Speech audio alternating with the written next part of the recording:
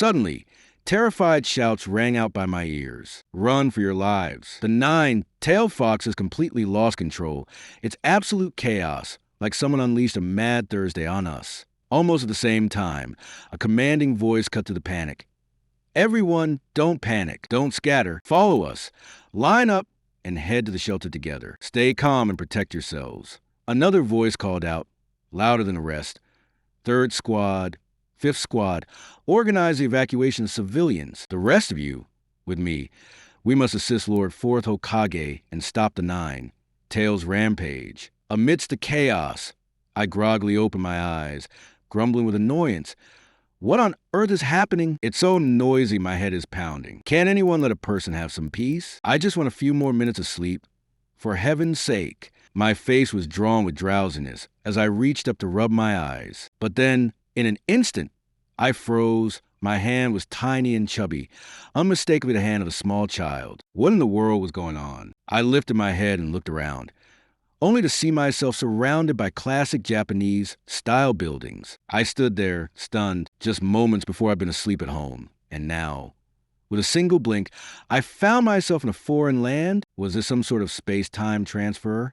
While my mind spun in confusion, a young couple came running toward me, the woman's rounded belly revealing her late pregnancy. She rushed to my side and pulled me into a tight embrace, her voice trembling with worry. Why are you wandering off like this? It's far too dangerous right now. Come with Mom to the shelter. Please don't scare me like that, the man hurriedly urged from beside her. The 9 Tails is rampaging through the village. It's incredibly dangerous. Go with the clan members to the shelter. I have to join Lord 4th Hokage and help hold it back. Hokage, the 9 Tails, and those two with their strange, milky white eyes, it all made my groggy mind whirl even more. I couldn't help but wonder, what exactly is going on here? Did I somehow cross over into another world? Before I could make sense of it, the woman scooped me into her arms and, together with the others, began running toward the shelter, clasped tightly against her. I took in the panic, driven villagers, burning houses, the monstrous 9 tail fox rampaging the distance, and the ninja darting across rooftops. It finally hit me. I had traveled to another world, and not just any world, but the world of Naruto. It was as if I had stumbled into a dream. With my situation finally clear, a wave of dizziness washed over me, and I clutched my head in both hands. So these were the memories of this body's previous owner? Now I knew. My name was Hinata Neruku, firstborn son of the Hyuga clan leader, Hyuga Hayashi. Not that these inherited memories offered much help. A 2-year-old's mind can only hold so much. Thankfully, it didn't take long for me to figure out what was going on. A surge of shock rippled through me. How could I become the eldest son of Hayashi Hyuga? Yet, as far as I could recall, this character never existed in the original story. I looked again at the young woman holding me.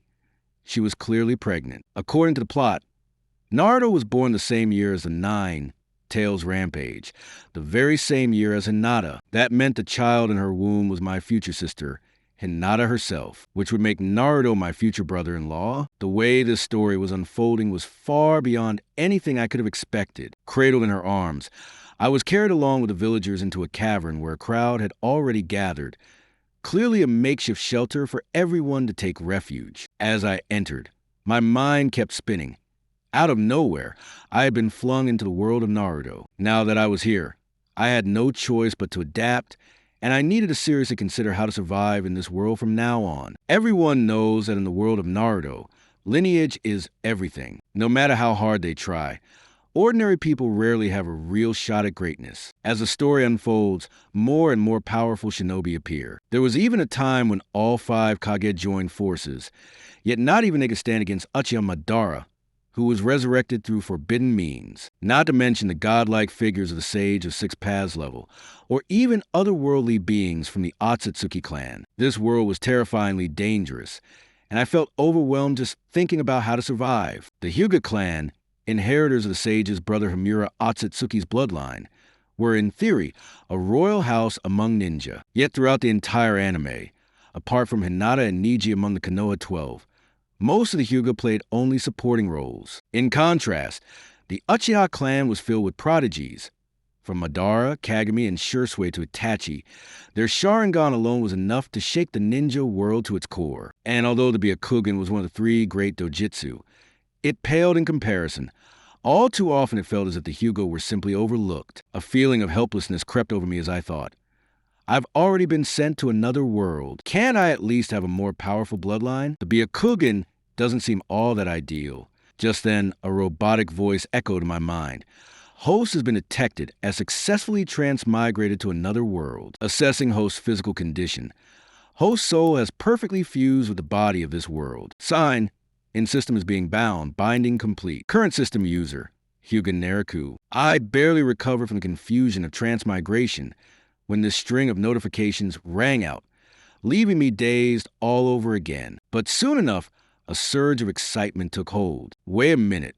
Is that my system talking? My golden finger has finally shown up. After all, transmigrators never come empty-handed. In my mind, I kept calling out to the system. System, are you there? Oh, mighty system. It's me, your host. Could you please respond? No response. Could it be that the system is actually a woman? Miss System, are you there? I really need your help. But ever since the initial notification, the system had been completely silent. I grew increasingly anxious. What's happening? Why isn't the system answering me? I've read so many transmigration novels before I crossed over. Everyone connects with their system like this. It's impossible for that to be wrong. Or could it be that the system abandoned me as soon as I arrived? No way. I'm honestly terrified being alone in a foreign world. Just then, the system finally spoke up. Ding. Host, please compose yourself. I am fully aware of your situation. You are a single man nearing 30, still calling yourself baby. Don't you feel the least bit embarrassed? Hearing the system at last, I let out a huge sigh of relief. As for the system teasing me for calling myself baby at almost 30, I simply chose to ignore it. Who isn't their own baby, after all? So what if I'm 30? I'm just a baby over 300 months old. I hurriedly asked the system, System, what exactly can you do? The system replied, Ding, I am a daily sign in system. You may check in once per day to receive various abilities or items to help you transform from an ordinary person into a powerhouse across different worlds, especially during major events. Signing will grant you even greater rewards. Right now, the 9 Tails chaos is raging in the world of Naruto. This is considered a major event. Host, would you like to sign in? Sign in. Of course, sign in. System, start the check. And right now, the host has chosen to sign in. Sign in process initiated. Congratulations, host. Your sign in was successful. Your rewards this time are beginner spiritual pressure, beginner flash steps, Heido 1 to 30, Bakudo 1 to 30, and a Zampakudo unreleased. As the system finished speaking, I suddenly felt a strange new power welling up inside me, and my mind was flooded with knowledge about Heido and Bakudo. A Zampakudo? Wait, aren't I in the Naruto world? That's a weapon from Bleach, isn't it? How did I get this kind of power? Could it be that powers from Bleach will appear in Naruto now? Well, system, you've come up with quite the interesting setup here. Looking at the things I'd received from the sign-in, I couldn't help but start grumbling to myself. The system prompted again, Host, be aware that your sign and rewards aren't limited to your current world. They are randomly drawn from across all worlds. If you're lucky enough, you might even sign in during a major event and obtain the Rinnegan or even Sage of Six Paths mode. So that's how it is. Every object from every world is now within reach. This really does offer incredible flexibility. Although he hadn't acquired the abilities of the Naruto world directly, the powers from the Bleach universe were equally formidable. Some Zampakudo, when released, possessed abilities capable of turning the tide of battle. According to the summary from Neriku's previous life, the overall power level of the Bleach world was clearly superior to that of the Naruto world. If someone like the Captain Commander from Bleach were to appear, one release of Bankai could potentially devastate the entire Naruto world. No one would be able to stop it. Of course, all of that was still far beyond his reach. For now, Neriku could only dream of a day in the future when facing ninjas. He would be able to counter their jutsu with his own unique abilities. When his opponent unleashed a fire release, he could retaliate with Kengwazui. When facing a lightning release, he could respond with Thunder Howl Cannon. The thought was admittedly an alluring one. A distant rumble, a heavy crash echoed through the shelter. Though tucked away in a refuge, the tremendous noises from outside still shook the entire cavern at intervals. Dust and sand sifted down from overhead, making Naruto secretly worry whether the cave might suddenly collapse. The 9 Tails rampage was seen as the very beginning of the Naruto saga. In that calamity, both the fourth Hokage and his wife sacrificed their lives, leaving behind only their child, the one destined to become the Jinchuriki of the 9 Tails. From childhood, that boy faced scorn and exclusion from the villagers, enduring loneliness on his own. When watching Naruto in his past life, Naruto often felt indignant on Naruto's behalf. As a child, Naruto endured apathy and rejection from those around him. Sometimes he even struggled for enough to eat, but he never gave up. He carried a deep love for his village, working tirelessly to chase his dream of becoming Hokage, and eventually earned everyone's respect. Naruto thought to himself, if he had experienced the same hardships, he probably couldn't have endured for long. In comparison, Naruto's perseverance was something he couldn't hope to match. There was no telling how much longer the chaos outside would last. Gradually, drowsiness crept over him, and Naruto found his eyelids growing heavy, until finally, sleep claimed him. After all, he was just a 2-year-old child now, and needing extra sleep was only natural. By the time he awoke the next day, Naruto found himself lying in a large bed. Glancing around, he surmised that the 9 Tails incident must have come to an end, and he had been brought home. Wait, he still hadn't checked the rewards he received from last night's sign. Where was his Zampakudo? Anyway, system, are you there? What about my sign and reward? And my Zampakudo? How do I access it? The system's voice echoed in his mind. Host. Simply recite, view my status and your thoughts, and the information will appear. Items obtained from sign ends are automatically stored in the system warehouse. Just think, withdraw to retrieve them unexpectedly. It even comes with a storage function that will make things much easier when I go out in the future. Open personal status panel. Naruto silently intoned in his mind. Immediately, a translucent virtual panel floated before his eyes. Host, Hinata Naruto level.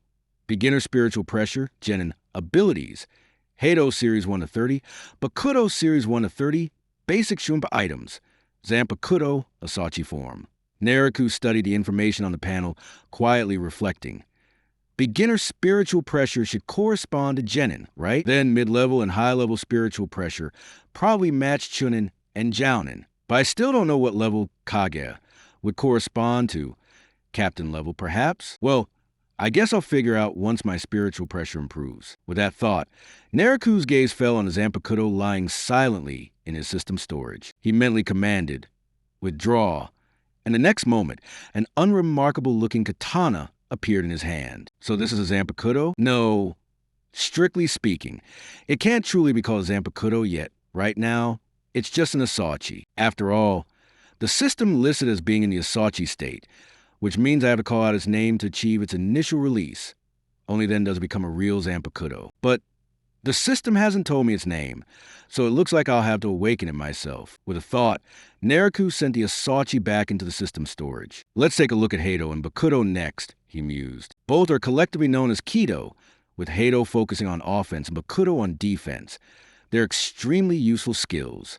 It's a pity I didn't get Kaido, the healing arts, this time. If I had, I'd have the complete Kido toolkit. How about I try out a Heido, just to test its power? The idea alone made Naruto's heart race with excitement. Whether ninjutsu or Kido, both were supernatural powers he had only ever encountered in his past life through anime and novels. Back then, he'd been an ordinary geek, constantly fantasizing about wielding such abilities. Now that these powers were truly his, how could he possibly resist trying them out for himself? Naruto glanced around the room before settling his gaze on a vase sitting on the bedside cabinet. He decided to test his skill on it. He stood up, walked over to the vase, and stilled his mind, focusing on the unique energy within him.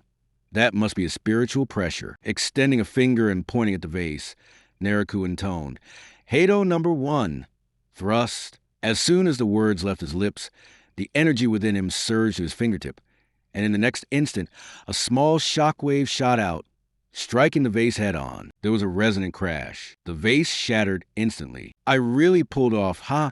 Naruto was brimming with excitement inside. Though the power wasn't all that impressive, it had only managed to smash a flower vase. It was, after all, just the most basic form of demon arts. Besides, the higher the number of the spell, the greater its might. Not to mention, with his current level, he only possessed junior-level spiritual pressure. Once it grew to an intermediate or high level, combined with demon arts, even the simplest attack could easily injure or kill an enemy. What's wrong, Neruko? Did something happen? A voice called from outside the room, paired with hurried footsteps. Someone was approaching quickly. The wooden door slid open with a faint swish, and stepping inside was Neruko's father, the Hyuga clan leader, Hyuga Hayashi. So it was just a vase that fell. Are you all right, Neruko? Hayashi glanced at the scattered shards on the floor, assuming his son had knocked the vase over by accident. He couldn't help but gather Neruko into his arms, his voice filled with concern. Seeing the worry in his father's eyes, Neruko smiled and shook his head, letting him know he wasn't hurt. My body may be only 2 years old right now, but my soul is almost 30. It's a strange feeling, having to act like a son before someone who's actually younger than me. Neruko thought to himself with an inward smirk. But then again, since I've somehow ended up in your son's body, I suppose I owe you a debt. I'll play along and act cute for now, be a good child, and call it paying back what I owe. The sun gradually dipped beyond the horizon, casting the last golden rays of dusk across the land. Not far from Konoha village, by the lakeshore, the 5-year-old Hyuga Neruko was training on his own. His small frame gripped a samurai sword nearly as tall as himself, weaving deftly between an array of wooden training dummies. The long blade danced in his hands, glinting as it struck the dummies one after another. The sword, which looked oversized for him, felt surprisingly natural, almost an extension of his own body, demonstrating Neruko's impressive strength. Soon, pieces of broken puppets littered the ground in tatters. Suddenly, Neruko's form blurred among the dummies. A breath later, he seemed to vanish, only to reappear as if teleporting to the other side. He raised his left hand, bringing his index and middle fingers together, and quietly chanted, "Destructive art for white lightning." Even before he finished speaking, a crackling bolt of lightning shot from his fingertips, striking one of the dummies and blasting what little remained of it into splinters. Binding Art 9, Crushing Wheel. Without pause, he performed another incantation, and a yellow cord formed from spirit particles shot from his fingers, tightly binding the remaining dummies together. Destructive Art 11, Chained Lightning. Another bolt of lightning, even more powerful than the white lightning, shot forth from Nai Luo's fingertips. It coursed along the puppet wheel's rope, striking the bound puppets. In an instant, they shattered into countless fragments. The 11th sequence, Chain Lightning, packs more punch than the white lightning, but it can only hit the target when channeled through another object. White lightning, on the other hand, is just the 4th sequence destructive technique, yet its single target power is quite impressive. It's actually highly effective for surprise attacks.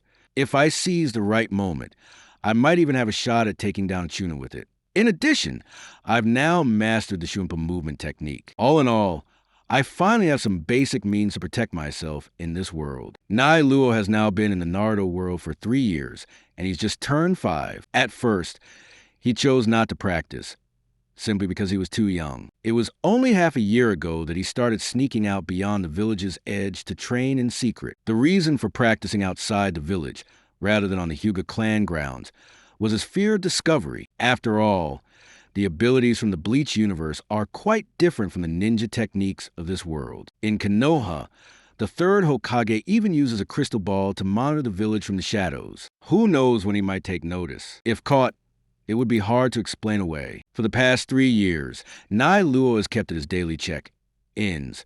But every time he thinks of the rewards from these mundane check-ins, he can't help but feel a twinge of exasperation. Check-in successful. Congratulations, host, you've received 1 baby diaper. Check-in successful. Congratulations, host, you've received 1 baby pacifier. Check-in successful. Congratulations, host, you've received 1 lollipop. Check-in successful. Congratulations, host, you've received 1 bottle of soda. Check-in successful. Congratulations, host, you've received 1 box of condoms. What am I even supposed to do with these? Most of the time, all I get from check-ins are random daily necessities. Well, the pacifier and diaper might be handy for little Hinata, since she was just born. But giving me condoms, what's that supposed to mean? I'm just a 5-year-old kid. System, are you trying to lead me astray? There's no way I'd ever need these right now.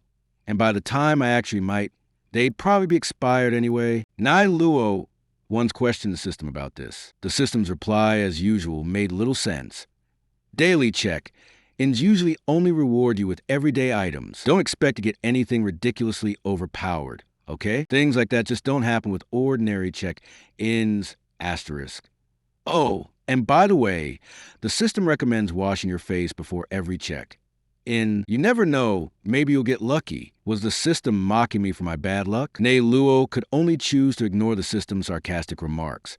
But after that, every time he signed in, he would really sneak off to wash his face when no one was looking, just to try his luck before checking in. Sadly, the results didn't change at all. Ne Luo finally realized that the system was simply toying with him. Of course, not every reward he received from signing and was completely useless. There were a few times when he actually managed to draw something genuinely valuable. In silence, Ne Luo opened up his status panel.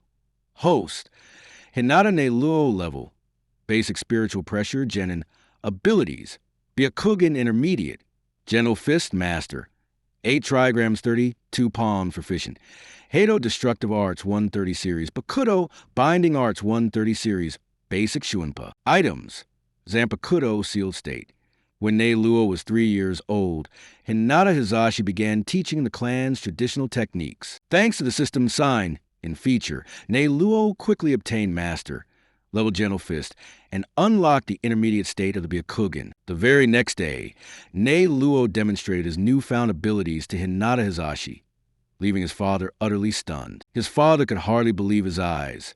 He had only demonstrated the technique once, yet Ne Luo had already mastered every detail. This kind of giftedness left Hizashi nearly trembling with excitement, and he resolved to focus all of his efforts on nurturing Ne Luo's potential. Ne Luo did not disappoint. 3 days later, he told his father he'd already awakened the basic form of the Byakugan. A month after that, his Byakugan advanced to intermediate level, and his gentle fist had reached incredible heights. With a skeptical heart, Hizashi sparred with Ne Luo, only to find that he could do no better than a draw. A surge of hope rose in Hinata Hizashi's heart. To him, Ne Luo seemed like the answer to the Hyuga clan's destiny, a hope that could lead their family to new greatness. Because of this, he kept all news about Ne Luo's abilities strictly confidential, opting to personally train his son and strictly advising Ne Luo never to display his powers in front of outsiders. Having spent many years honing his skills in the ninja world, Hinata Hizashi understood all too well. Prodigies who drew too much attention easily became target for enemies, facing threats and assassination attempts. Ne Luo, still so young and not yet fully developed, simply didn't have enough strength to protect himself. This decision happened to suit Ne Luo perfectly. He never wanted the spotlight in the first place, which was why he chose to reveal his true power to Hizashi step by step. Even within the confines of the Hidden Leaf Village, there were people like Shimura Danzo, lurking in the shadows with secret ambitions. Until Ne Luo was truly strong enough, he would never willingly expose himself to the eyes of the world too soon. Even a genius like Uchiha Shursui was ultimately caught in Danzo schemes and met a tragic end. Ne Luo understood all too well. He was still a long way from reaching Shursui's level. He sat down under a large tree, gazing toward the distant sunset, and began to ponder his own situation. It's already been 3 years since I came to this world. Naruto himself is only 3 years old now, which means there are still 9 years until the Chunin exams. For the next 9 years, the Hidden Leaf Village should remain relatively peaceful. Once those 9 years have passed and the Chunin exams begin, that's when the powers from all sides will start to make their moves, and crisis after crisis will unfold. In other words, I have at most 9 years to grow stronger. During this period, I have to keep pushing myself, and at the very least, reach Kage level if I want a real chance at surviving. But it seems my system isn't all that reliable. As a Soul Reaper, most of my power depends on my Zampakudo. The stronger the Zampakudo, the greater my own strength. Yet, over the past 3 years, I've been trying to reach out with my mind, hoping to hear my Zampakudo's name, to awaken it and achieve its initial release, but I haven't succeeded. No matter what I try, my Zampakudo remains utterly silent, calm as the surface of a still lake, without a single ripple. This situation has left me especially frustrated. A Zampakudo without any release abilities amounts to nothing more than a sturdy, ordinary katana. Forget it. No sense dwelling on this now. It's getting dark. I should just go home for dinner. Sitting beneath a tree, I slowly stood up, stretching lazily. Then, with a subtle shift of my feet, my whole body seemed to vanish in an instant, leaving only a fleeting afterimage. Before I knew it, I was already standing atop a distant tree. A few more leaps, and I was soon swallowed by the approaching night. Hey, Naruto, out so late again, huh? Seriously, Naruto, you're only 5 years old and always running around outside the village. You're the young master of the Hyuga clan. It's not an ordinary position. What if someone tried to kidnap you? That's right. Things have been tense in the ninja world lately. Konoha is considered safe, but you should still be careful. If a ninja from another village sneaks in, it could get dangerous. At the village gates, 2 ninjas standing guard called out to me. Oh, ha, I know. Thank you for the reminder, you too. I just wander close by. I never go too far. Besides, with Konoha's elite ninjas protecting the village, I doubt anyone would dare cause trouble here. I scratched my head with a smile and replied to the 2 guards. Hey, did you just call me uncle? Kid, I'm only 25 years old, and you're calling me an uncle? Yeah, we're still young. How can you call us uncles? Remember, you should call us big brothers. We've told you so many times, call us big brothers, not uncles. If you keep calling us uncles, you're making us sound old. My choice of words seemed to really annoy the 2 guards. They grumbled loudly, unable to hold back their frustration. Okay, uncle, I got it.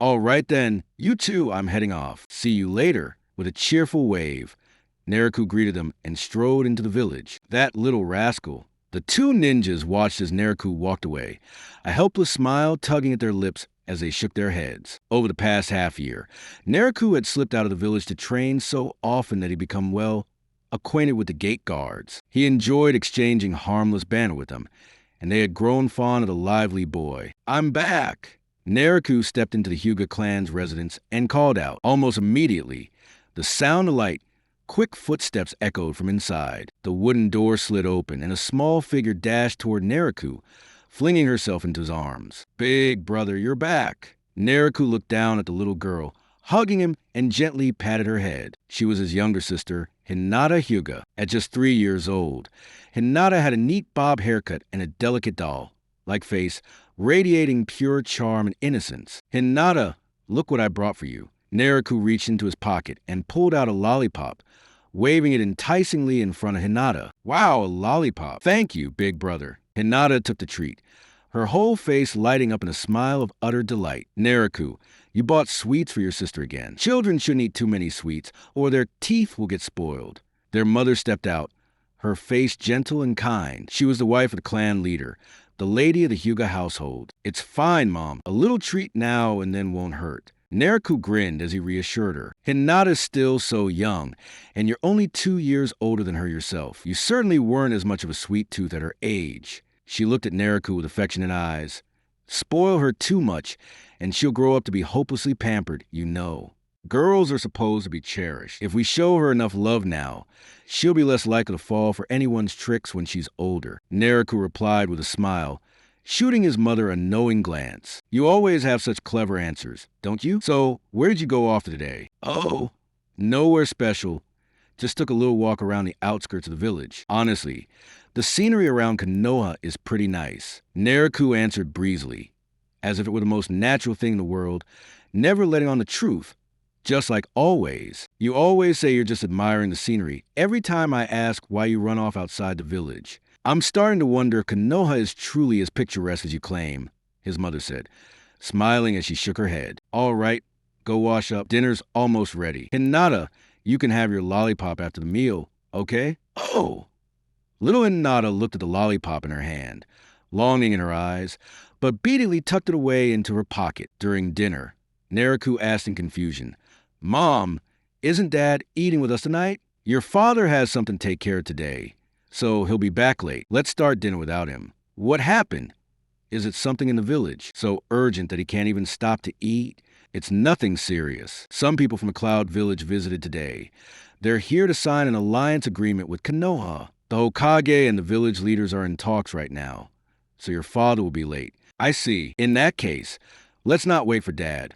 We can go ahead and eat. Naruto asked without much thought, honestly not concerned about it. After all, The great ninja villages hadn't had any major conflicts for a long time, and everything seemed peaceful on the surface. So, to him, an alliance agreement didn't feel like anything out of the ordinary. After dinner, Naraku spent some time playing with Hinata, keeping her company until she drifted off to sleep. Only then did he return to his own room. Once inside, he collapsed onto his bed. A full day of training had left him utterly exhausted. He could hardly move another muscle. Before long, he drifted deep into sleep. Deep into the night, Naraku suddenly jolted awake. His sharpened senses caught the faintest sound from the rooftop above. The noise was so soft it could have been easily missed by anyone else. But after half a year of intensive training, he had grown remarkably alert. He knew immediately that something was off. Who could possibly be moving around on the Hyuga clan's roof in the middle of the night? Naraku wondered to himself. The Hyuga aren't exactly hoarding any treasures that would tempt a thief. Could it be a ninja from a rival nation? But security in the Leaf Village is tight. Sneaking in is hard enough,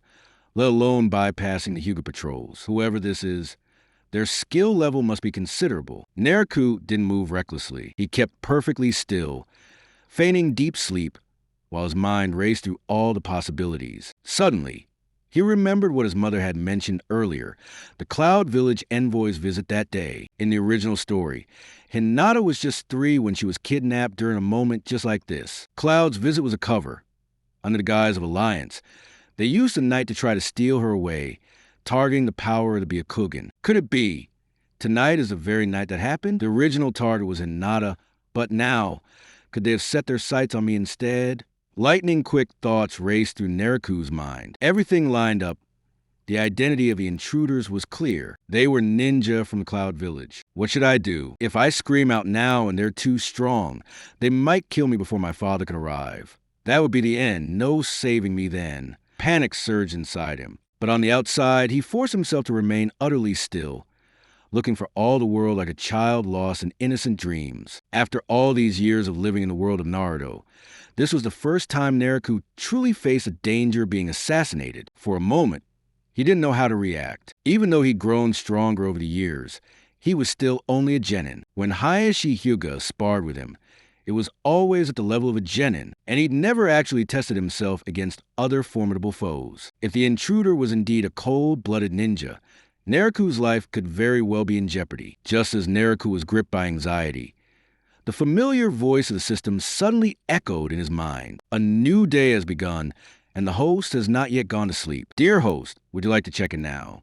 That voice brought Naraku instant relief. After all, Hinata's kidnapping was a major event in the original story. Surely, the reward for checking in today would be nothing ordinary. System, I want to check in. Naraku replied silently in his heart. Very well. Host, checking in now. Check in successful. Congratulations, host. You have received intermediate spiritual pressure, intermediate Shuinpa, and basic Kaido. Delighted by the rewards, Naraku immediately opened his status panel. He found that his rank was now listed as intermediate spiritual pressure, Chunin.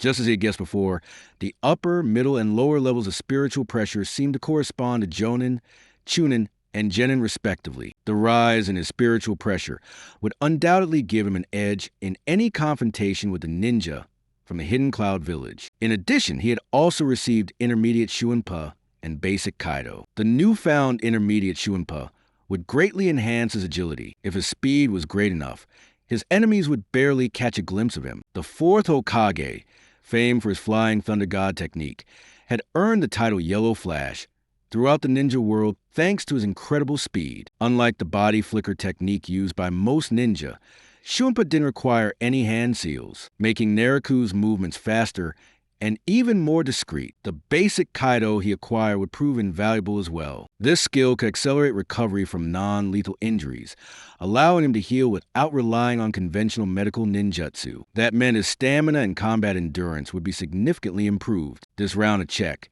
in rewards couldn't have come at a better time. The noises from the rooftop gradually faded away. Moments later, there was the faintest sound of someone sliding open a wooden door. Naraku's heart skipped a beat as he realized the enemy was about to enter the room. He steeled himself, preparing to unleash a silent Kido spell for delay and make his escape using Shuinpa. But just then, a wave of dizziness washed over him, the whole room spinning and tilting. No, There's sleeping incense in the room. I've been trapped. And so, before Naruto even had a chance to fight back, he fell unconscious, overcome by the haze. Not long after, a figure dressed in black slipped silently into the room, cloaked in nightwear. He crept to Naruto's bedside, peering at the unconscious boy from inside his robes. He drew out a burlap sack he had prepared in advance, stuffed Naruto inside, then, without a sound, left the room and made his way toward the edge of the Hyuga compound. Halt! Who goes there? Realization struck instantly.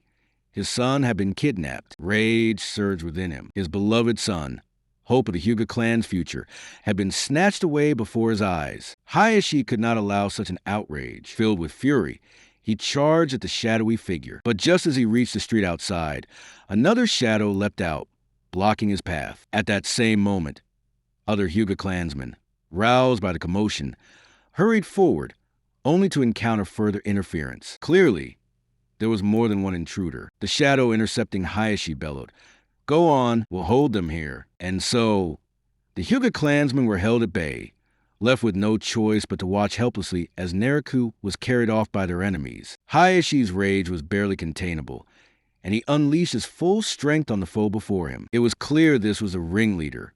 If he could capture this one, he could unearth the enemy's identity and motives. Meanwhile, Naruto, trapped in the sack, was jostled violently as his captor from the hidden cloud village fled at full speed. A low groan escaped Naruto as the rough movement jolted him awake from unconsciousness. The instant he became aware of his situation, Naruto realized he was being kidnapped. He kept as still and quiet as possible. Fortunately, his captors, too focused on their escape, didn't notice. Even so, the buffeting left Naruto nauseated and miserable. He cursed furiously in his heart. Damn it! To think I'd be forced to suffer like this. Just wait. I'll make sure none of you die easily when I get my chance. They ran on for an unknown amount of time before the cloud shinobi carrying Naruto finally came to a halt, dropping the sack on the ground. Naruto assumed his captor had worn himself out. But soon voices drifted from outside the sack. How did it go? Was the mission a success? Yeah, we finally managed to get the Hyuga clan's young master out, but the captain and the others stayed behind to cover our retreat. Chances aren't looking good for them. I see. Well, securing a member of the Hyuga alone counts as a huge victory. As for the captain, let's hope they get out safely. Even if the worst happens, it's an honorable sacrifice to the village. Their families will be looked after. So, the brat's in the sack right now? Of course, I knocked him out. He shouldn't be waking up anytime soon. That's good. As long as we bring back the Byakugan, it'll be a tremendous achievement. But wouldn't it be faster to just take out the Byakugan right here? Why bother bringing him back? You don't get it. Using the Byakugan depends on individual compatibility. If we just cut it out and take it back, what if there's nobody suitable in the village to receive it? By bringing the whole person, if there's a problem with a transplant, we can still analyze the living host or try other ways to remedy the situation. All right, check on this kid. Don't let him die. If he's fine, let's get out of here quickly before any more trouble starts. With that, the two Cloud shinobi walked toward the sack containing Nailuo. At this moment, Nailuo's nerves were taut as a drawn bowstring, though he had just become a Chunin and had mastered a series of ghost path techniques. He had never truly faced off against an enemy before. The uncertainty gnawed at him. As the two Cloud shinobi began to untie the sack, Nailuo forced himself to remain calm. He pressed his fingers together, ready to unleash a destructive spell at a moment's notice, hoping to catch his enemies off guard and land a heavy blow. Time itself seemed to stretch painfully long, drawn out by Nailuo's tension and anticipation. Once the bag was untied, the two Cloud ninjas saw Naruto asleep, and their vigilance gradually faded. One of them said, "No problem. Let's go. Let's head back to the village." But at the very moment they turned away, Naruto's eyes shot open. His right hand snapped upward, fingertips crackling with lightning, aimed straight at the nearest Cloud ninja. In the next instant, a streak of white lightning burst forth, hitting the man square in the chest. A strangled gasp escaped him. He let out a scream as the force hurled his body through the air, where he crashed heavily to the ground. His entire body spasmed violently, the flesh of his chest torn and charred. The sharp scent of burnt flesh filled the air. Never in his wildest dreams would the Cloud ninja have thought he'd be ambushed by a 5-year-old child. He hadn't the slightest chance to react before he was struck down, completely defenseless against the attack. What? How can this be? That brat is just too cunning. The other Cloud ninja quickly realized the gravity of the situation and immediately took a wary step back. Naruto stood up slowly, stepping out of the bag. He brushed the dust from his clothes and fixed his gaze on the remaining ninja. You sneaky fellows, skulking about in the middle of the night and disturbing my sleep. Aren't you afraid that'll mess with my growth? I'm still just a kid. You know, not getting enough sleep isn't good for me. Damn, brat, I knew it. You're too crafty for your own good. People from the Leaf Village really are sly. Naruto gave a half-hearted sigh. You call me crafty? All I want is to get a good night's sleep. You're the ones up to no good, yet somehow I'm the one getting blamed. Since that's how it is, have you figured out how you're going to deal with what's coming next? Listen, boy, don't think you can get cocky just because you caught one of us off guard. He was only a Chunin, I'm a Jonin, and I've been through more battles than you've had birthdays. You're 5 years old, aren't you? When I was already doing missions, you hadn't even been born. The remaining Cloud ninja stared hard at Naruto, his grip tightening around his kunai, his voice seething with fury. Oh, a Jonin, huh? Sounds pretty intimidating, Naruto replied, feigning innocence. But I'm just a 5-year-old kid. How about this? Why don't we both go home and get some sleep and forget this ever happened? Don't try to talk your way out of this, brat. We've paid a high enough price for you already. You're not leaving here alive. With that, he lunged straight at Naruto, but as he attacked, Naruto's feet tapped lightly on the ground, and he vanished on the spot in a blink. What headache! Why can't everyone just sleep at night instead of fighting and killing? Naruto remarked calmly, never taking his eyes off the Cloud ninja. Looks like I'll just have to deal with you. The Cloud ninja was left stunned as Naruto disappeared from his sight with incredible speed. He couldn't even tell if the boy had performed the necessary hand signs to use a jutsu. The body replacement technique may be basic for a ninja. An experienced jonin could perform it in a split second, but no matter how skilled, there was always supposed to be a process of forming hand seals. But he kept his eyes fixed on Naruto and still didn't see him forming any hand seals. When exactly did it happen? What he didn't realize was that Naruto wasn't using the body flicker technique, but rather Shuinpa from the world of the Shinigami, a technique that required no hand seals at all. Humph, you little brat, not bad. You've got some speed and even a few tricks, but this is as far as you go. Water style, water dragon projectile. As the Cloud ninja formed hand seals, a water dragon curled up from in front of him, surging straight at Naruto. But with a burst of Shuinpa beneath his feet, Naruto darted aside in a blink, easily avoiding the attack. Binding spell number 1, Restrain. Naruto cast a binding spell upon the Cloud ninja. In the next instant, as the ninja was controlling the water dragon in pursuit, he suddenly felt a formless force sweep over him. His arms were twisted behind his back by sheer force, causing his jutsu to falter. This was the effect of binding spell number 1, Restrain. The opponent's arms were tied behind him, sealing away all ability to act. A perfect chance, destructive spell 4, White Lightning. Seeing the enemy immobilized, Naruto immediately unleashed a bolt of white lightning. With a sharp crack, white lightning struck the target with pinpoint accuracy, sending the Cloud ninja flying and crashing heavily to the ground. It worked! Excitement surged in Naruto's chest. He had just defeated a Jonin with his own hands. But just then, a slicing sound cut through the air from behind. Naruto's heart leapt.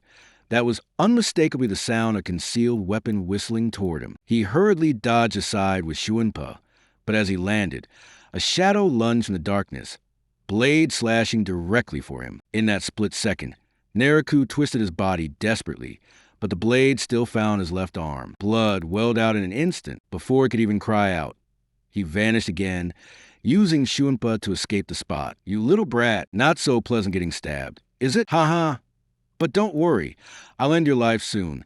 I'll be quick enough that you won't feel a thing. It was the Cloud ninja who'd taken White Lightning just moments before. Naruto whipped his head toward where the ninja had fallen, only to see a wooden log lying there in his place. Damn, the substitution technique. No, wait.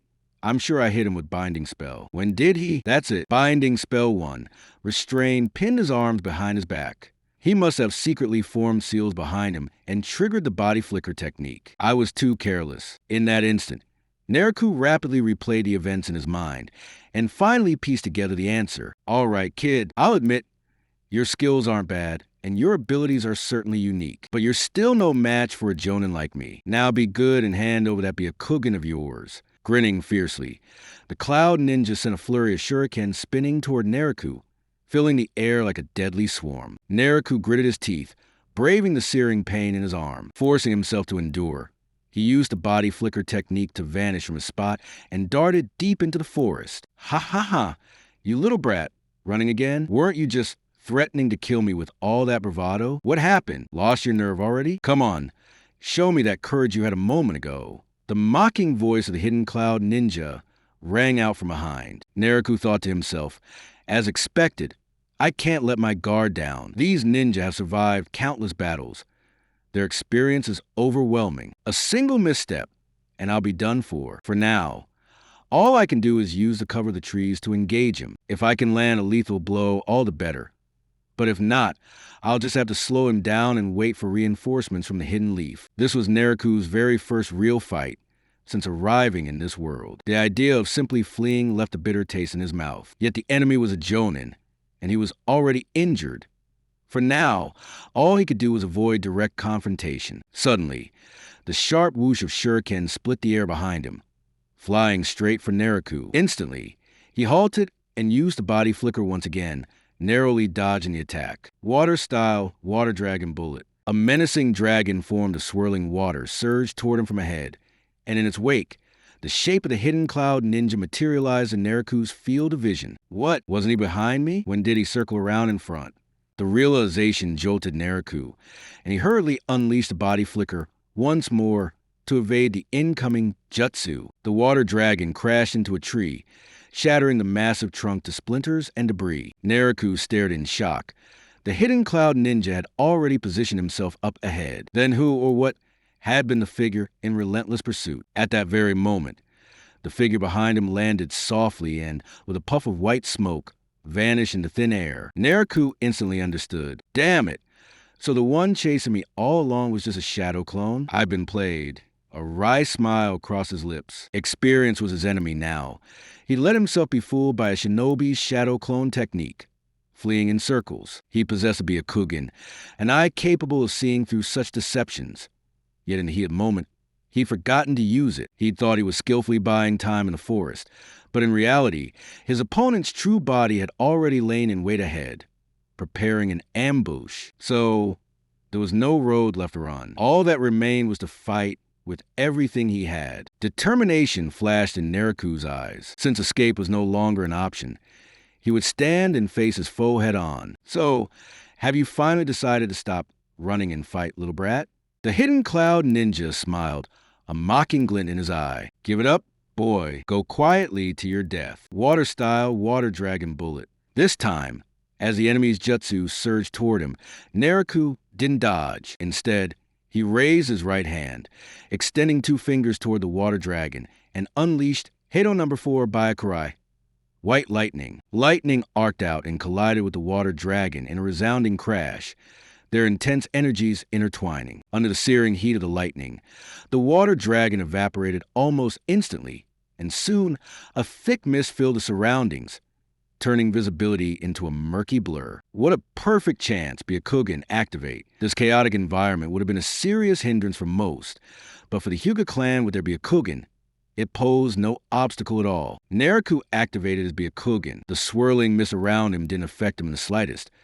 He could see the position of the Cloud Ninja with perfect clarity. Heido No. 1 show. A surge of energy gathered in Naruto's hand and shot straight toward the figure of the Cloud Ninja, hiding within the dense fog.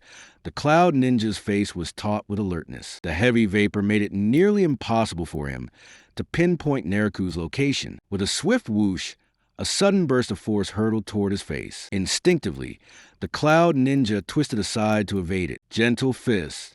Naruto appeared beside him in a flash, unleashing a swift punch. Damn it! The Cloud Ninja cursed inwardly, hastily raising his arm to block. But the moment Naruto's fist struck, his form flickered and vanished, only to reappear instantly behind his opponent. This time, the Cloud Ninja had no chance to react. A solid blow landed squarely on his back. A strangled cry escaped him as he spat out a mouthful of blood, crashing to ground, He quickly deployed his own flicker technique to dodge Nariku's pursuit. "You little brat, you're driving me mad." Water style, wild water wave. Furious, the Cloud Ninja roared and unleashed a massive surge of water from his mouth, sending it storming in all directions. Ugh, that's disgusting. Losing the fight.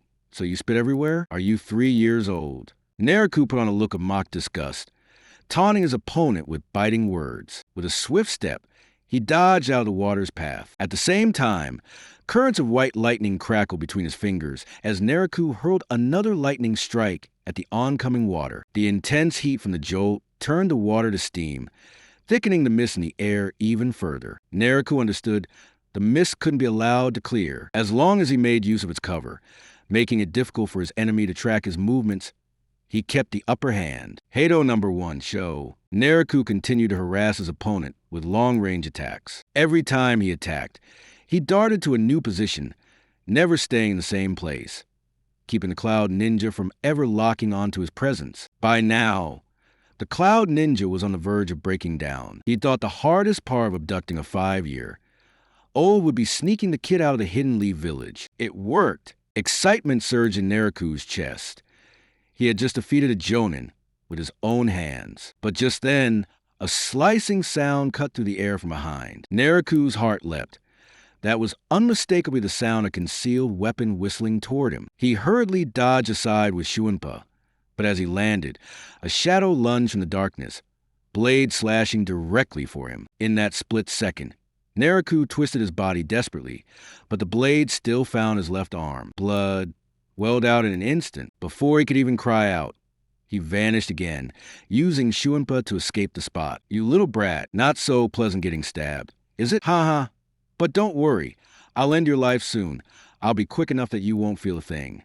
It was the Cloud Ninja who'd taken White Lightning just moments before. Nariku whipped his head toward where the ninja had fallen, only to see a wooden log lying there in his place. Damn, the substitution technique. No, wait. I'm sure I hit him with Binding Spell. When did he? That's it. Binding Spell 1. Restrain, pin his arms behind his back. He must have secretly formed seals behind him and triggered the body flicker technique. I was too careless. In that instant, Nariku rapidly replayed the events in his mind and finally pieced together the answer. All right, kid, I'll admit your skills aren't bad and your abilities are certainly unique, but you're still no match for a Jonin like me. Now be good and hand over that Byakugan of yours. Grinning fiercely, the Cloud Ninja sent a flurry of shurikens spinning toward Nariku, filling the air like a deadly swarm. Nariku gritted his teeth, braving the searing pain in his arm. Forcing himself to endure, he used the body flicker technique to vanish from his spot and darted deep into the forest. Ha ha ha! You little brat, running again? Weren't you just threatening to kill me with all that bravado? What happened? Lost your nerve already? Come on, show me that courage you had a moment ago. The mocking voice of the hidden Cloud Ninja rang out from behind. Nariku thought to himself, as expected, I can't let my guard down. These ninja have survived countless battles. Their experience is overwhelming. A single misstep, and I'll be done for. For now, all I can do is use the cover of the trees to engage him. If I can land a lethal blow, all the better. But if not, I'll just have to slow him down and wait for reinforcements from a hidden leaf. This was Nariku's very first real fight since arriving in this world. The idea of simply fleeing left a bitter taste in his mouth. Yet the enemy was a Jonin, and he was already injured. For now, all he could do was avoid direct confrontation. Suddenly, the sharp whoosh of shuriken split the air behind him, flying straight for Nariku. Instantly, he halted and used the body flicker once again, narrowly dodging the attack. Water-style water dragon bullet. A menacing dragon formed of swirling water surged toward him from ahead, and in its wake, the shape of the hidden Cloud Ninja materialized in Nariku's field of vision. What? Wasn't he behind me? When did he circle around in front?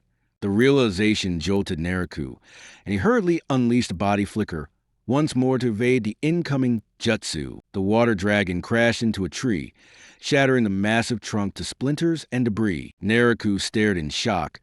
The hidden Cloud Ninja had already positioned himself up ahead. Then who, or what, had been the figure in relentless pursuit? At that very moment, the figure behind him landed softly and, with a puff of white smoke, vanished into thin air. Nariku instantly understood. Damn it! So the one chasing me all along was just a shadow clone? I've been played. A wry smile crossed his lips. Experience was his enemy now. He'd let himself be fooled by a shinobi's shadow clone technique. Fleeing in circles, he possessed a Byakugan, an eye capable of seeing through such deceptions. Yet in the heat of the moment, he'd forgotten to use it. He'd thought he was skillfully buying time in the forest, but in reality, his opponent's true body had already lain in wait ahead, preparing an ambush. So there was no road left to run. All that remained was to fight with everything he had. Determination flashed in Nariku's eyes. Since escape was no longer an option, he would stand and face his foe head-on. So, have you finally decided to stop running and fight, little brat? The hidden cloud ninja smiled, a mocking glint in his eye. Give it up, boy. Go quietly to your death. Water style, water dragon bullet. This time, as the enemy's jutsu surged toward him, Nariku didn't dodge. Instead, he raised his right hand, extending 2 fingers toward the water dragon, and unleashed Heido No. 4 Byakurai. White lightning. Lightning arced out and collided with the water dragon in a resounding crash, their intense energies intertwining. Under the searing heat of the lightning, the water dragon evaporated almost instantly, and soon a thick mist filled the surroundings, turning visibility into a murky blur. What a perfect chance Byakugan activate. This chaotic environment would have been a serious hindrance for most, but for the Hyuga clan with their Byakugan, it posed no obstacle at all. Nariku activated Byakugan. The swirling mist around him didn't affect him in the slightest. He could see the position of the Cloud Ninja with perfect clarity. Heido No. 1, Show. A surge of energy gathered in Nariku's hand and shot straight toward the figure of the Cloud Ninja, hiding within the dense fog.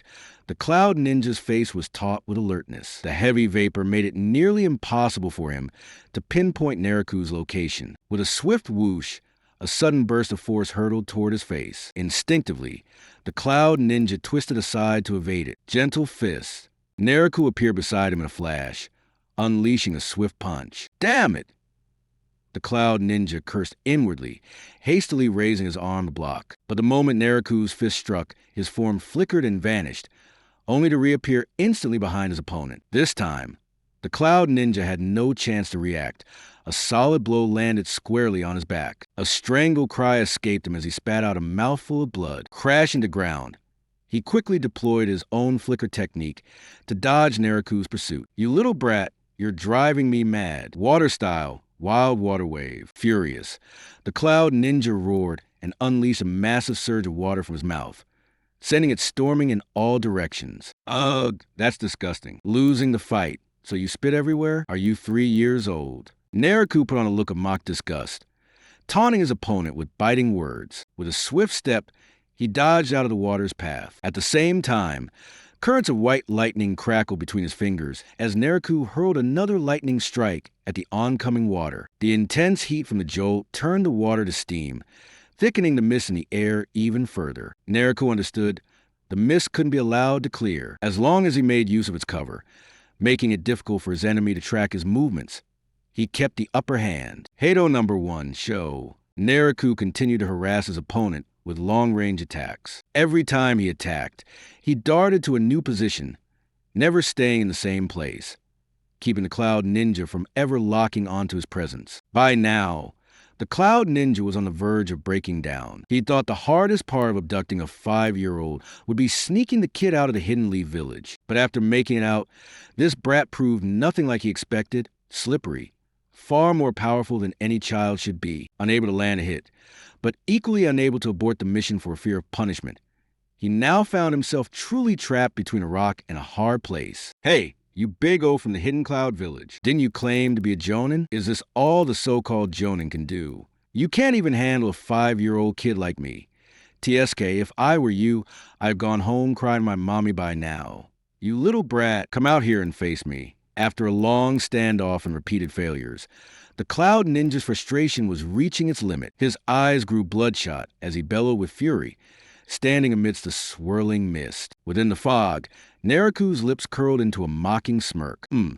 So you finally lost your composure? Looks like it's time to bring this to an end. With swift, silent movements, Nariku closed on the Cloud Ninja, using his gentle fist technique. The Cloud Ninja's heart lurched. He rushed to raise his arms to block, but instead of the expected punch, he was struck with a savage kick to the abdomen. The force was tremendous, sending him hurtling through the air. Before he could react, blood spurted from his mouth as he hung suspended in midair. Damn, brat.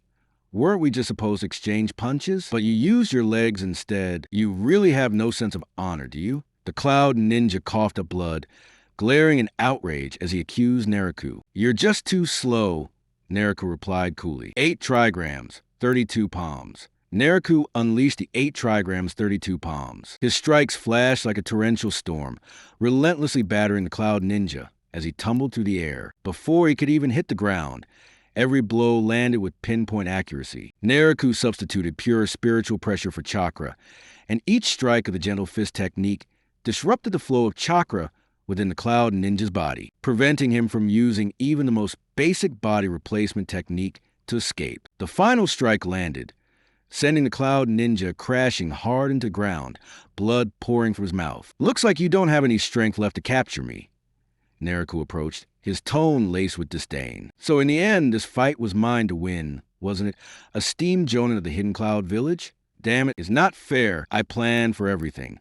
So why did it turn out like this? I can't accept this. The Cloud Ninja lay sprawled on the ground, blood streaming, his face twisted in bitter indignation as he shouted at Naruto. In battle, victory and defeat are commonplace. Since you chose to bring trouble to the Leaf Village, you should have been ready to face death. So, do you have any last words? If not, prepare to die. Last words, huh? The Cloud Ninja's voice grew faint, barely audible. All these years, I spent carrying out missions. I rarely saw my family. I have a 3-year-old daughter. Will you? What are you asking me to do? Naruto knelt down beside him, leaning in to hear him more clearly. Suddenly, with a surge of desperate strength, the Cloud Ninja, who had seemed on the verge of death, snapped his head up and stabbed a kunai straight at Naruto's chest. A wet gasp, the sound of sudden violence, a burst of smoke and impact, like a body striking the ground. 2 sounds rang out almost at the same time. Naruto gripped his katana tightly in his right hand and stabbed it through the back of the Cloud Shinobi, piercing straight through the heart, the blade embedding deeply into the ground beneath them. At that very moment, the Cloud Shinobi's kunai was blocked right in front of Naruto's chest. Naruto's left hand was raised to his chest, and from the back of his hand burst forth a radiant shield of light, completely fending off this deadly strike. It was Bakudo number 8, Repulse. This technique formed a spiritual energy shield on the back of the hand, designed to block an opponent's physical attacks. What? Where did you get that sword?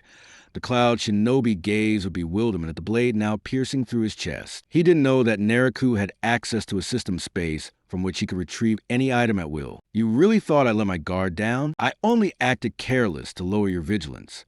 Naruto's tone dripped with sarcasm. All right, the game ends here. Now rest easy and die. With that, Naruto twisted the hilt of his katana sharply. The blade shredded the Cloud Shinobi's heart. A final, strangled gas escaped the Cloud Ninja's lips as he crumpled to the ground. Unwillingness clouding his eyes before death claimed him in silence. Phew, it's finally over. Naruto withdrew his sword and slowly got to his feet. This was Naruto's first real fight since arriving in this world. The first time his life had truly hung in the balance. Had he not, at the last critical moment, used the mist to disrupt his opponent's vision, chances are he'd be dead as well. That was far too close. These ninjas are all extremely experienced warriors. Even though my spiritual pressure has reached the intermediate level now, my actual combat experience doesn't compare to theirs at all. Facing a jonin like this, even a single mistake could mean death. Naruto stretched his limbs, feeling the tension ebb away. TCH, that hurts. Only now, as the adrenaline faded, did Naruto feel the sharp, agonizing pain from the wound on his arm. During the fight, he'd been too focused to notice it, but now the pain was nearly unbearable. The wound is still bleeding. I need to treat it fast. Wait, I got the basic Kaido when I checked in earlier. This is the perfect chance to try it out. Naruto sat himself down beside a large tree, pressing his right hand to the wound, and began to channel Kaido. As the Kaido technique activated, a faint white light glimmered over Naruto's right hand, bathing his injury and quickly staunching the bleeding. Soon after, the cut itself began to close, slowly knitting together. This Kaido works pretty well. This is just a basic version. If I can upgrade it in the future, maybe I'll be able to heal any wound instantly. Is someone there? Naruto's ears twitched as urgent footsteps echoed through the forest. Instantly, he was on high alert, springing to his feet and settling into a defensive stance. Who could it be? Are they from the Leaf Village or remnants of the Cloud Shinobi? Naruto pondered in his heart. If they were from the Leaf, the situation would be relatively safe. But if they were Cloud Shinobi, after such a fierce battle with all his strength nearly spent, things would be dangerously precarious. Moments later, several figures appeared swiftly before Naruto. Naruto, you're safe. That's wonderful. The newcomer greeted him with visible relief. It was none other than his father, Hayashi Hyuga, accompanied by several members of the Leaf's Umbu Black Ops. Looking at his father, Naruto finally let down his guard. Standing on a small hillside outside the Leaf Village, he gazed up at the sky, painted crimson by the setting sun. It had been half a month since the attempted kidnapping by the Cloud Shinobi. During this time, tension brewed beneath the surface between Leaf and Cloud villages, with frequent bloody clashes along the borders. The Cloud emissaries, supposedly coming to sign an alliance, had all perished in the Leaf Village, a fact the Cloud used as an excuse to accuse the Leaf. In truth, it was the Cloud's plot to capture the Hyuga clan's young heir and seize the power to be a Kogen. Yet in the end, they turned the tables, accusing the Leaf of deliberately murdering their messengers. That night, the retreating Cloud Shinobi were completely surrounded by the furious Hyuga clan and backup arriving from the Umbu. Though the original plan was to capture them alive, the Cloud Shinobi made an unhesitating choice. They took their own lives, leaving no survivors. Of the two Cloud ninja captured with Naruto, one was killed on the spot by Naruto. The other was struck by white lightning, mortally wounded and dead before Leaf reinforcements could arrive. With no prisoners left to bear witness, the Cloud felt emboldened to twist the truth with impunity. As for Naruto himself, the Cloud refused all responsibility, insisting, "He's one of yours.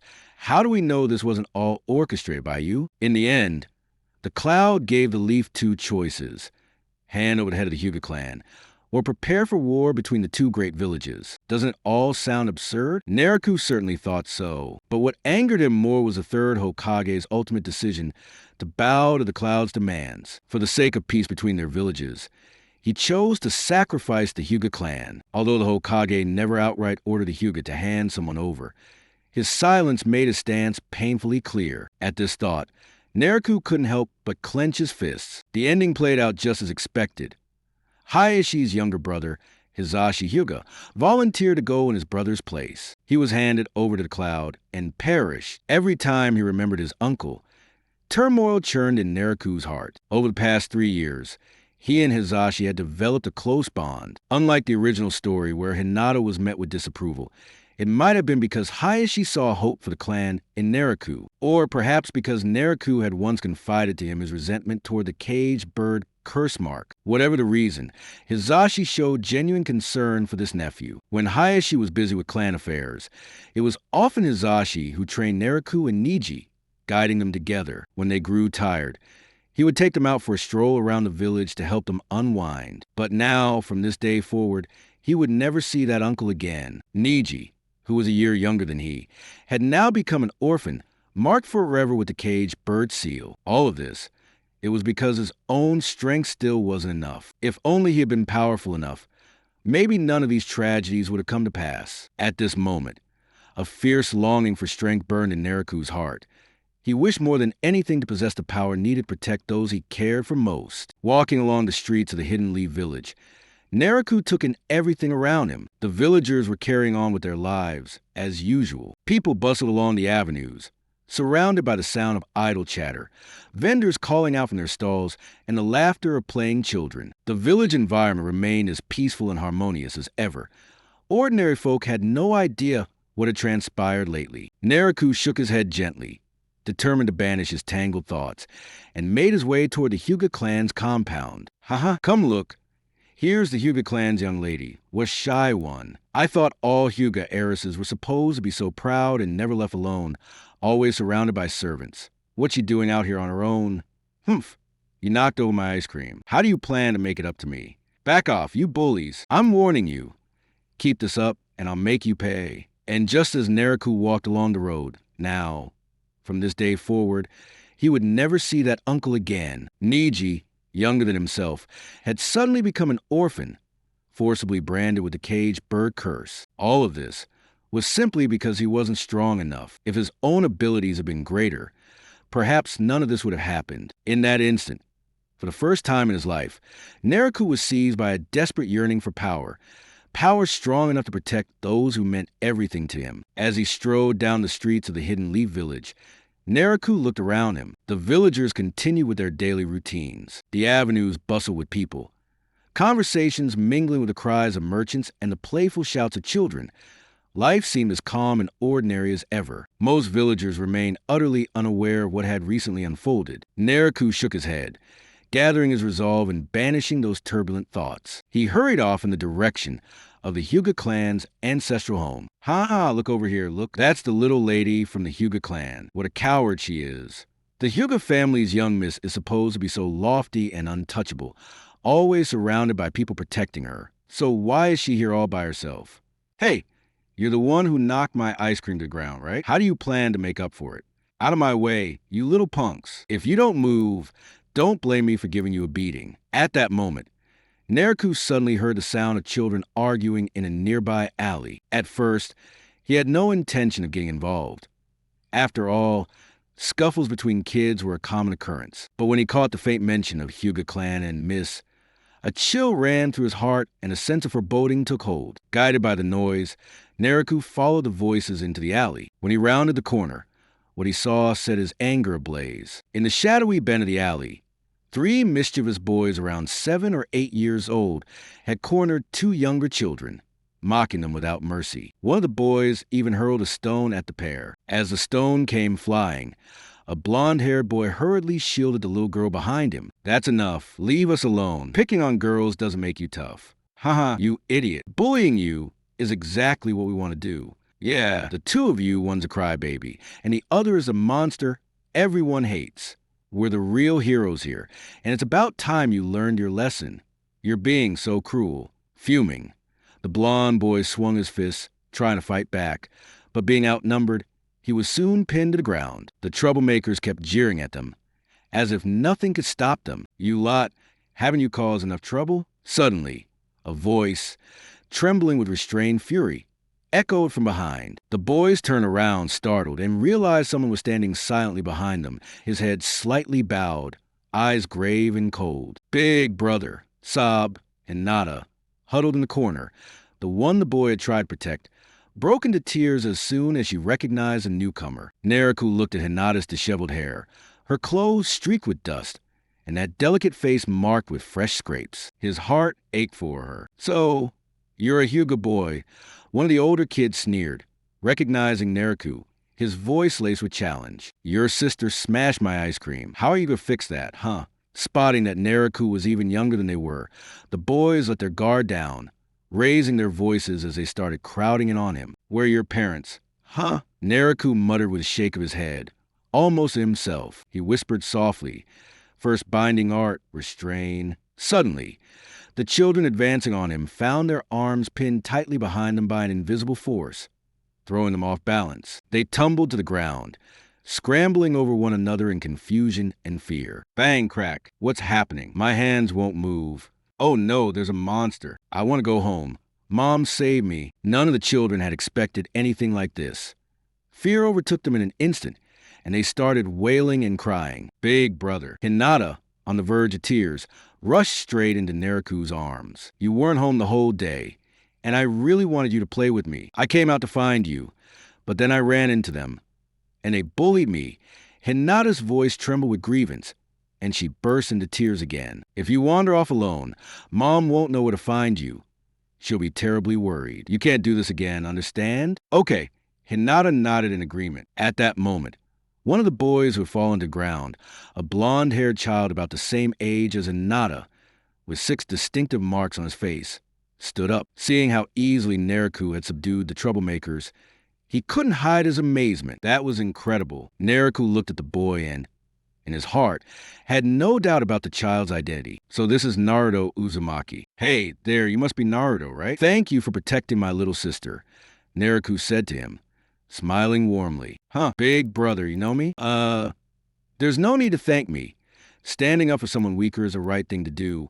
Haha, Naruto replied, grinning shyly as he scratched the back of his head. This was the first time Naruto had encountered Naruto Uzumaki since arriving in the world of the Hidden Leaf. Right now, Naruto was covered head to toe in dust, his clothes a bit tattered, with fresh scratches on his face and hands.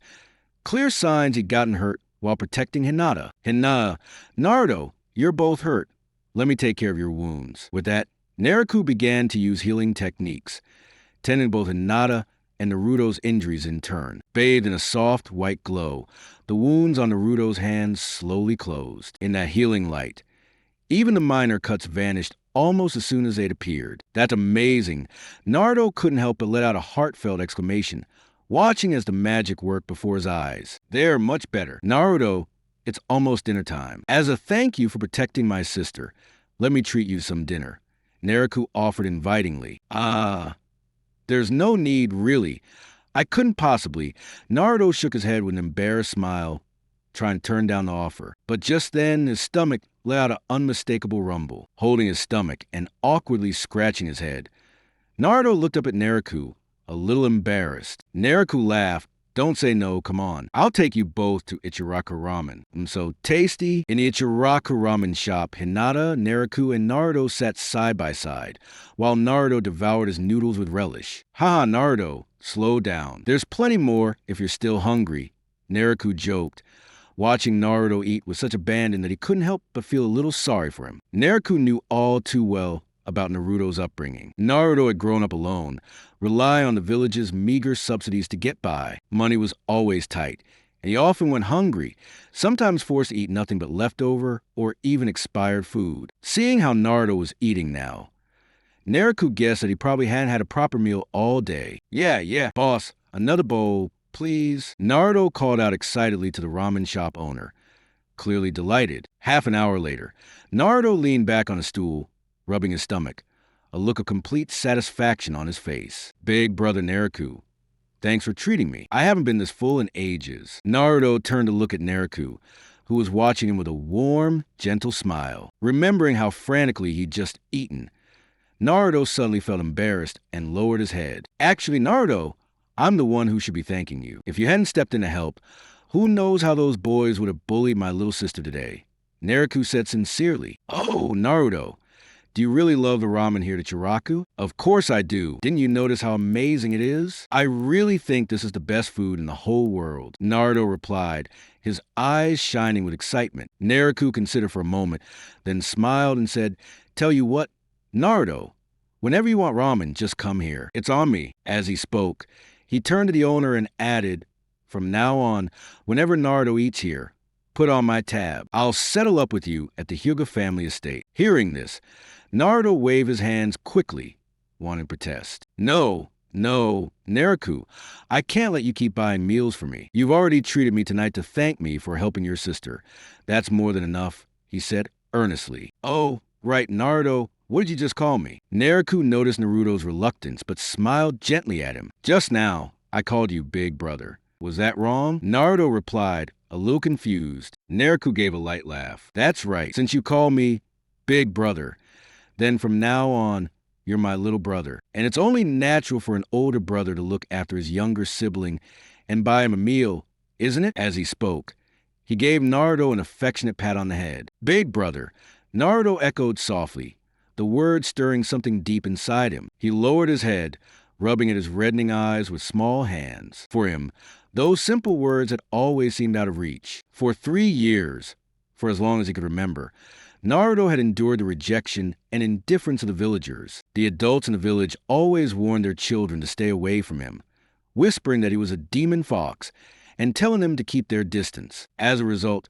Naruto had never had any friends, let alone anyone as close as a big brother. He couldn't even understand what he had done wrong to be treated this way. Naruto looked up at Naruto and asked carefully, Do you really want to be my big brother? But everyone says I'm the demon fox. A bad kid. Seeing the anxious look on Naruto's face, Naruto's smile softened, turning earnest. Naruto, I know how the villagers see you, but that's only because they don't understand. They shut you out for now, but that just means you need to try even harder to earn their acceptance. If you're not sure how to start, Set yourself a small goal first. For example, become Hokage. Hokage? Do you really think I could become Hokage? Naruto looked at Naruto in disbelief. Why not? Naruto, you have to believe in yourself. You're not less than anyone else. In fact, your potential goes far beyond what others can imagine. Everyone needs a dream, because dreams are what give us the strength to move forward. Don't let setbacks bring you down. Be brave. Shape your own future. That's how life gets better. Go for it, Naruto. Show everyone a side of you they've never seen before. Naruto's encouragement was heartfelt and sincere. Naruto took in Naruto's words, repeating softly to himself, "Dreams give us strength. Creating my own tomorrow. That's how I can live better." He drifted into quiet contemplation. Watching Naruto fall deep in thought, Naruto shook his head gently. To Naruto, the reason he offered such comfort was because the person before him was Naruto. He understood Naruto's true, cheerful nature and his kindness.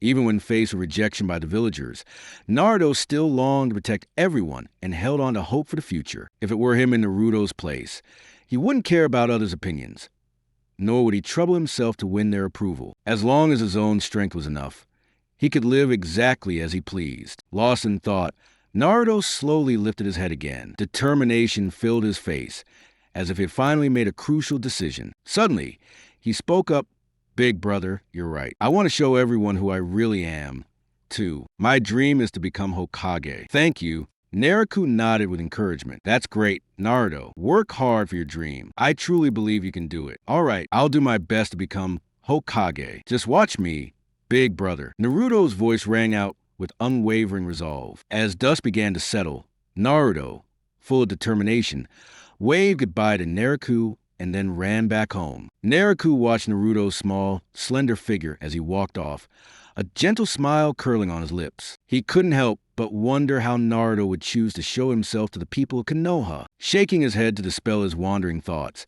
Naruto took Hinata's little hand and said, "Hinata, let's go home. If we don't hurry back, your mother will be upset." "Okay," Hinata answered, nodding obediently. Late that night, Naruto tossed and turned in bed, unable to fall asleep no matter how hard he tried. His mind kept racing, searching for a way to impress everyone, to make them see him in a new light. All at once, his eyes lit up. "That's it, I'll do that tomorrow." With a rush of a bright idea, excitement and satisfaction bloomed on his face. And so, from the very next day, there was suddenly one more mischievous rascal in the Hidden Leaf village, a kid who would soon become the bane of everyone's patience. On the borders of the Land of Fire, a caravan wound slowly along a dusty, ochre-colored road. Its rumbling wheels shattered the stillness of the frontier. This was a merchant convoy, just returned from trading with the Land of Wind. The owner of the caravan wore a look of sheer delight, chatting eagerly with his crew. The wagons were stacked high with goods,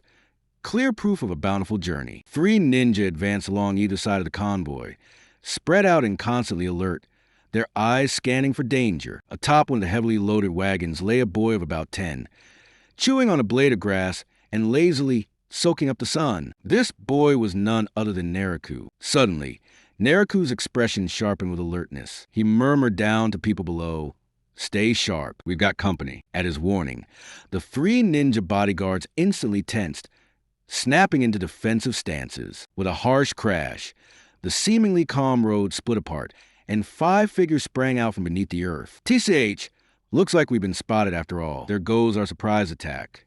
Of course, it's the Hyuga clan. Hard to escape to be a Kugin's gaze.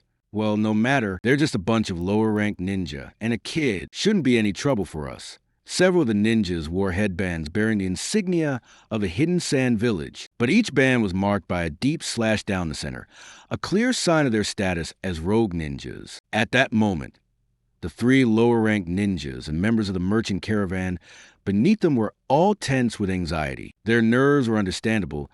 Their attackers were 2 Chunin and 3 Genin. Such a lineup was far beyond their ability to handle. For these rogue ninjas from various villages, life had grown desperate since they turned their backs on their homes. With no legitimate way to make a living, they had resorted to raiding villages and merchant caravans just to survive. This time, they had set their sights on this convoy of transport carts. Naruto slowly rose to his feet. Gazing calmly at the group of rogue ninjas blocking their path, he said, "I'll give you all a chance. Leave now and I'll spare your lives. Think it over carefully. don't bring about your own destruction. The rogue ninjas burst out in mocking laughter at his words. What's that? You cocky brat! Are you joking with us? Naruto regarded them with a cold stare. Choosing not to waste any more words, drawing his long sword, he launched himself toward them in a swift, precise attack. 1 minute later, the fight was over. The caravan continued rolling toward a hidden Lee village, leaving behind only 5 broken bodies. 5 years had now passed since the day Naruto had been kidnapped. It was 5 years ago, on the day Naruto slew the Jonin from the hidden cloud, that he first attracted the attention of Konoha's highest authorities. After all, for a 5-year-old child to single-handedly defeat and then kill not only a Chunin, but also a Jonin, was a shocking feat. Even though it was later confirmed that the Jonin in question was technically only a special Jonin, the achievement was nothing short of extraordinary. Just a few days later, Naruto was summoned to appear before the 3rd Hokage. Regarding Naruto's killing of the Hidden Cloud Ninja, the Hokage had no doubts. Naruto's reputation as a member of the Hyuga clan was well established, and he was not the type to lie about such things. Furthermore, even before the incident, Hayashi Hyuga had already spoken to Hokage about Naruto's remarkable talent. During his audience, Naruto explained that he had just recently broken through to Chunin-level strength. When fighting the Hidden Cloud Ninja, his opponent had underestimated him and paid the ultimate price. Learning that Naruto had already reached Chunin-level ability at such a young age left both the 3rd Hokage and Hayashi Hyuga delighted. After all, a 5-year-old with the strength of a Chunin was, by any standard, a prodigy. Before Naruto, only another legendary genius, Kakashi, had managed to clear the Chunin exam at the age of 6. Although Naruto had not yet officially passed the exam, his abilities were already beyond question. All he lacked was combat experience. With his current skills, it was only a matter of time and practical training before he became a true Chunin. And so, after leaving the Hokage's office, Naruto was officially recognized as a genin. The very next day, he began carrying out missions under the guidance of Konoha's Jonin. The 3rd Hokage's arrangements made it clear he had truly resolved to nurture Naruto. That's why the missions he assigned were nothing like those trivial errands. At the outset, the squad captain, a Jonin, took Naruto on several C-rank escort missions. These early assignments helped Naruto gradually acclimate to the mission procedures and better integrate into the team. Soon after, the captain led him to tackle more challenging B-rank missions, which required him to go up against other ninja. In the beginning, Naruto struggled, although the enemies in B-rank tasks were mostly genin. Each one was experienced, crafty, and skilled at cloak and dagger tactics that often left Naruto on the back foot. It was evident that the squad captain acted under the 3rd Hokage's secret instructions. He never stepped in to help, instead allowing Naruto to face difficulties alone during missions. This led to some hard lessons for Naruto at first. Fortunately, thanks to the Byakugan's keen insight inherent to the Hyuga clan and his own abilities, Naruto managed to stay afloat, always avoiding disaster when it truly mattered. With each mission, Naruto's combat experience grew, and his progress was astonishingly swift. Before long, he handled opponents in battle with increasing composure, and ordinary genin were no longer any threat to him. Then came a mission, half a year later, when their squad was ambushed by enemy ninja from a neighboring country. Their foes sent out a Jonin and 3 Chunin. The squad leader was held in check by the enemy Jonin, while Naruto's 2 other teammates were gravely injured, leaving their situation on a knife's edge. In that moment of peril, Naruto unleashed a strength no one had ever seen from him. He darted across the battlefield with blinding speed, seamlessly combining his agility with the gentle fist techniques of the Hyuga. In mere minutes, he incapacitated all 3 enemy Chunin. Immediately afterward, he joined forces with his captain to defeat the opposing Jonin. This stunning victory left both the captain and, later on, the 3rd Hokage awed and astonished. How could there be such a vast gulf in ability between ninja of the same age? In short order, Naruto was recommended to take the Chunin exams. At just 6 years old, Naruto passed the exams and became Konoha's latest prodigy ninja, just like Itachi Kakashi, who had once gained the rank at the same tender age. As a newly minted Chunin, Naruto began leading his own team on missions outside the village. At that moment, a caravan under escort was making its way along the road. In the distance, The great gates of Konoha village were already coming into view. Relieved, the merchants and workers who had been tense just moments ago finally let out a collective sigh, looking at the ninja who'd been their guardians. The caravan's owner expressed his gratitude. We're all safe now, thanks to your protection. Once we're back in the village, I'll make sure to report your outstanding performance to the higher-ups. I hope we have a chance to work together again. The junior ninja at the front of the group heard those words and responded with a cheerful grin. Boss, you really have an eye for talent. Next time you've got a job, be sure to come to us. We guarantee your satisfaction. Another female ninja, unconvinced, gave a dismissive glance and said, All right, enough bragging. All our achievements are thanks to our captain. Think about it.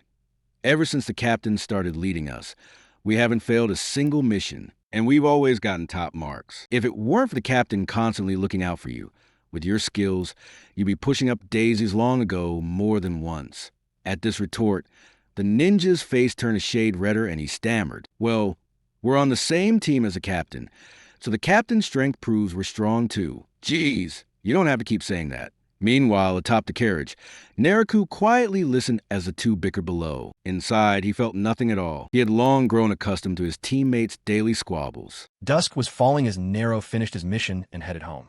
He had been away for a month, and he imagined Hinata and Hanabi, the two young girls, must have been missing him dearly by now. Stepping through the gate of the Hyuga compound, he greeted every clan member he met along the way. The older members of the Hyuga clan would smile and nod in recognition as he passed, some even turning to the children beside them to remark, See that? Your brother Nero has just returned from another mission. He became a Chunin at such a young age, while you haven't even learned the gentle fist yet. No dinner for you tonight. Go practice instead. The younger ones would gaze at Nero with sparkling eyes, their faces bright with adoration, like starstruck fans glimpsing their idol from afar. Over the years, Nero had grown used to the attention. Ever since he'd single-handedly defeated a Cloud ninja and revealed his prodigious abilities, Nero had become a shining example for the clan elders to cite, much like a model child parents like to mention when scolding their own kids. Some elders would even bring their children to meet him, hoping they could learn from such a good child and excellent student. And the kids would look up at Nero with awe, plainly seeing him as their hero. This situation, of course, greatly pleased Hayashi Hyuga. After all, his own son was destined to inherit the clan leadership, and winning the hearts of the clan from a young age was certainly a good thing. But Nero himself felt a fair bit of discomfort about the whole affair. To outsiders, he was just a kid, but Nero knew himself well. As a man in his 30s on the inside, spending all day surrounded by snot-nosed little kids, some of whom still needed help with the most basic things, was hardly an enviable fate. Fortunately, being a ninja meant Nero often had to leave on missions, so he didn't have to face this pack of little brats every single day. Suddenly, Nero paused in his tracks. A boy with long hair, a forehead protector tied across his brow, was walking toward him. Neji, are you heading out? Nero greeted him. It was his cousin, Neji Hyuga, the son of Hayashi's younger brother. Neji was only a year younger than Nero. In response to Nero's greeting, Neji simply nodded, his voice cool and distant. Just running an errand. Is there anything you need, Lord Nero? If not, I'll be on my way. There was not a trace of familial warmth in Neji's tone. In fact, it was as if they were strangers. Nero felt a pang of sadness, though it was hardly the first time he had faced such indifference. As early as 5 years ago, when Hisashi Hyuga gave his life, a seed of hatred toward the main family was planted in Neji's heart. In Neji's eyes, his father had been used by Hayashi Hyuga as nothing more than a scapegoat, a disposable pawn, ready to be sacrificed for the sake of the clan at any moment. Especially after Neji was branded with the caged bird seal, his conviction only deepened. The origin of all this, in his mind, stemmed from Hinata being kidnapped by the Cloud Ninja. Yet in the end, his own father had been made the scapegoat while Hinata herself was held up by the clan as a model for her generation, a shining example that everyone was told to emulate. All this only made Neji's sense of injustice grow stronger. Before these events, the two cousins were exceptionally close. But after everything happened, a gulf opened between them.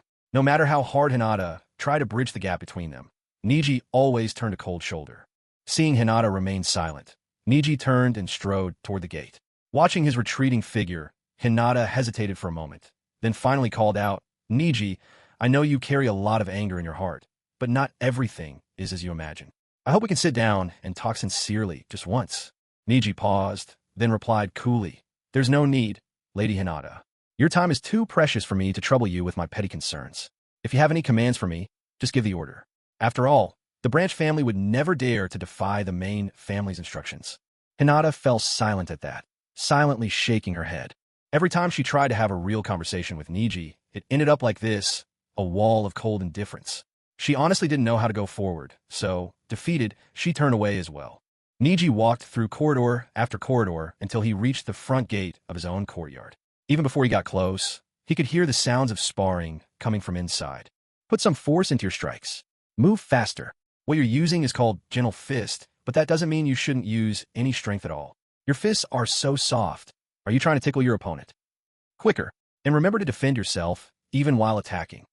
There was a thud from within the courtyard. Someone had fallen. Too slow. With skills like that, I doubt you'd even make it into the top 10 at the Ninja Academy. You're both my children. Why is there such a gap between you and your brother? He's already a Chunin, and yet you still haven't mastered even the basics of gentle fist. With this timid temperament, how will you survive if a real war ever breaks out in the ninja world? Standing at the threshold, Hinata brought a hand to her forehead in exasperation. Honestly, father is lecturing Hinata again. She stepped into the yard and addressed Hayashi Hyuga directly. Father, you're too strict. Hinata is still just a girl. Why do you have to be so harsh with her?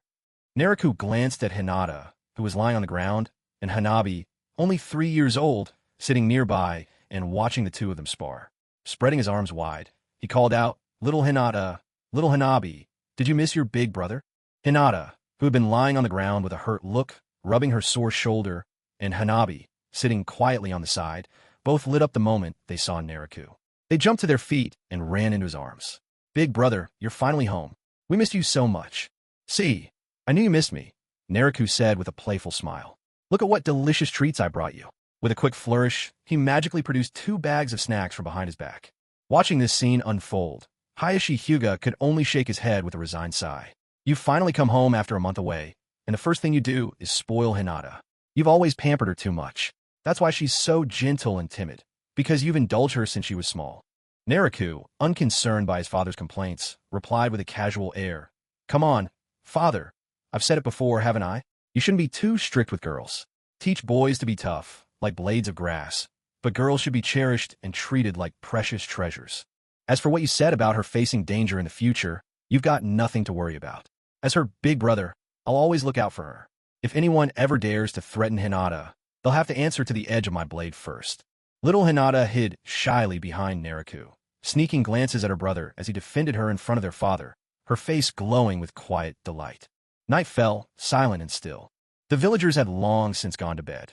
In this world of shinobi, where entertainment was almost non-existent, nightlife was a foreign concept. Much like ancient times on Earth, the people here began their days at sunrise and ended them at sunset. Once darkness fell, families hurried home, locked their doors, extinguished their lamps, and devoted themselves to bringing new life into this world.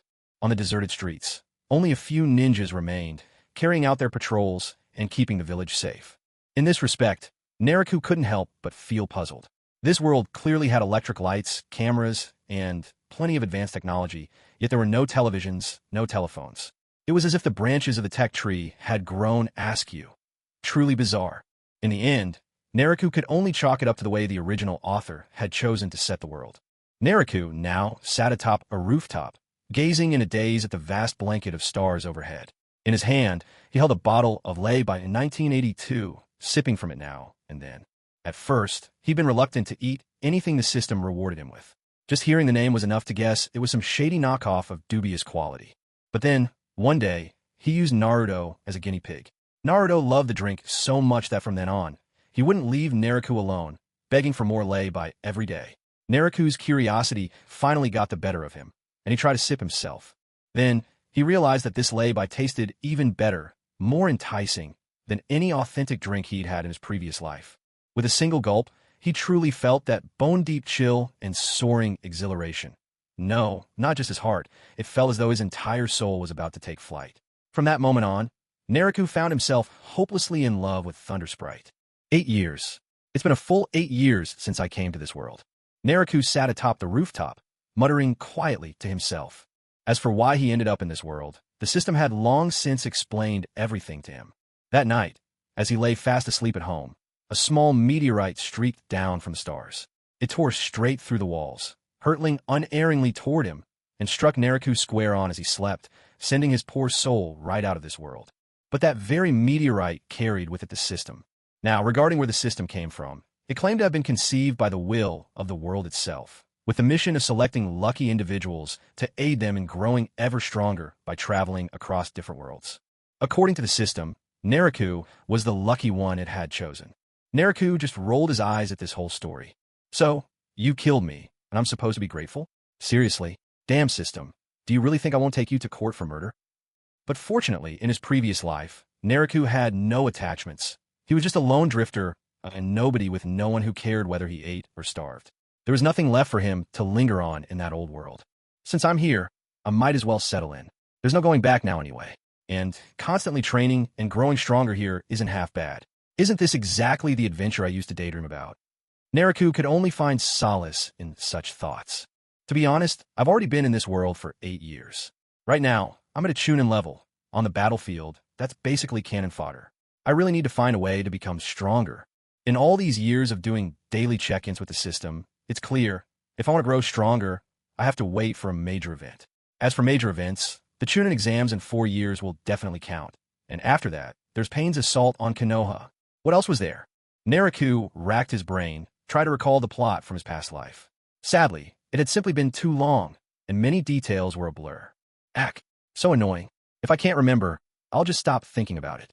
I'll just keep checking in every day, and if a major event comes, I'll grab it. If not, I'll check in each night before bed, just to be safe. I shouldn't miss anything that way. Forget it. Time to check in and get to bed. It's rare to finish a mission and actually relax for a night, without worrying about what's coming next. Finally, I could get a real, restful sleep. After downing the last swig of Thunder Sprite, Naruto stood up and stretched luxuriously. System, I want to che. Before he could finish, something caught his eye, a few white flashes glimmering in the distance. The night was dark and details were hard to make out, but with Naruto's advanced Byakugan vision, he quickly deduced that those glints were the reflection of weapons. That seems to be the Uchiha clan's compound, doesn't it? How odd. What could be happening there so late at night? Naruto shook his head, initially reluctant to get involved. Yet the pull of curiosity ultimately overcame him. With a swift movement, he dashed toward the Uchiha estate. Arriving just outside the Uchiha compound, Naruto saw the great gates tightly shut. Strangely, there wasn't even a single guard stationed at the entrance, deepening his sense of unease. What's going on? The Uchiha don't even have gatekeepers anymore. Do they really see themselves as the most powerful clan in the Leaf, so secure that they think no one would dare cause trouble here? Naruto wondered to himself, but almost immediately he sensed something was very wrong. A faint, metallic scent of blood lingered in the air. No, something's happened to the Uchiha. Naruto decided in an instant. Byakugan, activate. He focused, activating his Byakugan, and peered into the compound. The walls became transparent to his gaze, offering him a clear view of everything within. At that moment, a shocking sight unfolded before him. The courtyard was strewn with bodies, lying in disordered heaps. Each lifeless form bore wounds, a single, precise slash delivering fatal force. Who could possibly dare to kill within the hidden leaf itself, let alone slaughter members of the village's most acclaimed clan, the Uchiha? Naruto's mind raced, torn between shock and suspicion. In that instant, Naruto hesitated, the urge to turn and leave growing stronger.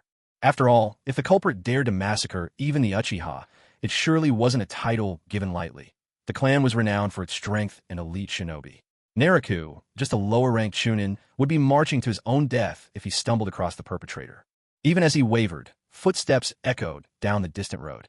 Naruto swiftly slipped into the shadows, watching as the newcomer approached. It was none other than Uchiha Sasuke, known throughout the village as the Second Son. Sasuke isn't home? If he walks into the house now, won't he be in grave danger? Should I try to stop him? Naruto's heart twisted with indecision. Suddenly, an idea struck Naruto. Wait, wasn't it in the original story that Sasuke came home late one night, only to find his entire clan massacred? And the killer was his own elder brother, Uchiha Itachi. A chill ran down his spine. Could it be tonight? The more Naruto thought about it, the more he believed it possible. After all, how else could someone so thoroughly annihilate the Uchiha, unless they had overwhelming strength and cunning? As Naruto mulled this over, Sasuke was already opening the gate, stepping inside. Almost instantly, Sasuke's anguished, bewildered cries echoed from within. Should I go in and take a look? Naruto hesitated for a brief moment, then made up his mind. All in. Fortune favors the bold. Just slip in, check in, and get out, Naruto thought. The massacre of the Uchiha clan was no small event. Whatever I get from signing in here, it won't be trivial. And if I'm discovered with my Shunpa speed, even Uchiha Itachi might not be able to catch me. Resolute, Naruto seeped into the courtyard in complete silence. He crept onto the roof of Sasuke's house, not making a sound, then activated his Byakugan to peer down inside. At that moment, in the living room of Sasuke's family, the younger brother, staring at his parents lying lifeless in a pool of blood, turned to the figure in the Black Knight's suit, his voice trembling with shock and grief. Brother, Dad and Mom, why, who could have done this? But Itachi didn't answer Sasuke's question. Instead, he flicked out a shuriken, metal flashing through the air, slicing Sasuke's arm and embedding itself with a sharp thunk in the wall behind. Brother, what are you doing? Sasuke gasped, clutching his bleeding arm, his gaze filled with disbelief and pain. Itachi still refused to speak. Desperate, Sasuke pressed again. Why are you doing this, brother? At last, Itachi spoke. His voice was cold as death. Foolish little brother. Then his Mangekyo Sharingan flared to life. With the jutsu invoked, Sasuke was dragged into Itachi's illusion, a nightmarish world where he watched, again and again, as his brother coldly slaughtered their clan, one familiar face after another falling to Itachi's blade. In the end, even his own parents were ruthlessly killed before his eyes. These bloody, horrific scenes played over and over in Sasuke's mind. Only 8 years old, how could he endure such agony? The fragile defenses of his child's heart shattered in an instant. When the Jinjutsu finally ended, Sasuke collapsed to the floor. His eyes were empty, his spirit broken, staring numbly at his brother. Why, brother? Sasuke repeated, his voice trembling with loss. To Sasuke's pleading, Itachi replied in a monotone, to test my own strength. Sasuke stared at him in utter disbelief as he struggled to his feet. Test your strength? You did all this just for that? It matters, Itachi replied, his voice flat and chilling. Matters? Are you kidding me? In a surge of rage and heartbreak, Sasuke let out a cry, swinging his fist blindly at Itachi. A dull thud echoed through the room. With a single blow, Itachi struck Sasuke's stomach, and he crumpled to the floor. Lying prone, Sasuke looked up at his brother. Tears welled and spilled from his eyes. Itachi took a step toward him. Terrified, Sasuke scrambled to his feet, half crawling, half running out the door, his cries echoing in the night. So scary. Don't kill me. Please don't kill me. Sasuke, overwhelmed and on the verge of collapse, dashed wildly down the street. But after only a few strides, he came to an abrupt halt. Itachi stood squarely in his path. Staring at Itachi, Sasuke still couldn't bring himself to believe it. Forcing himself to remain calm, he spoke, all of this is a lie. There's no way my brother could have done this, because you... He didn't get to finish his sentence, as Itachi interrupted him. The only reason I played the role of the brother you looked up to was to test your abilities. One day, you might become the one who will measure my own strength. There's potential sleeping inside you. You'll grow sick of me. You'll hate me. You'll keep wishing to surpass me. And that's why I allow you to live on. You're like me. You, too, might awaken the Mangekyo Sharingan. But there's a condition. To gain it, you must personally kill your very best friend. With that, Itachi revealed the long-hidden secrets of the Uchiha clan's ocular powers and shared his hopes for Sasuke's future. At last, he turned to Sasuke and declared, but as you are now, you're not even worth killing, my foolish little brother. If you wish to kill me, then hate me, spur me, and then live on, dragging out that miserable existence. Run, cling to whatever life you can, and one day, when you have eyes like mine, come and face me. Finished speaking, Itachi unleashed the power of his Sharingan upon Sasuke. Already shaken to his core, Sasuke was instantly overwhelmed and lost consciousness in the torrent. From above, Naruto watched the melodramatic scene finally draw to a close and couldn't help but curl his lip in disdain. Naruto still remembered the event of Itachi exterminating the Uchiha clan.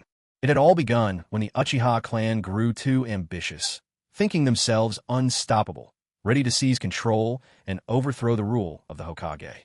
They plotted rebellion. Yet all along, the upper echelons of the Leaf had seen through every move. The Uchiha believed their plan was flawless, but in truth, the Hokage and Danzo had long since spun a vast web, waiting to ensnare them all. Caught in this predicament, Itachi had no choice but to personally eliminate his entire clan. In exchange, he secured the safety of his beloved little brother, ensuring Sasuke could go on living peacefully in the Leaf Village. As an elder brother, Itachi had truly racked his brains and broken his heart for Sasuke's sake. System, sign in, Naruto said, not sparing another glance at Sasuke, who lay unconscious below. Ding. Sign in successful. Congratulations to the host. You have received Advanced Spiritual Pressure, Advanced Shuinpa, Kido spells numbers 30 to 60, Heido spells numbers 30 to 60, and 8 trigrams 64 palms, Mastery. As the words from the system fell, Naruto felt a sudden surge in power coursing through him. The immense force left him feeling invincible. In that instant, Naruto felt as if he could shatter the very space before him with a single punch. Though he knew such was but an illusion, a side effect of suddenly attaining so much strength all at once. All right, finally, I've broken through to Advanced Spiritual Pressure. My flash step has reached an advanced level 2. With this speed, in the world of the shinobi, there's no one who can keep up with me over short distances. Today's little adventure has definitely paid off. Naruto clenched his fist, slowly becoming acquainted with the strength coursing through his body. Naruto-kun, wandering around on someone else's rooftop in the middle of the night instead of sleeping, especially as the esteemed heir of the Hyuga clan, hardly seems like proper etiquette. Suddenly, a calm voice drifted from behind Naruto. Startled, Naruto instantly employed Flash Step and vanished from where he stood. Now that he had reached the advanced level, Naruto's speed was more than doubled, leaving even Itachi behind in silent astonishment. Everyone in the Hidden Leaf knew Naruto was fast, though most only heard the tales. But seeing this blinding speed up close still left Itachi deeply shaken. Naruto-kun, I've always heard about your speed, but tonight I finally understand you're truly worthy of your reputation. At this level, you'd hardly lose to Shursui, the man once hailed as Body Flicker Shursui. The only one who could surpass you now would be the 4th Hokage, with his Flying Thunder God technique. But those two are gone. For now, allow me, Uchiha Itachi, to call you the fastest man alive. Perched atop another rooftop, Naruto watched Itachi with wary peripheral glances, careful to avoid meeting Itachi's eyes and risking a genjutsu. Hey now, let's get this straight. I'm fast when it comes to moving, not anything else. To say a man's just fast can sound like an insult, you know, Naruto replied with feigned indignation. Itachi was left speechless, a dark line creeping across his face. Here I am, trying to have a proper conversation, and you turn it into something completely different. Aren't we both still kids? Can't we just talk normally? Itachi glared at Naruto, exasperated. So tell me, Naruto, you still haven't answered my question. Why are you sneaking around the Uchiha clan's territory at this hour? This wasn't their first meeting. Both were prodigies of their clans. While their peers were still in school, these two had long since begun taking on missions. They knew each other well enough. Naruto laced his fingers behind his head, feigning a casual air. Well, what if I said I was sleepwalking? No idea how I wound up here. Would you buy that? Itachi laughed quietly, his gaze becoming even more skeptical.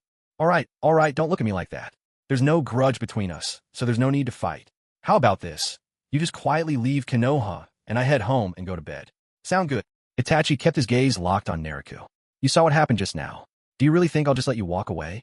With Itachi's question pressing mercilessly down on him, the smile faded from Naruto's face.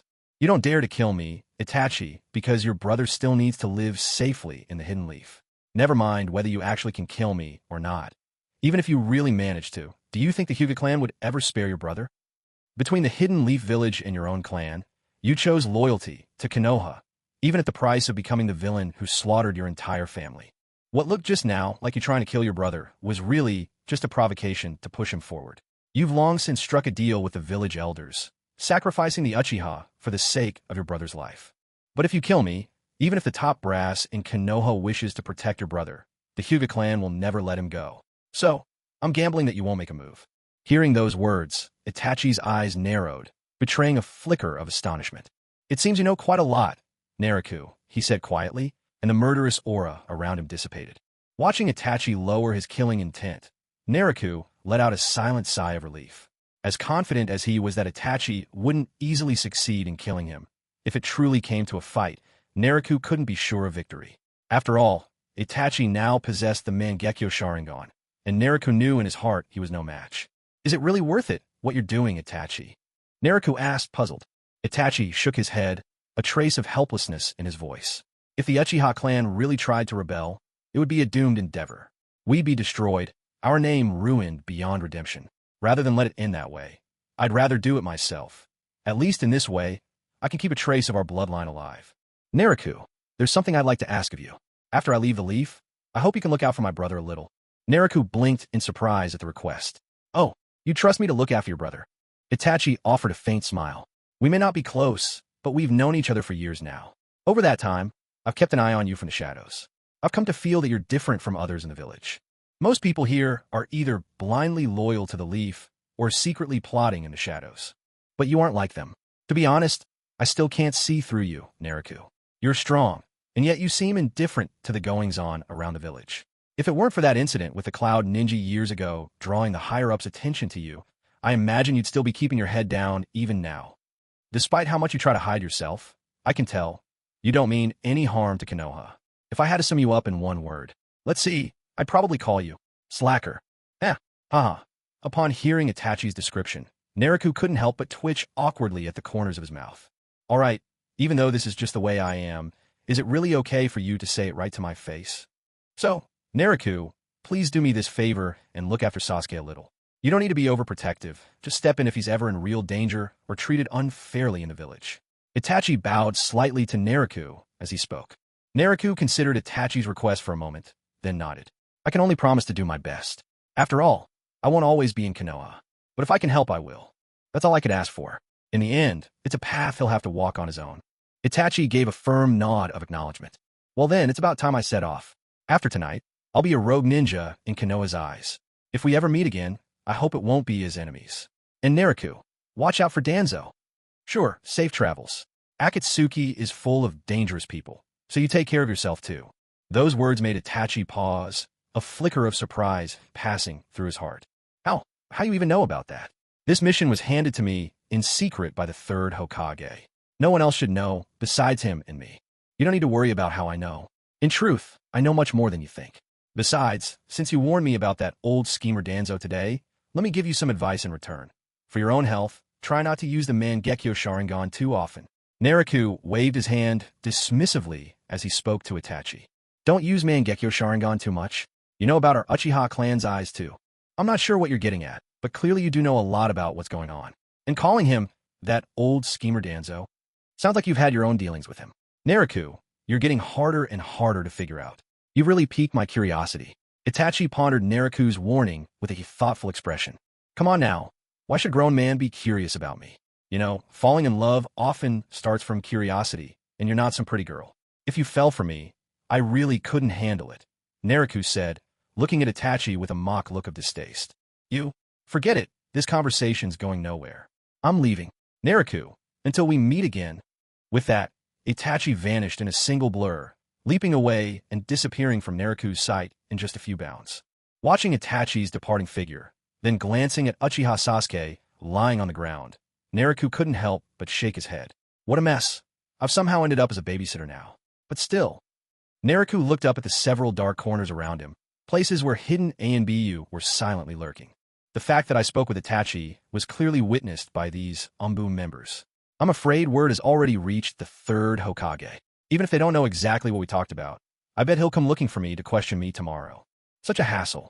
If the third finds out I'm as strong as a Jonin now, he'll definitely pile on more tasks for me. How annoying. All I want is to kick back and take it easy, Naruto groaned inwardly. After returning home, Naruto slept soundly until morning. Sure enough, just as he predicted, an ANBU arrived at dawn the next day to inform him that the Hokage had summoned him at once. Naruto, however, took his time, unhurriedly washing up and then enjoying a slow breakfast, before he finally made his way toward the Hokage's office building. The ANBU who'd been sent to collect him was visibly annoyed. I didn't even have a chance to grab breakfast before coming to get you, and here you are, leisurely eating while I'm left starving. Do you have any idea how hungry you're making me? Naruto, for his part, was indifferent to the ANBU's irritation. What? Just because the Hokage calls, I'm not allowed to have breakfast first. He can wait. Let the old man cool his heels for a while. In the Hokage's office, the third sat behind his desk, drawing deeply from his pipe as he looked at the sluggish Naruto standing before him, his face lined with irritation. The ANBU had already returned to report that, after receiving his summons, Naruto hadn't hurried over, but instead took his sweet time with breakfast. Hearing this, the third Hokage was none too pleased himself. I'm an old man, up before dawn, working hard, and here you are, sleeping in without a care and strolling in at your leisure, even when you know I'm waiting. Seriously, do young people these days have no respect for their elders at all? So, Naruto, last night you visited the Uchiha clan and met with Itachi. What did you two talk about? After finishing the last puff of his pipe, the third tapped the ash into the tray and spoke to Naruto. "Oh, did I visit the Uchiha clan last night? Really? I must have been sleepwalking, because I don't remember a thing," Naruto replied, feigning ignorance in the face of the third's questioning. "You little rascal, could you at least try to make it more believable?" the third retorted, struggling to contain his frustration as he glared at Naruto's act. "Come on, I really don't remember. Sleepwalking is beyond my control, isn't it?" No matter what the third said, Naruto stuck to his story, determined not to admit a thing. The third let out a sigh and said, "Forget it. I won't press you for answers. Just remember, whatever happened last night, you keep it to yourself." The official explanation is simply that the Uchiha clan was wiped out. As for what really happened, tell no one. Otherwise, you'll stir unrest in the village. And another thing, the third, who just a moment before had been seated behind his desk, suddenly appeared in front of Naruto and swung a punch at him. "They're here." Naruto had been prepared for this all along. Even before coming over, Naruto knew that the third Hokage would surely test his strength. As the third's fist shot toward him, Naruto raised his left arm in defense. But the very next instant, the third's leg swept in from the side. Naruto flickered away, dodging the kick entirely. A heavy thud, then a sharp slap. Inside the spacious Hokage's office, the two exchanged rapid-fire blows, their movements swift and relentless. The commotion inside was enough to draw the attention of the ANBU guard stationed outside. In a blur, masked figures appeared within the office. At once, Naruto and the third broke off their exchange. "Are you all right, Lord Third?" The stern-faced ANBU captain fixed a wary stare on Naruto as he addressed the elder leader. "I'm fine," replied the third with a wave of his hand, as if brushing off the concern. "Just testing the boy's abilities. You can all stand down." The ANBU instantly melted away, vanishing as swiftly as they'd arrived. Now, the third regarded Naruto with clear satisfaction. "Excellent. I must say, you exceeded my expectations. The ANBU told me last night that you'd likely broken through to the Jonin level. I had my doubts, but after seeing you just now, it's clear you've made the leap." He let out a hearty laugh. "Remarkable. You truly are Konoha's prodigy. Only 10 years old this year, and already you wield Jonin-level power. Given a few more years, I have no doubt you'll go even further. Truly, the village is blessed." The third's gaze grew even more approving. "Your speed is especially impressive. If not for the cramped space of the office holding you back, out on open ground I doubt I could even keep up. Konoha may have lost sure sway the teleporter, but with a genius like you emerging, it almost feels as if fate is compensating us." Clearly, the third Hokage was deeply pleased with Naruto's performance. Naruto, however, was not nearly as thrilled. At first, he had hoped to hold back against the third's probing attacks. But the old man saw through him instantly. What followed was a relentless barrage, blows raining down like a storm, not just the force of fists and feet, but sheer pressure too. With no other choice, Naruto was forced to reveal his true strength. A single test, but enough for the third to see through him entirely. "Looks like more work is headed my way," Naruto sighed inwardly. Sure enough, the third continued. "You only just returned from your last mission, so I'll give you 10 days off. After that, you'll take the Jonin exam." Naruto scratched his head and looked pitiable as he pleaded. "Third old man, can I turn it down? I'm perfectly happy as a Chunin, you know? After all, I'm only 10. I'm still a kid. You can't seriously be thinking of overworking child labor like this." The third's earlier cheer vanished in an instant. His temples throbbed as he managed to restrain his anger, veins standing out on his forehead. "You little rascal, get out now. This isn't up for debate. 10 days from now, you'll take the Jonin exam, and that's final. And one more thing, don't try any tricks when the time comes. You'd better give it your best effort. If you dare to fail on purpose, I'll hand over all the hardest, most grueling work in the village to you. Isn't slacking off what you want? I'm warning you, don't even think about it. Oh, come on. If I'm not up to it, I'm just not up to it. Why get so worked up? You're already getting on in years, yet you still lose your temper like this. If you frighten a little kid like me, are you willing to take responsibility?" Naruto pouted in protest. Originally, Naruto really had planned to just coast through the Jonin exams, but the third Hokage's words had completely blocked off that escape route. You ungrateful brat. You know, becoming a Jonin is no small feat. People have to put in so much effort just to reach Chunin or even Jinin, and here you are, treating the promotion as if it's some kind of punishment. Honestly, the Hyuga clan is known for its strict discipline and refined manners. How on earth did they end up with an oddball like you? I should really have Hayashi give you a thorough education." The third Hokage's face showed clear displeasure as he lectured Naruto. Yes, you're absolutely right, old man. I'm the one who slipped through the cracks where character education is concerned. I feel ashamed myself. Well then, I'll go home right away and study the Hyuga clan's teachings in earnest, striving to become an exemplary youngster who brings honor to the Hidden Leaf Village. Well, I'll be on my way now. I won't trouble you further while you're so busy with the affairs of the village. With a playful grin, Naruto waved goodbye to the third Hokage. Watching Naruto's figure disappear in the distance, the third Hokage could only shake his head, a wry smile on his lips. That rascal! After leaving the Hokage's office, Naruto headed straight to the hillside outside the Hidden Leaf Village. For years, Naruto had been training here. The slope had practically become his own personal training ground. That old geezer. If I don't make Jonin, he'll force me to do the toughest, dirtiest jobs around. Isn't that just pushing me to fight tooth and nail? This is so annoying. All I really want is to lie down, check in, and have some peace and quiet. The more Naruto thought about it, the more resigned he felt. But clearly, all he could do was complain. After all, he simply didn't have the strength to resist. Since that was the case, he had no choice but to accept it. Well, I'd better work on getting stronger. Once I have real power, no one will be able to order me around. With his thoughts settled, Naruto calmed himself, sat cross-legged, and began calling to his Zampakudo from the bottom of his heart. For 8 years, ever since he'd first gained the Zampakudo and spiritual pressure, reaching out from deep within to connect with his sword had become a daily discipline, striving for resonance with the Zampakudo. Yet after all these years of daily persistence, no matter how earnestly Naruto called out, the sword remained utterly unresponsive. It made Naruto wonder if the system had played a joke on him, giving him a fake Zampakudo just to amuse itself at his expense. In response, the system replied, "Everything in this store is guaranteed authentic. If you haven't been able to get a response from your Zampakudo, the issue lies within yourself. Please continue your research and strive to achieve Shurkai as soon as possible. Kisses. ****. This explanation was as good as no explanation at all. Naruto could only rely on his own exploration, persistently trying to communicate with his Zampakudo day after day. At one point, Naruto even thought maybe he simply wasn't sincere enough. So for a stretch of time, he would bathe and burn incense before he began his daily calls to the Zampakudo. Yet nothing changed. Later, he even set his Zampakudo on an altar, bowing reverently to it, showing utmost piety, yet the Zampakudo remained silent as ever.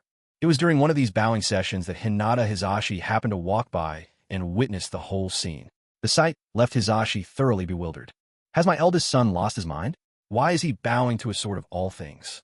Have I been too harsh on him lately? Is he cracking under pressure? That won't do. Naruto is the hope of the Hyuga clan. He absolutely can't afford to lose his sanity. I need to have a proper talk with him and help ease his burden. And so, over the next few days, Hisashi halted all of Naruto's training. Instead, he showered him with care, fussing over his well-being, making sure he was comfortable and taken care of in every possible way. At first, Naruto couldn't help but suspect Hisashi was acting strangely because he'd eaten something bad. But later, when he learned the real reason, Naruto's face turned dark with embarrassment. Someone actually saw me doing something so shameful. Should I silence them?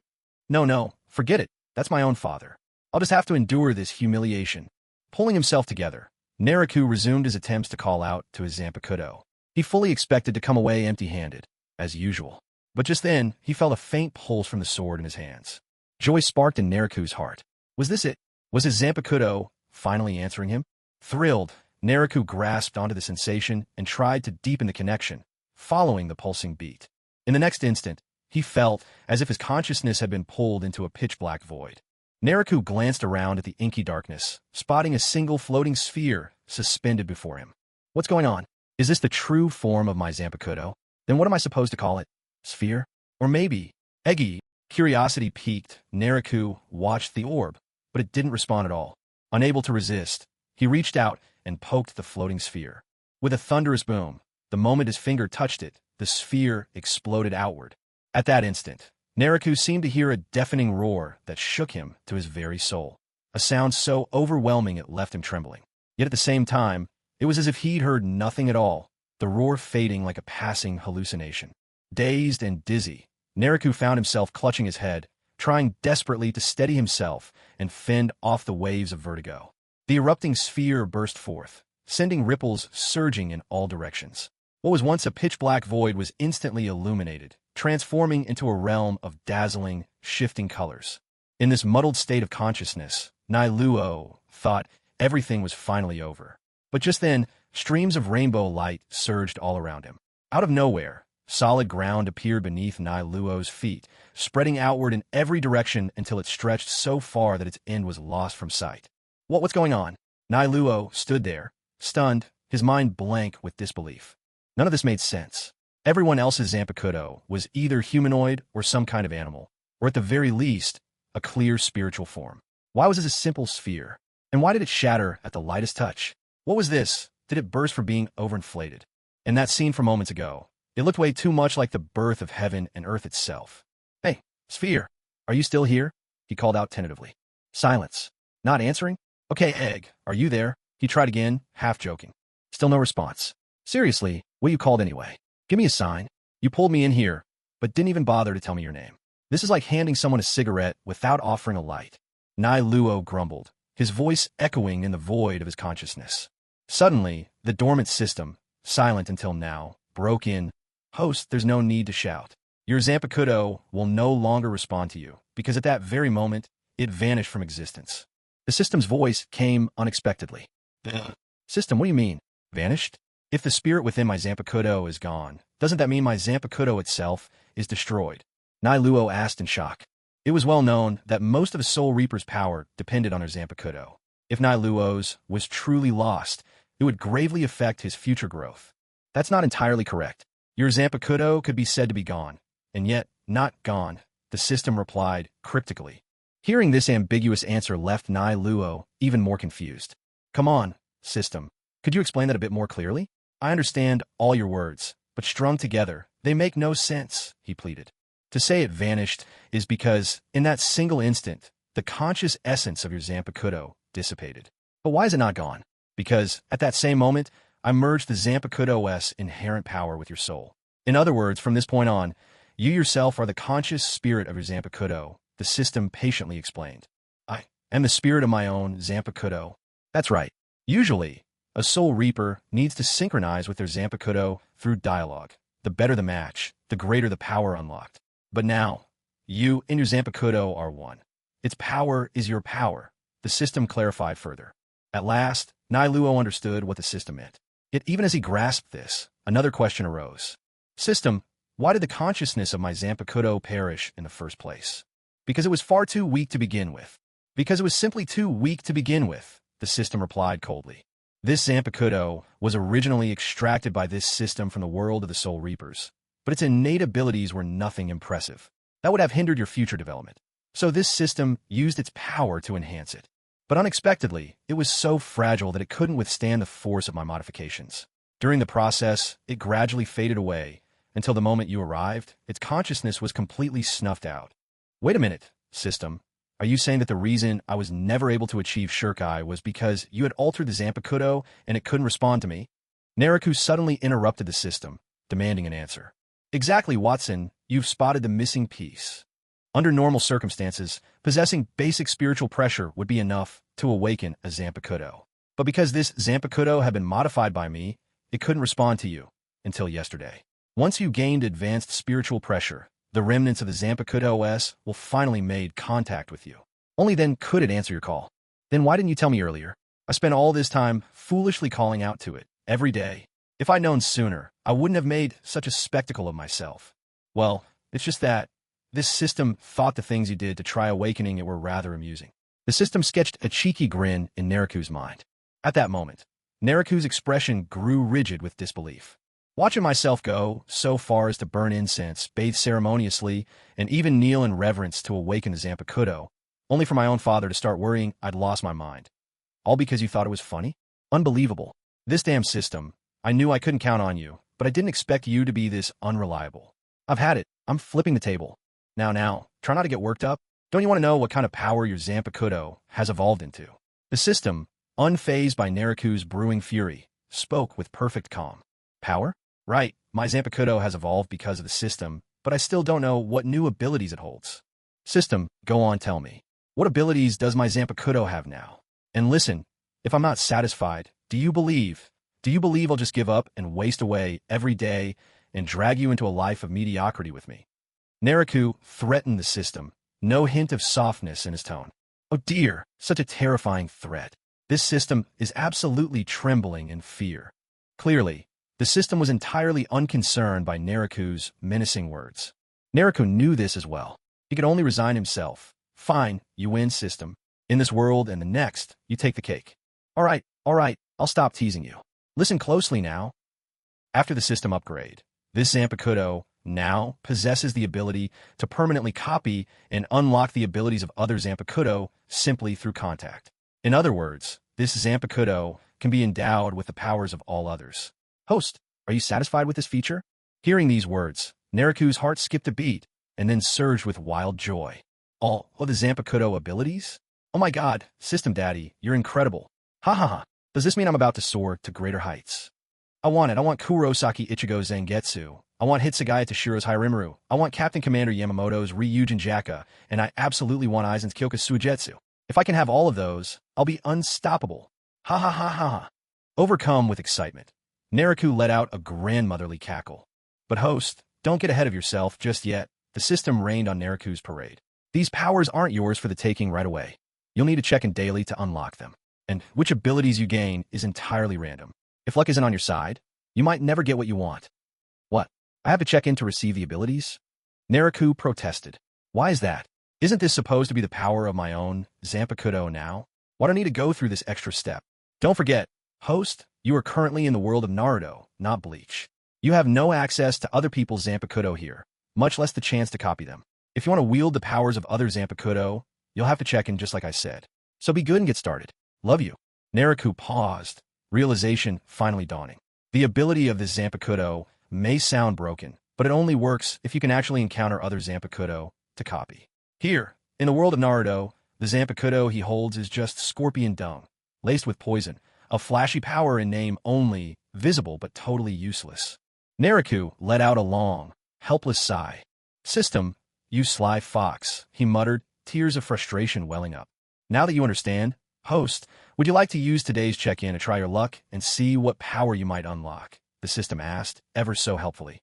Yes, of course. Why wouldn't I? Let's see what my Zanpakudo's maiden check-in can offer me. And system, I'm warning you, don't try any funny business. Nariku replied warily, ever suspicious of the system pulling its usual tricks. Honestly, I never do anything underhanded. If you haven't gotten anything good before, it's just your bad luck. Don't go blaming me. All right, initiating check-in. Ding. Check-in successful. Congratulations, host. You have unlocked the Shurikai ability, Sakanade. This round of check-in is complete. You can check your newly acquired ability after exiting this consciousness space. Keep at it and good luck. Oni FL, what a familiar name. Whose Zanpakudo is that again? For a moment, Nariku couldn't recall, so he hurriedly exited the Zanpakudo's inner world, lifted the blade he'd been holding all along, and started examining it closely. The sword itself hadn't changed at all, even after gaining a new ability. It still looked just like an ordinary katana. Focusing intently, Nariku read over the blade's attributes. Zanpakudo, unnamed, Shurikai, Sakasa food, release command, topple, Sakasa food. Ability, the blade releases a fragrant scent. When enemies inhale it, every direction, up and down, left and right, front and back, appears reversed in their vision, so even the direction of attacks becomes inverted. So that's it. This is that Zanpakudo. The moment he saw the ability, Nariku instantly realized whose power it was. This blade's power originally belonged to Shinji Hirako, the former captain of the 5th Division in the Soul Society. Like the great villain Aizen Sasuke, Shinji wielded a Zanpakudo capable of manipulating his enemy's senses, an ability that was downright terrifying. Just imagine you're fighting an opponent. They clearly see you swinging from the front and instinctively defend. But what if your attack actually lands from behind because everything appears inverted? Your enemy wouldn't even know how they died. Huh, who would have thought that my first reward would be such a formidable Zanpakudo ability? System, I love you. Nariku cheerfully heaped praise on the system. But why does my Zanpakudo still show up as unnamed? System, why is my Zanpakudo still listed as unnamed? Nariku asked, his curiosity getting the best of him. That's because your Zanpakudo has merged with you, host. Its name is yours to choose. Whatever you want to call it, just name it. Even if you'd like to christen it the best pork chopping knife in the world, that's entirely up to you. Nariku was speechless at the system's ridiculous suggestion. Seriously? The best pork chopping knife in the world? A Zanpakudo this powerful, and you wanted to give it such a lousy name? System, you must be joking. What should I name my Zanpakudo? Seated cross-legged, Nariku propped up his chin, lost in thought. How about 1,000 forms? No, that's too plain. He quickly dismissed the idea. Maybe 10,000 transformations? No, that's even worse. Way too corny. He vetoed himself again. So Naruto sat there alone on the hillside, racking his brains with no answer in sight. Suddenly, inspiration struck. That's it. If my blade can gain the power of every Zampakudo, then I'll call it Eclipse. A blade of infinite transformations, able to obliterate all enemies. Brimming with excitement, Naruto leapt to his feet, raised his Zampakudo high, and declared loudly, "From this day forward, your name is Eclipse." Ding! Congratulations, host, for naming your Zampakudo. Naruto opened up his status panel. As expected, the entry for his Zampakudo had changed. Zampakudo, Desolation. The Zampakudo in Naruto's hand seemed almost joyful now that it had a name. It trembled lightly, as if it were celebrating in his grasp. Brimming with excitement, Naruto wanted to try out his Zanpakuto's Shurikai ability, but then he remembered that Reverse Flow's power could only be used against an enemy. Right now, he was alone. There was really nothing for him to test. With a touch of disappointment, he reluctantly set the Zanpakuto aside. Just then, Naruto's ears perked up. He glanced toward a nearby grove of trees. "Oomph. Who's there, sneaking around in the shadows? Show yourself," Naruto called out, his voice icy as he addressed the woods. A flurry of swift movement. Figures sprang from the trees. Their attire was instantly recognizable. The visitors were dressed as Leaf Village shinobi, each one wearing an animal-patterned mask upon his face. Seeing their unmistakable uniforms, Naruto couldn't help but ask with curiosity, "Are you guys from Konoha Zumbu? Does the third Hokage need something from me? That's odd. I just left his place." "Hyuga Naruto, we are Root Shinobi, acting under Lord Danzo's orders." The lead ninja responded coolly. "We've come by his command to escort you. Please come with us." "Oh, Danzo's men, is it?" Naruto's lips curled into a mocking smile. So, word of his promotion to Jonin strength must have reached Danzo. The old schemer was finally getting restless, trying to bring him under control. Sorry, I'm a bit busy. Not really in the mood to meet Danzo. Could you let him know that I'll drop by when I have some spare time?" Naruto waved a dismissive hand, his tone casual as he addressed the Root Shinobi. "Hyuga Naruto, you clearly don't understand your situation. We might say we're here to invite you, but do you really think you get to decide whether you come or not? If you value your well-being, I suggest you just cooperate." The Root Shinobi fixed Naruto with cold, unyielding stares. Hearing this, Naruto arched an eyebrow. "Oh, what? Are you planning to get rough if I refuse? For the record, I answer to the Hokage, not Danzo. He can't order me around. Besides, the Hokage himself never pulls these strong-arm tactics. Danzo must really fancy himself as some big deal. What's next? Planning a coup?" Had this been just yesterday, Naruto might have swallowed his pride and kept his head down in the face of Danzo's men. After all, his strength was limited, and discretion was the better part of valor. But last night, Naruto had successfully awakened advanced spiritual pressure, securing the strength of a Jonin. Today, he had attained his Zanpakuto's Shurikai and gained the terrifying Reverse Flow ability. Now, confidence surged through him. No longer was he afraid to stand tall. "Looks like you're refusing the offer of a drink and demanding punishment instead. Do you really think that just because you're a Jonin, you could defy Lord Danzo's orders? A Jonin at 10 years old is certainly a prodigy, but in the end, you're still just a kid. There are plenty of geniuses who burn out too soon. Today, you'll learn that not all Jonin are created equal." Seeing Naruto's unwillingness to cooperate, several of the Root Shinobi grew visibly irritated. They decided it was time to teach Naruto a lesson, beat some respect into him, and then drag him back. As expected, the dogs always follow the example of their master. "Since you want to fight, I'll use you to test out my new Shurikai." Naruto felt rather pleased inside. He'd been looking for someone to experiment on, to try out his newly acquired Shurikai, and here his test subject had shown up on their own. The Root Shinobi quickly readied themselves for battle. Some drew their shuriken, while others stepped back and formed hand signs, preparing to unleash their jutsu at a moment's notice. Their seamless cooperation and battle experience were obvious at a glance. Surrounded by their attack, Naruto remained perfectly calm.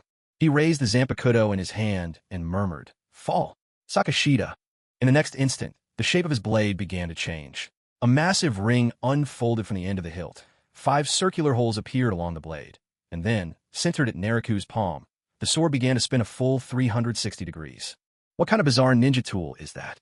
The Root Shinobi stared at the transformation, surprise and suspicion flickering in their eyes. "Parlor tricks. Altogether, let's finish him." The squad leader snapped coldly and gave the order. Before his words had even faded, he lunged at Naruto to launch the attack. Naruto slipped nimbly out of the way, his spinning blade still in motion. He had always been fast. Now, with his advanced Shuinpa, even more so, his speed was overwhelming, surpassing what he'd achieved before. It's worth noting that even Uchiha Itachi, a devoted admirer of Shursui, had once admitted that Naruto's speed rivaled Shursui's. That alone was a testament to Naruto's frightening agility. Within the onslaught from the Root shinobi, Naruto ducked and weaved with casual grace, dodging every attack effortlessly and emerging untouched. Oomph. You arrogant brat. Weren't you so bold a moment ago? What's the matter? Are you only good for running away? Failing to even graze Naruto's clothing after several exchanges, the Root shinobi grew increasingly frustrated. The leader lashed out with a mocking sneer. Tisk, and you call yourselves shinobi? Haven't you noticed a certain scent? Naruto dismissed the taunt, chuckling lightly. A scent? Wait, when did that smell appear? Prompted by Naruto's words, the group suddenly understood. They quickly tried to hold their breath. It's already too late. It's already too late.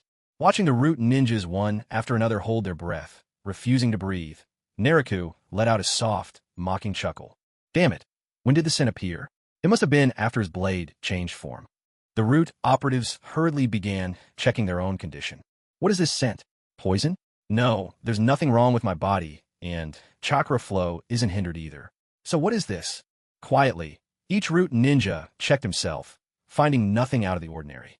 Naruto stood off to the side, making no move to attack, merely regarding them with an inscrutable smile. Brat, I think you're just bluffing. Whatever you've done, it can't save you. Come along quietly and spare yourself the trouble. Oh, if you want to believe I'm bluffing, so be it. Now, then, who should I start with? Naruto faced the Root operatives with calm indifference. Even before releasing his Zampakudo, he felt confident that he could defeat them. Now, after unleashing his blade, these Root agents seemed to him nothing more than lambs waiting for the slaughter. His eyes settled on a Root ninja about to weave a hand sign for a jutsu. Let's start with you, shall we? The Root agent who had drawn Naruto's gaze felt a jolt of dread. He rapidly formed hand signs and was the first to attack, launching a blazing fireball jutsu at Naruto. In a single flash, Naruto sidestepped the attack and then surged toward the Root ninja. So swift was his movement that the others had no time to react, only managing to shout a warning. Watch out! Dodge now! Seeing Naruto bearing down on him with sword in hand, the targeted Root ninja knew escape was impossible. He hastily drew a kunai to parry the blow coming straight for him. As Naruto's blade arced closer and closer, the Root operative raised his kunai to meet it, his heart filled with one conviction. I can block it! But in the very next instant, the world seemed to spin on its axis. He found himself gazing at a headless body standing where he'd been, blood spurting from the neck without ceasing. This body feels so familiar, was the last thought he had as life slipped away. How could this happen? You should have blocked it. Why did it turn out like this? The other Root operatives stared in utter disbelief at the scene before them. From where they stood, it was clear that their fallen comrade's kunai had intercepted Naruto's blade. Yet with a single step, Naruto had swept past him. Then, just like that, their teammate's head had been severed. It made no sense to them at all. That's one down. Next, who's volunteering? Naruto turned, gazing over the remaining ninjas. A nervous gulp was heard among the Root agents, unable to hold back their dread under Naruto's stare. No volunteers. Seems I'll just have to pick again myself. With his blade outstretched, Naruto pointed casually at the trembling Root operatives. Be careful, he's incredibly fast. Everyone, form a circle.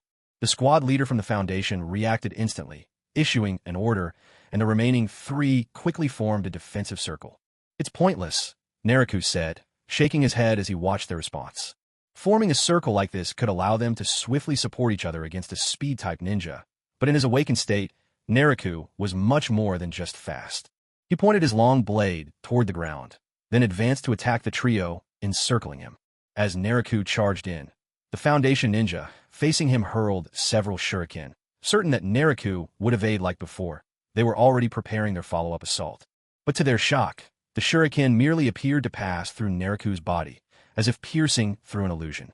A moment later, a piercing scream tore through the air. Naruto had somehow appeared before the teammate who had been behind the thrower, and, with a swift diagonal slash of his blade, cut his comrade down in one brutal motion. What? What just happened? Are we caught in a jinjutsu? The survivors were shaken to their core, gripped by terror. Just like before, Naruto had clearly attacked from the front. Their eyes had followed his every move, and they had reacted, but somehow their teammate was killed through inexplicable means. If unseen attacks provoke fear, then attacks that are seen but remain untouchable drive a person to the brink of madness. Convinced they'd fallen under a Jinjutsu, the two remaining Foundation members desperately disrupted their own chakra flows, hoping to break free from the illusion. But their efforts were futile. After all, Naruto's power didn't target chakra at all. Instead, it affected the pathways of visual perception itself. Unless they closed their eyes and relied on other senses, breaking free would only hasten their deaths. Still believing they had lifted the illusion, the two stood back to back in a defensive stance. Well, switching to defense now. Just a minute ago, you were telling me that even among Jonin, strength varies, that by your logic, you're the stronger of us. So why is it you're cowering against a weaker Jonin like me, unwilling to make a move? Naruto sneered at the fear etched across their faces. Damn it, Hyuga Naruto, if you dare kill us, aren't you afraid Lord Danzo will come after you? Realizing defeat was near, the squad leader blurted out Danzo's name, hoping it would give Naruto pause. Don't try to scare me with Shimura Danzo. That old schemer. If he'd just cower quietly in some dark corner, I could get along just fine with him. But if he dares come after me, well, we'll see which is sharper, my blade or his neck. Naruto dismissed their attempt without the slightest concern. Are you kidding? Right now, I'm overflowing with confidence. Just one Shimura Danzo, nothing to be afraid of. All right, you two should hurry on your way as well. Your companions are still waiting for you on the road to the afterlife. Damn it, we have to escape. Hyuga Naruto's ability is just too bizarre. We must report to Lord Danzo. If we can't bring him under control, we have to take him out as soon as possible. Otherwise, he'll definitely become a dangerous enemy for Lord Danzo in the future. The Root Ninja captain made up his mind. Earth-style, swamp of the underworld. One of the Root shinobi unleashed a jutsu, turning the ground around them into a sprawling swamp. That way, Naruto wouldn't be able to get close for a direct attack. Oh, you really think a little trick like this can keep me away? How naive. In the blink of an eye, Naruto used his swift movement technique and suddenly stood suspended in midair. What? How can this be? How are you standing in the air with nothing to support you? What sort of jutsu is this? Clearly, the sight of Naruto standing effortlessly in the empty air shattered their view of what was possible. After all, in the shinobi world, other than the third Sasuke from the land of Earth, whose dust release was famous for granting flight, there were no other jutsu known to let someone stand in midair without any support. Naruto hovered above, coolly regarding the Root ninja below. The swamp meant to block Naruto's close-range attacks no longer had any use.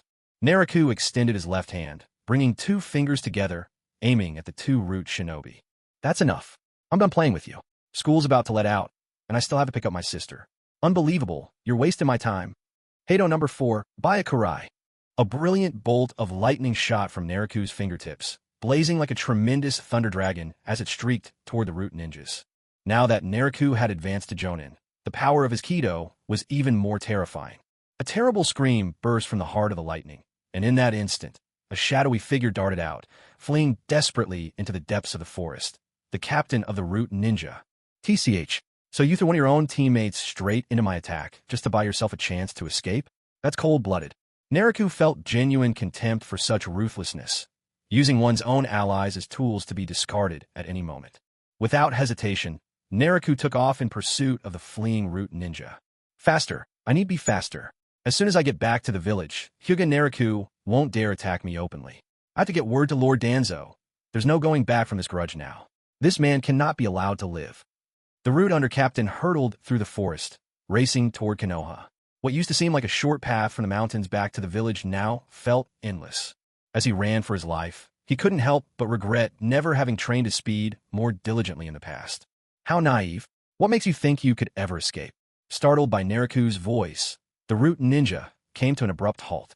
Somehow, Naruto had already appeared in front of him, leaning casually against a tree trunk with a relaxed smile, completely blocking his path. Damn it, is there really no way out? How can he move this fast? If that's the case, then I'll just have to fight to the bitter end. Despair etched across his face. The Root ninja stared at Naruto, who stood firmly in his way. Though I find it distasteful that you treat your comrades as mere tools, I have to admit, at death's door, rather than begging for mercy, you still choose to fight on as a true shinobi. At least you managed to keep the last vestige of a ninja's honor. So let me give you the death of a true warrior. Naruto regarded the Root ninja's final resolve with some measure of respect. But in the end, they stood on opposite sides. An enemy was an enemy, and Naruto had no intention of holding back. Naruto swung his long blade down at the Root ninja. This time, learning from past mistakes, the Root ninja didn't try to block the strike, but quickly leapt back to dodge. However, a blade burst straight through his chest, cold and merciless. Ow! The illusion should have already been dispelled, whispered the Root ninja, barely clinging to consciousness. It's pointless, you know. That method your group uses to break illusions, it doesn't work on me. Why? I won't tell you. You've got the whole journey to the underworld to figure it out for yourself. Naruto murmured in his ear. Then, with a twist of his wrist, the blade shattered the ninja's heart. Blood gushed from his mouth as he collapsed, eyes wide open with bitter regret. Naruto rose, hoisting up the body. He returned to the small hilltop and tossed the 4 corpses together. You were the ones who struck at me first. Your deaths are your own doing. Well then, dust to dust, ashes to ashes. Let me send you on your final journey. Way of Destruction number 54, Abolishing Flame. A circular disc of flame blossomed from Naruto's fingertips, descending upon the pile of bodies. The moment fire touched flesh, it roared to life, swiftly consuming the remains until nothing but blackened earth was left behind. Not even ashes remained. A swift and thorough end, death dealt, the evidence erased. Ah, look at that. It's almost dark already. Seriously, you all wasted so much of my time. Little Hinata is still waiting for me to pick her up from school. She must be getting anxious by now. Naruto glanced up at the sky. The sun was on the verge of setting, its final rays fading away. School was surely over by now. At the entrance of the Ninja Academy, Naruto finally arrived, rushing all the way. There were still a few parents lingering by the gate, each collecting their child. Ah, luckily I'm not too late. Where's Hinata? Naruto stood at the gate, scanning the crowd for any sign of her. Oh, there she is. Hinata, I'm here. Let's get you home. Naruto waved and called out to Hinata, who was sitting quietly under the eaves. As soon as she heard Naruto's voice, Hinata's face lit up with joy, and she ran happily toward him. Big brother, you're late, she pouted slightly, a trace of displeasure showing on her delicate face. I'm so sorry. I lost track of time because I was busy with training. My fault, really. Tell me, Hinata, what would you like to eat? I'll take you out for something delicious. Seeing his little sister's unhappiness, Naruto wiped the sweat from his brow and apologized earnestly to Hinata. With a chuckle, Hinata suddenly grinned and said, Oh, I wasn't really upset. You worked so hard at your training. How could I be so unreasonable as to blame you? Big brother. Naruto smiled with relief and gently patted Hinata on the head. My, Hinata, you're becoming more and more considerate. Just then, Naruto's gaze drifted to the swings on the playground, where Naruto sat by himself. Naruto, what are you doing sitting there alone? Come on, I'll treat you to some ramen. Afterward, I'll walk you home. Naruto, who had been sitting all by himself on the swing, feeling sad as he watched his classmates get picked up by their parents, glanced up in surprise at Naruto's voice. Ah, Nahaku, you're back. Instantly, energy seemed to surge back into Naruto's spirit. He leapt off the swing and dashed straight over to Naruto. Naruto, you're finally back. Really, you were gone a whole month? I miss you so much. Naruto barreled into Naruto with a bear hug, grumbling good-naturedly as he held on. Naruto laughed. All right, Naruto. It's only been a month, but you've grown taller again. Looks like you've been remembering to eat on time, just like you should. Naruto knew just how much Naruto could eat. The allowance he got from the village each month was nowhere near enough to fill his belly. That's why, every time before leaving on a trip, Naruto would make up all kinds of excuses to slip Naruto some extra living expenses, just to make sure he didn't go hungry. At first, Naruto stubbornly refused the money, until Naruto told him that if he didn't accept, he could stop calling him Big Brother and treat him like a stranger from then on. Only then did Naruto agree and begin accepting Naruto's help. With Naruto looking out for him, Naruto's life slowly got better, and he no longer had to go hungry every other day as in the original story. Naruto, how long are you staying this time? You're not leaving again in a day or two, are you? Naruto asked, while Hinata looked up at Naruto as well, clearly wanting to know the answer. Don't worry, this time I'll be around for at least 10 days, maybe half a month. I'll have plenty of time to spend with you both. Naruto did a quick calculation. The Jonin exams were in 10 days, and he would have to take a break for several days afterward. No matter how he looked at it, he could stay for at least a couple of weeks this time. Yes, that's wonderful. Naruto jumped for joy on the spot, while a smile blossomed on Hinata's face as well. Come on, let's go. I'm taking you both to Ichiraka Ramen. All right, let's get going. The third Hokage granted Naruto 10 days to prepare for the upcoming exam. During these days, Naruto spent his time training and keeping Hinata, Hanabi, and Naruto company. Before anyone realized it, the 10 days passed in the blink of an eye. On the morning of the assessment, a team from the Umbu arrived early to inform Naruto of the location for the Jonin exam. The Central Tower of the Forest of Death. The Central Tower in the Forest of Death? Isn't that the same place where the Chunin exams will be held 4 years from now? Naruto mused to himself. Naruto, don't feel pressured. Just do your best, and everything will be fine. Hayashi Hyuga stood nearby, showering Naruto with persistent words of encouragement. Ever since Hayashi learned 10 days ago that Naruto had reached Jonin-level strength and was about to take the Jonin exam, he had been absolutely thrilled. What a thing. I'm already this age, and I'm still only an elite Jonin, while my son has already reached Jonin level at just 10 years old. I'll finally have something to brag about when I see my old friends. A 10-year-old Jonin in the Leaf, a genius ninja of Konoha. That's my son. Hayashi could already picture himself boasting in front of his friends, their faces awash with envy, and he couldn't help but break into an unabashedly proud grin. Oh, come on. I've heard this from you more times than I can count already. Don't worry, I'm not nervous at all. I'll get there early, finish up, and be home before you know it. Clearly, Naruto didn't take the assessment too seriously. You rascal, honestly. Naruto ignored his father's complaints and instead brought up his own status screen for a quick review. Host, Hyuga Naruto. Level, Advanced Spiritual Pressure, Jonin. Abilities, Byakugan Advanced, Gentle Fist, Master, 8 trigrams 64 palms, Master, Rotation, Master, 8 trigrams Vacuum Palm, Master, Destructive Path, Series 1-60, Binding Path, Series 1-60, Intermediate Healing Path, Advanced Shumpa. Item, Zampakudo, Oblivion, Shurikai Ability, Reversal. The Hyuga clan is renowned for their taijutsu, and every member hones their Gentle Fist technique. After 8 years of diligent training, although Naruto hadn't gained any other jutsu, he had pushed every aspect of the clan's martial arts to their highest level. It's no exaggeration to say that, by now, Naruto was the strongest of the Hyuga. With his current mastery of taijutsu, combined with advanced Shuinpa speed and the enigmatic skill reversal, Naruto could confidently say, when facing ordinary Jonin, come at me. 10 at once if you dare. The Central Tower of the Forest of Death. Naruto stood at the center of a clearing on the ground floor. On the second floor stood the third Hokage, Kohyudatane, and Hamura Midokado. The entire upper echelon of Konoha had come to witness the assessment. Standing nearby were the heads of the other major clans of Konoha, the Inoshikacho Trio, the Inuzuka clan, and the Aburame clan. All the clan leaders had gathered. Among them was none other than his own father, the head of the Hyuga clan. All of them were here today to oversee Nai Luo's Jonin examination. The third Hokage cleared his throat, his gaze sweeping across the assembly. Now that everyone has arrived, we can begin the Jonin assessment of Hyuga Nai Luo. In light of Nai Luo's mission record over the past 5 years, as well as his outstanding performance on each assignment, whether in adaptability or leadership, the senior officials of the village have conferred and decided. This year's test will consist of a single task, a real combat trial. For this evaluation, 2 Jonin will serve as examiners. If Nai Luo can hold out against both for the time it takes a single incense stick to burn, he will be considered to have passed.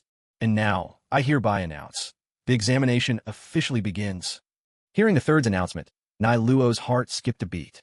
2 Jonin at once. Who would they send? Jonin themselves ranged greatly in strength. At the bottom were the special Jonin, above them the regular Jonin, and at the top the elite Jonin. Nai Luo knew his current abilities. A handful of special Jonin wouldn't be a threat, and even 1 or 2 regular Jonin didn't worry him in the slightest. Only the elite Jonin posed any real danger. Suddenly, with barely a sound, 2 figures appeared before Nai Luo. They both wore Konoha's trademark green vests. One was tall, with a bowl-cut crown of black hair and bushy black eyebrows. The other had a shock of spiky white hair, a black mask covering his lower face, and an angled forehead protector concealing his left eye. It's Might Guy and Kakashi Hatake. At the sight of his opponents, Nai Luo's eyes narrowed. The third hadn't gone easy on him. Right from the start, he was up against 2 of Konoha's living legends. Kakashi, famed as the copy ninja for the Sharingan in his left eye, and Guy, whose mastery of the 8 gates once nearly decided the fate of the world with a single kick. Either one would be a formidable match. Together, they were overwhelming.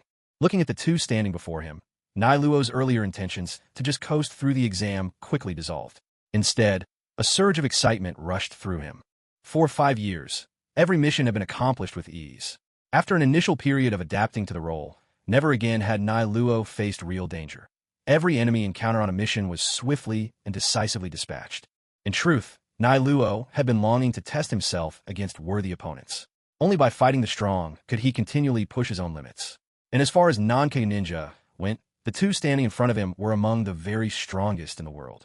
I didn't expect that my opponents today would be the two of you, Might Guy, the #1 taijutsu master in the Leaf Village, and Kakashi, the copy ninja. Naruto greeted the two men standing before him. Hey there, Naruto. Long time no see. I never imagined we'd cross paths like this. What an honor to have such strength at your age and already be at Jonin level. You truly deserve the title of genius, just like Kakashi here. Maybe this is what youth is all about. Before Kakashi could speak, Guy clenched his fists tightly, swept up in his own passion. Hyuga Naruto, is it? It's my privilege to spar with you today. Let's see what you're capable of, but don't take this Jonin exam lightly.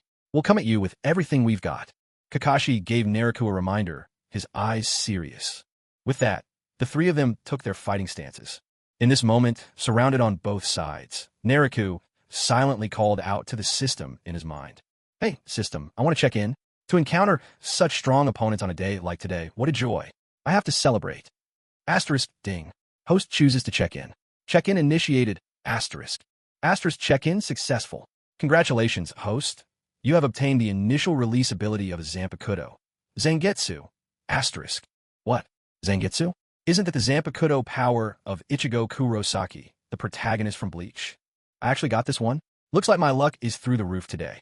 Gazing at his newly acquired Zampakudo ability, a satisfied smile played on the corners of Naruto's lips. Suddenly, with the soft whirring of weapons slicing through the air, Kakashi made the first move, shuriken hurtling straight at Naruto. Reacting instantly, Naruto twisted aside, dodging the flying blades. Before he could find his footing, Guy was already upon him. A powerful kick swung his way. Naruto threw up both arms to block. Caught mid-air, Naruto couldn't find leverage. Guy's kick sent him flying backwards, scraping deep grooves into the earth as he came to a halt. It was only a probing attack, both sides pulling back after that single exchange. Naruto rubbed his tingling arms and thought, good grief, if anyone else had taken that kick from Guy, their arms would have been broken on the spot. Impressive, kid. You got some real toughness. Unbeknownst to Naruto, Guy was equally surprised. Even without opening the 8 gates, that kick was far from ordinary. Few could take it and stand unscathed. This is the spirit of youth. My blood is burning. Today, I'll see for myself which is stronger, my iron fists or the gentle fist of the Hyuga clan. Leaf Hurricane. With fiery enthusiasm, Guy pressed the attack. Perfect. I've always wanted to find out myself. Gentle fist. Naruto called upon the secret technique of the Hyuga, moving with deceptive slowness as he countered Guy blow for blow. In an instant, figures darted across the field as both sides exchanged dozens of quick blows. Meanwhile, Kakashi stood off to the side, his headband already lifted, exposing his left eye, a crimson Sharingan, intently tracking the movements of the two fighters. A sudden crash echoed through the space. After another intense clash, Nai Luo and Guy sprang apart at once. Fire style, Grand Fireball Jutsu. But before Nai Luo could even catch his breath, Kakashi, who had been lying in wait, unleashed another jutsu without hesitation. TCH, what a nuisance. Heido number 31, Red Roar Cannon. Unfazed by Kakashi's interference, Nai Luo retaliated with a powerful Heido spell, flinging it straight at his opponent. Another explosive boom resonated. The fire-style ninjutsu and fire elemental Heido collided mid-air, unleashing a torrent of energy with a deafening roar. The entire central tower trembled from the force. Shards of tile even tumbled down from the ceiling. Nai Luo sensed that if this kept up, the whole structure might not hold much longer. Those watching from the second floor couldn't help but furrow their brows, clearly shocked by the sheer destructive force these two displayed. It was far beyond what they had anticipated. The third Hokage let out a sigh. Too hasty. I should have known better than to let them fight inside the tower. If things get broken, the repairs will be exceedingly expensive. A and BU seal them off with a barrier. As the third finished his command, 4 A and BU operatives appeared inside the tower, positioning themselves at the 4 corners in a square formation. Barrier, square formation seal. Forming hand seals in unison, the 4 shouted the command. At once, a glowing barrier shimmered into view, enclosing the entire space within the tower. The third Hokage nodded in satisfaction, stroking his beard as he remarked, "Yes, this should do the trick." Down below, the three fighters barely spared a glance at the barrier encircling them before quickly losing interest and resuming their battle. At this point, only a third of the time it takes an incense stick to burn had passed since the fight began. Oh, Nailuo, you truly are strong. Even at my normal level, I can't get the better of you. Now, I'll have to go all out. Brace yourself. Seeing that his attacks were ineffective, Guy couldn't help but grin, tilting up the corners of his mouth as he flashed a wide, challenging smile at Nailuo. Is he about to open the 8 gates? Nailuo's heart skipped a beat, his expression turning grave. After all, according to the original story, Guy's power with the 8 gates unleashed could deal damage on par with the Sage of 6 Paths, though the drawback was that he could only maintain it for a brief time. Granted, this was just an exam, so going all the way to 8 gates would be overkill. But even opening just a few gates would make him terrifyingly strong, easily enough to rival most Kage in combat. Nailuo couldn't help but grumble inwardly. This is merely a Jonin exam, and you're considering going 8 gates on me? Aren't you overestimating me a bit? Then again, Nailuo was probably just overthinking things. Just as he had thought, a Jonin exam wouldn't be enough for Guy to open all 8 gates against him. That would clearly be overkill and well beyond the limits of a typical Jonin's capabilities. Guy stood motionless and began to shed the weighted gear he wore. First his hands, then his legs, and finally the Konoha vest draped over his body. All these weights were methodically removed and casually tossed behind him. A thunderous crash erupted as the weights hit the ground, sending up clouds of dust, the booming sound echoing like a meteorite colliding with the earth. Witnessing this dramatic scene, even though Naruto knew what to expect, he couldn't help but click his tongue in awe. That pile must weigh nearly 1,000 pounds, right? Truly, Konoha's blue beast was no empty title. This hardly seemed human. Guy-senpai, may I ask you a question? Of course, young Naruto. Anything you're curious about, just ask. I'll answer everything. Ahem, it's nothing important. I just wonder with all those weights, how do you eat and use the bathroom? Wouldn't the chair or toilet simply collapse under you? At this, Guy leaned in and whispered conspiratorially, let me tell you a little secret. It might look like I'm sitting, but I'm actually always in a horse stance instead. That way, even while eating or using the restroom, I'm still training. Ha ha ha. He ended his explanation with a wide smile, flashing his dazzling teeth at Naruto. Oh, that's just like you, the blue beast of Konoha. Your diligence is truly inspiring, a role model for all of us young people. As the two conversed, whether it was Kakashi on the battlefield or the Konoha elders and noble clan heads watching from above, everyone was left speechless, black lines appearing on their foreheads. What was meant to be a serious Jonin exam suddenly felt completely derailed by their casual banter. These two, water-style, water dragon jutsu. Unable to take it any longer, Kakashi abruptly launched a water dragon attack, cutting off their ridiculous exchange. Naruto dodged Kakashi's surprise assault in a flash, vanishing with a swift step. Kakashi, hold off for now. Let me fight with young Naruto to my heart's content. Take this. Konoha Whirlwind. Seeing Guy launch a blindingly fast assault on Naruto, Kakashi reluctantly backed off from his own attack. Now unfettered by weights, Guy moved with such blinding speed it defied even the keenest of eyes. If Naruto hadn't specialized in speed himself and trained for so long, he could never have tracked Guy's movement at all. As Guy's twin kicks came at him like a raging tempest, Naruto met the onslaught head-on, both fists in motion, soft fists imbued with chakra wrapping his hands. A ripple of spiritual pressure blocked Guy's fierce attacks. Up in the stands, watching Nailuo hold his own against Guy with ease, the third Hokage turned to Hayashi Hyuga and said, Head of the Hyuga clan, your son's mastery of gentle fist is truly impressive. It seems he has inherited your skills in their entirety. Hayashi Hyuga responded with a modest smile, saying, You're too kind.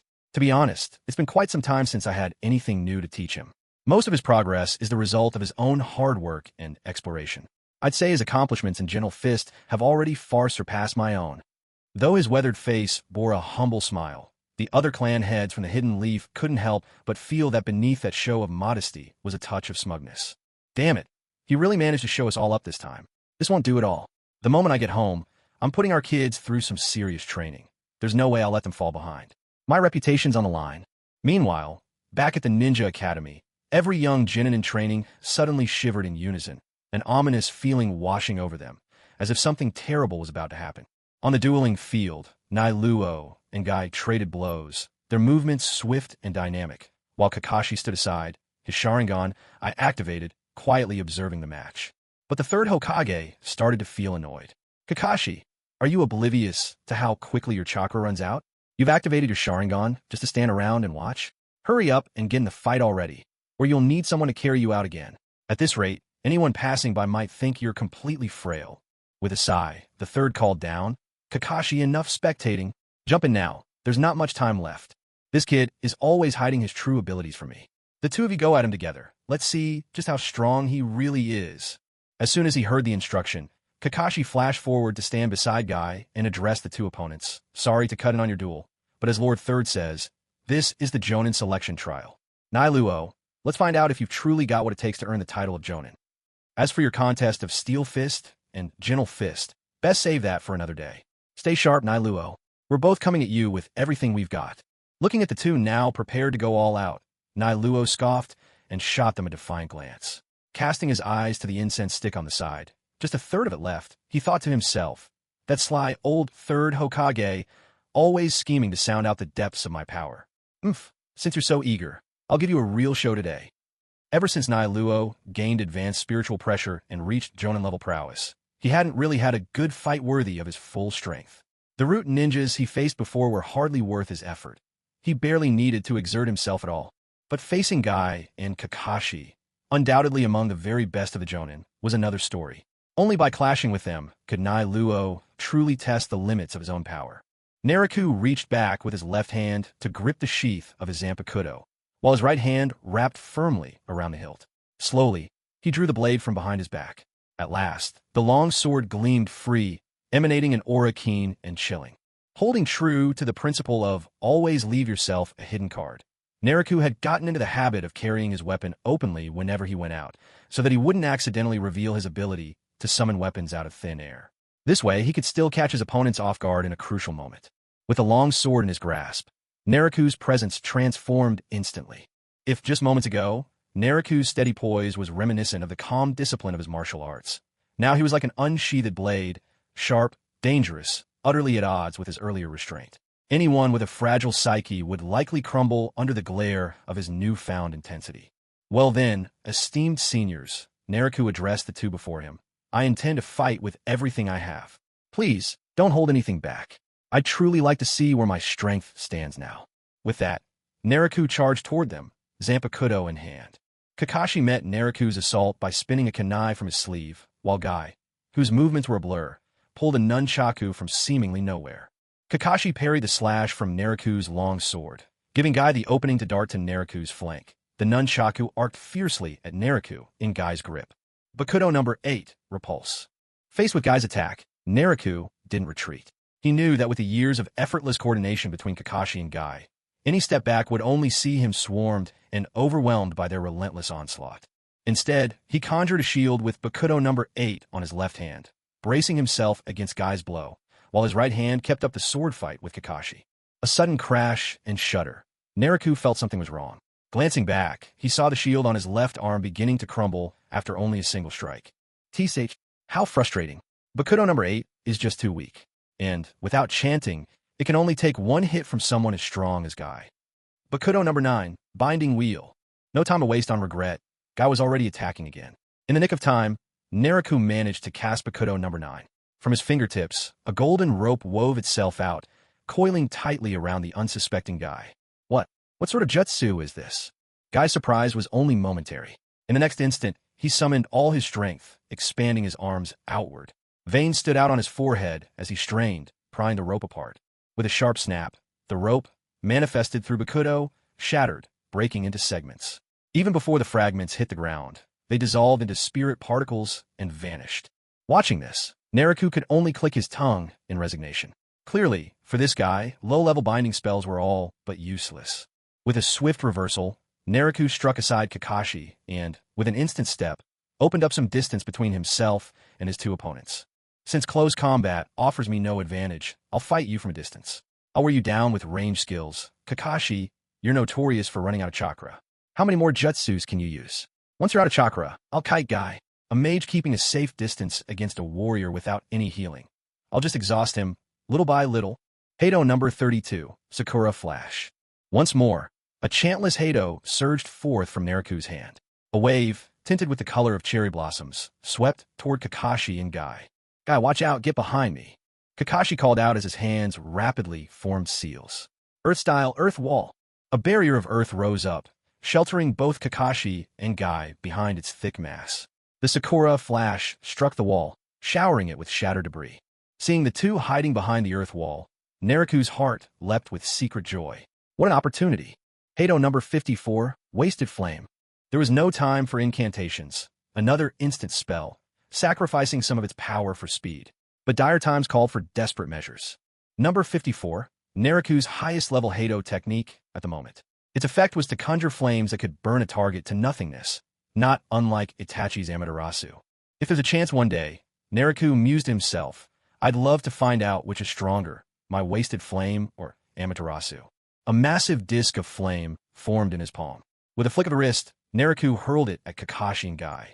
The fireball swelled as it flew, crashing down onto the earth barrier. The two behind the wall had just begun to peer out, only to see the oncoming inferno, and quickly ducked back. But instead of exploding, the fire spread across the wall's surface like liquid, clinging to it, and then before their very eyes, the earth wall began to melt away at a visible pace. Kakashi, what is this fire? Why is it so strange? Guy called to Kakashi, confused. I have no idea. This is the first time I've seen flames like this. But whatever you do, don't let it touch you. This is bad, get back. Before Kakashi could finish, the wall before him crumbled under the relentless assault of the flames, sending burning debris flying in all directions. The two men leapt away just in time. Now's my chance. Guy-senpai, you let your guard down. Nariku's voice rang out from right behind Guy. Startled by the sound behind him, Guy spun even as he was retreating, swinging his right arm back on reflex. There was the sharp crack of a blow landing. As expected of an elite jonin from Konoha, years of battle have honed his instincts. His reflexive counterattack knocked aside Nariku's airborne slash just in time. But that was all he could manage. After clashing with the Zampakudo, the nunchaku splintered and snapped in two. On the other side, Kakashi saw a guy ambushed by Nariku and tried to rush to his aid, but Nariku was determined not to let this rare moment of separation slip away. White Shroud. A murky brilliance surged from Nariku, swiftly enveloping both Guy and Kakashi. Bathed in this light, the two paused mid-motion as a wave of drowsiness washed over their senses. Such is the power of the White Shroud. Neither a binding spell nor a destructive one, but a merger of both, unclassified, without a designated number. Its effect, to briefly stun those trapped within the clouded glow, plunging them into sudden sleep. Against a human opponent, it's like being hit with a flashbang, disorienting and oppressive. Yet, a spell without a formal number can hardly restrain elite jonin for long. Guy and Kakashi only faltered for an instant before conquering the haze with their formidable willpower and snapping back to focus. But a single heartbeat was all Nariku needed. This fleeting window was exactly what he'd gambled for. Bakudo 30, Triple Moth Thrust. Once again, he cast a binding spell without incantation. 3 massive, beak-shaped beams of light formed before Nariku, and then shot forth, skewering Guy's wrists and waist. The attack pinned him to the ground, holding him fast. Nariku vanished in a blur, reappearing at Guy's side. He pressed his long blade to Guy's throat, baring his teeth in a grin as he called out to Kakashi, "One down. Now it's just a duel between me and Kakashi-senpai." This chain of moves left the onlookers upstairs utterly speechless. The original test was simple: survive a single incense stick's time against 2 jonin. Yet here, Nariku had flipped the script, keeping both pressured, and now he had immobilized one. Guy was nailed to the earth, unable to move. Unbelievable. Absolutely unbelievable. Are young people nowadays all this incredible? How are us old-timers supposed to keep up? Meanwhile, Hayashi Hyuga wore a beaming, satisfied smile, pride written plainly across his features as he glanced at the heads of the village's noble families. Everyone could read his expression without a word. That's my son, my own son. Damn it, outsmarted again. No choice, the training plan we made for that kid. Scrap it. He needs an even stricter regimen. Back at the academy, the rookie 9 shivered in unison, a chill running down their spines, an ominous unease settling over them, this time stronger than ever before. Kai, who had just come to his senses after that dizzy spell, blinked in disbelief. He gazed at his hands and waist, pinned down, and at the long blade holding fast against his neck. So, I've lost. Just like that. Taken down by a boy who's barely 10, participating in the Jonin exam? What happened to my pride as the blue beast of Konoha? For a moment, Kai felt his entire worldview shake. Forgive me, Senior Kai. Sensing Kai's embarrassment, Nariku offered a polite apology, his tone filled with sincerity. But Kai, still pinned to the ground, managed just a rueful smile. Naruto, my young friend, you're impressive. Keep it up. But listen, don't let yourself lose to that Kakashi fellow now. If you win against me and then lose to him, you know he'll never let me live it down. Naruto sheathed his blade and straightened up. With a respectful nod, he replied, Don't worry, Senior Kai. I'll do my best. Off to the side, Kakashi watched Naruto rise and Kai lying pinned to the earth. He could only shake his head, a wry smile tugging at his lips. We underestimated him. I thought he was just a promising newcomer barely at Jonin level. But it turns out he has already surpassed most of the veterans. Things really haven't gone as planned. From the corner of his eye, Kakashi caught sight of the incense stick planted in the ground. Only a thin stub remained, nearly burnt out. Well then, Naruto, let's settle this with a single move. I'll use my most powerful, original jutsu. If you can withstand it, you'll have passed the test. Still sprawled on the ground, Kai couldn't help but exclaim, startled, Hey now, Kakashi. You're not really going to use that, are you? Isn't that a bit much? Kakashi only replied with a calm shake of his head. Kai, given what's happened, do you still see Naruto as a newcomer? In terms of strength, he's already our equal. Stunned into silence, Kai had nothing left to say. After all, being pinned to the ground was proof enough. His most powerful original jutsu. Is it Chidori? Naruto wondered himself. If that's the case, I'll bring out my strongest move as well. Senior Kakashi, please be careful. This is my latest creation. Even I'm not sure how powerful it is yet. Oh, an original jutsu of your own? In that case, let's see whose technique prevails, Chidori. Kakashi's voice was low and tense. He gripped his left wrist with his right hand, and from the palm of his right, blue lightning flared and formed into a glowing, whirling sphere.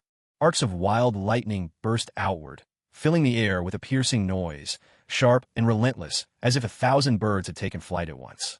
In that electrifying moment, Naruto caught the distinctive sharp tang of ozone, the scent of air split open by pure electricity. So this is Chidori? Watching Kakashi's ninjutsu, Naruto licked his lips with excitement, the thrill that comes only from facing a worthy opponent. Well then, now it's my turn. Zangetsu.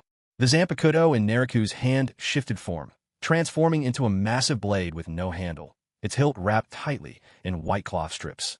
Its overall appearance resembled a giant, oversized cleaver. Spiritual pressure surged through Naruto's entire body, converging into his sword. As more and more energy gathered, a glowing white aura began to radiate from the blade.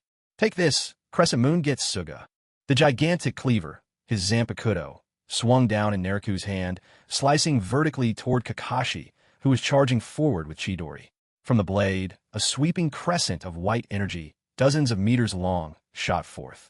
Releasing this devastating attack, Naruto's knees buckled beneath him. He almost collapsed to the ground. Wow, this Getsuga Tensho really drains my energy, Naruto muttered with a wry smile, shaking his head. Kakashi, holding his Chidori, met the oncoming force head-on. The instant their attacks collided, Kakashi knew something was wrong. He couldn't possibly withstand Naruto's move.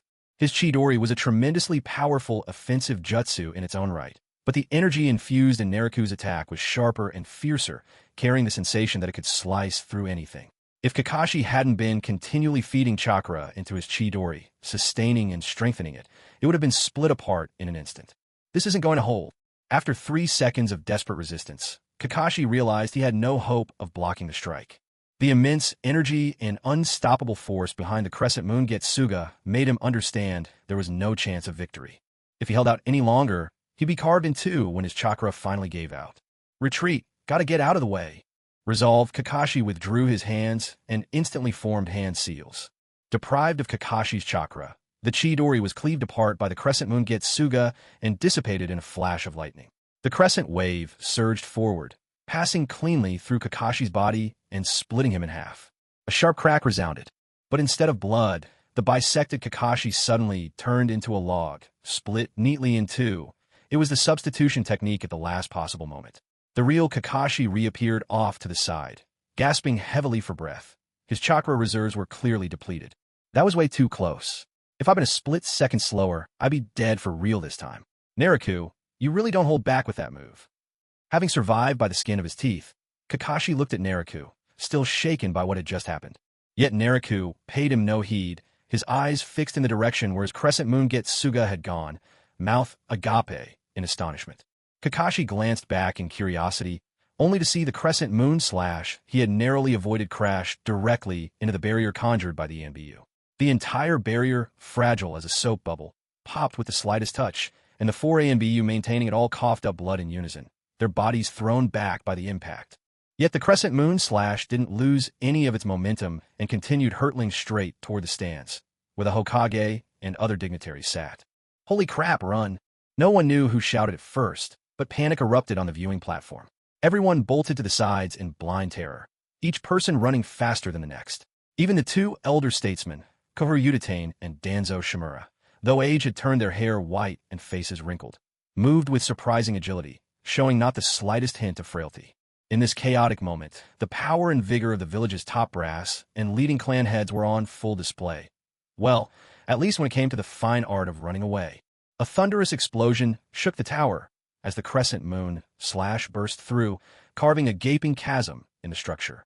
And that wasn't the end.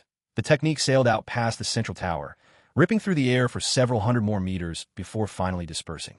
Peering through the sundered tower, everyone could see it.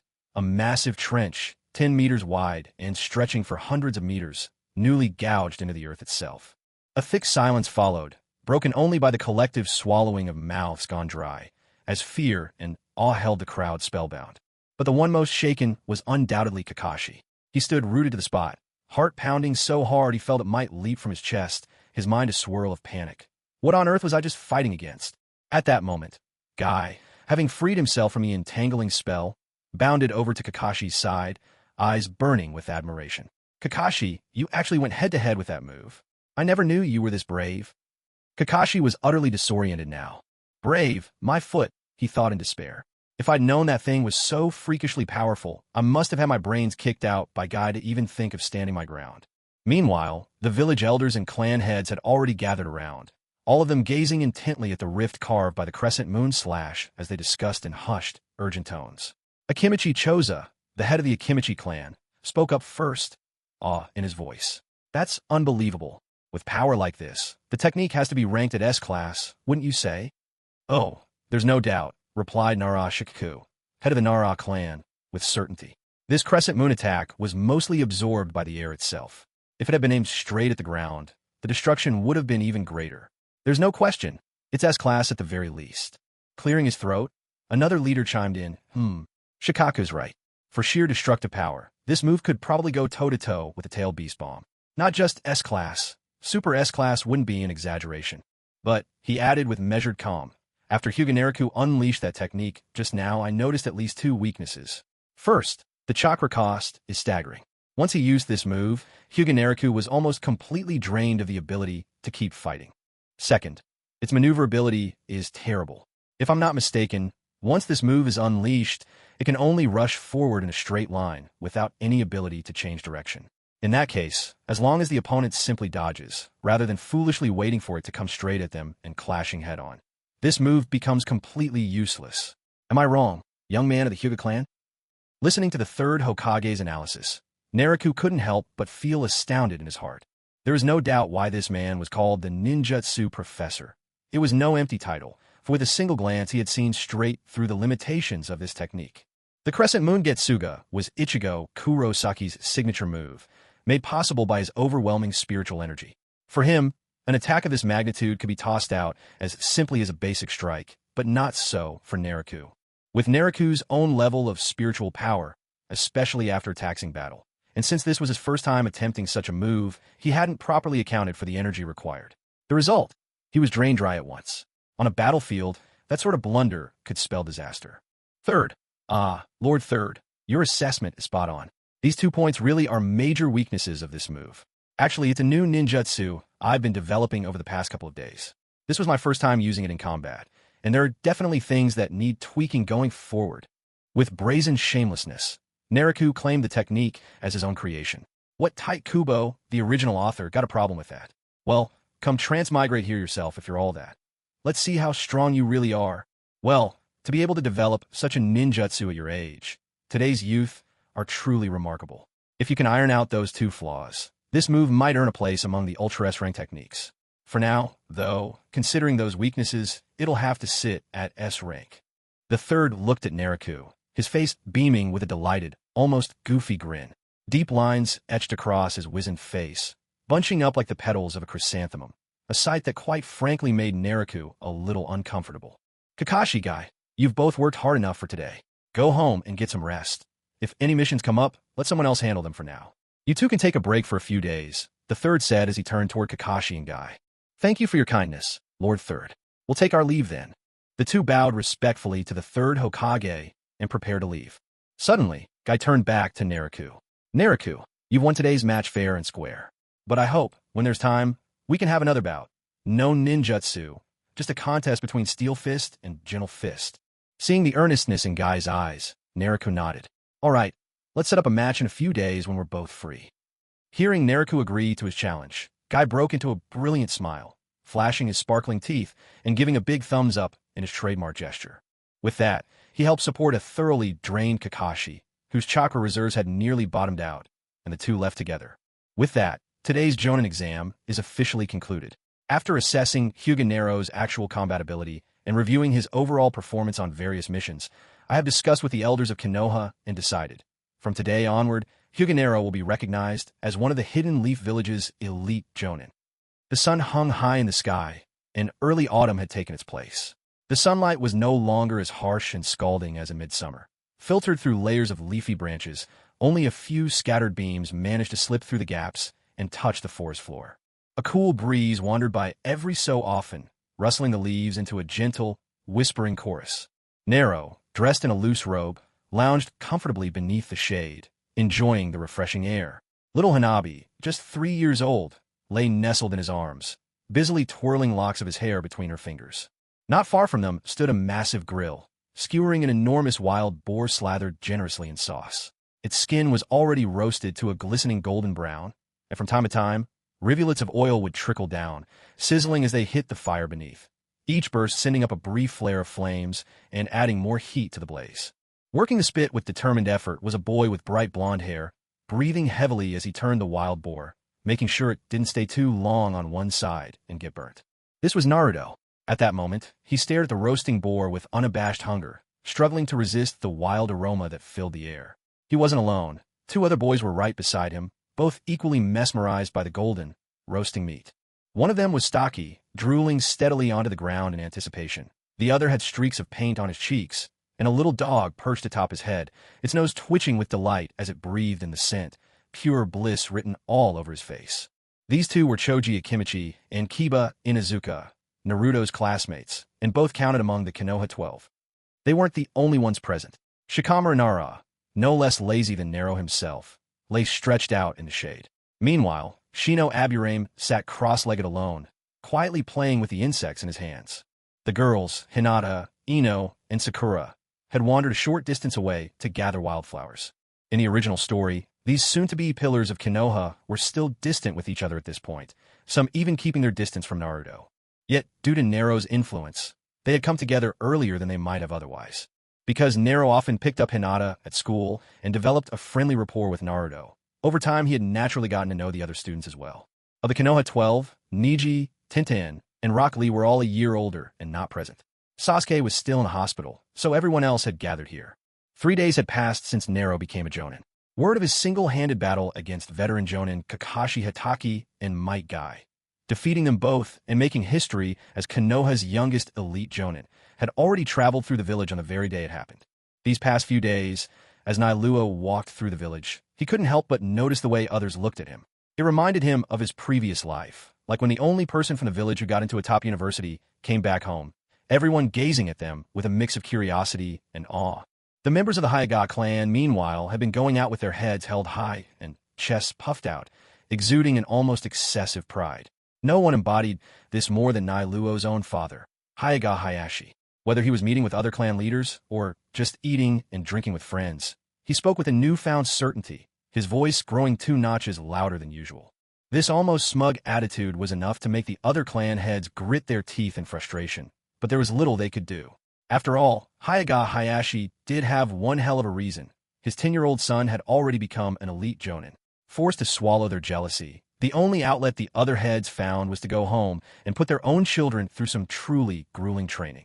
As a result, over the last 3 days, the children of the major families among the Konoha 12 had tasted near hellish suffering, but there was not a single thing they could do about it.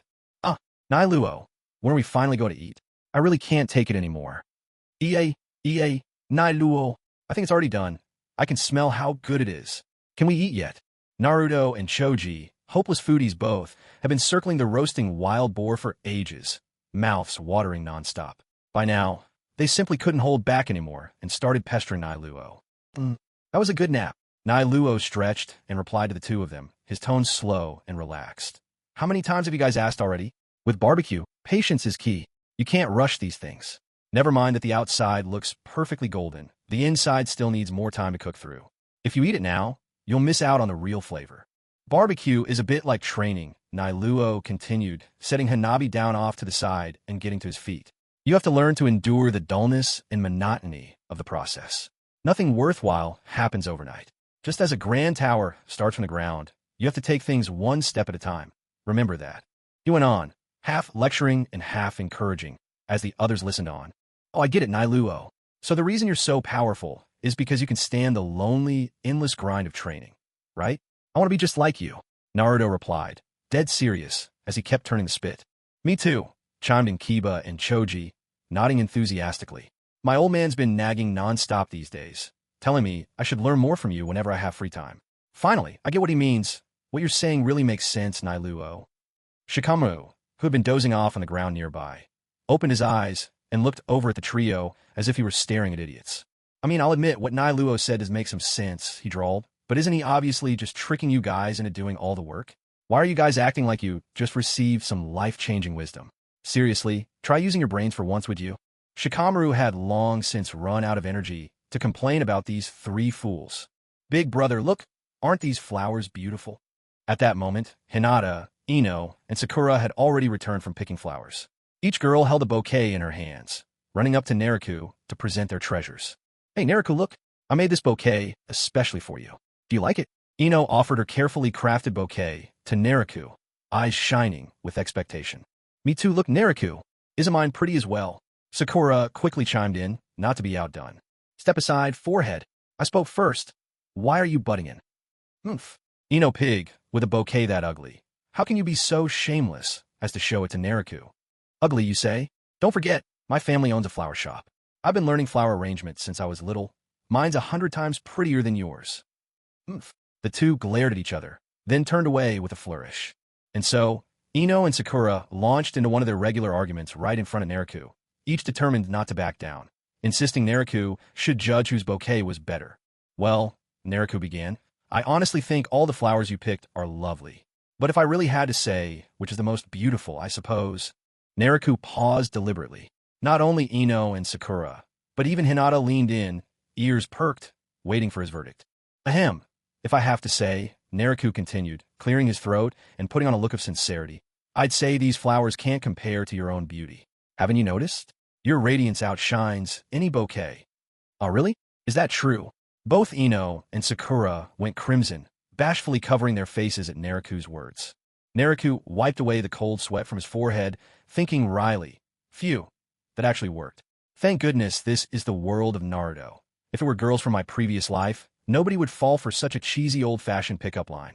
Having successfully smoothed things over with the girls, Naruto gathered everyone to sit in a circle. After roasting the wild boar for so long, it was finally time for the meal to begin. In truth, this was hardly Naruto's first time barbecuing out in the wild. Whenever he went out alone to train, hunger would strike, and he'd just catch some game in the woods, rig up a spit, and start fire. Barbecue had become second nature to him by now. As for seasonings and spices, well, the system had never been stingy in that regard. After so many years of collecting, Naruto often joked to himself that if he ever stopped trying so hard, he could make a living just running a general store with all his supplies. If it weren't for the unlimited storage in the system space, he'd have run out of room for all the random items by now. Naruto removed the perfectly golden roast boar from the fire and laid it on the picnic cloth. Then, with a quick motion, he drew his Zampakudo. The blade flashed, and in an instant, the boar was neatly divided into portions, ready to eat. If this scene were to be witnessed by Otsu Nemea, far away in the Soul King Palace of the Shinigami world, he would probably explode with rage. After all my painstaking effort crafting that Zampakudo, you're just using it to slice up roast meat? Come on, everyone. Don't be shy. Eat as much as you want. Naruto warmly invited everyone to dig in. Thank you for the food. I'm going to start eating, echoed by 3 voices. No sooner had the words left their mouths than Naruto, Choji, and Kiba each grabbed a whole leg and began devouring it with wild enthusiasm, paying no heed to how freshly roasted and scalding it was. Shikamaru and Shino, by contrast, took their time, each picking up a piece of meat and savoring it thoughtfully. Who would have guessed that big brother Naruto could cook this well? Shikamaru couldn't help but compliment him after taking just one bite. Naruto smiled, brought the last remaining leg before him, and, with a swift motion from his Zampakudo, sliced it into small, bite-sized pieces for the girls. Setting the plate before them, he sampled a piece himself. Not bad at all. Cooked to perfection. This is actually my first time roasting such a massive wild boar. I was half expecting to mess it up, but the flavor turned out surprisingly good. Naruto assessed with satisfaction, then fed a piece to little Hanabi nestled in his arms. The 3 girls watched the boys feast so gleefully that they couldn't help but feel conflicted. What should we do? It looks absolutely delicious. I really want to try some too. Why not just have one piece? Just one bite won't make us fat, right? Yeah, let's each just take one. We'll taste it and then stop. With that, each of the 3 girls picked up a piece and popped it in her mouth. The very next second, oh my gosh, this is incredible. Who knew barbecue could taste this good? It's amazing. The best part is it's rich but not greasy at all. All the fat's rendered out, so there's none of that heavy feeling at all. I have no idea what spices were used, except for honey. I can taste that. Everything else is a mystery, but when you bite into it, it's like 100 flavors all burst open in your mouth. How can roast meat possibly be this delicious?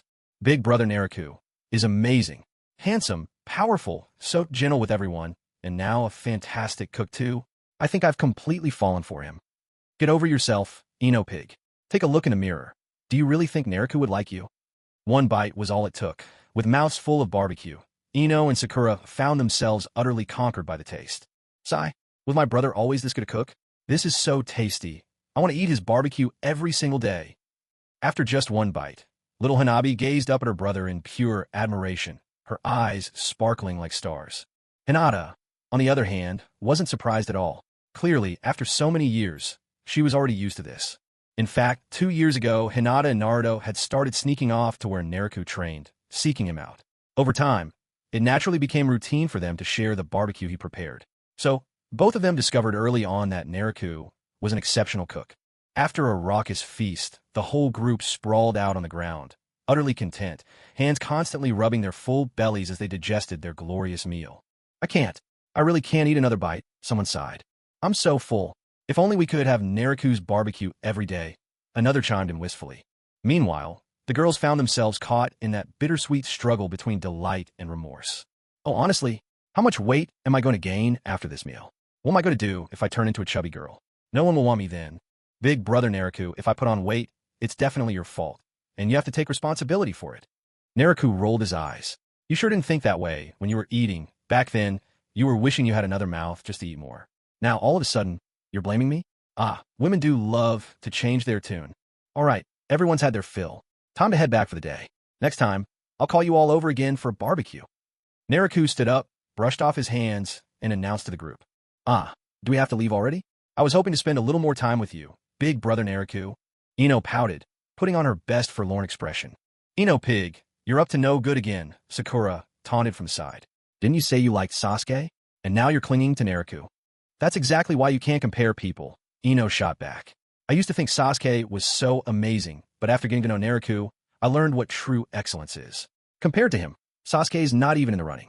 Forehead girl, from today on, may Sasuke be yours alone. From now on, Naruto is the only man for me. Ugh, you pig, who wants Sasuke now that you gave him to me? Sakura retorted, and the two started arguing again. Naruto could only muster a wry smile. He honestly had no idea how this had happened. Maybe it was just his irresistible charm at work. In the original story, these two girls were head over heels for Sasuke, but ever since they met him, Sakura had cooled off while Ino had thoroughly abandoned Sasuke.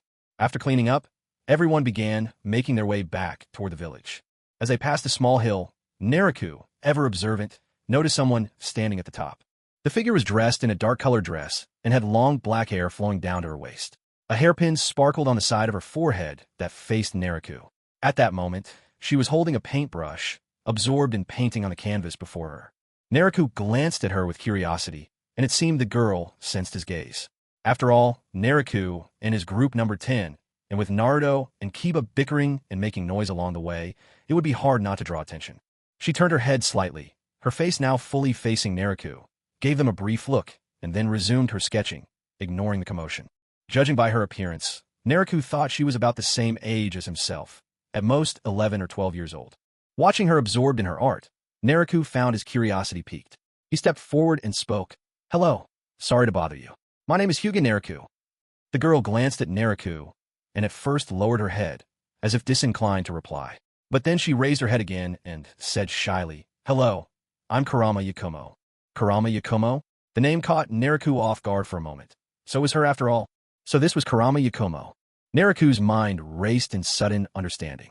It made sense. After all, the Satomi Hill Manor wasn't far from here. Ever since that incident years ago, Kurama Yakumo had been kept isolated at the manor.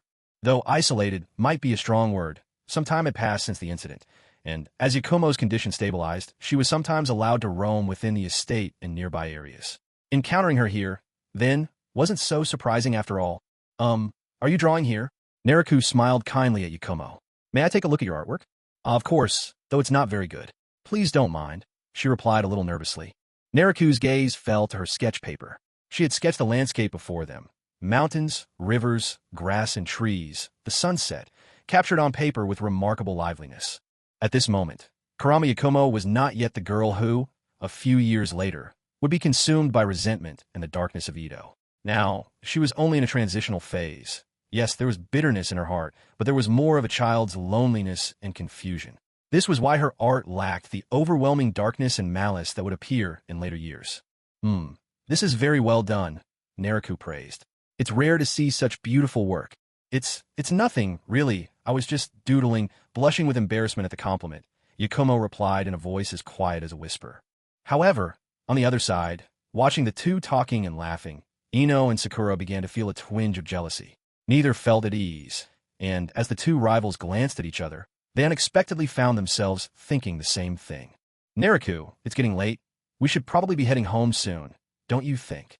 Ino and Sakura dashed to Naruto's side, each taking an arm, clinging to him as they vied for his attention, their voices full of playful pleading. Yet even in this moment, they didn't forget to tilt their heads upward, casting challenging glances at Yakumo Kurama, who stood just a little taller than themselves. Naruto sighed and rubbed his brow, looking at the two young girls flanking him with a wry smile stretching across his face. Honestly, are girls in other worlds all this precocious? They're just a few years old and already fight over boys?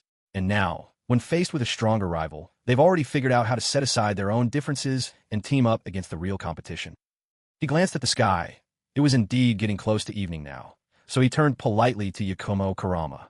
"Miss Yakumo, it's been a pleasure meeting you, but it's getting late. We'll head back for today. I look forward to seeing you next time." Yakumo Kurama felt a faint pang of disappointment when she heard Naruto was leaving. But then, when he mentioned seeing her again, her heart fluttered with a sudden, inexplicable joy. "Yakumo, what's gotten into you? You just met this man and barely exchanged a handful of words. Why are you already looking forward to seeing him again?" No, you have to keep your composure." She gave her head a little shake, chasing away the reluctant thoughts swirling in her mind. Carefully, she replied to Naruto, "Yes, farewell." But almost without thinking, she blurted out, "See you next time." As the words slipped out, Yakumo paused in astonishment, her cheeks flushing a deeper shade of red. "Oh no, how embarrassing. Am I acting like I'm setting up a date? Those were just my thoughts. How could I say them out loud?" Overwhelmed with shyness, Yakumo quickly turned away. Little did she know, Ino and Sakura, after hearing what sounded suspiciously like plans for a date, could barely contain their own irritation. They glared daggers at Yakumo, their eyes practically blazing with jealousy. "Well then, goodbye. Be sure to head home soon. The evenings grow darker, and it's not safe for a young woman to be outside alone." Naruto waved at Yakumo and began to lead his group away. He'd barely taken 2 steps before pausing and turning back around. "Oh, right. Your painting is truly wonderful. I like it very much. Would you be willing to give it to me?" Yakumo, who had turned away, froze for a second, turmoil surging within her heart. He actually wants my painting. Does that mean he likes me?" Her face now, so red it seemed ready to burst. Yakumo hastily tore her artwork from the easel and thrust it toward Naruto, without looking back. It's yours." Then, with lightning speed, she folded up her easel and darted away. Left holding the painting, Naruto could only watch in surprise as Yakumo made her flustered escape. That little girl. Honestly, it's all because of my irresistible charm. Naruto mused to himself with a hint of self-admiration, then stepped in front of everyone and announced, "All right, that's all for today. Head home now, and next time I'll take you all out for another picnic." I think it's around here. By now, dinner time had passed. Naruto quickly finished his meal at home and headed out again. He walked up to the entrance of an apartment building, a bag of fruit in hand.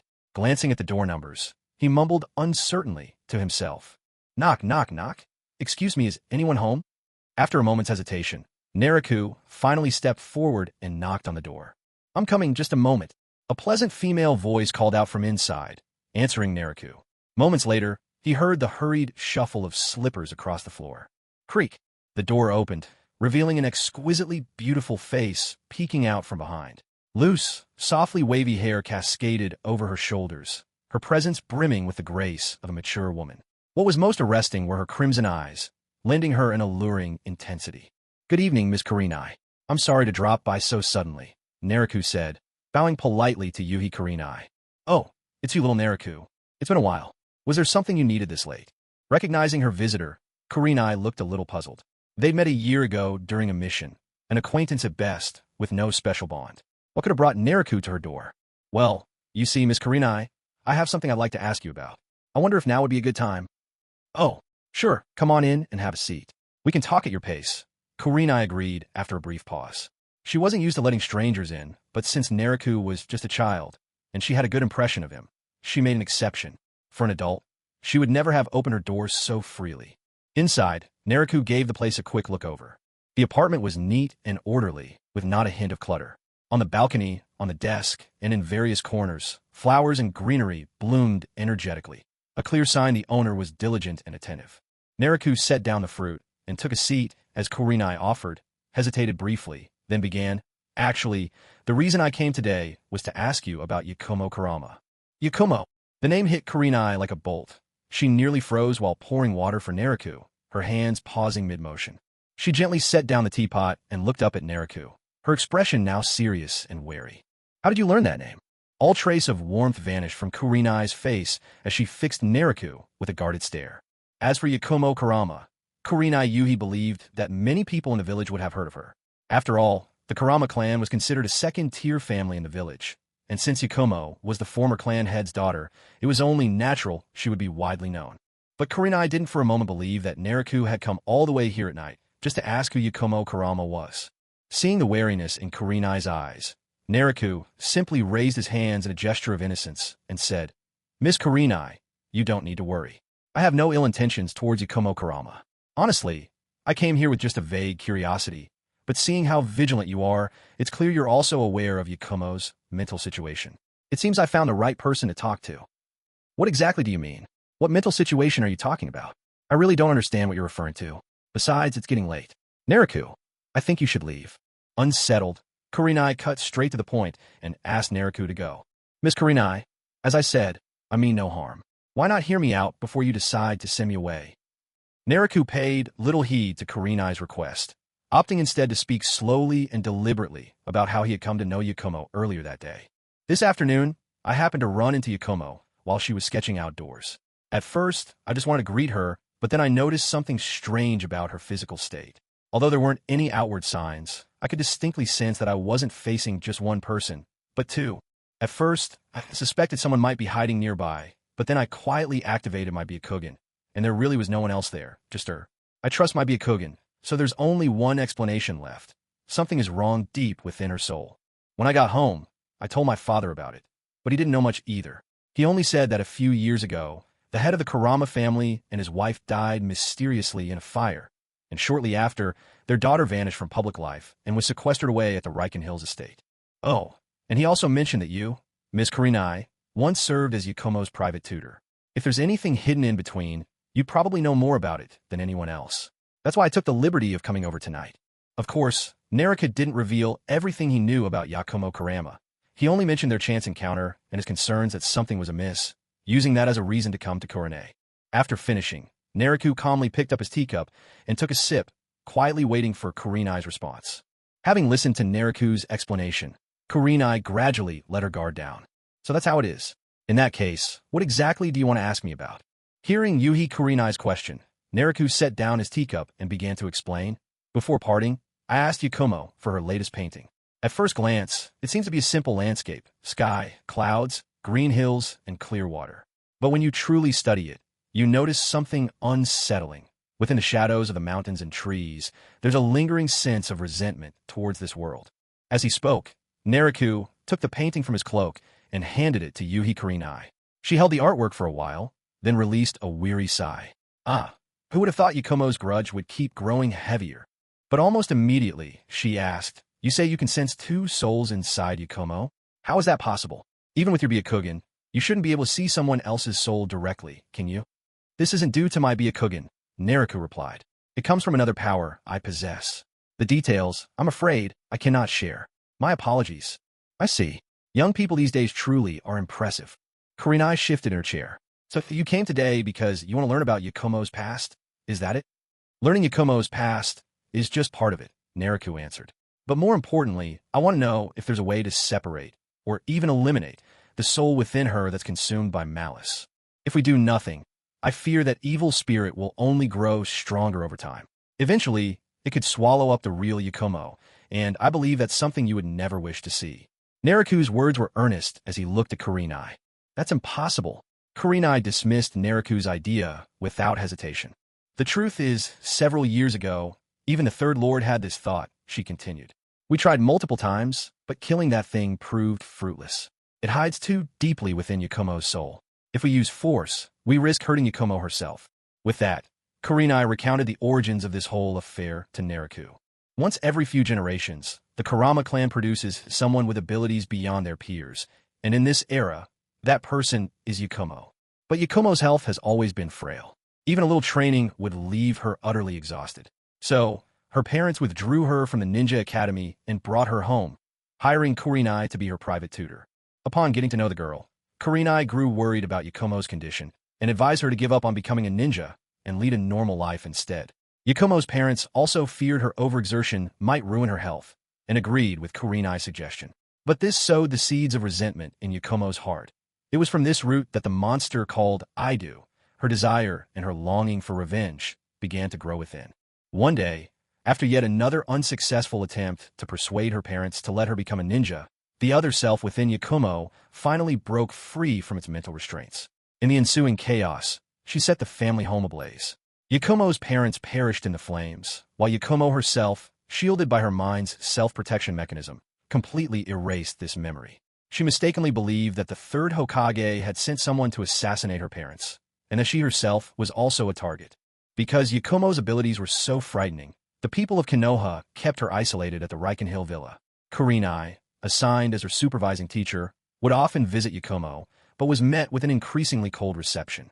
As for the presence of Ido within Yakumo, both Kurenai and the third Hokage could do little more than temporarily seal Ido and Yakumo's powers together. So that's how it is. Though Naruto had known everything all along, he now deliberately acted as if he had just put the pieces together. His performance was so vivid that it was almost a shame he wasn't an actor, a performance truly worthy of an Oscar statuette. That's why your plan to separate or even destroy Ido simply isn't feasible, Kurenai said with a note of resignation. Principally speaking, the two of them are, in fact, one and the same. If you try to force them apart, you'd only end up hurting Yakumo, or worse, make Ido even stronger. This is something the Third Lord and I confirmed multiple times. Actually, I may have a way to help her eliminate Ido, Naruto mused after a moment's thought and spoke to Kurenai in a measured tone. What? Are you serious? Wait, how could that be possible? You realize this is a problem not even the Third Lord could solve. At first, hearing that Naruto might be able to undo Yakumo's evil consciousness made Kurenai happy, but almost immediately disbelief set in.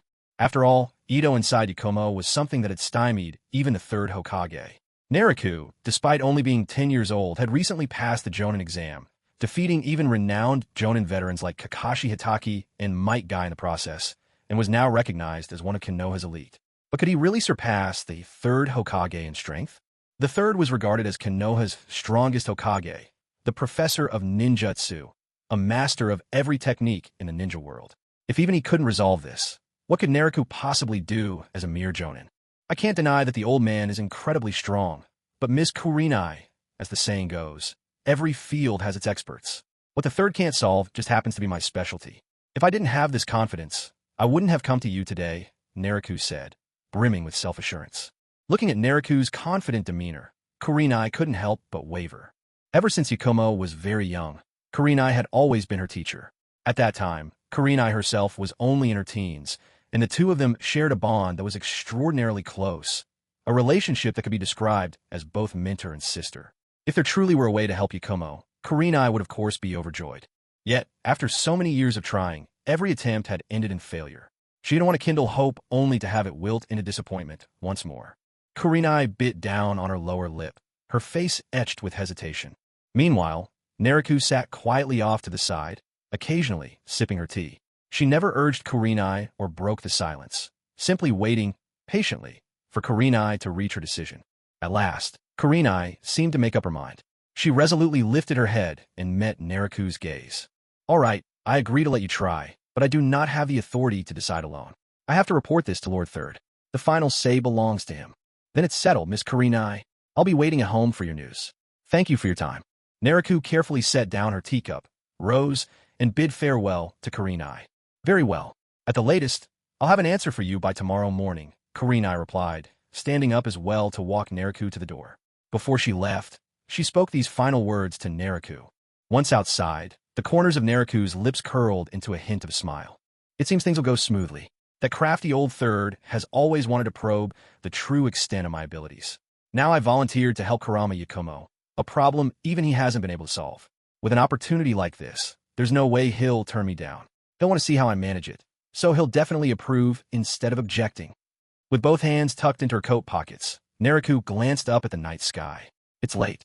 I'd better get some sleep. Tomorrow's going to be a busy day. With that, she made her way toward the Hyuga clan's residence. Meanwhile, after seeing Naruto off, Kurenai left her home and walked straight toward the Hokage's office. Although it was already nighttime, she knew that the third Hokage was still on duty, working at his desk, a fact she'd learned from years of experience. It had to be said that though the third had made many mistakes in his later years, he was nothing if not diligent and devoted when it came to the welfare of the village. Kurenai knocked on the Hokage office door, breaking the silence with 3 crisp taps. "Come in," came a voice from within, old and weary, but with an unmistakable note of authority. "It's me, Kurenai. Is there something you need, even so late?" Upon seeing that it was Kurenai, the third softened his tone, greeting her with kindness and a gentle smile. After all, the third knew very well how much his son Asuma fancied this young lady, and Kurenai seemed to have a fondness for Asuma too. The two had grown up together. Unless something went amiss, Kurenai was almost certain to become his daughter-in-law in the future. If, because of him, Kurenai got frightened and the two failed to end up together, his own son would probably resent him for the rest of his life.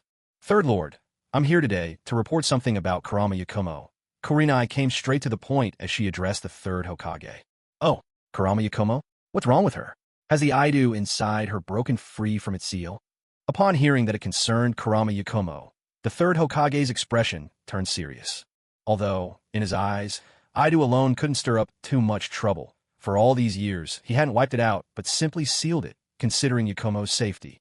Still, if it broke loose and caused chaos in the village, it would be trouble. After all, while Ido wasn't a danger to him, it was extremely dangerous to others.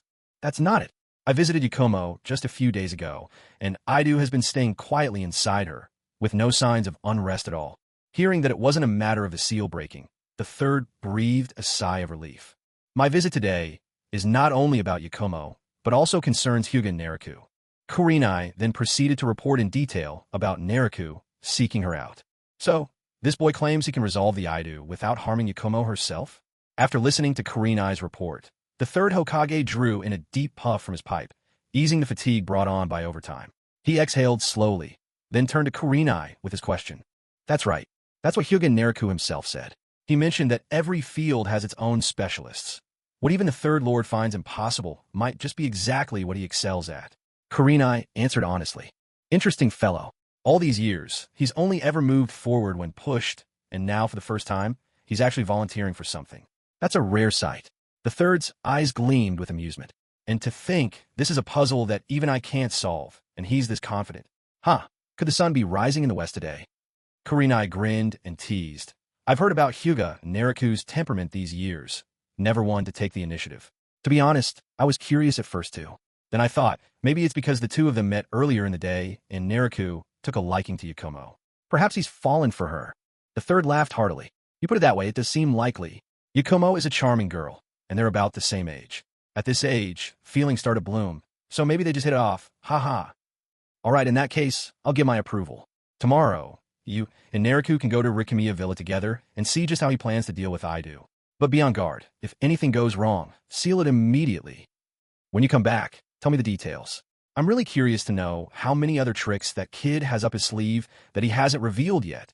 Sure enough, just as Naruto had predicted, the third, this old man, was eager to know exactly what other cards Naruto was hiding, the kind of secrets that gave him such unshakable confidence in dealing with Ido, someone even the third found troublesome. Naturally, he would agree to Naruto's suggestion. But if Naruto knew what wild speculations the third and Kurenai Yuhi were coming up with in their minds, he'd probably have rolled his eyes at them several times over. The next morning, even as Naruto lingered in a hazy dream, Hinata and Hanabi burst straight into his room. Big brother, time to get up. Hinata leaned over the head of Naruto's bed, calling to him in a gentle, whispering voice. Big brother, come on, wake up, wake up. We have guests at home, and they're here to see you. Father is calling you over. On the other side, Hanabi had already scrambled right up on Naruto's bed. She kept thumping at the blanket-wrapped brother as she spoke. In the midst of a delicious sleep, Naruto's peaceful rest was unceremoniously shattered by his two sisters. He could only pull the quilt over his head, a look of utter resignation on his face, feigning ignorance in hopes they would leave him be. I'm just an ostrich. If I bury my head deep enough, no one can find me. Naruto comforted himself in silence. Little Hanabi, noticing Naruto burrowed deeper under the covers, glanced around, her eyes flickering with mischief as a plan came to her. She rose to her feet on the bed, bent her knees, and with sudden energy, sprang up and brought both feet down for a mighty jump. There was a heavy thud as her landing crashed squarely onto Naruto's stomach. With a muffled groan, Naruto, half lost in sleep, was jolted wide awake by the blow. He almost bounced straight off the bed. Hanabi, you're getting naughtier by the day. Naruto, face darkening, stared at Hanabi, who was still perched triumphantly on top of him. That one jump nearly knocked the soul clean out of him. Thankfully, 3-year-old Hanabi didn't weigh much, and she'd landed atop a thick comforter. Otherwise, Naruto might have lost yesterday's dinner right there. Hee, lazy big brother, look at the time. Serves you right for not getting up. Faced with Naruto's stern expression, Hanabi remained unfazed. If anything, she scolded him back with even more conviction. TSK. Honestly, I've spoiled both of you far too much. Naruto rubbed his forehead, a hint of melancholy in his heart. Their mother, after enduring a difficult childbirth with Hanabi, was left weakened and passed away not long after. Before leaving, she called Naruto to her bedside, making him promise, over and over again, to always look after his two little sisters. Standing beside her sickbed, Naruto swore a solemn vow to care for them for the rest of his life, never letting them suffer the slightest harm. And so, ever since then, Naruto couldn't help but dote on his sisters. Whatever they wished for, he would do everything in his power to make sure they had it. Sometimes, even their father, Hayashi Hyuga, felt that Naruto was a bit too indulgent with his two younger sisters. This had its effects. Now little Hanabi had become noticeably lively, nothing like her character in the original story. These days, Hanabi was more like Ino, energetic and bold. Hinata, on the other hand, remained relatively unchanged. She was still quiet and graceful, only now she was no longer so timid. In fact, Hinata herself couldn't say exactly when it started, but she had begun looking to Naruto as her role model, pushing herself to train harder every day to keep up with him. Hayashi took comfort in this change. Even though the Hyuga family now had Naruto to rely on, he didn't want his daughters to merely be pretty ornaments. They should have strength of their own. Naruto, feeling where Hanabi had just stepped on his stomach and left it sore, scooped her up in his arms despite her struggles. With one hand, he gave her head a thorough, playful scruff, leaving her silky hair sticking out wildly in all directions before finally setting her down, her hair now looking like a bird's nest. Hinata, watching her brother playfully torment Hanabi's little head, covered her mouth with a small hand to stifle her giggles. Having finally set Hanabi free, Naruto turned to Hinata, giving her cheek a gentle pinch. All right, spill it. Why did you two come wake me up so early? Planning another adventure today? Hinata replied, Oh no, it's not us. Father asked us to wake you. Apparently, a big sister named Kurenai Yuhi has come to see you. She's looking for you specifically. Kurenai Yuhi? Naruto blinked, then it hit him. This must be the third Hokage approving his request to deal with Ido. Kurenai was probably here to take him to Satomi Hill Manor today. Damn, I was so groggy, I almost forgot what I needed to do today. He raised his hands in a stretch, yawned, and got out of bed to wash up. Big brother, that lady is really pretty. You know, Hanabi suddenly scooted closer and said, lowering her voice with a teasing look, she came looking for you so early. I hope you're not thinking of breaking someone's heart after leading them on, are you? Huffed. Naraku had just grabbed his toothbrush when Hanabi's words made him splutter mouthwash all over the sink. What on earth is going on in that little head of yours? He asked, mouth twitching in faint exasperation. Seriously, what do you spend all day thinking about? Oof. Just because I'm young, don't assume I'm clueless, Hanabi replied with an air of worldly wisdom, placing her hands on her hips. I know exactly how much charm my brother has. Like Sakura and Ino, they're always chasing after you because they like you. And it's not just them. There are lots of other girls in the village who look up to you too. Naraku could only stare helplessly at his little sister. To know so much at her age. Who knew what sort of trouble she'd get up to when she grew up? Hinata, why don't you take Hanabi to the study? Spend some time teaching her how to read and write, instead of letting her mind wander off into all sorts of nonsense. With a hint of exasperation, Naroku began ushering them out of the room. Hinata replied gently, All right, big brother, we'll head out then. Take us out to play when you have time, okay? Obedient as always, Hinata led Hanabi away, and finally, Naroku was left in peace. At least Hinata is still as sweet and sensible as ever, Naroku thought, finally feeling a bit of comfort. Meanwhile, in the main hall of the Hyuga clan, Hayashi Hyuga was welcoming Kurenai Yuhi. Strictly speaking, Kurenai was indeed exceptionally skilled in Jinjutsu, but at this point, she was still only a Chunin, and it would normally be unlikely for the head of the Hyuga clan to greet her in person. However, upon learning from Kurenai herself that she was here on the third Hokage's orders and would be carrying out a mission with Naroku, Hayashi's curiosity was piqued, and he decided to stay, eager to get some information about the mission. It was a bit of a violation of ninja etiquette, but with his own son involved, Hayashi couldn't be too bothered about protocol. After all, his son had only just been promoted to Jonin. Though he had managed to overcome seasoned Jonin like Kakashi and Guy working together, and clearly seemed powerful, what if the third Hokage, on a whim, assigned him a mission that was quite literally a suicide task? Ahem, Miss Kurenai, could I ask what sort of mission the Hokage has assigned to Naroku? If it's convenient, could you share a bit about it? Hayashi asked after clearing his throat. I'm sorry, Lord Hayashi, but the details are confidential. It's not something I can disclose, Kurenai replied, firmly shutting down Hayashi's hopes of prying out any information. Ah, haha, if it's confidential then, so be it. I was just making casual conversation, don't mind me, Hayashi answered, trying to act nonchalant.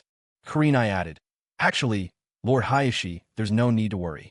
While the mission does come with its dangers, Naroku was the one who volunteered for it just yesterday. I imagine he feels confident about handling it. Hayashi stared in disbelief. What? That rascal volunteered for a mission himself. It was almost impossible for him to believe, volunteering for a mission? Was this really his son? After all, he knew his son's personality better than anyone. If he could sit, he'd never stand, and if he could lie down, he'd never sit. Hey, Miss Kurenai, good morning. Just then, Naroku came striding into the hall, freshly washed, and holding a steamed bun in his hand. He greeted Kurenai cheerfully.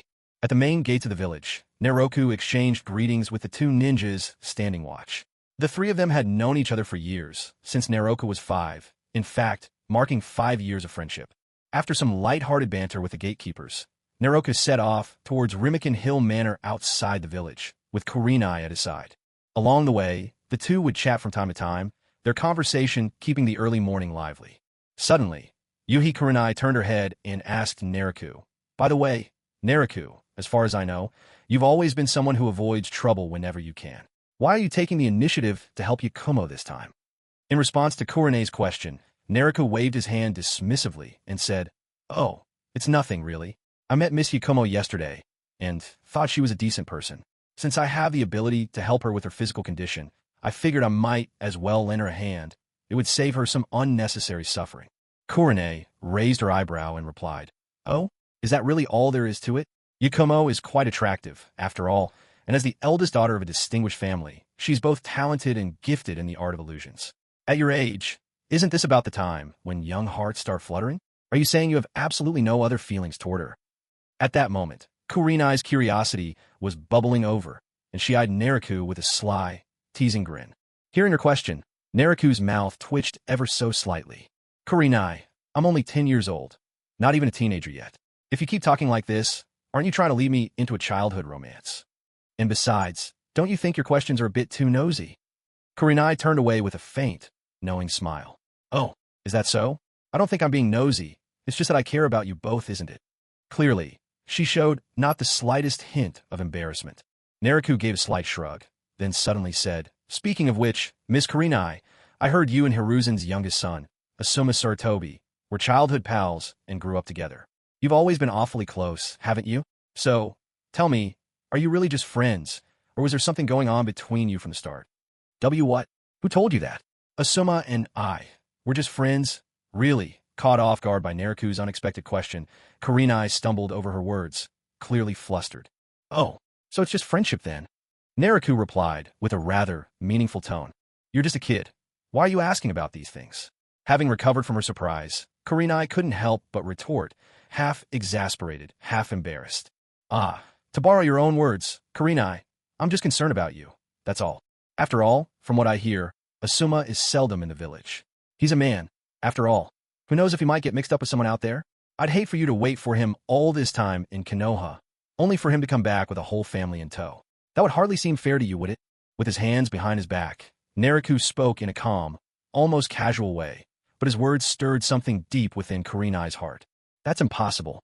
Asuma is not that kind of person. I trust him. He would never do such a thing. Kurenai's voice was as firm and unwavering as her belief. Didn't Miss Kurenai say that she and Mr. Asuma are just friends? If you're just friends, then why worry about whether he brings his wife and children? Or could it be that Miss Kurenai has already admitted that there's something unusual between herself and Mr. Asuma? With a sly twitch of his lips, Naruto pressed Kurenai further. Well, it's getting late. We should hurry and meet Yakumo at Rizamikia Manor. Kurenai, cheeks flushed in embarrassment, quickly changed the subject to dodge Naruto's probing. Watching her flustered attempts to appear composed, Naruto felt a hint of contempt in his heart. Come on, it's still morning. How's it late already? That's one clumsy way to change the topic. Even though I was just a single loser in my past life, I still lived in an era overflowing with information. There was nothing I hadn't seen.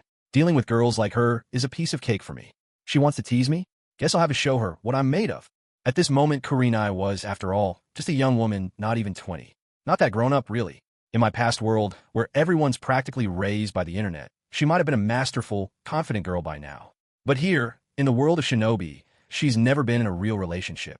Naturally, she's a bit naive. Mocked by Naruto's teasing, Kurenai fell silent for the rest of the journey, not daring to start any more conversations. The two continued on their way toward Rizamikia Manor in silence. They walked for about half an hour, and as they approached the area near where they had grilled meat the day before, a gentle slope revealed their destination. Ahead of them stood a sprawling manor nestled at the foot of the mountain. At the main gate, two masked members of the AMBU stood guard. Naruto and Kurenai approached at a leisurely pace. The AMBU guards, seeing them draw near, paused in surprise. They recognized Kurenai, of course. She visited Yakumo every so often, making her a familiar face. But this was their first time seeing Naruto, and Kurenai had never brought a stranger here before. Thank you both for keeping watch and patrolling here day after day. It can't be easy. Kurenai greeted them first, her tone polite and warm. Oh, it's nothing. It's part of our duty. And this is... One of the AMBU looked at Naruto, curious. It's only natural you don't know him, since you're stationed here most of the year. But I'm sure you've heard his name. Kurenai explained to the pair with a hint of pride. Just a few days ago, in the Jonin exams, Hyuga Naruto defeated both Kakashi and Guy on his own. He's now the youngest elite Jonin in the Hidden Leaf. What? So he's Hyuga Naruto? I've always heard he was remarkably young, but seeing him in person is something else. He can't be more than 10. Can he? I was still at the Ninja Academy at his age. That's really impressive. Upon hearing Kurenai's introduction, the two EMBU ninja looked utterly surprised. We're here today under the third Hokage's orders. We have business with Yakumo Kurama. Kurenai took out the Hokage's writ from her robes and handed it to the AMBU.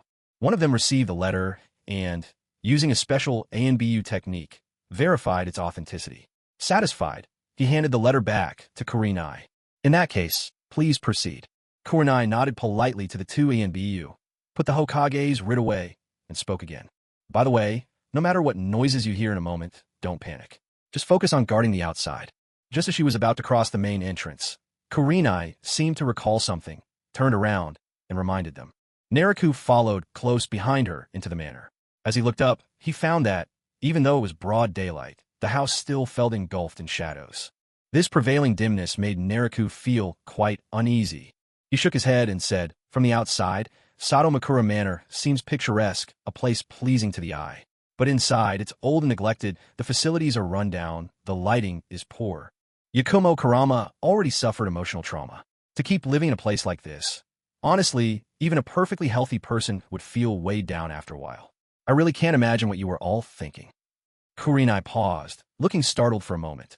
You're right, we didn't consider that enough. Just then, a figure dressed in the uniform of the Konoha Medical Corps walked towards them. Kurenai-san, you're here to check on Yakumo again today? The newcomer greeted her warmly. Yes, I'm here today on the 3rd Hokage's orders. Could you please take us to see Yakumo? Oh, on the 3rd's orders? Of course, please follow me. Yakumo-san is in her studio now. Hearing this, the medical ninja was briefly taken aback. He glanced at Naruto, but didn't ask any questions. Instead, he naturally led them upstairs. How has Yakumo been lately? Kurenai asked as they climbed the stairs. A sigh escaped the medic. Well, it's about the same. Thanks to the seal you placed on her soul, her mind's been stable. But her health is terribly frail. It's only because she's now resting quietly every day, without any intense training, that things aren't worse. He sounded a little helpless. Yakumo Kurama's condition was clearly beyond their ability to resolve. Here we are. Yakumo is inside. I'll leave you to it. Just call if you need anything. He brought them to a door, then quietly excused himself. Kurenai reached out, as if to open the door, but her hand paused midair before falling to her side. She turned to look at Naruto. Naruto-kun, are you certain you're ready for this? Miss Hong, we've already come this far. Worrying won't help anymore. Besides, if I weren't absolutely sure, I'd never risk Miss Yakumo's safety. Seeing Naruto's resolute expression, Hong bit her lip and finally made up her mind. The door creaked as Hong turned the handle and pushed it open, the old wooden door protesting with a sharp, grating sound. Once inside, they saw Yakumo Kurama with her back to the door, absorbed in her painting, seemingly unmoved by their arrival. Naruto looked around the room and saw the studio's walls were covered with Yakumo's artwork. With a few glances, Naruto took in the details. Shadowy houses at midnight that looked like haunted mansions, shattered ruins left by war, bodies strewn across floors of closed-off rooms, all shrouded in a heavy, somber mood. Yakumo, I've come to see you again, Hong called softly to Yakumo's back. But Yakumo Kurama gave no response, her silence, as she continued, painting making it clear she intended to ignore Hong's greeting. At that moment, Naruto took a step forward and spoke. Miss Yakumo, hello. We meet again. At the sound of Naruto's voice, Yakumo's hand paused mid-stroke. She slowly turned her head, only to see Naruto standing behind her with a bright grin on his face. For a split second, Yakumo felt as though she was a little girl again, caught by her father after misbehaving, her heart unable to settle. It was as if Naruto's presence made her neglect of Hong, a rather rude thing, suddenly seem more serious than it was. Now, Naruto, what brings you here? Yakumo stammered softly. Oh, I happened to meet Miss Hong today, and she mentioned she was coming to visit you. Since we had such a pleasant chat yesterday, I decided to tag along on my own. Sorry for the unannounced visit. Not at all. I'm actually really glad you came, Naruto. Yakumo said, blushing at Naruto's radiant smile before her. Hong, meanwhile, didn't seem to mind Yakumo's cold reception. After all, it wasn't her first time getting this kind of treatment. Now she only watched the two of them with a mischievous grin, her unspoken words written all over her face. Yakumo saw the smile on Hong's face too, making her feel even more uneasy and unsure of herself. Naruto deliberately glanced at the paintings arranged around the studio. Well, Miss Yakumo, why are all your paintings so gloomy and dark? To be honest, it's a little unsettling, and they're nothing like the one you did yesterday. These are just random sketches. Honestly, I don't even like them. Yakumo explained anxiously, as if worried Naruto would misunderstand her because of the paintings. I was just about to sort them all out and burn them. Ah, I see. No wonder these paintings don't match Miss Yakumo's style at all. After all, you always give off such a bright and sunny impression. Upon hearing Naruto's compliment, Yakumo hastily covered her cheeks, now blushing furiously. Really? So that's how I appear in your eyes, Naruto-kun? On the side, Yui's gaze toward Naruto grew noticeably strange, her surprise tinged strongly with scorn.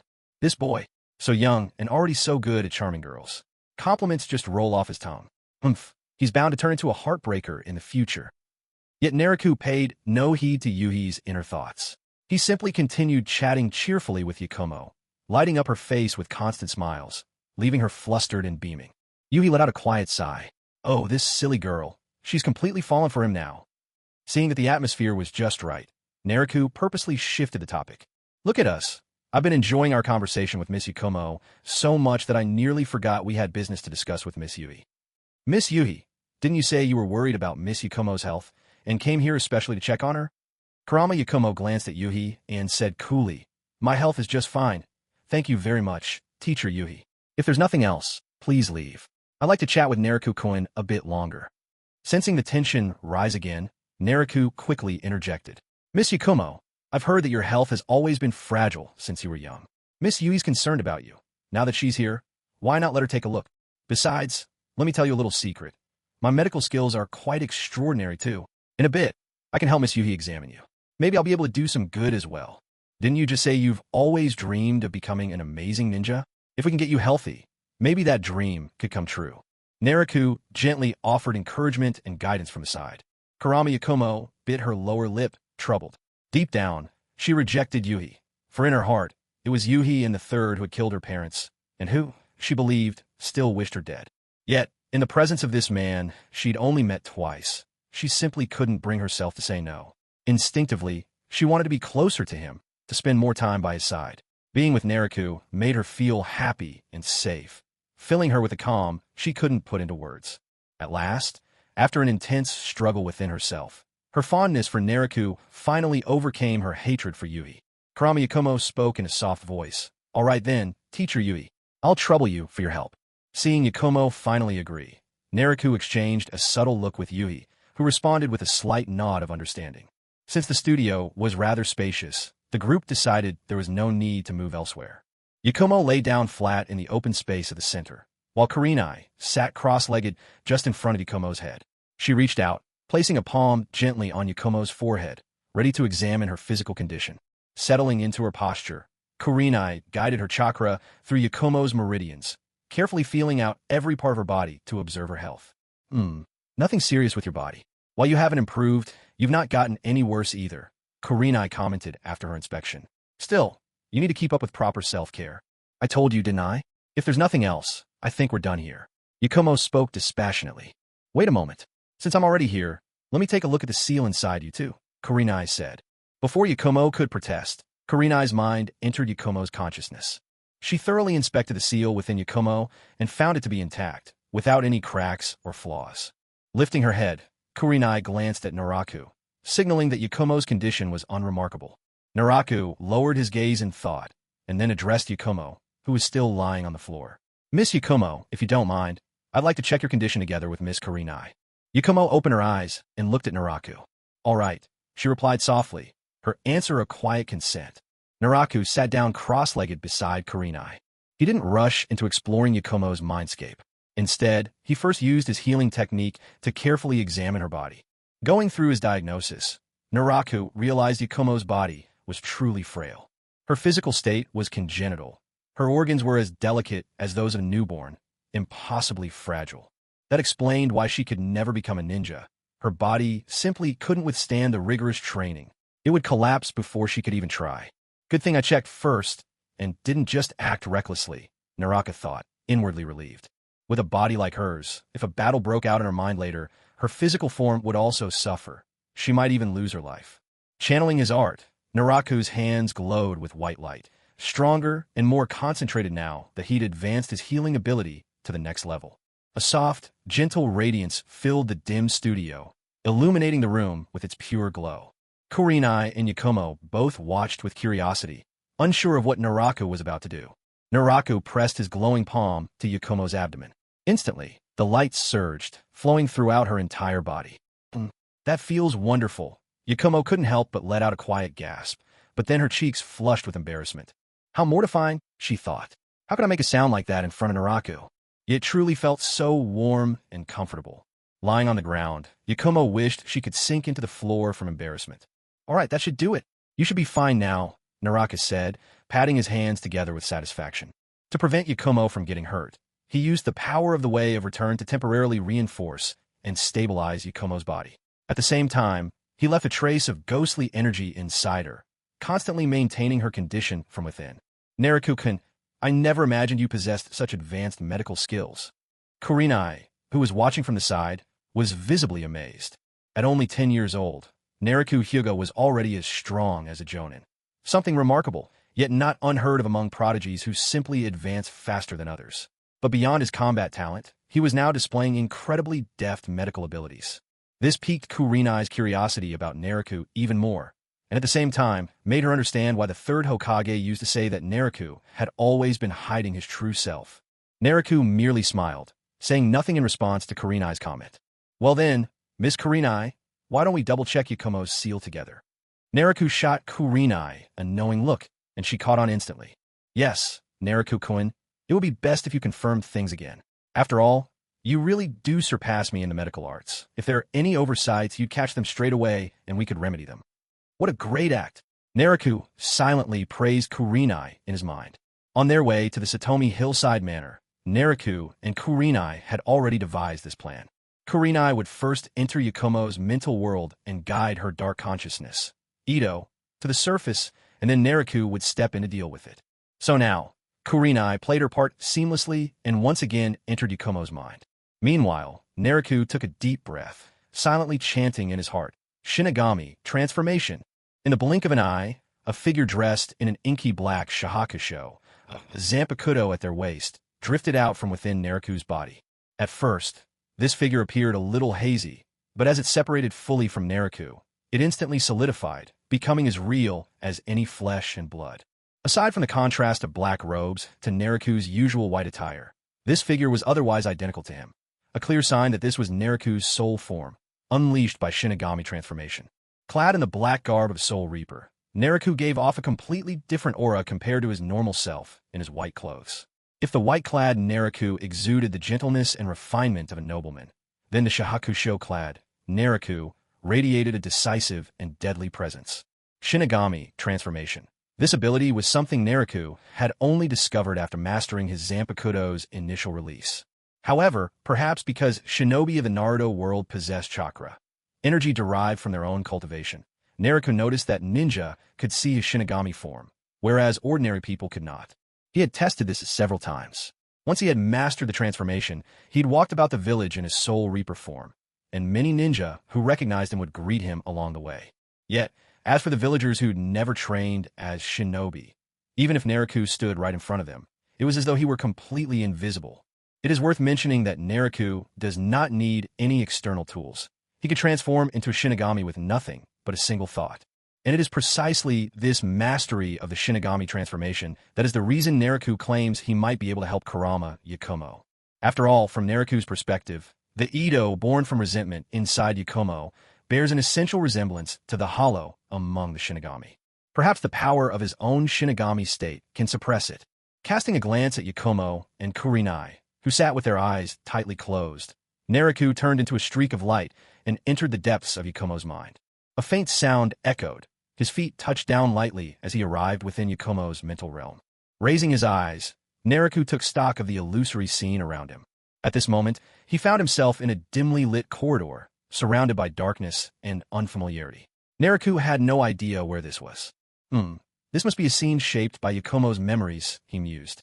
Doesn't seem like the Satomi hillside manor. Perhaps it's her childhood home. He furrowed his brow and thought, I wonder where Miss Kurenai and Yakumo are. I have to find them quickly. If I linger too long, something surely will go wrong. Following the corridor, Naruto broke into a run. With a flash, his steps seemed to shatter the air. Now in his spiritual form, freed from the burdens of a solid body, he was faster than ever before. In the blink of an eye, he had searched the entire first floor. No sign of them here. I'll check upstairs, Naruto muttered, glancing at the staircase as he started heading for the second floor. Just as he was about to ascend, he caught the sound of approaching footsteps from above. Naruto-kun. Kurama Yakumo, dressed in casual homewear, appeared at the corner of the stairs. Miss Yakumo, are you here alone? Where's Miss Kurenai? Kurenai-sensei? She just finished checking the seal and stepped out. Naruto-kun, didn't you see her? Looks like you two just missed each other. Yakumo hid a chuckle behind her hand, her voice light and teasing in response to Naruto's inquiry. Oh, is that so? Naruto responded quietly, his eyes narrowing with suspicion.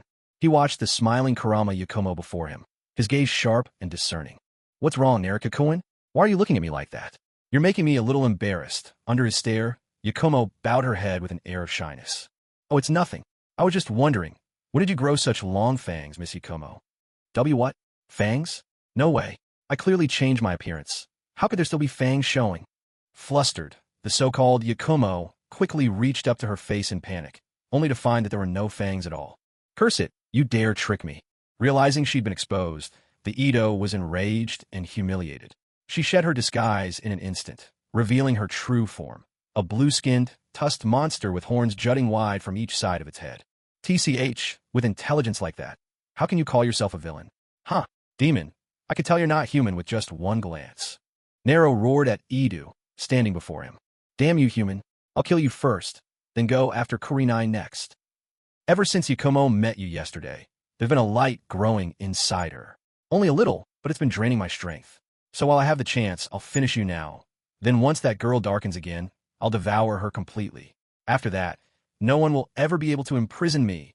As Ido spoke, he lunged at Nero. But facing Ido's fierce assault, Nero showed not a hint of panic. He gripped the hilt of his Zampakudo, waited for the perfect moment, then slashed out with a single, forceful swing. Aff! How is this possible? I'm a spiritual entity. How could your blade possibly hurt me? Ido, roaring with rage, was sent flying backwards by Nero's strike. Agonizing pain shot through him, and as he looked down, he saw a massive gash torn into his own chest. Shock was written plain on Ido's face. After all, he was nothing but a spiritual presence, a heart demon born from Yakumo's mind. No one and nothing beyond Yakumo herself could ever harm him. At most, they could only try to seal him away. But now he was wounded, truly wounded. The realization sent a thrill of terror through him. Where does your confidence come from? Trying to go head-to-head with me. Do I really look that weak to you? Nero scoffed, a disdainful curl to his lips. He might seem contemptuous on the surface, but inwardly, Nero was practically beaming. Well done, truly. Just as I thought. These so-called mind demons, spiritual entities, they're just like phantoms, easily suppressed by my Reaper powers. Now things are firmly in my favor. Just as Nero was secretly rejoicing, Ido, realizing he wasn't a match, darted underground and made his escape. This space belonged to Yakumo's mind, but it was Ido's domain as well. The two shared the same origin, so Ido could teleport anywhere within this consciousness in an instant. Nero, distracted for a mere moment, missed his chance to intercept him. Huh, where do you think you're going, demon? Stand and fight. Let's settle this now. Damn, what a blunder, to let such a golden opportunity slip away. Nero fumed inwardly. But do you really think you can escape me? Bakudo number 58, Captors Sparrow. Collecting the lingering trace of Ido's spirit, Nero wove his binding spell. Instantly, a ribbon of visible light formed before his eyes, pointing the way up to the second floor. With his Zampakudo in hand, Nero dashed off in the direction the ribbon indicated. It led him to a tightly shut door. Nero didn't even need to check. He knew Ido was hiding inside. From beneath the crack in the door, wisps of black mist leaked out, as if inviting anyone who passed by. I'm right here. Come on, chase me. If you catch me, who knows what could happen. Nailuo took a deep breath, then kicked out with force. With a heavy crash, the door shattered. Monster, let's see where you run this time. You'd better surrender and face your fate. Nailuo gripped his Zampakudo tightly. To make his entrance even more imposing, he deliberately transformed his blade into the mighty Zangetsu.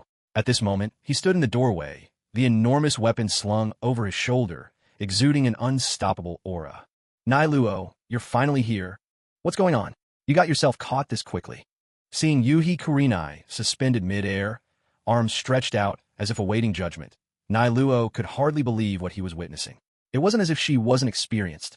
How long had it been? And she'd already been captured by her own student? Had he arrived any later? Would there be anything left to save? Evidently, Kurenai herself felt a bit embarrassed. She stammered, I didn't expect Yakumo to attack me by surprise. Nailuo turned to Yakumo, who was standing off to the side. Miss Yakumo, why are you doing this? Miss Kurenai is your teacher. Kurama Yakumo pressed a kunai tightly against Kurenai's pale neck, her face twisted in inner conflict. She didn't want Nailuo to see her as a traitor, but this was her chance, one she'd waited for a long time. Now, finally, the opportunity had arrived. Nailuo, please don't stop me. I have to kill Kurenai. Yakumo, put down your weapon first. Isn't there some sort of misunderstanding here? Miss Kurenai has always treated you like family. Whatever this is, let's talk it through. No, she's not my family. She's my enemy. It was her and the third together. They plotted to kill my parents. Yakumo's voice shook with emotion. What are you talking about, Yakumo? How could the third and I have killed your parents? Kurenai, still hanging above the ground, was utterly baffled by what she heard. Stop lying to me. It wasn't just my parents. You've also tried to kill me. That day, on the Hokage residence rooftop, I heard every word between you and the third. You said, if you had the chance, you'd finish me off. Did you really think I never knew? Yakumo, trembling with agitation, pressed the kunai even harder. Its sharp edge nicked Kurenai's snow-white neck, drawing a bright crimson drop of blood that slowly trickled along the blade. Yakumo, calm down. I can't believe there aren't some misunderstandings here. About the day your parents died in the fire. Do you really remember nothing at all? At this distance, Nailuo could easily disarm Yakumo if he wished, but somewhere, Ido was lurking in the shadows. To draw out this hidden threat, and end the danger once and for all, Nailuo could only keep coaxing Yakumo, voice gentle, hoping to guide her back from the edge. Don't listen to them. They're just jealous of your talent. You were born with an extraordinary gift for illusions. They're afraid that one day you'll surpass them. That's why they sealed away your abilities. They fear you, so they killed your parents. They want you to die alone, abandoned in this manner. Kill them.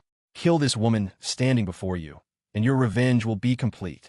At the peak of Yakumo's agitation, a cloud of black mist surged forth.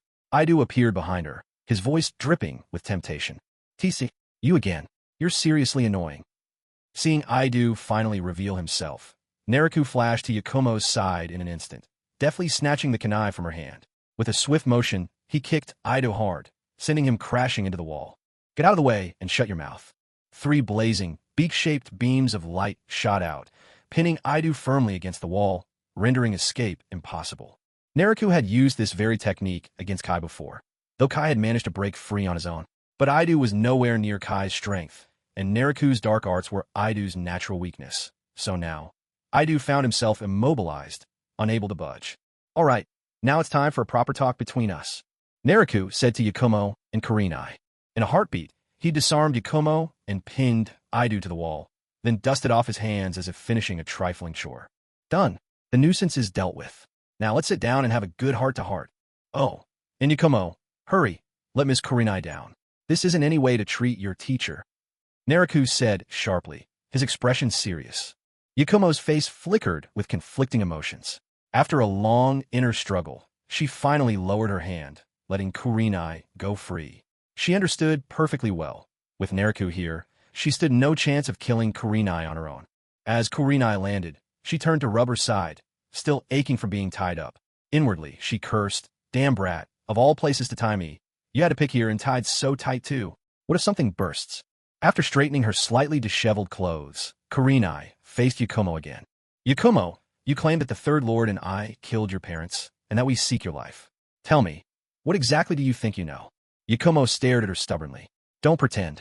I heard every word you and the third said that day on the Hokage mansion rooftop.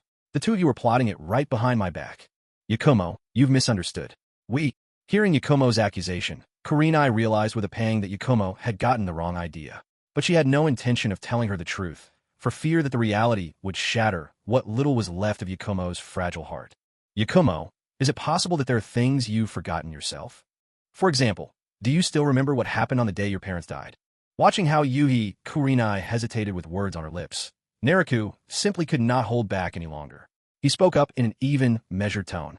"Naruto-kun, please." Seeing that Naruto appeared to know the truth and seemed ready to reveal it, Kurenai hurriedly tried to stop him. "That's enough, Miss Kurenai. There are some things Yakumo simply must face. Running away solves nothing. Only by facing reality and recalling the deepest memories in her heart will Yakumo have any hope of defeating ID otherwise. The more she evades the truth, the more she risks being consumed by her own inner darkness." Naruto cut Kurenai off sharply. In that moment, his rarely seen solemn expression made him appear graver than ever. "Naruto-kun, what exactly are you both talking about?" Yakumo, off to the side, was utterly lost and helpless, unsure of what to do. "Yakumo, listen to me. Try to remember. On the day your parents perished in the fire. Though I know this will be painful for you, there are some things you cannot keep avoiding." With gentle reassurance, Naruto stepped closer, extending his left hand to softly stroke Yakumo's hair. That day, I can't remember." Yakumo began to search her memory, but the pain was overwhelming. She trembled uncontrollably, breaking down in tears. With a quiet sigh, Naruto sheathed his Zampakudo and opened his arms, wrapping Yakumo in a protective embrace. There. Don't be afraid. I'm right here. Whatever you face, I'll be by your side. He gently patted Yakumo's back as he spoke his words of comfort. At this sight, Kurenai's look at Naruto grew even more complicated. Well, right in front of me, you start flirting with my student? Is this your idea of rubbing salt in my wounds? If not for the seriousness of the moment, Kurenai would have undoubtedly made a teasing remark. Na-kokun, tears streaking her cheeks, Yakumo looked up at Naruto, seeking his support. Have a little faith in me and in yourself. You must have the courage to face your own heart. Naruto nodded reassuringly to her. Yakumo pressed her lips together, as if his encouragement had given her renewed strength. That day, yes, it's coming back. Because of my condition, that day my parents tried to persuade me to give up becoming a ninja, and then... my head hurt so much. All at once, Yakumo clutched her head in agony, crying out. Yakumo, hang in there. You're almost there. Don't give up now. At this point, all Naruto and Kurenai could do was to stand by Yakumo and cheer her on. The rest was up to her alone. And then, I remembered. Then, it was I who killed my own parents. I was the one who started the fire. The murderer who took their lives, it was me. Just as Yakumo recovered her memories, a painting in the studio began to change. The canvas, once entirely gray, as if that were its true form, now gradually started to lose its color. Like water melting away, the layers faded, revealing the truth beneath. Upon the canvas, Kurama's clan was engulfed in roaring flames, while Yakumo herself stood in front of the burning house, gazing ahead with detached indifference.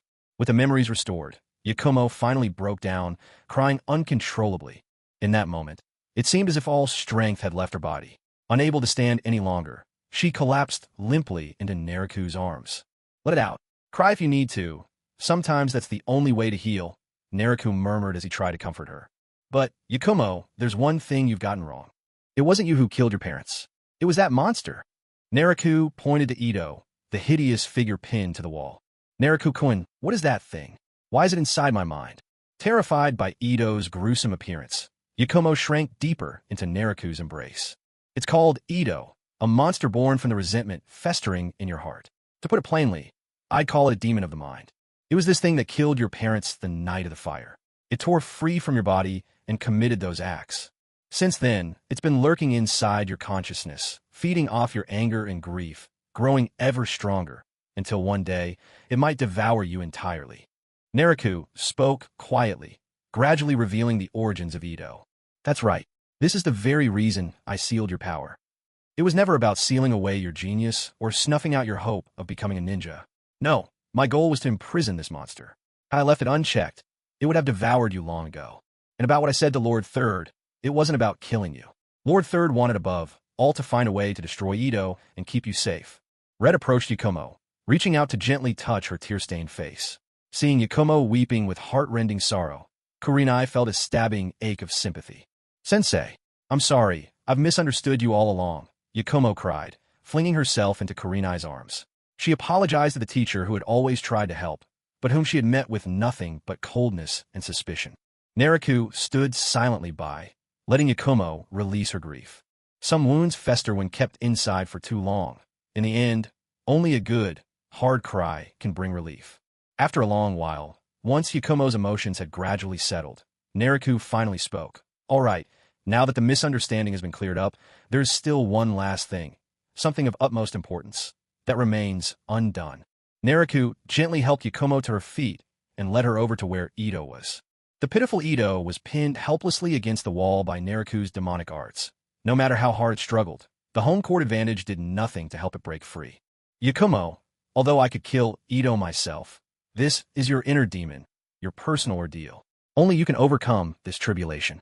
Only by confronting and vanquishing your heart's demon can you truly let go. Otherwise, the matter will remain unresolved within you.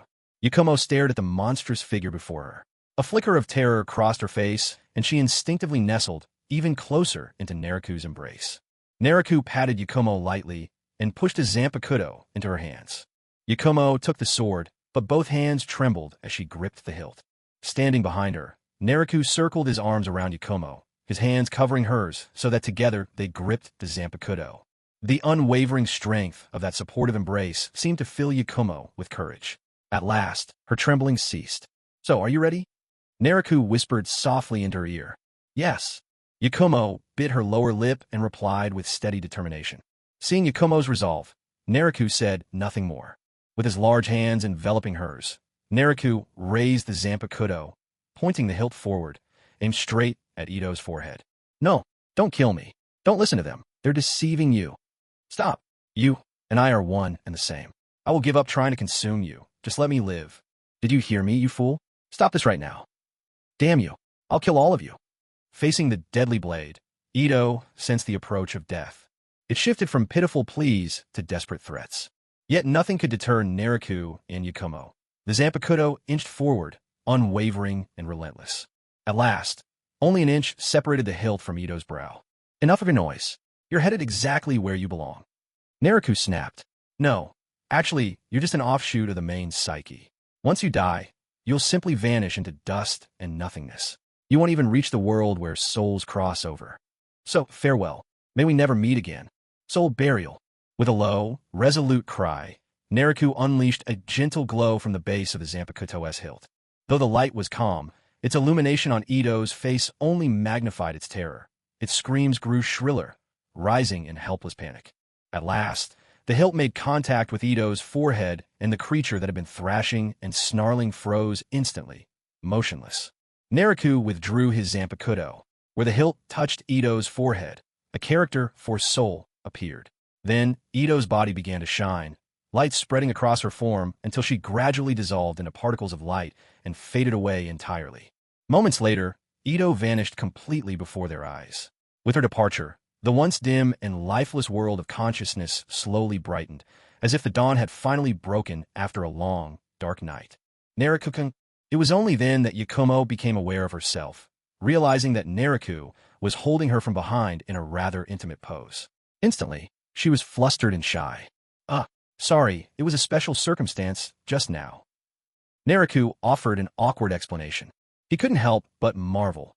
Across his previous and present lives, aside from his own sister, this was the very first time he'd held a girl like this.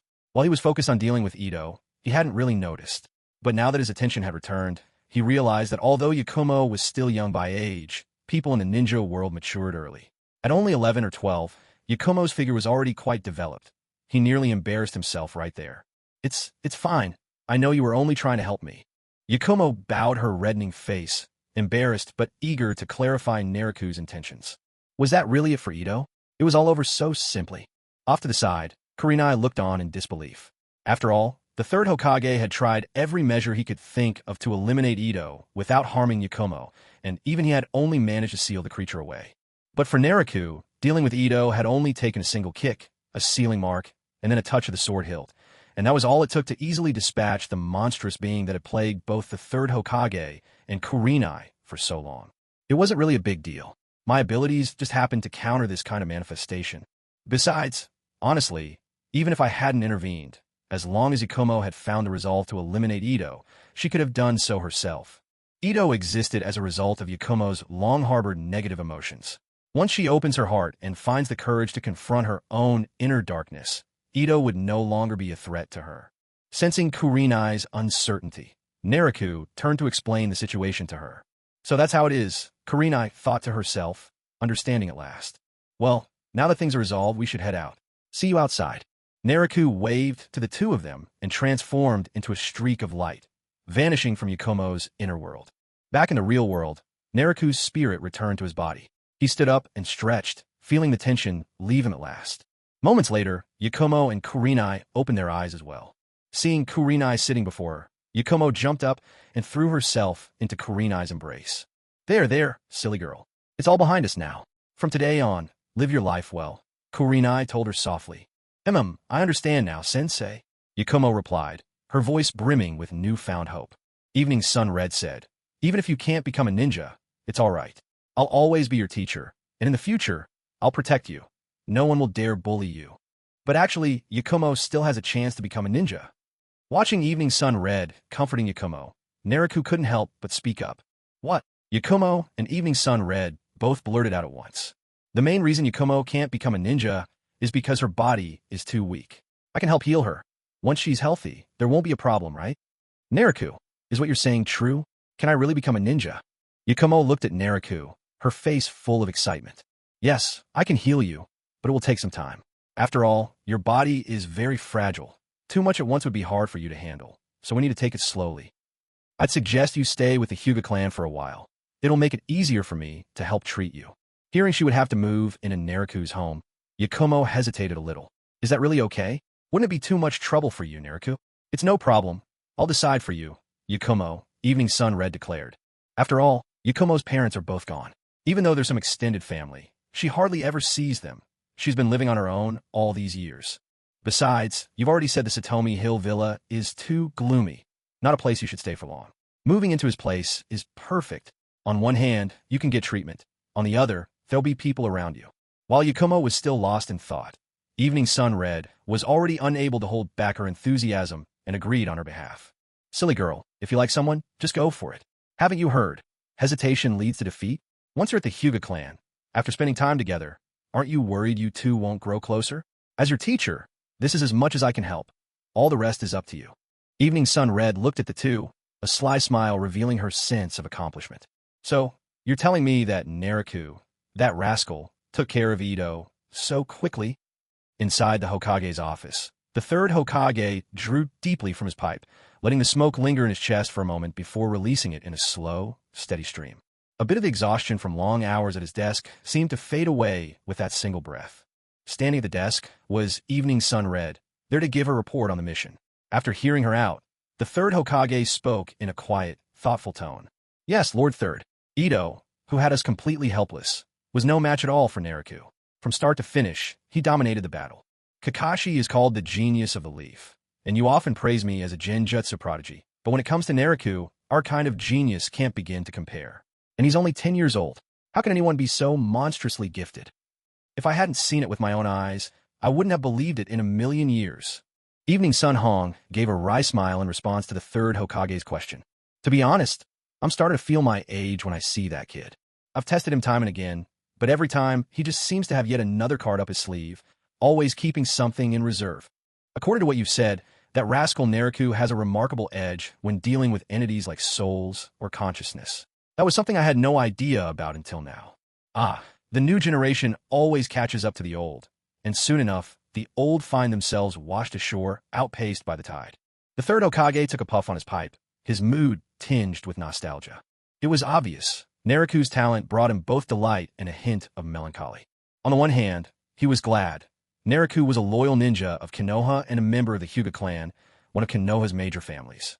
The Hyuga clan had always been among his strongest supporters, so Naruto could be trusted never to act against the interests of the village. But on the other hand, he couldn't help but worry. Naruto was terribly laid back. At the last Jonin exam, if he hadn't personally warned Naruto that failure would have consequences, the boy probably would have breezed through without a care in the world. By the way, did you say that little Yakumo girl is living with the Hyuga clan now? That's right, Kurenai confirmed. Naruto said he could treat her, but it'll take some time. Given the state of Satamaika Manor and the convenience of treatment, we decided it'd be best if Yakumo simply stayed at Naruto's place for a while. The third Hokage chuckled. That boy surprises me again. Even in healing, he's this skilled? Yakumo's unique condition has stumped every doctor in Konoha, and yet he claims he can help. Could it be that his medical ninjutsu rivals Tsunade's? Sometimes I wonder if there's anything that boy can't do.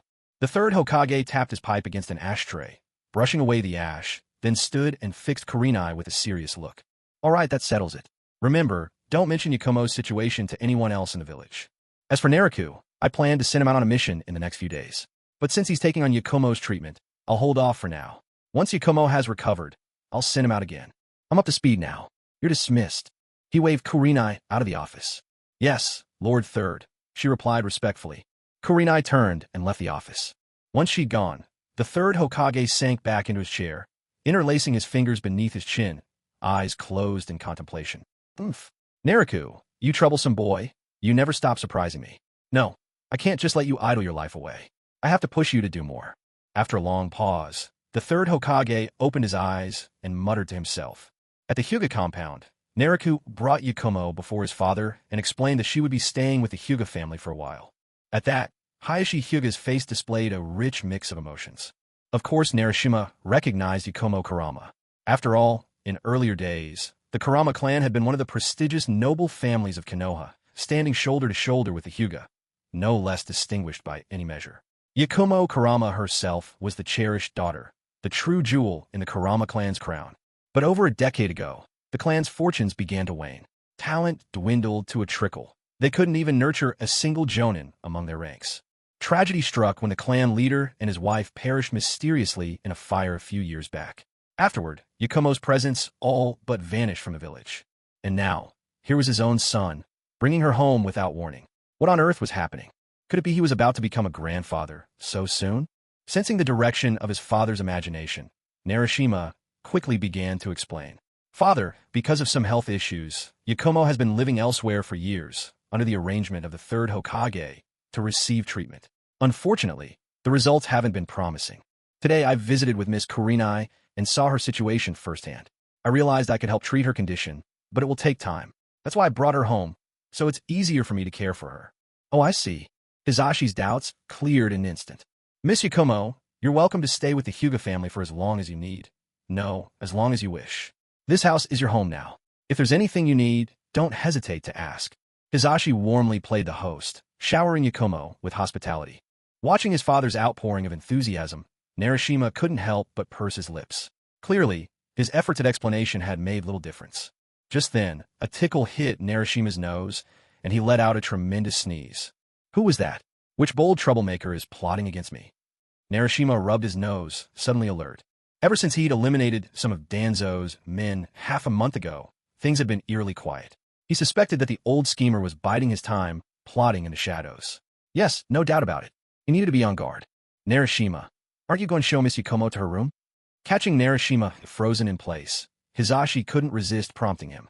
Honestly, his son was a genius when it came to training, but he was hopelessly dense when it came to dealing with girls. Miss Yakumo, please come with me. I'll show you to your room. Thank you, Narashima. Lord Hizashi, if you'll excuse me for now. Go on, go on. You young people should spend more time together. As he watched the two of them leave together, Hizashi's face broke into a broad smile. Once they'd left the main hall, Narashima and Yakumo walked through the Hyuga clan's back garden. Please don't mind my father. He just says whatever comes to mind. Don't take his words too seriously. Watching Yakumo's cheeks turn crimson from embarrassment over Hinata Hyuga's misunderstanding, Naraku paused, then decided to explain. Oh. Yakumo could barely string her words together, stammering in confusion. Naraku could only massage his forehead in silence. To be honest, this young girl Yakumo was quite lovely in her own right, except she was just so easily flustered. Whenever they were together, she'd blush at the slightest thing. In this respect, she reminded Naraku a great deal of his own little sister, Hinata. If you were to think about marriage, a girl like Yakumo would indeed make a fine choice, a kind and caring wife and mother in the future. But that was a matter for another time. Right now, Yakumo was around 10 years old at most, hardly any different in age from Naraku himself. Harboring any thoughts beyond that would be deeply inappropriate. Naraku, having received 9 years of compulsory education in his previous life, would never stoop to such behavior. Besides, he had no such inclinations in the first place. After settling Yakumo into a guest room, Naraku quietly took his leave. From then on, Yakumo stayed in Naraku's home, receiving the treatment she needed. As night settled in, the darkness grew heavier. Naraku wandered alone beneath the open sky, following a lonely path through the wilderness. Dressed all in white, with his long hair flowing, Naraku under the faint moon and sparse stars could easily have been mistaken from a distance for a wandering spirit. Fortunately, this place was utterly deserted. There was no risk of scaring any unsuspecting travelers. By now, Naraku had left the village of Konoha far behind and found himself in the land of grass. After more than half a month of constant healing, the once frail and sickly Yakumo had finally regained the health of a normal child. He had to admit, the power of restoration was truly formidable. The only reason it had taken so long was because Naraku still wielded only an intermediate level of this art. If he'd reached the advanced or even perfect tier, he could have mended severed limbs on the spot. As long as a person still drew breath, he might be able to bring them back in the blink of an eye. The restorative arts of the Soul Reaper world utterly eclipsed the healing techniques of the Hidden Leaf by an order of magnitude or more. But perhaps that was only natural. After all, Soul Reapers were in a sense gods. Their powers, far above those of mortal ninja, made perfect sense. Meanwhile, the third Hokage, upon learning that Naraku had fully healed Yakumo, finally put his plans in motion. A deluge of A-rank and even S-rank missions came crashing down on Naruto, leaving him no room for refusal. What's that? Naruto refusing? That's a joke. The iron rules of the ninja are absolute. As a shinobi, you must obey the Hokage's orders, unless you openly display rebellion against the very leadership of the Leaf. Of course, that was something Naruto would never do, given that the Hyuga clan had always been loyal supporters of the Third. Then just a few days ago, the Third Hokage had assigned him yet another mission: infiltrate the Land of Grass and carry out an assassination. This was already an S-rank mission, but it wasn't the first of its kind for Naruto in recent days. Normally, a mission of this sort would require a team of ninja, but Naruto had specifically told the Third that he didn't need teammates. After all, given how formidable Naruto is, weak teammates would only drag him down. If the teammates were too strong, it would just be a waste of top-tier combat resources. At first, the Third Hokage rejected Naruto's request, worried that Naruto might not have anyone to back him up in a critical moment. But in the end, seeing Naruto's unwavering resolve, he reluctantly agreed. So, Naruto began to take on missions solo. I'm getting a bit sleepy, he mumbled with a yawn, glancing around his surroundings. According to the map, once I get over that mountain ahead, I'll reach the target's house. All right, let's pick up the pace. The sooner I finish this mission, the sooner I can find somewhere to sleep. With a flash of movement, Naruto's feet skimmed across the ground as he activated his swift step technique. In a vast wilderness and under the cover of night, he streaked forward so fast that a faint white afterimage trailed behind him. After some time, Naruto crossed the slope and halted atop the branch of a large tree. He gazed down at a courtyard spread out before him. According to the intel, the target for this mission is somewhere inside this estate. As long as I kill him, the mission will be complete. Well then, let's get moving. As Naruto sprung into action, all traces of laziness vanished from his face, replaced by a striking seriousness. Though Naruto's nature leans toward laziness, even a touch of flippancy, when the critical moment arrives, he never lets things fall apart. After all, this is the world of shinobi, a world where he truly lives, not a mere anime as in his previous life. Here, a moment's carelessness could easily mean death. Naruto had no intention of dying in such a frustrating way. Cloaked in the night, Naruto harnessed his speed to dart in a circle around the estate. Using the Byakugan's penetrating sight, he easily pinpointed every guard ninja's exact location. This spot is the weakest point in their defenses. I'll slip in here. After circling the perimeter, Naruto had identified the thinnest part of their security and slipped inside undetected. Once inside, he didn't pause on the first floor. Instead, he moved silently up toward the second. According to the mission details, the bedroom in the center of the second floor was where the target slept every night. Naruto didn't waste any time. He crept straight toward that door. Traps. Just as Naruto was about to open the door, he noticed a hidden mechanical trap set into it. Pretty well-made trap, but in front of the Byakugan, such tricks are meaningless. Channeling his chakra, Naruto sent it out in a thread-thin current and swiftly disabled the trap. A faint sound of the door sliding open broke the silence as Naruto slipped inside the room. With quiet steps, he approached the bed and cast a glance at the figure sprawled there. Looks close. This should be him. Naruto pulled out the target's photo and compared it to the person before him. Better wake him up and double-check. Naruto drew his Zampakudo, pressing it against the man's neck. The icy blade touched his skin, making the sleeping figure uneasy. Half awake, the man reached up to feel his neck. What is this?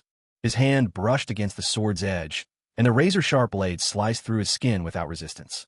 The haze of sleep vanished in an instant. Panic flooding his eyes, he tried to cry out. Chill. Naruto held the blade in front of his face, silencing him. I ask you answer. Understand. Naruto spoke in a cold, steely voice. Yes, the man nodded, terrified. What's your name? And my name is Nichikawa Steel. Please, I beg you, don't kill me. Are you the underground emperor of the Land of Grass? Yes, I am, sir. As long as you spare me. I'm willing to pay a handsome sum for my life. Good. That's all I need. Naruto asked nothing more. Just as his captive thought he'd been spared, Naruto's blade flashed, and Nichikawa Steel's head tumbled to the floor. Nichikawa Steel, the underground kingpin of the Land of Grass. He assembled a gang of rogue ninja and threw the nation into chaos, even plotting to overthrow the government. On the orders of the country, I have come to execute him. The mission is complete. Naruto shook the blood from his blade and sheathed it. Something's wrong. Lord Nichikawa's heart has stopped. What's going on? I don't know. Just a moment ago, Lord Nichikawa's heart started pounding violently. I was about to inform you, but then it stopped completely. The jutsu linking us broke. The only explanation is he's met with disaster. Everyone, surround the manor. Don't let so much as a fly escape. Outside, shouts and chaos erupted. Naruto activated his Byakugan and glanced outside. He saw the room surrounded by the enemy, 100 strong. I guess my cover's blown. Pulling open Nichikawa's clothing, Naruto discovered a jutsu seal etched directly over his heart. TCH, what a hassle. Placing a jutsu on his heart, so that any irregularity in his heartbeat would alert them. Naruto realized he'd been found out, but the mission was done. Now it was time to break through and escape. He sealed Nichikawa's corpse within a mission scroll. Then, with a surge of chakra, burst through the rooftop. Bleak night, air swept past as Naruto stood atop the tiles, wind whipping his silhouette. Below, hundreds of rogue ninja formed a tight encirclement. Alone on the rooftop, facing a legion of enemies, Naruto prepared for the next fight. TSK. Seriously, they just have to make trouble, don't they? Can I finish my task in peace for once? Surrounded on all sides by the crowd, Naruto couldn't help but give a weary sigh. Hey, listen up, everyone. Your boss is already dead, so how about we all leave it at that and you let me go unharmed? He was only your boss, after all. I'll take his body, you split up his fortune, and we'll each go our own way. How does that sound? Naruto paused to consider, then called out to the ninjas below. Bastard, are you kidding us? Walk away just like that? You killed our boss, and now you expect to stroll off? What do you take us for? Yeah, if we let you go, what kind of face would we have left? The group of rogue ninjas shouted in anger. Oh, face is it? You're all missing mean from your own villages. After betraying your comrades, do you really care about such a thing as honor? Naruto curled his lip in disdain, voice laced with mockery. What a joke. A bunch of cutthroats who abandoned their villages and now roam the land, killing and burning. And yet they have a nerve to talk to me about dignity? If you cared so much about your honor, you would have found a place to hang yourselves long ago.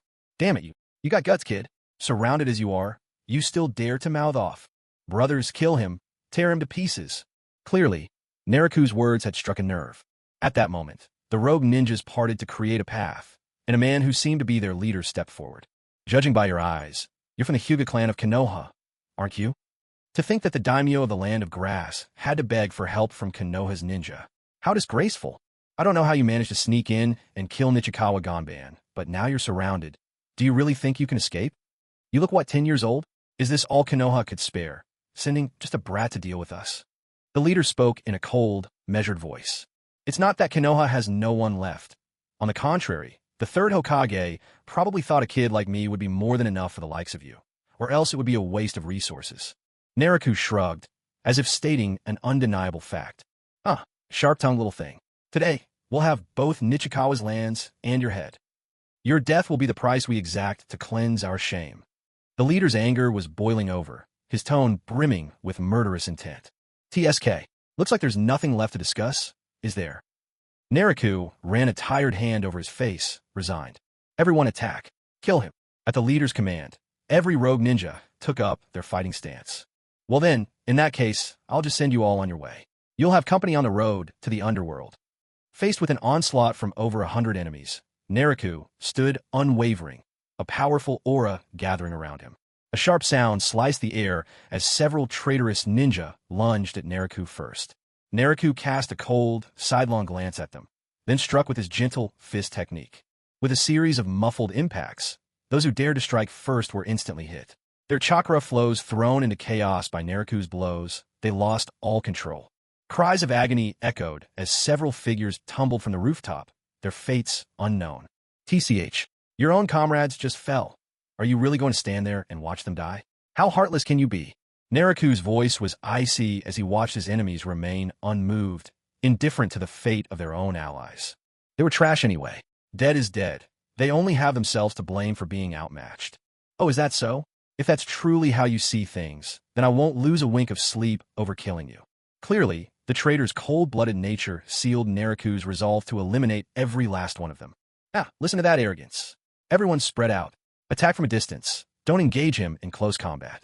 The Hyuga clan are masters of the close fight. The enemy leader clearly knew what he was dealing with. Or rather, the Hyuga clan's reputation preceded them. The Byakugan and Gentle Fist made them fearsome up close. In the ninja world, anyone who wasn't a total novice had heard of the Hyuga. That's a sound strategy. Against other members of my clan, it might have worked, but unfortunately for you, I'm the one you're facing. Indeed, the Hyuga excelled in close combat, but this specialization was also a shackle. Their weakness in long-range battles was a lesson learned through countless confrontations, a flaw well known by now. But this one thing did not apply to Naruto. You want to wear me down from afar? That is, if you're even able to keep your distance. A sly smile curled on Naruto's lips. The pairing of Gentle Fist and Byakugan alone had secured the Hyuga's fame across the ninja world. But now, what would happen when Gentle Fist and Byakugan were combined with instantaneous movement? Naruto chose not to rely on his ghostly arts. Not yet. He wanted to test his own close-quarters abilities on the battlefield. His foes weren't particularly strong, but they weren't exactly weak either. At least, none of them posed any threat to him. Their sheer numbers meant that if an ordinary jonin faced them, death would almost be certain. Even if Kakashi arrived, he'd likely have to give his all just to survive the onslaught. Enemies like these were perfect for putting himself to the test. Without another word, Naruto launched into a flash step, vanishing from sight in a blink. Where did he go? A startled shout arose, but then another voice cried out. He's here. A brief gasp, then anguished groans. In that instant, Naruto darted through the ranks like lightning itself, his speed leaving the enemy utterly unable to react. Every time Naruto appeared before him, it was always at the moment his own chest was pierced or his neck was twisted. Almost instantly, panic screams erupted from the crowd, echoing one after another. Damn it! Where's he? Where the hell is he? Bastard! Fire style, fire dragon bullet. Arg, you idiot! What are you doing, flinging jutsu at random? You hit your own team. The whole scene descended into chaos. In their confusion, some people recklessly unleashed their jutsu, accidentally striking their own allies. Everyone quiet. Don't break formation. Watching the pandemonium, the rogue ninja leader ground his teeth in frustration. How do you plan to handle yourself in a situation like this? Suddenly, Naruto's voice floated from behind him, haunting and cold. What? A chilling sense of impending death swept over him. With a single, silent motion, Naruto's hand, sharpened like a blade, stabbed through the leader's chest. But in the next heartbeat, there was a wooden crack. The enemy dissolved into a splintered log. Oh, substitution technique? Not bad. Let's see if you're still this lucky next time. Clearly, anyone capable of leading these deserters had earned that position with skill. After all, in a world where strength spoke louder than words, a weakling wouldn't survive a day among these cutthroats. Naruto cast his gaze around. The ground, after his frenzied assault, was scattered with more than a dozen corpses. This time, he had relied solely on taijutsu, not once unsheathing his Zampakudo. With each scything hand strike, heads were severed or bodies eviscerated. Now, Naruto stood smeared with the blood of his foes, especially his lowered right hand, from which blood dripped steadily to the ground. One by one, the rogue ninjas stared at him in terror, the specter of a death god among them. His brutality had thoroughly shaken them. Who would have thought that this Konoha Hyuga, just a boy of 10, could possess such terrifying power? Now, I declare, you are all surrounded by me. Naruto's voice, grim as the reapers, rang in their ears. Composed and assured, Naruto announced that he alone had surrounded more than 100 ninja. Yet not one person in the crowd found this laughable. After witnessing his carnage, they had no doubts about his strength. Damn it, all of us at once. He's just one man. Sooner or later, we'll wear him down, or else none of us are getting out alive today. The rogue ninja leader, who had narrowly escaped Naruto's grasp, now appeared on the opposite side, still shaken, knowing that if he'd hesitated even a moment in using the substitution technique, he'd be dead already. In all his years as a shinobi, he had never encountered such a desperate situation. Today, he had come shockingly close to meeting his end. Though fear clawed at his heart, he knew with absolute clarity that this was no time to falter. The enmity with Naruto had been sealed. Tonight, either they killed him, or he would kill them. So he forced himself to muster courage, and issued his command to the group. All close-range ninjas stall him. The rest, attack from a distance. Aim carefully and fire. It was as if the leader's words breathed new life into them.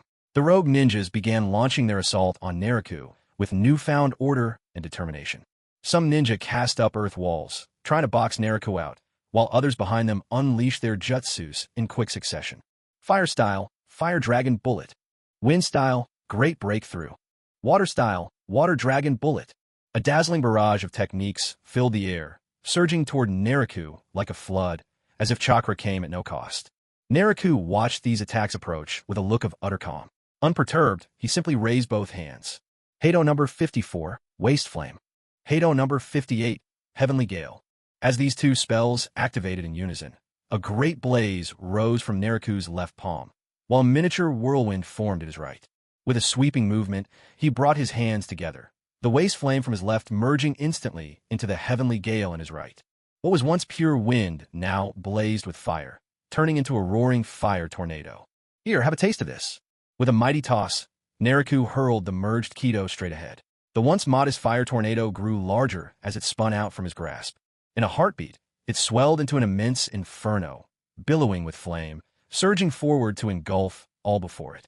The firestorm smashed into the sea of jutsu unleashed from the other side. For a moment, it seemed the two forces were locked in a stalemate, neither side giving ground. But then, the others began to sense something amiss. What's happening? Why is my chakra draining so rapidly? Look, the earth walls melting under the flames. No, that fire isn't normal. It's burning away at our ninjutsu. A moment later, realization dawned. Their own techniques, once unleashed, began to ignite as they collided with Nariku's roaring firestorm. The earth walls, summoned to block the flames, collapsed rapidly beneath the fire's advance. Even water-style moves couldn't withstand the searing blaze. What kind of fire is this? How can it burn everything in its path? Wait, isn't he a close combat Hyuga ninja? How does he possess such terrifying power at long range? What sort of monster are we fighting against? Everywhere the storm of fire and wind swept, nothing survived. Every jutsu thrown against it was reduced to ash. The violent heat nipped at their skin and made it sting, but it was nothing compared to the chill they felt deep within, as if their hearts had just dropped into a frozen abyss. At last, after exhausting every last bit of ninjutsu, there was nothing left to hold back the raging firestorm, which swept forward unimpeded toward the opposition. Not good run now. Get out of the way. Don't block me. Panic erupted among the rogue ninjas. They scrambled to escape, wishing they could grow an extra pair of legs just to run faster. But how could their footsteps possibly outrun a whirlwind spinning at such speed? The firestorm, now a blazing tornado reaching to the sky, surged ahead with relentless force. Any ninja too slow to escape was sucked into its seething core. Their screams cut short as they were instantly incinerated into nothing but ashes. Even after burning through the crowd before it, the firestorm did not slow, crashing straight into the sprawling manor ahead. A thunderous explosion echoed, followed by the crackling roar of flames. In the storm's wake, the massive manor was reduced to fragments, which were swiftly engulfed in an uncontrollable blaze. Just as the fiery whirlwind looked as if it would rage endlessly onward, Naliku lifted his hand and dispersed the storm. But though the firestorm had passed, the manor continued to burn, flames clawing ever higher. The hellish firelight bathed every face in its orange glow. In the wake of that devastating attack, dozens had fallen instantly. Counting those Naliku had cut down at the outset, barely 50 or 60 enemies remained, a force now halved. Naliku let out a casual laugh and declared, "What a night for mischief! Dark sky, wild wind, perfect for killing and arson. Don't bother struggling. The sooner you give up, the sooner I can finish my task and go home." He's a demon. He's an absolute demon. No, please, don't kill me. I'm begging you, just spare my life. I'll leave right now. Won't stand in your way, I swear. Just let me go. All at once, everyone on the field began to beg for mercy. Even their leader was shaking like a leaf, gripped by a terror Naliku had carved into them all. Oh, you want to beg for mercy now? Too late. Every last one of you. None of you are walking away from here alive. Naliku was unmoved by their desperate pleas. To him, these were nothing but marauding bandits, criminals who had killed and burned without conscience. Villages across the land of grass lay in ruins behind them, corpses strewn in their wake everywhere Naliku had traveled. From the very beginning, Naliku had never intended to let these men go. Damn it, you're forcing us into a fight to the death. Don't go too far, Naliku. If you push us, we'll fight with everything we've got. Don't think you'll walk away unscathed. That move you used just now, you couldn't possibly pull that off again, could you? Like you said, we don't have an unresolvable vendetta. Why not just let this go? Their leader managed, with great effort, to steady his trembling voice as he faced Naliku, masking fear with bravado. That's right, there's no deep grudge between us. I trust you wouldn't seek revenge on me for the sake of the dead. The leader of the rogue ninja, hearing this, seemed to see a glimmer of hope. His eyes lit up with anticipation. But your despicable nature disgusts me. There's no shame in becoming a rogue. After all, often there are reasons that force someone to leave their village. But to become a rogue and then prey on innocent civilians, that's when you lose your right to survive. You The flicker of hope that had just risen within the group of renegades was instantly extinguished by Nariku's words, their hearts sinking into despair. Besides, who told you I can't unleash a move that powerful more than a couple of times? HM, seems you've seriously misunderstood me. I'm not some blue bar starved kid like Kakashi. When it comes to chakra reserves, it's not an exaggeration to say I have at least 10 times what Kakashi does. Wretches, prepare to face your judgment. Carriers of dominion, mask of flesh and blood, everything under heaven, wings that soar, and those crowned in the name of humanity. Truth and temperance, the wall of unknowing dreams rises alone above all. Way of destruction number 33, Azure Fire Cascade. Nariku vanished in a blink, appearing mid-air, and as he faced the crowd, drowning in despair, he began to chant the incantation, his spell's power swelling with each arcane syllable. Blue light burst from Nariku's palm, hurtling down toward the crowd below, moving so fast it was nearly invisible to the naked eye. Upon impact, the Azure Fire Cascade erupted in a violent explosion, swallowing everyone below in a flash of fire. In the dimness of the night, Nariku hovered alone in mid-air. Below him, the impact site of the Azure Fire Cascade had ignited the surrounding woods, and fierce flames continued to roar, devouring everything. The blast killed scores of rogue ninja before they even had a chance to react. Those spared by the explosion writhed in agony, their screams echoing through the fire-lit gloom. Above the devastation, Nariku could smell the unmistakable scent of flesh roasted by the inferno. Looking down at those struggling in the blaze, Nariku thought to himself that, for those killed instantly by the blast, perhaps that was the kinder fate. My leg is broken. One rogue ninja, his leg blown clean off, clung desperately to his mangled stump, rolling in agony and crying out for help. I don't want to die. Someone help me, please. Another, his abdomen torn open, internal organs spilling out, begged for aid in a quavering whisper, blood streaming from his lips as he coughed up bits of shredded viscera. But the others were lost to panic, unable to spare him a glance. The light in his eyes faded as life slipped away. Somebody, help put out the fire. Help me, please. A man engulfed in flames rolled frantically on the ground, desperately trying to snuff out the fire that was consuming his body. Everyone quick, all water-style users, use your jutsu to extinguish the fire. Amid the chaos, a voice rang out. Nariku looked toward the direction of the voice, only to find it was the leader of the rogue ninjas. Oh, still alive? What remarkable luck. And even now, you have the presence of mind to organize the water-style users and put out the flames. Clearly, you've got real leadership qualities. But alas, Nariku shook his head. No matter how talented this man might be, as long as his heart was twisted, Nariku would never let him go. Meanwhile, the ninjas below came to their senses. All the water-style users immediately began channeling their jutsu to put out the fire. Nariku paid them no mind. He merely hovered in midair, watching with icy indifference. To him, this group was nothing more than lambs waiting for the slaughter. Trying to escape? Nariku, suspended in the air, had already activated his Byakugan, laying bare every movement below. He noticed several rogue ninjas scattering in 4 directions, obviously hoping to split up and slip away before Nariku could catch them. Nice idea, but too bad. White lightning. Without moving from his spot, Nariku simply raised a hand and pointed through the air at the fleeing figures. In the next instant, searing bolts of lightning shot down from the sky, striking them where they ran and leaving nothing but charred remains. Those below, who had just finished putting out the flames, looked upon their scorched comrades and slipped further into despair. That bastard. He's really going to wipe us all out. Damn it. Dead either way. Let's fight him together. Right? If we're going to die, at least we can go down swinging. Seeing that Nariku had no intention of letting any of them go, and with no way to escape, the last of their courage flared up. So, you want to fight to the bitter end? At last, you show a little of that ninja spirit. If that's your resolve, then I'll let you die with your honor as shinobi. At least I'll give you that much. Glancing down at the group preparing for a desperate struggle, Nariku quickly estimated there were just over 20 left. He nodded once, and then dropped suddenly from the sky. As he landed, Nariku drew his Zampakudo from his storage space. Enough. I've stalled long enough. Let's end this quickly. He unsheathed his Zampakudo and leveled it at the rogue ninjas. In an instant, he vanished with Shuinpa and reappeared behind one of them. Before his target could react, Nariku's blade cut clean through the man's neck.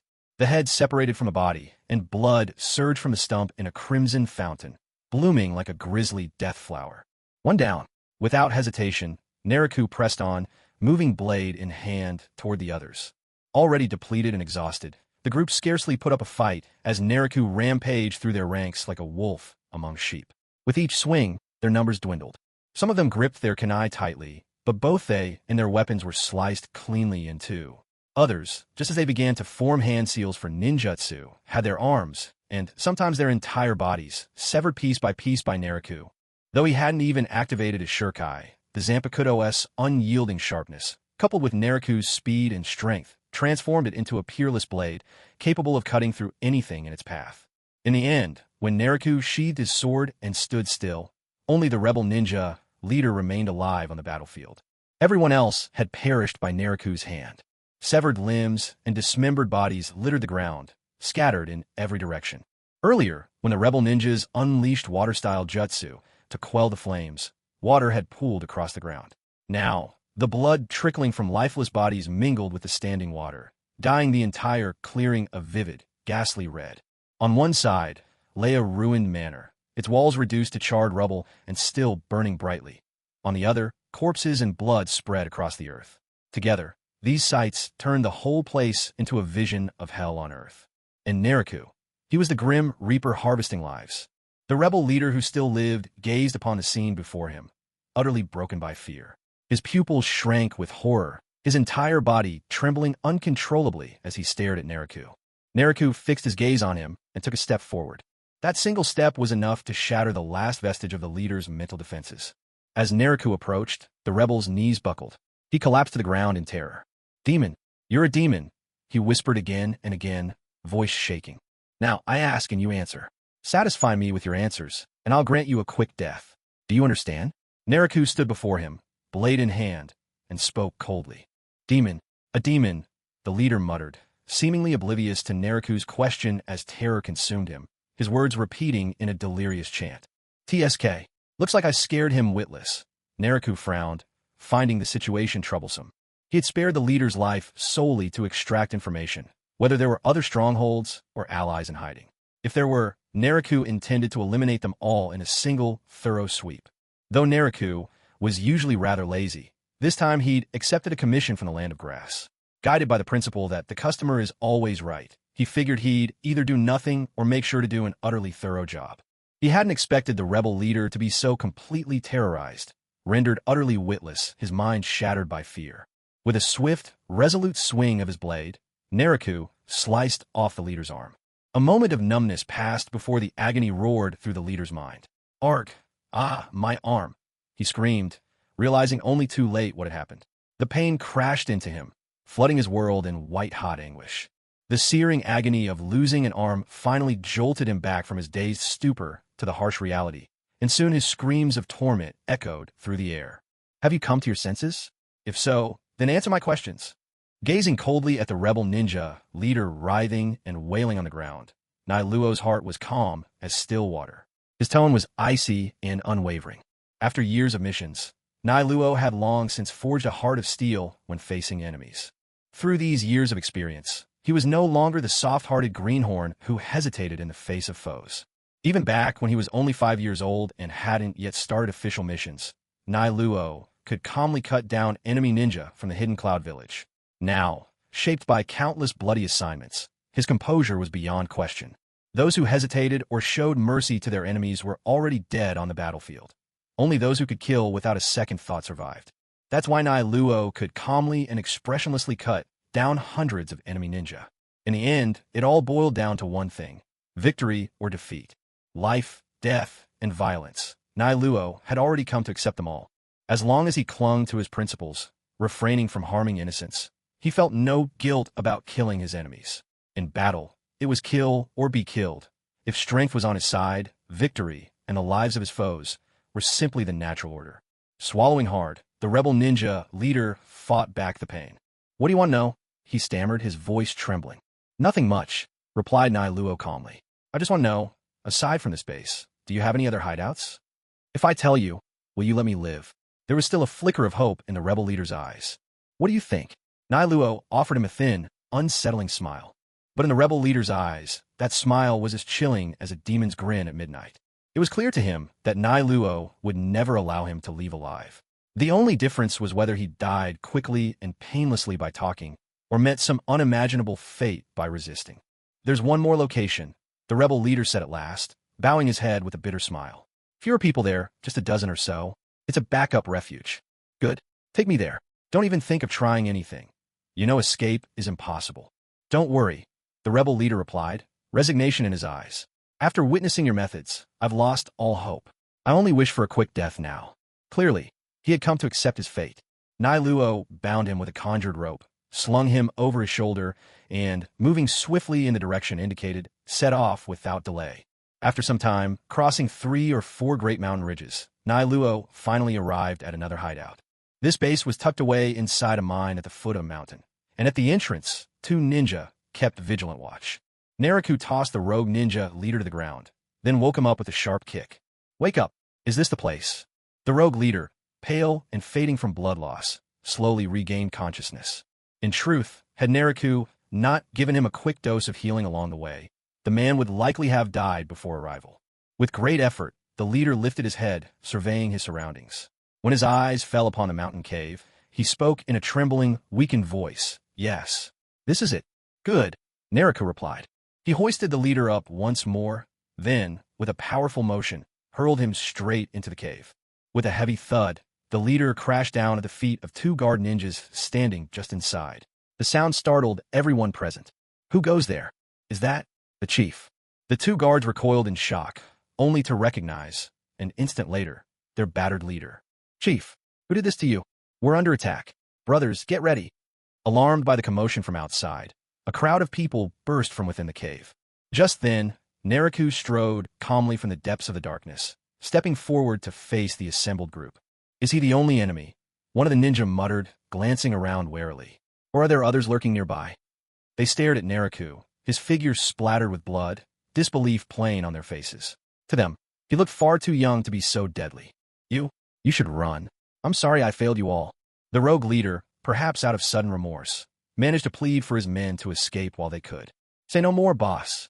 That little brat must have used some dirty trick to take you down. Hang on, we'll grab medicine for you right away. Move. Don't just stand there, all of you. You lot, take care of that kid. The rest, fetch the medicine and treat the chief." A man who seemed to be a squad leader barked orders at the group emerging from the cave. The rogue ninjas quickly surrounded Naruto, while 2 others disappeared back into the cave to retrieve the so-called medicine. Outside, the remaining ninjas encircled Naruto, leering and jeering.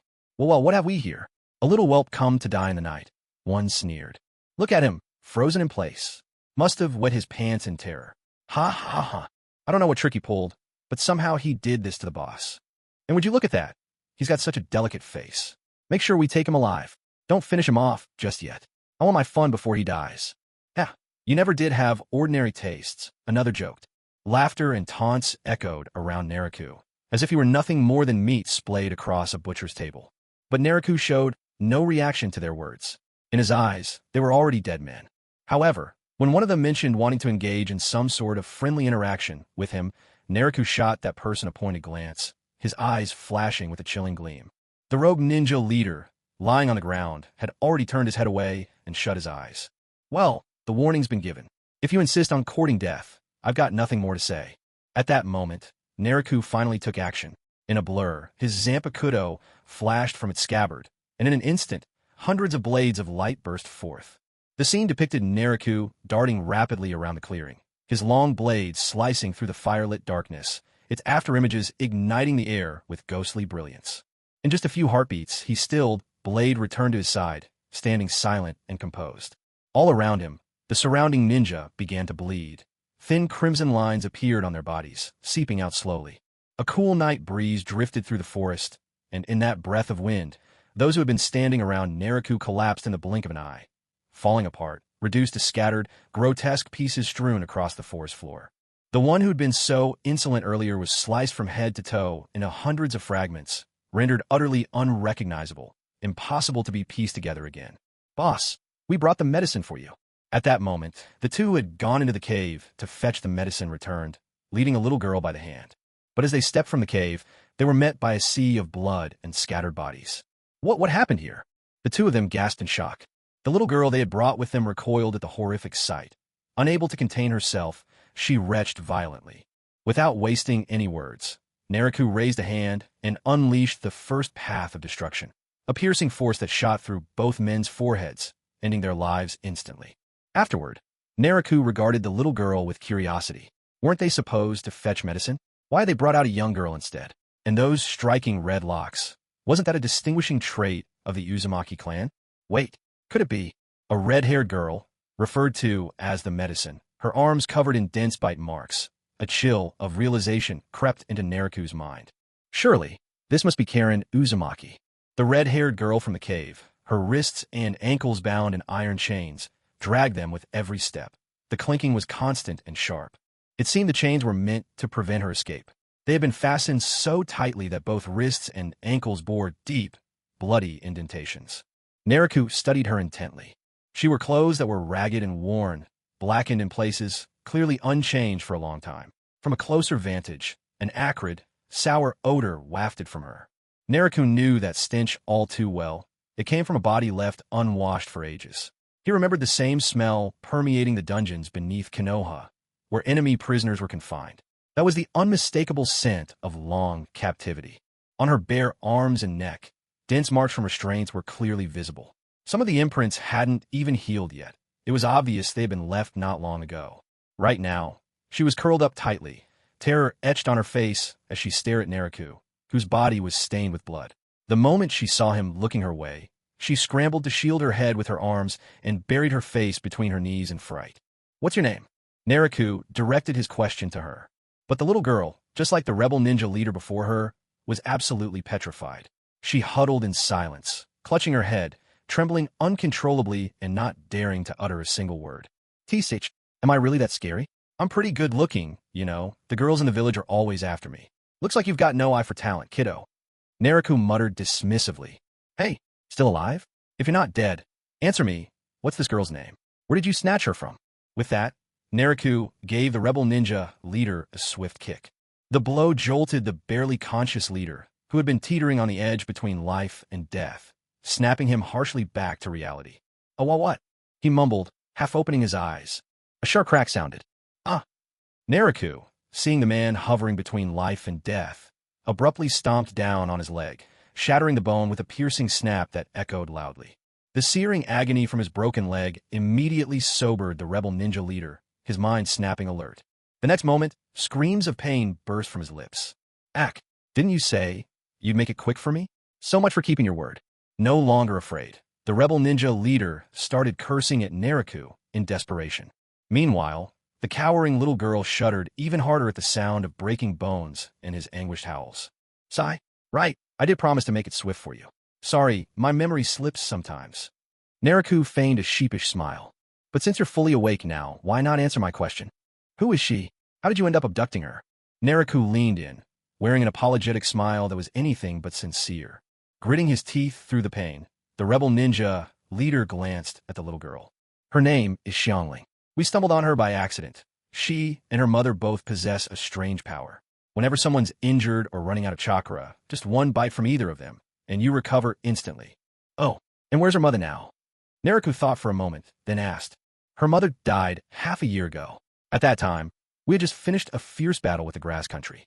Many of our brothers were injured, so we used this little girl's mother to help them recover. Who would have thought we'd accidentally drain her chakra dry? The woman couldn't take it. She died on the spot. After that, only this little girl was left. A few months ago, this kid tried to seize a chance to run away, but we caught her. That's when we put the shackles on her. After all, she was our miracle cure for desperate times. It's a pity." The leader of the rogue ninjas spoke quickly, as if wanting to get everything off his chest in one breath. He explained Xiangling's whole past in painstaking detail, perhaps hoping for a swift end. The more he spoke, the weaker his already frail body seemed, and by the end, his voice was barely holding together, breaking up and fading. His last word, pity, clearly meant that even with a miracle drug in his grasp, he knew he wouldn't make it out alive from under Naruto's hands. "Well, you're surprisingly cooperative. I'll grant you a quick death, then. Remember, be a better human in your next life, if you get one." Naruto drew his blade across the rogue ninja leader's throat. "Wait, can I ask you something? I just want to know, what's your name? I don't want to die without knowing whose hands I died by." Naruto paused for a moment before replying. "My name is Hyuga Naruto." With no further words, Naruto's grip tightened, and the leader's head fell to the ground in a clean stroke. Afterwards, Naruto took out a clean cloth, wiped the blood from his Zampakudo, and slid it back into its sheath. He then turned to the side, his gaze falling on Xiangling, who was curled up tightly in a ball.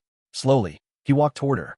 Maybe it was the sound of approaching footsteps, but Xiangling couldn't help glancing up, trembling. The moment she looked up, Naruto was already crouching in front of her. "Please don't kill me. I'm begging you. Please don't kill me. I can heal your wounds. I can also serve tea, cook meals. Please, just let me go." Panic overwhelmed Xiangling. She broke down and burst into tears, her cries pouring out uncontrollably. No matter how Naruto tried to look harmless, he forgot that, covered in blood as he was, anyone would be terrified, let alone a girl who had just seen him cut down so many ninjas right before her eyes. In Xiangling's heart at this moment, Naruto had already become the demon king of killers. Naruto could only sigh in exasperation. There, I'm not going to hurt you. Don't be scared." He tried to comfort her as gently as possible, but it was little use. Xiangling kept crying, inconsolable. A vein throbbed visibly on Naruto's forehead. "Hey, little brat, I told you to stop crying. If you don't listen, I might just kill you myself." Naruto, finding himself at a loss, could only feign fierceness as he spoke. Sure enough, this tactic worked wonders. Little Xiangling, who had been sobbing uncontrollably moments ago, finally managed to stifle her cries. When it came to dealing with unruly children, Naruto had many tricks up his sleeve. In this life, he hadn't tried them on his two younger sisters, but in his previous life, he'd had plenty of experience disciplining little troublemakers among his relatives. Looking at Xiangling, who desperately fought to keep from crying and bit down hard on her lip in misery, Naruto couldn't help but feel a pang of sympathy. This little girl was probably even younger than his own sister Hinata, yet she had already endured so much suffering. To survive, she'd been forced to swallow her pride and curry favor with her enemies. In that instant, Naruto found he could no longer bear to frighten her. "There now, don't cry," he said gently. "I'll take you away from here. From now on, you'll stay by my side. No one will ever bully you again. If anyone wants to harm you, they'll have to get through me first." Naruto produced a clean handkerchief from his system space and carefully wiped the dirt-streaked face of Xiangling, his voice soft and reassuring. As soon as the handkerchief touched her face, Xiangling recoiled in fear. But Naruto's hand was gentle yet steady, holding her firmly in place while with the other, he tenderly wiped away her tears and grime. In that moment, Xiangling felt a warmth in Naruto's touch that melted away her fears, just like the feeling she remembered when her mother used to wipe her face. Her defenses crumbled. She threw herself into Naruto's arms. She began to sob uncontrollably in his embrace, her tears soaking the front of his shirt. There, it's all right," Naruto comforted her. "Come on, let me take you home." Under the cover of night, Naruto picked up the small, frail Xiangling and set off toward Kanagakur, the land of fire's hidden leaf village. He didn't spare another glance at the bodies strewn on the ground. Once he turned in his mission, the people of the grass country would handle the aftermath themselves. At the main gates of the hidden leaf village, one tall and one small figure stood hand in hand before the massive entrance. These two figures were none other than Naruto and Xiangling. Bringing Xiangling along had slowed Naruto's pace, so it had taken them 5 days to return from grass country to the leaf. "See, this is the leaf village," Naruto said to Xiangling. "It's where I live, and from now on, it'll be your home too, understood?" Xiangling gazed in awe at the grand gate before them. Coming from small country like the grass, she'd never seen anything as magnificent as the leaf's main gate. Taking it in for the first time, she looked every bit the wide-eyed country girl entering a city for the first time. Suddenly, a blur of motion, two figures appeared right in front of Naruto. Well, isn't this our young master Naruto? Back already after your mission? Huh? One of the figures called out in a teasing tone. Seeing these two suddenly appear in front of her, Xiangling shrank back behind Naruto in fear. "Oh, there's even a little girl with him. Hey now, Naruto, don't tell me you've kidnapped someone's kid? That's a crime here in Konoha, you know." The other person chimed in, having noticed Xiangling hiding behind Naruto. "TCH, come on, old men, you're both getting up there in years. Isn't it about time you retired and enjoyed some leisure instead of going around scaring little girls? Don't frighten her too much." Naruto couldn't help but joke back at the two of them. These two were the Konoha gatekeepers Naruto had known since he was small. The three had been acquainted for 5 years now, and whenever they met, it was always a round of friendly banter. Chiki brat. But joking aside, Naruto, you'll still need to tell us where this little girl came from. That's our job, you know. Shifting to business, the two dropped their smiles and grew serious as they faced Naruto. Relax. I met this girl during my mission in the land of grass. My target had her locked in a dungeon, and her mother was killed by those people. She was all alone, so I brought her back with me. Don't worry, there's nothing wrong with this girl. I'll give the full details to the third Hokage. Naruto waved his hand dismissively, looking unconcerned. He didn't elaborate, though. The truth was, Xiangling's abilities could attract unwanted attention, so the fewer people involved, the better for her safety. Oh, I see. Well, we won't keep you then. Better go report in. After all, you've been gone for days. Your two sisters are probably missing you like crazy. With a few parting words, Naruto took Xiangling and strode into the village. Walking down the bustling village streets, Xiangling looked around in wonder. The lively scenes of Konoha left her amazed. And as they passed one food stall after another, the delicious aromas set her mouth watering uncontrollably. Watching Xiangling stare wide-eyed at the treats, unable to move another step, Naruto couldn't help rubbing his forehead. Back in his old life, watching anime, he'd known Xiangling was infatuated with Sasuke, but he'd never realized she was such a foodie too. Helpless, Naruto bought her a stick of candied hawthorn. Here, have this for now. First, I'll take you to meet a certain old man, and once we're done, we'll find something really tasty for you. Xiangling accepted the treat from Naruto and happily started munching. Hokage's office. Knock, knock, knock. Come in. Naruto pushed the door open and walked in with Xiangling. Old man, I'm back. Did you miss me? Naruto grinned as he approached the third Hokage. Oh, isn't this Konoha's genius Jonin? What's this? You finally got tired of wandering and decided to come home. Humph. Even the secret orders from the Land of Grass have been here for 3 days already. But you only show up today? The third shot Naruto a sidelong glance, his tone laced with obvious discontent. Naruto hurriedly waved his hands. Now wait, old man. This is just a misunderstanding. It's not like I didn't want to come back sooner. Sometimes you just can't help it. See, I even brought back a little one this time. He gently guided Xiangling forward. Xiangling, intimidated by the third's stern gaze, instinctively shrank closer to Naruto's side. In truth, the third had noticed the girl when they came in, but he hadn't said a word, knowing Naruto wouldn't bring someone here without good reason. What's this? Bringing home another little wife? Don't forget that Yakumo girl is still living under your roof. Be careful you don't start a fire at home. The third's words were mild but teasing. Perhaps after spending enough time with Naruto, the third had picked up a knack for bantering back. That's nothing you need to worry about, old man. I'm still young and in excellent shape. As for you, well, at your age, I imagine desire's all you have left, but the body just can't keep up, right? Naruto shot the third a mischievous grin. The third found himself caught off guard, his annoyance flaring as Naruto turned the tables on him. You brat, do you have any business here, or are you just going to stand there? If not, get lost already. Don't be in such a hurry, old man. Take a good look at her hair.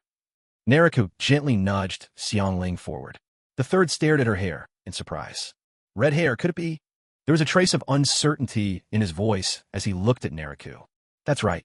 I met this girl on my last mission. She's too young to remember her past, but if my guess is correct, she's from the Uzumaki clan. Naruto then recounted for the third, from start to finish, how he had come to meet the girl. At last, Naruto addressed the third again. Old man, I brought her here to meet you because I want her to become part of Konoha, to make her one of our own. I thought I should tell you in person. No need for ANBU to keep an eye on her any longer. And another thing, I'm the one who brought her back, and I've already decided she's my little sister. I'm not handing her over to you, and there's no way I'll let you make her into some kind of test subject. Don't even think about it. Naruto's gaze was a warning as he spoke. The third said nothing, simply took up his pipe and drew in a slow, contemplative puff. So Naruto waited quietly with Xiangling by his side, standing off to the side, as they awaited the third's decision. At last, after taking a few slow drag from his pipe, the third Hokage finally spoke. Kid, what do you take Konoha for? We would never treat an innocent person like that here. Don't worry, I'll have the Umbu informed. This little girl is now one of us, a resident of the Hidden Leaf. But remember, since you were the one who brought her back, all eyes will be on you. Don't let anything go wrong, understand? He directed these words squarely at Naruto. Inside, Naruto couldn't help but grumble to himself. Humph, Konoha still harbors Danzo, who snuffs out geniuses from the shadows, and Orochimaru, who defected after being caught dissecting the living. And yet you claim innocents are safe here. But he kept these thoughts to himself, betraying nothing on his face. Fine, no problem. I'll be off then. Take care, old man. With a casual wave to the Hokage, Naruto took Xiangling and departed. The third Hokage watched them from the office until they disappeared from sight, then turned around and picked up a file from his desk. This was a dossier delivered from the Land of Grass 3 days earlier. Unfolding the document, he found a detailed account of Naruto's recent mission in Grass Country. Originally, the report was compiled by Grass Ninja for their own leader after assessing the outcome of the mission on the battlefield. Yet after some deliberation, the Grass leader chose to pass the mission report, complete with all its findings, directly to Konoha. The third Hokage had already pored over this combat report several times in the past 3 days, but even so, he read through it once more. As with so many official letters, it began with a few empty pleasantries, quickly shifting to the core matter, a meticulously detailed depiction of the aftermath of Naruto's battle. The site was left in ruins, shattered walls, and debris strewn across the ground, with severed limbs scattered everywhere. The Grass Ninja had even gone to the small cave where Naruto was last seen. There, it discovered more than a dozen ninja corpses, each one cut into pieces. Every gruesome detail had been photographed, the evidence included in the file. The third picked up those photographs, studying them in silence. Finally, he let out a long, heavy sigh. This kid, who would have guessed he carried such bloodlust? According to the Grass Ninja's count, there were 156 enemies in total, and not a single one left alive. Many of them died in horrific ways. I truly don't know. Is it right to keep sending him out, letting him strengthen himself through mission after mission? Or am I just making things worse? I just hope he can hold on to his true self and not lose himself to power and slaughter. Konoha has already produced one Orochimaru. Let's pray there won't ever be a second. He took another draw from his pipe, exhaling a breath filled with quiet unease. Meanwhile, Naruto, having left the Hokage's office with Xiangling, made his way straight home. As soon as he stepped into the backyard, the sound of his younger sister Hinata's determined training greeted his ears. Peeking around quietly, Naruto saw Hinata and Yakumo sparring earnestly, their young faces focused and serious, a rare sight. On the nearby steps sat Hanabi, the littlest one, who was holding her cheeks in her palms, watching the two train with rapt attention. Guess what? I'm home. Naruto suddenly appeared before the two girls with a flourish. Big brother. Both Hinata and Hanabi broke into delighted smiles, running straight toward Naruto as soon as they spotted him. It's only been a few days, but my little sisters are even more beautiful now. He scooped them both up into his arms, hugging them close. Hinata and Hanabi each nestled their faces against Naruto's cheeks, snuggled on either side, basking in the warmth and affection. Hey, take a look. I brought something back for you. With that, Naruto produced a bundle of snacks from his system storage, all sorts of treats he'd collected on his journey back from the land of grass. Whenever he found something delicious, he'd simply pack up a bundle to take home. The system storage had a wonderful perk. Food stashed inside would never go bad. As a result, Naruto often used the storage as a hidden snack stash for his sisters. Hinata, a little older now, was less enamored with snacks than she used to be. But Hanabi, still very much a child at heart, instantly wriggled free from Naruto and dove headlong into the pile of treats. Naruto-kun, you're back. Yakumo stood gracefully off to the side, watching Naruto play with his younger sisters. As the three paused in their fun, she stepped forward with a smile of greeting. Yes, I meant to come back sooner, but something's held me up. How are you feeling these days? Thanks to you, Naruto-kun, my body's healed, and I'm completely fine now. I've started easing back into training with Hinata, and I feel just great. I'm glad to hear it. Congratulations. You've finally caught up to your dream of becoming a ninja. Naruto and Yakumo exchanged a warm, understanding smile. Naruto-kun, and who is this? Yakumo glanced at Xiangling, who had followed quietly in behind Naruto. Ever since entering the Hyuga compound, Xiangling had been sticking close behind Naruto, hardly daring to step out on her own. Even now, in Hinata's training yard, she found herself watching from behind as Naruto played with Hinata and Hanabi. A pang of uncertainty tugged at Xiangling's heart. So, these must be his sisters? They're absolutely adorable. With such lovely sisters, will he still want me around in the future? As the thought flashed by, Xiangling felt a flicker of insecurity take root inside her heart. Naruto gently pulled Xiangling, who had been standing behind him, to his side. Noticing the hint of unease on her face, he introduced her to everyone. Hey, let me introduce you all. This is Xiangling, a girl I met outside. I've decided to treat her as my little sister, so I brought her home. Hinata, she's a year younger than you, so from now on, she'll be your little sister too. And Hanabi, remember, you need to call her big sister from now on, understood? With both hands resting gently on Xiangling's shoulders, Naruto addressed everyone in the room. He had already learned Xiangling's exact age on the way back. She had just turned 8, making her 2 months younger than Hinata. But years of malnutrition, coupled with being treated as a living blood source, had left her with a pale, thin face, making her look more like a 5-year-old than an 8-year-old. Next, Naruto ruffled Xiangling's hair affectionately and continued. The tall one over there is Sister Yakumo, a good friend of your brother. The short-haired girl is Hinata, and that little one is Hanabi. They're both my real sisters. From now on, you all have to get along, okay? Naruto looked at them and spoke gently. Okay. Hinata answered obediently with a nod, then stepped forward and reached out her hands to Xiangling. Xiangling looked a little scared as Hinata approached her, but when she saw nothing but kindness in Hinata's eyes, she slowly placed her small hand into Hinata's. Hinata took her hand and gave Xiangling a warm, friendly smile. Feeling Hinata's gentle acceptance, Xiangling finally managed a sweet little smile of her own. Meanwhile, Hanabi was already searching for snacks, waving cheerfully at Xiangling as she went about her business. All right, you three go play now and help yourselves to some snacks, Naruto announced after making the introductions, leaving the children to their own devices. He then stood up and turned to Yakumo. Looks like you've recovered pretty well. How about we have a little spar, just to test things out? Then, Naruto, please go easy on me. Yakumo bowed politely to Naruto, then, without warning, let fly with a punch. Well now, you're not exactly playing by the rules. Naruto grumbled in mock surprise, clearly not expecting such a sneak attack, but his swift reflexes saved him from being caught off guard. Yakumo didn't respond to his protest, merely stuck out her tongue with playful mischief. And so, the two of them began sparring, trading gentle blows back and forth.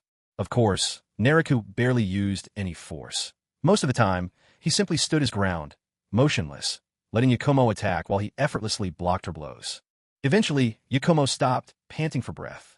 Naruto, I can't do it anymore. You're still way too strong. I'm no match for you at all. Naruto gave a faint, gentle smile and spoke. After all, you've only just begun to recover. To make it this far is already impressive. Keep at it. I believe you'll become even better. Outside the village of Konoha, in a small wooded grove, ever since Naruto brought most of the 12 young elites here for a barbecue, this place had become their regular gathering spot. Keep the fire lower, it's almost burned. Sasuke, you idiot. Enough already, you're so annoying. Huh, after all these years, you still can't even barbecue properly, and you have the nerve to complain about me being annoying? Ugh, so hopeless. Oomph. You dead last. If you're so great, why don't you use your ninjutsu to barbecue instead? By the stream, a large roasting rack spun steadily. Naruto had both hands wrapped around the spit, turning the wild boar roasting above the flames with enthusiastic energy. On the other side, a dark-haired boy blasted powerful flames directly beneath the meat, his breath coming out in hot bursts.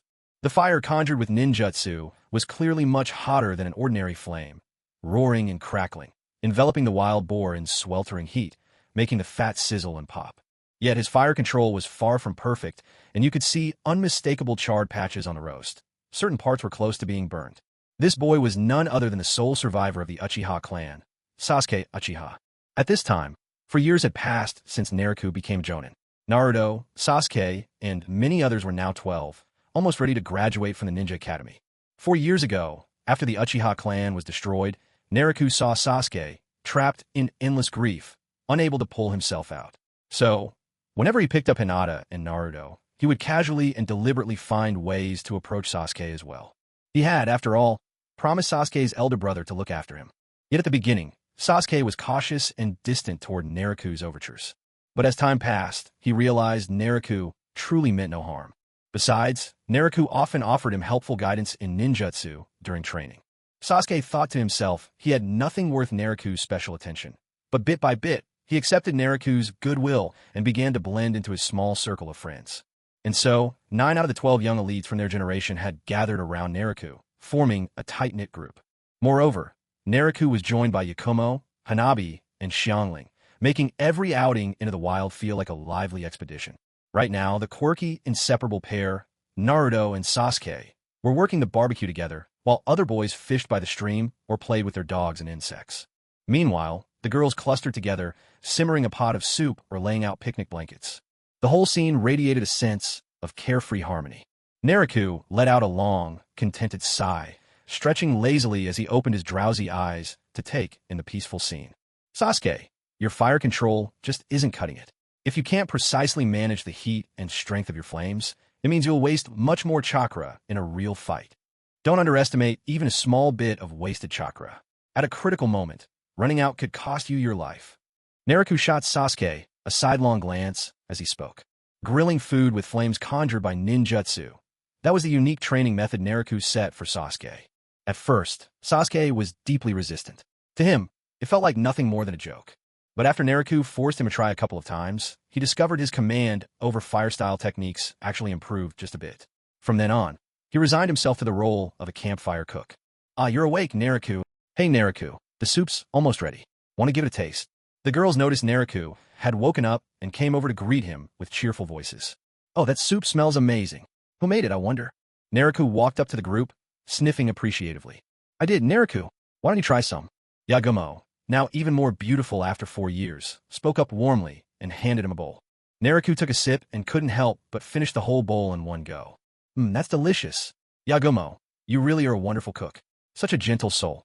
Who knows we'll be lucky enough to marry you one day." Naruto showered Yakumo with praise. "Nah, Naruto, are you trying to hint at something?" As soon as Yakumo heard his words, her cheeks flushed a bright red. No matter how many years had passed, she could never suppress her shyness around Naruto. "Come on, let's eat." Setting down his bowl, Naruto walked over to inspect the roasting wild boar. Seeing it was nearly done, any longer and it would have burned, he swiftly lifted the grill with one hand and gave it a practice toss into the air. In a flash, his Zampakudo was drawn. With a few swift, clean cuts, the hefty boar was carved effortlessly into neat chunks. "Oh, it's ready." The moment the food was announced, Naruto, Kiba, and Choji couldn't be held back. They were always first to rush over. The three of them gathered at the picnic blanket and dove in, eating with gusto. "Hey, Naruto, I've noticed that after all these years of feasting here, it's getting harder and harder to find wild game nearby. That boar, we actually had to cross a whole mountain before we finally caught it." Shikamaru strolled over, talking to Naruto in his usual laid-back manner. "HM, really? I guess we've been a little too enthusiastic. Must have scared off all the little critters. No wonder something fell off." Over the years, Naruto frequently brought everyone here for outdoor feasts. The animals of this mountain suffered for it, from wild birds and rabbits all the way up to boars and bears. Not a single one had ever escaped making it onto Naruto's dinner table. But lately, there have been fewer and fewer animals around. Nailuo felt something was off, and after Shikamaru pointed it out, he finally realized. The animals on this mountain must have either all been hunted to near extinction, or they've grown so fearful that they've packed up their families and fled. For a moment, an awkward silence hung in the air. "By the way, you're all graduating soon, right? Time really flies." Nailuo changed the subject, speaking to everyone. "Yeah, the graduation exams are next week. If we pass, we'll officially become Chunin of the Hidden Leaf Village," the group replied one after another. "But none of us can measure up to you, Nailuo. We'll just be Chunin at 12, but you were already a Jonin at 10. Sakura chimed in, her voice tinged with discouragement. "Don't think about it like that. Being a Chunin is incredible, too. Let me tell you something. When Jonin fight, it's like pots and pans clanging. But when Chunin fight, it's nothing short of world-shaking destruction. Never underestimate the power of a Chunin." Nailuo finished with a mysterious grin, turning his gaze to Naruto and Sasuke. "Huh, Nailuo, why are you looking at me like that?" Noticing Nailuo's stare, Naruto asked, a bit bewildered. "Oh, it's nothing. I just wanted to check in on you. You better not fumble at the last moment. If everyone else graduates and you're the only one who fails, that'd be pretty embarrassing, wouldn't it?" Naruto swallowed the last bite of meat with determination, patting his chest as he reassured Nailuo, "Don't worry, Nailuo. I'll definitely make it." Of course, Nailuo was only teasing Naruto. He knew Naruto would absolutely become a Chunin. Even though the interference of the Nine-Tails chakra made it impossible for Naruto to control his own chakra, leaving him unable to master even the basic transformation jutsu, and putting him on track to fail the final exam. Fortunately, Mizuki was secretly plotting to steal the Scroll of Seals by tricking Naruto. In the chaos that followed, Naruto ended up forging a stronger bond with Iruka, and, in the end, not only passed, but became a Chunin for real. Nailuo stood at the entrance of the Ninja Academy, watching streams of students pour out after class. At that moment, a hazy memory of his previous life fluttered into his mind. He vaguely recalled how, back when his grandparents were still alive, they used to wait for him at the school gates, just like this. Shaking his head, Nailuo brushed away those sudden, drifting thoughts. Though he'd been struck down and brought to this world by the system, and his family in his past life was already gone, the desire to go back and see them remained. But for now, he was still too weak. Once he became powerful enough to cross between worlds, he was determined. No matter what, he would go back and visit. The thought lingered quietly in Nailuo's heart. Big brother. Just as Nailuo was lost in his thoughts, A clear, bright voice called out, snapping him back to reality. Hinata, did you finish your exam? How did it go?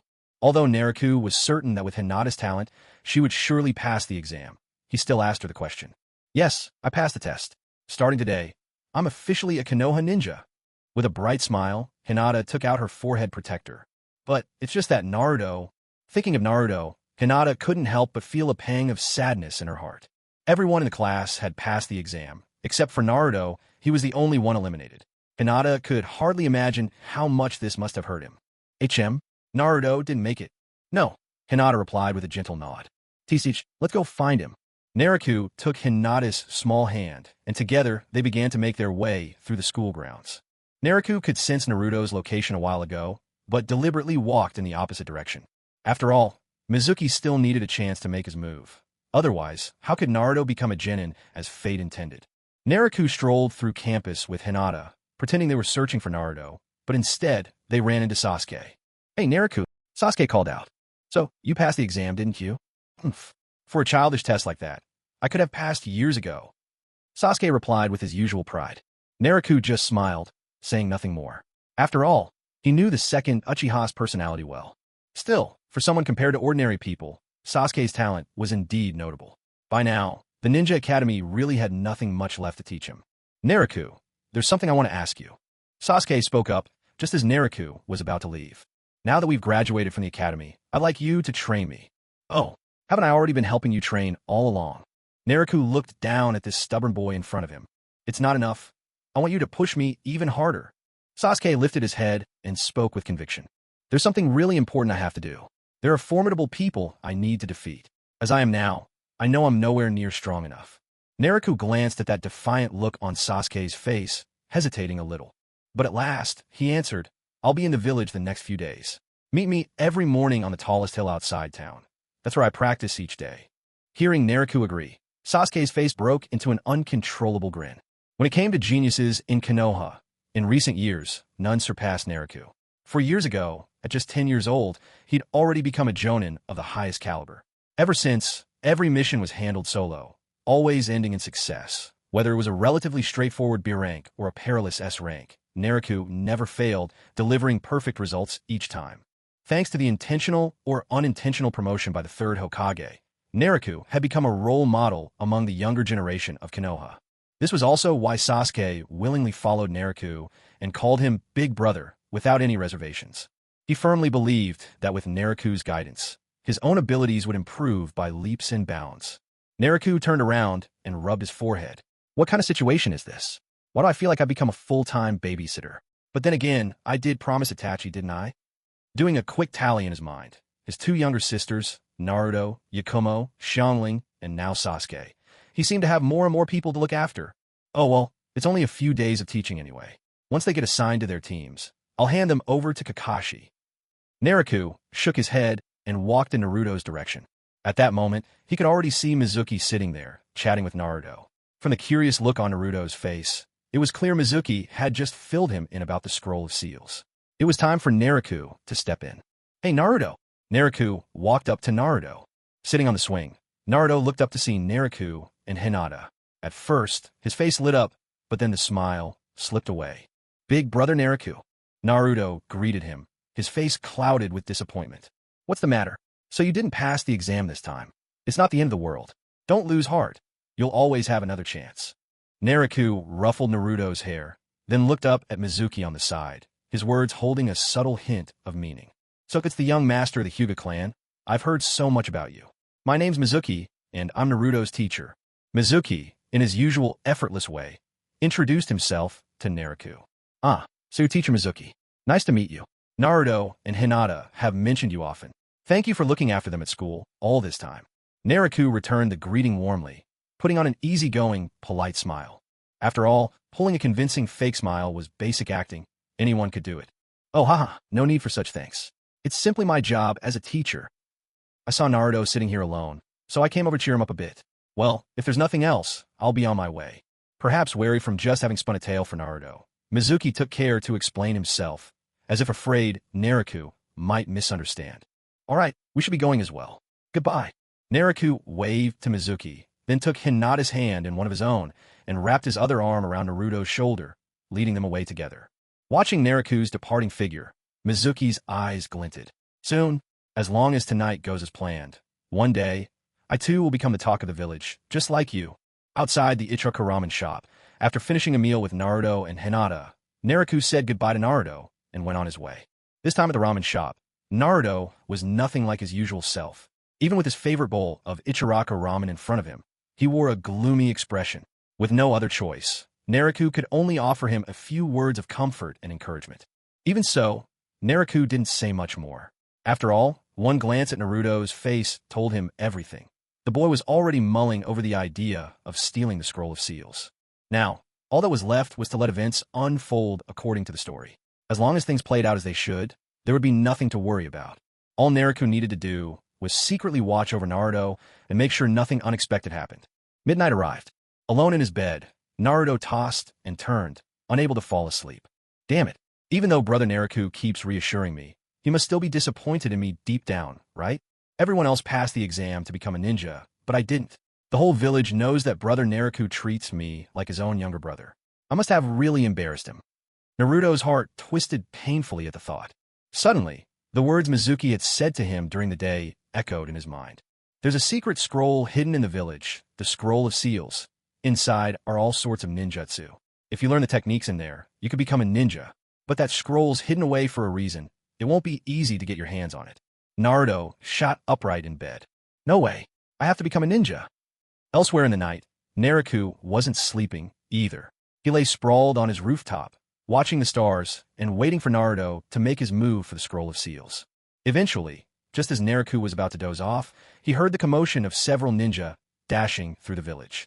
He opened his eyes and spotted several shadows flitting across the rooftops. Honestly, do any of them know how to walk a street? Jumping from rooftop to rooftop in the middle of the night. What if they wake people up? Have they never heard of manners? Nariku muttered to himself, sounding both exasperated and amused. Looks like Naruto's made his move. Ah, I'm so sleepy. Well, better go check things out from the shadows. It'd be a real joke if Mizuki turned the tables on him. Then again, that old third Hokage is probably watching everything through his crystal ball. But they're so far away, after all. To Nariku, the way Naruto had managed to steal the Scroll of Seals so easily simply couldn't be pure luck. He was certain there was some behind-the-scenes maneuvering by the third Hokage. After all, could a kid who could barely perform the most basic techniques just waltz off with one of Konoha's most forbidden artifacts? If that were possible, the village would have been destroyed 10 times over by now. No, Nariku was sure. The third Hokage had seen this coming. He was just going with the flow, letting the scroll fall into Naruto's hands. And right at this moment, the old man was probably keeping a secret eye on Naruto, plucking the sparrow by its toes. Nariku quickly focused in on Naruto's faint trail of chakra and set off to follow him through the night. Within a small grove inside Konoha village. By the time Nariku arrived, he found Naruto, Irika, and Mizuki locked in a tense standoff. In order to avoid being noticed by the third Hokage, Nariku had deliberately cast Binding Art number 26, Curved Light, on himself. At this moment, Irika was lying on top of Naruto, covered in blood. Stuck in Irika's back was a massive Fuma shuriken. Well, it looks like the first war of words has already ended, Nariku observed. Nariku knew that, by now, Naruto had learned from Mizuki why other people called him a demon fox. Why did everyone in the village shun him? Was it because he, as the demon fox, had killed Irika's parents and destroyed the village 12 years ago? At this point, Naruto's heart was in chaos. He shoved Irika, who was trying to protect him, aside and dashed into the woods. Seeing Naruto run away, Mizuki abandoned the staggering Irika and took off after him. Nariku followed unhurriedly, watching the three of them chase and escape, trading places in a deadly pursuit. Just as Nariku expected, Mizuki transformed into Irika to block Naruto's path. But what he didn't expect was that this Naruto was actually Irika in disguise. Irika launched a sneak attack, knocking Mizuki flying through the air. Mizuki hit the ground, struggling to get to his feet, while Irika slumped against a tree, letting his true form return. Nariku glanced out of the corner of his eye and saw Naruto hiding behind a nearby tree, clutching the forbidden scroll. The situation was tense and dangerous. Mizuki was only injured from the fall, but Irika, completely spent, was hanging on by a thread. If no one intervened, Irika surely wouldn't make it.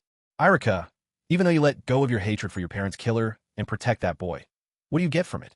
Irika replied, I won't let that scroll fall into your hands, you bastard.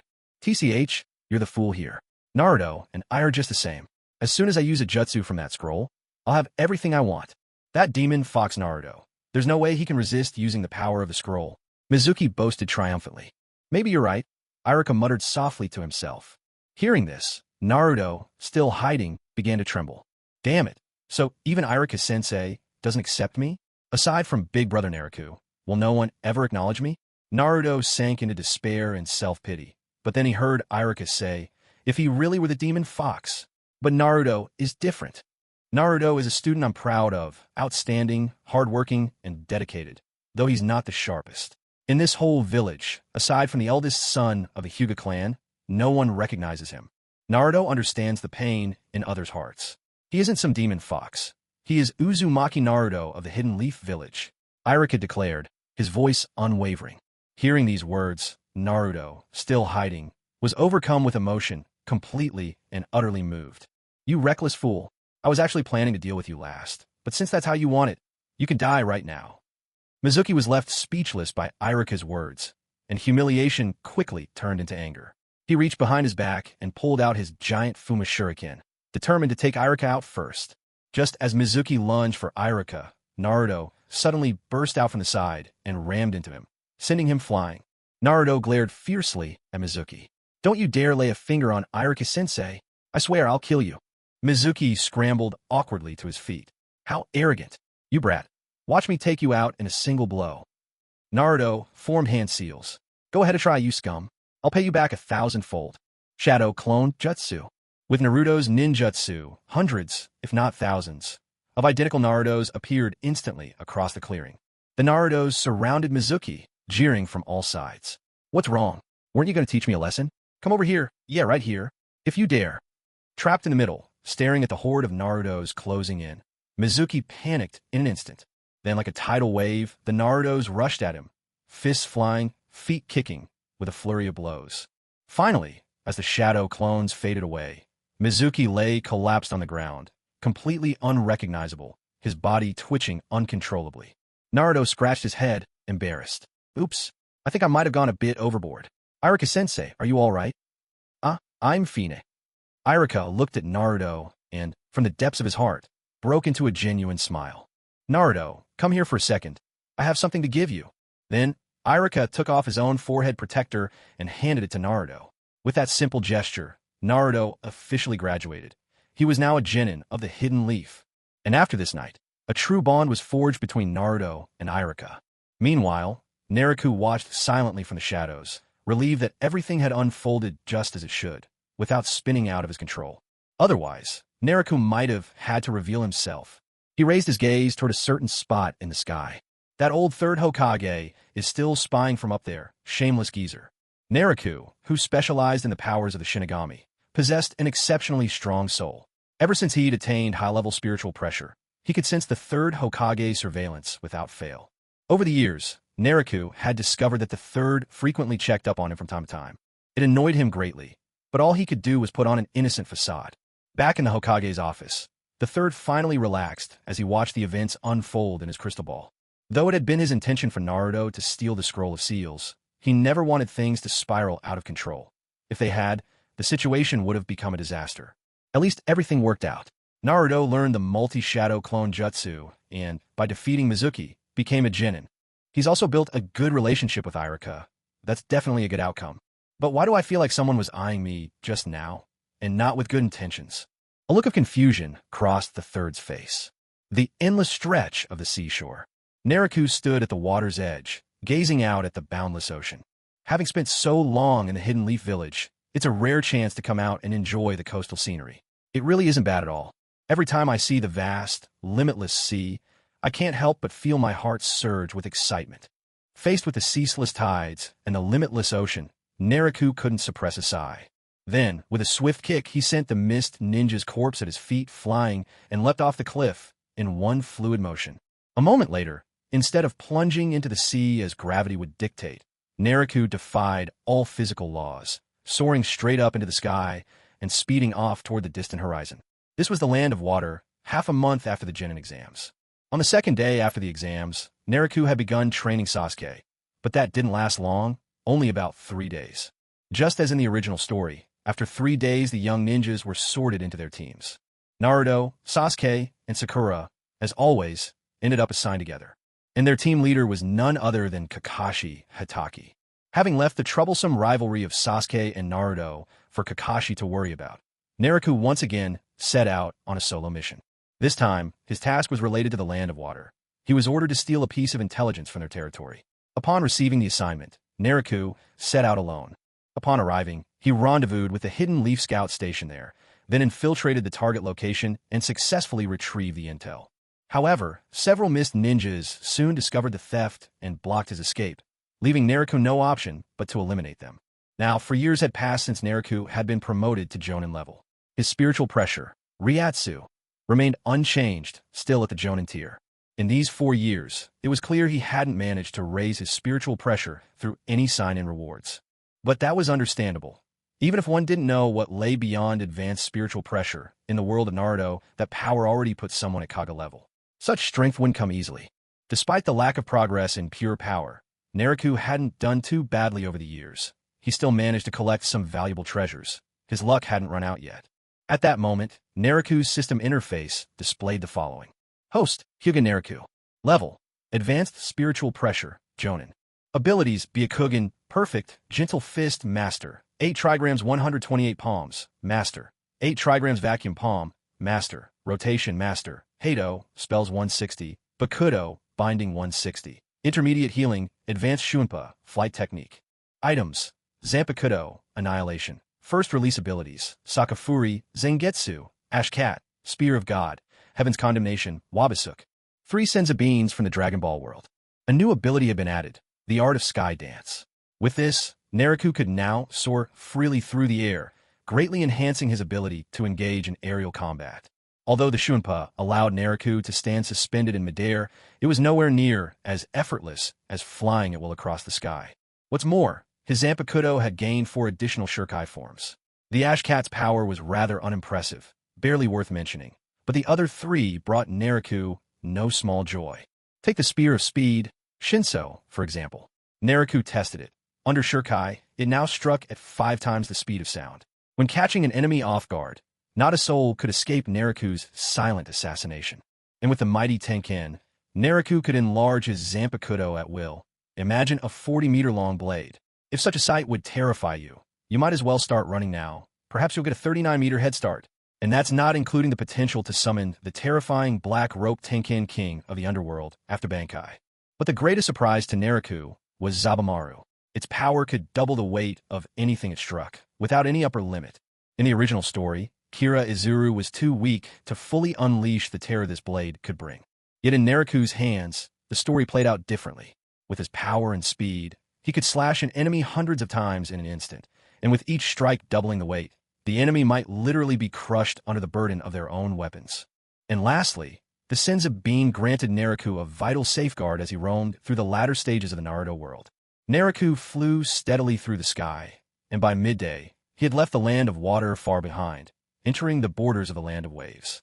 Just then, from his aerial vantage point, Naruto spotted a group traveling down below. Well now, curiosity piqued, Naruto tilted his head in wonder, then swooped down at speed. Hey Naruto, what are you all doing here? The group below turned out to be Team Kakashi. Naruto and Sasuke were both carrying their unconscious teacher, Kakashi, across Naruto's back. An old man stood beside them as well. Oh, Naruto, what are you doing here? Naruto stared at him with wide-eyed astonishment. My goodness, we're out on a mission and end up running into Brother Naruto? Is this fate or what? Sakura exclaimed, her eyes sparkling with admiration. Brother Naruto, Sasuke called out coolly, greeting him with a nod. So tell me, what brings you all to the Land of Waves? And what happened to Kakashi? We were hired to protect Mr. Tazuna and keep him safe from gangs while he builds his bridge. But we were attacked by ninja, and although Kakashi-sensei drove them back, he passed out afterwards. Naruto explained hurriedly. I see. So this really is the mission for the Land of Waves. I take it Kakashi crossed paths with Zabuza then. That means Haku will be showing up soon too, right? I've always wondered, was Haku a boy or a girl? I'd really like to know. Naruto fell in a deep thought for a moment. Then, he stepped forward to check on Kakashi's condition. It's nothing serious, he said after a quick look. He's just completely exhausted his chakra and collapsed from fatigue.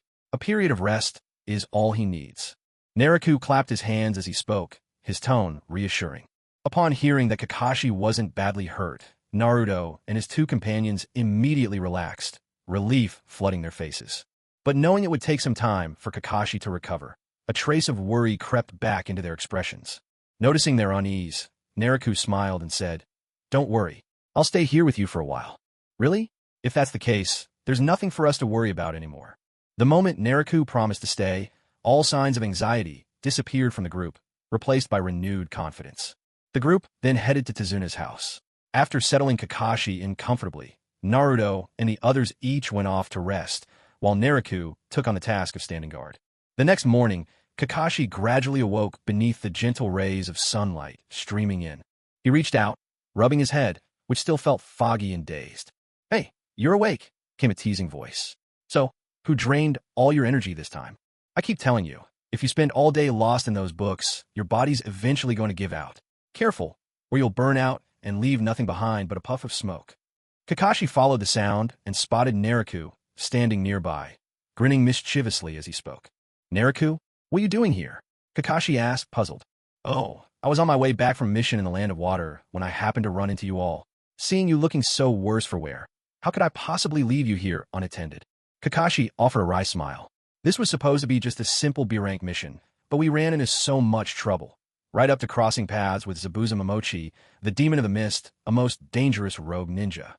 Thankfully, it ended without disaster, and we managed to defeat him. Though, something feels off about it. Maybe he's not actually dead. Naruto, could you call Naruto and the others here? There's something I need to discuss with them." "Huh? What is it, Kakashi-sensei? Are you saying Zabuza might still be alive? You already confirmed that he was dead, didn't you?" Naruto and the others, summoned by Naruto, erupted in shocked exclamations the moment they heard that Zabuza might have survived after all. The weapon used by the Mist Umbu was a flying needle, a tool designed to inflict minimal damage. If it strikes a key chakra point, it can induce a state resembling death. First, he took Zabuza's whole body instead of just decapitating him. Second, he deliberately used flying needles as his weapon. My guess is that young man's real purpose was to rescue Zabuza. So, just in case, you'd all better be prepared. Kakashi explained his reasoning to the group, analyzing the situation carefully. What kind of preparations are we supposed to make? Kakashi-sensei, you're not actually thinking of letting us fight someone like that, are you? He's an opponent even you barely managed to defeat. Besides, don't we still have big brother Naruto here with us? Sakura blurted out in shock after hearing Kakashi's words. But Naruto simply waved a hand to the three of them and said, "Don't look at me for help. I'll only step in if your lives are truly in danger. Everything else, you'll have to handle on your own. After all, this is your mission." Realizing that Naruto would only act in the direst circumstances, the three of them couldn't help but look a little disappointed. "You've all been growing rapidly during this mission, especially you. Naruto, you've improved the fastest of all. This is our team's mission. If Naruto were to take action, then Zabuza would never escape with his life, but in that case, our team's mission would be a failure. So, everyone, do your best. From now on, I'm going to train you as hard as I possibly can." Kakashi gave the three of them an encouraging pep talk. And so, the next days passed with Kakashi supporting himself on his crutch, putting them through a grueling training regimen. During this time, they also learned why Tezuna was building the bridge. Moved by his story, nobody said much out loud, but all of them quietly resolved to remain and protect the villagers. Time slipped by. 5 or 6 days passed in a flash. While Kakashi taught and the villagers poured their efforts into building the bridge, the now idle Naruto strolled leisurely through the woods. One day, tired from wandering, Naruto found a patch of shade beneath a tree and lay down to rest.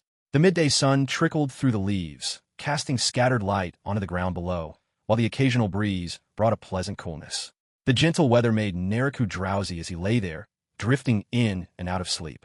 He wasn't sure how long he'd dozed when the faint sound of approaching footsteps reached his ears. Naruto groggily opened his eyes. Standing beside him was someone in a sleeveless pink dress, holding a basket of flowers. Naruto rubbed his eyes, taking a closer look. Pale, unblemished skin, delicate features, long hair cascading to the waist, a slender figure, and a kind, gentle smile on the face. That settled it. Naruto was certain. This must be Haku. "Forgive me, I came here to gather herbs. I didn't mean to disturb you," Haku said apologetically, her voice clear and sweet as an orchid blooming in a secluded valley, floating softly to Nariku's ears. Nariku was momentarily stunned, his eyes drifting involuntarily to Haku's chest. Yes, quite ample. So Haku was definitely a woman. At that moment, Nariku was finally certain of Haku's gender. Seeing that Nariku didn't reply, but instead stared at her chest, a faint blush rose on Haku's cheeks. "I'm sorry for disturbing you. I'll leave right away." I got up and spoke in a calm, quiet voice. Oh sorry, something just crossed my mind." Seeing that I was about to leave, Nailuo hurriedly stood up and called out, "These herbs are quite hard to find. If you search alone, who knows how long it might take. Let me help you." A single glance at the basket told Nailuo that these were the herbs I was gathering to treat Zabuza's wounds. I replied, "I really couldn't impose on you. I've already disturbed your sleep. How could I ask you to help me pick herbs on top of that?" Nailuo responded, "It's no trouble. I've just about had enough sleep anyway and wasn't doing anything important. Besides, it'll help pass the time. Honestly, I can't believe you're out here searching for herbs right under the blazing midday sun. That's a lot of effort." I smiled gently. For the people who matter to me, no hardship is too great. Nailuo's eyes sparkled with curiosity. Someone worth all that dedication. Is this person special to you? Back in the previous life, Nailuo had always been curious about the relationship between Bai and Zabuza. Now, with the perfect opportunity, she finally asked. But Bai simply shook her head and replied, "Not in that way. When I was little, he saved my life. If it weren't for him, I would have starved to death. In my heart, he's more like an older brother." "I see. That's a bit like the relationship I have with my younger sister, Xiangling. I rescued her from a nest of villains and brought her home with me. Ever since then, I've treated her as if she were my own sister." As Bai spoke, Nailuo finally understood the bond between Bai and Zabuza, and Xiangling's image also floated up in her mind. "I notice you're wearing a ninja's forehead protector, so you must be a ninja, right? It must be wonderful to have the strength to protect those you care for. And seeing how kind-hearted you are, I realize now I misunderstood you earlier."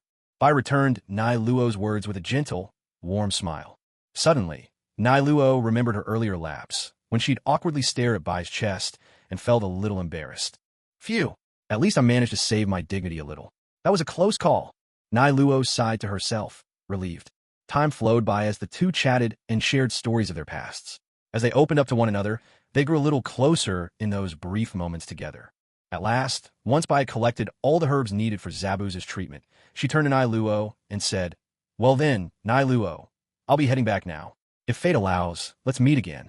I'm sure we'll cross paths again one day." Nailuo replied with a knowing smile.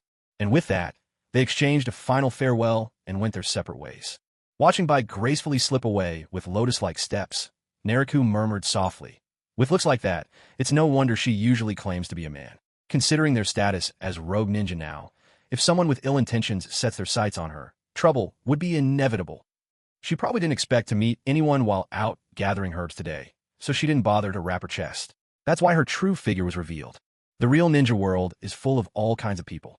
For a kunoichi as beautiful as Bai, if she's targeted and lacks strength, her fate can be truly tragic. In my previous life, the anime only showed a fraction of this reality, which is why people think of Naruto as just a hot-blooded adventure. Tisk, it's getting dark already. Time to head home. I wonder how those 3 little ones are doing with their training. It's been 5 or 6 days now.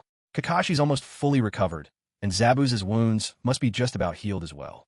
That means the final fight is about to begin. Bye. We'll see each other again very soon. With a faint smile at the corner of his lips, Nariku turned and headed toward the village. Early the next morning, Kakashi and his group were already prepared. Today, Tazuna was set to go to the bridge, and the early rising Kakashi, Sasuke, and Sakura had decided to go with him for protection. As for Naruto, Nariku cast a glance at the guy snoring away over there and thought, he probably wouldn't even notice a thunderstorm outside. Well then, Nariku will head out first. Kakashi waved in greeting to Nariku. "Are you sure you don't want me to join you?" Nariku asked casually. No need. Things have been quiet these past days. I doubt anything will happen." Kakashi scratched his head, though his tone betrayed a hint of uncertainty. Seeing that Kakashi refused his help, Nariku just let it be. Even knowing Zabuza would attack the bridge today, Nariku figured nothing would happen in a hurry, so he was more than happy to laze around a bit longer. So, the 4 of Kakashi's group set out for the newly built bridge. Meanwhile, Nariku sat inside, sipping tea and reading a book. After a while, Naruto finally woke up with a stretch. Rubbing at his bleary eyes, he realized daylight had fully broken, and Naruto was sitting there watching him. "Hey, Naruto, it's just you here? Where's Kakashi-sensei and the others?" "They went to protect Mr. Tazuna at the bridge." "Oh, they went to the bridge. Wait, what? They left me behind and went to the bridge? Why didn't anyone wake me?" Hearing that he'd been left behind, Naruto leapt off the bed in a flash. "I'm heading out too. By the way, Naruto, aren't you going?" Naruto hurriedly pulled on his clothes, and just as he dashed for the door, he popped his head back in to ask Naruto. Kakashi said it's nothing serious, so I won't go. You all go on ahead." Nailuo waved his hand dismissively, signaling Naruto to hurry up and get going. Not long after Naruto left, two sword-wielding rogues showed up outside the house. Clearly, they were Cardo's henchmen. "So this is the old man Tazuna's house, huh? You must be his daughter, right? Huh, we'll take you hostage now. What are you doing? Let go of my mom." A commotion erupted in the other room. So they finally arrived. Time to take care of them, then head over to Kakashi. In truth, Nailuo had stayed behind specifically to protect the mother and daughter.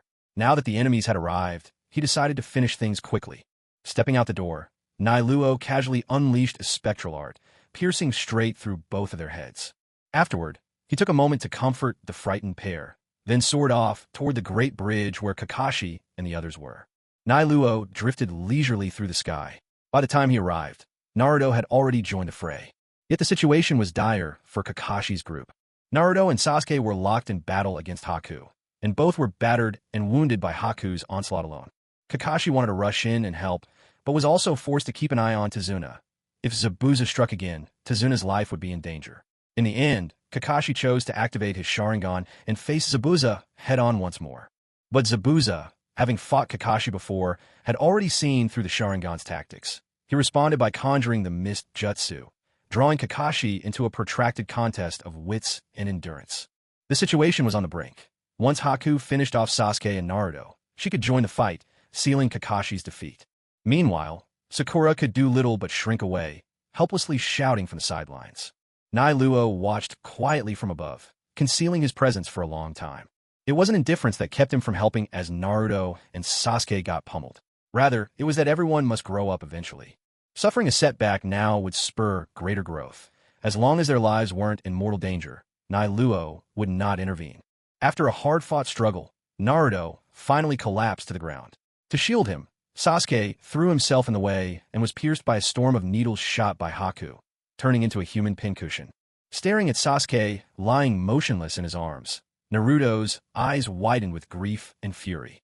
Sasuke's sacrifice was like an offering to the heavens, unleashing boundless power. In that moment, Naruto's eyes burned blood red, his fangs began to lengthen, and he dropped to all fours like a wild beast, lunging straight at Haku. A cloak of fiery orange chakra crackled around Naruto's body.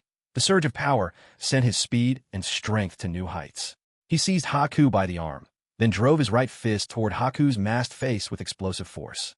With a resounding blow, Naruto's punch smashed straight into Haku's mask, sending her flying. Haku hit the ground and slid across it, the mask on her face cracking apart. On the other side, Kakashi saw that the Nine-Tails chakra in Naruto was about to burst out, so he resolved to end the fight quickly. He took out his summoning scroll and slammed it onto the ground with force. Zabuza, standing in place, didn't notice anything unusual at first, but by the time he realized something was wrong, it was already too late. Kakashi's summoned ninja hounds burst out from beneath the ground, each taking up their positions and biting down hard onto Zabuza's limbs and body, pinning him in place. In an instant, the tides of the battlefield turned completely. Meanwhile, Haku, who had been knocked aside and fell to the ground, slowly climbed back up. With every movement, her mask began to crack and crumble even faster. After landing his hit, Naruto wasn't finished yet. He swung his fist once more, aiming another blow at Haku, who was struggling to get on her feet. Up above, Naruto furrowed his brow as he watched the unfolding chaos. In the next moment, he reappeared in a flash on the battlefield, positioning himself directly in front of Haku. Naruto reached out with one hand and caught Naruto's fist in a vice-like grip. With Naruto thus restrained, he couldn't move at all. With a sudden pull, Naruto yanked Naruto toward himself and, using a sharp hand strike, knocked Naruto unconscious in one swift and decisive motion. "See? I told you we'd be meeting again very soon." Naruto turned to Haku with a slight, almost mischievous smile. "It's you? Why are you helping me?" Haku asked in disbelief. Although she had long known that Naruto was a ninja from the Leaf, she never expected he would appear on the battlefield, let alone intervene to save her. Don't get the wrong idea. I'm not helping you, Naruto replied. I'm only interested in keeping this kid under control. If the thing inside him gets loose, none of us are going to end up happy. Naruto waved her off with a casual gesture. Seeing that Naruto had subdued the rampaging Naruto, Kakashi, who was restraining Zabuza, finally let out a sigh of relief. But Zabuza, the moment he laid eyes on Naruto, standing on the battlefield, his own eyes widened in utter shock. Haku, get back. Stay away from him, he shouted. What? Haku was momentarily confused. The always composed Zabuza was suddenly so agitated, it caught her completely off guard. Move away now. That's the White Death of the Leaf Village. White Death.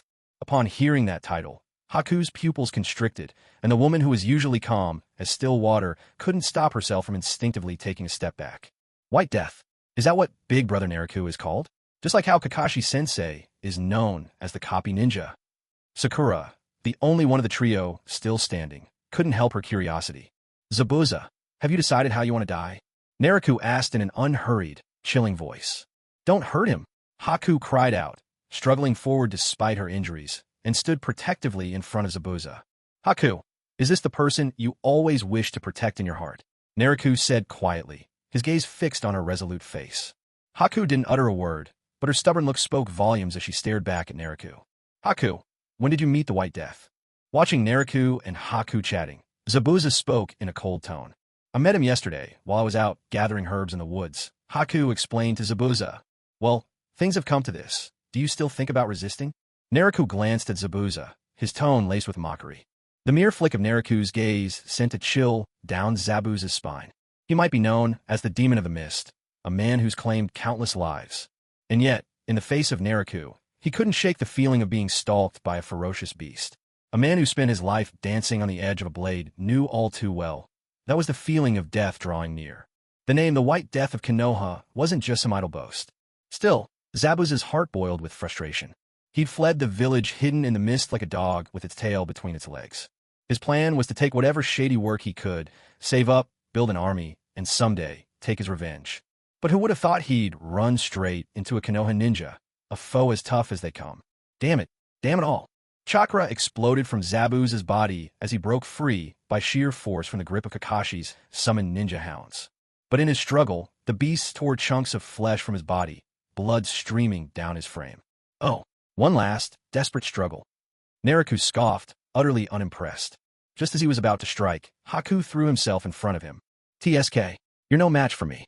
Are you really going to stand in my way? That could get you killed, you know. Even if it means dying, I won't let you pass. Haku's voice was brimming with unwavering resolve. Forget it. I'll stand back and watch this time. Kakashi, this is your mission. You should handle it yourself. Naruto shrugged, stepping aside. Kakashi shot Naruto a look brimming with helplessness and muttered inwardly. That shameless womanizer. See a beautiful woman, and he just can't lay a finger, even though he's already got two at home, and now he's flirting around outside. With a sigh, he rubbed his wrist and strode towards Zabuza. Zabuza gripped his massive blade in both hands and, glaring at the oncoming Kakashi, swung it down with all his might. But now, the mist that had shrouded the bridge had dissipated, leaving Kakashi's Sharingan completely unhindered. Zabuza's attacks were certainly fast, but under the gaze of the Sharingan, they might as well have been standing still. Kakashi saw right through every move. Each time Zabuza swung his sword, Kakashi evaded with ease, even finding the time to counterattack in the openings. After a brief exchange, Kakashi was left without a scratch, while Zabuza had lost the use of an arm. His balance ruined, he staggered unsteadily across the bridge. Vaku, why are you just standing there? Get over here and help. At Zabuza's cry, Haku glanced at Naruto. Seeing no intention in him to interfere, he stumbled to Zabuza's side. Brother Naruto, aren't you going to help Sensei Kakashi? Standing off to the side, Sakura watched the unfolding 2-on-1 and couldn't help but worry for Kakashi. Don't worry. Even though Kakashi's chakra reserves are a bit limited, his true strength is far beyond what you've seen so far. He hasn't even unleashed his deadliest moves yet. Naruto watched the unfolding drama, calm and unruffled. On the battlefield, Kakashi, with nearly half his chakra depleted, had grown tired of dragging things out. Without hesitation, he activated Chidori, ready to end the fight quickly and decisively. Blue lightning crackled and gathered in Kakashi's hand, punctuated by a piercing, electrifying sound. How is this possible? His chakra is visible to the naked eye, and the sheer intensity of it. As Kakashi unleashed the Chidori, Zabuza once again felt the chill of imminent death. This is the end, Zabuza. Too many have fallen for the sake of your ambitions. If you surrender now, I'll let you go. Otherwise, you'll leave your life here. Kakashi offered him one final chance. You must be joking. Who do you think you're dealing with? It's your turn to die. Yet in Zabuza's ears, Kakashi's words sounded nothing short of mockery, stoking his fury to a fever pitch. He shoved Haku aside and, wielding the executioner's blade single-handedly, charged at Kakashi in a reckless frenzy. No. Haku reached out, trying desperately to stop Zabuza, but with wounds so severe, there was no way he could hold him back. You're courting death. As Zabuza rushed forward, Kakashi said nothing more, meeting the attack head-on with his Chidori blazing. In an instant, the two collided with explosive force. A shock wave burst outward, and blood sprayed across the field. When the dust settled, no one could recall when Haku had jumped between them. Kakashi's Chidori had pierced Haku's chest, while Zabuza's executioner's blade had slashed into Kakashi's shoulder. Ha ha! Kakashi, didn't you prophesy my end? Looks like you were wrong after all. This tool of mine is quite handy, isn't it? Ha ha ha! Seeing Kakashi wounded, Zabuza couldn't help but burst into triumphant laughter. Damn it! Kakashi withdrew his hand, still crackling with Chidori's remnants, and clamped it over his wounded shoulder. Kakashi-sensei, how could this happen? Naruto, help! Panicking at the sight of Kakashi's grave injury, Sakura called out for Naruto. Well, if someone's determined to die, nothing could stop them. Is this death truly inevitable? Naruto let out a sigh. He knew he could have stopped Haku, but he didn't, because this was Haku's own choice. In a heartbeat, Naruto appeared by their side. He glanced at Haku. There was no longer a heartbeat. You damn brat. So much for the White Reaper. Now die. Zabuza wrenched his blade from Kakashi's shoulder and swung it furiously at Naruto. With a single motion, Naruto caught Zabuza's sword arm in a vice-like grip. Crack! A crisp sound of bones breaking pierced the air. Zabuza's right hand was instantly rendered useless by Naruto.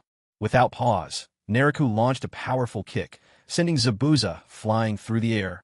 Zabuza crashed to the ground and skidded backward several meters. His massive beheading sword slipped from his grip and clattered to the side. Ah! A spray of blood burst from Zabuza's mouth. Do you still have the strength to resist now? Seeing that Zabuza could no longer put up a fight, Naruto gently cradled Haku's lifeless body, laying it tenderly on the ground. Then, he strode over to Kakashi and began to tend his wounds. For a brief moment, an intense silence fell over the scene. Well, has the battle really turned this bloody? I must say, I'm quite disappointed in you, Zabuza. At that moment, a group of people appeared on the bridge, drawing everyone's attention their way. At the front was a man in sunglasses, leaning on a cane, dressed in a sharp, impeccable suit. None other than Gato, leading his men. Naruto, however, couldn't be bothered to spare them any attention. Mere scum of the underworld, anger him, and he'd simply wipe them all out. Gato, why are you here? And what's with the whole mob you've brought along? Zabuza demanded an explanation from Gato and his entourage. Ah, there's been a change of plans. I'd like all of you to die here, Zabuza. With that, Gato revealed his intentions to Zabuza, ridiculing and humiliating him without restraint. Gato stepped forward, stopping in front of Haku's body. By the way, I still have a score to settle with this little brat. Dared to injure my hand, did he? Saying this, he raised his cane, preparing to bludgeon Haku's corpse. Stop right there. Zabuza bellowed at Gato, staggering to his feet in a desperate attempt to stop him from desecrating Haku's body. But someone moved faster, a blur, and Naruto was standing before Gato, seizing Gato's good right hand in a vice grip, then crushing it with ruthless force. Crack! There, now you're perfectly symmetrical, Naruto said coolly. With another kick, Naruto sent Gato flying, then turned to Zabuza. The rest is up to you. Lend me a weapon, if you would. At his request, Naruto tossed him a kunai. Zabuza clamped the handle in his teeth and, undeterred, charged straight toward Gato. Meanwhile, Naruto gathered Haku's body and quietly walked to the side. Yet as he lifted the corpse, Naruto's expression took on a strange, inscrutable look. With both arms ruined, Zabuza gripped the kunai in his mouth and hurtled headlong into Gato's throng of henchmen. Though stripped of his hands and facing dozens, no, perhaps 100 enemies, not once did Zabuza's feet falter as he threw himself forward.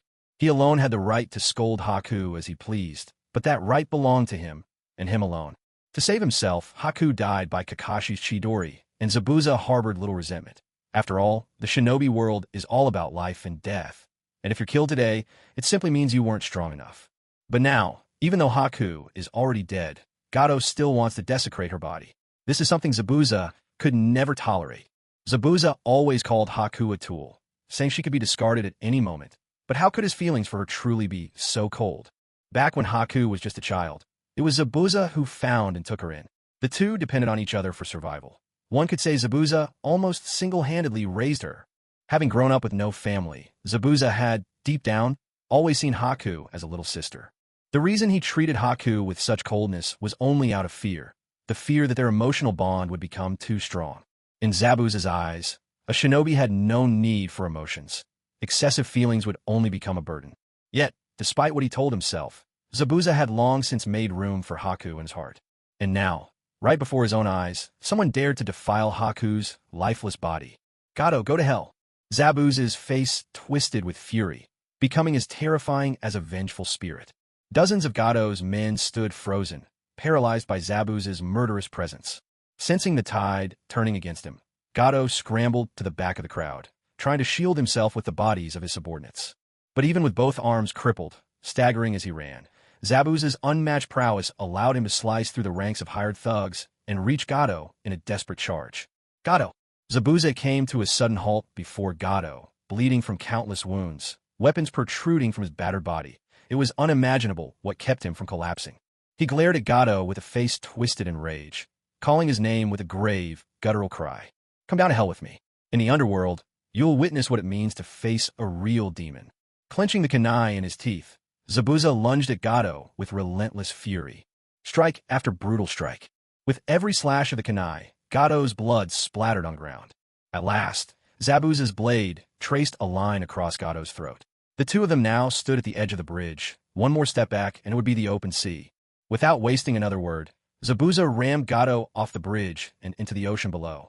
Then, dragging his shattered body, Zabuza staggered back toward Haku, each step leaving a fresh, bloody footprint in his wake. Along the way, not a single thug dared stand in his path. Haku, this is goodbye. All this time, it's really been you taking care of me. Thank you. Let's meet again in the next life.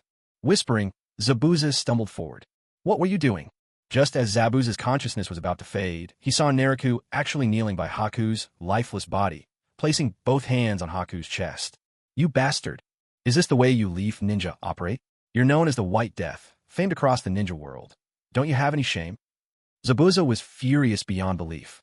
Even his senses, which had grown hazy, cleared up in an instant from sheer anger. But Nariku completely ignored his outburst, remaining unmoving, wholly focused on what he was doing. Damn you. Zabuza staggered forward, forcing himself toward Nariku and Haku. But his battered body could no longer support him. In mid-stride, his knees buckled, and he collapsed toward the ground. Just before he hit the earth, Kakashi darted in and caught him. Don't say anything. Don't make a scene. Just watch for yourself. Nariku is saving her. What? Zabuza was utterly shocked. He'd watched with his own eyes as Haku's life faded away before him. Yet Kakashi was telling him Haku could still be saved. How could that be possible? Don't doubt it.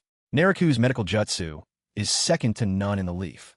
There isn't a single medical ninja in the village who can match him. Truth be told, perhaps only Lady Tsunade of the legendary Sannin could compete with him. Kakashi said in a calm, steady tone, obviously having the utmost faith in Nariku's healing abilities. Ignoring the exchanges behind him, Nariku remained wholly absorbed in his task, pouring his energy into healing Haku. At first, Nariku too had believed Haku was beyond saving. After all, he knew only too well the destructive power of Kakashi's lightning blade. But the moment he took Haku into his arms, he discovered that a tiny flicker of life still lingered within. The death everyone had witnessed was an illusion. Lightning blade's immense current had caused Haku's heart to stop. Without careful inspection, no one would have noticed that faint spark of life. Upon this realization, Nariku quickly told Kakashi and the others his plan, before throwing himself wholeheartedly into the rescue. Still, Haku's physical injuries were dire, barely a thread of life holding her to this world. When lightning blade struck, a surge of electricity had raged through her body, radiating from her heart outward, destroying blood vessels and chakra pathways in its wake. Fortunately, Haku had instinctively fought back with chakra. Though she couldn't withstand it completely, her efforts managed to blunt some of the lightning blade's damage, giving Nariku the slimmest chance to save her. Gentle white light streamed constantly from Nariku's hands, dissolving on Haku's body, knitting together wounds and mending what was torn. At last, straining every fiber of his being, Naruto restored her vital organs, blood vessels, and life channels. With a final jolt of energy, Naruto's hand shook, and suddenly Haku drew a ragged breath before sitting bolt upright. Vaku. Seeing Haku regain consciousness, Zabuza slowly closed his eyes for the final time. One of the 7 ninja swordsmen of the mist, the demon Zabuza Momochi, had passed away. Wasn't I already dead? Haku was astonished to find himself still alive. Mr. Zabuza. The next moment, Haku spotted Zabuza cradled in Kakashi's arms and rushed toward him, stumbling over himself in his haste. Yet, Zabuza had long since stopped breathing. The only reason he managed to hang on for so long, when he should have died much earlier, was because he couldn't bear to leave Haku behind. Mr. Zabuza. Clinging to Zabuza's lifeless body, Haku broke down in tears.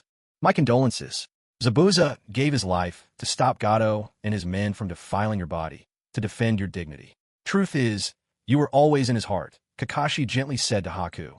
Hearing that Zabuza had died for his sake, a bittersweet smile appeared on Haku's tear-streaked face. Deep down, I always knew he acknowledged me. Brother. Haku held Zabuza tightly in his arms. Hey, are you all done mourning? You just killed our boss, you know. Just then, the bandits who'd been cowed by Zabuza's presence earlier found their courage again upon seeing his death and started shouting threats. Noisy fools. Let me send you all to the underworld, you parasites. With those words, Naruto unleashed a Sakura flash at the gang of thugs. The streak of petals sliced across the bridge, perfectly parallel to its surface, striking the rogues hard without harming the construction itself. In an instant, not a single one remained. All were blown apart in a shower of blood. With the battle over, construction on the bridge resumed that very day, while Naruto, Kakashi, and the others waited in the village for its completion. Gato was dead, and every one of his henchmen had been cut down by Naruto. There was no longer anything or anyone to stand in the way of the bridge's construction. The bridge had been nearly finished as it was. Now, with all external threats removed, the pace of construction soared. Barely 3 days after the great battle, the bridge was finally completed. Naruto and the others bid the villagers farewell and prepare to leave. This time, however, someone else would be departing with them. Haku. Zabuza had been buried on a high mountain at the end of the bridge, a spot from which one could gaze directly at the newly built span, with the sea ahead and mountains behind, a resting place blessed with the finest feng shui. For days, Haku had remained there, standing watch by Zabuza's grave. On the eve of their departure, Naruto went to invite Haku to return to Konoha with them. At first, Haku refused. But Naruto, as if talking to himself, softly murmured, even if someone has died, perhaps they can still be brought back to life. That single sentence instantly stirred something in Haku's heart. Troubled, she immediately pressed Naruto for an explanation. Naruto replied, there are many wondrous arts in this world. Who knows, maybe there's a way to reverse death itself. Haku's heart leapt at once. She believed Naruto was speaking of some powerful ninja technique. In truth, what Naruto spoke of was the items or abilities he received through sign-ins from other worlds. As far as Naruto knew, there were only 2 resurrection techniques in the world of Naruto. One was the Samsara Heavenly Life technique, performed through the Rinnegan, and the other was Lady Chiyo's self-sacrificing reincarnation from the Hidden Sand Village. However, both resurrection methods came at an extreme cost. First, the dead must not have been gone for too long. Second, the price of resurrection was a life for a life. But among the countless worlds, there exist many objects and abilities that make resurrection far simpler. Whether it's the Dragon Balls from the world of Dragon Ball, or various resurrection skills from other worlds, any of these would be game-changing if brought into Naruto's reality. Now that he had already begun to obtain miraculous items like Senza Beans, how far could he possibly be from finding an item or ability that could bring someone back from the dead? Haku fell silent, lowering her head as she sat quietly before Zabuza's grave. Naruto, too, said nothing more and turned to leave. He thought Haku would choose to stay behind, but to his surprise, when everyone was preparing to leave the village the next morning, Haku caught up to them. Mr. Naruto, from today on, please allow me to stay by your side. If there's anything I can do, don't hesitate to command me. I'll do whatever you ask. All I ask is, should you ever obtain a way to bring someone back from the dead, please save Zabuza for me. Haku bowed earnestly to Naruto, her face filled with sincerity. Naruto glanced at Haku, then reached out to gently help her up. Well, that's something we can talk about in the future. He neither agreed nor refused her request. After all, he had no idea when or if he would ever gain the power to resurrect the dead, so he didn't want to make any promises he couldn't keep. Besides, the only reason he mentioned being able to revive Zabuza was because he saw how despondent Haku was and was simply trying to keep her from losing all hope. Now that she'd found the will to live again, Nariku's true aim had been achieved. And so, the six of them set out for Konoha together. Along the way, as they walked, Sakura suddenly turned to look at Nariku. By the way, Nariku, earlier I heard them calling you the White Shinigami. What does that mean? Is it a ninja code name, like how Kakashi-sensei is called the copy ninja? Huh, the White Shinigami? That sounds so cool. Hearing Sakura, Naruto couldn't help but yell out, brimming with excitement, and even Sasuke glanced over with curiosity. Back during that intense battle, Sasuke had collapsed and lost consciousness when Nariku appeared, and Naruto himself had been knocked out by Nariku, so neither of them knew what had happened after that. It was Sakura who'd filled them in on the major details later on. Oh, it's just a nickname, nothing special. Nariku ran his hand through his hair, laughing as he spoke. Nariku, that nickname is awesome. How did you get it? Come on, tell us the story. Nariku wanted to brush it off with a simple explanation, but Naruto wouldn't let it go. Not only him. Sasuke and Sakura were staring at Nariku with curiosity too, clearly hoping he'd give them a detailed answer. Nariku was in a bit of pickle. It wasn't that the nickname was embarrassing. Rather, he was worried that telling them the truth might frighten them. After all, the image he'd always shown them in the village was that of a warm, cheerful, and understanding older brother from next door. Nariku glanced at Kakashi, quietly asking for help. Kakashi caught his look immediately. Ahem, about the name White Reaper, Kakashi began, instantly capturing the attention of the three young ninjas. That title, you see, was forged on a battlefield. Nariku earned it through his actions as a ninja. To be precise, his reputation took off only after he became a jonin. Every time Nariku went on a mission, none of his opponents managed to survive. Not a single one, up to now. But what truly cemented his legend as the White Reaper was a small-scale battle that happened 2 years ago against the Land of Lightning. At that time, there was friction along the border between the Land of Fire and the Land of Lightning. Both sides sent ninjas as reinforcement. Out of all the leaf reinforcements, Nariku was the quickest. He reached the battlefield first. By the time he arrived, though, the Konoha border troops had been surrounded by Cloud ninjas, and the situation was on the brink of disaster. That was when Nariku leapt into action. He charged in alone, his blade flashing across the battlefield, laying waste to over 1,000 Cloud ninjas and turning their ranks to chaos. In the end, the Leaf ninjas managed to form a barrier, trapping all the Cloud ninjas inside. Within that boundary, Nariku unleashed havoc, devastating every last one. Once Nariku arrived, the entire battle lasted barely half an hour. By the end, not a single Cloud ninja remained. All had fallen to Nariku's hand. Of course, that was just the most famous incident. According to rough estimates, ever since he started going on missions, at least 3,000 ninjas have died by Nariku's hand. Among them were many elite jonin from across different nations. A terrifying strength, an unthinkable tally of slain enemies. And to top it off, Nariku always dressed in white and had those pale eyes. No one quite remembers when, but somewhere along the way, people began to whisper of him as the White Reaper throughout the ninja world. Kakashi laid out the origin of the White Reaper in one clear sweep. For a long moment, Naruto, Sasuke, and Sakura could only stare at Nariku in shocked silence. Even though they'd only listened to Kakashi's tale, and although they'd seen battles and death before, they could clearly sense the cruelty and bloodshed woven into his words. Especially that number, 3,000.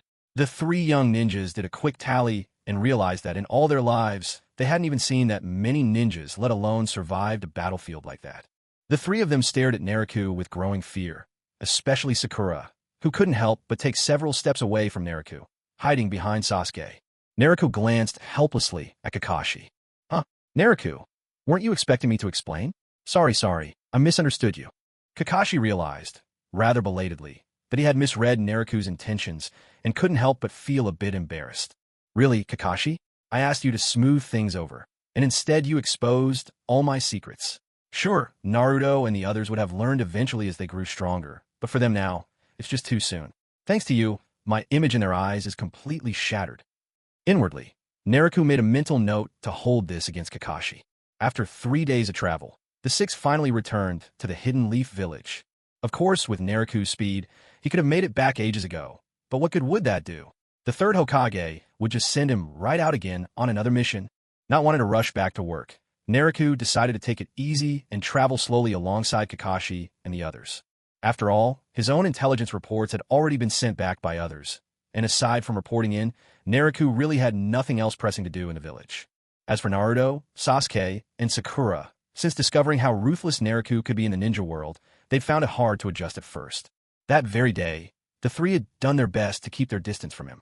But by the next day, Naruto had bounced back to his usual lively self, tagging along behind Naruto, calling Brother Naruto this and Brother Naruto that. Sasuke, too, returned to his cool, reserved demeanor, though his eyes now shone with a new hunger whenever he looked at Naruto. Naruto saw it clearly, the hunger for strength burning in Sasuke's gaze. Sasuke imagined that if only he possessed power like Naruto's, maybe, just maybe, he could take his revenge on Itachi. As for Sakura, ever since that day, she had subtly but unmistakably kept her distance. Naruto understood perfectly. His image in Sakura's mind was now shattered beyond repair. Sakura simply couldn't accept that the gentle, big brotherly Naruto she knew could also play the part of a ruthless killer in the shinobi world. To this, Naruto could only respond with a calm, indifferent smile. They were all still so young after all. Give Sakura a few more years of wrestling with the realities of the ninja world, and her outlook would likely change. By then, she might no longer find him cruel. But even if Sakura always stayed distant, it didn't bother Naruto. To him, Sakura was just someone on the periphery. She was never part of the small circle of people Naruto truly cared about. Once they entered the Hidden Leaf, they made their way together toward the Hokage's office. Kakashi and his squad were there to report on their mission. Naruto, on the other hand, needed to register Haku's entry. A rogue ninja from the Mist Village needed to be accounted for in the Hidden Leaf, after all. After all, Bai is not like Xiangling from before. The Land of Grass, where Xiangling came from, still maintained a relatively decent relationship with the Land of Fire, and Xiangling herself was merely a rogue grass ninja turned prisoner. However, Bai originated from the Land of Water, which had a decidedly adversarial relationship with the Land of Fire. Even though Bai had become a missing nin from the village hidden in the mist, entering Konoha without a thorough investigation would be a risky and troublesome affair. That's why Naruto decided to bring Bai straight to the third Hokage, letting the old man handle things personally. The six of them walked into the Hokage's office. Naruto led Bai to stand quietly off to one side, watching as Kakashi and the other three reported the outcome of their mission. Once they finished, Naruto strolled over to the third, a mischievous grin spreading across his face. Old man, still working hard, I see. The third Hokage shot Naruto a swift glance. You brat. If it weren't for you, Kakashi and the others might have been in real danger this time. I'll let the fact that you had someone else bring you back halfway through the mission slide for now. And this, I presume, is the rogue ninja from the hidden mist you've brought back? The third's gaze shifted to Bai, who stood by the door. She really is quite pretty. No wonder this rascal wanted to bring her home. Still, he's already got two back at his place. Can he really handle another one? Ah, he's still too young, doesn't know how to look after his own health. Such are the third's secret musings. That's right. Bai means no harm. Everything she's done so far was just to survive. More importantly, she's never harmed anyone from Konoha. Now she's willing to rely on me. I'm asking you, old man, to give her a chance. Naruto let his casual smile fade, his tone growing earnest and sincere. Yet in his words, he made it clear, Bai would rely on Naruto himself, not the village. It was a subtle way of saying Bai was his own ally. Konoha could not simply command her as they pleased. This was Naruto's way of protecting Bai, ensuring that Konoha wouldn't treat her as expendable cannon fodder. The third said nothing at first, merely fixing Bai with a long, scrutinizing look. After what felt like an eternity, he finally spoke. You all can go back for now. We'll discuss this matter again in a few days. Naruto, for the time being, let her stay at the Hyuga clan's estate. Remember, you're the one who brought her back. It's your responsibility to watch over her. If anything happens, you'll be the one to answer for it. The third Hokage didn't give an immediate answer. He simply sent them off for now. Naruto was about to protest, but Kakashi discreetly tugged at his sleeve, urging him to hold his tongue. Swallowing his unfinished words, Naruto managed to smile. All right then, old man. Take your time and think it over. Just let us know when you've made up your mind. With that, he turned and prepared to leave the office along with the others. Just as Naruto reached for the door, a shadowy figure appeared before them. Naruto squinted in recognition. Well, if it wasn't Konoha's legendary schemer himself, Danzo Shimura, the elder master of intrigue. When Danzo appeared before him, Naruto narrowed his eyes, a dangerous light flickering within them. Hey, Danzo! Ever since Naruto killed a few of Danzo's subordinates 4 years ago, Danzo had apparently given up the idea of recruiting him. In the years since, Danzo lurked in the shadows, repeatedly setting traps in Naruto's path. More than once, during missions, Naruto found himself inexplicably ambushed, his objectives exposed to the enemy, as though someone had tipped them off. There was even one occasion when the enemy deliberately spread false information, laying out a carefully planned trap for Naruto to fall into.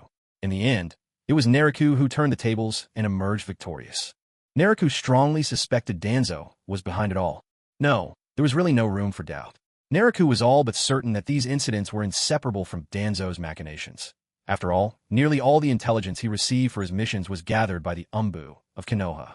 And Danzo's own organization, Root, was deeply entwined with the Umbu operations. Naruto didn't know Danzo, so upon seeing this old man, he simply stepped aside, respectful toward his elders. Danzo didn't bother with pleasantries. He strode right into the room. Soon after, everyone filed out of the door. As they brushed past one another, Naruto and Danzo's eyes met for a brief, intense instant. A silent spark of murderous intent flared between them. Their gazes parted just as quickly, revealing nothing to the others. After all, Danzo's vendetta against Naruto could not be made public, and Naruto himself had no solid proof that Danzo was plotting against him. Both were waiting for the perfect opportunity to strike in the shadows. But just as Danzo was withdrawing his gaze, his eyes lingered on Bai, who was walking at the end of the group. He narrowed his eyes, the hint of a calculating thought flickering across his face. Once Naruto and the others had left, a dozen minutes passed before Danzo, too, emerged from the Hokage's office. No one could say what was discussed between Danzo and the third Hokage, but judging by his gloomy expression as he departed, it clearly wasn't a pleasant conversation. Leaving the Hokage's building, he made his way back to Root's headquarters in silence.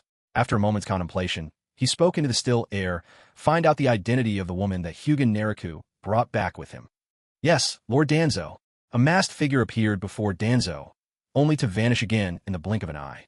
Heh, Hyuga Naruto, I'd better not catch you slipping up, Danzo muttered to himself, a sly smile creeping onto his lips. Otherwise, even if I can't kill you, I'll make you suffer plenty. The next morning, while Naruto was still sound asleep, Hanabi burst into his room in a rush. Hinata, now a full-fledged ninja like Naruto, often went out on missions with Kurenai, which meant she was rarely home these days. Even Yakumo and Xiangling had formed their own team, and they too were frequently sent out on village assignments.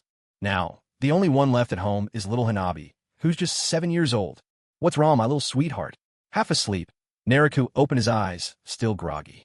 But this time, Hanabi didn't snuggle up to him or act cute. Instead, she spoke in a slightly anxious tone. Brother, something's wrong. A few people came and said they were taking Sister Haku away. They all wore Umbu masks, and since father isn't home, I couldn't stop them. I could only come find you.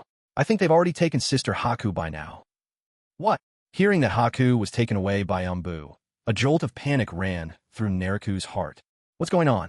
Even if the third Hokage didn't want Haku to stay in the village, he wouldn't just send people to capture her. What did things go wrong? There was no time to figure it out. Naruto hastily threw on some clothes and dashed out toward the Hokage's office. Bang! He swung the door open and barged right in. Naruto, what is wrong with you, barging in here like that? The third Hokage's temper flared instantly at Naruto's lack of manners. Old man, why did you send people to take Haku? What the hell does this mean? If you really don't want her in the village, I'll just take her away myself. Was it really necessary to go this far? Completely ignoring the third's anger, Naruto confronted him directly, his voice full of accusation. What are you talking about? When did I ever send anyone to do such a thing? Like you said, she's someone you brought back. Even if I don't want her in the village, I wouldn't just drag her away. Is there some sort of misunderstanding here? The third Hokage, confused by Naruto's barrage of questions, tried to seize on the key point in all that commotion. Haku had been taken away. It wasn't you? My little sister said the people who came wore Umbu masks. If they weren't yours, then who? Damn it. Danzo, you're looking for death. In an instant, Naruto realized exactly who had taken Haku. If the third hadn't sent anyone, yet the ones who came wore Umbu masks, then they could only be root ninjas under Danzo's command. Having figured things out, Naruto dashed out of the Hokage's office at once. Umbu, where are you? You might have hidden from others, but you can't hide from me. Baku número 58. Summoning Chasing Sparrow. Naruto cast a tracking spell upon a lingering thread of Danzo's aura. He developed this technique specifically to keep tabs on Danzo, but never expected to put it to use so soon. The very next moment, a ribbon of pale light, visible only to Naruto, fluttered through the air, pointing him in the right direction. Whoosh! In a flash, Naruto vanished from sight, racing toward where the magical light pointed. Meanwhile, in the Hokage's office, The third stared at the door Naruto had just rushed out of, his head throbbing with frustration. Danzo, what are you scheming this time? Someone follow Naruto. Don't let him cause any trouble. The moment you sense things are about to get out of hand, notify me at once. The third Hokage gave his orders to the shadows, his voice low and commanding. Immediately, two members of the Umbu leaped into action, racing in the direction Naruto had just gone. This is the place. Naruto followed the directions he'd been given, arriving at a rundown courtyard. Who could have guessed that such a dilapidated corner would serve as the headquarters for Konoha's Root Division? Naruto stood amid the collapsed walls and broken stones, his eyes scanning the desolate scene. If it's not above ground, then it must be below. I remember from my previous life, the Root's true lair lies deep underground. In that case today, I'm tearing your nest apart. He began to chant, voice echoing in the air. Arise, O Lord, mask of blood and flesh, everything under the heavens and the soaring wings, crowned in the name of humanity. Scorched heat and chaos, swirling south across the seas, stepped forth. Hado number 31, Shikaho. Naruto floated above the ruins, crimson energy swirling around his hands. The destructive Shikaho, amplified by his incantation. A barrage of blazing orbs rained down, each strike like a roaring missile slamming into the earth. For that moment, the entire Hidden Leaf village reverberated with thunderous explosions, the ground quaking beneath the onslaught. What's happening? Is this an earthquake? Villagers dashed into the streets, confusion and fear on their faces as the foundations shifted beneath their feet. Back in the Hokage's office, the third himself heard the ear-splitting booms. Damn it, there's no time to wait for news. With that racket, there won't be a village left to save. Cursing under his breath, the third dashed out the door, sprinting straight toward Root's stronghold. Meanwhile, at the site itself, Naruto's relentless bombardment finally blasted open an entrance leading down into the depths. At the threshold, several broken bodies lay sprawled. Root agents who'd rushed out to investigate the chaos, only to be instantly obliterated by Naruto's Shikaho before they could even see their attacker. Naruto kicked aside the corpses, stepping fearlessly through the shattered doorway. No sooner had he vanished inside than waves of Konoha shinobi began converging on the scene. The first to arrive were the two Umbu who'd been tailing Naruto, followed closely by several nearby ninja. Moments later came the third, along with Kakashi, Guy, Asuma, and the rest of Konoha's Jonin leaders. Lord Third, what happened here? Voices tumbled over one another as the shinobi demanded answers. The third sighed heavily. That disturbance? It's Naruto's doing. That kid kicked up quite the storm. Quickly, send people to reassure the villagers. The rest of you, set up a barrier around this area. We need to contain the aftershocks of this fight. One of the Jonin blinked in disbelief. Wait, Lord Third, you mean Naruto actually dared to pick a fight inside the village? The third's face hardened in anger. Danzo had Naruto's people abducted. You all know what kind of temper that boy has. Don't just stand there. Get moving. Hearing that Danzo had taken away Naruto's people, anyone who knew what kind of temper Naruto had couldn't help but feel a sense of dread. If Naruto didn't get a satisfactory explanation today, there was no way he would just let this go. But Danzo was by no means someone easy to deal with either. With these two coming head-to-head, it was clear that today's incident would not be so easily resolved. Far beneath the ground in the Root's secret base, Naruto walked down a dimly lit corridor that spiraled ever deeper underground. Surprisingly, his path was unobstructed. Not a single person came out to block his way. Looks like they've pulled back their forces to make their last stand further inside. Waiting for me, he thought, a contemptuous smile playing at his lips. At last, Naruto reached the final level. A large door stood before him, but Naruto had no intention of announcing himself with formalities. Without hesitation, he unleashed a bolt of white lightning. A tremendous crash of thunder blasted the door to smithereens. The explosion sent clouds of dust swirling through the air. As the dust gradually settled, Naruto strode over the threshold of what used to be the door. On the other side, dozens of Root shinobi stood at the ready, forming a defensive line. In the center, Danzo, staff in hand, sat imposingly upon a grand chair. Off to one side, Haku was tied to a pillar, his entire body covered with explosive tags. Danzo, you old dog, Naruto began. I see malice seeping into every word. Time and again you test my limits. Have you figured out how you want to die yet? Author's note. Posting 2 chapters first. The next one is in progress and will be out soon. Naruto's killing intent was unmistakable as he faced Danzo seated in the center. Danzo had plotted against him behind the scenes countless times. Naruto had long since wanted to end him. And now that all pretenses had been cast aside, Naruto had no intention of hiding his true intentions any longer. "I'm sorry, Naruto-san, for getting you involved in this," Haku called out from where he was tied to the pillar, his voice tinged with guilt. "Don't worry, Haku. I'll have you out of here in no time," Naruto replied, turning to reassure him. "Huge Naruto, do you realize by acting out here in the Hidden Leaf, you're bordering on treason?" Danzo snapped, immediately trying to pin heavy charges on Naruto. "Tisich, Danzo, spare me these games. You're in no position to judge me. Who gave you the right to touch my people? Who gave you the nerve?" Naruto shot a barrage of questions right back at him. "This person you brought back, if I'm not mistaken, he's a rogue ninja from a mist. Just what are your intentions, bringing someone of such dubious background directly into Leaf Village?" Danzo's tone was righteous and stern, as if he were truly thinking in the village's best interest. "Don't forget, the Land of Water is our enemy. If he causes trouble here, tell me, Hyuga Naruto, can you really bear that responsibility?" Anyone who didn't know better might actually believe Danzo was sincerely acting for the good of the village. Don't pretend to be so high and mighty. You know exactly what you're really thinking, don't you? Always claiming it's all for the Leaf Village. But do you want me to list out the foul things you've done in the shadows over the years, one by one? You're as hypocritical as a streetwalker putting up a monument to her own chastity.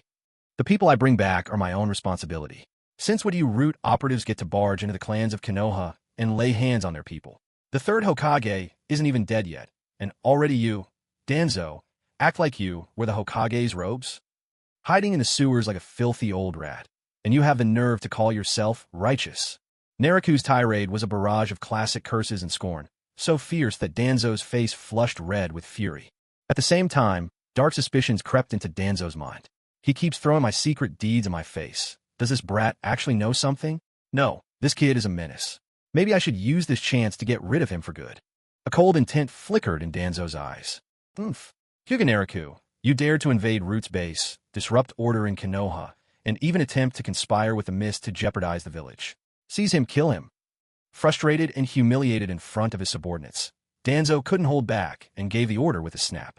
With a rapid whoosh, the Root ninja sprang into action. The ones in the front rushed straight at Naruto, but before they could draw near, Naruto exploded forward, blade flashing in his hand. With a sharp slash, he passed right through them. In a breath, the lead Root ninja were sliced clean in half. The others recoiled in shock. After all, anyone chosen for Root was among the elite of the Leaf. There wasn't a weakling among them. And yet, even so, they fell in an instant before Naruto's onslaught.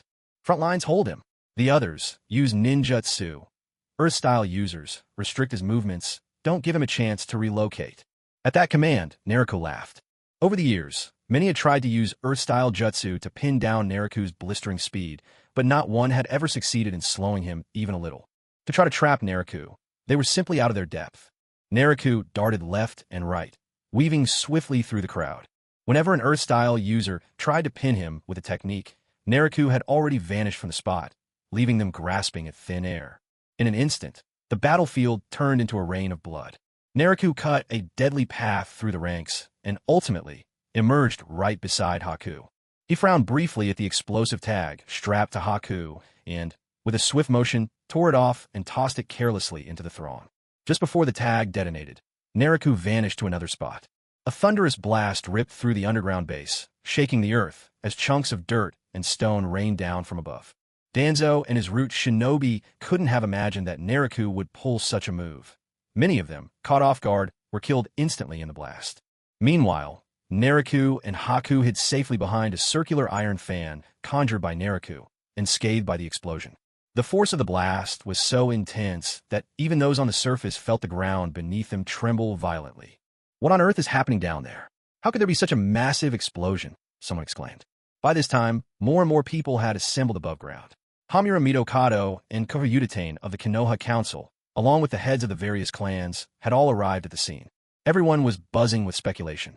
After all, such a commotion within the heart of the Leaf Village was impossible for the village's elders to ignore. "Hiruzen, I've told you before, you've always been too indulgent towards the boy from the Hyuga clan." Hamura snapped. "Just look at what he's done. He's unleashed a devastating jutsu right here in the village, and targeted the very stronghold of Root, no less. If he's capable of this today, who knows what he might do in the future?" Both Hamura and Koharu turned their criticism toward the third Hokage, squarely blaming Naruto. "Enough. It was Danzo who instigated all of this. I'm going down there to see what's happened. The rest of you stay here, the third Hokage declared. He was determined to go down himself. After all, Danzo's base concealed many secrets that were best left in the shadows. Over the years, Hiruzen had largely turned a blind eye to Danzo's activities, but that didn't mean he wanted everyone else to know what had been going on. Just as he prepared to descend, a figure shot out from the cave's entrance. It was Haku, emerging from underground. Upon seeing so many people blocking the exit, she immediately dropped into a defensive stance. Haku, calm down. These are all senior members of Konoha, Kakashi called out, stepping forward to intercept her. What's happening with Naruto down below? Although Haku was strong, her abilities were relative. In Konoha, anyone the clan leaders could easily overpower her. Acting rashly would only put her at a disadvantage. Seeing Kakashi stopping her, Haku slowly lowered her hands. Naruto-kun is still down there, surrounded by dozens of enemies, she reported, her voice anxious. He asked me to come up first and guard the entrance. No one is to go inside. He said he wants to take them all on by himself. There was something strange in Haku's tone. In truth, everyone who heard her words wore expressions of disbelief and concern. They all knew Naruto was powerful, but no matter how strong he was now up against dozens of elite root shinobi and Danzo himself, who once vied for the Hokage seat. Where did he get the courage to face them all alone? Utter nonsense, the third Hokage bellowed, anger etched across his face. Move aside, I'm going down. The third Hokage turned to Bai and spoke sternly. Impossible. Even though I'm worried about Mr. Naruto too, since he instructed that not a single person is to go down there, I absolutely will not allow any of you to go. But Bai stood her ground stubbornly, blocking the third's path. Even knowing she was up against one of the most powerful ninja in the entire shinobi world, she showed not the slightest sign of backing down. Just as she had once told Naruto, any order from him, she would carry out. No matter the purpose, no matter the reason. If Naruto said it, she would obey unconditionally. Her trust in Naruto ran deep. It was faith in his character and faith in his strength. Looking at Bai, standing unwaveringly in his way, the third could not suppress his growing anger. Meanwhile, in the underground stronghold, a violent explosion shattered the silence, sending clouds of dust into the air. As the dust slowly settled, both sides came into view. Naruto was sheltered behind a shimmering, transparent spiritual barrier, his eyes locked intently on the enemy. One of the Root's Earth-style ninjas had reacted instantly to the blast, quickly conjuring a wall of stone to shield Danzo and their own people from harm. But even so, over a dozen shinobi who failed to react in time were caught in the blast and lost their lives. After all, Naruto had thrown explosive tags right into the crowd, turning the place into a death trap. Surveying the heavy casualties among his own forces, Danzo's jaw clenched with fury. Damn you, you insolent brat. Naruto returned Danzo's glare with a look of utter disdain. TCH, throwing a fit already? This is only the beginning. No one here today is leaving alive. With that, Naruto withdrew his spiritual barrier, gripping his sword as he faced the group huddled behind their earth wall. A cold grin played at his lips. Humph, a pack of cowards, hiding in their turtle shells. Didn't you come to kill me? Well, I'm right here, come on. Let's see how I smash open your turtle shell. Roar, heaven's wrath. Naruto unleashed the first stage of his Zampakudo. As the incantation echoed, a colossal, armored warrior appeared behind him, clad in jet black armor. Though only the upper body manifested, even that towering form exceeded 30 meters tall. Even the vast ceilings of the Root's underground base could barely contain such a gigantic presence. Those cowering behind the earth wall stared in horror at the half-revealed, thunderous figure looming behind Naruto, the Lord of Heaven's judgment. Even Danzo, who had seen his share of shinobi world wars, was left utterly astonished. What on earth is that? It almost looks like a Susanoo from the Uchiha clan. No, that can't be. Hyuga Naruto doesn't have the Uchiha Sharingan. Only the most powerful Sharingan users can summon Susanoo. Gazing at the incomprehensible figure that now confronted him, Danzo sank into anxious contemplation. TSK, you spineless cowards, take this. Naruto placed his hand on the hilt of his Zampakudo, and the armored warrior behind him mirrored his every move. In the next instant, Naruto bent his knees slightly, his body lowering into a stance, ready to perform a lightning-fast sword draw. Blade pressure. With a flash, Naruto's Zampakudo was unsheathed, cutting through the air in a sweeping strike toward his opponents. Behind him, the armored warrior did the exact same thing, except the sword he drew was an immense blade, over 40 meters long.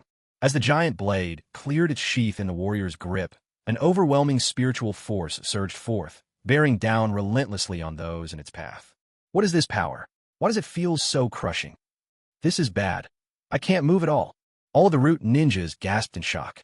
Clearly, under the force of this blade pressure, unleashed by heaven's judgment, they were utterly powerless to resist. Or perhaps it was simply a complete domination of strength, on a level they could never match. After all, spiritual pressure from the world of soul reapers was a form of energy far more advanced than chakra from the ninja world. Even at the same level of ability, a technique unleashed with spiritual pressure was undeniably more formidable than one powered by chakra.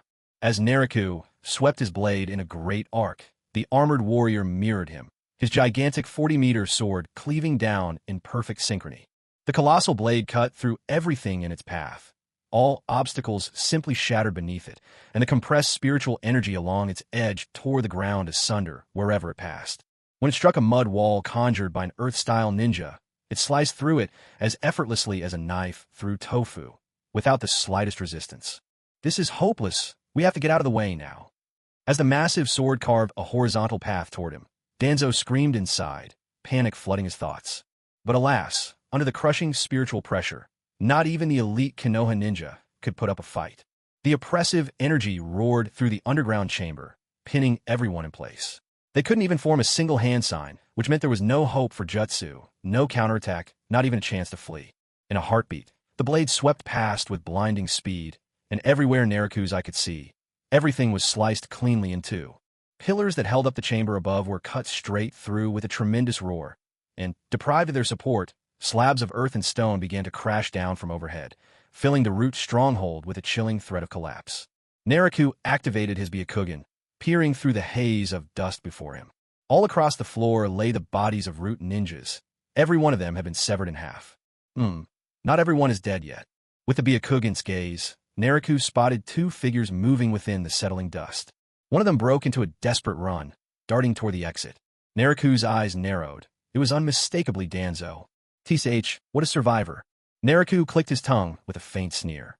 Though it was no surprise, Danzo was known for the Sharingan eyes embedded in his arm. With each eye, he could invoke Izanagi once, and as long as he hadn't expended all his Sharingan, killing him would be an almost impossible task. It was clear now, he had used one of those Sharingan at the critical moment to narrowly escape death. "Danzo, you old scoundrel, where do you think you're going? If you have the guts, stay and fight me like a man." Naruto's shout echoed as Danzo tried to make his escape. "You brat, you've killed so many people from a leaf. From this day on, there's no place for you in Konoha."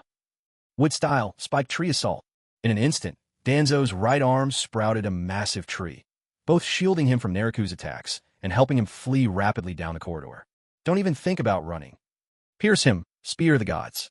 Just as Danzo was about to get away, Naruto transformed his Zampakudo into the legendary spear.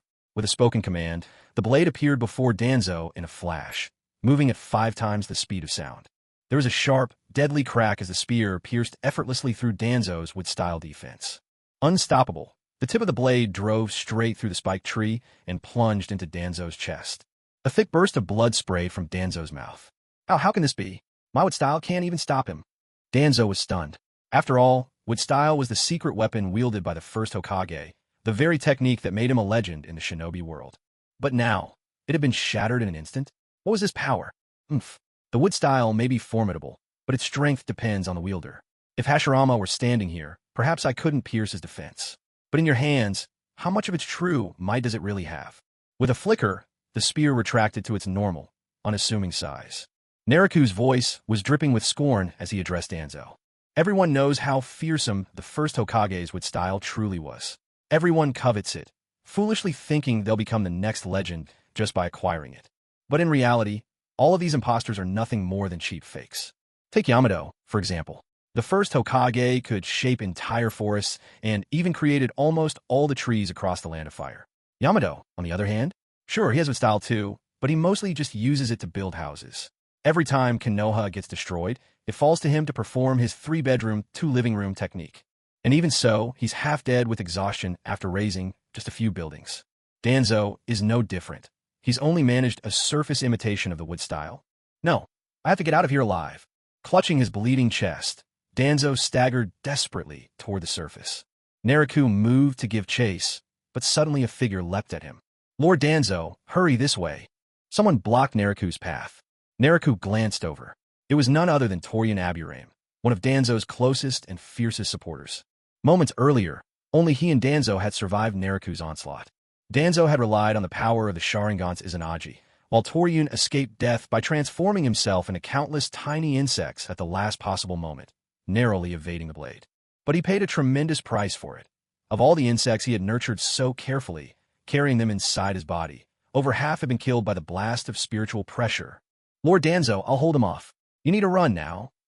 Aburame, Torian shouted frantically at Danzo. "Torian, good. I will remember your loyalty." Seeing someone step in to block Naruto's pursuit, Danzo's face lit up with relief, and he wasted no time escaping. "Do you really think you can stand against me? It's just a fool trying to stop a chariot with his bare arms. If you'd stayed down and played dead, perhaps I'd have left you alone for a while. But since you stepped up so eagerly, you're simply rushing to die." Naruto shook his head at Aburame Torian as he spoke. As for Danzo, Naruto, at this moment, felt no urgency at all. The divine spear was not only swift and deadly. Its tip was laced with a poison so potent it could dissolve cells on contact. Danzo would be doomed the moment he tried to fight. Facing Naruto, Aburame Torian's expression was one of unflinching resolve. "Even if it costs me my life, I will stop you." From the day we joined Root, our lives were already pledged to Lord Danzo.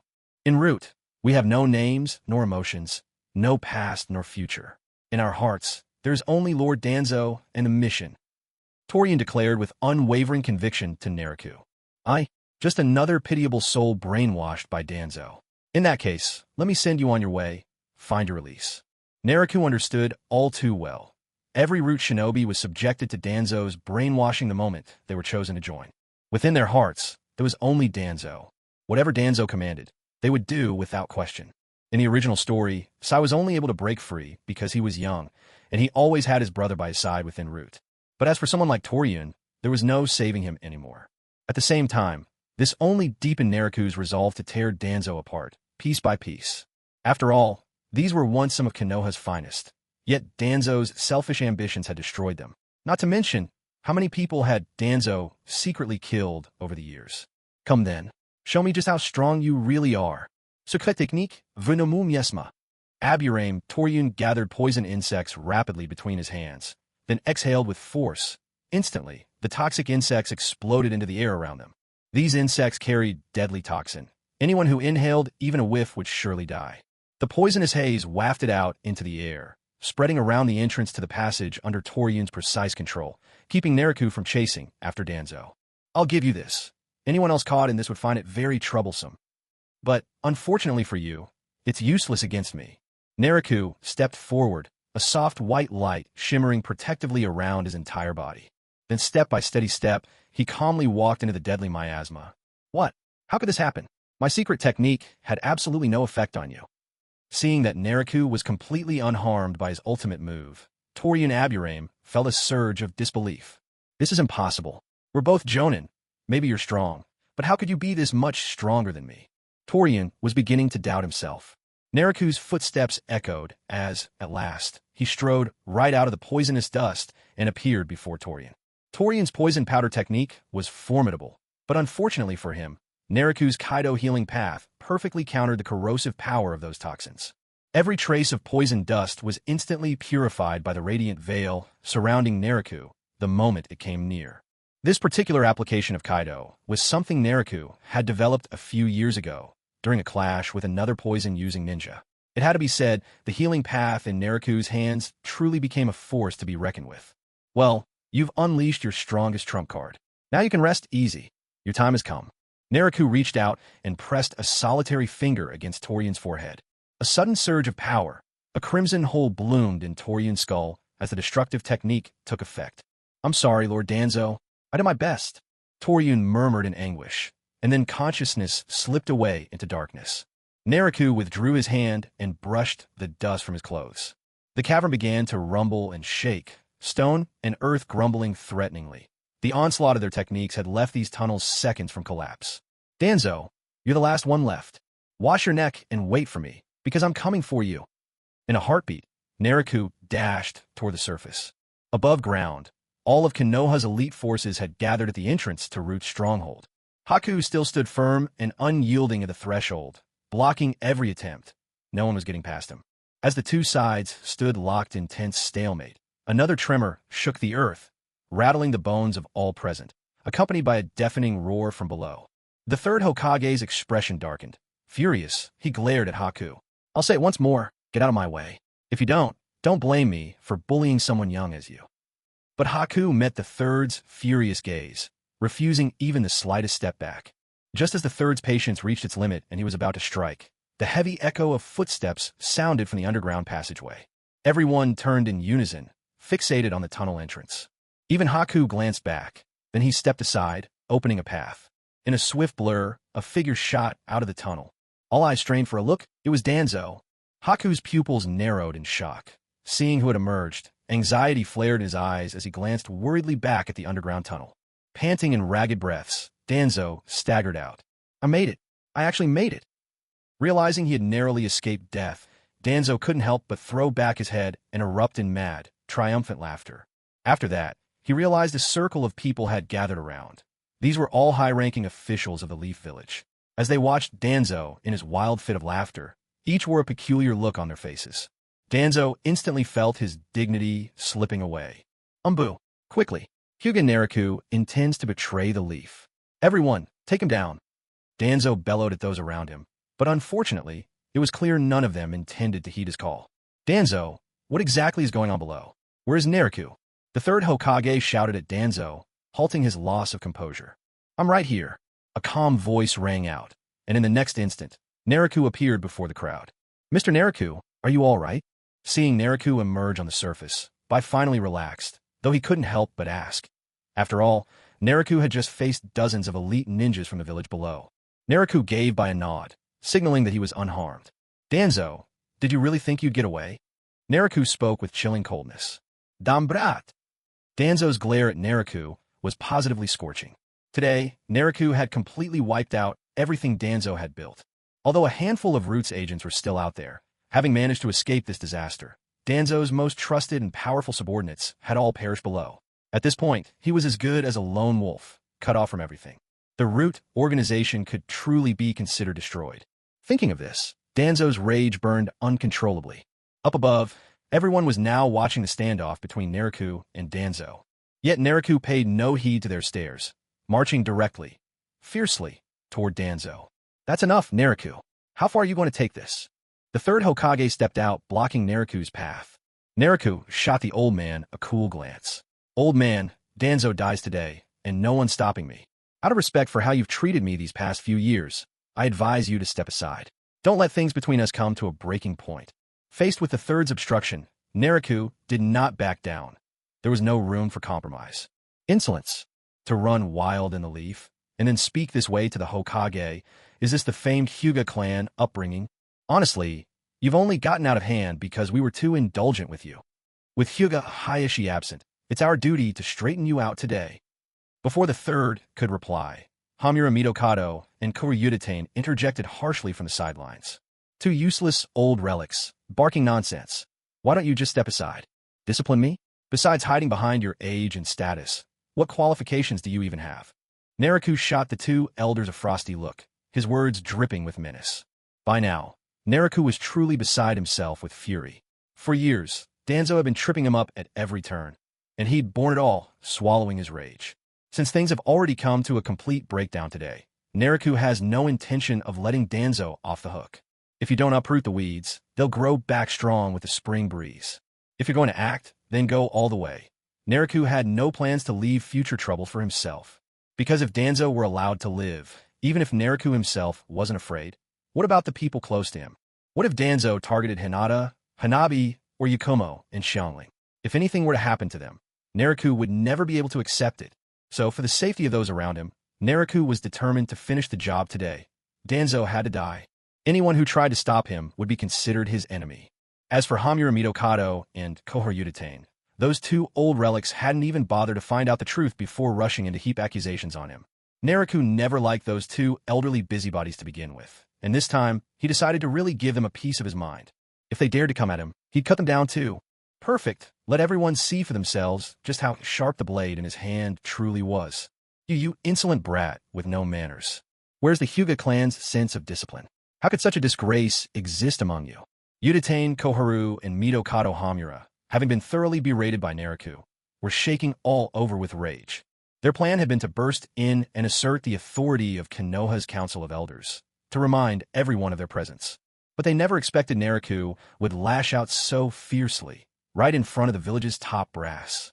It was beyond humiliating. The Jonin watching from the sidelines, along with the heads of the great clans, all struggled to stifle their laughter at the sight of Naruto scolding those two aged busybodies. In truth, just as Naruto said, these two had grown increasingly overbearing over the years, banking on their status as elders of the village to meddle and lecture the younger generation incessantly.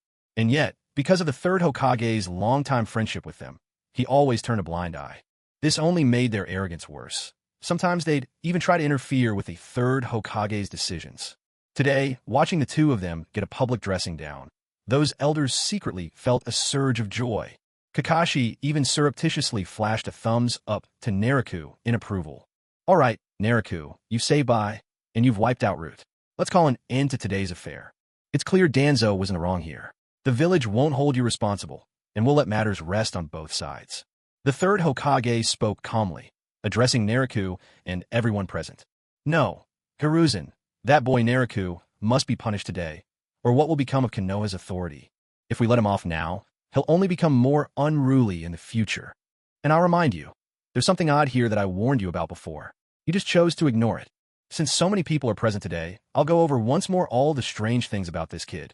Just as the third Hokage was about to play the peacemaker, Midokado Hamura spoke up again. Seeing all eyes turn to him as soon as he opened his mouth, Hamura allowed himself a satisfied smile. A vain man, he relished these moments of being the center of attention. He cleared his throat lightly and began again. The Hyuga clan is known for their gentle fist, but this boy? Not only is he skilled in gentle fist, he's also mastered all sorts of bizarre ninjutsu. Aren't you all curious how he learned those techniques? If he'd invented one or two himself, fine, I could accept that. But over the years, he's used all kinds of jutsu that no one has ever seen before. And then there's his ability to stand in midair. To my knowledge, aside from the Tsuchikage of the Land of Earth, who else in the entire ninja world can do that? All these mysterious abilities. If we don't get an explanation, none of us will rest easy. Who knows if he's really just a pawn sent by some other power to infiltrate the Leaf Village? Hyuga Naruto, today, you owe us a satisfactory answer.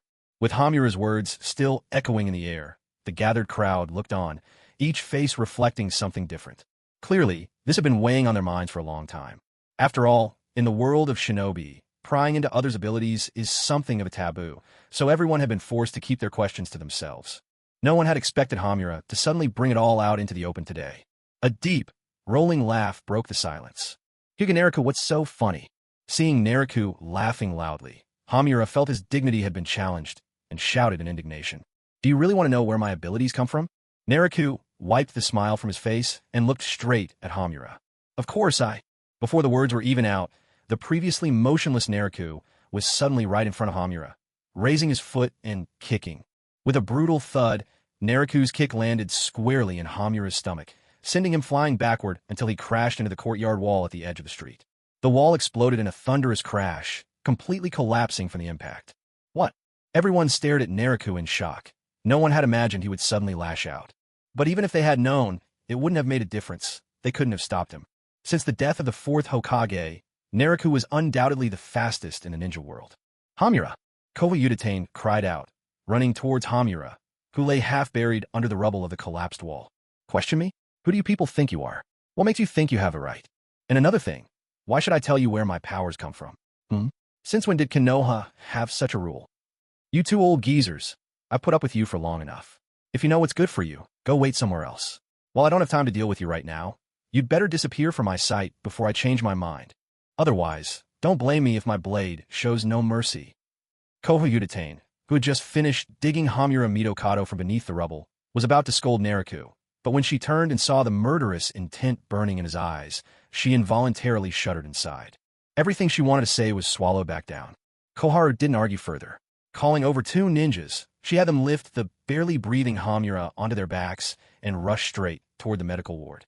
With a sharp spit in the direction of the fleeing elders, Naruto watched them hurry away and grumbled under his breath.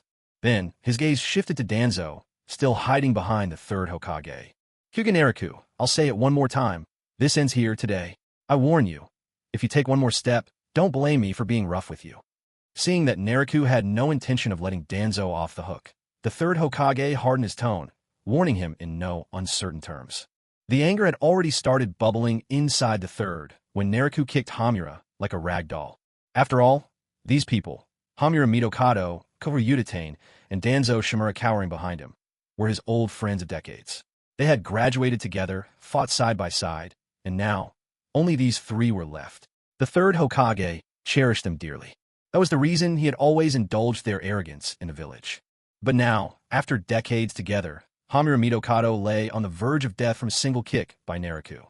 And yet, turning back, Naruto was still unwilling to leave Danzo alone. The third Hokage felt his temper flare. Have I really spoiled this boy too much? Is that why he no longer has a shred of respect for me? The third wondered in silence. Naruto, seeing the third Hokage determined to protect Danzo, let out a cold laugh in his heart. Just as I thought. Hiruzen Sarutobi had always been exceptionally lenient with Danzo.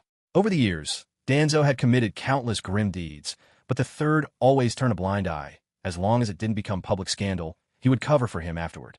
Part of it was friendship forged in war, but even more, it was because the third couldn't do without Konoha's shadow. Hiruzen Sarutobi was the eternally bright and warm Hokage under the sun, while Danzo was the ruthless blade striking from the darkness.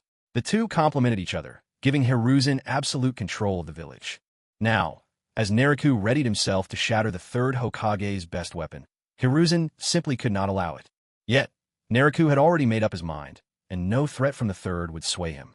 I've said it, today I will kill Danzo. No one will be able to stop him. Naruto shook his head and spoke directly to the third Hokage.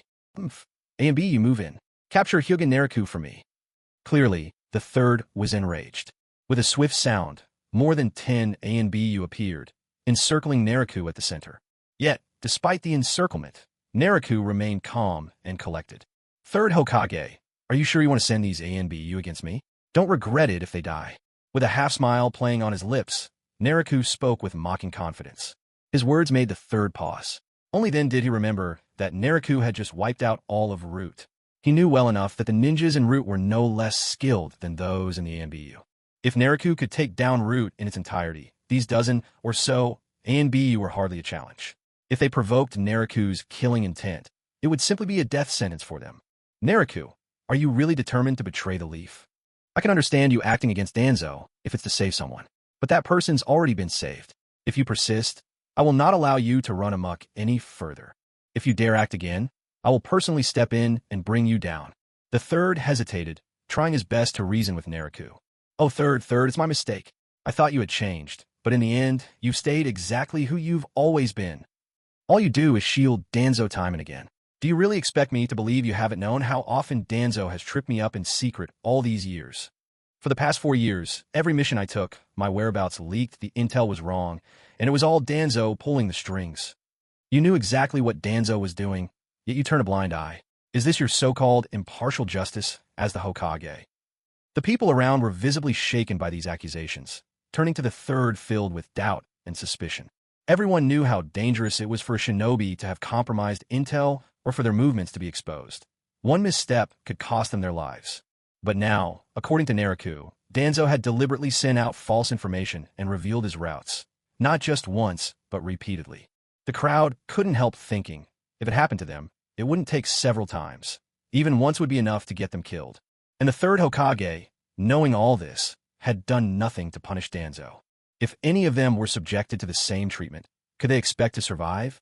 Faces in the crowd grew increasingly uncertain, emotions shifting rapidly. Lord Third, is what Naruto said true? At last, Akimichi Choza, the head of the Akimichi clan, broke the silence and questioned the third directly. Over the years, Naruto had grown closer to the new generation among the major clans, and even the elders had developed a stronger bond with him. At this moment, although it was only Choza Akimichi who spoke, the other clan leaders in Jonin were all staring intently at the third Hokage, waiting for his explanation. Surrounded by the watchful eyes of Konoha's upper echelons, the third couldn't help but feel a headache coming on. Inwardly, he cursed Danzo. You old fool. Why did you have to provoke that boy for no reason? But he couldn't stay silent. He had to give everyone an answer. After hesitating briefly, with everyone's eyes still fixed on him, the third Hokage finally spoke in a slow and measured tone. It's true. Danzo did some things he shouldn't have, but once I found out, I punished him accordingly. What's more, Naruto is standing here, safe and sound. All those hardships can be seen as a test, a chance for him to grow stronger. He sighed deeply after speaking. It was now clear Danzo had targeted Naruto, and the third Hokage had covered it up for him, even now trying to justify Danzo's actions with feeble excuses. At his words, all the surrounding shinobi instantly understood, though a chill ran through their hearts. We risk our lives on the front lines for Konoha, but all the while, someone from our own side betrays us, and the Hokage himself protects the traitor. If this is what Konoha has become, who would still give their life for it? A sneer slipped from the crowd. Punishment, you say? May I ask, Hokage, what sort of punishment did you hand down? Was he put under house arrest? Or did you just scold him to let off steam? You certainly make it sound noble, calling it a trial for me. Is that so? Suppose I didn't have enough strength and was killed by one of Danzo's schemes. Would you then blame me for simply being unlucky? In your eyes, Hokage, do the lives of us shinobi hold so little value? Naruto's voice was cold as he mocked the third Hokage. Now, everyone here understands why I wanted Danzo dead, and it's not just because he sees my people today. The real reason is Danzo has repeatedly tried to kill me. So let me ask all of you, if you were in my place, would you choose to let such a person go? Would you accept being stabbed in the back, dying a pointless death, all while fighting on the village's behalf? Or, after discovering someone's been plotting to kill you, would you still be able to greet them with a smile and shake hands in peace? Naruto's voice thundered across the room, demanding answers from everyone present. No one replied, but their faces left no doubt about how they felt. Danzo deserved to die. P.S. Dear readers, if you enjoyed this chapter, don't forget to show your appreciation and send some gifts my way. A humble writer, asking for your support. The tension in the air was palpable. Though no one spoke, their expressions made it obvious. They agreed with Naruto completely. Facing the blade-wielding Naruto, who stood ready to take Danzo's life, the third Hokage realized he had backed himself into a corner. If he chose to protect Danzo, then he would surely lose the trust of the people today, and from now on, these people before him would never obey his commands as they once did. Yet he couldn't simply abandon Danzo, for Danzo was arguably his sharpest blade, the one who took on all the dirty and exhausting tasks. Hiruzen knew he simply couldn't do without him. For a moment, Hiruzen felt truly stuck between a rock and a hard place. Looking at Hiruzen, wavering and indecisive before him, Naruto cast another quick glance at Danzo, who was gnashing his teeth behind the old Hokage. Danzo, you are among Konoha's oldest living shinobi. I've heard you once vied for the position of Hokage yourself. What's the matter? Has time worn away the fire in your heart? And now, faced with a younger generation like me, all you know to do is cower behind others, desperate just to cling to life? Lord Hokage, I won't simply let this matter rest today. But if you're truly determined to shield Danzo, then so be it. I choose to demand a fair duel with him. For this duel, we will stake our lives. Only one of us will walk away, and all present can bear witness. Danzo, if you have even a shred of honor left, step out and face me. Don't give me reason to look down on you any further. Seeing the deadlock, Naruto simply threw down the gauntlet before the third Hokage, challenging Danzo to a duel with life and death on the line.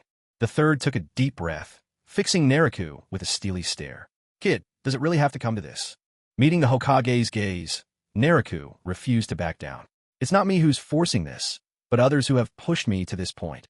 The third was about to reply when suddenly, Danzo thrust out his left hand, laying it firmly on Hiruzen's shoulder. That's enough, Hiruzen. Hyuga Naruto, since you wish to battle me, I'll grant you that wish. Danzo brushed past the Hokage in front of him and addressed Naruto directly. Danzo, the third glanced down at Danzo, wanting to say something. But Danzo only shook his head at him. Say no more, Hiruzen. My mind is made up. As Naruto said, I too was once bold and spirited, determined to contest for the mantle of Hokage. But when did I become so timid and hesitant? I was once counted among Konoha's heroes. If I shrink away today in the face of his challenge, what place would I have left in this village? Besides, whether this kid can kill me or not is still very much in question. Danzo stepped forward to face Naruto. Boy, let it be as you wish, today we fight.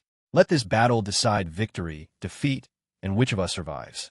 Oh, so you do have some scrap of pride left after all. Seeing Danzo, who was always one to operate from the shadows, now accept his challenge head-on, Naruto couldn't help but feel a flicker of surprise. To think Danzo, forever lurking in darkness, could still be roused to battle by the remnants of his warrior spirit. However, Danzo is probably thinking of using all those Sharingan embedded in his arm to catch me off guard. He thinks I don't know, but the truth is, I'm completely aware of every single card he's hiding. A faint smile crossed Naruto's lips. Well then, I'll have to trouble everyone to clear some space. Naruto spoke up, addressing the surrounding crowd. Everyone fall back. The NBU set up a barrier to prevent any stray blows from harming civilians. Seeing how things had turned out, the third Hokage had no choice but to accept the duel between the two. He immediately directed the ANBU to secure the area and clear the field. On the battlefield, Naruto and Danzo stood face to face. There were no words left between them. Everything that needed saying had already been said. At this point, further talk would be meaningless. The only thing left for them was a fight to the death. Wind style, Shuriken. Danzo struck first, imbuing his Shuriken with cutting wind chakra, making them razor sharp, sharp enough to slice through stone with ease. 3 enhanced Shuriken hurtled toward Naruto, each thrown from a cunning angle, so that together, they covered every direction he could dodge. Naruto gave a short, derisive snort.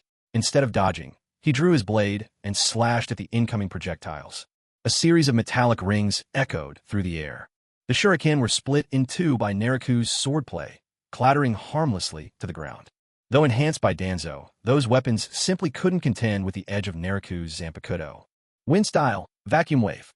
Yet Danzo wasn't finished. His next technique arrived in a blink. A semi-transparent wind blade, long and whip-like, shot forth from Danzo's mouth, lashing toward Naruto. This time, facing the whipping gale, Naruto chose not to take it head-on. He leapt into the air, landing with poise above the fray, neatly dodging the strike. Wind style, vacuum serial waves. Barely had Naruto found his footing in the air when Danzo unleashed a flurry of attacks. Several wind blades, all like whips, came flying right for him. Danzo had been waiting for him to jump. After all, Danzo figured Naruto's speed on the ground was formidable, but airborne, he thought Naruto's movement would be hindered. What Danzo didn't realize, however, was that the Shinigami's flash step was just as swift in midair as it was on the ground. The whips of wind crashed toward Naruto, enclosing the space around him. That's dangerous. The onlookers felt their hearts race for Naruto, collectively holding their breath. As a seasoned veteran of the Great Ninja Wars, Danzo's strength was nothing short of awe-inspiring. His grasp of timing and mastery of ninjutsu left all who watched in admiration. The crowd quietly admitted that, caught in that combo themselves, they'd be lucky to escape with their lives. Yet Naruto, lips curled in a cold smile, simply vanished in a blur, his flash step carrying him cleanly out of harm's way before a heartbeat had passed. What? Danzo's face was frozen in disbelief. He simply couldn't comprehend how Naruto could still move so fast, even in midair. Old man, I'll let you have 3 moves. Had enough fun? Well then, now it's my turn. Spear him, divine spear. Naruto pointed his Zampakudo at Danzo and whispered ever so softly. The moment Danzo heard divine spear, a jolt of panic hit his heart. He instinctively tried to dodge. After all, it was this very move that had killed him a moment ago. But Danzo was just a beat too slow. The instant Naruto recited the release command, his Zampakudo transformed into the god-slaying spear and shot straight at Danzo. A sickening thud echoed through the air. Danzo didn't even have time to resist. The blade in Naruto's hand pierced straight through his heart. Danzo! The third Hokage cried out in anguish. Even the crowd watching from afar couldn't hide their shock.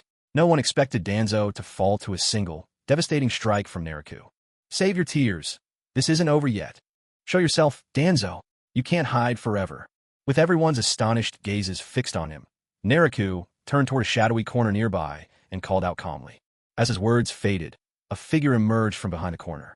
Incredibly, it was Danzo himself, though he was supposed to be dead.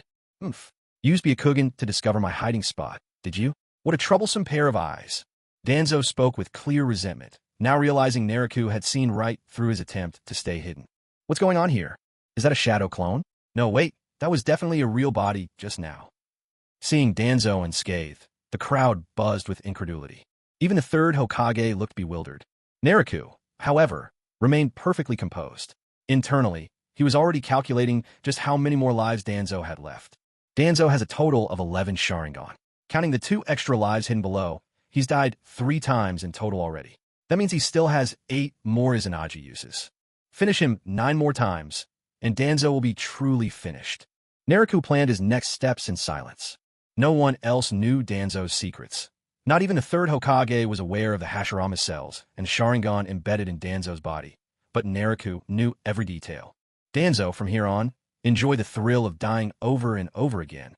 With the last word, Naruto suddenly appeared behind Danzo, slashing his blade without hesitation. Zulfast! Danzo shuddered inwardly, unable to suppress his shock as he instinctively dodged to the side. Naruto only smiled as he watched Danzo's frantic dash away. He didn't give chase. Instead, his Zampakudo lengthened instantly, pursuing Danzo with unerring precision. In the next moment, Danzo was sliced cleanly in half at the waist. No joke, the Divine Spear release on this Zampakudo still hadn't been undone. Did Danzo really think he could outrun it with his speed? Ridiculous. There was simply no escape. Danzo! Once again, the crowd watched in horror as Danzo was cut down, and the third Hokage could only cry out in sorrow. That's enough. You're mourning at the grave far too early. Come out. You know hiding won't do any good. Once again, Naruto turned his gaze to the right. Under Naruto's watchful eyes, Danzo slowly revealed himself once more. What on earth is going on? Is this some kind of illusion? Or is it one of Danzo's jutsus? No, it can't be an illusion. I've already tried, and there are no signs of being caught in a Jin jutsu. People all around began whispering to each other, their curiosity growing by the second. Watching Danzo rise from the dead not once, but twice after being cut down, everyone was filled with wonder. Danzo took a heavy breath and then pressed his left hand against his bandaged right arm. Damn it, I have fewer and fewer Sharingan left. He felt a surge of quiet anxiety inside as, with every death, another Sharingan eye on his arm closed for good. Though he could use the power of Izanagi to rewrite reality and come back to life, the sensation of being killed was all too real each time. Worse still, if this went on, sooner or later he would run out of Sharingan. And when that happened, it would truly be the end for him. Let's continue. Naruto gave a sinister grin and attacked Danzo yet again. This time, however, he didn't use his divine spear. Instead, he seemed intent on giving Danzo a different kind of death. Sing low, Ashkat. The Zampakudo in Naruto's hand dissolved into nothing but dust, leaving only the hilt in his grip as the rest of the blade scattered into the air. Then, holding the bare hilt, Naruto swung it toward Danzo in a motion as if slashing with an invisible blade. At that moment, although nothing could be seen, Danzo was suddenly overcome by a powerful sense of mortal danger. Wind-style, vacuum serial waves. Danzo unleashed a wind-style jutsu in response. Even though his eyes saw nothing, the danger was undeniably real. Without hesitation, he cast his technique. Anything was better than standing idle. But his vacuum serial waves had no effect whatsoever on the ash cat, whose form was as fine as scattered dust. Naruto nimbly dodged the attack, while Danzo suddenly began to bleed all over. In an instant, fresh wounds appeared all across his body, as if he were being hacked apart by an invisible blade. At last, a crimson line formed across Danzo's neck. Blood gushed forth as his mighty head toppled to the ground. Done? The third Hokage was just about to cry out in grief when he caught himself, a sudden realization flashing through his mind. He glanced at Naruto, who in turn was gazing off to the side. Following Naruto's line of sight, the third and the others looked over and, as expected, Danzo had reappeared, completely unharmed. A couple of coughs escaped the third as he tried to hide his momentary loss of composure. Meanwhile, Danzo's face had turned ashen. Dying clearly and consciously was bad enough the last few times, but this time he didn't even know how he'd been killed. Could it really be that his old life would end here today? For a moment, Danzo was struck by fear and hesitation once again. He had dared to accept Naruto's challenge because he relied on Izanagi to bring himself back to life. Yet now, it was clear that things had spun completely out of his control. It's not over yet. Naruto pressed the attack, sending swirls of ashen-gray spectral cats slicing through the air toward Danzo. With a sickening thud, Danzo struggled weakly for a moment, only to lose his head once more. This time, the third Hokage did not cry out in anguish. He merely turned to scan his surroundings, and, as expected, Danzo reappeared once again. What in the world is this insane power? All these years, I've never seen him use it. Has this old fox really kept it hidden so well? For the first time, even the third Hokage began to lose his composure. Danzo's ability was simply too monstrous. This time, Naruto wasted no words.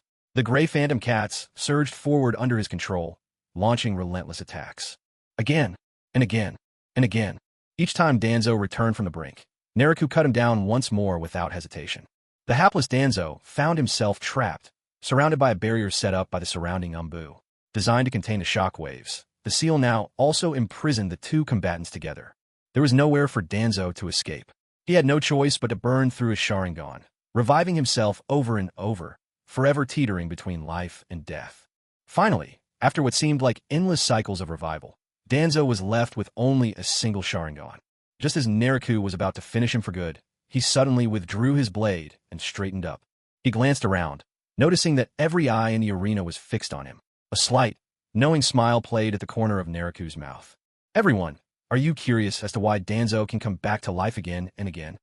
That old man Midokado Hamura complained earlier about my mysterious abilities, and it seemed to pique your interest.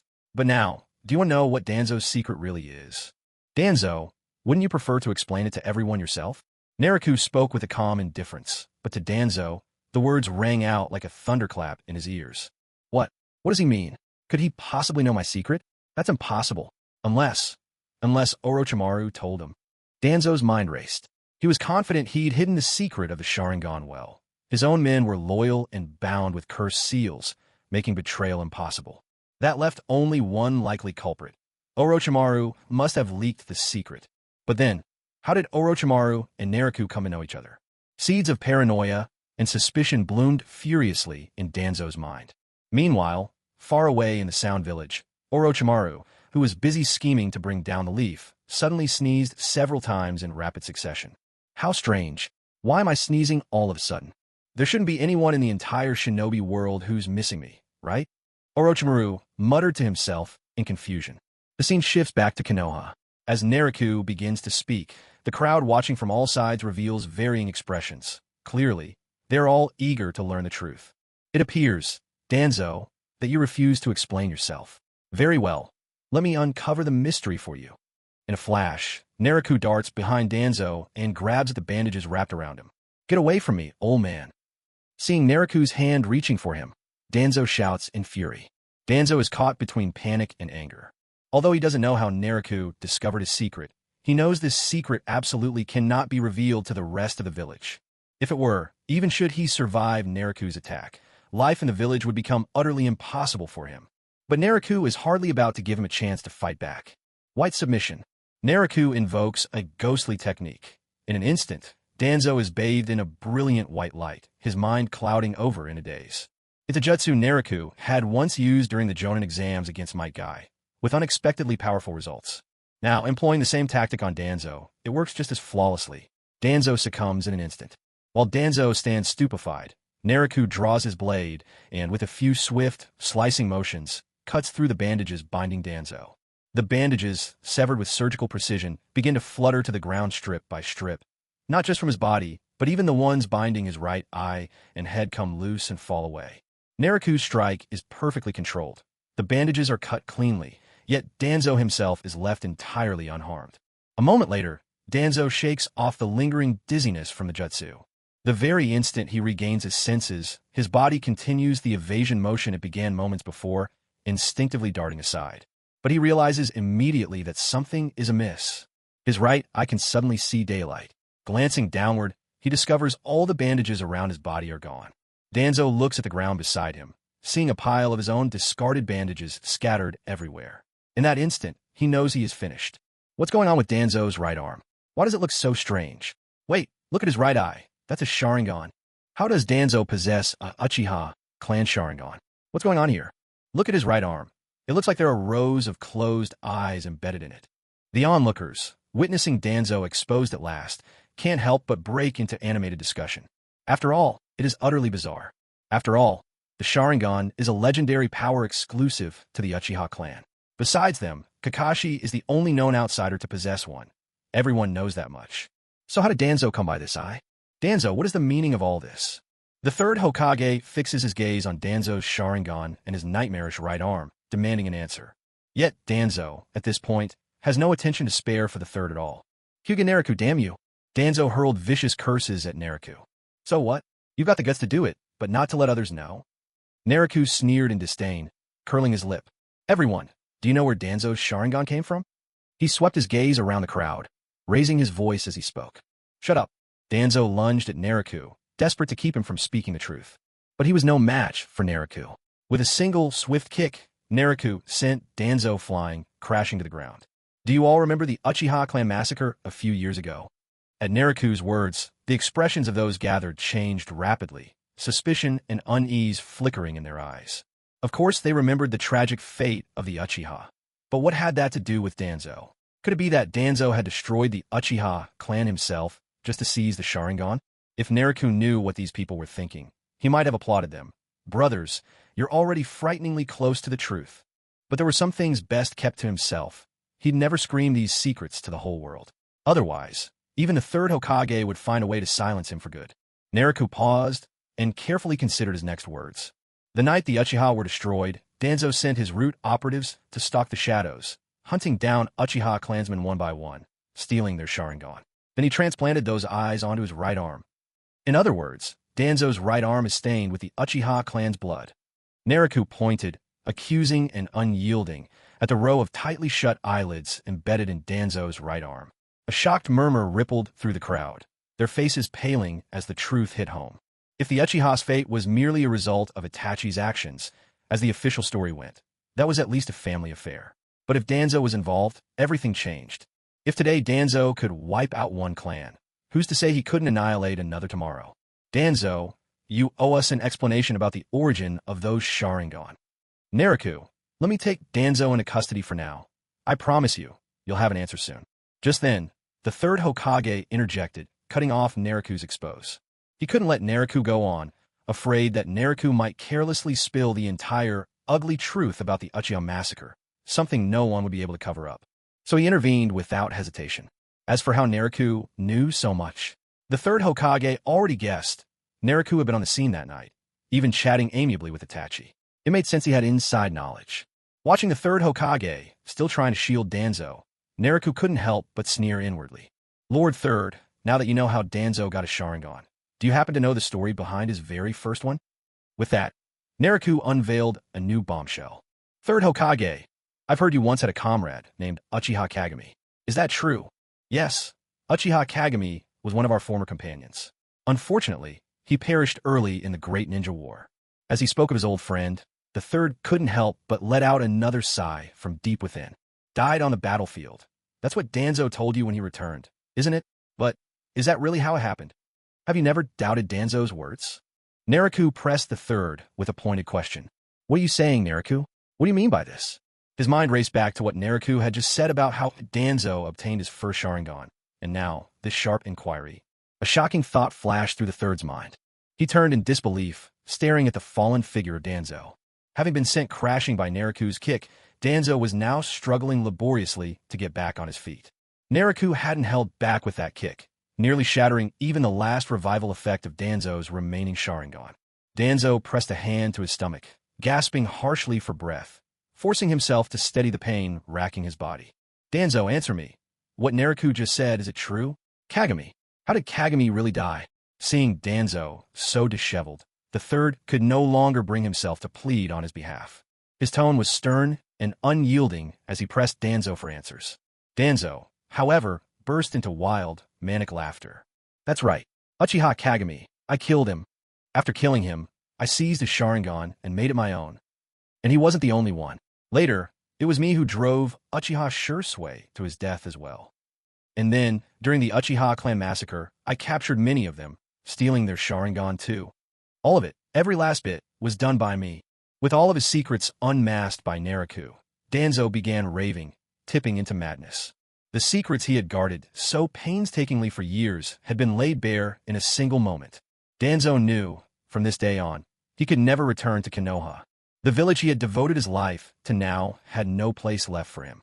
All around, everyone looked at Danzo with outright disgust. No one could have imagined that Danzo, once considered a hero of Konoha, had committed so many unforgivable atrocities in secret. Danzo, why would you do this? Kagami was our friend. Now that the truth behind Kagami's death had come to light, the third's heart was stricken with grief. If Kagami had truly died on the battlefield, there would have been nothing more to say. After all, life and death are always entwined in war. But never had he imagined it was Danzo who had killed Kagami, stealing his Sharingan. Oomph. Everything I did was for the sake of Konoha, the Sharingan of the Uchiha. Only when it is with me can it make me stronger. Only then can I better protect the Hidden Leaf Village.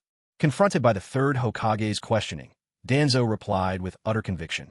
Oh, so, in order to wield the Sharingan more effectively, you abducted infants from villages all around, used them for human experimentation, research with style. Was that all for the good of the leaf as well? As Danzo continued to justify himself, Naruto threw out another explosive revelation. That's right. How could there be progress without sacrifice? They were born in the Hidden Leaf, so they should be prepared to sacrifice themselves for it at any moment. It's precisely because of those sacrifices that I was able to uncover the secrets of the wood-style cells, and in turn, gain control of 11 Sharingan. Those who died for this cause, they should feel honored. Danzo hadn't expected Naruto to know even about his human experiments, but since his secrets were already out, he hardly cared about confessing to a few more crimes. Watching Danzo stubbornly cling to his self-righteousness, Naruto could only shake his head in disappointment. Danzo, you bastard, you deserve to die. So, it was you. You're the one who took my child. I gave everything for the village, risking my life on mission after mission, also that my child could have a better life. In the end, you took my boy away for your experiments. Give me back my child. At that moment, an angry cry rang out from the crowd, gradually dissolving into bitter weeping. Naruto turned his gaze and listened in silence, finally understanding the whole story. It turned out this man was a Chunin from the Hidden Leaf. Years ago, his child had vanished without a trace. No body, no sign of life or death, and only now did he learn that Danzo had taken the child away. This burly man, who'd faced the dangers of war for the Leaf without ever shedding a tear, now wept inconsolably upon learning the truth behind his child's death. Lord Hokage, a man like Danzo, there must be justice for all of us. Otherwise, none of us will accept it. It wasn't just that grieving ninja. Even the heads of the major clans and the jonin of the village demanded answers from the third Hokage. Danzo's deeds had crossed the boundaries of basic morality. At this point, the third Hokage found himself speechless. There was simply nothing left with which to defend Danzo. If he still dared to shield him now, even his position as Hokage would soon be forfeit. Inside, the third was fuming with anger. Over the years, Danzo had done much behind his back, much of which he was aware of, and, at times, had even sent people to personally intervene and put a stop to it. Take Danzo's human experimentation, for instance. Back then, it was the third himself who led the raid on Danzo's secret hideout. He knew all too well. In fact, from that place, he had taken the only child who had survived after successfully merging with the first Hokage's cells. It never occurred to him that Danzo still had so many secrets he didn't know about. At this moment, Hiruzen even found himself contemplating killing Danzo. You bastard, you old devil, you've really made trouble for me. A bitter curse echoed in the third Hokage's heart. At the same time, his resentment turned toward Naruto, the one who had revealed all of these things. If Naruto hadn't stubbornly insisted on killing Danzo and completely refused to give him face, things would never have reached this point. Kill me? Everything I have ever done has been for the strength and prosperity of Konoha. For so many years, if I hadn't worked tirelessly to eliminate threats from the shadows, how could Konoha have ever remained so peaceful? I am the roots buried deep beneath this great tree that is Konoha. It's only because roots silently absorb nourishment within the darkness, quietly sustaining the village, that Konoha's mighty tree is able to flourish. Everything I have done has been for the sake of Konoha. Who among you has the right to judge me? Facing the crowd's scornful glares, Danzo raised his voice in a sharp, almost desperate cry. TCH, don't put yourself on such a high moral pedestal. Everything you've done was only ever for your own gain.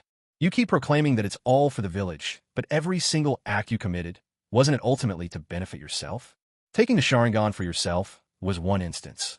And even back then, before the fourth Hokage was chosen, you deliberately spread rumors about White Fang out of fear that his reputation would overshadow yours and cost you the chance to become Hokage. You pushed him to his death. Everything you've done, Danzo, was always just for yourself. Naruto's voice was calm, yet his words cut like a knife. What? Among the crowd, Kakashi suddenly realized his father's death had been orchestrated by Danzo, who had spread rumors and forced his father into a corner, all to remove a rival for the Hokage seat. Kakashi's fist clenched so tightly his knuckles turned white. At that moment, a broad hand landed on his shoulder. Kakashi turned to look. It was his close friend Guy. Kakashi shook his head at him, signaling that he was fine. Yet his uncovered right eye remained fixed on Danzo, unblinking. On the field, Danzo had cast aside every pretense. After all, with everything he'd done now exposed to the villagers, even if he survived today's final battle, a death sentence would be waiting for him. Knowing this, he resolved to make one last desperate stand. If he had to die, he'd at least drag Naraku down with him. Then, his death would not be in vain. Hyuga Naraku, today you've left me utterly disgraced. Since there's nothing left to hide, I'll use everything I have in one final battle against you. Summoning technique Baku. As Danzo finished his incantation, his summoning beast appeared, a creature enormous as an elephant, filling the field with its presence. At the very moment it materialized, it unleashed a barrage of wind release techniques straight at Naraku. The enormous mouth opened wide, and in an instant, it was as if the cabin of an airplane had lost pressure. A tremendous force howled out, sucking everything nearby straight towards its maw. Naraku's ashen cats were instantly overpowered, their scattered forms drifting in the air like dust, slowly being drawn toward that gaping mouth by the immense suction. Oomph! With a cold snort, Naraku dispelled his ashen cat's initial release. Raising his Zampakudo, he was ready to unleash the spear of the gods. I won't give you the chance, Dai. Danzo seized this opening, launching himself toward Naraku with explosive speed. Wood-style, explosive spear tree. Danzo's right arm suddenly transformed into a massive tangle of tree limbs, crashing down toward Naraku. The release of the spear of the gods was abruptly interrupted. With the massive creature's suction restricting his speed, Naraku had no choice but to defend against Danzo's fierce attack by hastily casting the binding way. Circular folding fan. A thunderous crash echoed. Naraku's hurried defense was no match. Danzo, in a mixture of shame and fury, slammed him straight down from the sky. Off balance for just a moment, Naraku was sent hurtling earthward by Danzo's mighty blow. When he landed, plumes of dust rose from the impact point. Wind-style, vacuum sphere. Having struck once with success, Danzo didn't hesitate. From midair, he unleashed his next ninjutsu. A rush of wind chakra gathered in his mouth. Then bullets of compressed air fired out in rapid succession. The air split with the rapid barrage, echoing like relentless gunfire. Countless wind bullets rained down upon the spot where Naraku had fallen. Everyone watching was on edge, hearts tight with worry for Naraku's fate. Just then, a long spear shot forth from within a cloud of dust. With a sickening, wet sound, the spear skewered Danzo straight through the heart, and didn't stop there. It continued, penetrating the head of the enormous dream beast behind him. Measured footsteps echoed across the battlefield as Naraku emerged slowly from the curtain of settling dust. Aside from a few smudges on his white robe, not a single hair on Naraku's head was harmed. With a swish, the spear of the gods instantly contracted, morphing back into its original Zampakudo form in Naraku's hand.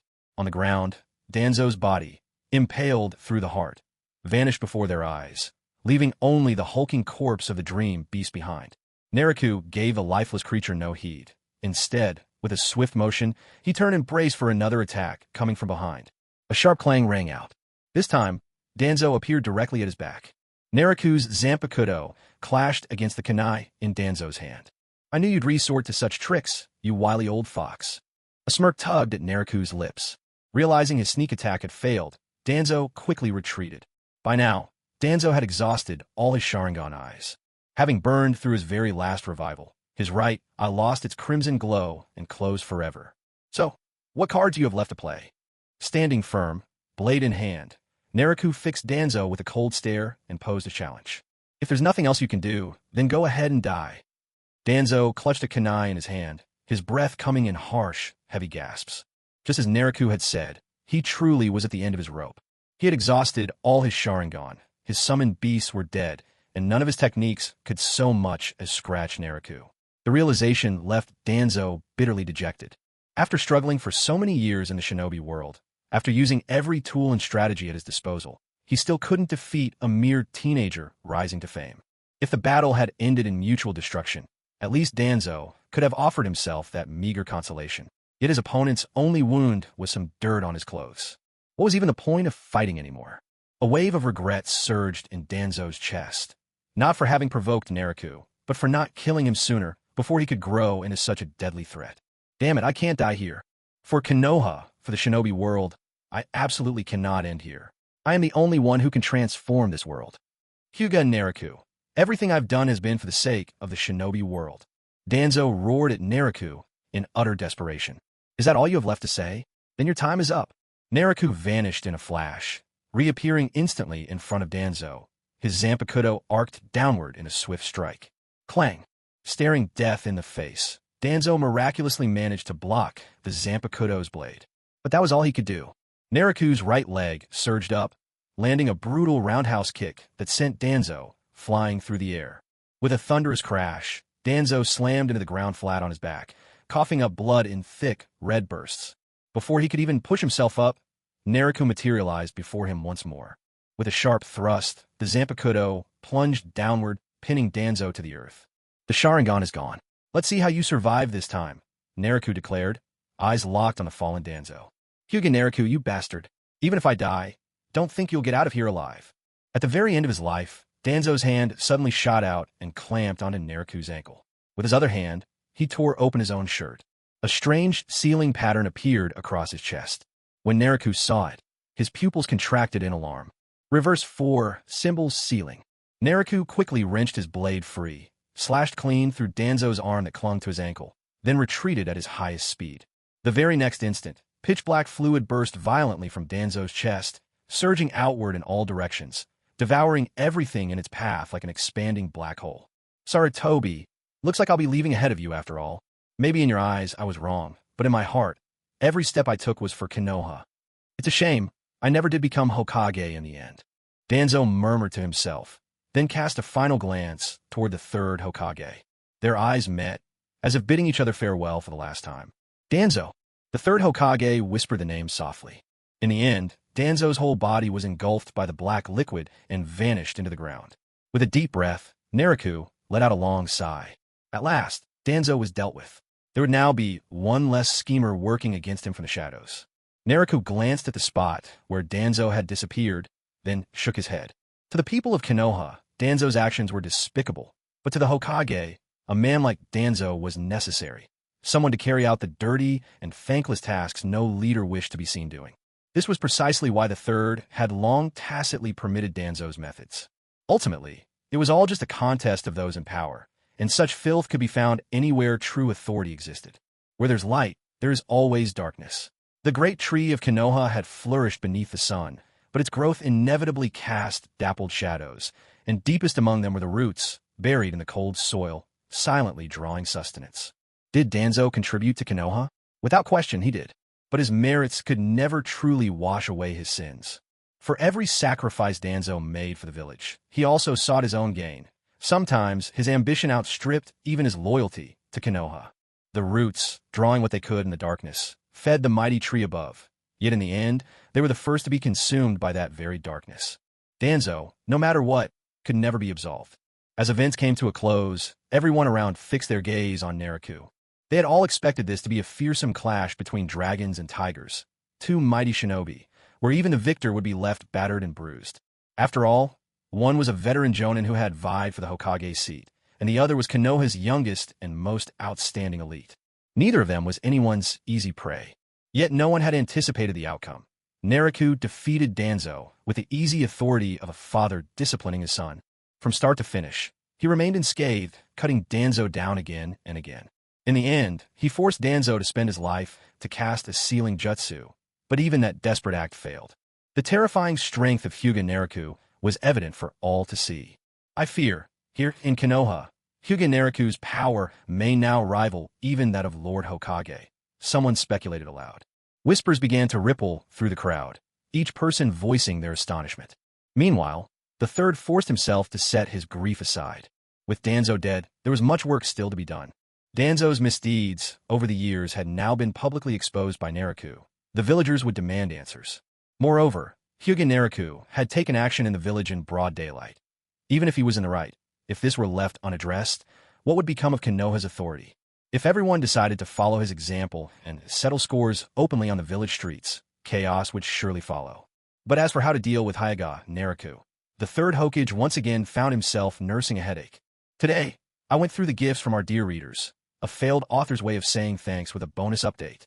Special thanks to Musi Lee, the old tan from before, Beast Sect who loves apples with balsamic vinegar, Shounen Percent, the Genderbent Shady Kisame, In the Clouds and Mist, Explosion Gang, Dharma King, Corpse Ghost, Just Start Over Time, The Orange Tabby is Still Fat, A Passing Amon Shark, Muhan, Warm Sunlight, Little Shien who loves honey glazed chicken wings, Old Han who loves cabbage shrimp pancakes, Blue Wolf King, Goodness, Golden Shadow, Little, Itachi, the 11th Harbinger of the Fools Organization, 1. Don't Cause Trouble, My Lord, Explosion Gang, Billions Explosion Gang, Gagulas, and Friends Ledger.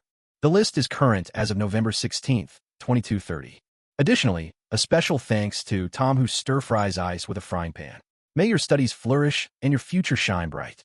It's been half a month since Naruto killed Danzo. During these 2 weeks, the third Hokage has had a miserable time. Initially, he wanted to punish Naruto, but for once, the village's higher-ups presented a unified front, stepping up to defend him. To make matters more complicated, after returning to the village and learning what happened, Hayashi Hyuga, usually the picture of calm, flew into an uncharacteristic rage and burst into the Hokage's office to confront the third directly. He even went so far as to threaten, on behalf of the entire Hyuga clan, that if the third dared do anything to Naruto, the Hyuga would resist his leadership. The meaning behind his words was crystal clear. If you lay a finger on my son, the Hyuga clan will break away from the village. Faced with the Hyuga's warning, the third was furious at first, but on reflection, he realized if his own clan had a talented younger generation like Naruto, he'd probably be just as desperate to protect him. In the end, the third had no choice but to compromise. Naruto's punishment was quietly dropped, and he was simply confined within the Hyuga compound as a nominal consequence. Nevertheless, Naruto's battle with Danzo still spread throughout the village. Everyone soon knew exactly what sparked the fight, how it unfolded, and how it ended. After all, so many people had witnessed it firsthand that hiding the truth was impossible. The villagers even came to learn about all the villainous deeds Danzo had secretly committed over the years. This completely ruined Danzo's reputation, and for days on end, the whole village spoke of nothing but his disgrace. At the same time, the matter also cast a shadow over the third Hokage. After all, Danzo's wrongdoings had accumulated over decades, yet the third had never uncovered them. Worse, when Naruto fought Danzo, the third had tried to protect him. As a result, the Hokage's prestige plummeted throughout the village, and people began to question his fitness for leadership. Lately, the third had found himself drained, both body and mind. In the end, to mitigate the fallout from this incident, the third Hokage decided to hold the Chunin exams together with the neighboring ninja villages. As expected, this move proved to be quite effective. With the news of the Chunin exams spreading throughout the village, everyone suddenly found themselves swept up in preparations, and there was far less gossip and speculation in the air. The ninjas of Konoha sprang into action, sending word to neighboring lands. During this period, Nayaku, who had been grounded, coincidentally got some time to rest and recover at home. Yet at this very moment, Nayaku, who was supposed to be confined, was spotted outside the Hidden Leaf Village. It was the same familiar spot, the same familiar faces, all gathered around a massive barbecue grill, feasting with the same gusto as always. The only thing different this time, a few new faces had joined the group. Kakashi, Kurenai Yuhi, Asuma, Suratobi. As the Jonin instructors of the Konoha 9 rookie teams, they'd grown quite close to Nayaku over this period. So, they would often come by to share a meal together. Nayaku, you've been grounded by the third. Are you really sure you should be out here like this? Naruto tore off a chunk of meat with his teeth, glanced at Nayaku beside him, hesitated a moment, and finally voiced his concern. Don't worry. My body's here, but my heart is at home. The third only said I was grounded, right? He didn't specify whether it was my body or my spirit. Nayaku responded without the slightest hint of concern. Wait, you can do that. Naruto stared at him in bewilderment, blinking rapidly in confusion. Kakashi and the others, seated nearby, quietly turned their faces away. Just listen to that excuse. How are we supposed to take this seriously? If anyone could be so blasé about the third Hokage's orders, it'd have to be Nayaku. Of everyone, Asuma felt the most awkward. After all, the third was his father. By acting this way, Nayaku was showing his old man no respect at all. But what else could Asuma do but pretend not to hear? If his own father couldn't control Nayaku, what chance did Asuma have? After the meal and drinks, everyone began to drift away to rest. Kakashi made his way over and lowered himself beside Nayaku. Nayaku, thank you. He didn't elaborate, simply said those words of gratitude. But Nayaku knew exactly what he meant. Kakashi's father, the White Fang of Konoha, had been hounded to death by rumors spread by Danzo. Now, that Nayaku had killed Danzo, in a sense, it was as if he had avenged Kakashi's father. You don't need to thank me. I killed Danzo out of my own personal grudge with him. Nothing more. Nayaku waved it off with an easy calm. I know, but I wanted to thank you anyway. My father's death left a wound on my young heart that never faded. If the fourth Hokage hadn't helped me let go of that pain, I might have gone far down a very dark road. So whatever your reason for killing Danzo, I still have to thank you. Kakashi spoke with determination. Suit yourself. Naruto was completely unconcerned. Oh, by the way, I also want Naruto and his team to participate in this Chunin exam. Kakashi paused for a moment, then turned to Naruto. Well, their abilities are just about good enough to qualify for it. You're their lead jonin. You make the call. I imagine not only you, but Kurenai and Asuma's teams will be joining too. That's right. All three of our squads will be taking part. Kakashi nodded in agreement. That's good. They've all made impressive progress recently, but their confidence is starting to swell a bit too much, don't you think? The Chunin exams are full of hidden talent. It'll be good for them to see just how wide the world is. Naruto's lips curled up in a subtle, thoughtful smile. So, do you have your eye on anyone in this year's Chunin exam, Naruto? Kakashi regarded Naruto curiously, sensing that he might know something about the upcoming participants. I'm not sure about the other villages, but as for our own Leaf, I happen to know that Guy's team will compete too. In his squad, there's Rock Lee, who specializes in taijutsu, and my younger cousin, Niji Hyuga. Now tell me, among these 9 kids here, do you think any of them could defeat those two? Naruto gestured subtly at the group of rookies, posing the question back to Kakashi. Kakashi considered this carefully, even rubbing his forehead as he thought. He knew Guy's class well. If he was being honest, it seemed none of the 9 here could stand up to them. No, we still have a bit of time before the exam. We need to put them through a final round of intensive training. Kakashi made up his mind. If they're going to participate, they might as well show up in their best possible form. Oh, right here, this is for you.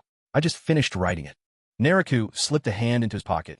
A show, really, as he quietly drew a book from his system's hidden inventory and tossed it to Kakashi with a flick of the wrist. Kakashi's eyes lit up as he eagerly caught the book and started paging through it, absorbed and delighted. Wow, Naruto, you finished another one already? In that instant, Kakashi was like a man who's been single for 30 years, coming home at night to find a beautiful woman waiting just for him, utterly unable to resist. Hey Kakashi, what's got you grinning like that? Asuma sauntered over, cigarette dangling from his lips. Kakashi quickly stuffed the book into his vest as soon as he saw Asuma approach. But not fast enough. Asuma caught a glimpse of the cover, noticing the characters 4 young, white. That piqued Asuma's curiosity. Wasn't Kakashi always obsessed with the Make-Out Paradise series? When did his taste start to change? Half a month slipped by in the blink of an eye, as preparations for the Chunin exams busied everyone. Kakashi, Asuma, Kurenai, and the others all promptly submitted the names of their squads for the Chunin exams. Meanwhile, ninja from other villages began arriving in Konoha one after another as well. All at once, Konoha village became filled with a lively, thriving energy. After half a month had passed, Naruto was finally notified by the Umbu that his house arrest had been lifted. But honestly, this announcement made little difference to him. He'd been acting as he pleased anyway. The third Hokage was well aware that Naruto had been disregarding his orders and going out as he wished these days, but he chose to remain silent. The third could see things clearly now. His words held no sway, so he might as well stop interfering. As long as Naruto didn't cause trouble that would blow up in his face, he'd just leave him be. Today, though, the Umbu came mainly to inform Naruto that he would serve as chief examiner for the second stage of the exams, proctoring alongside Anko Mitarashi. Receiving this assignment, Naruto couldn't help but feel momentarily surprised. In the past, it had always been Anko alone in the role. Was he now being added to the mix in this lifetime? Oh well, he thought, since he had nothing pressing to do, a stroll through the forest of death sounded like a decent way to pass the time. But what about Orochimaru, who was bound to make trouble during this stage? Naruto couldn't help but consider, should he just expose Orochimaru outright and finish him off once and for all? This thought had circled in his mind repeatedly during these days, leaving him wavering and unsure. If Orochimaru were unmasked now, Konoha would have time to prepare, and chances were high that Orochimaru would be eliminated, spelling less loss and harm for the village. But then, the third would survive, retaining his power, and Tsunade would never assume the mantle of Hokage. The village would remain under the domination of the old guard. Yet if the third were to fall, Naruto couldn't deny he'd grown attached over the years. Despite their falling out over Danzo in the end, the third Hokage had indeed nurtured him for all this time. Naruto found himself at a crossroads, torn by indecision.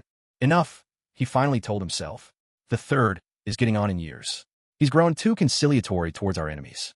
Konoha is already showing signs of weakness, not only because we lack top-level strength, but largely because the third's diplomatic leniency has made us seem ripe for exploitation.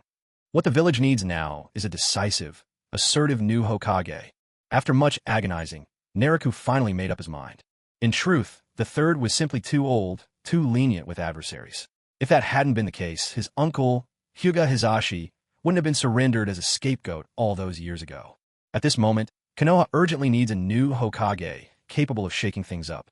And in Naruto's view, Tsunade would be an excellent pick. She has the necessary strength and commanding presence. And for Konoha, that can only be a good thing. Secondly, Tsunade's way of doing things is straightforward. She doesn't dabble in elaborate schemes or hidden plots. Naruto much prefers dealing with people like her. And if Tsunade becomes the Hokage, then Jiraiya would likely stay in the Leaf Village more often, which means the village would gain not one, but two Kage-level forces. If the third Hokage were to stay in power, however, there's no way these two would ever return. All things considered, trading the third for two Kage-level powers is hardly a loss. In fact, it's a bargain.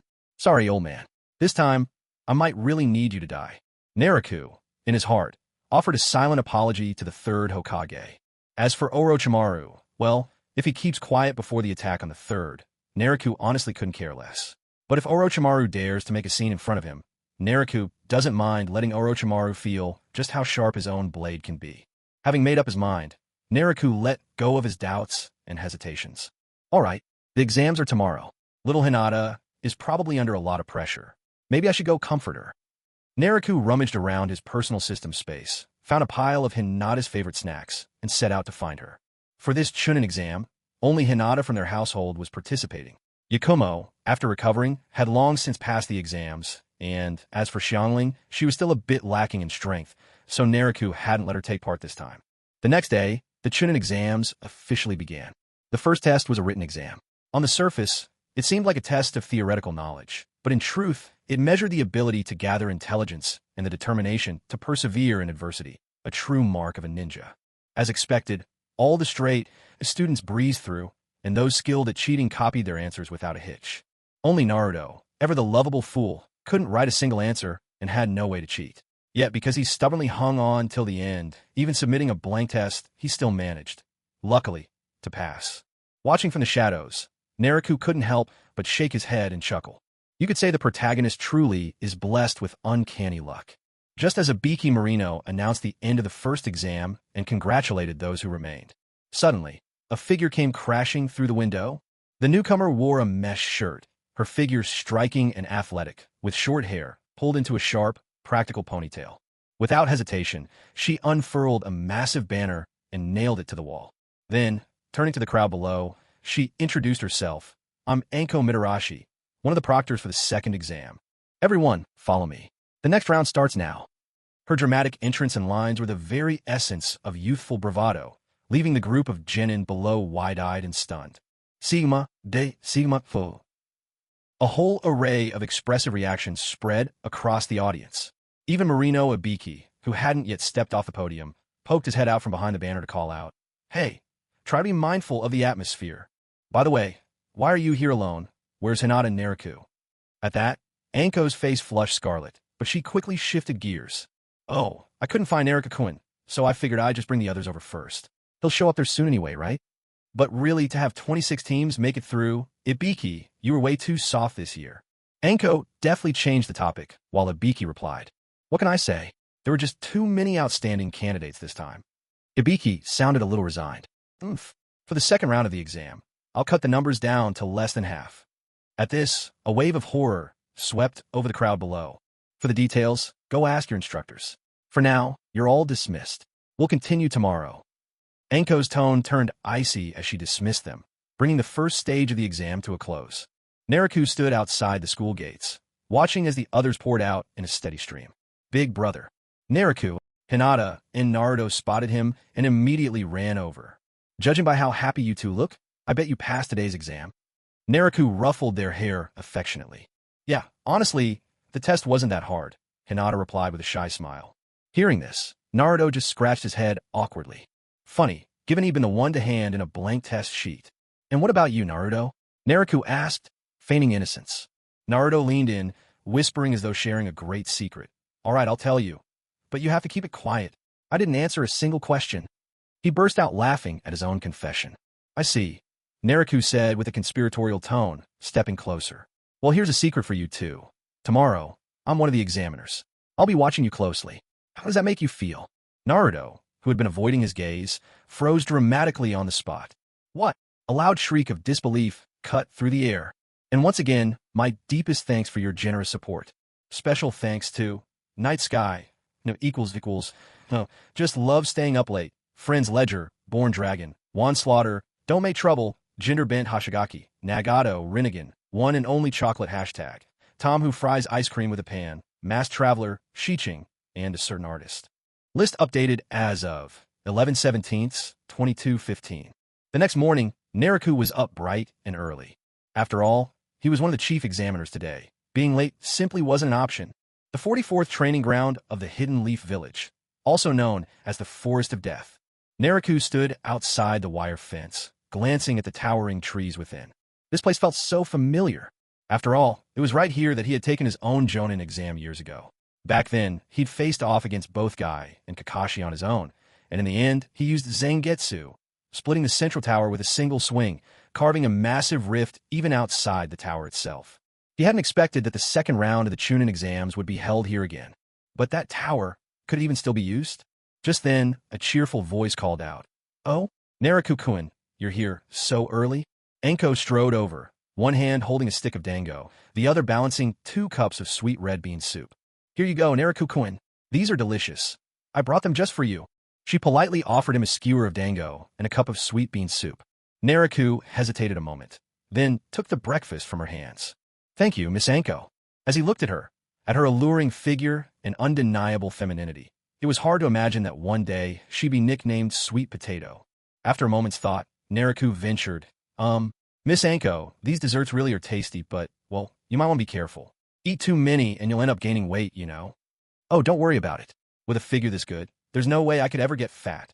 Anko dismissed his warning with a breezy laugh, entirely unconcerned. Seeing this, Naruto decided to drop the subject. After all, if someone doesn't want to listen, there's not much you can do about it. The two sat there, eating breakfast together and chatting idly. Time passed, and soon, the start of the exam approached. The examinees began arriving at the test grounds, one after another. Naruto and Anko took their seats at the proctor's table, surveying the candidates below. Once everyone had assembled, Anko shot Naruto a meaningful look, signaling for him to address the crowd. Naruto wanted to refuse, but Anko simply turned away, pretending not to notice his pleading gaze. Left with no choice, Naruto stepped forward. He ended up delivering the pre-battle speech, which meant Naruto stood obediently in his place without making a scene. As a result, there was no dramatic moment where Orochimaru's tongue snatched a kunai from the air. Still, Naruto cast his gaze over several shinobi from the village hidden in the grass, pausing briefly on a woman wearing a wide-brimmed hat. Something about her set off alarm bells. Naruto was certain. This was Orochimaru. As Naruto's eyes lingered, Orochimaru seemed to sense it, lifting her head to meet his gaze. Their eyes clashed in the silence. Then almost immediately, the moment broke. Well, so this is the famed White Death of Konoha, rising to prominence these last few years. Orochimaru lowered her head, flicking out her tongue and murmuring softly to herself. Just now, when he locked eyes with Naruto, Orochimaru actually sensed a faint, chilling hint of threat from him. If he hadn't been so fixated on the Uchiha clan's Sharingan, Orochimaru would truly have set his sights on Naruto by now. Naruto, oblivious to Orochimaru's secret schemes, glanced back just once before pulling out the examination consent forms for everyone to sign. As they penned their names, he calmly explained the test's details and important rules. This round will be a scroll battle. There's a Heaven Scroll and an Earth Scroll. Each team will start with one scroll, and you may use any means necessary during the exam to obtain the other. Only teams who manage to collect both scrolls, the Heaven and the Earth, will pass this test. In other words, from the moment you enter the testing ground, everyone around you becomes your enemy. As Naruto's words fell, a tense unease tightened across everyone's faces. Having finished his explanation, Naruto left them to their thoughts and returned to his seat at the proctor's table. Before long, everyone had completed their forms and submitted them, one after another, beside the examiners. As the young hopefuls passed by, Naruto offered each of them an encouraging glance. Suddenly, Niji approached the exam table. Naruto noticed Niji hesitate, but still spoke up. "Niji, give it your best." Hearing Naruto's encouragement, Niji paused for a heartbeat. "Thank you, brother Naruto." After a moment's hesitation, Niji finally spoke up.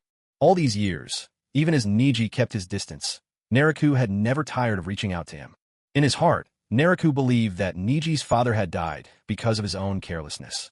He was filled with guilt toward Niji. He had always wanted to make amends. Fortunately, with Naruto's persistent patience over the years, Niji was no longer as cold as before. The corners of Naruto's mouth lifted into a faint smile at Niji's words. "Don't worry. If I get the chance, I'll bring your father back. As for the Hidden Cloud Village, I'll see to that score myself. Their time will come, and not too long from now." Naruto muttered these words quietly in his heart. He swore he'd settle this debt. Never mind the Hidden Cloud Ninja being good people, or later on helping Naruto with his training. None of that mattered to Naruto. All he knew was that they'd tried and failed to capture him, and in the end, they forced his own uncle to his death. A gentleman's revenge may wait 10 years, but Naruto had never claimed to be a gentleman, and this grudge had never once left his heart. As for power, let's not forget that the Chunin exams were no ordinary event. In these past few days of minor tests, Naruto's sign-in rewards had already earned him a handful of remarkable items. Not to mention, when the Konoha Crush plan finally unfolds, Naruto can't even begin to imagine what kind of surprise the check-in that day will bring. He really is looking forward to that moment with growing anticipation. Thinking of it this way, perhaps the old man's death will have even greater meaning after all. Once everyone was ready, the two chief examiners, Naruto and Anko, also rose to their feet. Standing before the gathered crowd, they announced, "The second round of the Chunin exams officially begins now. Each team, please take a door. Enter through a different gate. We wish you all the best of luck." As soon as Naruto's voice fell, all the doors to the Forest of Death swung open at once. The teams hurriedly darted through the entrances they'd chosen and slipped inside one after another. With a rapid rush, everyone showed off their speed, tearing through the undergrowth like rolling thunder, eager to get a head start finding their bearings inside. The sooner they could map out the area, the sooner they could lay traps and seize the initiative. Only Naruto and his teammates strolled in at an easy pace when the gates opened, completely unfazed by the tense atmosphere. Even after entering, they couldn't resist throwing out a passionate declaration. Naruto pressed a hand to his face. "This isn't a grand stage for your performance. Why make such a scene?" He truly couldn't bear to watch. After all the examinees had headed inside, Naruto returned to his seat at the examiner's stand. "Well, it looks like there won't be much for us to do for now. Might as well enjoy a little break." He stretched with a lazy yawn. Naruto and Anko were responsible for overseeing the big picture. Any minor chores were naturally handled by Chunin or Genin. Naruto considered things. For now, there really wasn't anything that required his attention. As for Orochimaru, who had already slipped inside, so long as he didn't go too far with his antics, Naruto couldn't be bothered to intervene. After all, the pivotal part of the Konoha Crush plan still required Orochimaru to set things in motion. P.S. Here are two highly recommended books written by some fellow authors. Perfect for readers looking for a good read during a book drought.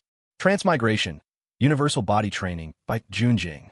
Blue Star is under siege. Faced with an all-devouring swarm of interstellar creatures, humanity faces defeat.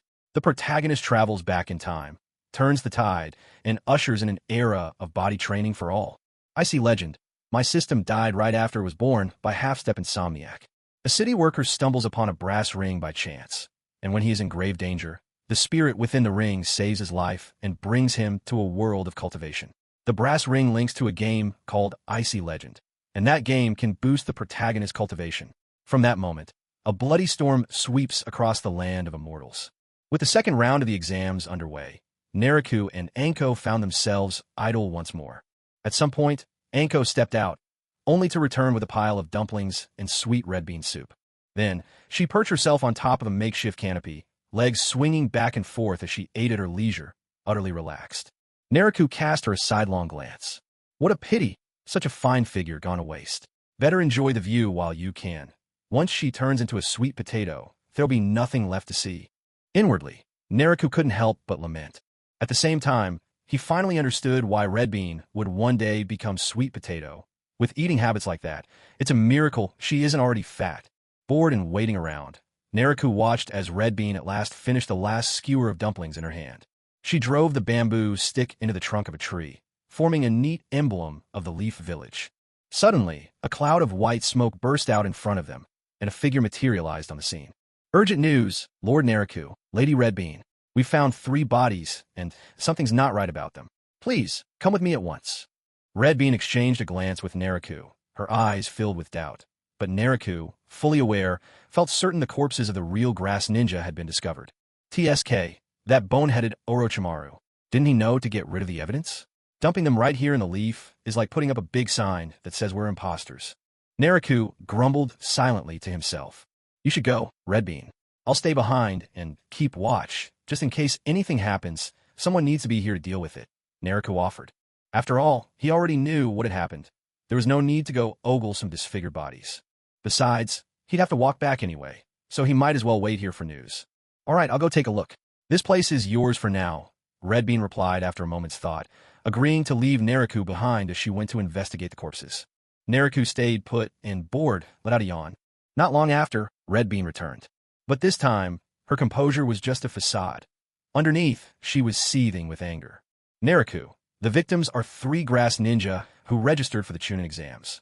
Judging by the state of their bodies, this is all the hallmarks of Orochimaru, once one of the Leaf's 3 legendary ninja.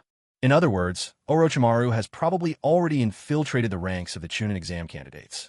I don't know what he's plotting, but it's certainly nothing good. I've already sent word to the Hokage, and support from the ANBU will arrive any moment. But for the safety of the exam candidates, we should get inside and start searching for him right away. Without wasting a moment, Redbean rattled off everything she knew to Naruto. Orochimaru? Wasn't he the traitor who deserted the Leaf? How dare he show his face here again? Naruto feigned genuine surprise, masking what he knew. Exactly. There's nothing good about his return, so we have to move fast and stop him before he can harm the village. Naruto, you're the fastest among us. Please go on ahead. I'll be right behind you. Hondo spoke with fury burning in her voice. Naruto opened his mouth, but ended up swallowing the words he had meant to say. What he originally wanted to suggest was, you go inside to search. I'll wait here in case Orochimaru tries to escape. But now that she had spoken up, how could he refuse? Otherwise, she might start to suspect him. Okay, Fine. I'll go after those grass ninja myself then. With a reluctant curl of his lips, Naruto got to his feet. He barely paused before darting straight into the forest. So fast. No wonder they call him the White Reaper. Redbean could only stare in astonishment at Naruto's speed.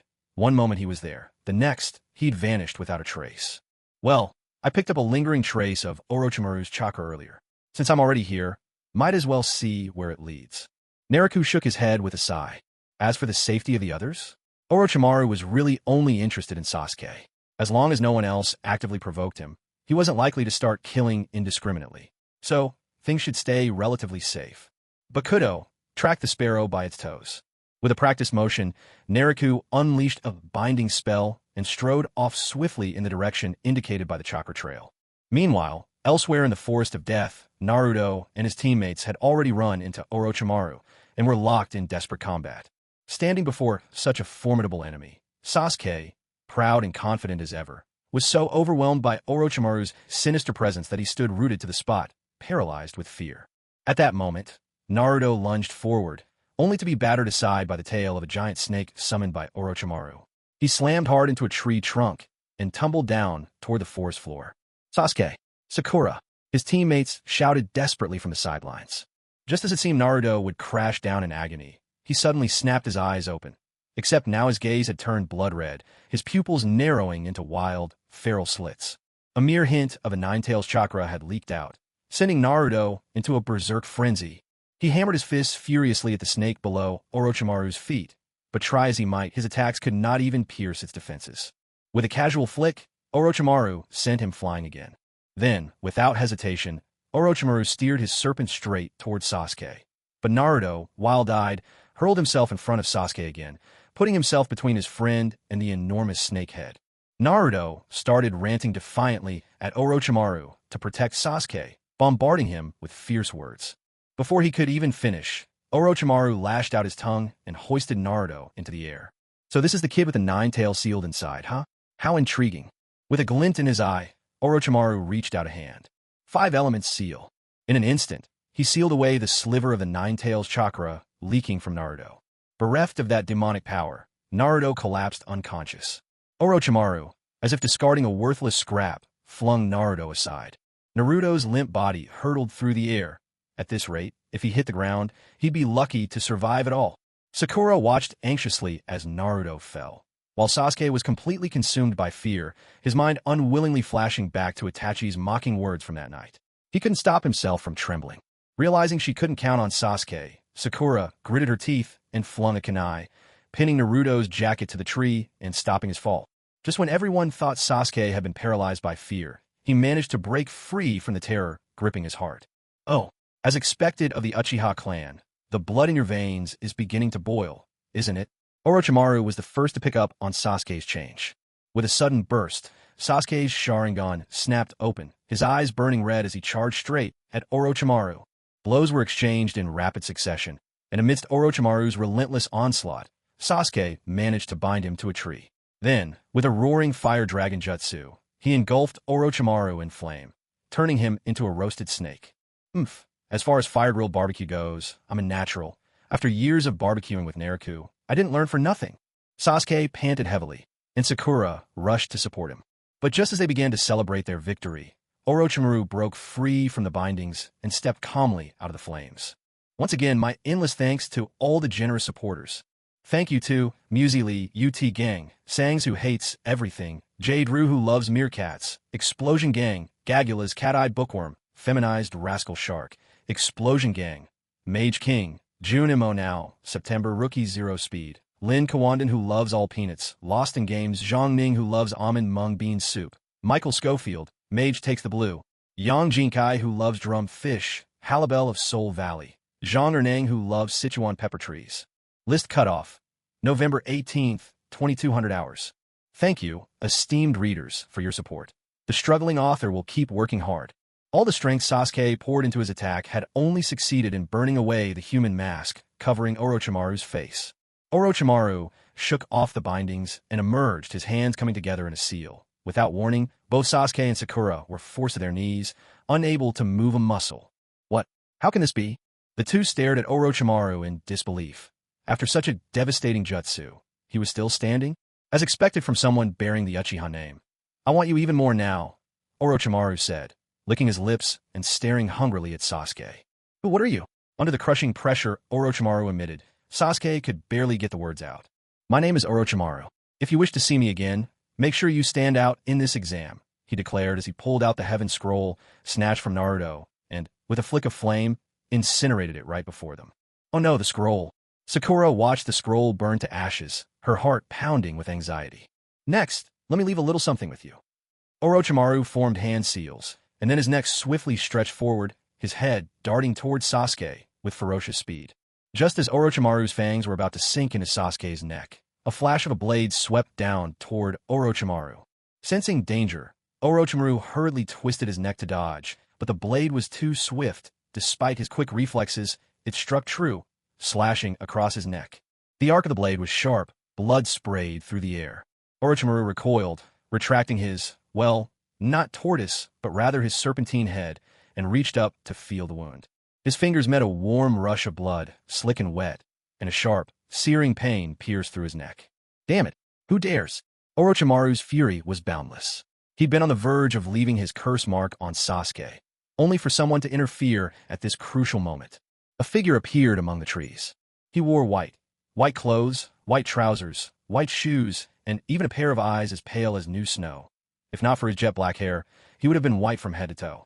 A handsome face, clad in spotless attire. He was every bit the image of a prince on a white horse. It was none other than Hyuga Naruto. Made it just in time, Naruto said coolly. Orochimaru, just what do you think you're doing to my friends? He glanced at the three of them. To his relief, none seemed badly harmed. Sasuke had stabbed himself in the right leg and looked a bit drained, but Naruto had arrived just in time to interrupt Orochimaru before the curse mark could be placed. Naruto was hanging from a tree, unconscious, a sorry sight.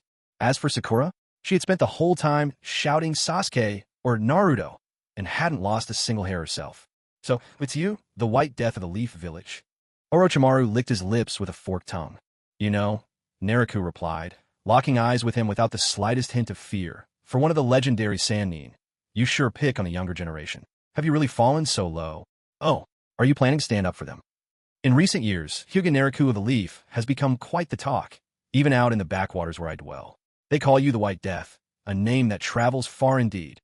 But you don't really believe you can match me, do you? With that, Orochimaru licked his lips again, hungrily.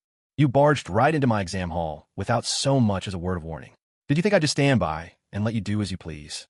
As for whether I can beat you, well, there's only one way to find out. Today's the day I measure the gap between myself and a legend like you, one of the fabled Sannin. With his Zampakudo pointed squarely at Orochimaru, Nariku's killing intent radiated like a frosty wind. You little brat, if you're looking for death, I'll gladly grant your wish. Shadow, serpent hands. Orochimaru's attempt to mark with the curse seal was interrupted by Nariku, and already there was a storm of rage brewing inside him. Now, seeing Nariku point his blade at him in outright provocation, Orochimaru's fury only grew deeper. Even if Nariku's name had begun to ring out across the shinobi world, Orochimaru still saw him as nothing more than a junior. If he didn't put this upstart in his place, soon anyone would think they could challenge one of the legendary Sannin. In an instant, countless serpents shot out from Orochimaru's sleeves, lunging straight at Nariku.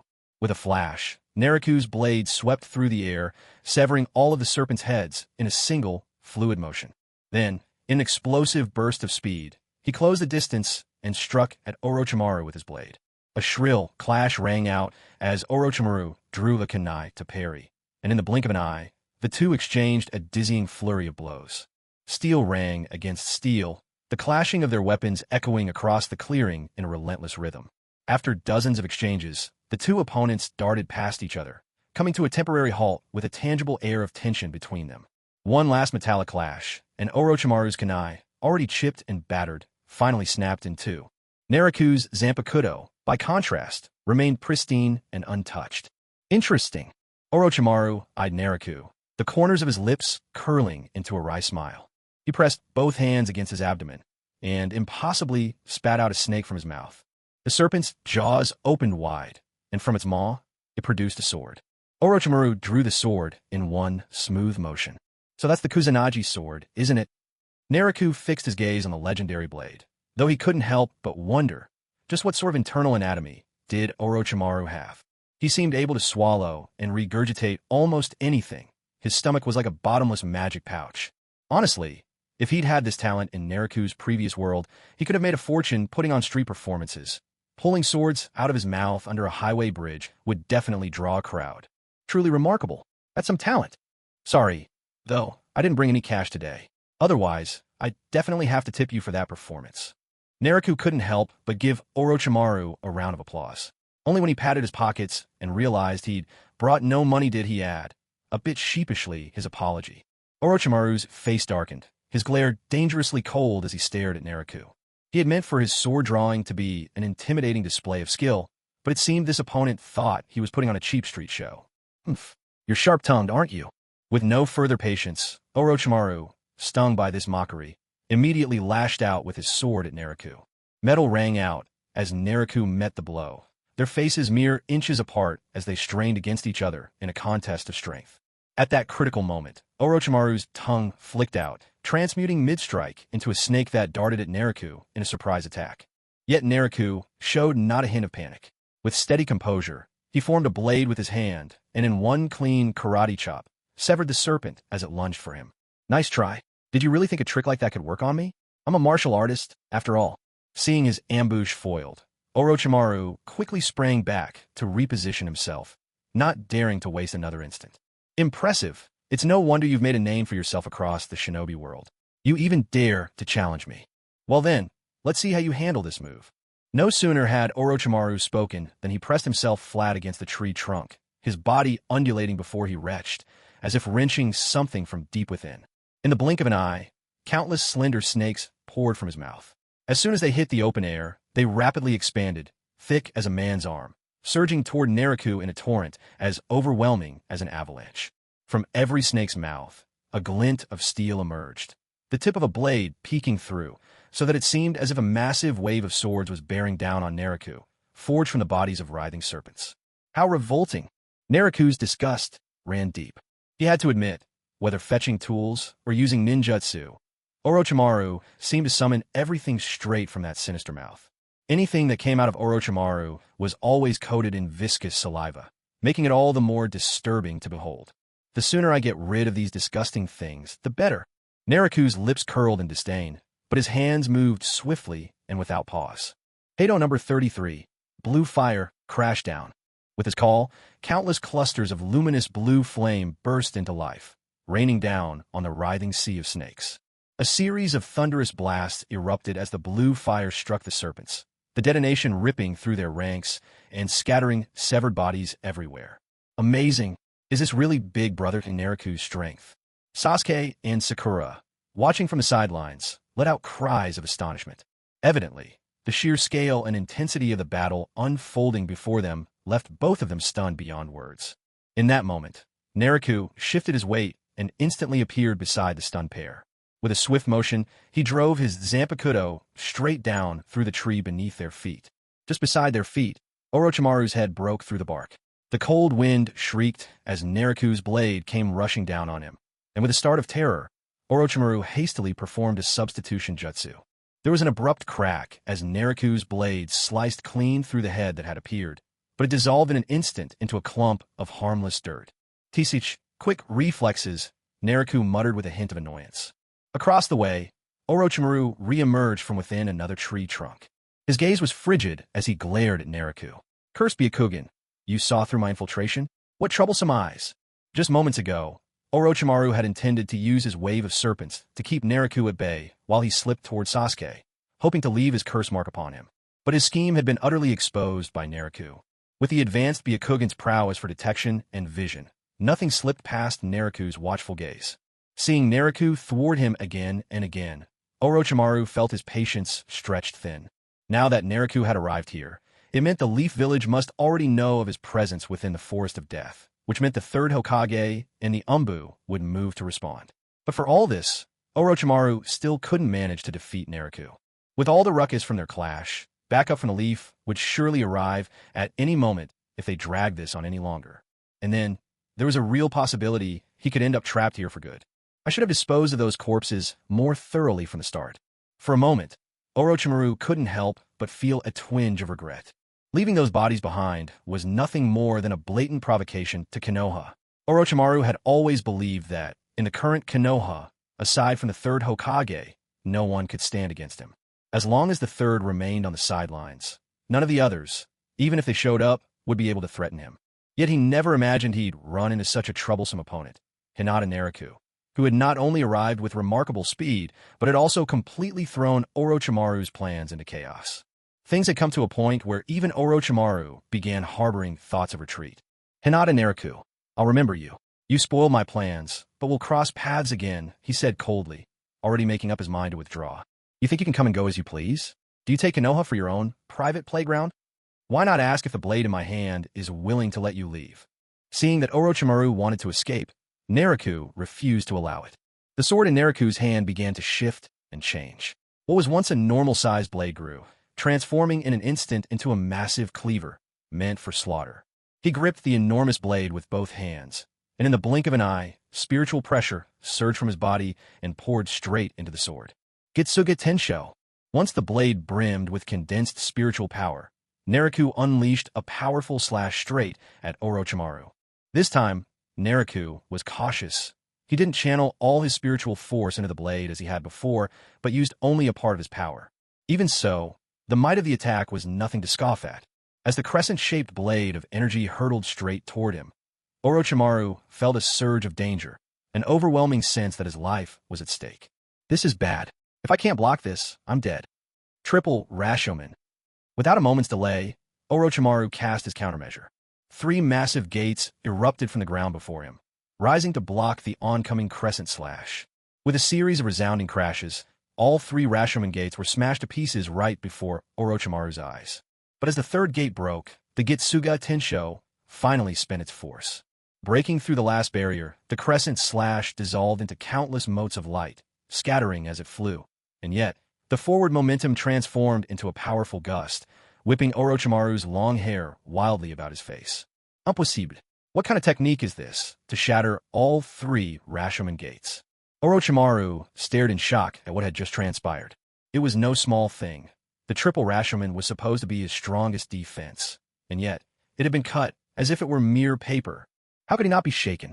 Gazing at Naruto, who still stood poised, sword in hand, with power to spare, Orochimaru made no attempt to linger. Without hesitation, he vanished into the distance to make his escape. The massive form of the triple-layered Rashomon had without a doubt served as a beacon for the pursuing members of the ANBU, sending their coordinates straight to them. Orochimaru knew he couldn't linger any longer. He had to leave at once. Hyuga Naruto, you really are fascinating. Although I failed to get my hands on Sasuke's body, as things stand now, claiming you for myself would be a pretty good deal. I've set my sights on your body. Be careful. Orochimaru's voice echoed from afar. TCH, what a hassle. Lusting after my body? Dream on. There are plenty of girls who have a crush on me. So who do you think you are? Naruto pursed his lips in disdain, calling out to the retreating Orochimaru, full of contempt. After today's battle, Naruto had a clear sense of the gap between himself and those at Kage level. Orochimaru had held back, wary of going all out. But Naruto too had plenty of cards left unplayed. In other words, if he went all out against a regular Kage level opponent, victory wasn't guaranteed, but he certainly wouldn't lose either. At the very least, keeping his life wouldn't be a problem. But if he were to face monsters like Pain or Itachi, the true elites among the Kage, things could get dicey. Still, Naruto wasn't discouraged. After all, his current spiritual pressure merely matched that of an elite Jonin. Once he leveled up a bit, he didn't expect to utterly thrash Orochimaru, but at the very least, victory would be well within reach. Naruto sheathed his Zampakudo and glanced back at Sasuke and Sakura. At the moment, Sakura was looking at him with unreserved admiration. In fact, even the usually stoic Sasuke wore the same odd expression. Someone like Orochimaru, who had always seemed an overwhelming force of despair, now had to flee in panic at Naruto's hands. At least, that's how they saw it. Yet Naruto was only 2 years older than them, but his strength put him so far ahead.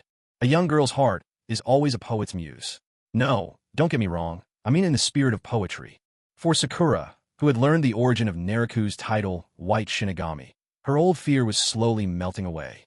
And Sasuke, off to the side, stared at Naruto with a burning intensity in his eyes. If only I had that kind of power, maybe, just maybe, I could finally take my revenge. Once again, Sasuke found himself thinking the same determined thought. Naruto paid them little mind. Instead, he flicked out a long rope of spiritual energy, saving Naruto from where he was tangled high up in a tree. Then his eyes slid to one side. Several figures were leaping from branch to branch, rapidly approaching. As they landed nearby, it was revealed to be Anko and a team of ANBU who had all been drawn to the scene by the noise of battle. Once the ANBU had assembled, Naruto briefly explained what had happened. Damn it, it really was Orochimaru. Anko clenched her fists, her face contorted with hatred.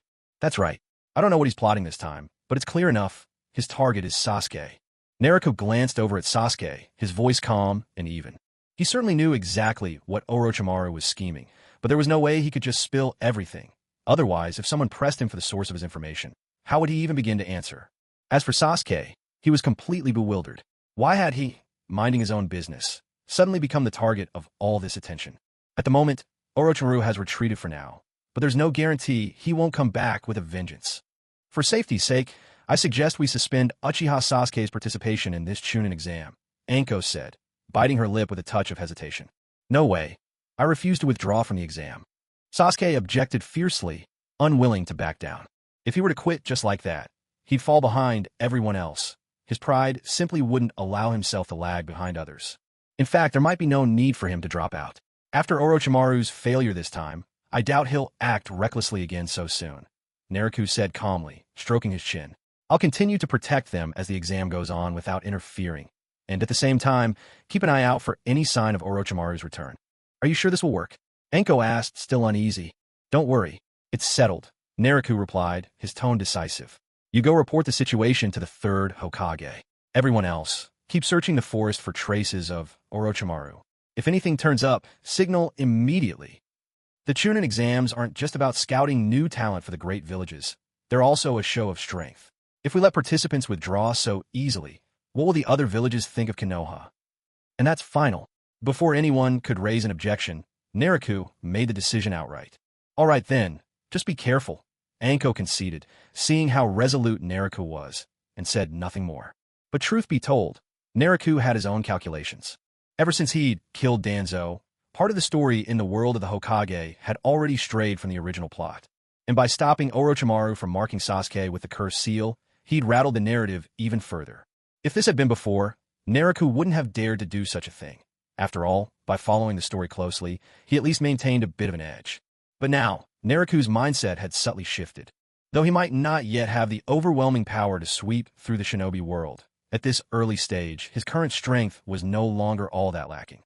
Naruto figured, if his hunch was right, then by the third round of the exam, his power would take a significant leap. By then, as long as no one a Sage of Six Paths level showed up, he'd have nothing to fear. As the saying goes, even if he lost a fight, there's no way he would truly be defeated. With all that in mind, why should he keep playing by the old rules? Watching as Anko and the ANBU scattered to search for Orochimaru, Naruto turned to look at his three young charges at his side. The exam continues. Don't worry about the threat from Orochimaru. I'll be protecting you from the shadows. Do your best, and don't embarrass me. Naruto offered the three of them a few words of encouragement. Naruto, who exactly is this Orochimaru? Now fully awake, Naruto asked Naruto with a face full of frustration. You'll find out about that in time. Naruto didn't give him an answer. After all, it wouldn't be long before they learned the truth for themselves. Without saying another word, Naruto vanished from sight in an instant. Naruto and his companions rested for a while before setting off once more, heading toward the central tower. At the same time, Naruto had used a technique to bend the light around him, making his presence invisible as he hovered above, silently observing everything around Naruto and his friends. But for some unknown reason, Orochimaru never appeared again after that point. In the end, they managed to get through the rest of the exam without any real danger, passing smoothly. Naruto recalled how, in his memory, after cursing Sasuke with a mysterious seal, Orochimaru took on the guise of a leaf ninja. He'd shown up by the central tower's entrance and even met with Kabuto. Yet this time, he was nowhere to be found. Naruto shook his head. There was no use worrying. Things had already taken a different course. Since Orochimaru's whereabouts were a mystery, Naruto decided to face whatever came next as it appeared, adapting to the situation as needed. Still, thinking back to Orochimaru's cryptic words about being interested in his body sent a chill down Naruto's spine. Damn pervert! Naruto cursed inwardly. Meanwhile, Naruto and the others stood before the central tower. Jaws dropped as shock filled their faces at the scene before them. From the base of the central tower, a massive chasm had split open, stretching hundreds of meters outward. One side of the tower's facade still showed clear signs of recent repair. What happened here? Was there an earthquake? Naruto stepped up to the edge of the fissure, peering left and right in confusion. Sasuke and Sakura were just as stunned. No, look, the edges are too clean. This was caused by an attack. Sasuke's eyes shone with excitement as he examined the details. You have got to be kidding me. What sort of attack could cause this kind of destruction? Sakura's face was full of disbelief. None of them had seen much of the real world yet, so it was only natural that such power would seem overwhelming now. Of course, in the distant future, they would come to see things like this as routine. From above, Naruto eyed the giant rift on the ground and couldn't help feeling a bit puzzled. Wait, wasn't this the one I created before? Why hasn't it been filled in yet? Naruto shook his head and dropped down to the ground, while the three others entered the tower after him. At the center of the tower, all 21 who had passed the exam were gathered, along with several of the senior leaders of the Hidden Leaf. Nailuo walked over to the third Hokage and the others, giving them a nod to signal that he hadn't encountered Orochimaru along the way. The third Hokage gave a barely noticeable nod in return, letting him know he understood. Nailuo moved to stand behind the third Hokage, scanning the faces of everyone around. Finally, he was certain Orochimaru really wasn't here. Ahem. The third coughed into his hand, then, pipe clamped between his teeth, stepped forward. Now we come to the third stage of the ninja exams, he said. Before we begin, there's something important I need to clarify for you all. He went on, explaining at length the true purpose behind the Chunin exams. Some of the crowd already knew, but many of the newer Konoha ninja were hearing it for the first time, and for a moment, the shock left them reeling. But regardless, the exams would go on. In this round, I hope each of you will honor your forebears. Fight for your dreams and your reputation with everything you have. A new surge of determination swept through the crowd. Just then, a figure suddenly appeared before them. Lord Hokage, let me, Gecko Hate, serve as the referee and explain the rules for the next stage. The newcomer lifted his head, revealing a gaunt, sickly face. Nailuo glanced at him. Tisich, with a face like that, he looks doomed to an early grave. If Maki doesn't get him, something else will, Nailuo thought to himself. I have a question. Naruto, unable to contain himself, jumped forward to speak. Yes? What is it? Gecko Hate turned to look at him. Well, I just want to know about that huge crack by the entrance. Was that caused by an earthquake? Naruto scratched his head and pointed, a bit embarrassed, at the patched-up wall. Clearly, in such a formal setting, asking a question like this made even him squirm. At Naruto's off-topic question, many on stage couldn't help but frown, though they were all used to Naruto's antics by now. I can answer that for you. That crack over there was left by Hyuganai Luo when he took his Jonin exams, with just a single slash. After that, he became famous throughout the ninja world as the White Death God. At first, the village intended to repair the wall, but then decided to leave it as a reminder.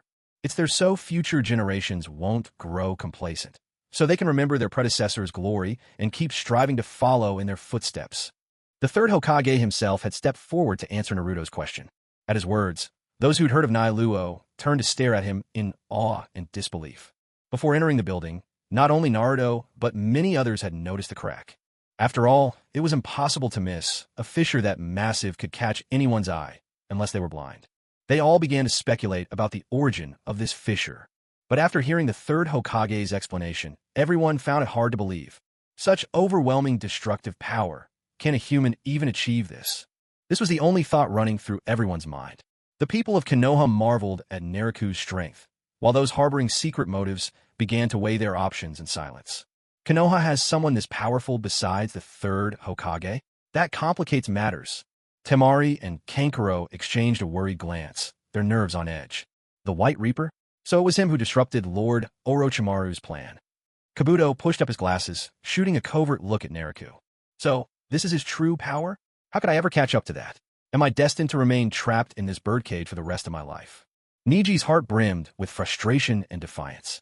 For a moment, the crowd below the arena was awash with a mix of expressions. All right, next up, the preliminary rounds for the third stage of the exam. Hey, Gecko coughed before addressing everyone. This time, events unfolded according to expectations. Kabuto, wary of exposing his true strength, chose to withdraw.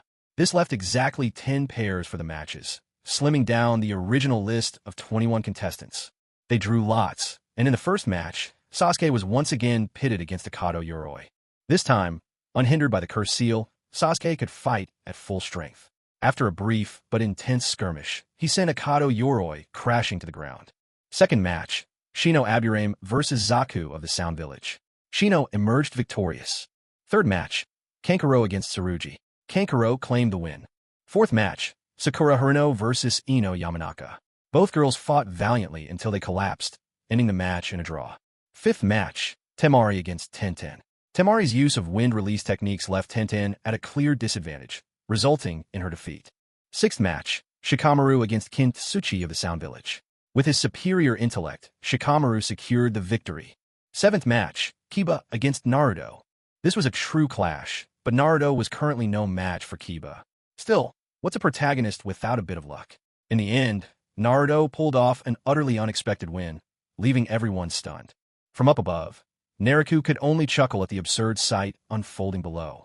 Several of the other onlookers up on the viewing platform couldn't help but stifle their laughter as well. Eighth match, Hinata versus Niji. Nariku, who had been yawning lazily, suddenly sat up, fully alert.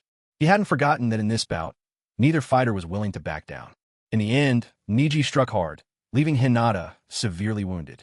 This time, with Nariku present, and having shown Niji genuine care over time, his outlook had somewhat shifted, but who could guarantee he wouldn't lash out again? If Niji were to go too far in the heat of battle, Nariku would never simply stand by and watch.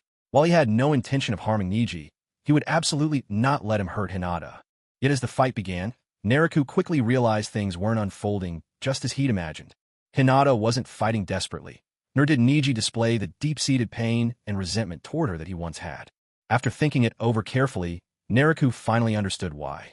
In this lifetime, with himself as the Hyuga clan heir, Hinata no longer had to bear such immense pressure, so she naturally didn't need to push herself to her limits. And from Niji's perspective, Hinata would eventually become a branch family member, another bird trapped in a cage, just like him. The two of them were, in a sense, kindred spirits in misfortune. Realizing all this, Nariku couldn't help but give a wry smile. As for the outcome of the match, Hinata collapsed from exhaustion, and Niji claimed victory. The ninth match was up next. Rock Lee vs. Gaara, the host of the One Tail and master of the Sandstorms. Nariku's interest was piqued. This was to be a clash of genin who could take the world by storm, a battle that promised fireworks. At first, Rock Lee couldn't even break through the automatic sand defense that protected Gaara. But once Lee cast off his weights, the tide shifted, and he began pounding away at Gaara in earnest. Caught off guard at first, Gaara was rattled and quickly angered. Raging, his strength surged, and soon he was pressing Lee back, dominating the fight once more. Seeing himself at a disadvantage, Lee unleashed the 8 Gates technique. His power skyrocketed, and once again he hammered Gaara, seizing the upper hand. Nariku watched as Lee showcased his blinding speed and nodded in approval.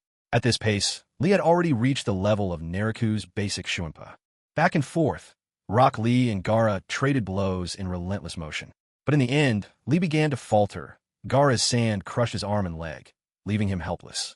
Just as Gaara was about to deliver a finishing blow, Guy intervened at the last possible moment, halting him.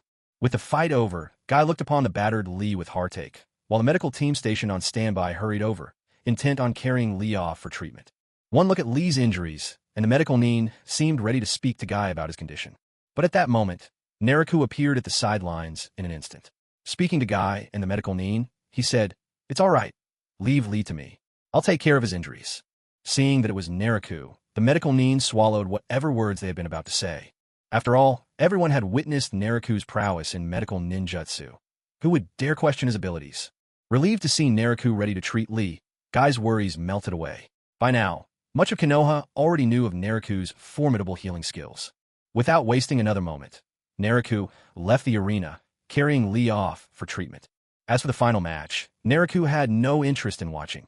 Choji against Tosu was an inevitable defeat. The title 6 Paths Tosu wasn't given in jest.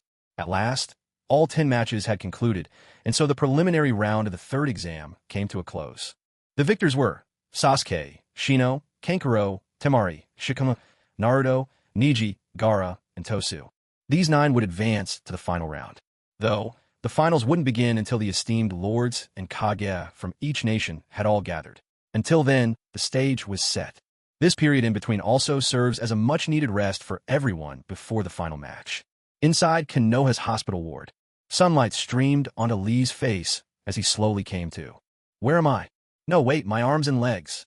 At first, Lee's mind was confused, but then the memories of the fierce battle came flooding back. He distinctly recalled Gaara crushing the bones in his arms and legs. Overcome by panic, Lee hurriedly sat up, threw back the covers, and started checking himself. Ow! How could this happen?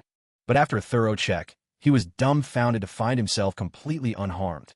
Not only were there no injuries left from his fight with Gaara, even those old, hidden wounds built up from years of harsh training had vanished without a trace. Ami dreaming. Lee found it hard to believe what was happening. Just then, footsteps echoed down the corridor outside. The door swung open. In came Guy, Neji, and Tenten. "Lee, you're awake?" The group broke into smiles, their voices brimming with delight upon seeing Lee up and conscious. "Guy-sensei," Lee murmured, still stunned. He had thought all along that this must be a dream, but now, could this truly be real?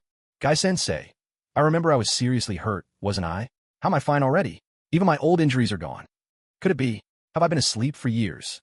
Startled by his own thoughts, Lee quickly pressed Guy with questions. "It's all right, Lee. Don't panic. The second round of exams happened just yesterday. You've only been out for 1 night." Looking at the bewildered, lost Lee, Tintin covered her mouth to stifle a laugh. "Then why?" Lee tried to ask more questions. At that moment, another person entered the room. It was Nero. "Oh, so you're awake? Looks like your recovery's been excellent." Before Lee could say a word, Guy, eyes filled with tears, rushed over and pulled Nero into a tight embrace. "Nero, thank you. Thank you for saving Lee." "Hey, Guy, don't be like that. I'm not a fan of guys hugging me." Nero sighed, knitting his brows in exasperation. A man well into his 30s, bawling and clinging to him. Anyone watching might get the wrong idea completely. "Lee, hurry and thank Nero and I. The entire medical team said you were finished yesterday, but Nero, with his brilliant healing, brought you back.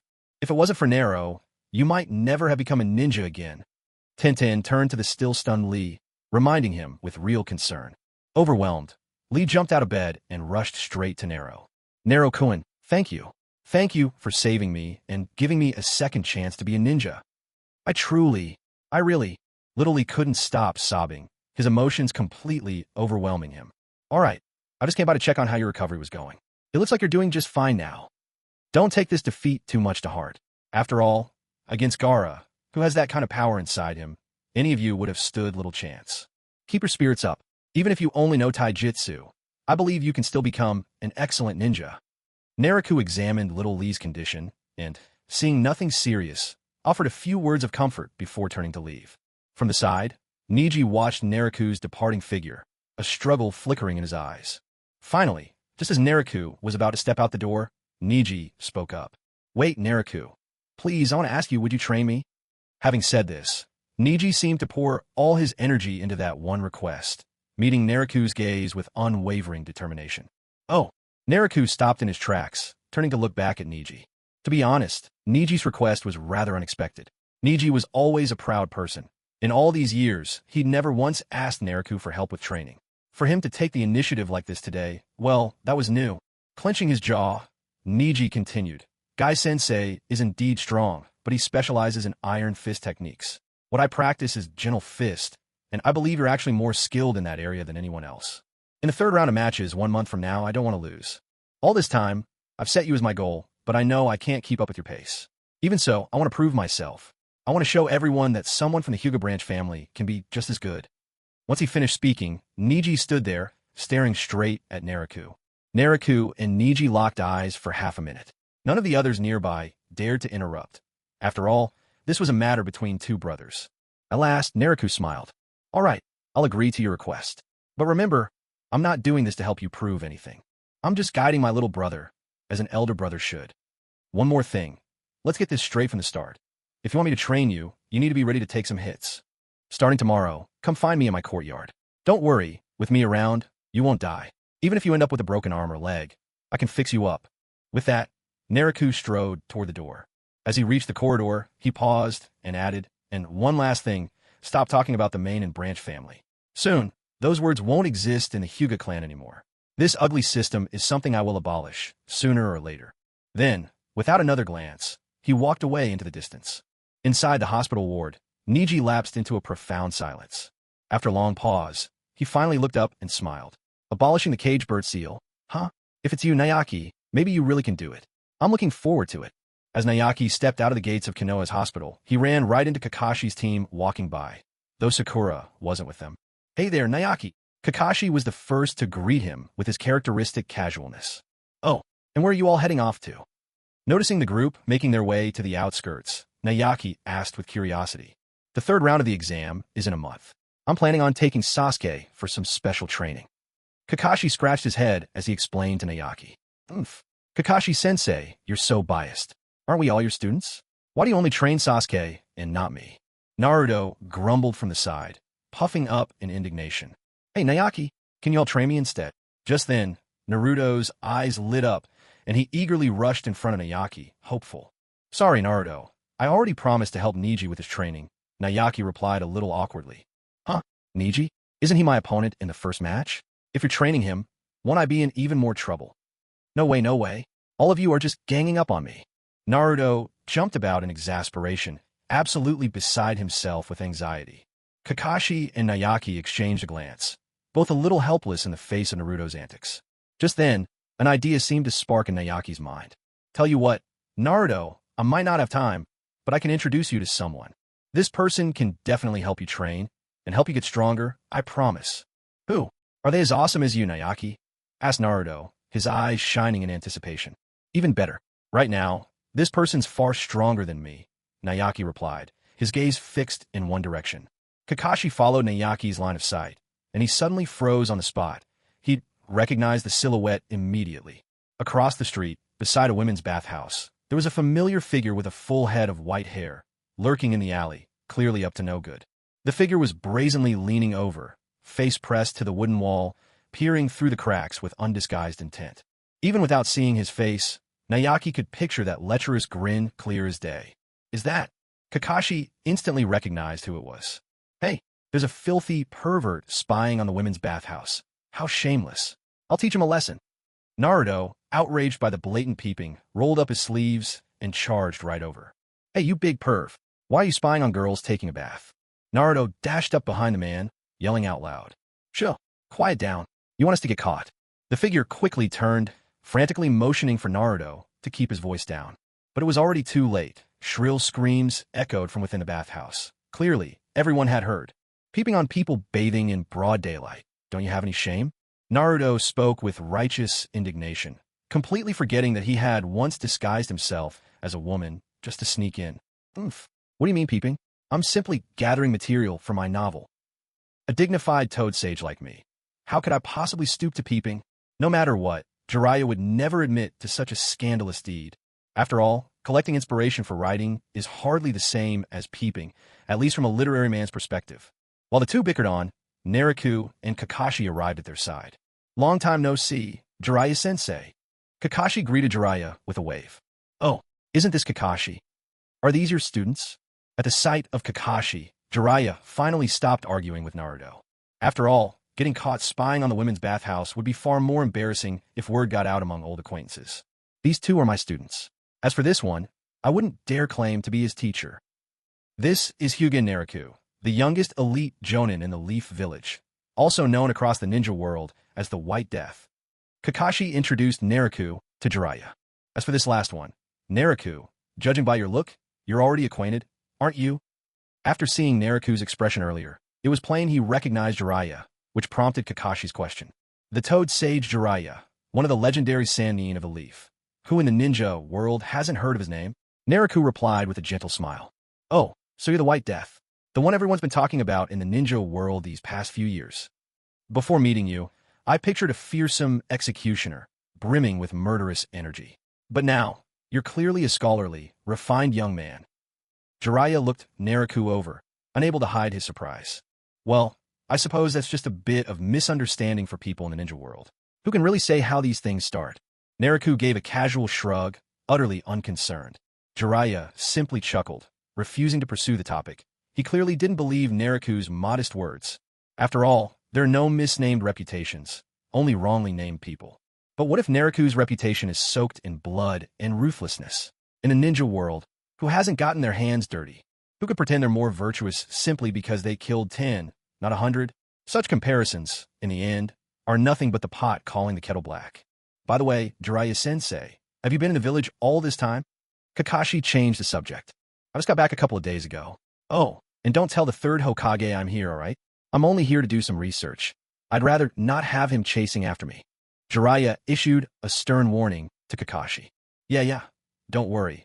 I swear I won't breathe a word of this to anyone. That's more like it. Rest assured, once my new book is out, you'll be the first to read it. Just a moment ago, Jiraiya's expression was serious, but in the blink of an eye, that familiar mischievous grin spread across his face. Yet this time, he failed to spot the usual gleam of anticipation on Kakashi's face. Hey Kakashi, what's going on? You're not even a little curious about my new book? Jiraiya looked genuinely surprised. After all, Kakashi had always been one of his most loyal readers. Well, Jiraiya-sensei, if you don't mind me being blunt, your books are just trash. Kakashi hesitated for a long while, struggling with his words, and finally spat out those last two. What did you just say? Jiraiya's heart took a critical hit, shattering his composure. He was frozen in place, as if struck by a lightning bolt. Sigh, Kakashi, must you be so brutally honest? At least spare some dignity for your elders. Nearby, Nero quipped, her voice tinged with mockery. Kakashi, I want to hear it from you. What makes my book so bad? And you went so far as to call them trash. If you don't give me a proper explanation today, I won't let it go. Jiraiya stormed right up to Kakashi, grabbing him by the collar and demanding answers at the top of his voice. Without arguing back, Kakashi simply pulled out the book Nero had given him from his pocket. He handed it over to Jiraiya, saying, Jiraiya-sensei, just take a look. Read this first, then compare it to your work. You'll understand. Jiraiya, still visibly upset, snatched the book from Kakashi and gave it a cursory glance.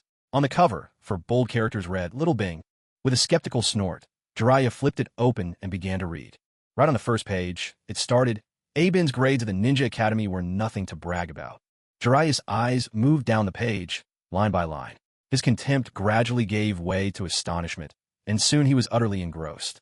Before he knew it, Jiraiya was completely absorbed, lost in the story's world. At that moment, the look on his face could only be described as utterly lecherous. Hey, you guys look a creepy old man. Passers-by pointed and whispered as they walked past Jiraiya. Ahem, Jiraiya-sensei, we're in the middle of the street. Maybe tone down those expressions a bit? Let's save the rest for later. Kakashi, noticing the stares around them, couldn't resist snatching the book back from Jiraiya's hands. As the book was taken away, Jiraiya snapped out of his trance. He immediately turned to Kakashi and pleaded, "Kakashi, you have to tell me, just who wrote this book? I need to learn from them." Kakashi glanced at Naruto, who simply gave him a nonchalant expression. Ahem. Actually, Naruto here is the author of this book. Not just this one, either. I've got several other titles by him in my pocket. Kakashi confessed straightforwardly. What? You wrote these, Naruto? And there are more. This. Jiraiya stared at Naruto in utter shock. After all, he could never have imagined that a teenage boy like Naruto could have written this kind of book.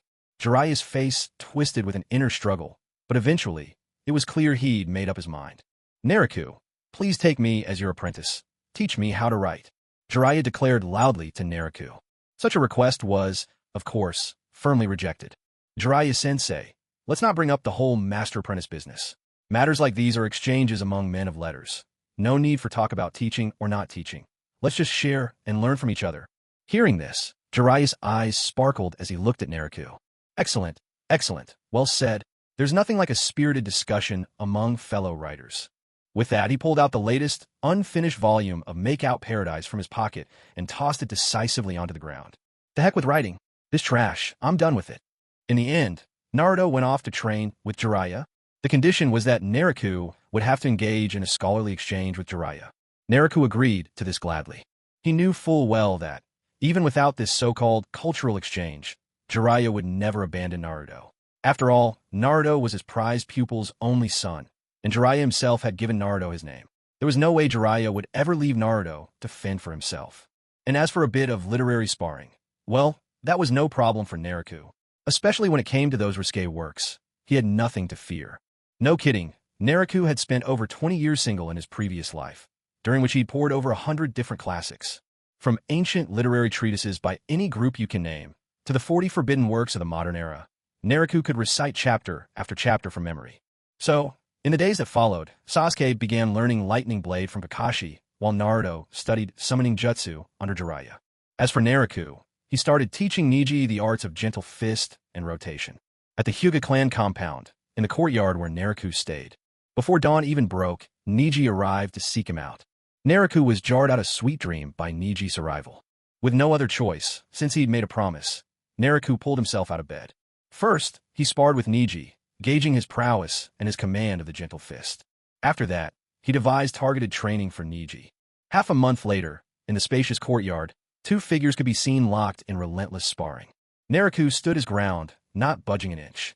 With just a single hand, he effortlessly blocked Neji's fierce, relentless assault, like a raging storm kept entirely at bay. Neji unleashed a flurry of attacks, breathless and determined, but not a single one even grazed the hem of Naruto's robes. Out of breath and weary, he finally stopped, panting heavily. So this is the heavenly spin? Neji looked at Naruto, whose expression remained calm and composed, and couldn't help but ask. That's right. This is the family's secret technique, heavenly spin. It creates a perfect defense, guarding you from every angle, all 360 degrees, Naruto explained.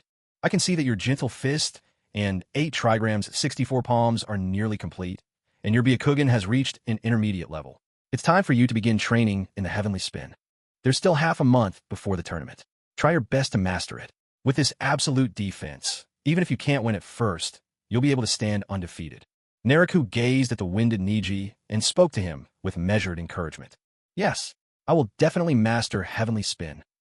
Neji replied, face set with determination. On the other side, 5 figures sat in a row on the steps, arranged from lowest to highest. They were Haku, Yakumo, Hinata, Xiangling, and Hanabi.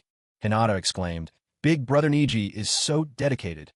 Haku added, you can tell he's someone with stories of his own. Yakumo chimed in, and when Naruto gets serious like that, he's even more striking than usual. Xiangling and Hanabi nodded enthusiastically. Yes, we agree. Haku glanced at the others swooning over Naruto and let out a soft, amused laugh. How wonderful life is like this. If only things could stay this way forever. No endless bloodshed, no scheming. If I hadn't met Naruto, I might already be nothing more than bones buried somewhere. And if he can bring Zabuza-sensei back to life one day, that would be even better. Watching Naruto guide Neji, Haku's mind wandered, drifting into thoughts of the past. Time slipped by, day after day, as everyone devoted themselves to training. Then, on the morning of the third round of the selection exams, the Kazekage of the Sand Village, feudal lords from various nations, and the leaders of other villages all arrived in succession. "Don't worry too much. Just give it your all," Naruto said, clapping Niji on the shoulder to encourage him. Niji nodded silently in reply. With that, the group left the Hugo estate and made their way toward the arena. Once they arrived, everyone went their separate ways, heading to where they needed to be. Niji entered the competition hall directly. Inside, Shino and the three from the Sand Village were already present. There was no need for pleasantries. After all, none of them were close. Niji simply found a spot to stand and waited. Meanwhile, Hinata and the other four climbed up into the stands and found a good spot to watch the match unfold. Meanwhile, Naruto was making rounds in the stands, keeping an eye out. After all, since Orochimaru's previous attempt to stir up trouble had been thwarted by Naruto himself, Konoha had to be even more vigilant. So today, every Jonin and member of the ANBU were given the responsibility of patrolling the arena. Time slipped by, minute after minute, as everyone prepared for the competition. Of the 9 who made it through the preliminaries, 6 had already arrived. Among those missing, TOS had provoked Gaara and had already been killed, while Naruto and Sasuke had yet to show up. Just before the matches were about to begin, Naruto burst through the entrance doors, flying into the arena. Outside, you could faintly see a herd of bulls causing a ruckus. Naruto turned his head away, not even wanting to witness such a showy entrance. At that moment, Naruto's gaze drifted to the high platform, where the Kazekage, Raza, was approaching the third Hokage. Narrowing his eyes, Naruto observed the Kazekage carefully. That familiar aura. As expected, it was still Orochimaru in disguise. However, since it had already been decided that the third Hokage would be sent to his death, Naruto had no intention of issuing any warning. After all, the Konoha Crush plan was still very much in Naruto's favor. Once all the senior leaders had arrived, the exams officially began. Yet even now, Sasuke was still absent. Those who remembered Orochimaru's earlier attack started to suspect that Sasuke might have been captured by Orochimaru. But no one was willing to sit around like fools just waiting for Sasuke. In the end, the third Hokage decided to move Sasuke's match to the very end. After the third gave a short and rather useless speech, the matches were declared officially underway. The first match, Naruto versus Niji. Over the past month, Niji had undergone Naruto's merciless training, and his strength had skyrocketed. The Hyuga clan's gentle fist technique was now second nature to Niji, and even the extremely difficult rotation move was firmly under his control. At this level, Niji could easily hold his own against even a seasoned Chunin. However, Naruto was his opponent, and Naruto couldn't help but doubt Niji's chances. Sure enough, as soon as the battle began, Niji had the upper hand and completely dominated Naruto, leaving him no room to fight back. But driven by his dream to become Hokage, Naruto stubbornly refused to give up. Niji, too, was fighting with his own convictions, desperate to prove himself, and the two clashed with all they had. In the end, however, Niji's momentary carelessness allowed Naruto's clone to deceive him. The real Naruto burst up from underground and knocked Niji to the ground with a single punch. Niji was narrowly defeated. Naruto found this a bit of pity, not because Niji wasn't strong enough. Niji's current strength would definitely have earned him a spot in the top 3. If there was anyone to blame, it was the overpowering effect of the protagonist's aura. Naruto was certain. If he suddenly had the urge to kill Naruto or Sasuke right now, fate itself would surely intervene, throwing people or events in his way. Worse yet, Naruto figured that he'd probably end up getting himself killed. The phrase Child of Destiny is by no means an empty title. Niji, immobilized and unable to move, was carried away by the medical squad. Looking toward one end of the stands, Naruto saw his own father already on his feet. It seemed he was heading off to check on Niji. Naruto smiled slightly and also made his way toward the medical unit. After all, nothing important was likely to happen here for the time being. Down the corridor to the infirmary, Hayashi Hyuga turned a corner and found his eldest son standing right outside Niji's hospital room. Naruto, what brings you here? Hayashi was a bit curious, since he was well aware that his son was supposed to be on patrol duty today. There's not much going on in the arena right now, so I thought I'd stop by and check on Niji. At a moment like this, he could really use a bit of brotherly care. Naruto cracked a light-hearted joke. Hayashi patted him on the shoulder. Don't play around. Did you teach Niji the rotation technique? Naruto simply shrugged, almost admitting by default. Hayashi let out a long sigh. Well, there's nothing more to say. I know what's on your mind. You've always had your own way of doing things, and nothing's gone wrong all these years, so I trust you. As long as you think you can keep the elders of the clan in check, that's all I ask. There's something I need to discuss with Niji. Stay outside and don't come in." With that, he entered the room and locked the door behind him. Naruto knew full well what his father intended to say. It was all about the matter of how their uncle, Hisashi, had sacrificed himself so many years ago. Before going to his death, Hisashi had actually left a letter, making it very clear that he was volunteering to die in his brother's place, and urging Niji not to harbor any resentment. But, weighed down by guilt, Hayashi never gave that letter to Niji. Instead, the secret festered, and Niji's hatred for the main family only grew deeper. Today, taking this opportunity, Hayashi might as well lay everything out in the open. Naruto waited outside for a while, and when the door finally opened again, he stepped inside. Hayashi now wore an expression of relief, while Niji's face was free of its former resentment. Naruto smiled and reached out to gently ruffle Niji's hair, causing Niji to blush at this familiar, affectionate gesture. "Don't worry, in a while, I'll see to it that the people of the Hidden Cloud Village pay the price. Maybe even—" He didn't finish the thought. What he really wanted to say was, maybe someday, there'll be a chance to bring Hisashi back to life. But after a moment's reflection, he decided to keep that to himself. If there was no chance, the greater Niji's hope, the deeper his disappointment would be. "Naruto, don't do anything reckless. The people of the Hidden Cloud Village are not to be underestimated." Hearing Naruto's words, Hayashi couldn't help but issue a warning. "Relax, I never said I'd go right now," Naruto replied with a reassuring grin. Naruto waved his hand at Nichizu, then summoned his healing technique and began treating Niji. Moments later, Niji's wounds had completely healed. Afterwards, the three of them left the hospital room together and made their way toward the spectator stands. Although Niji's fight was over, he still wanted to watch the others battle, to measure himself against them and see just how far apart their abilities really were. Naruto and the others returned to the arena just as the third match between Temari and Shikamaru was underway. As for the second match, between Kankuro and Shino, Kankuro had forfeited directly in order to conserve his stamina. At this moment, the battle between Shikamaru and Temari was in its final stages. Shikamaru's jutsu was strongest in the area of control, with limited offensive power, so going head-to-head with Temari put him at a disadvantage. But by relying on his keen intellect and skillfully using the terrain to his advantage, Shikamaru managed to bind Temari with his shadow possession jutsu. However, having depleted all his chakra, he had no choice but to surrender. Naruto chuckled. This was a classic case of losing the fight, but becoming the only one promoted to Chunin, and, as the rumors went, even winning himself a wife. 3 matches had concluded, but one of the main stars of the final bout, Sasuke Uchiha, was still nowhere to be seen. The crowd grew restless, buzzing with speculation. It wasn't just the audience. Even the Leaf Village shinobi were starting to grumble about the delay. After all, as a ninja, punctuality is a basic expectation, but Sasuke was running terribly late. Just as the third Hokage was about to announce Sasuke's disqualification, the Kazekage, or rather, Orochimaru in disguise, spoke up in Sasuke's defense, requesting an extension. Naruto's lips curled into a subtle smile. Even though Orochimaru hadn't managed to place his curse mark as planned, it seemed he still hadn't given up on Sasuke's body. Minute by minute, the discontent in the arena built up.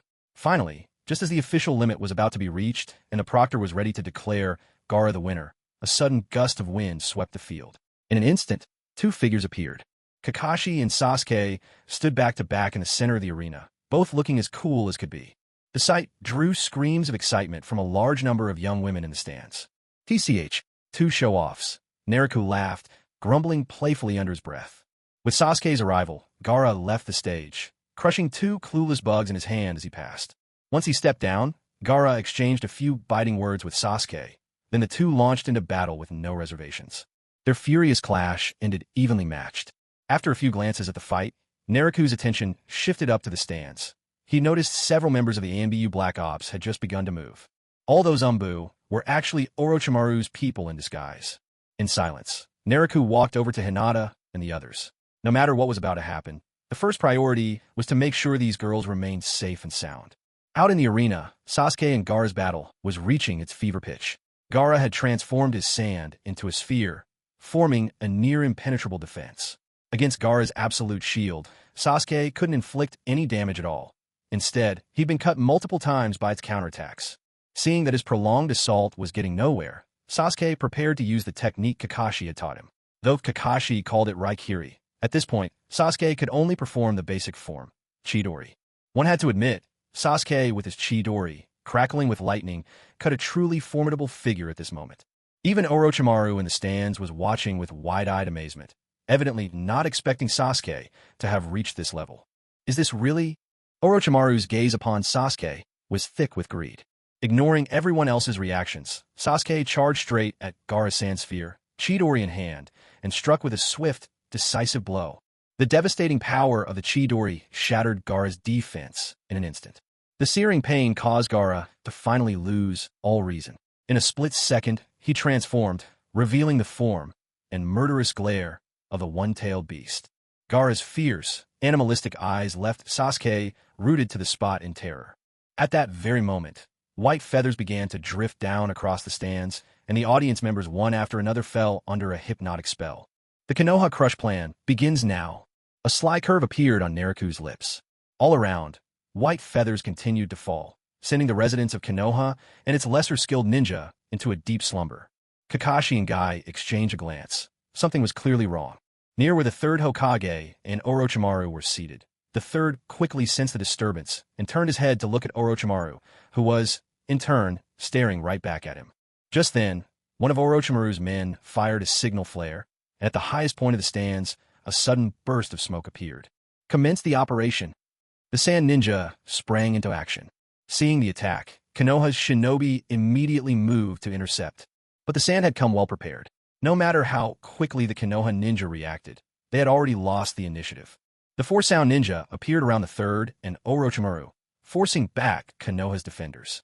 Without hesitation, they deployed the For Violet Flames formation, isolating the others outside the barrier, unable to get in. A tremendous crash echoed at the same time.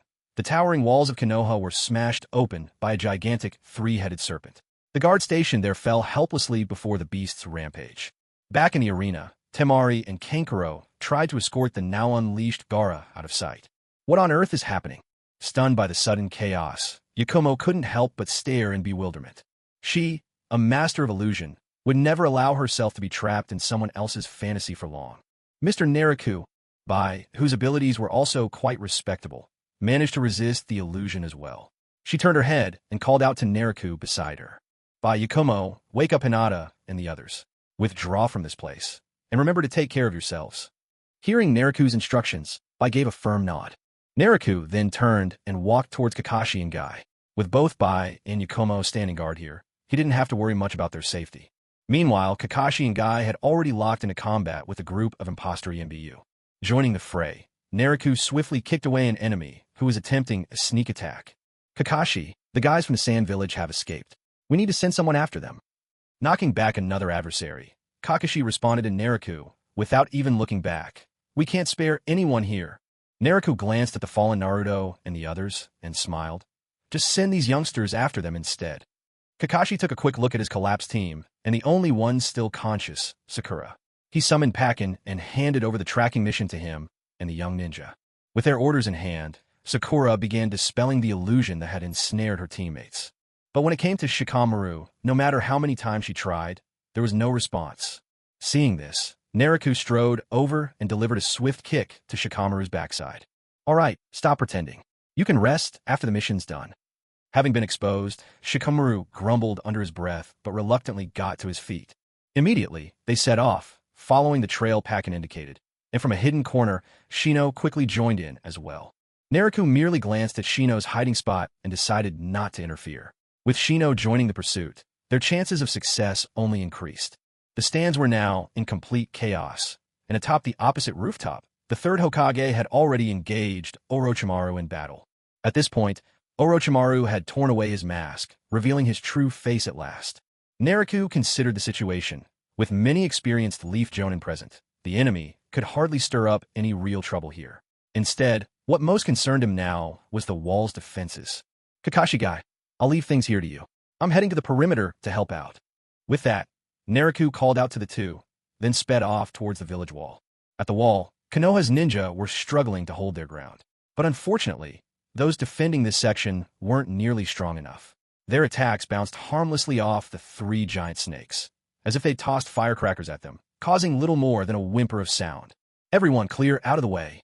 Nariku arrived at lightning speed, immediately ordering a retreat. Recognizing Nariku, The ninja attacking the giant snakes quickly fell back. They knew full well what he was capable of. Let the heavens roar, divine retribution. Drawing his Zampakudo, Naruto unleashed his Shurikai in a single sweeping motion. To deal with a creature of such enormous size, you need an equally massive weapon. Only then can you attack with ease. A black-armored warrior, massive and imposing even with only his upper body, gripped a huge blade 40 meters long, suddenly appearing right behind Naruto. Everyone from Konoha, catching sight of the monstrous figure behind Naruto, was so terrified they nearly lost control of themselves. This was the first time Naruto had displayed the release form of his heavenly retribution in front of everyone. The last time he used it was in Root's underground base, but everyone who witnessed it then had already perished, so nobody knew about this power of Naruto's. Ignoring the shocked reactions of those around him, Naruto used a single flash step to appear before the three-headed giant serpent. With his Zampakudo held high, he struck down in a sweeping arc. The three-headed serpent, a nightmare for the Konoha ninja, was sliced cleanly in two by Naruto. Even though the serpent had 3 heads, Naruto's strike didn't just split the center one. The enormous Zampakudo traced a path straight down from the middle head, splitting the entire serpent's body right in half. The massive corpse crashed to the ground, still writhing and twitching in unwilling defeat. With another swift stroke, Naruto cleanly lopped off the remaining 2 heads. Then, as if struck by a thought, he waved his hand and stored the serpent's remains into his system space. A snake this big shouldn't go to waste. If we grilled it, we'd have enough for several feasts. After tidying up, Naruto made his way over to Marino Ibiki, who was commanding the battlefield on the other side. I'll leave the rest here to you all. I'm heading back to the arena to clear out the remaining enemies. Without the meddling of the 3-headed serpent, just those sand shinobi were nothing to worry about now. Clearing them out was simply a matter of time. Watching Naruto's figure receding into the distance, Marino Ibiki couldn't help shaking his head with a wry smile. We're both jonin, so how is this kid so incredibly strong? Returning to the arena, Naruto immediately noticed 2 new figures within the 4 Violet Flames formation. So those are the first and second Hokage? Gazing at their silhouettes, Naruto muttered in awe. These 2 were undoubtedly the prodigies of their era. The first subdued the entire ninja world with his mastery over wood release, while the second single-handedly created the legendary Book of Seals. Although both of them were mere shells now, resurrected by the impure world reincarnation technique, and only possessing a fraction of their former power. Even so, their combined assault had already pushed the third to his limits. And on top of that, the third was aged and nowhere near his best. How much longer could he possibly hold out? Naruto shook his head. The third's death was inevitable. Forget it. Since I made up my mind from the beginning, there's no room for hesitation now. Naruto shook his head again. System, I want to sign in. All right, my dear host. Initiating check-in now. Congratulations, host. Check-in successful. Sign-up reward received. Vice Captain level spiritual pressure. Complete sequence of destructive arts. Complete sequence of binding arts. Advanced healing arts. Higher Imru.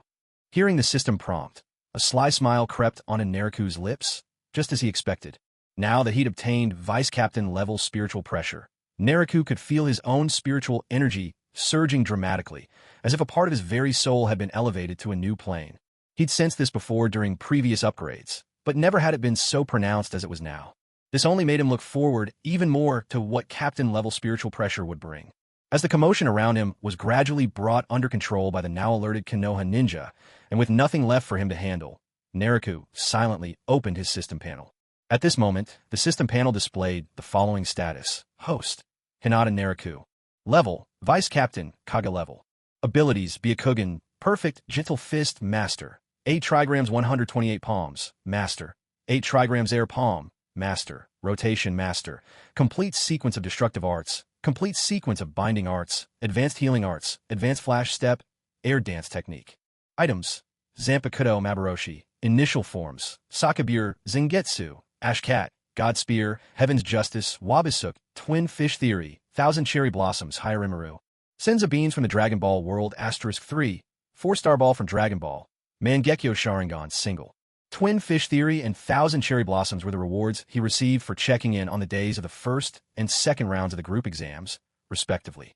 As for the 4-star Dragon Ball, he received that on the day Naruto summoned Gamabunta. When he got the 4-star ball, Naruto was briefly at a loss for words. What's this? Is the system really trying to get me to play a collection game? gather all 7 Dragon Balls, and summon Shenron?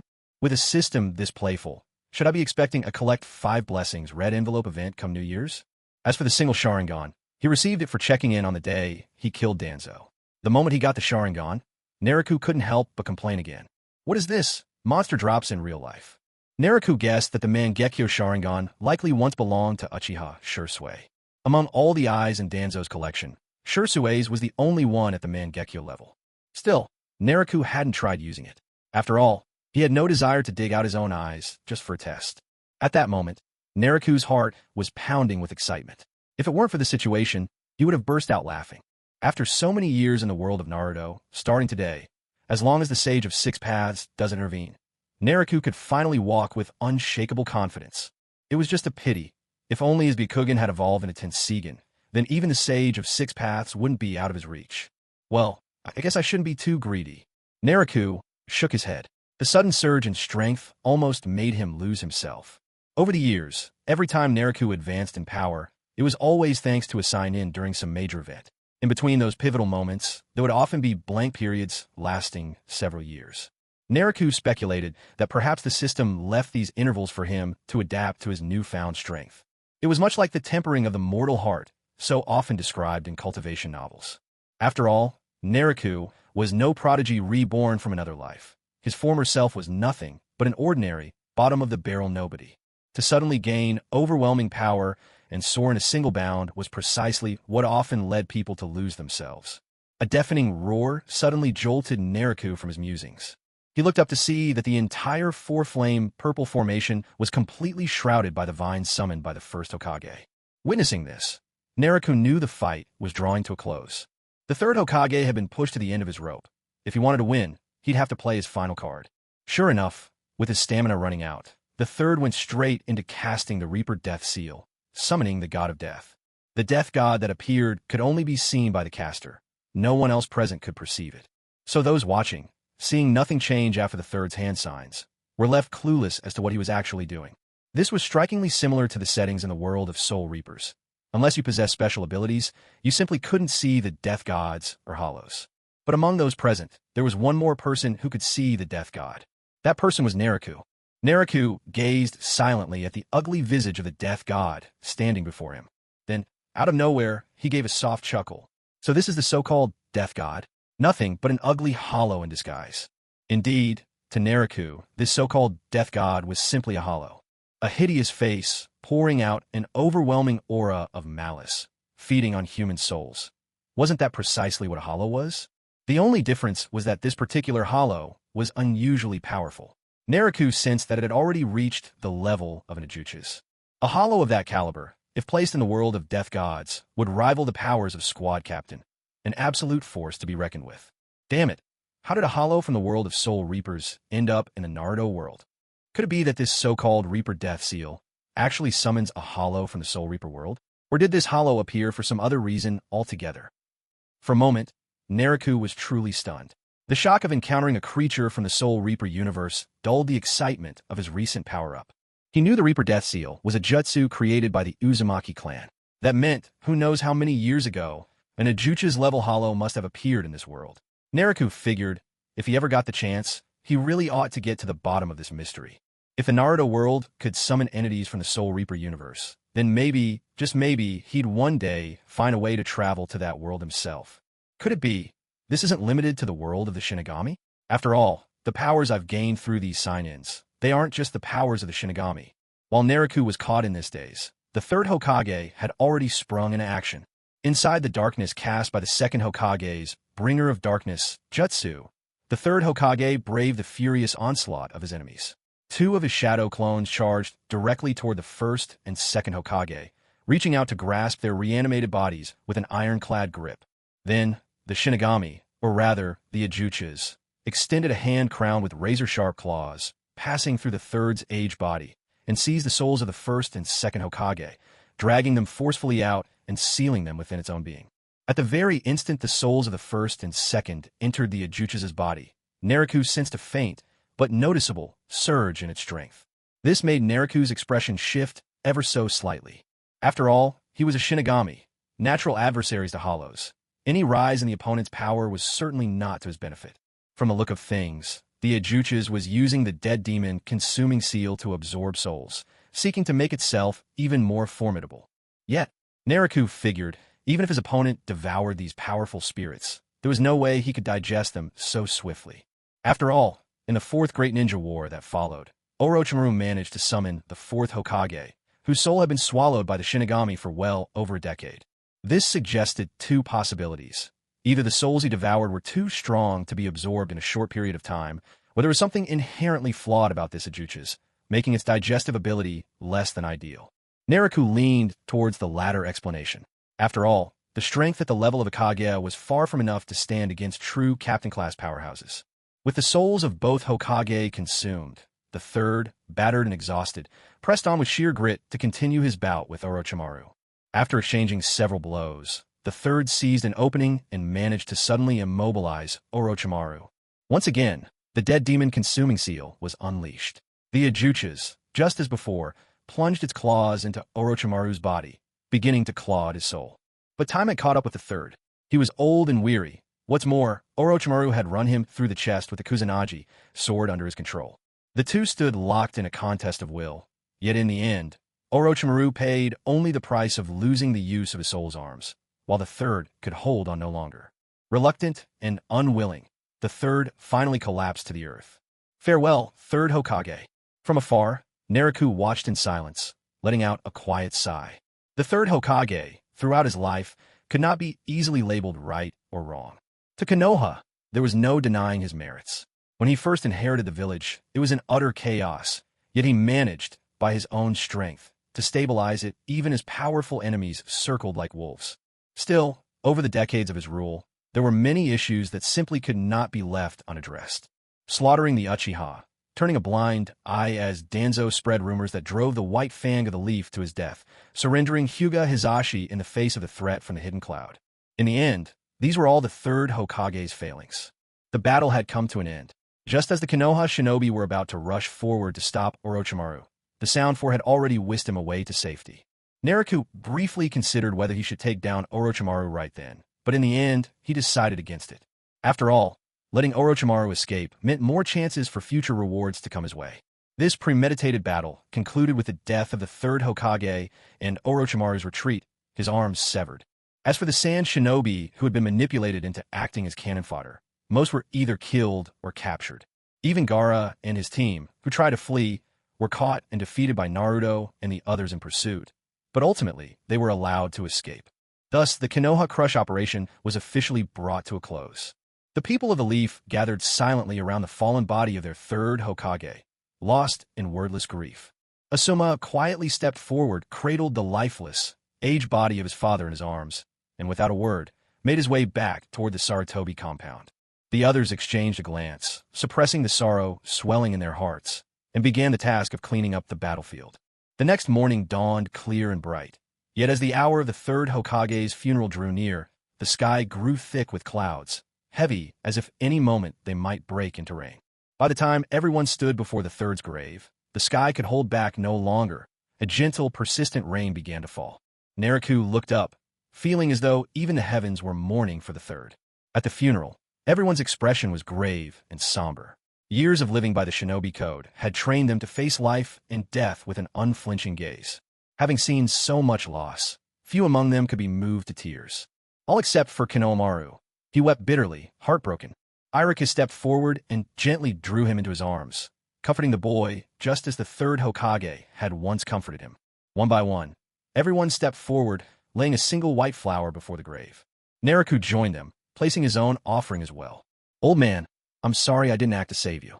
But from now on, your ideals will no longer suit the kind of power Konoha needs at the helm. The world of the shinobi is about to face great change, and Konoha needs a strong leader now, along with new blood to carry it forward. Your death will only help Konoha become stronger and better. Farewell." Sighing to himself, Naruto turned and walked away. Not far from the cemetery, Naruto came across Jiraiya. The legendary Sannin stood alone under a tree, gazing absently at the third's grave. Naruto approached and stood silently at his side. The two of them remained silent for a long time. At last, Naruto was the first to speak. "What is it? Are you still blaming yourself for not stepping in to save the third?" Jiraiya paused for a moment, rubbing his thick white hair as he said, "What did you say? With that barrier in place back then, I couldn't get inside either." Naruto smiled gently. "You don't need to feel guilty, really. My thoughts are the same as what you feel deep inside. It's true, the third should have stepped down already.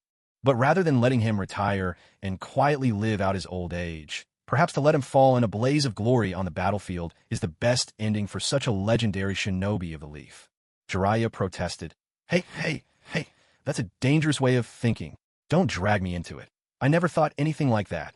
He gave a disgruntled sigh. "Seriously, how did it start raining all of a sudden?" "Well, the funeral's over. Time to head back, have a drink, and warm myself up." At Naruto's words, an awkward expression flickered unmistakably across Jiraiya's face. Then, with sudden haste, he turned on his heel and trudged back toward the village, muttering quietly to himself. Naruto watched Jiraiya's retreating figure in silence, then let out a faint, knowing smile. Jiraiya, he's without a doubt among the most powerful in the entire shinobi world. Yesterday, Jiraiya had been at the scene all along. He'd merely kept himself hidden and hadn't shown himself. If he truly wanted to act, joining forces with the third, they could have broken through the formidable 4 violet flames barrier set up by the Sound Four. After all, no matter how strong a barrier, there's always a limit to what it can withstand. Yet Jiraiya chose not to intervene. Clearly, his true feelings were just as Naruto had described moments before. Still, those were thoughts Jiraiya had intended to keep to himself. Now that Naruto had called him out, a trace of embarrassment lingered. After all, to just stand by and watch your own teacher die. Honestly, how was that much different from Orochimaru killing his own master with his own hands?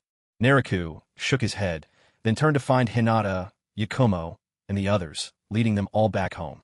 The next morning, the sky was still shrouded in darkness. Because of the rain the previous day, a thick, lingering mist blanketed the village at dawn. Amidst this heavy weather, 2 figures clothed in black cloaks patterned with red clouds drew near the gates of Konoha. "Who goes there?"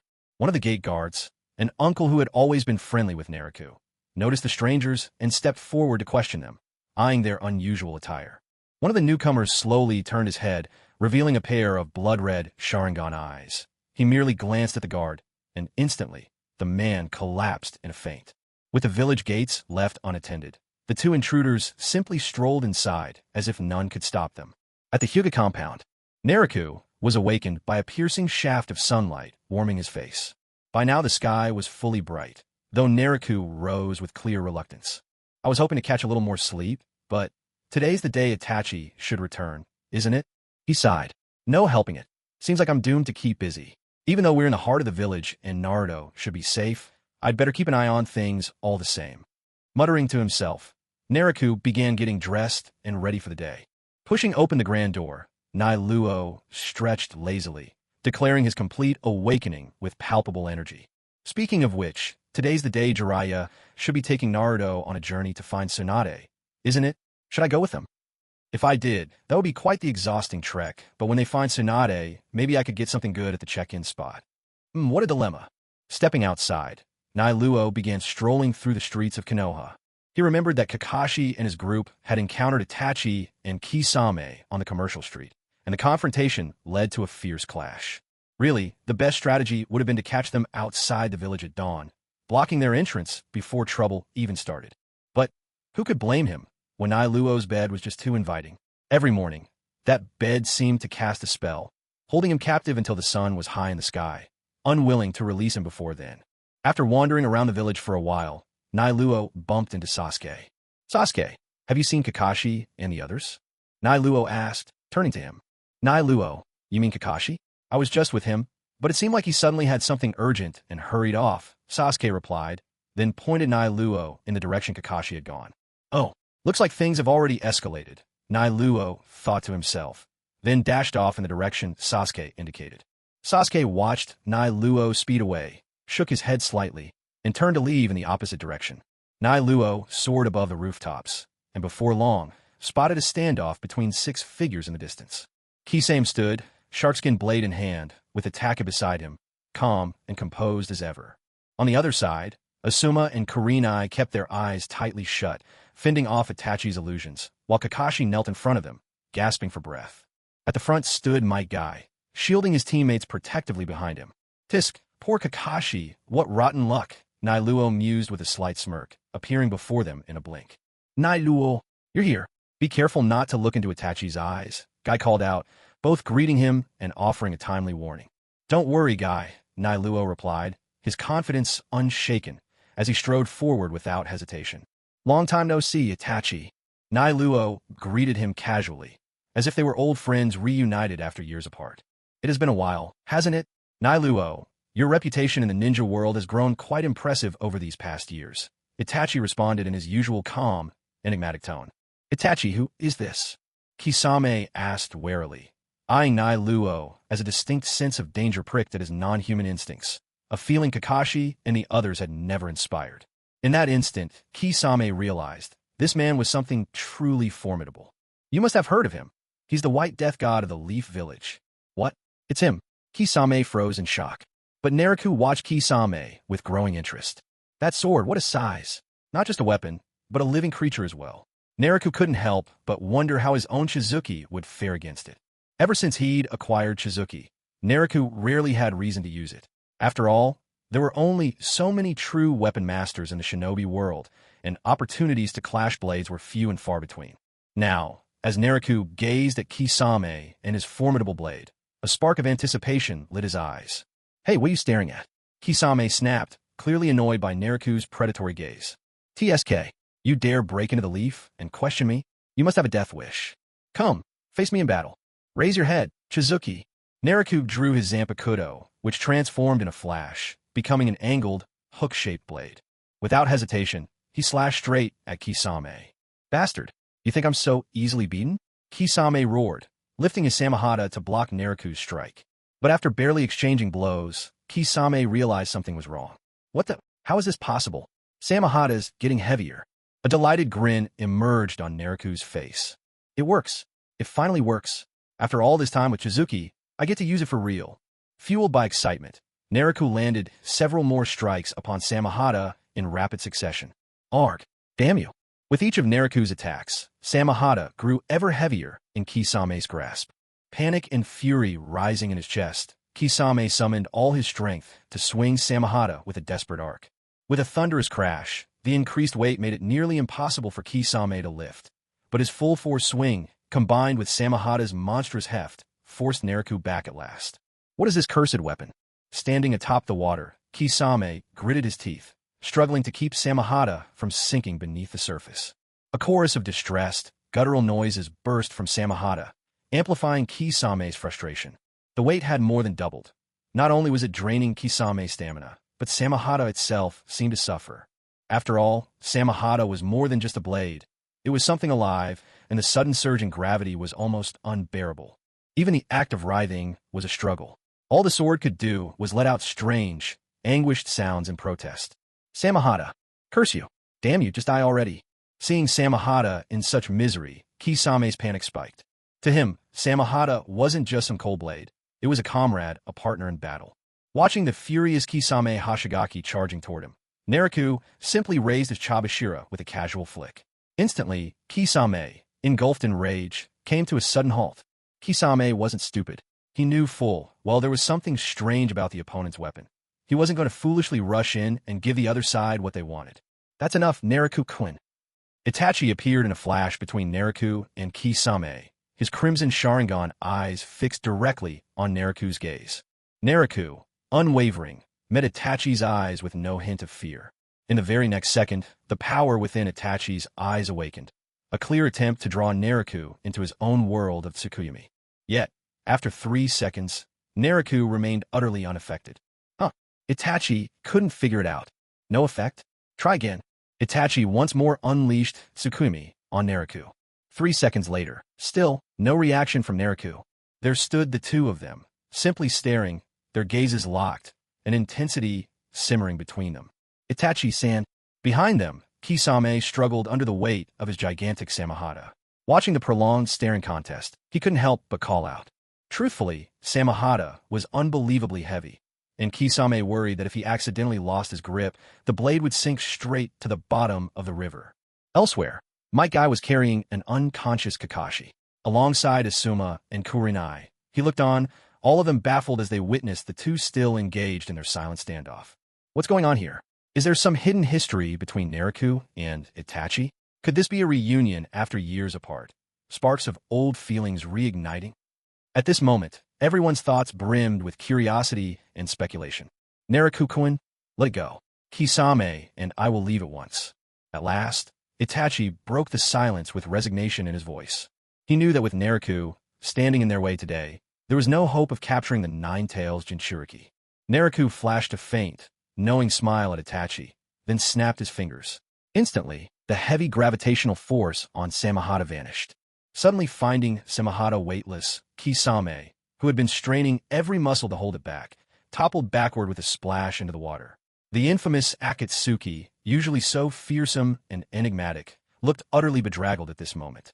In the end, Itachi and Kisame chose to withdraw from Konoha. Naruto made no move to force them to stay. After all, both men were formidable, and there was no true blood feud between them. Konoha had just endured a great battle and simply couldn't bear another conflict on the scale of a Kaga-level showdown. Naruto quietly escorted the pair to the village edge. On his way back, he encountered Naruto, who was about to set out on a journey with Jiraiya. Naruto smiled, knowing that with Jiraiya by Naruto's side, there was no need for further worry, at least for now. He made his way directly to Kakashi's home. Inside, Kakashi lay on his bed, looking utterly drained, unable to move at all. Although only a fraction of a second had passed in the real world, Kakashi had been caught in Itachi's Tsukuyami, where he had suffered through 3 days and nights. Kakashi was trapped by Itachi in the Tsukuyami realm for 3 whole days, enduring unrelenting torment. It spoke volumes about Kakashi's unyielding will. Any ordinary person would have either lost their mind or died by the time they escaped. Naruto walked to the bedside and placed a hand on Kakashi's forehead. A gentle, silvery white light enveloped Kakashi's entire body as Naruto used Healing Way. While the radiance of Healing Way mended Kakashi's physical wounds, it also went to work repairing the fragments of his soul left scarred by Tsukuyami's assault. Healing Way was never just about treating flesh and bone. After all, it was originally devised to heal the wounded Shinigami, gods whose essence lies in their souls. And so, its effects on spiritual injuries far surpassed what it could achieve for mere physical ailments. Moments later, Naruto withdrew his hand. By now, color had started to return to Kakashi's face. I've patched up the damage to your soul, but you'd still best rest for a few days, Naruto advised Kakashi.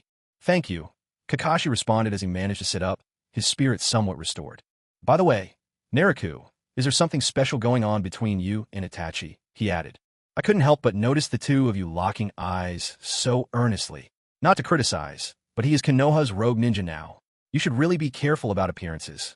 Guy slid up to Naruto, a mischievous look on his face as he spoke in a teasing tone.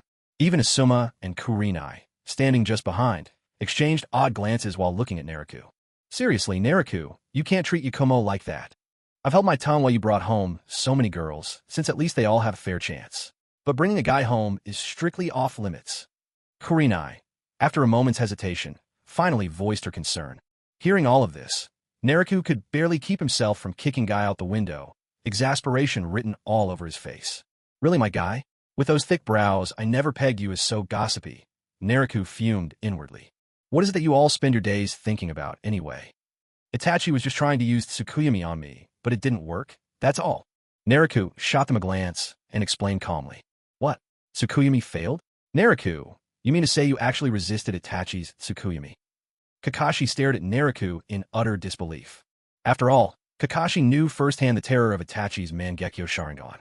Just a glance into Itachi's eyes had pulled him into a world of never-ending torment for 3 days.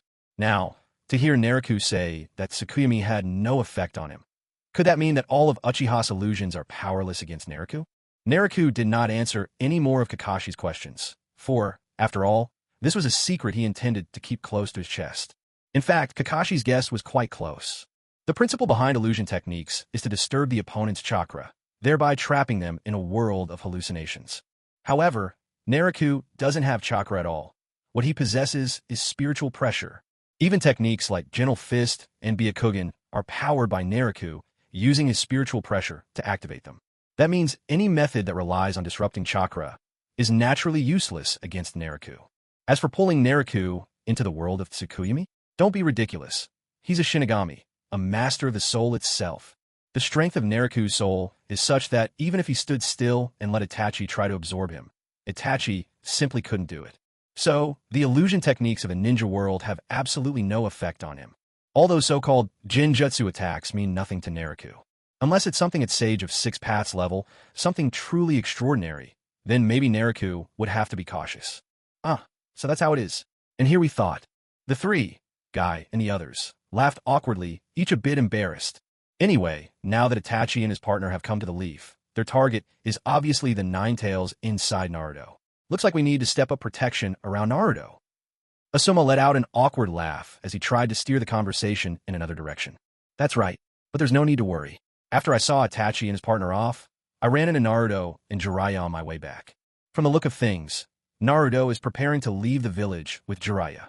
Naruto recounted how he'd come across Naruto and Jiraiya on the road, knowing that soon enough everyone would find out they'd left together on a mission to find Tsunade. Oh, is that so? With Jiraiya by his side, we really don't need to worry too much about Naruto's safety. Everyone let out a sigh of relief. Suddenly, the door slid open and everyone glanced over. It was Sasuke. Huh, Kakashi, why are you sitting on the bed? Are you hurt? And why are there so many Jonin here? Did something happen? Sasuke eyed Kakashi on the bed, a hint of suspicion in his voice. He'd already noticed something was off with this group. Sure enough, when he turned back, there was Kakashi looking utterly drained. Oh, it's nothing. Kakashi isn't in the best health, so he's often lying in bed for no reason. You'll get used to it. As Naruto spoke, he moved to close the door. He hadn't forgotten there was a blabbermouth who'd spilled the news about Itachi coming to the leaf. But I heard that guy Itachi is back in the leaf, and he's after Naruto. Is it true? A voice rang out from the hallway. Aoba Yamashiro hurried in, blurting out the question. Naruto sighed and rubbed his forehead. Ugh, was it really necessary to shout like that? Are you afraid the entire village won't hear you? Naruto turned his head and glanced at Sasuke, whose face had completely changed. Well, it looked like Sasuke was about to run off. Sure enough, killing intent flashed across Sasuke's face as he bolted from the room. Everyone in the room was about to rush out to chase after Sasuke, when Naruto stepped in and blocked their path. Let it be, Naruto said. Now that Sasuke knows Itachi has returned, no one can talk him out of this. Let him go and confront his brother. It's the only way he'll truly understand the gap between them. Don't worry, I'll be watching over Sasuke from the shadows. I won't let him die. With that, Naruto left the room to follow Sasuke. To be honest, he had been thinking about tagging along with Naruto's group to find Tsunade and check in. So since Sasuke had dashed off after Itachi, it was a perfect excuse to follow. Besides, after Orochimaru's failed attempt to implant the cursed seal, the man was now grievously weakened and desperate to find a new host. Who knew if he might make a move on Sasuke unexpectedly? Naruto thought it best to keep close and watch over Sasuke. After all, he had saved this stubborn second son. There was no way he would let Orochimaru get another chance to curse him. Once outside, Naruto concealed himself completely. He took to the sky, gliding above the rooftops, completely at ease, watching below as Sasuke dashed urgently from place to place, searching for any trace of Naruto. Eventually, by questioning Ichiraku, he discovered that Naruto was headed toward the Travelers' District. Without hesitation, Sasuke sped out of Konoha, racing in the direction of the inns. Naruto watched Sasuke, a grim expression on his face and a fierce look in his eyes. He couldn't help but shake his head. A child blinded by a hatred his own brother had so carefully constructed, that was all Sasuke truly was. Naruto continued trailing him from above, hidden from sight, as Sasuke sprinted tirelessly all the way to the Travelers' District, utterly out of breath by the time he arrived. Confronted by the bustling crowd and bright lights of the district, Sasuke faltered for a moment, unsure of what to do next. But then, well, Sasuke was always the smarter one compared to Naruto, wasn't he? If he couldn't find anyone immediately, that was fine. Surely Naruto and his group would need to rest at some point, so why not check the inns one by one? Determined, Sasuke started searching at the first inn on the street. No luck. On to the next one. Then another, and another without a pause. He reasoned that since Itachi's primary target was Naruto, finding Naruto would eventually lead him straight to his brother. At last, after searching nearly every inn on the street, only one remained. From high above, hidden from view, Naruto used his Byakugan to spot Itachi and Kisame inside the final inn. And, on the other side, Jiraiya was making his way over a woman slung across his shoulders. Naruto decided to keep himself concealed just a little while longer. After all, Itachi wouldn't kill Sasuke, and Naruto's group still needed to make it back alive. At worst, the two boys might get roughed up a bit, but not fatally so. Both of them had made it to the finals of the Chunin exam. Naruto thought they'd gotten a little too sure of themselves lately. seeing the true strength of a master might be just what they needed to realize the gap that still existed. Inside the inn, Itachi knocked at the door to Naruto's room. Naruto, deep in his training, thought Jiraiya had returned so soon, but when he opened the door, he found two strangers standing outside. In the next moment, as Naruto stepped out, Kisame immediately threatened him with menacing words and gestures. Just as Kisame was about to make his move, Sasuke appeared right behind Itachi. It was the long-awaited reunion of two brothers for years after their separation. But the moment they met, Sasuke, without hesitation, unleashed his Chidori, charging at Itachi with murderous intent. Watching this unfold, Naruto simply shook his head in amusement. At that speed, Sasuke was just throwing himself onto the chopping block. Sure enough, with barely a move, Itachi easily crushed Sasuke's arm, snapping the bone. Naruto, determined to help, made a move forward, only to nearly be cut down by Kisame's swinging blade. Just then, Jiraiya made his flamboyant entrance, carrying a woman over his shoulder. With a swagger, Jiraiya announced himself and prepared to take on both Itachi and Kisame at the same time. But Sasuke, stubborn as ever, insisted Jiraiya not interfere in his fight, insisting he could handle it himself. Jiraiya was left utterly speechless by this. What a gutsy kid, he thought.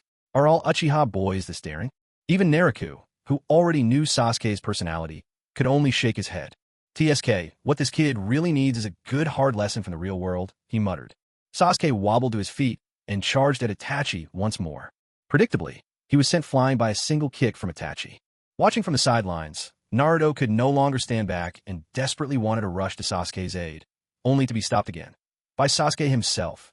Sasuke, undeterred, launched himself at Itachi yet again, his face twisted in a furious snarl. His expression seemed to declare, "If you don't beat me to a pulp today, you're not leaving." And then another effortless kick sent him reeling.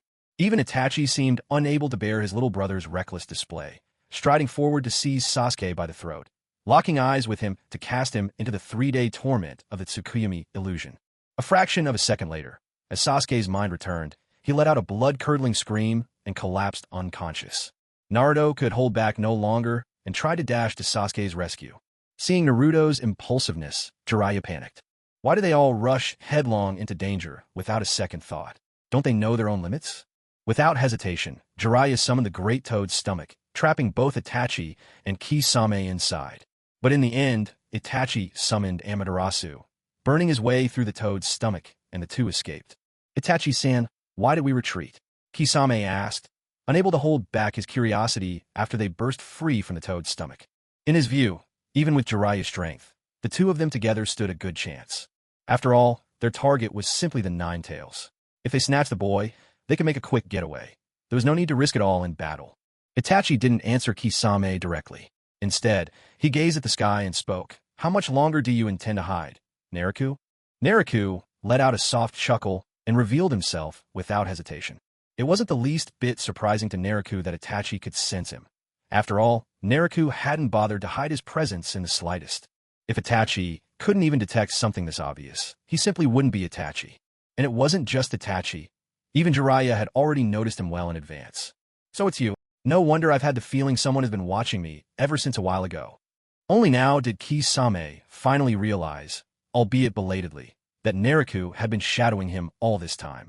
What's wrong? Want to try having your weapon turn unbearably heavy again? Naruto cast Kisame a sidelong glance, his tone cool and unhurried. You? Kisame bristled with frustration. His strength was inseparably linked to his sword, Samahata. But right now, in front of Naruto, he didn't even dare think about using it. That's enough, Kisame.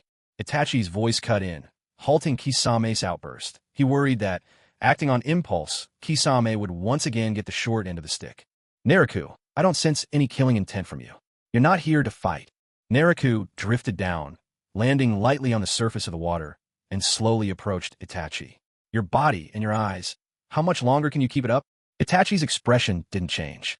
After a quiet moment, he replied, as long as I have things I need to finish, I believe I can hold on.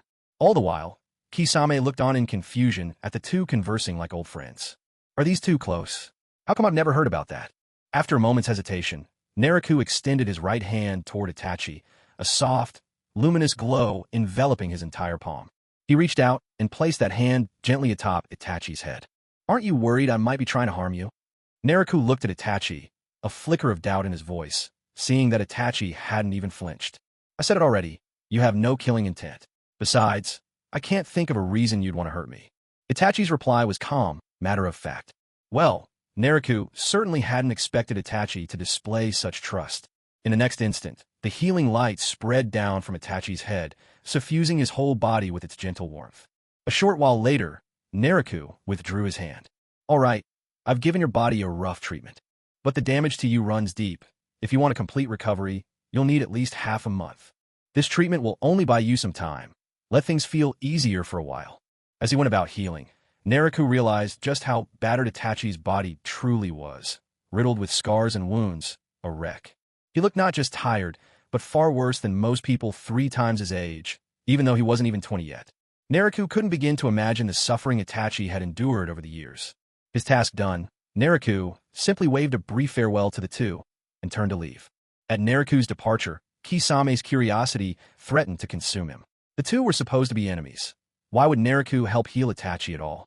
Kisame couldn't make sense of it in his mind. But Itachi gave him no explanation, striding onward into the distance, with Kisame silently following behind.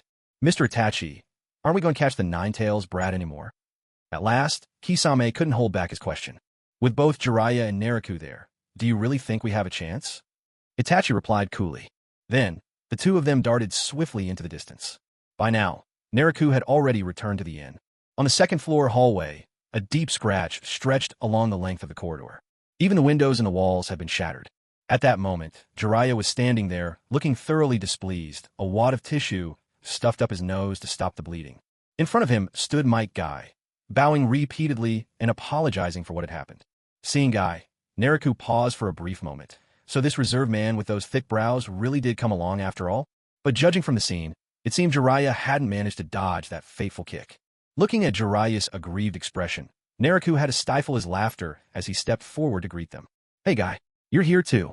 Brother Naruto, I was still worried about you all, so I followed to check on things. I didn't expect. Guy trailed off awkwardly, glancing at Jiraiya, whose face was still dark with annoyance.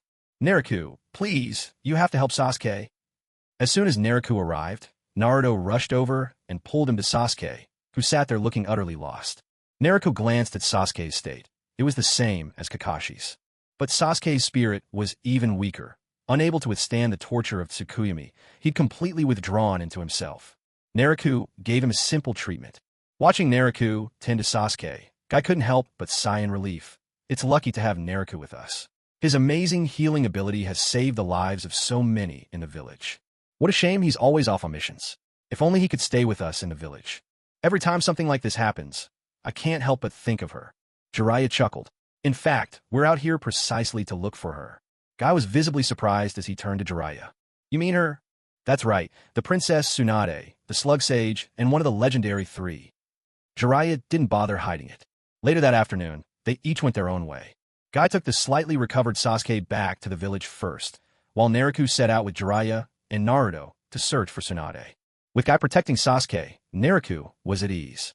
If Orochimaru's minions were to show up, Guy would kick them into next week. And so, the 3 of them set off in search of Tsunade. Of course, Naruto knew that she could be found in Tanzuka town, but he kept that to himself. After all, it would be hard to explain if he just blurted it out. Jiraiya wasn't the type who'd be easily fooled. In that case, he decided to simply treat this trip as a refreshing outing in nature. Along the way, Jiraiya began teaching Naruto the legendary jutsu, Rasengan. The 3 of them made their way forward, bantering and roughhousing along the road. At last, after passing through several towns, Jiraiya finally caught wind of Tsunade's whereabouts in one particular town. Up on a mountain outside Tanzuka town, Orochimaru and Kabuto had also tracked Tsunade down. Hoping to cure his own arms, Orochimaru wasted no time heading straight there. Inside the bustling gambling hall, the noise and excitement were relentless. Cha-ching, the familiar sound of a jackpot payout rang out from a slot machine. Tsunade, who was in the midst of gambling, was taken aback, then fell into silence. Stunned by her unbelievable luck, she kept trying again and again, yet every time, she won. I've got a bad feeling about this. Shizune, let's go. Tsunade decided to make a quick exit. But before she'd gotten far outside, Orochimaru appeared, blocking her path. Well, it seems this little frog looks even cuter with a little extra weight. No sooner had Naruto arrived in Tanzuka town than someone talked him into buying a lottery ticket. And against all odds, he won the grand prize on the spot. At that moment, he was parading around, grinning ear to ear with his chubby frog-shaped wallet held aloft. Run! There's a monster up ahead. Suddenly, a commotion broke out, drawing the trio's attention. After asking around, Jiraiya quickly pieced together that the disturbance was probably caused by Tsunade and Orochimaru. Without hesitation, the three left behind the panicked crowd, racing straight toward the source of the commotion. But when they arrived, the place was already deserted. Everyone was gone. Thinking they'd missed their chance yet again, they later found a small bar to eat and drink at that evening, only to walk straight in and find themselves face-to-face with Tsunade and Shizen. Seeing Tsunade's tipsy, flushed face, a sly grin tugged at Neluo's lips. "They're huge," commented Neluo in a low voice. The three of them sat down together, and Jiraiya began to speak with Tsunade about accepting the position of Hokage. Predictably, Tsunade refused outright, going so far as to call the Hokage a trash job. That insult got straight under Naruto's skin, and he and Tsunade launched into a heated argument.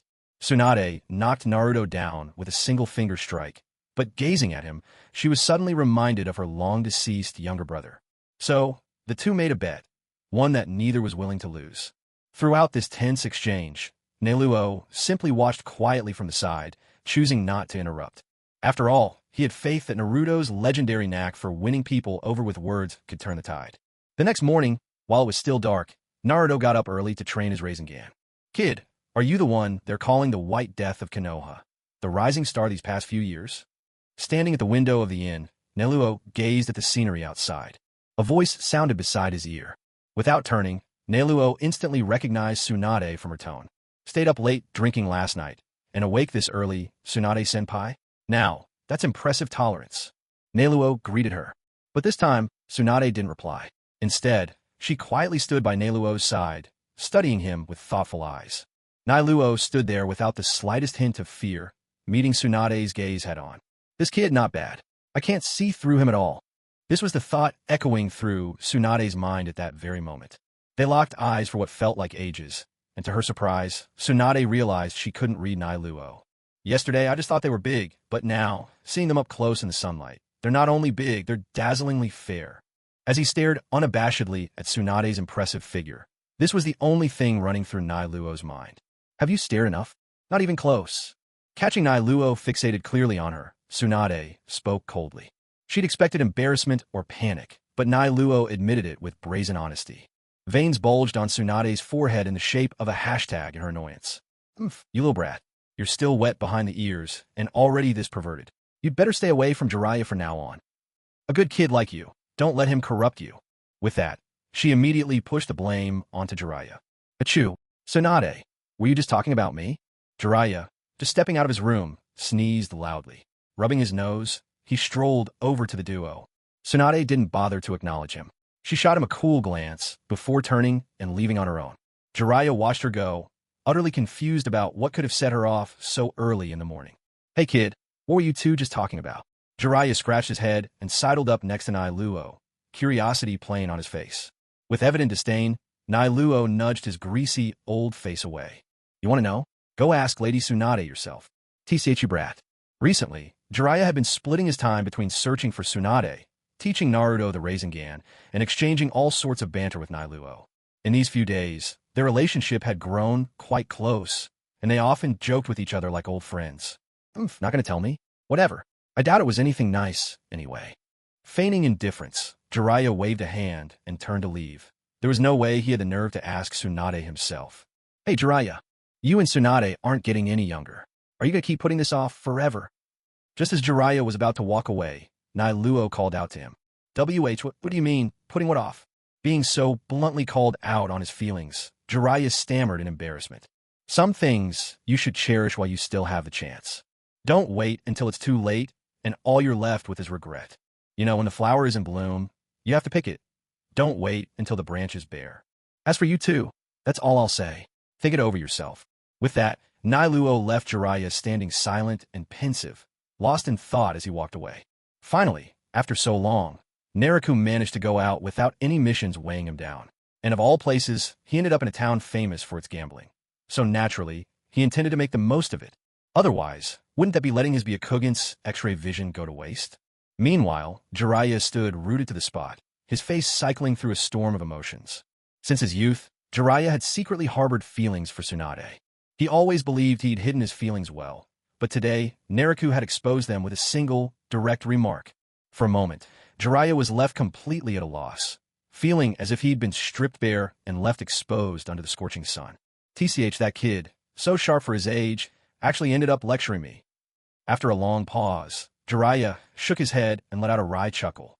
Still, the boy does have a point. But what if I really confess to Tsunade, and she rejects me? She'd probably beat me senseless. At that thought, Jiraiya grew even more dejected, as if suddenly drained of all energy. In the days that followed, Jiraiya kept a low profile, secretly watching over Naruto as he trained with the Rasengan, both to safeguard him and to mull over his own relationship with Tsunade. As for Tsunade and Naruto, the two of them swept through every gambling establishment in town. Yet their fortunes could not have been more different. Whenever Tsunade walked in, the gambling halls erupted with laughter and delight. But when Naruto appeared, the owners would stare at him as though they'd just seen a bad omen, their faces falling in despair. Before long, some casinos flat-out banned Naruto from entering their doors. In no time, the town was buzzing with two new legends, the Big Cash Cow and the King of Gamblers. Just like that, a week passed by. On this particular evening, Tsunade saw Naruto being brought back by Shizune, his body battered and bruised. The sight shook her to the core, and at that moment, she finally made up her mind about something that had weighed on her heart. After tending to Naruto's wounds, Tsunade left the room and went to look for Jiraiya and Naruto, who were drinking together. Hey Jiraiya, Naruto's not even of age yet. How could you let him drink with you? Spotting Naruto sipping alcohol, Tsunade immediately landed a punch on Jiraiya's head. Hey, don't blame me. He ordered the drinks himself. Jiraiya felt utterly wronged, and his indignation was plain to see. Naruto watched the two bickering and couldn't help but smile. He'd had his share of drinks before. It was just that he didn't like the dizzy, fuzzy feeling of getting drunk, so he usually didn't indulge much. Boss, bring me 2 more bottles. Tsunade called out to the tavern owner. Coming right up. Once the drinks arrived, Tsunade waited for the moment when Jiraiya and Naruto both tilted their heads back to take a drink, then quietly added some medicine to their bottles. She poured Jiraiya a full glass, and after a pause, she poured one for Naruto as well.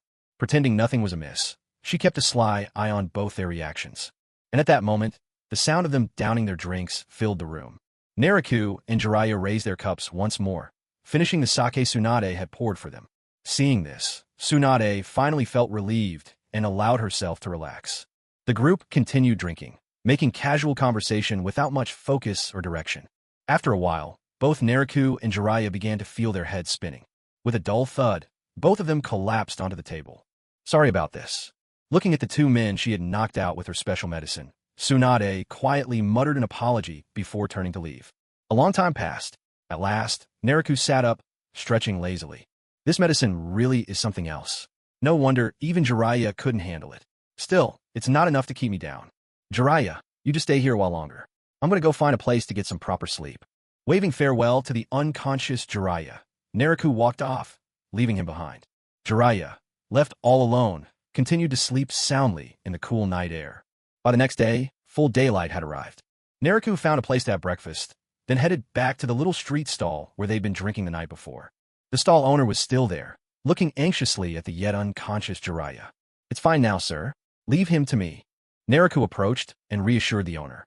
Taking a moment to compose himself, he began shaking Jiraiya with a weak, faltering hand, calling out, Hey, Jiraiya, wake up. At last, Jiraiya came to. What happened? Damn it. Yeah, looks like Tsunade really pulled the wool over our eyes, Naruto said, forcing a wry smile. We have to stop her right away. Are you all right, Naruto? Jiraiya asked between heavy breaths. I'll manage. I was totally drained, couldn't muster any energy. There are too many people around here. Let's head back to the inn and get Naruto and the others. Supporting each other, Naruto and Jiraiya made their way to the inn. Once they arrived, barely registering Naruto and Shizune's looks of shock, Naruto immediately asked Shizune to whip up a barely usable antidote. After taking it, the two managed to recover some of their strength. What? Tsunade knocked you out and went to find Orochimaru herself. Learning where Tsunade had gone, Jiraiya's heart filled with alarm. If Tsunade really joined forces with Orochimaru, then perhaps his injured arms could actually be healed. I still don't believe Tsunade is someone who would turn to Orochimaru. But either way, we should hurry up and catch up with her. Naruto got his feed at once.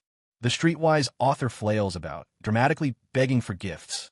Usually, there are 2 updates with 4,000 words a day, yet many dear readers keep urging me for even more chapters.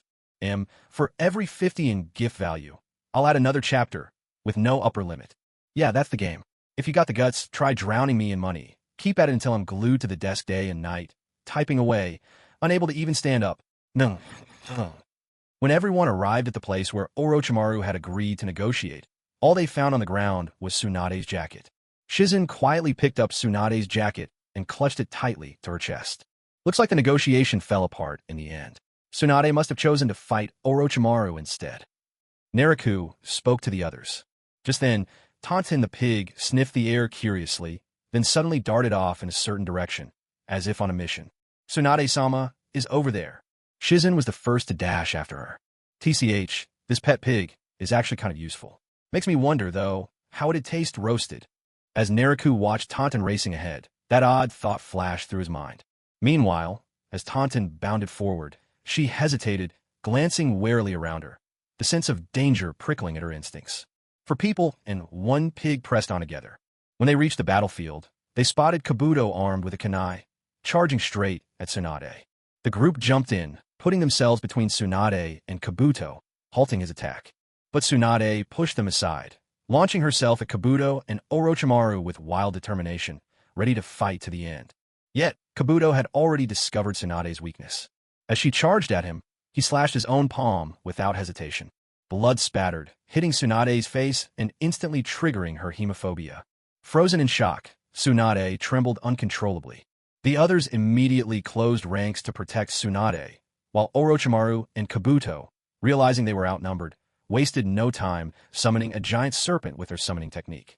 On Naruto's side, Jiraiya, still affected by the poison, could barely summon his chakra. The best he could manage was a tiny Gamakichi. Naruto couldn't stand to see Jiraiya being laughed at, but when he tried the summoning technique himself, he only managed to call forth a toad about the same size.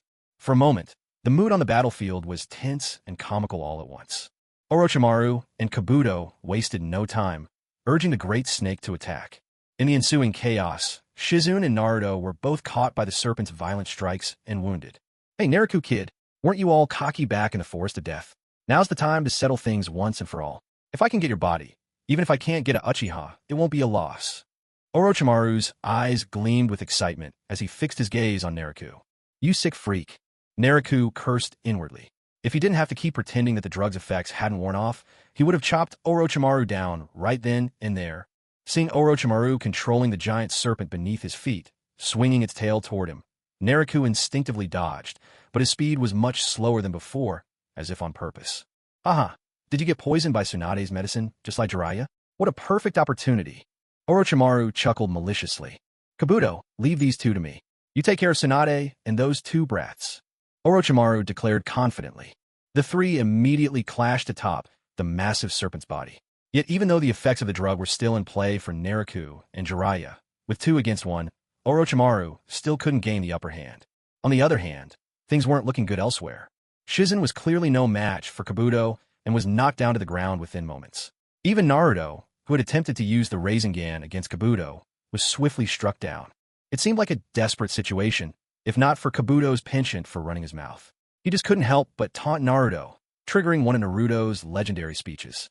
Kneeling on the ground, Tsunade gazed at Naruto, determined to become Hokage. In that instant, his figure overlapped in her mind with that of her younger brother. A spark of life returned to Tsunade's formerly hollow eyes. Then, taking a wound for a wound, Naruto suddenly turned the tables on Kabuto and sent him flying with a desperate Rasengan. Tsunade rushed forward to save Naruto, whose heart surrounding channels had been severed. But she scarcely noticed. Her fear of blood seemed to have vanished without her realizing it. Oomph. Orochimaru, it seems your underling is finished. Naruto raised an eyebrow and smirked at Orochimaru. Useless fool, Orochimaru said coldly, throwing a contemptuous glance at the fallen Kabuto. But abandoning Kabuto was not truly an option. After all, with his arms crippled, Orochimaru relied on him for almost everything now. Feigning a quick duel, Orochimaru threw off both Naruto and Jiraiya, then lunged straight toward Naruto and Tsunade. I won't let you succeed. Naruto saw through Orochimaru's intentions and instantly cut him off. With a burst of speed, Naruto appeared in Orochimaru's path in the blink of an eye. Zulfust. Everyone at the scene was stunned at Naruto's sudden acceleration. With his sneak attack thwarted, Orochimaru had no choice but to grab Kabuto and flee the scene. Naruto landed beside Tsunade and Naruto, shielding them behind him. Lady Tsunade, leave Naruto to me. I can heal him too, Naruto assured her. No, Naruto's injuries are too severe. Only Tsunade started to protest, but Naruto was already channeling his own healing technique. The next moment, Tsunade noticed Naruto's vital signs rapidly improving. What incredible healing. He's even better than me. Tsunade's face was a picture of astonishment. Naruto smiled at her calmly. I know medical ninjutsu too. How else do you think I neutralized your drug? Tsunade stared at him in surprise, suddenly recalling Naruto's terrifying speed from moments before. Did you undo the drug I gave you yourself? Naruto nodded. Yeah, it took a little time. In fact, when Naruto said it took a little time, he actually meant that after drinking it last night, he only spent a tiny bit of time dispelling its effects. But Tsunade assumed he meant he had just now broken free from the drug. Even so, Tsunade already found this deeply unsettling. After all, this was the medicine she'd prepared specifically to deal with Jiraiya. It wasn't some ordinary concoction. Yet Naruto had managed to neutralize it single-handedly, relying purely on his own medical skills, and without any antidote. Remembering the way he rescued Naruto at the brink, his extraordinary medical prowess was truly underscored. We should spar sometime. Tsunade's interest was instantly piqued. Without delay, she invited Naruto, don't get the wrong idea, to test their medical abilities against each other. Naruto didn't refuse her offer. He just shrugged, then said, let's save it for another time. For now, your two old friends are still waiting for the alumni reunion to start. This is a matter between you three legendary ninjas. Settle it yourselves. I'll stay out of it. Casting a glance at Orochimaru and Jiraiya, locked in mutual standoff, Tsunade nodded, then stood up without hesitation. I'll bring this battle to an end by the name of the fifth Hokage. As Tsunade strode forward, she began performing the summoning technique. On the other side, Jiraiya, seeing this, also began his summoning. Not good, Lord Orochimaru. Kabuto, realizing what was about to happen, hurried forward and gripped Orochimaru's arm, lending his own support to the summoning. All three began the summoning ritual at the same moment. A thunderous boom exploded, and three enormous plumes of smoke billowed into the air. As the smoke began to clear, three colossal summoned beasts appeared in the field. Gamabunta, Katsuyu, and Manda, the trio of legendary summons, was reborn in the world of shinobi. Each of the Sannin now stood upon their own mighty summoned beast. Tsunade and Jiraiya stared coldly at Orochimaru and Kabuto. For a moment, the atmosphere on the field grew solemn and tense. After treating Naruto's wounds, Naruto turned his attention to Shizune, tending to her injuries as well. Then, he stepped aside, quietly observing the standoff among the three great ninjas. Master Naruto, are you really not going to help? With her wounds much improved, Shizune walked over and asked in a low voice. There's no need. Two of the Sannin versus Orochimaru, who's crippled in both arms. If they can't win, then frankly, neither deserves to bear the name of Sannin alongside him. Naruto shook his head. At this point of the Sannin present, Tsunade, still traumatized by her fear of blood, had not fought anyone seriously for years, and her strength had greatly diminished. Jiraiya was still recovering, having been drugged by Tsunade, and his power had yet to return to its prime. Orochimaru had lost the use of his arms, making it impossible for him to form hand signs on his own, but he still had Kabuto with him, who was no weakling himself. Given this situation, in Naruto's eyes, the odds were at least 50-50. However, as time wore on, Jiraiya and his group's chances of victory would only grow stronger.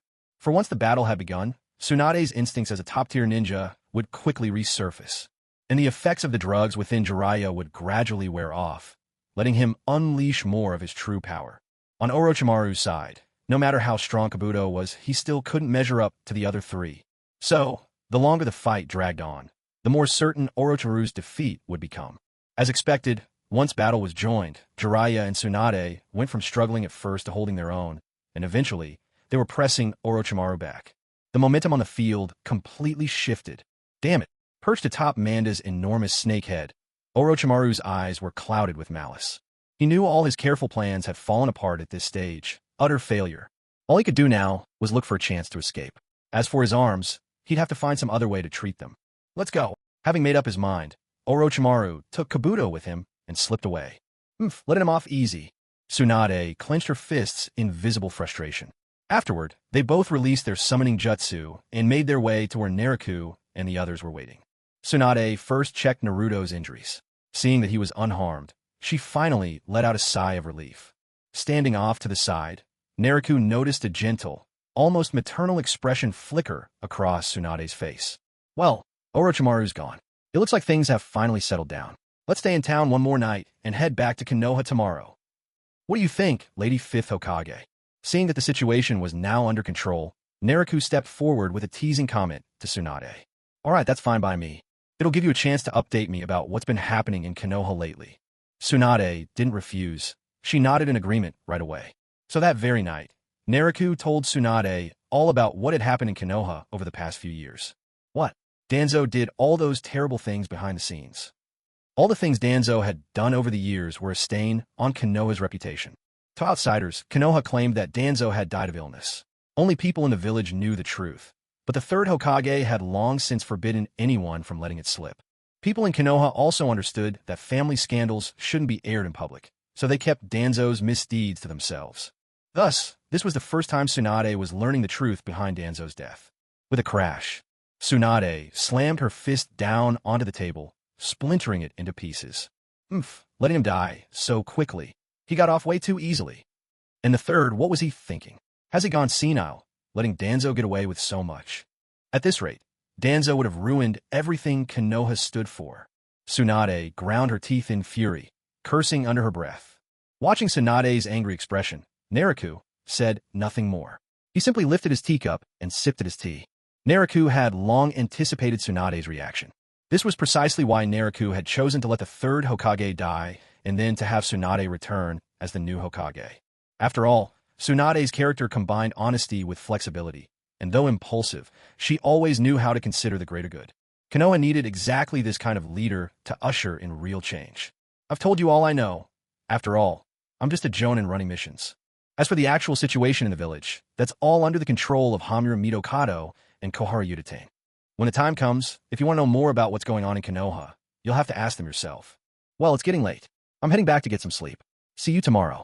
Naruto put down his cup, stretched lazily, and spoke to Tsunade. All right then, at least I've got a general idea of what's been happening in the village.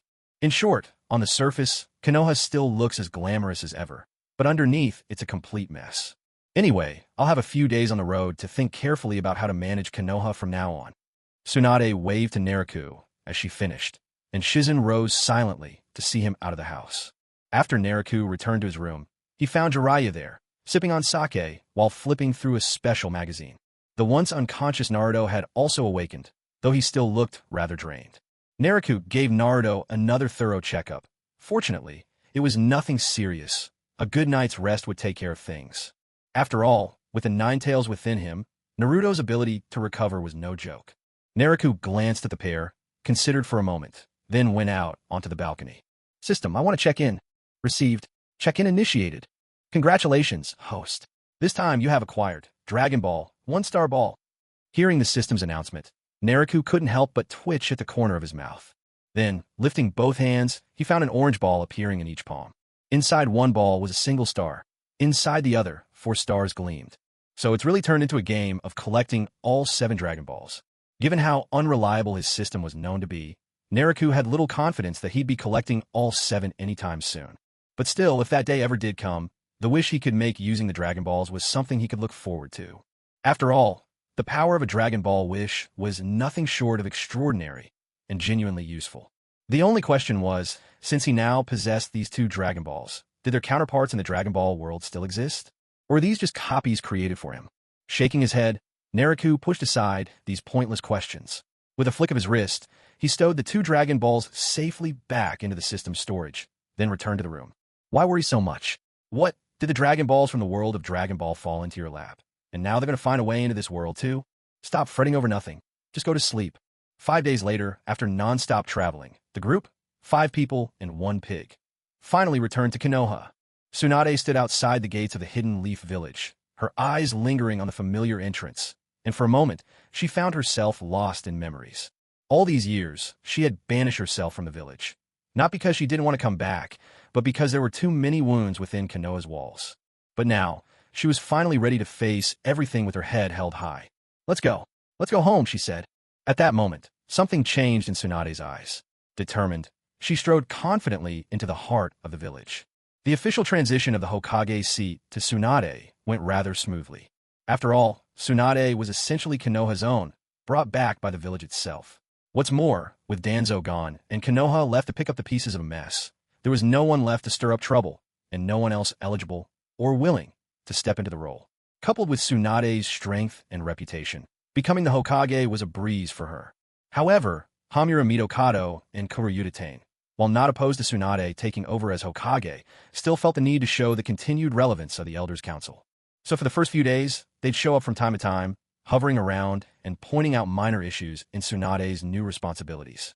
Tsunade was willing to overlook it, considering both their seniority and the fact that she'd only just returned to the village. But Naraka was far less inclined to put up with their antics. Ever since their return to the village, Naraka hadn't been dispatched on any missions. Tsunade had kept him, along with Shizen, to help her manage various office duties, so Naraku was spending all his days shut up in the office. At first, when those two old geezers started grumbling, Naraku simply shot them a glance and ignored them. After all, Tsunade hadn't reacted, either. But on the third day, when the pair once again popped into the Hokage's office, Naraku noticed something different. Outwardly, Tsunade still wore her usual carefree smile, but under the desk, her hands were balled into tight fists. At that moment, Tsunade was barely suppressing the urge to punch both old men right in the face. Even Shizun, standing quietly at her side, frowned deeply, making it clear just how much she disliked them. Naraku shook his head and let out a quiet, amused laugh. Then he simply stood up and walked over to the two elders. Naraku, you brat. What do you think you're doing? They demanded. Midokado, who had once been kicked by Naraku and left paralyzed from the waist down, was now always seen in a wheelchair, having been pushed up to the Hokage's office each day by Koharu. So when they saw Naraku approach, both felt a jolt of panic. Midokado's eyes widened in alarm, and he pressed himself back as far as he could into his wheelchair. I'm just saying, you old folks are getting up in years, and moving around isn't exactly easy for you anymore. Maybe it's time to stop running all over the place every day. What if? Just in case, one day a knife suddenly falls from the sky and ends up stuck in one of you, or some masked figure comes along and takes your head. Wouldn't that be a ridiculously unfair way to die? After all, you've both survived the great ninja war with much difficulty. At your age, wouldn't it be better to just enjoy your twilight years in peace here in the village? To die in some inexplicable, senseless way. That would be a real loss, wouldn't it? Wouldn't you agree, both of you? Naraku, gripping the arms of Midokado Hamura's wheelchair, stepped forward and stared intensely into his eyes, laying out each word with chilling clarity. Then, he cast a glance at Koharu standing behind him. That single look was enough to make Koharu shrink back repeatedly. Damn it. Are you threatening me right now? Tsunade, control your subordinate. Midokado Hamura was trembling all over with rage. Tsunade, standing to the side, merely glanced over indifferently, then turned her head away and ignored him. There are some things, bound by the manners due to elders, that she couldn't say outright. Now that Naraku had stepped in, it was best to leave things to him. Seeing that Hamura was still trying to use Tsunade to pressure him, Naraku let out a cheerful laugh, flashing a row of gleaming white teeth. But in the eyes of Hamura and Koharu, this scene looked anything but friendly. Unbidden, memories of the day Danzo was killed flashed through their minds. On that day, Naraku exuded murderous intent, his long blade dripping with blood. He was the very incarnation of death. Even these veterans of many battles had been terrified by what Naraku was capable of that day.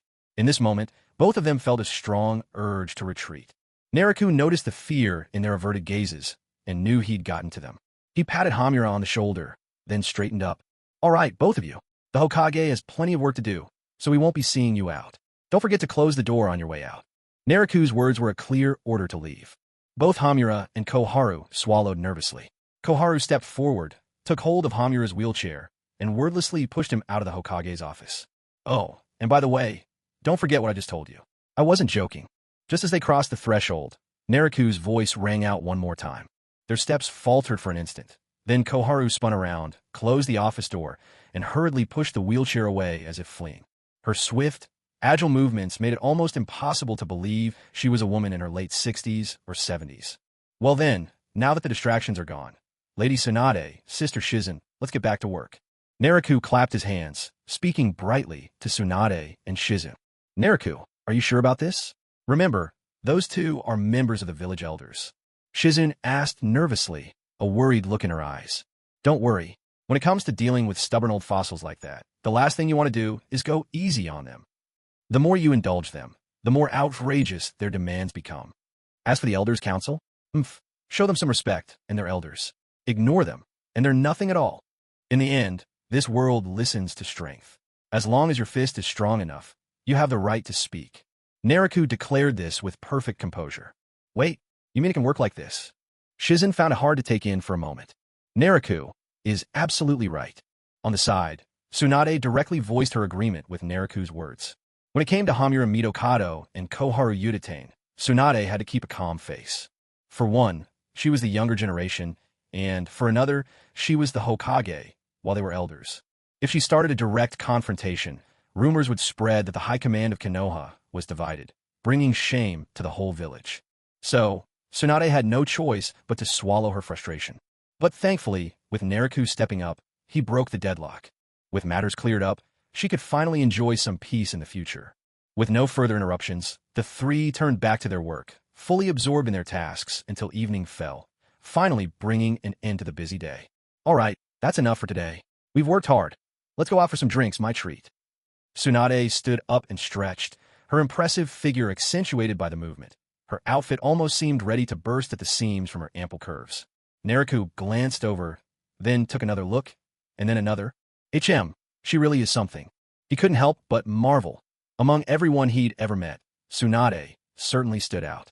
Noticing his wandering gaze, Tsunade merely shot Naruto a dismissive side-eye. Brat, how many times do I have to tell you? Stay away from Jiraiya. Don't let that lecherous old man corrupt you. She tossed the words over her shoulder as she walked toward the door. Tsunade, were you talking about me? At that moment, the office door swung open and in poked Jiraiya's mischievous, grinning face. Beat it. This doesn't concern you. Tsunade shut him down mercilessly. What did I ever do to you? Jiraiya rubbed his head, where Tsunade had just given him a light smack, feigning innocence. What? You're saying Naruto and Sasuke got into a fight today? While the four of them were having drinks, Jiraiya suddenly brought up the news. That morning, Sasuke and Naruto had clashed on the hospital rooftop. One unleashed his Chidori, the other his Rasengan. Things had gotten serious. If Kakashi hadn't shown up in time to stop them, one, or maybe both, would surely have been badly hurt. Of course, in Naruto and Jiraiya's eyes, if anyone were to be injured, it would surely have been Sasuke. Without the Cursed Seal's power, that second Uchiha simply wasn't a match for Naruto anymore. TSK. So those two really have come to blows, after all. I just wonder whether the Sound Ninja will still come looking for Sasuke. Although Orochimaru didn't manage to plant a cursed mark on Sasuke before, with his obsession over the Sharingan, there's really nothing he wouldn't do. Sigh. Honestly, that stubborn kid just won't let anyone relax. I'd better go keep an eye on him. After all, I was the one who pulled him out from the jaws of the snake in the first place. I absolutely won't let any of you take him back. Naruto drained his cup in one gulp and stood up. Sorry, I have something to take care of. I'll need to step out for a bit. He excused himself to the three of them, turned around, and strode out. Naruto made his way to Sasuke's home. The once sprawling Uchiha clan compound now felt deserted and empty. After all, the large estate that used to house dozens, if not hundreds of people, was now left with Sasuke alone. With all the space, emptiness was inevitable. He walked straight to the door of Sasuke's room and, using his Byakugan, saw that Sasuke was packing his things inside. Looks like he really is planning to leave the Leaf Village. And it makes sense. Without the power of the Cursed Seal, Sasuke is even weaker than he was in the original story. Besides, just today he was outshone by Naruto. At a time like this, if one of the Sound Ninja were to show off the power of their curse, it would only take the slightest temptation to lure Sasuke away. It's like in my previous life, innocent young girls falling for smooth talkers and getting tricked. Naruto mused to himself.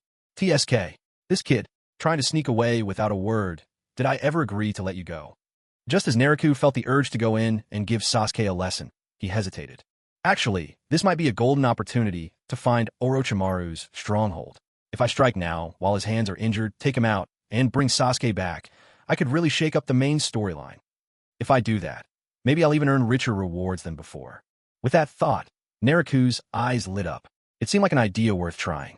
And even if it didn't work out, so what? At most, it would just cost him one sign-in chance. Resolving himself, Naruto stopped in his tracks, vanished with a quick leap into the air, and concealed his presence with his camouflage technique. 10 minutes later, Sasuke emerged from his house, a small bag strapped to his back.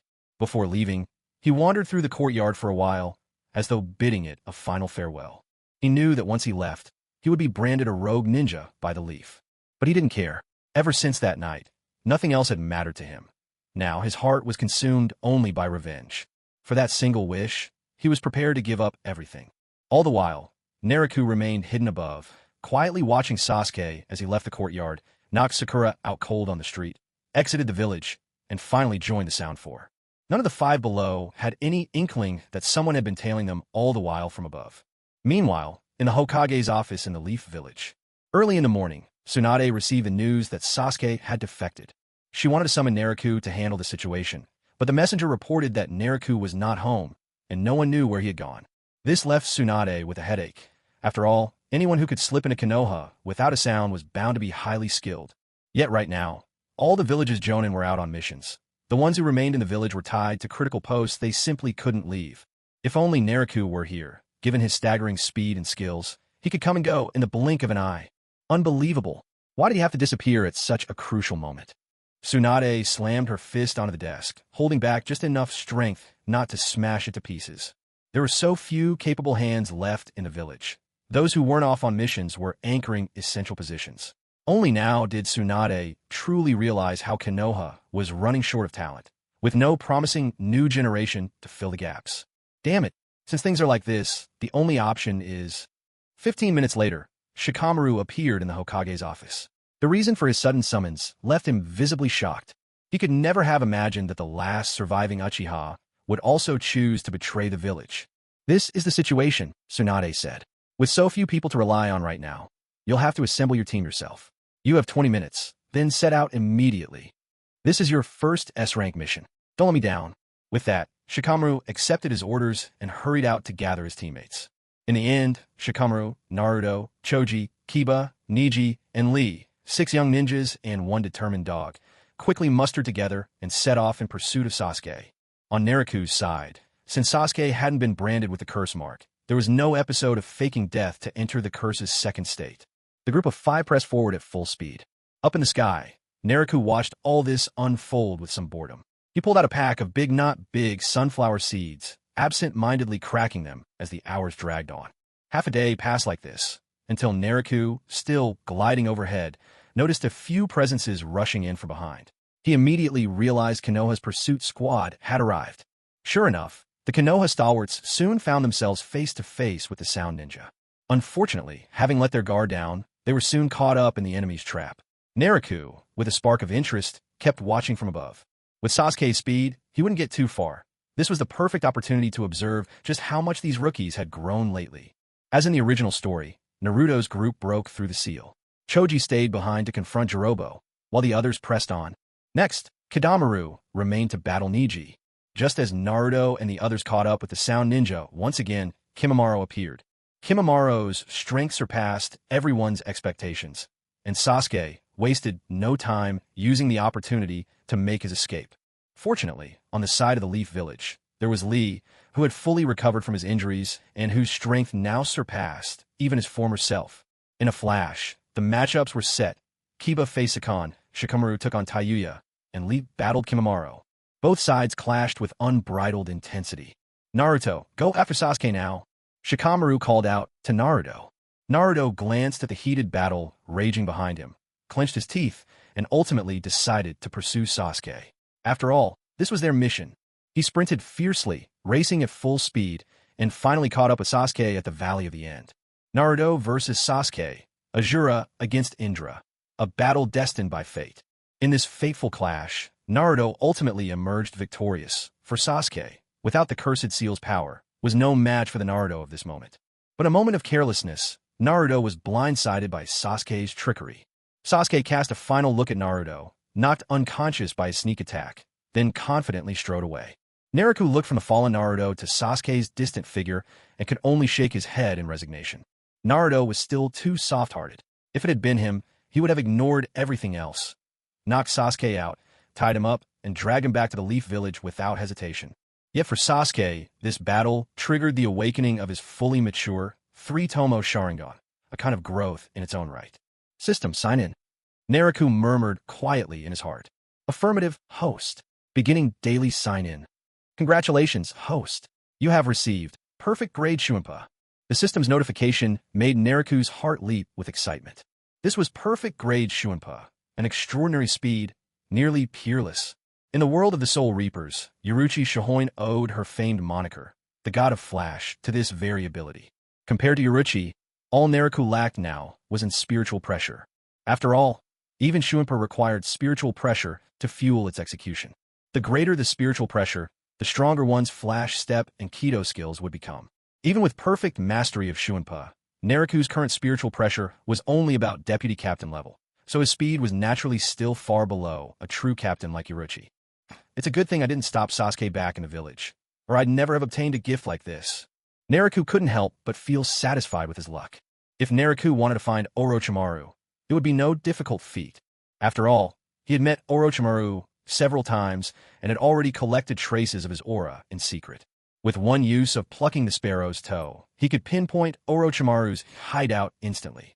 The real reason he let Sasuke escape was to see if this battle with Naruto would net him any valuable rewards. After all, the two were the reincarnations of Indra and Azura, spiritually entwined since ancient times. From the days of old, their destinies have been intertwined, and this battle, in this life, could rightfully be called their first true fateful duel. As expected, the results didn't disappoint Naruto. This battle's reward was a perfect grade Shuinpa. Naruto was in high spirits at this moment. He glanced at the retreating Sasuke. Let him run for a while. I can catch up any time. Then, he activated his Byakugan and saw Choji and Neji both lying on the ground, severely wounded and on the verge of death after vanquishing their foes. He looked further and caught sight of 3 Sand Shinobi, Gaara, and his teammates. Rushing to aid the Leaf, each locked in fierce combat with Kimimura's group. Naruto frowned slightly, then descended swiftly to land at the side of the unconscious Naruto. He grabbed the scruff of his neck and sped towards the severely injured duo. He reached Neji first, landing and picking him up in one hand, before hurrying over to Choji's location at lightning speed. Once he arrived, Naruto laid the 2 gravely wounded comrades side by side. Then, summoning the power of Palm Sage technique, he began to heal them, 1 hand for each. With the formidable healing abilities of this technique, the 2 were never in real danger. Moments later, signs of life began to return to both. Suddenly, Naruto's ears caught a sound. He turned to look behind him. Several masked figures, animal motifs gleaming, appeared instantly at his back. Naruto, it was Kakashi and several members of the NBU Black Ops, arriving on Tsunade's orders to support the team. These 3 are yours, Naruto said, gesturing to the fallen. I'll go check on the others. Understood. Seeing that Neji and Choji were out of danger, Naruto wasted no time and hurried off to the next battlefield. He soared up into the air, surveying the current situation from above. On Kiba and Shikamaru's side, Kankuro and Temari had arrived for support. They had each already dispatched their opponents. On Lee's front, though Gaara was there to aid him, Kimimura's strength was simply overwhelming. Even with Lee and Gaara fighting side by side, it was still a vicious, uphill struggle. Fortunately, Kimimura's body was failing him, unable to sustain the fight much longer. In Kimimura's final, desperate assault, Gaara's absolute defense managed to withstand the deadly attack and claim a narrow victory. Seems like everything here is under control. With all fronts secured and the battles won, Naruto's worries eased. He quickly gathered the grievously wounded and brought them back, beginning the healing process right away. As he healed them, Naruto turned to Kakashi and his team. Once I've stabilized everyone, you'll take the wounded back to the village. I'll go after Sasuke. Don't worry, I'll bring him home. Are you sure you can handle this alone? Kakashi asked, his voice tinged with concern.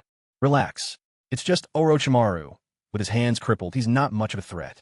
Noticing that Kakashi still seemed a bit uneasy, Naruto continued. Kakashi, it's been a long time since we sparred. Do you have any idea just how powerful I am now? A faint smile appeared at the corner of Naruto's mouth. You don't know, I don't know either. All I can tell is that I'm much stronger than before.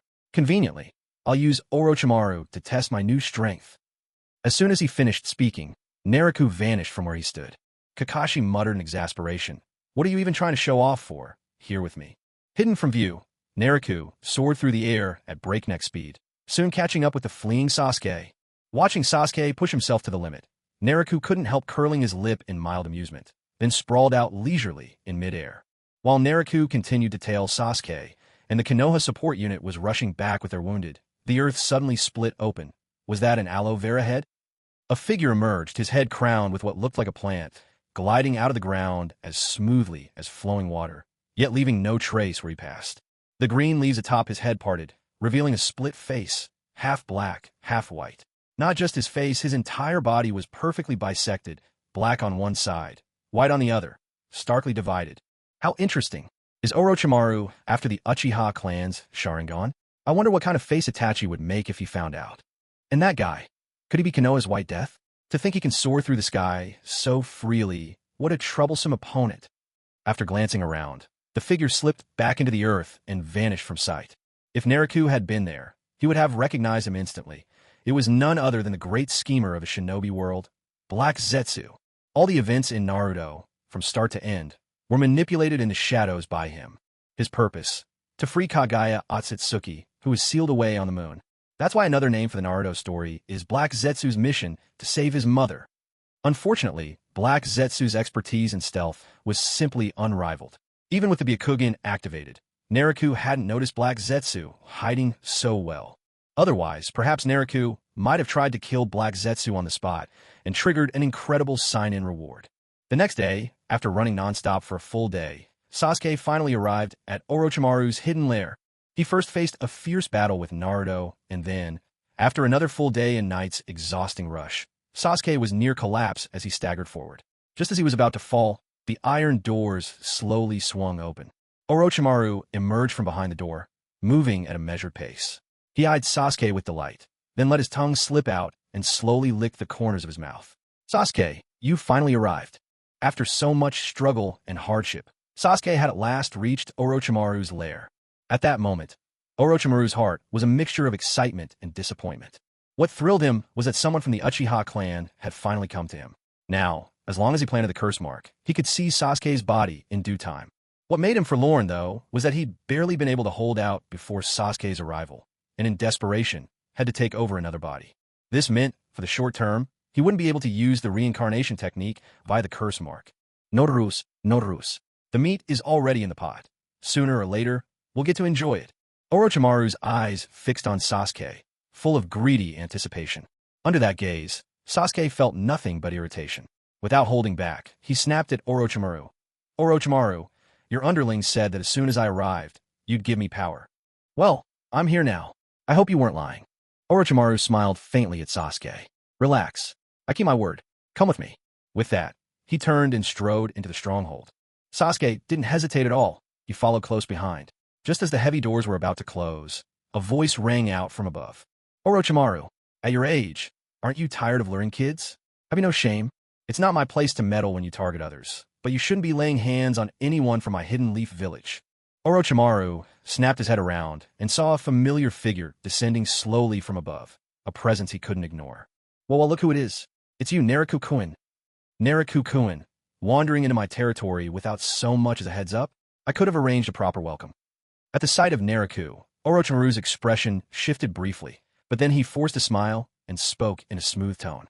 Nah, Naruto, big brother. Seeing Naruto, Sasuke's heart skipped a beat, an unexplainable panic surfacing inside him. Naruto ignored Orochimaru. His eyes swept coldly over Sasuke. A shinobi of the leaf, daring to betray your village. Who gave you the nerve? I'll deal with you later. The ever-proud Sasuke, so accustomed to arrogance, dared not talk back in the face of Naruto's admonishment. Orochimaru, if you'd simply stayed hidden here, I wouldn't have bothered with you. But of all the mistakes you could make, targeting Sasuke is the most foolish. After all, I promised Itachi I'd look after his little brother. At Naruto's words, Sasuke, who had been sulking with his head down, instantly looked up to meet Naruto's gaze. Big brother Naruto, did you say you promised him you'd look after me? What? What do you mean by that? A mixture of shock, anger, and confusion flashed across Sasuke's face. He was desperate to know the answer. Quiet. I told you. I'll deal with you later. Now move aside and sit tight. With a surge of spiritual pressure, Naruto conjured a long cord that bound Sasuke and flung him across the field, keeping him safe from the imminent battle, which was no place for Sasuke to be. All right, Orochimaru, the troublesome one is out of the way. You know perfectly well why I'm here. Let's skip the small talk. Show me everything you've got. Orochimaru glared at Naruto, cold fury burning in his eyes. Naruto's arrogant demeanor had truly provoked him. As one of the legendary Sannin, Orochimaru couldn't possibly tolerate being challenged at his doorstep by a mere youngster. Well then, boy, are you truly that confident in your strength? There are plenty of geniuses in the ninja world, but most of them end up dying before they've even had a chance to grow. Orochimaru licked the corner of his mouth, while Kabuto dashed straight into the stronghold. He was heading to release the prisoners locked up in the underground cells, planning to use them as fodder to wear down Naruto's strength first. You'll see my power for yourself soon enough. Naruto summoned his Zampakudo from the system space. With a swift motion, the long blade was drawn in an instant. Ever since Naruto's spirit pressure had reached the vice captain level, he no longer feared anyone discovering the existence of the system space. After all, so what if they found out? They still couldn't defeat him anyway. With his Zampakudo in hand, Naruto charged at Orochimaru, bringing the blade down with a powerful strike. Orochimaru's body twisted and contorted, moving with serpentine agility to evade the sweeping blade in a flash. Then, with a sudden motion, Orochimaru's head darted forward, his jaws snapping toward Naruto. Thud! Orochimaru's head crashed at high speed into the shield Naruto had conjured, producing a deep, muffled impact. His attack thwarted, Orochimaru immediately retreated, reaching up to rub his teeth. So the shield is that tough? Nearly cracked my teeth on it. The thought left Orochimaru muttering to himself in annoyance. At that moment, a flurry of footsteps echoed through the corridor as a crowd surged forth. These were Orochimaru's prisoners, people he called on as muscle when needed and used for experiments or discarded like trash when no longer useful. Years of torment at Orochimaru's hands had broken their wills. Whatever commands he gave, they obeyed without resistance, their spirits crushed utterly. A pack of lost souls, stripped of their dignity. Today, I'll end your suffering for good. Naruto gazed quietly at the horde of lifeless men charging toward him, his voice cold but resolute. Bones of beasts scattered like stars, spires, crimson crystals, wheels of steel. In motion, wind, at rest, the void. Lances clashing in sacred reverence. Heido number 63, Raikoho.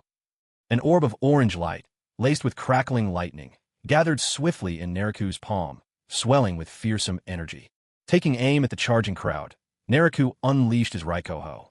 The explosions roared, wave after wave like missiles scouring the earth, relentlessly blasting the oncoming throng.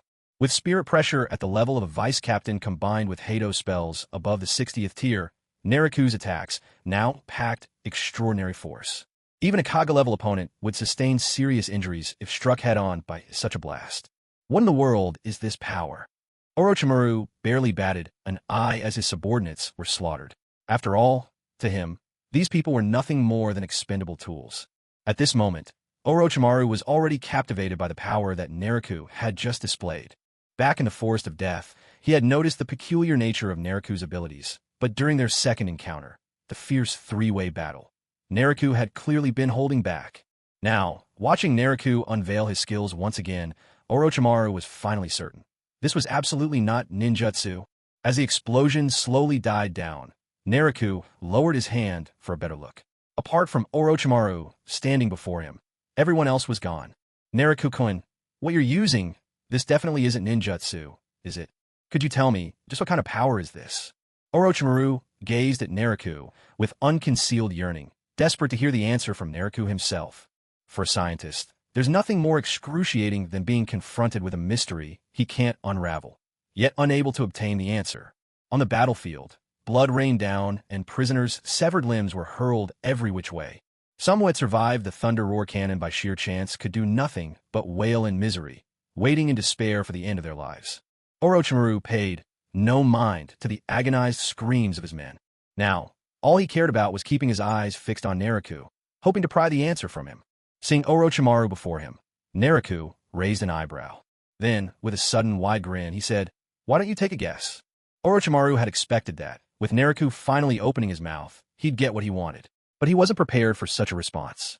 His expression darkened instantly. "Naruto-kun, if you won't tell me, then I'll just have to capture you and force it out of you myself." No sooner had he spoken than Orochimaru's pupils narrowed, locking on Naruto with predatory intent. Naruto, blade in hand, faced Orochimaru without a hint of fear. After all, he had come here looking for trouble. If he was afraid, he wouldn't have shown up. In fact, Naruto had fully expected Orochimaru to ask him this exact question. The Konoha ninja had long suspected that Naruto's powers were strange, clearly not ninjutsu. But for the longest time, the third Hokage had suppressed such inquiries, and with the Hyuga clan at Naruto's back, no one dared dig any deeper.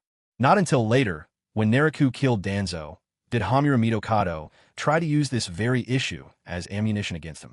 But Naruto had crippled Hamura with a single kick and then cut down Danzo, intimidating everyone into silence. Now, encountering someone like Orochimaru, obsessed with research, who suddenly faced something he couldn't explain, of course he wanted to get to the bottom of it. But just because you want to know, does that mean I have to tell you? What a joke. Naruto and Orochimaru were enemies now. There was no reason for Naruto to indulge him. And if Naruto ever did reveal his secret, it would be only after Orochimaru's death. Perhaps he'd whisper it to his corpse. Both sides squared off, postures tense. At that moment, the atmosphere on the field was electric, tension thick with an aura of imminent violence. Across the deserted ground, Naruto stood face to face with Orochimaru. Around their feet, scattered remains of bodies lay strewn across the earth. A gust of wind swept through, stirring up the dust and sand on the ground, sending Naruto and Orochimaru's robes flapping sharply in the breeze. In the distance, Sasuke, who had been hurled aside by Naruto, climbed atop a tall stone pillar and looked out toward the confrontation. Even from that far away, Sasuke could feel the icy killing intent radiating from the field. Involuntarily, he swallowed hard, anxious and on edge. Just then, the two combatants moved. Orochimaru was first to attack, launching into battle with his signature hidden shadow, snake hands technique. Such a petty trick. With a swift swing of his blade, Naruto severed several giant snakes, each as thick as a man's arm. In the next instant, he used a flash step to appear behind Orochimaru, and with one clean strike, split him in two. Naruto, having succeeded in his initial move, did not celebrate. He knew full well that Orochimaru would never be so easily killed. And sure enough, the Orochimaru that had been sliced in half dissolved instantly. A decoy. In the very next moment, Naruto swung his blade behind him to parry an attack. The clang of steel, Naruto's Zampakudo collided with Orochimaru's Kusanagi sword, iron striking iron with a forceful clash. After a single exchange, the two instantly broke apart. In just a fleeting instant, they had exchanged several blows. If a regular high-ranking ninja had been standing in their place, it would only have taken a single move to meet their end. Impressive, Naruto. I can sense that you're much stronger now than when we fought in the Forest of Death, Orochimaru commented. Back then, you'd barely begun to touch the edge of Kage-level power. Now, you've reached it, firmly and without question. Though Orochimaru's words were full of praise, inwardly, he felt a mounting pressure. After all, Naruto had come today to challenge him, and the stronger Naruto was, the more dangerous Orochimaru's situation became. Well, I had no choice, Naruto replied with a flicker of smile. You're one of the fabled Sannin. Not long ago, you even killed Konoha's third Hokage. If I had no confidence, I wouldn't have dared to come challenge you, would I? Orochimaru's expression darkened. He extended a finger, bit into it, and began weaving hand seals at high speed, preparing to summon his snake ally. I won't give you the chance. Seeing Orochimaru about to summon Manda for assistance, Naruto refused to let things proceed so easily. With flawless mastery of flash step, Naruto shot forward with astonishing speed, appearing before Orochimaru in an instant. What? Orochimaru had anticipated Naruto would be swift, but he hadn't expected him to be that fast. At this crucial moment, he was only halfway through forming the seals. Desperately, he darted backward, trying to evade the assault. But he couldn't outpace Naruto. Naruto's long blade slashed across his chest, leaving a deep wound and a burst of blood. Summoning Jutsu. Orochimaru gritted his teeth, forcing himself to bear the pain as he swiftly completed the last few hand seals, then slammed his palm onto the ground. With a thunderous burst, a massive cloud of white smoke billowed out at Orochimaru's feet, instantly engulfing both him and Naruto within its swirling haze. Naruto's feet shifted as he swiftly retreated, moving far back to escape the choking mist. As the smoke cleared, a gigantic purple serpent appeared at the center of the stage, with Orochimaru standing imposingly atop its head. Orochimaru, you've been summoning me a little too often lately. You keep interrupting my sleep time and time again. This time, after we're done, you'd better offer me 200 sacrifices, or I'll kill you myself. Manda wasted no time roaring at Orochimaru the moment he materialized. Watching from the side, Naruto found the scene wildly amusing. A summoned beast daring to bargain. No, threaten the one who called it forth? If he were in Orochimaru's place, he'd make sure his summoning beasts learned respect before anything else. Fine, anything you want. But for now, help me deal with this one. Be careful, he's a tough opponent. Orochimaru accepted Manda's demands without hesitation. Surviving this ordeal came before all else. From Naruto, he could feel the chilling omen of death. One wrong move today, and he might actually die. So it's just this kid? Orochimaru, you're getting soft. Watch me devour him in one bite. Sizing up the small figure of Naruto, Manda clearly regarded him as a trivial threat and, without warning, lunged straight at him. Oomph, you overgrown worm. You dare act up before me? I'll slice you apart and turn you into barbecue. Roar divine retribution.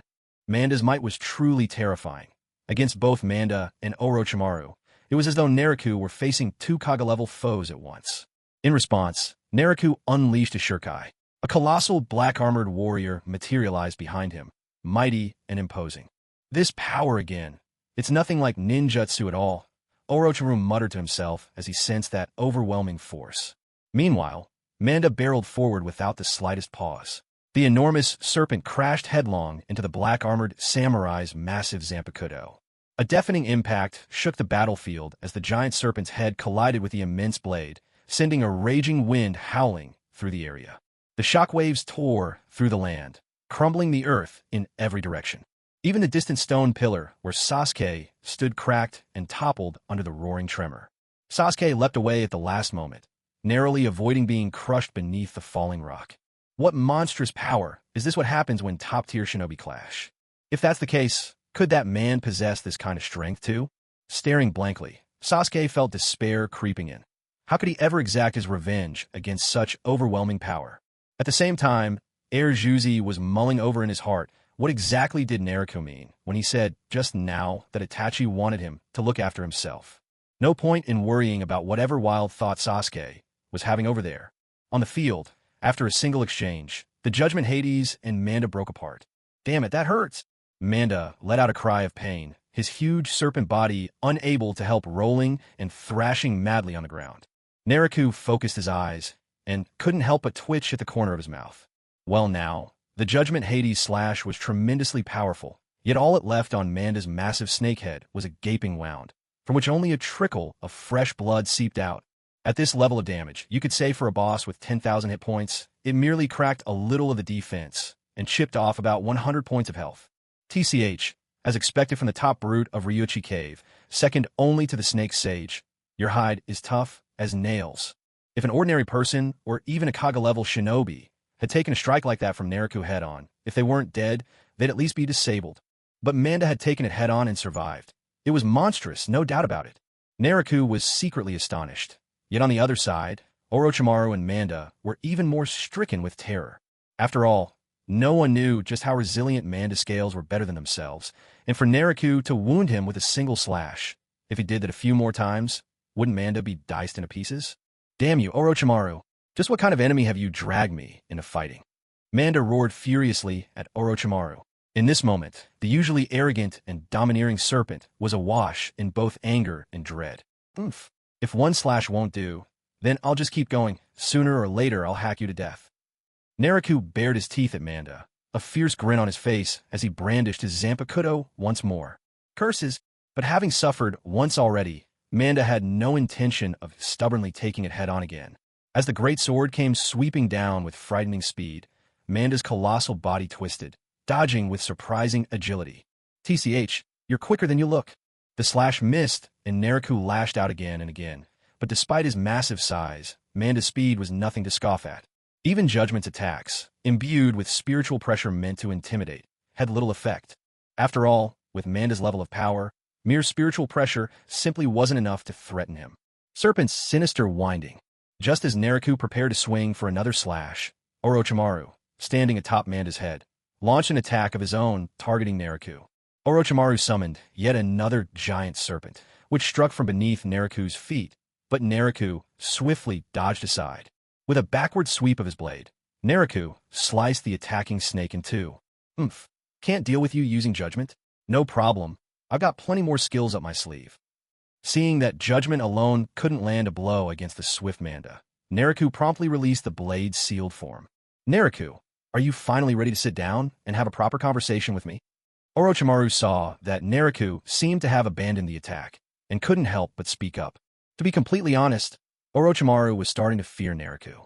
If they could resolve things peacefully right here, he wouldn't mind swallowing his pride. Negotiate? In your dreams. Pierce him, spear of the divine. Naruto aimed his Zampakudo directly at Orochimaru. In that instant, Orochimaru could feel the threat of death looming over him. In a flash, Orochimaru leapt from Manda's head, using the giant serpent's massive body to hide himself. That's useless, Byakugan. Naruto activated his Byakugan, but... I can't see. Naruto hadn't expected that the scales on Manda's body could actually block the perception of his Byakugan. In that case, I'll just fire at will. With that, his Zanpakuto transformed into the divine spear and shot out in an instant. What had been aimed at Orochimaru shifted in a heartbeat. The attack was now directed at Manda.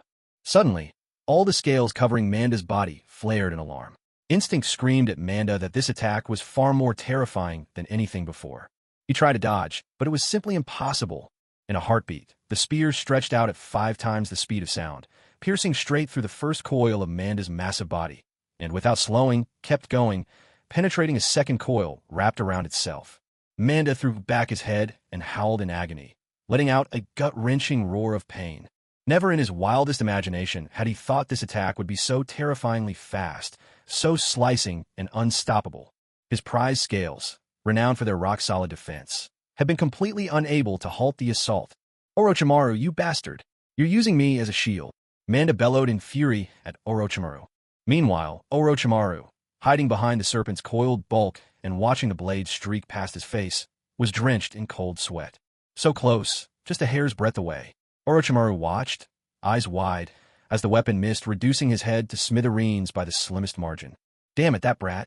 How has he grown so powerful since I last saw him? Orochimaru gritted his teeth, frustration and unwillingness written all over his face. In another swift motion, Naruto retracted the divine spear, then leveled his hand right at Manda's head. Compared to the wide swathes of destruction wrought by his heavenly retribution, the divine spear's piercing power was even more formidable. Every ounce of energy focused at the razor-sharp tip, perfect for opponents with overwhelming defense. Its armor-piercing effect was nothing short of phenomenal. No, please, spare me. I'll leave right now. I want nothing to do with your fight. Realizing Naruto was about to strike a death blow at his head, Manda instantly caved, panic written across every scale.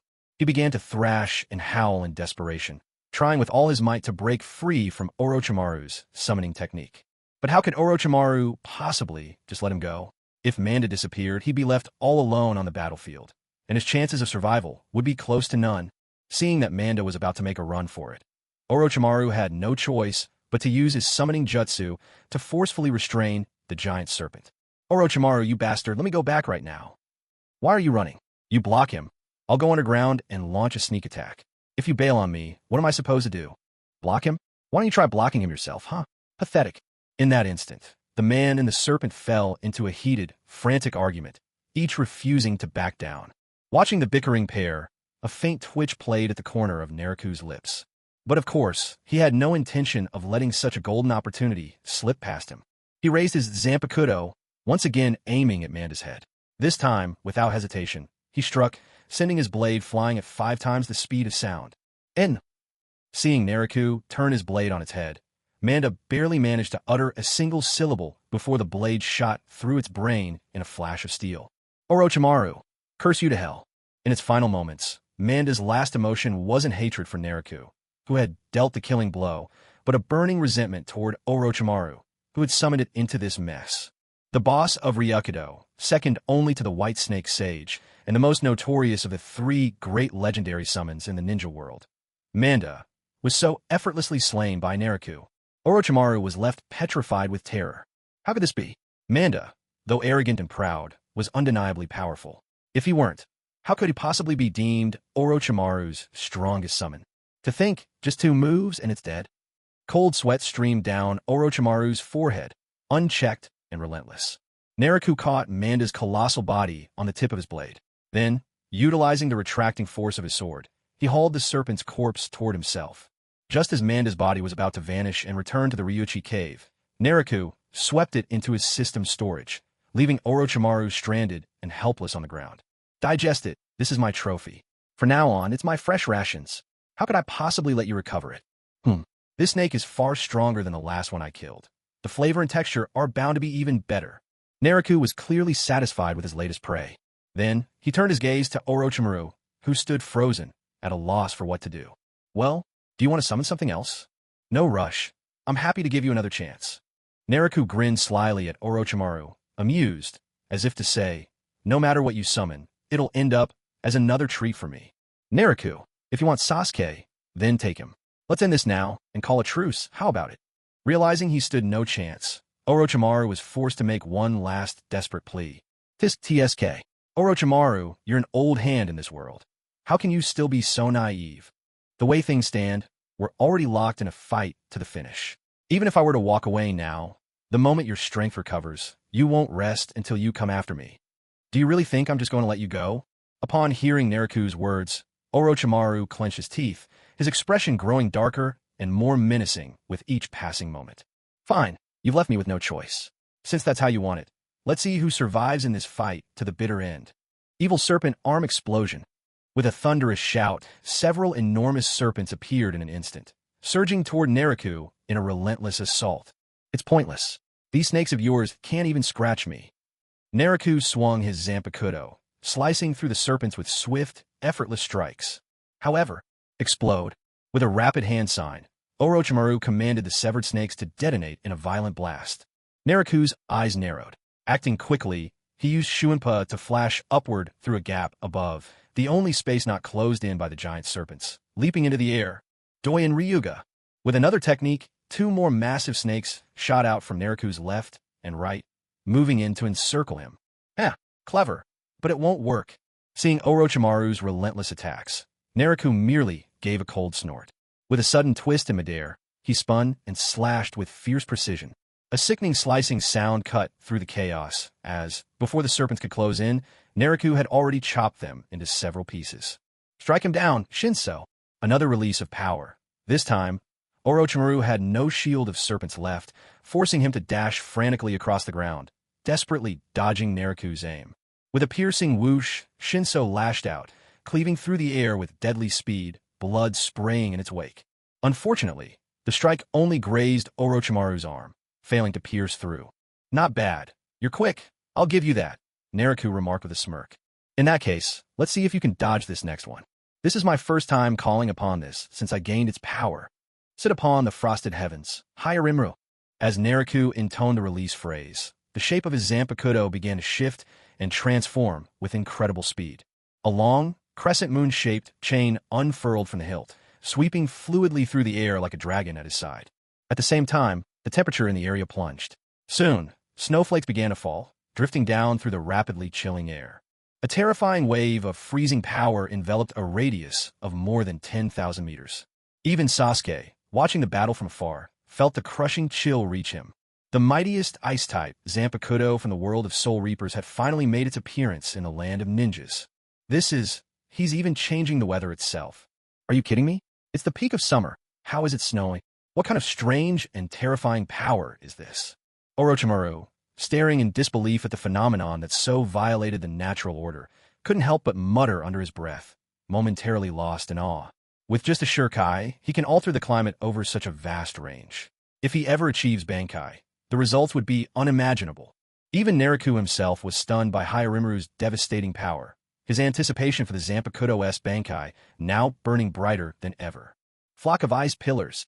Taking advantage of Orochimaru's moment of stunned hesitation, Naruto showed no mercy and unleashed the power of Hyarimru's initial release without hesitation.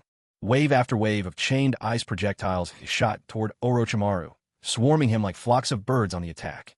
Damn it, first Rashomon. Facing the oncoming barrage, Orochimaru hurriedly summoned a Rashomon gate for defense. A thunderous barrage of icy blasts smashed against the Rashomon. Ultimately, the gate was overwhelmed by the biting cold, and under the relentless onslaught, it shattered into pieces. Hyarimru's true terror lies in its absolute zero temperature. While its destructive force isn't quite as high as Zangetsu's, its chilling power is unmatched. That's why, last time, Naruto was able to cut through 3 Rashomon gates in one blow with Zangetsu, but now, Wielding High-Rimuru, he could only shatter a single gate with great effort. Naruto moved in an instant, appearing right in front of Orochimaru. Orochimaru managed to parry once with his Kusanagi sword, but he was sent flying by the forceful strike. Ice Dragon Tail Whirl. As Orochimaru was knocked back and sent stumbling, Naruto immediately followed up with another move. A vast fan-shaped stretch of ground, over 100 meters ahead, was instantly transformed into a frozen wasteland. Orochimaru's legs were caught, trapped fast in the solid ice. Orochimaru pulled with all his strength, but his legs wouldn't budge an inch. Shed skin. Seeing Naruto bearing down with another fierce swing, Orochimaru quickly shed his skin, spitting out a new version of himself for a desperate escape, leaving nothing behind but an empty snake skin. Ice Dragon Tail Whirl, Ultimate Sky Cut. Orochimaru had thought this move would be the same as before, merely freezing a large area. So, he tried to flee as far as he could. But to his surprise, as soon as Naruto pointed the tip of his blade at him, the frozen zone surged forward, racing straight for his retreat. Left with no choice, Orochimaru was forced to keep running for his life. Perhaps seeing that the speed of the ice couldn't quite catch up, Naruto's blade at last paused and the pursuit ceased. Breathing hard, Orochimaru realized that since the start of the battle, he had been forced back every step, utterly on the defensive, powerless to fight back. No, I have to find a way out of here, he thought desperately, or I really will die here. A flicker of panic crossed Orochimaru's eyes. Try to run? Too late for that. Reading Orochimaru's thoughts, Naruto let a sly, mocking smile curl at the corner of his lips. Sixfold frozen barrier. In that instant, 6 beams of icy light flared to life around Orochimaru, encasing him in solid, crystalline ice. What? Orochimaru's face twisted in disbelief as the freezing grip took hold. The sixfold frozen barrier, a formation that plants 6 freezing points in the ground, trapping anyone caught within in solid ice. When Naruto had pressed his assault with wave after wave of freezing attacks, he had already set up these icy points, quietly encircling Orochimaru without being noticed. After Orochimaru halted his steps, he was instantly caught in an array as 6 seals activated at once, freezing him in place. Orochimaru was actually defeated by brother Naruto, just like that. From a distance, Sasuke watched in astonishment as Naruto encased Orochimaru in ice, disbelief written all over his face. Back when he first encountered Orochimaru in the Forest of Death, Sasuke hadn't even known who he was. But after so much time had passed, he had long since learned of Orochimaru's identity from others. One of the legendary Sannin, disciple of the 3rd Hokage, genius ninja of the leaf, he carried so many titles. Not long ago, he had even masterminded the destruction of the hidden leaf and personally slain the 3rd Hokage. Understanding Orochimaru's terrifying strength was precisely why Sasuke had defected from the leaf to seek him out. Yet, this same Orochimaru, whose power seemed bottomless in Sasuke's mind, and in whom he had pinned all his hopes for revenge, was completely outmatched by Naruto from the very start. Then, just how terrifying must Naruto's strength be? At that moment, Sasuke couldn't help but recall what Naruto had told him before the fight. I'll deal with you later. Cold sweat broke out instantly across Sasuke's body, even in that freezing air. At most, brother Naruto will just rough me up a bit. He probably won't kill me, right? At this instant, our dear second pillar was truly panicking inside. Meanwhile, as Naruto gazed at the frozen Orochimaru, he didn't move forward. Instead, he spoke up. All right, drop the act. You're a snake. Hibernating in the cold is second nature to you. A little while and there won't kill you. And don't even think about luring me in for a sneak attack. That trick's not going to work on me. As Naruto finished speaking, fine cracks began to snake their way across the huge block of ice trapping Orochimaru. Crack, crack, crack. With a resounding crash, the ice shattered completely. Inside stood Orochimaru, now transformed into a colossal serpent with 8 heads and 8 tails, towering nearly 100 meters high. So this is Orochimaru's strongest and final technique. The 8-forked serpent, staring up at the monstrous snake, overwhelmingly powerful and terrifying in appearance. Naruto licked his lips, a trace of excitement gleaming in his smile. Naruto, you little brat, this is all your fault. Orochimaru's voice rang out, seething with hatred. At the same time, the 8-headed serpent's massive body writhed madly, surging toward Naruto with crushing force. Everything in the path of this monstrous serpent was ground to dust beneath its weight. Naruto responded by unleashing a barrage of ice pillars, their tips sharp as flocks of birds, hurtling toward the colossal serpent. And yet, This time, the attack had little effect. Ice projectiles burst across Orochimaru's hide, but none managed to break through his formidable defense. Even the ice connecting their bodies crumbled away, falling from Orochimaru under his writhing movements. How interesting, this is truly fascinating. Naruto's excitement soared. This was exactly the kind of battle he had longed for. Bakudo 63, Chain Binding. Bakudo 75, Iron Pillar Convergence. Massive iron chains manifested in midair, swiftly winding around Orochimaru's enormous form. Immediately after, colossal iron pillars appeared above, crashing down to pin Orochimaru firmly to the ground. Two high-level binding spells, even when forsaking the traditional incantation, still left Orochimaru completely immobilized for the moment. Orochimaru, next I will unleash one of the most powerful techniques I possess.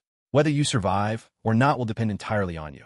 Dark waves of filth, vessel of madness, boil, numb, flicker, unending vigil. Even the princess of steel rusts, the golems crumble. Gather, confront, saturate the earth until all realize their helplessness. Heido 90, Kuro Hitsuji, Black Coffin. As Naruto chanted the incantation for the 90th destructive spell, Orochimaru began thrashing violently upon the ground. He didn't know exactly what Naruto was planning, but his instincts screamed at him, "Danger, mortal danger." Desperately, Orochimaru shattered the chains and iron pillars restraining him, each one breaking apart and scattering into glimmering fragments under his frantic struggle. The moment he broke free from the very last iron pillar and tried to escape, Naruto's chant reached its end. A massive black, coffin-like prism materialized, trapping Orochimaru inside, like a gigantic obsidian sarcophagus sealing him away. Within those shadowy walls, Orochimaru's scales bristled. He could feel the presence of death closing in. In the next heartbeat, countless shadowy blades erupted within the black coffin, slicing through Orochimaru's defenses as though his scales were mere paper, piercing him thousands of times in an instant. A guttural wail echoed from within, a chorus of slashing, slicing, and the sort of howl that crawls along the spine, chilling the blood. Far off, Sasuke heard Orochimaru's anguished cries, and his own face drained of all color. Big brother Naruto. He wouldn't use something like that on me, would he? Even a mighty Orochimaru was reduced to this horrifying state. Sasuke couldn't help but tremble uncontrollably. At that moment, deep regret gnawed at his heart. If he had known Naruto was so powerful, why had he ever sought out Orochimaru? He should have just asked Naruto to teach him how to grow stronger. Now look at him, just waiting to get beaten again when he returned. Orochimaru's tormented screams seemed endless. As long as the black coffin remained, so too would the agony within. After a while, the cries stopped. With a wave of Naruto's hand, the black coffin dissolved and faded away. Naruto's own face had turned a shade pale, evidence of the toll such overwhelming spiritual energy had taken on him. By now, he had unleashed a multitude of offensive skills in battle, and in the end, finished with number 90 Kuro Hitsuji, Black Coffin, draining his spiritual energy to the extreme. Fortunately, the fight was already over. Naruto glanced at Orochimaru. At this moment, all 8 of Orochimaru's serpent heads lay limp on the ground, motionless. His once snow-white, serpentine body was now drenched scarlet with his own blood. Naruto probed the air and was certain. All traces of life had completely faded from Orochimaru. This came as no surprise to Naruto. After all, Black Coffin ranked among the highest-tier Kido spells, renowned for their overwhelming power. What's more, Naruto's Kido abilities were especially tailored to target soul-based beings, Shinigami and Hollows alike. As for someone like Orochimaru, who had repeatedly used forbidden techniques of soul transference to inhabit new bodies, his soul had long been riddled with wounds and fractures. Now, confronted with attacks that not only targeted the flesh but struck directly at the soul, he met his end even swifter than most would. "It's over, Orochimaru." Looking down at Orochimaru's corpse, Naruto couldn't help but sigh with mixed feelings. One of the legendary Sannin, the man who slew the 3rd Hokage, had perished by his own hand. It was Naruto's first true battle since becoming a Kage-level powerhouse, and he had faced none other than Orochimaru, one of the 3 Sannin. Although Naruto hadn't unleashed all his techniques in this battle, he had indeed given it 90% of his effort. But why not 100%? After all, Naruto had yet to reveal his trump card, Reverse Sweep. In terms of raw destructive power, Reverse Sweep might not compare to Hyarimuru, but for sheer trickiness, nothing could surpass it. Unless one happened to know the activation condition and subsequent form of attack for Reverse Sweep. Otherwise, once ensnared, the outcome was inevitable. Death at Naruku's hands was all but guaranteed. Naruto had long decided to reserve the initial release of Reverse Sweep as his ultimate card, never to be revealed except at the most critical moment. In the end, this battle, a clash certain to shake the shinobi world, culminated with Naruto's victory and Orochimaru's demise. With a deep breath, Naruto exhaled and swayed slightly, quickly steadying himself. He had burned through a tremendous amount of spiritual pressure in this fight. Casting so many techniques in succession had pushed even someone with his immense reserves to the brink of exhaustion. Still feeling slightly dizzy, Naruto couldn't care less about appearances and simply sat down hard on the ground. Casting a glance towards Sasuke in the distance, he spoke coldly, "Get over here." Sasuke, hiding far away, felt a chill run down his spine the moment Naruto's gaze fell upon him. Yet he dared not pretend not to hear. Hesitating, he started to approach Naruto step by step, wary and cautious. "Move it. Stop dawdling around like some old lady." Seeing how slowly Sasuke advanced, Naruto couldn't help but snap at him. Seeing that Naruto seemed to be getting angry, Sasuke shrank his neck in fear for an instant, then quickly ran toward him. "Big brother Naruto." Sasuke stood in front of Naruto, hesitating, the words catching in his throat. "So your wings have grown strong now, huh? Who gave you the nerve to think you could betray the hidden leaf?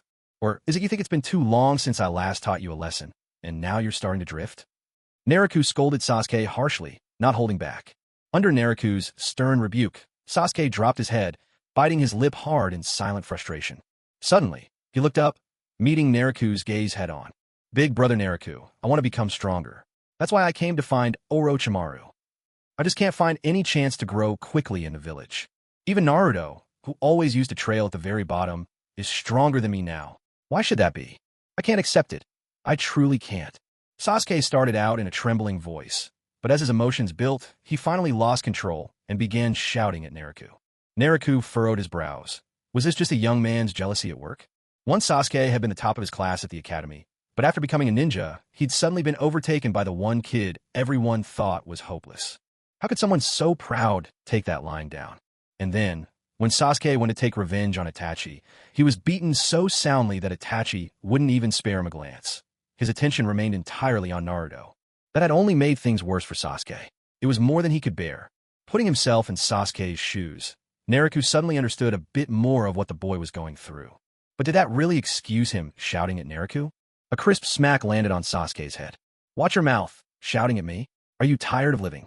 That sudden slap brought the nearly unraveling Sasuke crashing back to reality. Rubbing his head where the sting still lingered, he lowered his gaze and fell silent again. What's the cure for a disobedient child? 9 times out of 10, it's giving them too much leeway. A good scolding tends to solve most of it.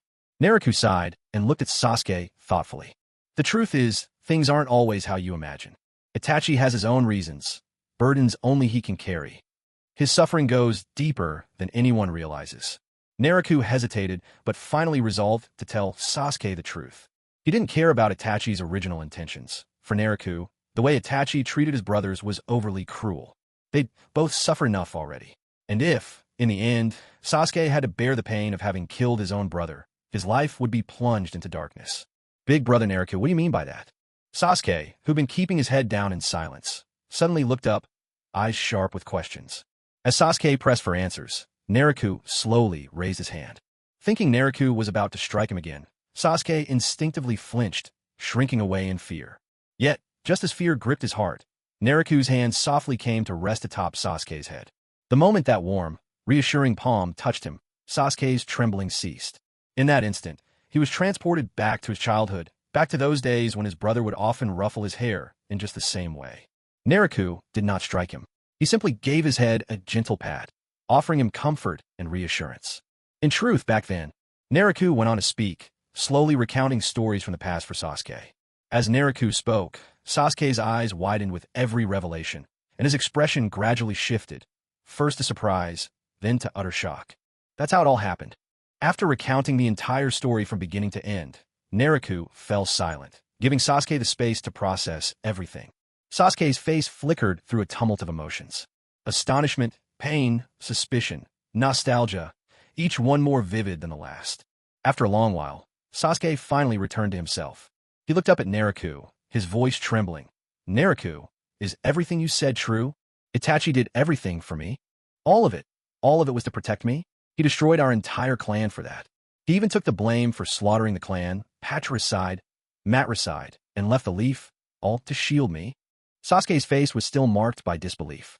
It's true. That's the reality of it. Everything Itachi did was for you. No matter how powerful the Uchiha clan was, if they rebelled, they'd face the entire force of the leaf. The outcome was always going to be defeat. Even the third Hokage and his advisors had long since picked up on the Uchiha's secret actions. Your brother never supported the clan's attempt at a coup. When the third approached him, he struggled with the decision for a long time. But in the end, he agreed to wipe out the Uchiha. He did it, firstly, to preserve the honor of the Uchiha, so that after the inevitable defeat, they would not be branded as traitors. And secondly, to protect you. Itachi struck a bargain with the Hidden Leaf's leaders. He would take all the blame for the massacre on one condition: your safety, so you would be allowed to live on in the leaf. That night, I happened to witness what took place. After knocking you unconscious, Itachi didn't harm you further. Instead, he entrusted your care to me. Otherwise, why do you think he ever let you survive? Overwhelmed by Nariku's words, Sasuke couldn't hold back. He cried out in pain, tears streaming down his face. All these years, had he been blaming his brother unjustly? When Nariku finished his story, he simply sat quietly beside Sasuke, leaving him to grieve and vent his sorrow. Watching the crying boy before him, a rare hint of compassion flickered across Nariku's face. Now, Sasuke, who was only 12 years old, would, in my previous life, be just a sixth grader in elementary school. It should have been a carefree time, yet Sasuke was already carrying burdens of pain that most people could never bear. After a long while, Sasuke's emotions finally began to settle. He raised his arm, wiped the tears from his cheeks, and then turned to Nariku. Big brother Nariku, please teach me how to become stronger. I used to think Orochimaru was an incredibly terrifying force, but he was defeated by you, Nariku. You're even stronger than he was. Please, help me grow stronger. Sasuke looked at Nariku with unwavering determination. Oh, even after knowing the full truth, you still insist on becoming stronger. Nariku regarded Sasuke with a note of surprise. Yes, I want to be strong, but not to kill Itachi. I want to defeat him and then demand, face to face, why he deceived me. More than that, I want to become strong enough to protect him. Hearing Sasuke's reply, Nariku broke into a pleased smile. Not bad. When we return to the village, come find me after you've rested. I'll train you. But don't come crying if the training's too tough. No quiting fafwa. Relieved and heartened by Nariku's agreement, a faint smile tugged at Sasuke's lips as he spoke with a trace of pride. Humph. If I were to give up halfway, I wouldn't be worthy of the Uchiha name. Nariku shook his head slightly and chose not to respond to the proud boy, instead turning his attention to Orochimaru's corpse. Once Orochimaru had transformed into his true white phosphorus serpent form, his body was immense, hundreds of meters long. His lifeless remains sprawled out like a mountain of flesh. What a massive pile of meat. Would make a fine barbecue, if only the thought that it's Orochimaru puts me off my appetite. TCH, what a waste. Such a shame. Besides, who even knows if Orochimaru is truly dead? In the original story, that one was almost impossible to kill. Nariku peered at the corpse, thoughts swirling silently in his mind. But for the moment, there was little else he could do. As for other possible means Orochimaru might use to resurrect himself, Nariku couldn't guard against them all. Way of Destruction number 54, Waste Flame. After resting a bit, his energy finally restored enough. Nariku summoned a blazing red disk of fire into his hand and hurled it at Orochimaru's serpent carcass. With a thunderous boom, flames burst forth upon contact, erupting into a blazing inferno. That tremendous, mountain-sized body, under the devastating effect of waste flame, burned for a full 10 minutes before it was reduced to nothing but ash. Nariku and Sasuke stood in silence, watching the body of Orochimaru gradually consume itself in the fire, until at last the final flicker of flame died out on its own after finishing the job. Nero nodded to himself in satisfaction. Fisk, even after I kill someone, I still bother to collect their body so they won't be left exposed to the wild. You rarely see someone as considerate to their enemies as I am. Sasuke, standing nearby, couldn't help but roll his eyes when he heard these words. So, you kill people, scatter their ashes, and you expect them to thank you for it? Of course, Sasuke only dared to think this in his heart. He wouldn't say it out loud.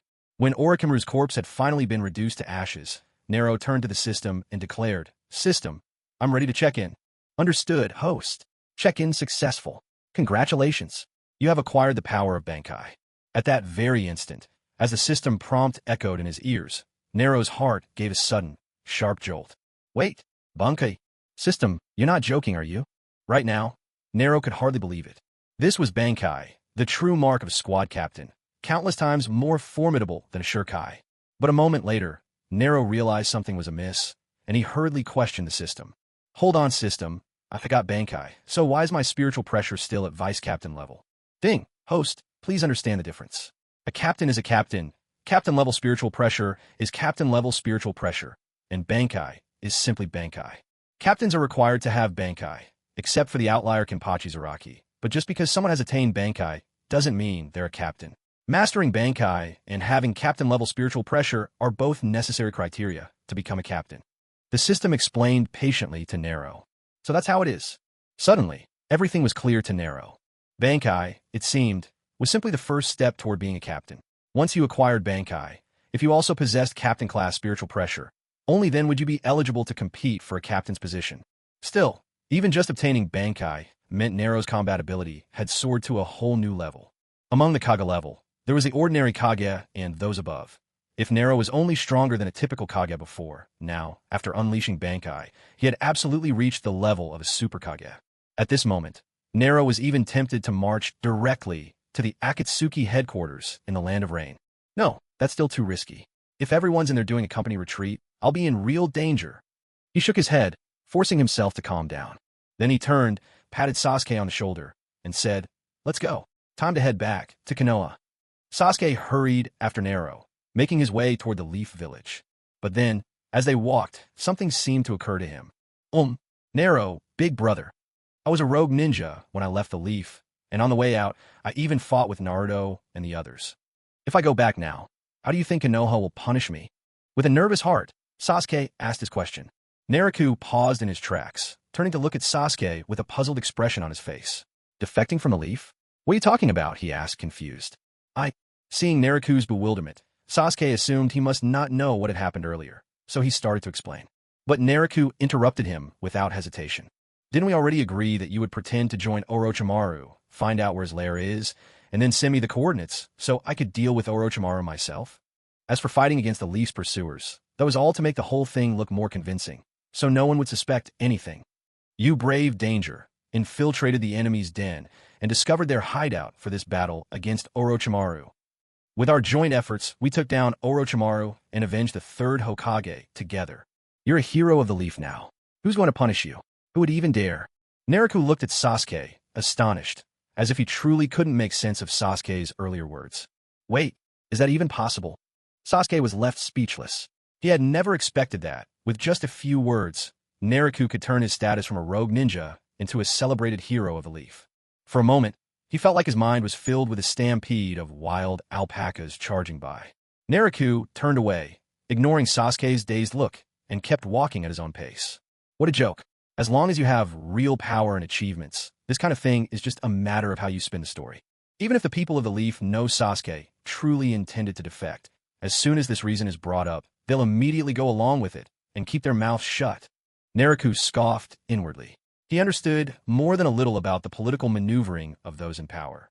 Still, why do I feel like I'm forgetting something? There was a faint nagging feeling that he'd missed some detail, but after thinking for a while and coming up empty, he shrugged it off and let it be. Several hours after Naraku and Sasuke left, a figure in glasses crept back onto the scene. It was Kabuto, who had slipped away earlier when things took a turn for the worse. He stared at the heap of ash where Orochimaru had been incinerated, shock etched across his face. Lord Orochimaru, actually dead, just like that. Quickly regaining his composure, he entered the hideout from a side entrance, gathered up a pile of belongings from inside, and disappeared into the distance. Once Naraku had recovered some of his energy, he grew impatient with Sasuke's sluggish pace. Without hesitation, he performed the sky dancing technique and carried Sasuke straight back to the Leaf by air. While the trip out had taken Naraku a full day and night tailing Sasuke, their return journey, thanks to his speed, took only 2 hours. When the two of them arrived at the gates of the Hidden Leaf, it was just in time for lunch. Come on, let's go report to Tsunade first, then find a place to get something to eat. Naraku and his companion entered the village, exchanging a friendly greeting with the guards. The ninja on duty returned their smiles. At this point, only the higher-ups and the members of the pursuit team knew about Sasuke's defection. So, when others saw Sasuke, no one found it especially unusual. In this way, the two of them made their way straight to the Hokage's office. Before they could even open the door, Tsunade's booming voice could be heard from within. To this day, there's still not a single trace of Uchiha, Sasuke. Damn it, keep sending more people after him. Naruto chuckled lightly and pushed open the door, stepping inside. Lady Tsunade, have you had anything to eat yet? Hey, looks like everyone's here.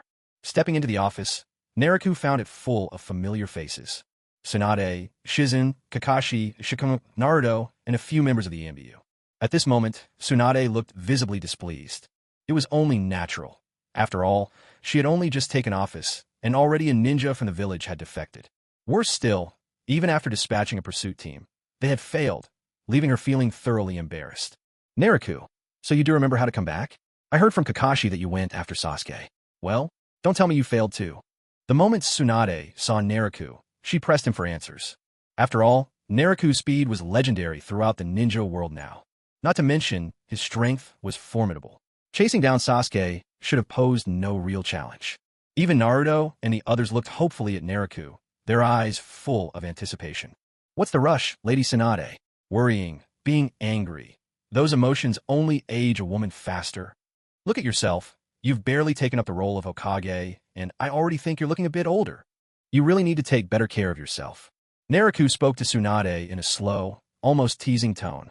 Seriously? Is that true? On hearing this, Tsunade immediately fished a mirror out of her desk drawer and checked her reflection. Suddenly, her hand froze mid-motion. She turned and shot a glare at Naruto. You brat, quit dodging the question. I asked you, what about Sasuke? Naruto shrugged. Do you still not trust me to handle things?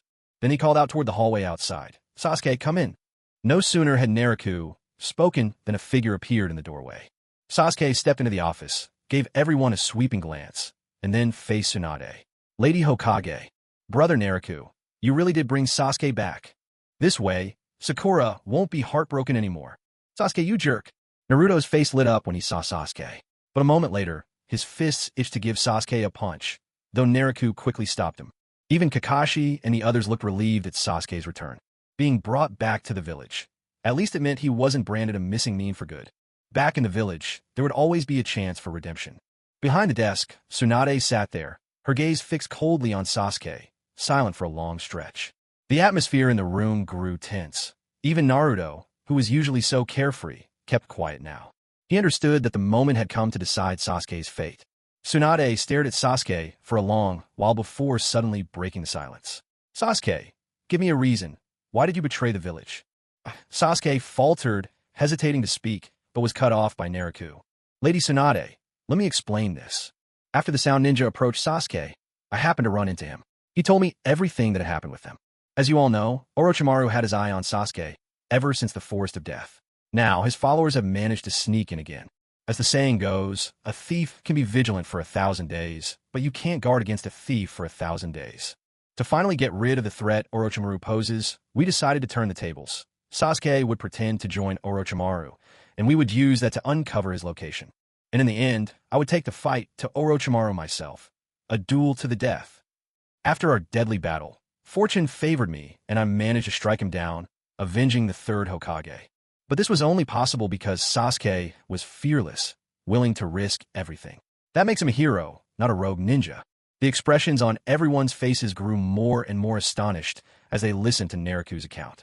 Especially when they heard that Orochimaru had been killed. Mouths fell open in amazement. Even Tsunade stared at Naruto in complete disbelief. Meanwhile, standing behind Naruto, Sasuke noticed all eyes turning to him from time to time, and an embarrassed blush crept across his face. Sasuke, being proud and stubborn, had rehearsed the story beforehand, but telling a lie with a straight face was still too much for him. So Naruto simply carried the story forward himself. Naruto, are you serious? Even knowing Naruto wouldn't joke about something like this, Tsunade couldn't help but question him again. After all, the story sounded too fantastical to believe. What would I bother joking for? Here, look. This is Orochimaru's Kusanagi sword. Take a look for yourselves. With that, Naruto casually drew out the Kusanagi sword, tossing it in front of everyone. He'd picked up the sword after defeating Orochimaru. He had no use for it, but just discarding it would be a shame. With a heavy thud, the Kusanagi sword plunged straight into the wooden floor, its sharpness on full display. No doubt, that is indeed Orochimaru's Kusanagi sword. After so many years as old friends and rivals, Tsunade recognized Orochimaru's weapon at a glance. Even his strongest weapon had ended up in Naruto's hands. This time, it truly seemed like Orochimaru was finished for good. Tsunade, for a moment, couldn't quite figure out how she should feel about it all. Haha, that's awesome, Sasuke. So you never really defected. The whole thing was just an act. Naruto dashed straight up to Sasuke, his joy making him leap with excitement. When Sasuke saw Naruto, his face flushed red, and he quickly turned away. As for Kakashi and Shikamaru, both stood back, eyes sharp and scrutinizing as they watched Naruto and Sasuke.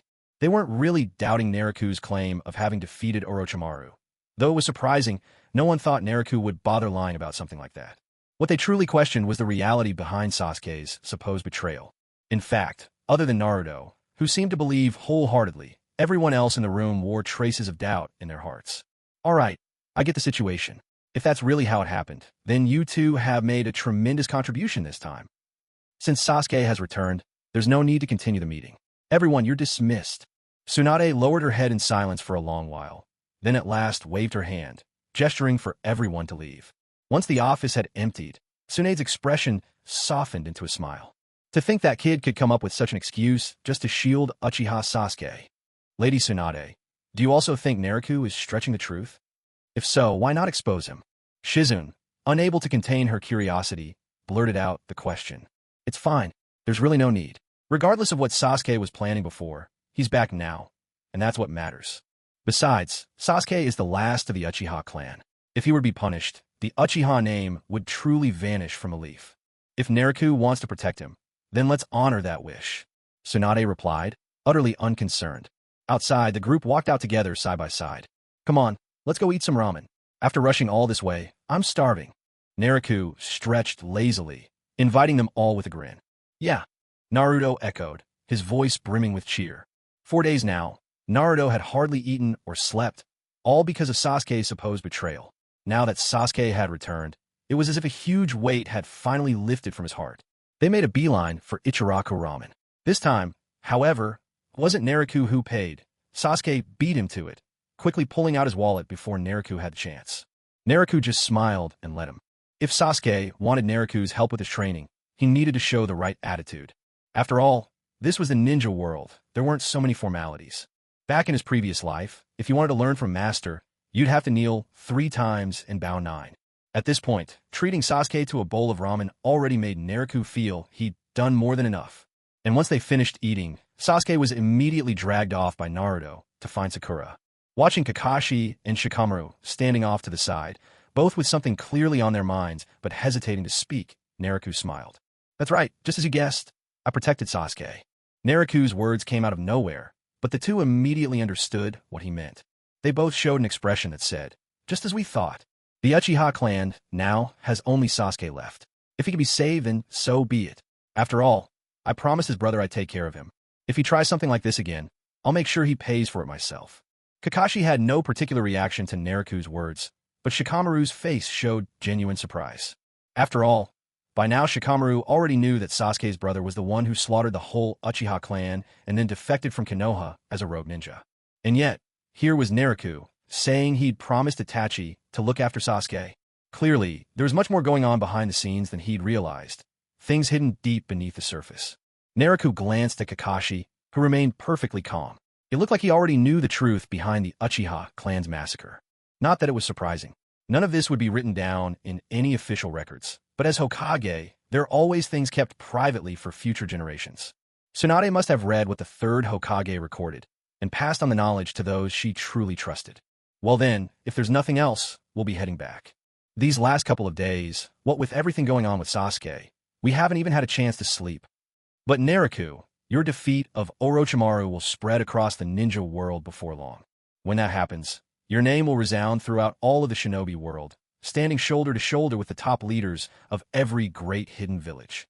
Kakashi's right eye, uncovered by his forehead protector, regarded Naruto deeply, full of emotion. To think that Naruto, only 14 or 15, already had the strength to defeat a seasoned Kage-level powerhouse. It was nothing short of terrifying. He still remembers the time back during the Jonin exams, when even then he was no match for this kid, and now, Naruto's prowess was simply out of reach. They were both called genius ninjas, But when he compared himself to Naruto, Kakashi couldn't help but feel the title genius hardly suited him anymore. Shaking his head to dispel a trace of disappointment, Kakashi and Shikamaru took their leave. When Naruto returned home alone, he found, to his surprise, all the girls were there. That was a rare sight indeed. Since becoming ninjas, whether it was Hinata or Yakumo and Xiangling, they were often away on missions. As everyone grew older, it became harder and harder to just hang out together whenever they pleased like before. "I'm back."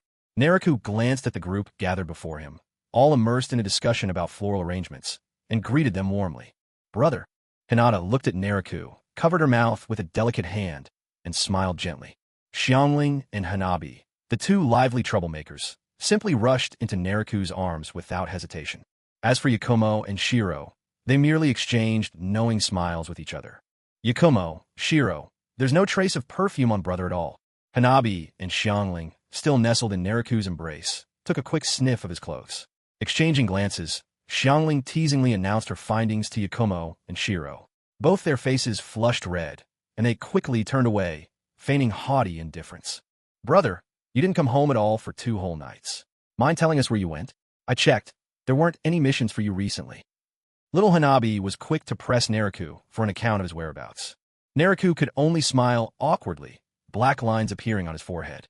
So, he was gone for 2 days, and apparently, everyone just assumed he was out wasting time. These cheeky girls, just what do they take him for? Naruto, the dignified death god, would never stoop to such things, or so he hoped.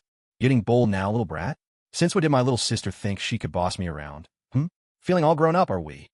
Just a few days without discipline, and you're already up to mischief."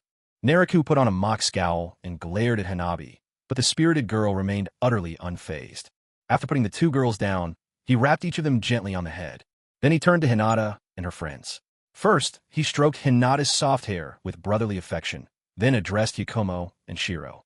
"I was out these past couple of days tracking down Orochimaru, and I brought you all a big snake to cook as a treat.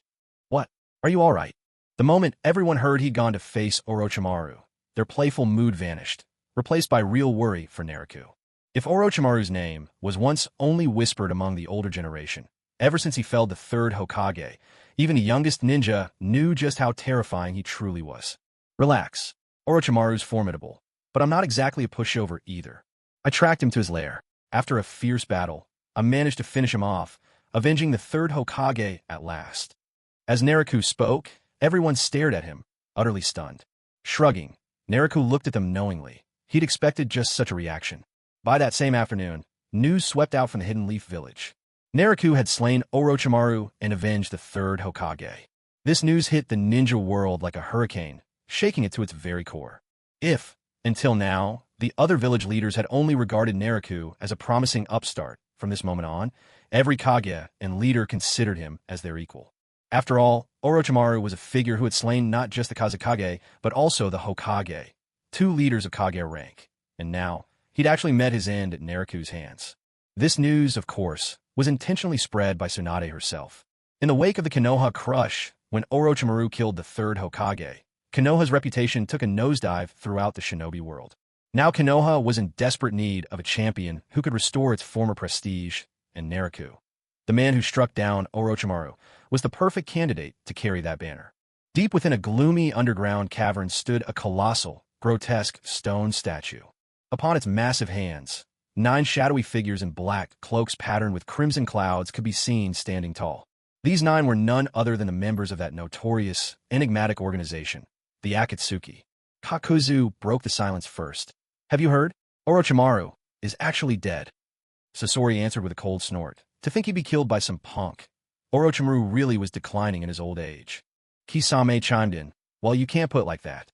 That White Reaper, I fought him myself. He's a real monster, nearly got the better of me." Zetsu spoke next. "I was at the Valley of the Inn that day, watching from a distance. He was powerful, all right, but I never dreamed he'd go straight from there to kill Orochimaru." He turned to Itachi. "Speaking of which, Itachi, wasn't it your little brother who set all this in motion? Orochimaru had his eye on your brother's Sharingan, wanted to lure him over and steal his body. But it was Konoha's White Reaper who stormed in, and Orochimaru got himself killed instead." Itachi responded coolly. "These things are of no consequence." Pain finally spoke, his calm authority drawing everyone's attention. "This White Reaper He's made quite a name for himself these past years. Until now, I thought he was just a promising up-and-comer, but it turns out he was strong enough to take down Orochimaru. That means he's now a real threat to some members of our own organization. Konoha already has Tsunade and Jiraiya, and now this White Reaper steps out of the shadows. Altogether, their power now far surpasses the days when the third Hokage was in charge. That means it'll be a lot harder for us to capture the Nine Tails in Konoha in the future. From now on, all members keep an eye out.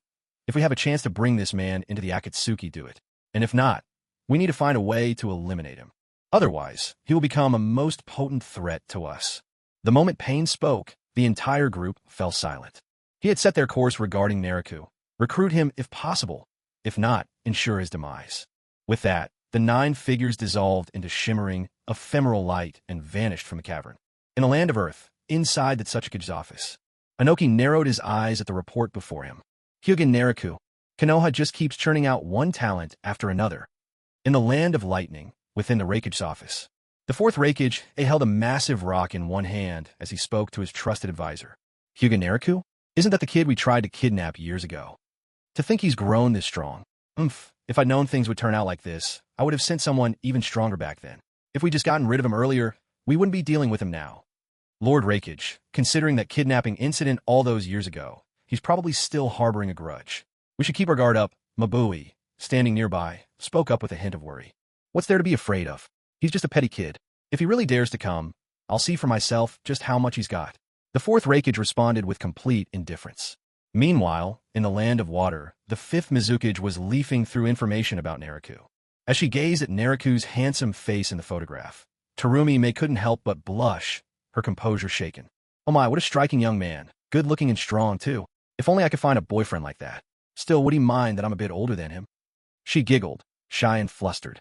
In the land of wind, within Sunagakure, a group of high-ranking officials sat around a conference table, discussing the affairs of the village. Sigh. Look at the other shinobi villages with so many talented people, but ever since Raza was killed by Orochimaru, we haven't even had anyone to take up the mantle of Kazekage for Sunagakure. If this goes on, sooner or later we'll be swallowed up by another village. At these words, all the elders let out heavy sighs. Off to the side, Baki hesitated for a moment before speaking up, unable to keep silent any longer. Actually, the only person in the village right now who might be up to becoming Kazekage is Gaara. First, he's the son of the previous Kazekage, and second, he has the one tail sealed within him. His strength is undeniable. Perhaps he can carry the future of Sunagakure on his shoulders. No way. Who knows when he might lose control again. The elders quickly shot down Baki's proposal as soon as they heard it. Well then, do any of you have a better solution? This. If there's not a single alternative among you, why not give it a try? Maybe you haven't noticed, but Gaara has changed a lot lately. He no longer rejects the village like he used to. Let him give it a try. Making him Kazekage might actually turn out for the best. Seeing the elders' hesitation, Baki seized the moment to press his case. All right, but not yet. We'll have to see how he acts from here on out. The old men huddled together, debating back and forth for quite some time, and in the end, they finally decided to give Gaara a chance. For a while, all the shinobi lands were thrown into turmoil because of Naruto's defeat of Orochimaru. The ninja world, calm for so long, suddenly found itself roiled by new storms. But for Naruto, none of this really mattered. At that moment, he was out on a mission with 3 of his girls, Yakumo, Haku, and Xiangling beside him. He had 5 girls at home. Hanabi was still a child, and Hinata had her own team. Of the 3 remaining, Xiangling and Yakumo often teamed up with members of the Hyuga family for temporary missions. As for Bai, this would be her very first mission since arriving in the Hidden Leaf Village. This time, when Naruto saw a new commission posted at the Hokage's office, he immediately noticed the client was from Hashinobi Village of the Land of Bears. After a little thought, Naruto already knew what the mission entailed. For him, this task was effortless, so he accepted it without hesitation and decided that his 3 sisters at home would be his teammates. This mission, he thought, could easily double as a trip to another country, a chance to travel and adventure. And as a bonus, he could finally spend some quality time with Yakumo and the others. Reflecting on it, Naruto realized that, in recent years, he had spent so much time away on missions that he had hardly accompanied his sisters at all. So this trip felt like a way to make up for lost time. Along the way, the group enjoyed the journey, moving ahead while taking in the scenery, laughing and playing to their heart's content. Of course, it would have been perfect if only they hadn't picked up 2 tag-alongs who just wouldn't quit. Looking over his shoulder, Naruto saw Sasuke and Neji dutifully following behind. He couldn't help letting out a resigned sigh. The day after they returned to the village, Sasuke started showing up first thing in the morning every day to train with Naruto. The moment Sasuke found out about the out-of-village mission, he stubbornly insisted on coming along. Naruto had no choice but to let him join. Neji was much the same. He happened to be resting at home during this time, and as soon as Naruto returned, Neji would come by every day for tips and instructions. Learning about the mission, he also wished to join in. Naruto figured, if he's bringing one, what's the harm in bringing two? He decided to just go with the flow. Naturally, since it was an official assignment, no one slacked off too much. They continued trudging along as required by the mission. Traveling with occasional stops, it took them only 5 days to reach the land of bears. Finally, the group came to a halt before a vast canyon. If we cross this canyon, will we reach Hashinobi village? Yakumo poked her small head out, peering down into the depths of the gorge. The canyon was filled with thick, yellowish mist. Wow, is that yellow mist all poisonous gas? She turned to ask Naruto. Naruto smiled and replied, "You're right. The canyon is filled with toxic miasma. Any living thing that enters wouldn't survive. But in a way, that also makes it a natural barrier protecting Hashinobi village." As they talked, suddenly an arrow whistled through the air, lodging itself in a large tree not far from them. A sturdy rope was tied to the end of the arrow, stretched taut all the way to the opposite side of the canyon. Next, a figure wearing a gas mask started running swiftly towards them along the rope. "Who goes there?" Sasuke and Neji stepped forward in unison to block the newcomer's path. "I am Ko, from Hashinobi village. May I ask, are you the ninja from the Hidden Leaf sent here for support?" The newcomer removed his gas mask, revealing a youthful face with a star-marked forehead protector. He addressed the group. "That's right." Naruto responded. "If everyone would please follow me. Be careful. The canyon air is still toxic." Without another word, he took the lead, running back to the other side along the rope. "Let's go as well," said Naruto. With his left arm around Yakumo and his right arm around Bai, Xiangling sprang lightly and landed on Naruto's back. Then, without touching the ground, Naruto soared straight toward the opposite side. Sasuke and Neji exchanged glances, sharing a wry smile before silently sprinting across the rope. By then, Aang had already reached the far side. Glancing back, he couldn't help but gape in surprise to see Naruto flying through the air with his companions. The Star Ninja Village's peacock art could grant the gift of flight, but only by reshaping chakra to form wings, a technique not easily mastered. Yet the man before him seemed to soar effortlessly, as if defying nature itself. For Aang, this was a marvel he'd never witnessed. "Don't just stand there. Lead the way," Naruto called to the dumbstruck Aang. "All right." Aang snapped back to attention and hurried on toward the village. It wasn't far to Star Ninja Village. After only 3 minutes' walk, the group arrived. The village itself was small, a patch of flatland dotted with several dozen houses. Altogether, it seemed home to barely a couple hundred people. At the very center rose the tallest building of all, the seat of Star Ninja Village's authority, the office of the Hokage. Following Aang inside, the party found themselves face to face with the acting Hokage, Akasaka. "Thank you, friends from Konoha, for coming such a long way to lend your aid." Akasaka began with a customary politician's greeting. "No trouble at all. We're all neighbors, after all. As the saying goes, distant relatives matter less than those nearby. When our neighbors are in need, it's our duty to look out for one another," replied Naruto.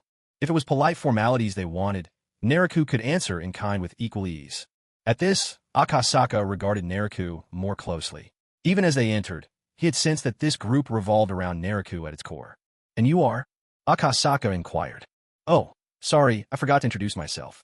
I'm Hyuga Naruto," Naruto replied, scratching his head in mild embarrassment. "I see you're... Wait, did you say Hyuga Naruto? You're the White Death of Konoha?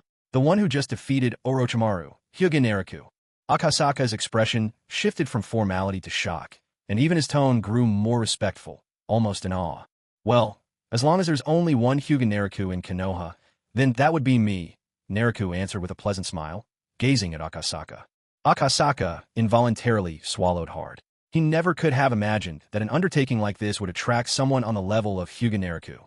Who would have thought that such a small Star Ninja village as ours would have the honor of welcoming someone like the White Grim Reaper? It is truly a privilege beyond measure. But Naruto just waved his hand casually. "You flatter me, Mr. Akahoshi. I've already said we're friendly neighbors. Helping each other is only natural. Of course, I'm just leading the team this time. If any trouble arises, it will be my teammates who step in. Consider it a chance for them to toughen up." Akahoshi replied, "You must be joking, Mr. Naruto. With your presence alone, I doubt any thief would dare make a move. Even just the mention of your name would surely keep them at bay. So there they were, exchanging compliments in a round of mutual praise. Suddenly, there came a frantic rush of footsteps from outside, thudding with urgency, and then the main doors were flung open. Bad news, Lord Akahoshi. The thieves knocked out our people while they were training, and they've stolen the meteorite. It was Justin, the one who'd left earlier, now hurrying breathlessly back to report to Akahoshi. What? How are you all guarding it? The moment Akahoshi heard the news of the meteorite theft, he couldn't help but burst out in exasperation. Then, awkwardly, he glanced at Naruto. He had just finished boasting that with Naruto present, no one would dare attempt to steal the meteorite, only to turn around and immediately hear that it had been stolen under his own men's watch. Not only did this make a mockery of himself, but also of Naruto. Akahoshi worried. Would Naruto feel so humiliated that he'd launch into a bloody rage? After all, in a ninja world, Naruto was infamous for his killing prowess. The title White Grim Reaper had been earned by his deeds, not mere reputation. But inwardly, Naruto was utterly unfazed. After all, he was privy to the true situation. Those who stole the meteorite weren't evil at all, whereas the high-ranking figures putting on a virtuous front in this village weren't exactly upstanding themselves. As for the missing meteorite, Naruto actually found himself quite intrigued. An object that could supposedly boost one's training through radiation. No matter how he looked at it, it sounded just like something straight out of a Marvel storyline. If he got the chance, he certainly wanted to study it. No waities. Take us to the scene of the theft. Niji, Sasuke, bring Xiangling with you and check the area for any traces. Yes, sir. The three, Niji, Sasuke, and Xiangling, immediately headed out to search for clues nearby. This sort of task was perfect for them.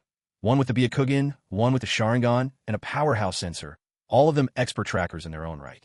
Meanwhile, Naruto and his two companions followed Akahoshi to a large crater, at the center of which stood a small house. Mr. Naruto, this crater was formed when the meteorite crashed down years ago. We built a house at the bottom to protect the meteorite. It's usually kept inside. Naruto simply nodded at the explanation, then went in to take a look. The moment he stepped through the door, he sensed a strange energy lingering in the air. Though now, it was faint and barely detectable. Is this power the radiation left behind by the meteorite? Naruto directly extracted a portion of the meteorite's energy and stored it away. Let's go. There's nothing interesting here. We'll just wait for news from Sasuke and the others. Naruto cast another glance at the site before turning away to leave. As evening darkened into night, Sasuke and the rest finally returned. They all shook their heads at Naruto, signaling that they had found nothing. This result was no surprise to Naruto. After all, Natsuki must have flown away through the sky. Searching on the ground for clues was a fool's errand. With no other options, everyone decided to call in night and rest until morning. In the middle of the night, Naruto got up and stepped outside. He extended his right hand, and a wisp of violet energy swirled in his palm.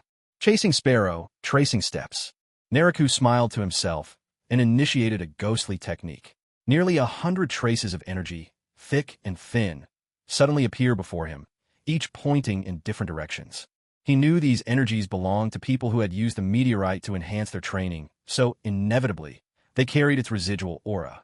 Naruto ignored the noisier, weaker traces, focusing instead on the strongest of them, and followed its lead. Inside the house, Yakumo leaned against the windowsill, watching Naruto's departing figure. She sighed helplessly. Really now, running off alone again so late at night. Byaku sat across the room, laughing behind her hand. Meanwhile, somewhere else, a certain struggling author shamelessly begged for rewards again. Dear readers, please shower me with gifts, or this poor author will be left starving. Ooh. At that very moment, as Naruto set off in pursuit of Natsuki, in another room, Chihoshi and his two subordinates were plotting. If the one who stole the meteorite really is her, then we're in deep trouble. That's right. She's the only one who has completely mastered the peacock mystical arts. With our strength, we're no match for her. Chihoshi's subordinates voiced their worries. Chihoshi stood at the window, his face bathed in cold moonlight. Now, a ruthless expression had replaced his former daytime gentleness. What's there to fear? If it really is her, her weakness is already in our grasp. Even if she comes to us, she'll be completely under our control.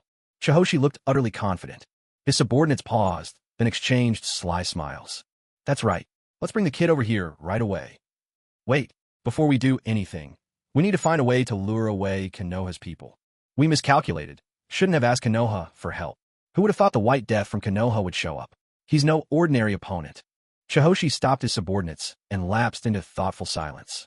On the other side, Naraku sped quickly in the direction that the aura indicated. With his incredible speed, he arrived at the destination in the blink of an eye. This must be it. Looks like Summerstar is hiding right beneath here. He gazed down a massive boulder. His Byakugan had already been activated, its penetrating gaze allowing him to see clearly. There was a hidden underground chamber beneath the rock. At that moment, Summerstar was inside. Naraku descended to the ground and strode directly to the boulder. A seal, is it?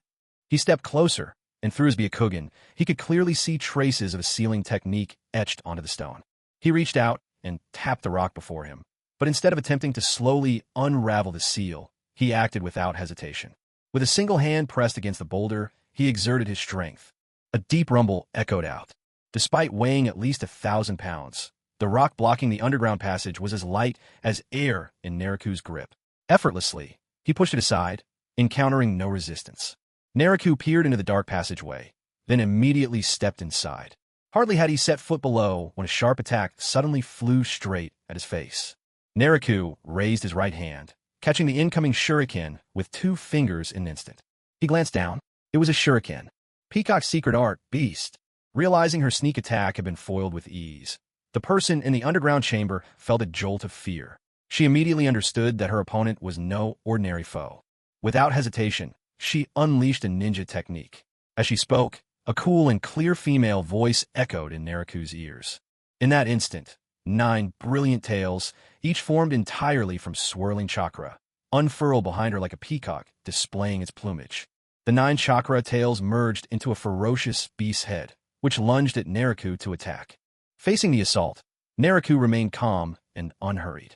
He spoke quietly, Danko. Instantly, a translucent wall shimmered into existence before Naraku. A beautiful pattern adorned the center of the clear barrier, giving it an elegant appearance. This was Kido number 81, the defensive spell called Danku. With a thunderous crash, the Peacock Technique's attack slammed into the barrier the moment it took shape. No matter how fiercely she attacked, the transparent wall before Naraku didn't even quiver. Repeated impacts pounded against the shield, booming through the chamber, until eventually the woman realized that she could do nothing to this strange defense. At last, she stopped her assault altogether. Just who are you? You're not from a Star Ninja village, are you? Oh, so you finally stopped attacking? If you kept going, all that noise would have drawn the Star Ninja village here in no time. Seeing her relent, Naraku spoke in a slow, measured tone. Hand over the meteorite. Let me have a look at it.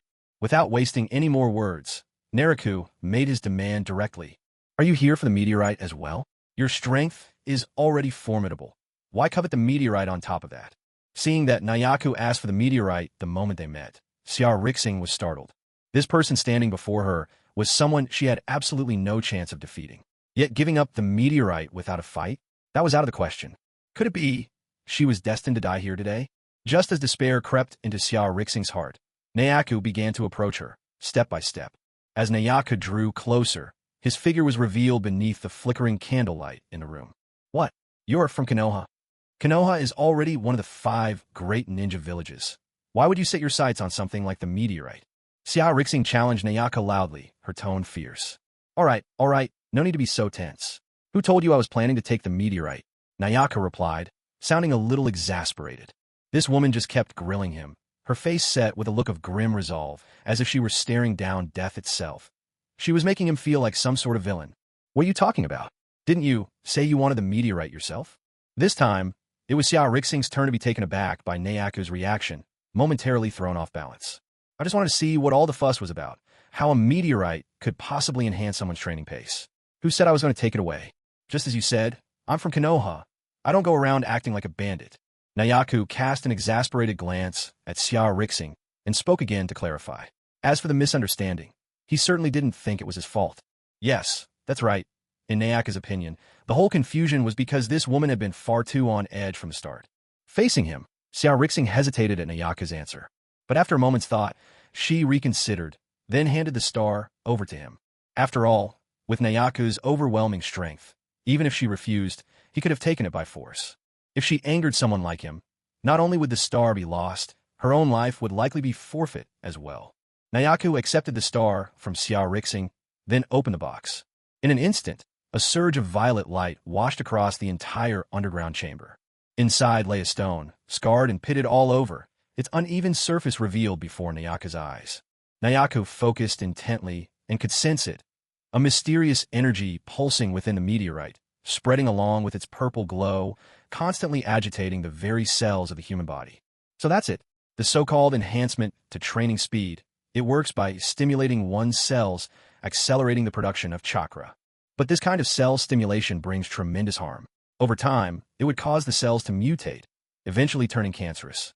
After a cursory examination, Nayaka lost all interest. With a flick of his hand, he tossed the meteorite carelessly back to Xiao Rixing.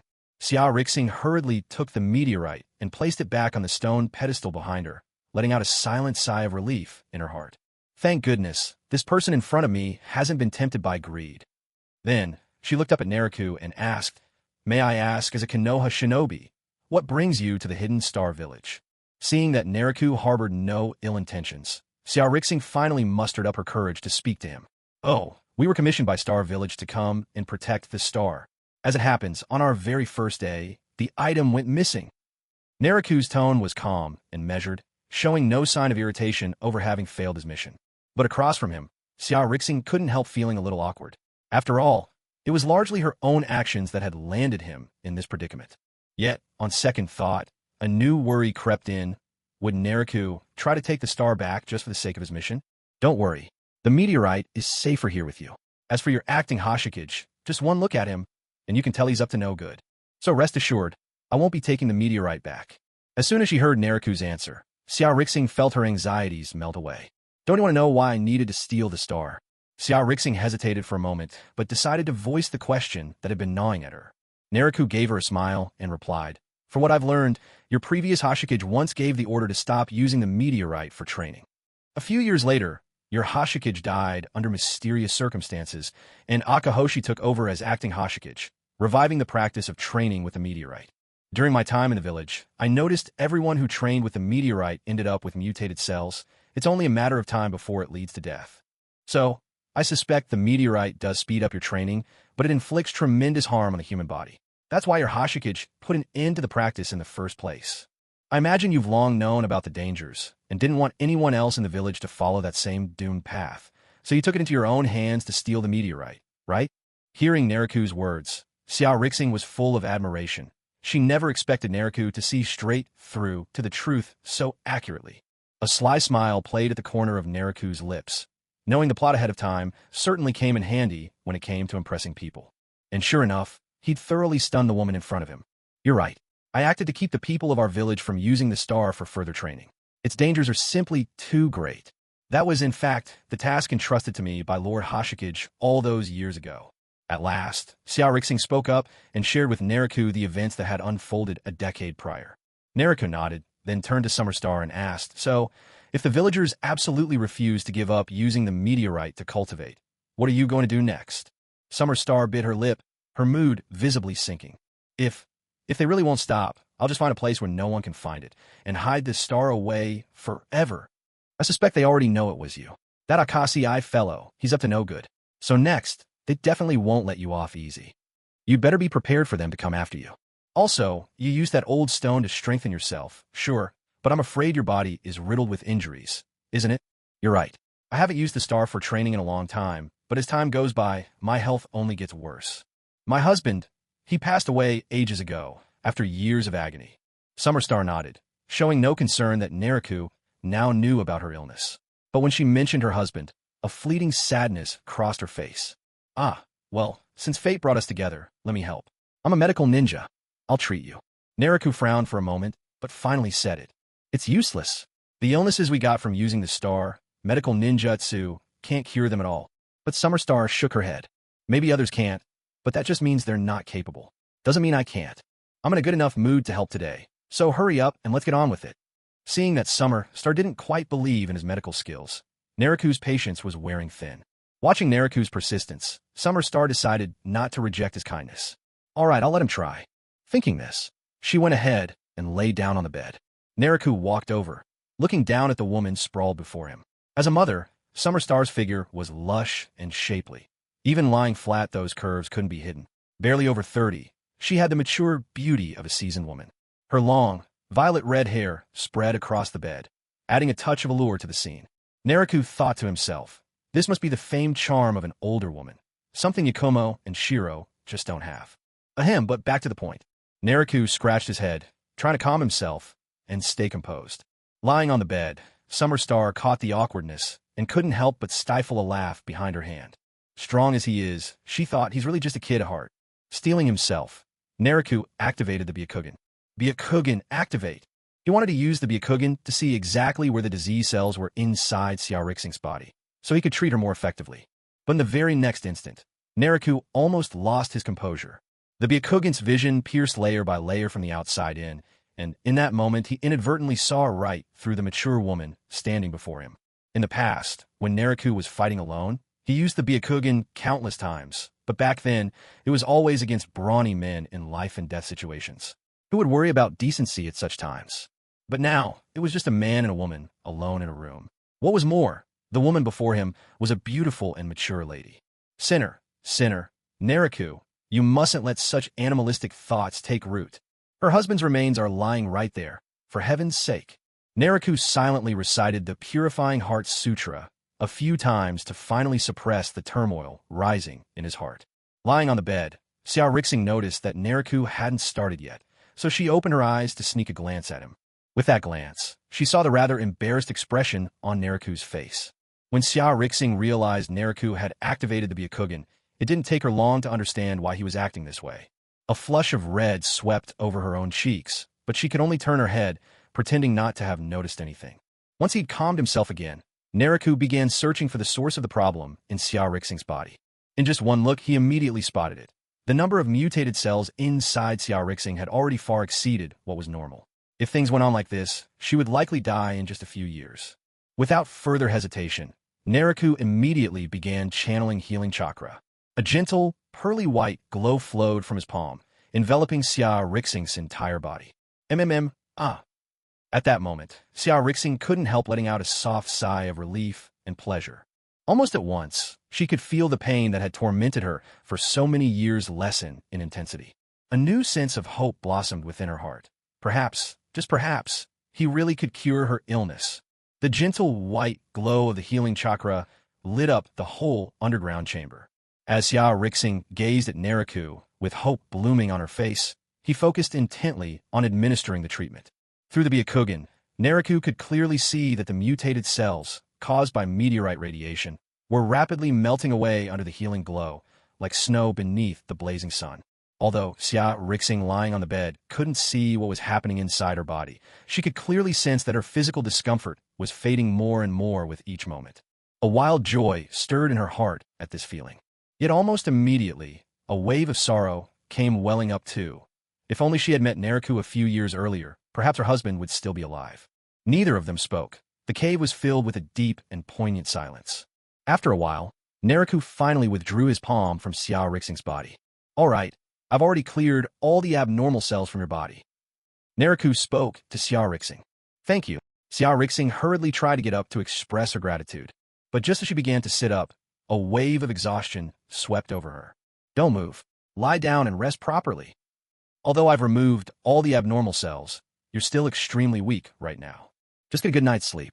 By tomorrow, you'll be almost fully recovered. Naruto gently supported the weakened Xiaorixing, helping her lie back onto the bed. By the way, judging by your eyes, you must be a member of the Hyuga clan from Konoha, right? We've been talking for a while now, and I just realized I still don't know your name. How very impolite of me. Suddenly, it struck Xiaorixing that she didn't even know the name of the boy from Konoha who was standing before her. My name? I am Hyuga Nereku. What? Hyuga Nereku? The White Reaper of Konoha. Xiaorixing couldn't keep the shock from her voice. Nereku laughed heartily. Don't call me the Reaper and all that. Just Nereku is fine. Looking at the young man before her, who was barely older than her own son, Xiaorixing simply couldn't see him as the infamous maniac of the ninja world. Especially not after he had just saved her life. Seeing the confusion on Xiaorixing's face, Nereku smiled gently and said, Those rumors aren't entirely wrong. I have killed a great many people, but I only killed enemies. When it comes to my foes, I never hesitate. As long as someone isn't my enemy, I won't go around killing people for no reason. Hearing Nereku's explanation, Xiaorixing finally felt at ease. He was right. In the world of shinobi, once someone is your enemy, there's simply no reason to stay your hand. Though, truth be told, Naruto had killed more than most, which was why people across the shinobi world feared him. After all, this was no time of war. All right, your body will be fine. What you need now is proper rest. I'll head back for now. See you later. Naruto brushed off his hands and bid Xia Rixing farewell. Xia Rixing wanted to get up to see him out, but Naruto stopped her before she could move.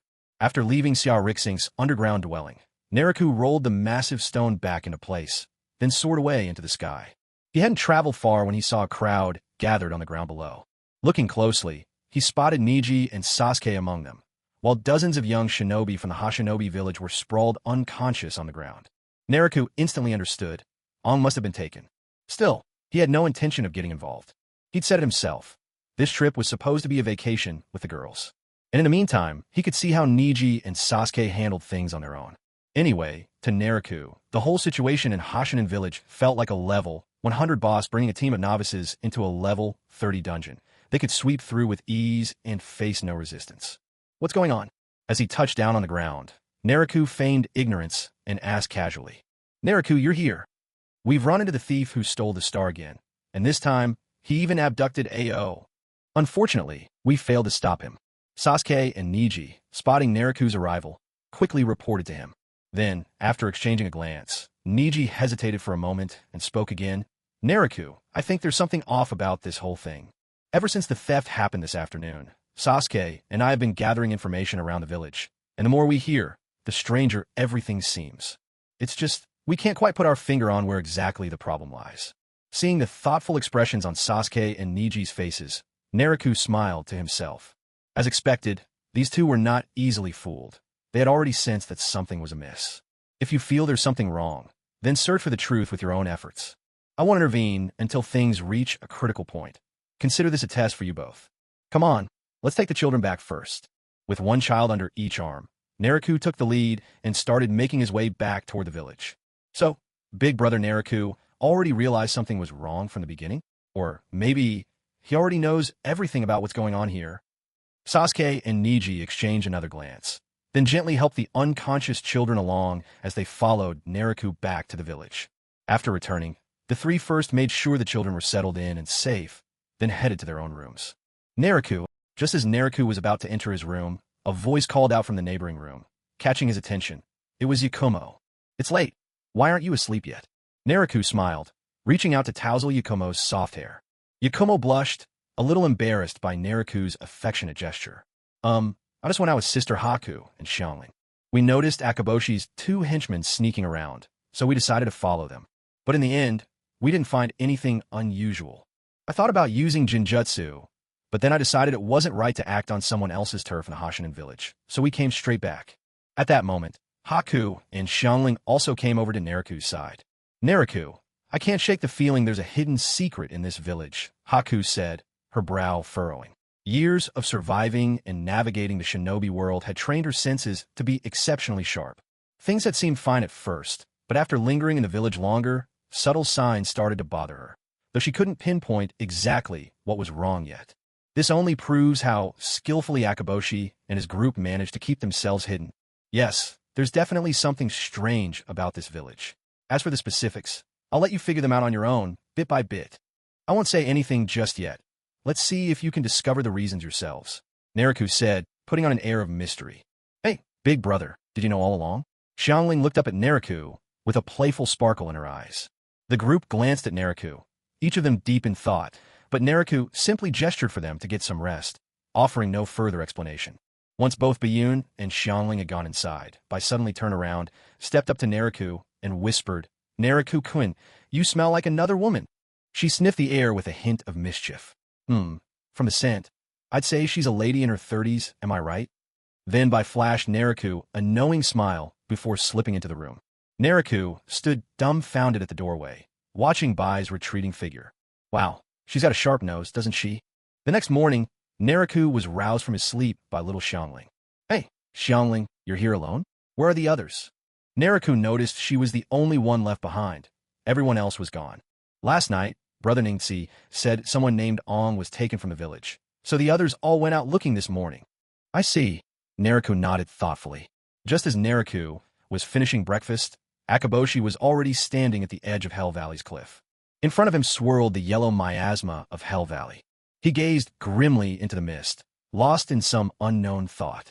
Suddenly, he looked up, eyes fixed on the far side of the abyss. There, a lone figure was rapidly approaching through the air.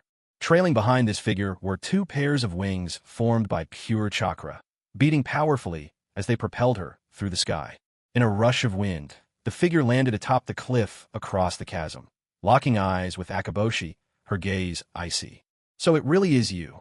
After all these years, your peacock method is still astonishing, Lady Xiao Rixing, Akaboshi called out, clearly recognizing her. Where's Ong? What have you done with him? The newcomer demanded, peeling off her gas mask to reveal a strikingly mature and beautiful face. It was Xiao Rixing herself. If Lady Xia is willing to hand over the star, I'll return Ong to you without hesitation. Never. Xiao Rixing shut him down coldly. Her son's safety mattered to her, but she would never trade away the star. That was a promise she'd made to the departed Hashikage. If that's your answer, don't blame me for what happens next, Akaboshi warned, seeing she wouldn't compromise. TCH. Xiao Rixing clicked her tongue in annoyance, a flash of steel in her eyes. To everyone's surprise, Xiao Rixing, seeing Chixing about to make a move, only answered with a mocking smile of disdain. What's so funny? That derisive laugh struck a nerve, cutting deep into Chixing's pride. You want to fight me? You're really overestimating yourself. Standing tall above her opponent, Xiao Rixing looked down at Chixing, her gaze laced with scorn. Ever since you left, we've kept training hard. I'm no longer who I used to be. Peacock technique beast. Chixing, stung by humiliation, unleashed her own peacock technique in anger. A fierce beast's head took form behind Chixing, its features twisted and menacing. Oh, so that's the source of your confidence? Today I'll show you just how wide the gap between us truly is. Peacock technique beast. Xiao Rixing summoned her own peacock technique as well. But what formed behind her was a beast's head so immense, so powerful, it dwarfed Chixing's creation by tenfold. Side by side, Xiao Rixing's manifestation looked like a full-grown Tibetan mastiff, while Chixing's resembled nothing more than a small pup. How was this possible? How could the difference be so vast? Chixing was in disbelief. She had poured herself into relentless training, yet still couldn't close the distance. I won't accept this. I won't. You're dead. Refusing to acknowledge reality, Chixing's expression twisted with fury as she lunged at Xiao Rixing. A sharp crack rang out. In a single instant, upon contact, Chixing's beast face was utterly shattered. The shockwave from the clash sent Chixing hurtling backward through the air. While the duel raged, not far away on a rocky outcrop, three figures watched over the scene. That's right, it's him. Judging by his chakra, the one we fought with last night, and who kidnapped Ong, was definitely Chixing. Niji's Byakugan flared as he immediately confirmed Chixing's identity. But why would he do this? Beside him, Sasuke was clearly puzzled. Should we step in and help? After all, he's technically our client. Watching Chixing utterly outmatched, I couldn't help but speak up. The three of them hesitated. After all, the situation on the field felt strange and uncertain. Meanwhile, down below, Chixing struggled to his feet, face twisted in frustration and unwillingness. Damn it, how could she be this strong? Nightingale, see Xiang go now. Forcing himself up, Chixing barked orders. From behind a boulder, two of Chixing's lackeys took off at a run, heading straight for the village. Where are they up to now? Xiao Rixing watched in confusion as Chixing's men sprinted off instead of coming to his aid. What kind of tactic was this? I'm guessing they're coming for us. Sasuke glanced at the two figures darting toward the village, his tone calm. Well, whatever. They might be trouble. Let's go check it out. After speaking, Niji was the first to dash towards Akahoshi, with Sasuke and Haku following right behind him. In a blink, the three appeared on the battlefield. Akahoshi and Samaire were both startled. Akahoshi glanced back. Weren't these leaf ninjas? His own men had just left, and now they show up? Did I just make the whole trip here for nothing? But now wasn't the time to dwell on that. Seeing reinforcements from the leaf arrive, Akahoshi immediately put on a pitiful act. You've come just in time. This person is the thief who stole the star. Please help us capture her. However, the three from the leaf didn't follow his cue. Instead, they stood off to the side, scrutinizing both of them with searching eyes. You're all from the hidden leaf. Did you come along with Nai Luo? Samaire noticed the forehead protectors they wore and, after a moment's hesitation, chose to speak up. The three exchanged glances, slightly taken aback. Did this beautiful woman really know Brother Nai Luo? Bakos nosit vichit. She caught a whiff of a delicate fragrance lingering in the air, the very same scent she detected on Nai Luo the previous night. The edge of Haku's lips curled into a knowing, mischievous smile. She had sensed something rather intriguing. That's right. Mr. Nai Luo is the Jonin leading us on this mission, Haku replied. Her voice is clear and melodious as the ring of silver bells. In that case, I must ask you not to interfere. This is a private matter of Star Ninja Village, Samaya responded, turning to the trio. She's a rogue ninja from Star Village, and no longer one of us. Please, help us take her down. Akahoshi chimed in anxiously. He hadn't expected Samaya to know Nai Luo, or that the two sides would strike up a conversation like this. Suddenly, he felt a growing sense of panic. If the Leaf Ninjas stood back, things could go very badly for him today. Damn it. How did things end up like this? Akahoshi cursed inwardly. Akahoshi, if you hand over AO and promise to stop using the star for training, I'll give you one last chance. Samaya made one final attempt to persuade him. After all, they were from the same village. Samaya didn't want to force things to a bitter end. What are you talking about? Didn't you already kidnap AO? Akahoshi tried to play dumb, not wanting to reveal too much in front of the Leaf Ninjas. TSK, such clumsy acting. Everyone in the village knows what you did. There's no point hiding it anymore. At that moment, a figure appeared overhead, and everyone looked up in surprise. There was someone standing, seemingly out of thin air. The newcomer was none other than Nai Luo himself. Dear readers, if you're enjoying the story, tap your screen and send some gifts our way. Nai Luo made a heart gesture. Mr. Nai Luo, what are you talking about? Akahoshi called out in feigned ignorance, though the sight of Nai Luo unnerved him. Nero didn't even spare him a glance and strode straight over to stand before Xing, the summer star. It looks like your body has recovered nicely, Nero observed, taking in the renewed color in Xing's face and giving him a small nod. I must thank you, Mr. Nero, for stepping in to heal me, Xing said, bowing deeply in gratitude. Then his face became anxious as he spoke again. Mr. Nero, my son was captured by Akashi. He wants to use my son to force me to hand over the star. Nero simply waved his hand, dismissing his worries. Don't fret. Ong is just fine. My people have already rescued him. What's more, the vicious acts Akashi and his cohorts committed over these years have now come to light, he added. Hearing this, Xing finally let go of the weight in his heart. So that was it. The sin I noticed last night was coming from this man right here, she thought to herself. So, this is the woman Nero prefers? He likes the more mature, does he? Bai, who stood quietly to the side, mused inwardly as she watched them. She couldn't help but size up the woman before her. Well, she wasn't as pretty as I am, nor as well endowed. The only thing she really has over me is that graceful, worldly charm. But then again, I've got youth on my side by thought, confidence returning in an instant. Meanwhile, Akashi, standing alone apart from a group, suddenly realized things were turning against him. Panic set in. He turned on his heel and bolted for the distance, hoping that if he could just make it back to the village, he could rally everyone there to rise up against Nero and his people. But he barely took a few steps when Nero, with a sudden burst of speed, darted forward and struck him in the leg, sending him sprawling to the ground. And Nero, what do you think you're doing? I'm your employer for this mission. Akashi stammered, his face pale, cold sweat beading on his brow. How dare you lay a hand on me? Nero looked down at the cowering man and let out a cold chuckle. You? My client is the village of Star Shinobi, not some treacherous, master-killing traitor like you. Maybe before, you held the title of acting Kage, but now, after all the evil you've done has been exposed, tell me, who in this village would still recognize you as their leader? He watched Akashi struggle, a mocking smile curling his lips. Under Nero's gaze, Akashi only broke out into heavier sweats. Damn it, what is that brat talking about? He fumed inwardly. How could he know I killed the old man? No matter how hard he thought, Akashi couldn't figure it out. Nero, Summerstar began, wanting to ask something, but Nero cut him off. There are some things you'll know soon enough. Oh look, they've arrived. As he finished speaking, he turned his gaze into the distance. A crowd of villagers was sprinting towards them, their silhouettes flickering against the light as they approached at speed. They're over here. Whoosh, whoosh, whoosh. With a cry, a group of star ninjas landed right in front of everyone. Dozens of people had come, not only adult ninjas, but also the younger generation from the village of Star Ninja. The whole group surged forward and immediately formed a tight circle around Akahoshi. Yakumo and Xiangling, the two girls, were among those who arrived with the Star Ninjas. They now strode directly to stand beside Nariku's group, flashing mischievous smiles at Bai and the others. Bai, Niji, and Sasuke still hadn't figured out what was going on. You come at just the right time.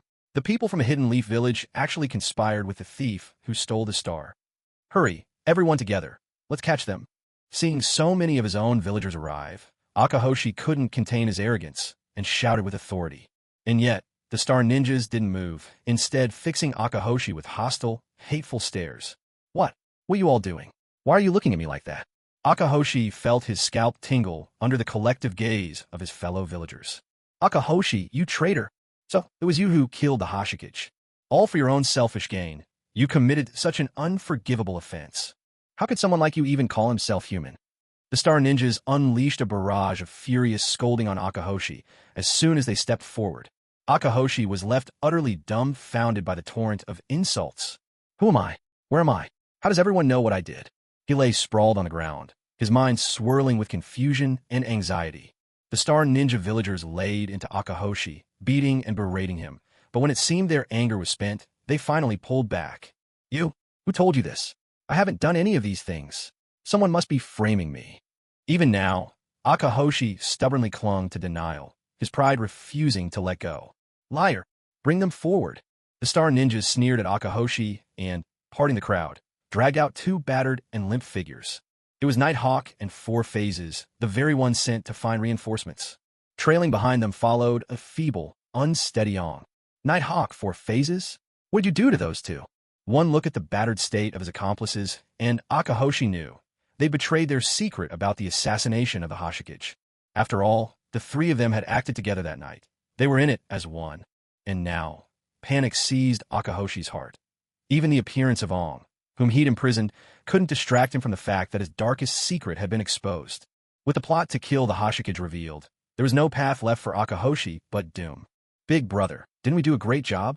Xiangling ran up, seeking Nariku's praise for her efforts. Nariku gently ruffled her hair and praised her thoroughly with warmth. Seeing that Niji and the others still looked puzzled, Nariku took a moment to explain everything to them. It turned out, while Yakumo and Xiangling had remained in the village, searching for clues, they had stumbled by chance upon Ong, hidden away. They brought Ong to Nariku, letting Nariku revive him. After that, they met Nighthawk and Shixiang, who had come to ask for their help. When Nighthawk and Shixiang caught sight of Ong standing before everyone, they were dumbfounded. Although Ong had fallen unconscious after inhaling the toxic miasma of Hell Valley during his abduction, by the time he was carried back, his mind had already regained much of its clarity. He heard every word the three of Chizuboshi said with perfect clarity. Without hesitation, he called them out on the spot. These two fools, realizing the jig was up, actually tried to fight back. But before Nariku even had to intervene, Yakumo used an illusion, trapping the two in a world crafted of dreams. Then, with the help of more star shinobi, they used illusions to make the two confess the whole truth. Once the star shinobi knew what had really happened, they were furious and came charging in. That was the very scene from earlier. So that's how it was. No wonder something always seemed off. Niji and the others suddenly saw everything in a new light. I say, your son is safe now. Aren't you going to see him? Nariku turned around and called to Natsuhoshi. At that moment, Natsuhoshi was gazing at Ong with all the warmth and tenderness of a loving parent. Perhaps sensing something, Ong looked over in Natsuhoshi's direction. And in that instant, Natsuhoshi's face overlapped in his mind with the image of his own mother from long ago. Ong stared at Natsuhoshi in utter disbelief. Unable to hold back any longer, Natsuhoshi ran to Ong. After their farewell to the Star Shinobi village, Nariku and his companions set off on the journey back to Konoha. First, they sent Sasuke and Niji ahead to Konoha to report on the mission.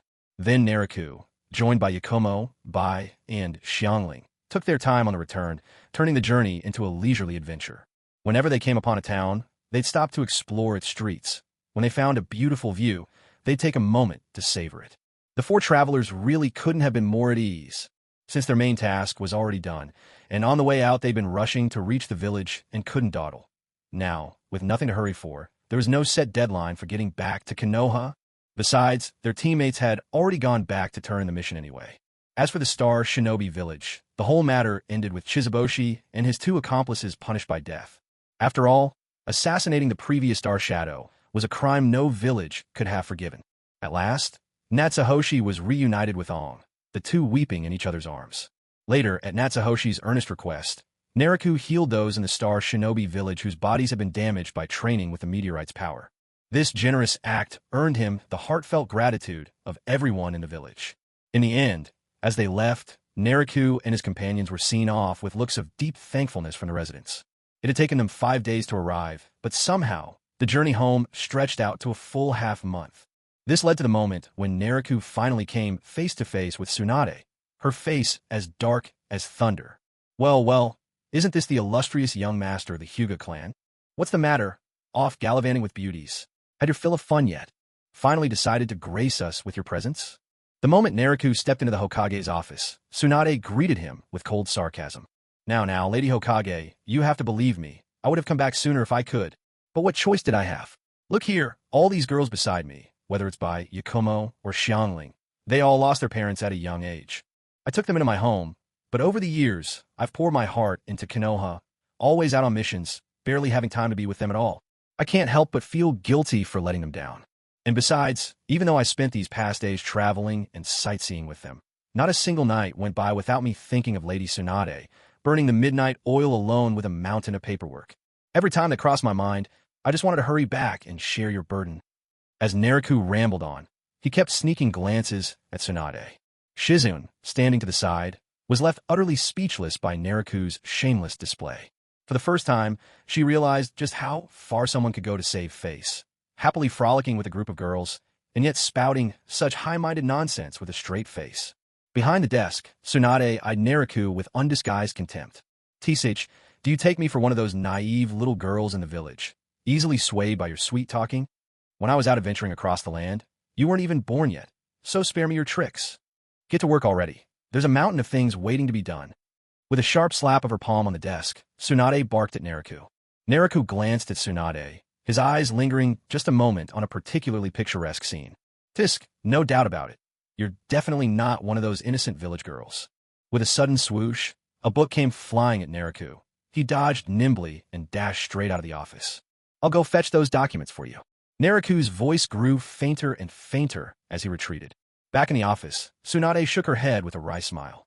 Now, at last, she fully understood the notes left by the third Hokage. Hyuga Naruto, a man of strength and intelligence, a pillar among Konoha's new generation. In fact, looking at the entire shinobi world, this young man stands at the very top. And yet, his temperament is capricious and his nature lazy. He must be sternly supervised. If he can learn to rein himself in, he could be groomed as the next Hokage. Such was the third's assessment of Naruto. Letting out a silent sigh, Tsunade thought to herself, getting Naruto to change his ways would be no easy task. After returning to Konoha, Naruto once again found himself in the uneventful days of helping Tsunade with paperwork. That night, Naruto lay on the roof of his house, gazing silently at the starry sky above. He was deep in thought. He pondered what his next steps should be, considering what path he ought to take in the days to come. So far, it seems that I've already thrown some of Naruto's original plot lines into chaos. First off, that crafty old Danzo. I took care of him ahead of schedule. Still, the effects of that are fairly minor in the grand scheme of things. Then, there's Sasuke's defection. I managed to catch him and haul him back, took out Orochimaru in the process, and even revealed the real reason behind the Uchiha clan's massacre to Sasuke. That's where the bigger changes lie. With that, many of the events that should have followed have now gone off script. But all these are still major subplots, after all.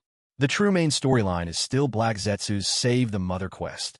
It's figures like the Akatsuki, Obito, Madara, and Black Zetsu themselves who really drive the ninja world into chaos.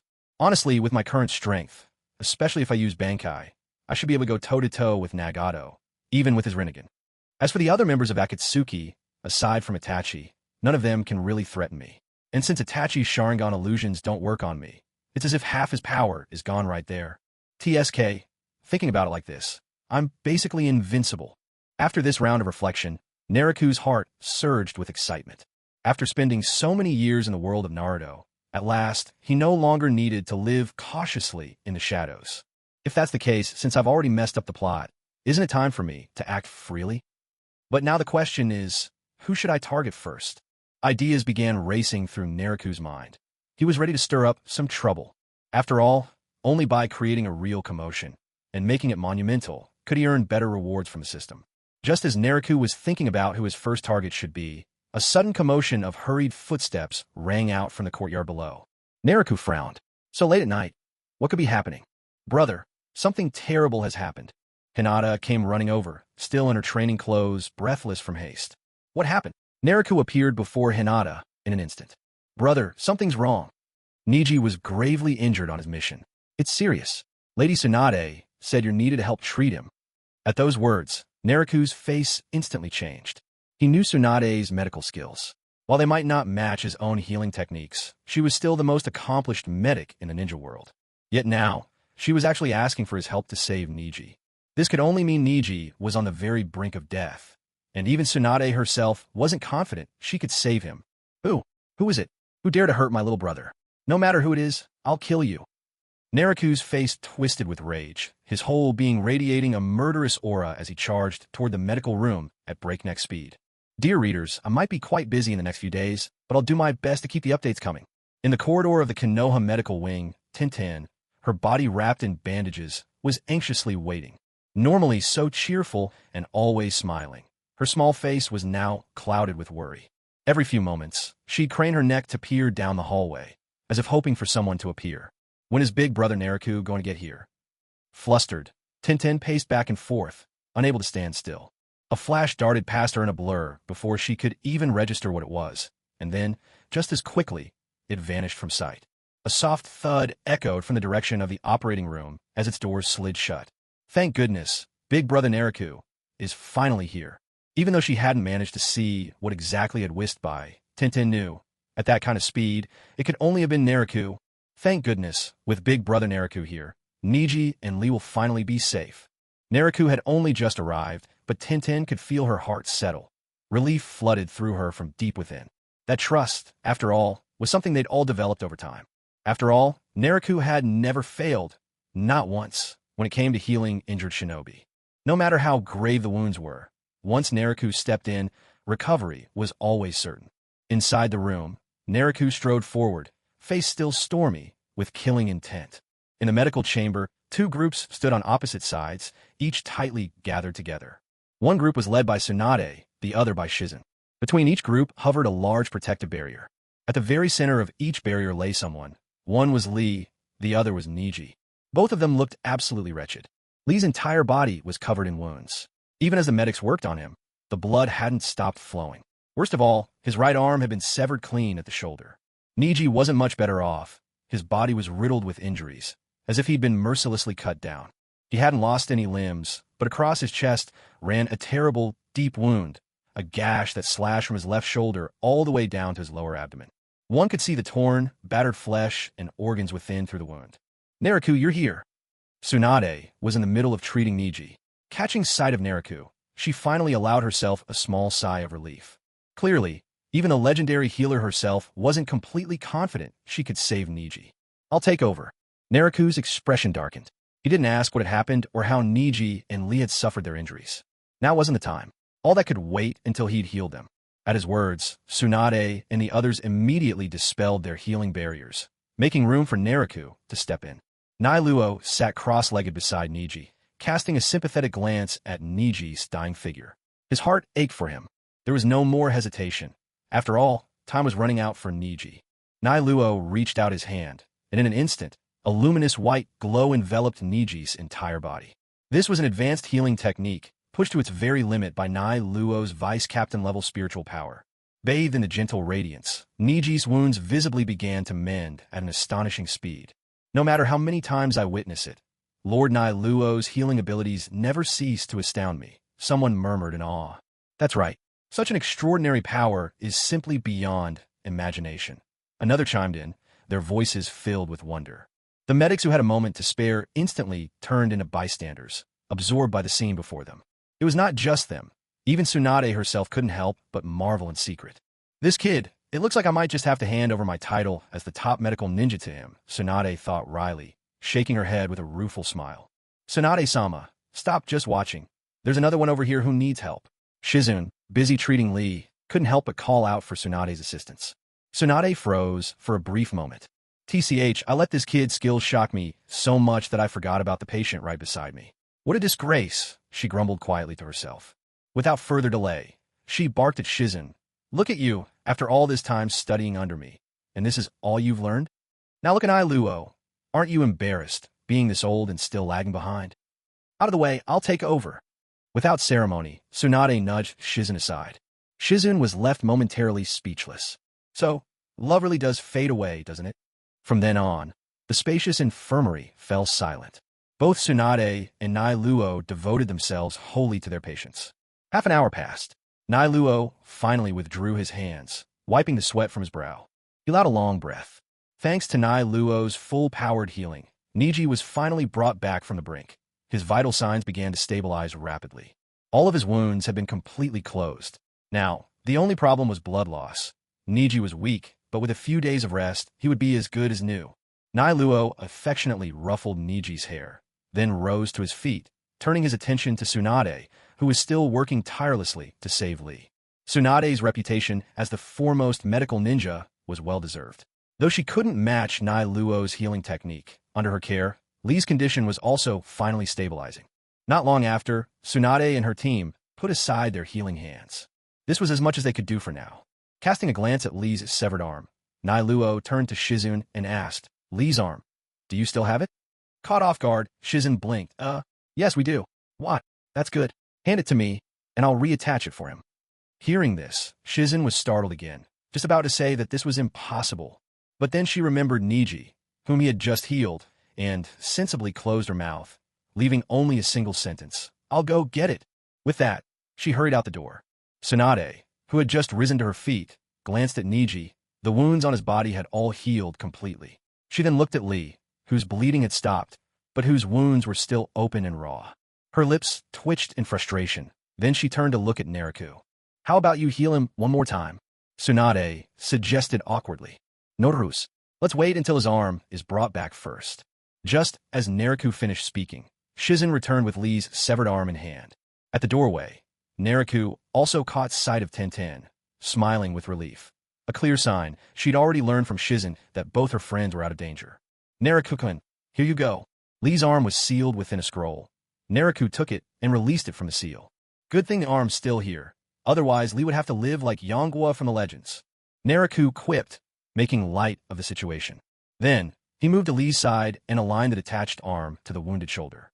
Chakra pulsed from the point of separation, swiftly spreading through Lee's entire body. In no time at all, the arm fused seamlessly back onto Lee, and the gruesome injuries across his body began healing at a dramatic rate. It's incredible. His severed arm just reattached like that. Such a miraculous feat left everyone dumbfounded yet again. Clearly, Naruto's healing ability surpassed anything they could ever imagine. Under Naruto's care, every injury on Lee's body was completely healed. Even the reattached arm showed no trace of a wound or scar. Naruto stood, casually dusting himself off. Glancing at Tsunade, he said, "All done. No issues left. Now, all they need is some rest. Now then, Lady Tsunade, can you tell me who did this to them?" "Lady Tsunade, now, can you tell me who injured them like this?" Naruto fixed his gaze on Tsunade, his voice calm and steady. Yet everyone present could keenly feel the anger simmering just beneath his tranquil expression. Tsunade regarded Naruto's barely contained fury, and in the end, she answered, "It was the rampage of the hidden Cloud Village." At that, Naruto's eyes narrowed, and a fierce wave of killing intent swept through the room. Under its crushing weight, the medical ninja nearby trembled uncontrollably. A few young kunoichi fainted outright from fear. Even Shizun, who had traveled the world with Tsunade and seen many horrors, was deeply unsettled. Of everyone present, only Tsunade remained outwardly unshaken in the face of Naruto's murderous aura. "Raikage? That old man? He went after 3 youngsters?" Naruto could hardly believe his ears. You have to understand, the Raikage is not only a revered elder, but also one of the 5 Kage. For someone of his stature to actually lay a hand on a few juniors, it was almost unthinkable. "That's right, it really was the Raikage," Tsunade confirmed with a nod, her voice certain. "But as for the exact reason, I'm not sure," she added. "As soon as I saw what had happened to them, I rushed into the medical bay. If you want the details, you'll have to ask Tenten, since she was on the same squad." Upon hearing this, Naruto glanced back at the 2 patients, and, finding them out of immediate danger, stepped straight out of the medical room. Outside, Tenten was anxiously waiting, standing on tiptoe with anticipation. Although Shizun had already told her that Niji and the others were safe, she couldn't find relief until she heard it from Naruto himself. She wasn't the only one. During Naruto's time treating the wounded, a crowd had gathered just outside the door. Hayashi Hyuga, Hinata, Hanabi, and several others all waiting in suspense. Over on one of the benches, Might Guy lay sprawled out, completely drained and looking half alive. When Naroku opened the door, he was confronted by this eager, anxious crowd. "Naroku, how's Niji?" Hayashi was the first to ask. Naroku nodded reassuringly to his own father and said, "Don't worry. You know my medical skills, Niji's going to be fine." Then he turned to Tenten, "And Lee's all right too. I've set his arm. He'll be back to normal. Won't affect him in the long run." A collective sigh of relief swept through the crowd. That's a relief. If anything had happened to Niji, I honestly wouldn't know how to face Hizashi in the future, Hayashi said, his expression finally shedding its heaviness. "Naroku, thank you so much," came a weak voice. Naroku turned toward the sound to find Might Guy slumped on the bench. Frowning, he stepped over quickly to check on Guy's condition. "Guy, did you use the 8 gates release formation?" he asked. At this moment, Guy could barely move, with severe muscle tears running throughout his body, the classic aftermath of opening all 8 gates. "Yeah, ran into that 4th rakeage. What could I do?" Guy gave a wry smile and shook his head. "Had to open the 8 gates. Otherwise, not only would I have lost, but I might not have made it back at all." As he placed his hands on Guy, channeling healing chakra, Naroku asked, "But why would that old man attack you like this?" "I'll explain," said Tenten, stepping forward. "That day, our mission was to escort a merchant caravan to the Land of Lightning," she began. "And it was Guy Sensei who led us." With that, Tenten proceeded to recount everything that had happened from beginning to end. There were 4 of them in the squad, and the task seemed completely unremarkable at first. No hidden dangers, nothing out of the ordinary. Even when a few foolish bandits appeared along the way, the so-called legendary team dispatched them as easily as slicing through ripe melons. The merchant caravan reached the Land of Lightning without a hitch, and their mission was officially complete. The Land of Lightning has never had a truly harmonious relationship with the Land of Fire. Though they've had some dealings with Konoha in recent years, deep down it's all just a facade, close in appearance, yet worlds apart in reality. This was especially true for Niji, whose father had died at the hands of Cloud Village. He harbored nothing but ill will toward the Land of Lightning. Because of this, none of the 4 wanted to linger there any longer. One after another, they rose to leave. Yet, sometimes, the more you try to avoid trouble, the more it insists on finding you. Among the Cloud Ninja, someone recognized Niji as a member of the Hyuga clan, and immediately set their sights on his Byakugan. After all, the Hyuga's Byakugan was impossible to overlook. Unlike the Sharingan, which could be hidden when not in use, the Byakugan was always on display. The greedy ones didn't hesitate. They attacked Niji and the others all at once. A great deal of this desire was fueled by the legend of Naroku. In recent years, the name Naroku had become renowned across the ninja world. Many believed Naroku owed his strength to possessing the Byakugan of the Hyuga, convincing themselves that if only they obtained such eyes, they too could become the next White Death God. But Konoha's resilient heroes were not to be underestimated. Though still officially genin, both Lee and Niji possessed enough strength to bring down even a jonin. And let's not forget Mado Guy, who had once nearly kicked the very story to its conclusion. Those who dared to attack found themselves fleeing in terror and chaos. Niji and his companions remembered they were in Cloud Village, a foreign land not their own, so they stopped short of pursuing the matter too far. They decided to let their attackers go. Little did they know, that very act would nearly cost them their lives. Somehow, the 4th Raikage caught wind of the situation and stormed over in person, his arrival as swift as a thunderclap. He let loose a great barrage of words. Tintin managed to sum up the gist of it. "So, you're Hyuga Naroku's younger brother? All right then, you've injured our Cloud Ninja. Time to pay for it. Nothing much, just leave your eyes behind. Go back and tell your brother. That so-called White Death God? In my eyes, he's nothing. If he dares, let him come find me here in Cloud Village." With that, the old brute launched his attack. At first, with Guy still absent, the 3 could only hold on by sheer effort. The Raikage's target was Niji. If he hadn't risked his life to open the 8 gates and shield his friend, Niji might have met a tragic end right then and there. Still, the gap in power was insurmountable. The 3 were soon overwhelmed. Both Lee and Niji, masters of close combat, fell badly beaten and bloodied, leaving only Tenten, hurling weapons from afar, managing to endure for a while longer. Thankfully, just in time, Guy returned from gathering supplies. Only then did the 3 narrowly escape disaster. Guy held off the Raikage, urging Tenten to hurry and get Lee and Niji out of there as quickly as possible.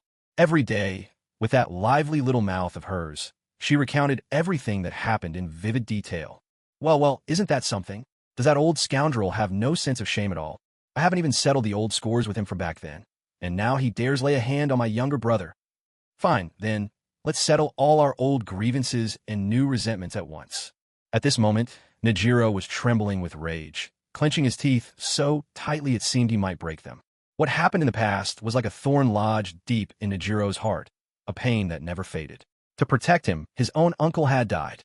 And now, the only son his uncle left behind had barely escaped death at the hands of the Cloud Ninja. He used to be powerless, but now, Nejiro had no intention of holding back any longer. Kumogikure, wait for me. I'll turn your village upside down. Nejiro, don't act on impulse. Tsunade strode out of the medical room, her voice calm, yet firm as she tried to soothe Nejiro, whose eyes were filled with murderous intent.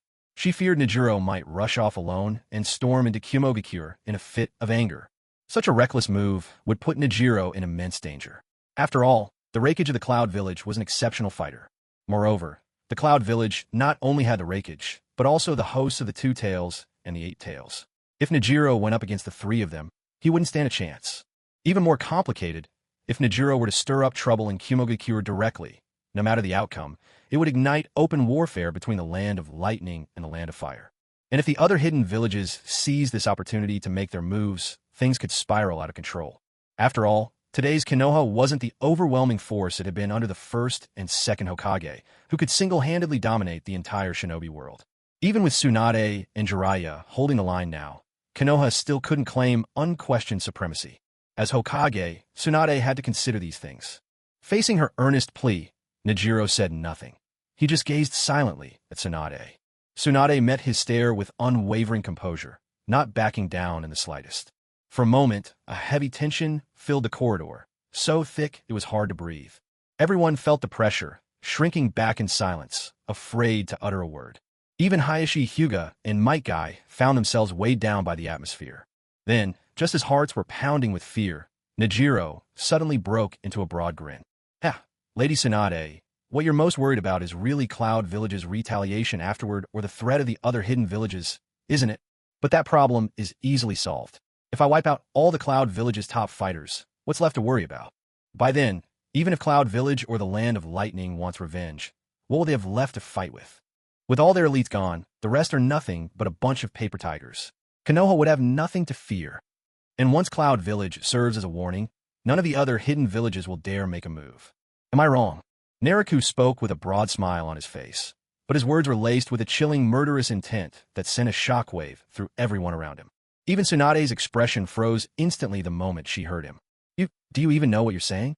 Are you aware of how many people you'll have to kill if you go through with this? Do you realize how many more will die as a consequence?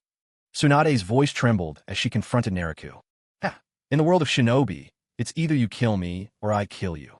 A ninja lives with death at their side every day. If you can't see past life and death, perhaps you're in the wrong business.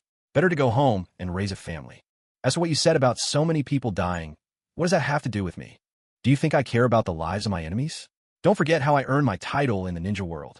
Naruto stared calmly at Tsunade as he spoke, and then, grinning, he revealed his gleaming white teeth. Yet, in the eyes of everyone present, Naruto's smile looked no different from that of a bloodthirsty demon. It was chilling to the bone. It was only now that everyone recalled Naruto's infamous title, the White Death. That title wasn't for nothing. It was forged from thousands of lives cut down by his hand. Naruto, you arrogant brat. Tsunade clenched her fists, glaring furiously at him. Then she turned to Hayashi Hyuga, who was standing nearby. Head of the Hyuga clan, talk some sense into your son. Don't let him do anything reckless. Hayashi's face was solemn. He didn't respond right away, instead lowering his gaze as if lost in thought. After a moment, he looked up at Naruto, who also turned his gaze to meet his father's. Father and son locked eyes, engaging in a silent conversation of resolve. Naruto, tell me honestly, are you sure you can do this? Hayashi's voice was low and grave. Hearing his father's question, Naruto let out a lopsided grin and smiled brightly. Father, have I ever done anything I wasn't sure of? Trust me, a single hidden cloud village is nothing to me. Hayashi searched Naruto's face, and seeing no trace of deceit, finally allowed himself to relax.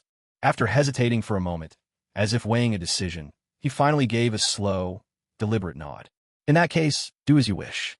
The Hyuga clan will always stand behind you. Your uncle's death has gone unavenged for too long. Now that we have the strength, it's time to settle that score. Hayashi spoke with composure, but his words sent a ripple of unease through everyone else. Head of the Hyuga clan, do you really understand what you're saying?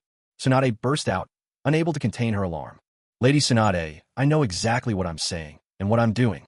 I know that it's not convenient for the Hidden Leaf to get involved in this matter. So from here on, this is strictly between the Hyuga clan and the Cloud Village. Even if we fail, and the Cloud Village comes to settle accounts later, feel free to hand over our Hyuga clan. After all, this isn't the first time the Leaf has done such a thing. That's enough. Lady Tsunade, please do not interfere any further. Hayashi suddenly cuts Tsunade off, his voice resolute. For the first time ever, the Hyuga clan, staunch supporters of the Hokage, stood in direct defiance of an order from the Fire Shadow. Go on, Naraku. Do what you must. I will rally the Hyuga family's might and come to support you. Hayashi raised his hand grandly to Naraku. Seeing the firm determination on his father's face, Naraku smiled. Don't worry, father. The power I possess now is far beyond your imagination. The entire Cloud Village is nothing in my eyes. I will bring back the Raikage's head to honor our uncle's memory. Tsunade realized the situation was spinning out of control. She had hoped Hayashi would mediate, but things had turned completely upside down. She tried to say more, but Naraku wouldn't give her the chance. In an instant, with a flurry of movement, Naraku vanished before Tsunade could even react. Clan head Hayashi, finding Naraku already gone, Tsunade could only vent her anger on Hayashi instead. My apologies, Lady Tsunade. I need to gather my clan to support my son. I must take my leave. But Hayashi turned and walked away without a second thought. Hayashi, do you really intend to start a war across the ninja world? Tsunade shouted at his retreating figure. We're not the ones seeking war. It's the Cloud who picked this fight. We're simply striking back, and rightfully so. Hayashi answered without turning, disappearing around the corner a heartbeat later. Hinata and Hanabi quickly followed his footsteps and left with him. Damn it! Tsunade slammed her fist against the wall in frustration. With a thunderous crash, the entire wall of the infirmary collapsed, revealing a group of trembling medical staff behind it. Troublemakers, all of them, never a moment's peace. Shizune, assemble a team immediately. Increase our defenses at the border between the land of fire and the land of lightning. From now on, strengthen patrols and security along the entire border. And recall every shinobi currently out on assignment. No matter if they're Jonin, Chunin, or Jinin. Everyone returns to the village, ready for orders at a moment's notice. Send word to Jiraiya. Have him pursue Naraku. If he can persuade Naraku to return, all the better, but if not, he is to shadow Naraku all the way to Cloud Village. Whatever happens, Jiraiya must ensure Naraku's safety. In an instant, Tsunade began barking out a slew of orders. Yes, ma'am. Shizune wasted no time and hurried off to relay the instructions. As everyone else scattered to fulfill their duties, Tsunade was left alone at the scene, her expression brooding and somber. She let out a long sigh, and after a while, gently massaged her throbbing temples in weary frustration. Meanwhile, Hayashi Hyuga, having left the hospital, led Hinata and Hanabi back to the Hyuga clan compound. All members of the Hyuga clan aged 15 and above assemble immediately. The command spread swiftly throughout the clan, and upon hearing the summons, clan members hurried toward the main house's spacious courtyard. In the blink of an eye, every Hyuga present within the compound had gathered together. The wide courtyard was packed with clan members. At least 100 of them stood ready, and that didn't even account for those currently out on assignment. Despite their numbers, the gathering was notably calm. Everyone waited in quiet anticipation for their clan leader to speak. Hayashi, what's happened? Once the crowd had gathered, one of the elders stepped forward to ask. Hayashi's gaze swept across the assembled faces. He stepped up, his voice steady as he addressed them. Everyone, what we're about to face next is war with the Hidden Cloud Village. It won't be Konoha warring with the Hidden Cloud. This time, it will be our Hyuga clan alone. The moment Hayashi's words left his mouth, the crowd erupted into hushed commotion. The square was suddenly alive with murmured discussion. Hayashi, what exactly happened? The elders pressed him for answers. Without hesitation, Hayashi recounted everything that had happened, including the bold decision he and Naraku had made. The people listening were stunned by Naraku's audacious actions. Hayashi, you're being reckless. One elder couldn't help but rebuke him harshly. Frowning, Hayashi was about to defend himself, but before he could speak, why didn't you tell us sooner? How could you let young Naraku go to the Hidden Cloud alone? What if he's ambushed by the enemy? If something happens to him, can you shoulder that responsibility? One elder after another began chiding Hayashi, not for making the decision to fight the Hidden Cloud, but for letting Naraku venture out on his own. Hayashi was left speechless. He'd been preoccupied the entire way back, worrying about how to persuade the elders regarding war with the hidden cloud. Yet, to his surprise, not a single elder voiced any objection. Did I wander into the wrong script? Hayashi couldn't help but sink into deep self-doubt. The sun is up. Why are you still standing there in a daze? What are we doing next? Hurry up and organize everything already. The elders all urged him on in unison. Everyone, are you really not against this? Hayashi looked around, his face full of bewilderment. Against it? Why would we be? If this is something little Nero intends to do, then our duty is to give him our absolute support. That's right, Nero may be young, but everything he's done so far has been carried out only after careful preparation. If he's made a move, that means he's ready. Besides, Nero is doing this to avenge one of our own. As members of the Hyuga clan, how could we just stand by and watch? Enough, Hayashi. Let's not waste any more time. Give the order. Not only the elders, but other clan members as well clamored, eager to join the effort to support Nero. Everyone, seeing his clansmen united like this, Hayashi's expression grew deeply moved. Thank you, all of you. Now let me assign our tasks. Hyuga Hayashi began giving instructions to the gathered crowd. Though they were preparing to offer support, it wouldn't do to leave the compound completely undefended. Some had to remain behind to guard their home. Out in the backyard, Yakumo and Bai witnessed the resolve of the Hyuga clan. Exchanging glances, the two of them vanished with a few swift movements, leaving the clan grounds behind. They, too, were heading out to help Nero. In the end, after making sure only the essential guards were left behind, Hayashi set out with over 90 clan members. They quickly packed the necessary supplies, and with impressive momentum, left the village hidden in the leaves, speeding toward the hidden cloud village. With so much happening, it came as no surprise that Tsunade, over in the Hokage's office, heard about it right away. At that very moment, she'd gathered all the jonin present in the village, discussing strategies regarding the situation with the hidden cloud. Upon receiving the latest report, Tsunade pressed her hand to her brow, unable to hide her exasperation. Meanwhile, ever since he'd left the village, Nero had soared into the sky with the dance of the sky technique, racing straight toward the hidden cloud village. He didn't stop to rest for a single moment. The relentless journey left Nero unfazed. His stamina was such that, even if he traveled for days and nights on end, he barely felt it. As dawn broke the next day, with the first light illuminating the horizon, Nero caught sight of the hidden cloud village's outline.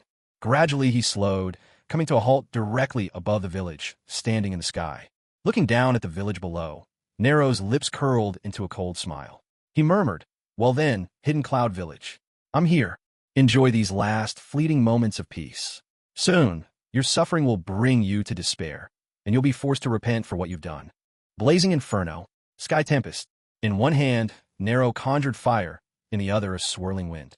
Then, with a swift gesture, he merged the two, and in an instant, a flaming tornado roared to life in his palm. This was a move that Neriku had already used back when he was a jonin. But now, having been promoted to vice captain, its power had grown even more formidable. Go! Neriku hurled the fire dragon spiral from his hand, aiming straight at the rake's office below. The moment it left his palm, the fire dragon spiral surged in size, and in the blink of an eye, it transformed into a raging inferno that swept across the sky. That's odd. The sky looks strange today. At that moment, a villager of the hidden cloud village had just woken up and was in the middle of a yawn, but instantly he realized something was wrong. Before he could react, an all-consuming inferno blotted out the sun. The ferocious force of the flame-laden tornado shredded all the nearby buildings into fragments in an instant. Help! Somebody help me! In a split second, the sound of howling winds engulfed everything, mingled with the horrified screams of the crowd. Countless cloud ninjas and ordinary villagers were swept up by the raging flames, incinerated to ashes. The tranquil morning in the hidden cloud village was shattered in an instant. As dawn broke and sunlight gilded the horizon, another clear day began. Just like always, villagers in hidden cloud village greeted the sunrise, preparing to get up and start their day's work. But suddenly, many citizens heard furious winds whistling just outside their doors. The sounds of shouting and chaos spilled in from the streets. Even the morning light outside the windows shifted from its usual soft white to a stark, fiery red. Damn it! Is it going to rain again just when the weather finally cleared up? Cursing under their breath, villagers grabbed umbrellas from beside their walls and prepared to head out. Rain or shine, work still needed to be done. Nothing could keep the ordinary people indoors. But the very moment he opened the door, he was completely stunned. This wasn't rain. This was fire pouring from the sky. Scarlet flames, twisted in the heart of a raging storm, swept wildly through the hidden cloud village. A firestorm? easily 100 meters wide, filled his entire field of vision. It churned and advanced relentlessly, destroying everything in its path. His umbrella slipped from his hand, falling unnoticed to the ground. How can this be? He stared in desperate disbelief at the scene before him, mumbling to himself. No, run, run. As the firestorm closed in, he finally snapped back to reality. Bolting from his doorstep, he turned and ran as fast as he could. But it was hopeless. Not only him. Even most seasoned ninjas couldn't outrun the relentless advance of the fiery tempest. Within moments, it was upon him. A powerful suction yanked him off his feet, drawing him uncontrollably into the heart of the cyclone. No, help! Somebody please! I don't want to die. No matter how he struggled, it was impossible to break free from the fate of being consumed by the fire dragon spiral. After a brief, agonized cry, his body was reduced to nothing but ash. This scene was playing out all across the hidden cloud village. Anything that stood in the path of the fire tornado was reduced to ashes.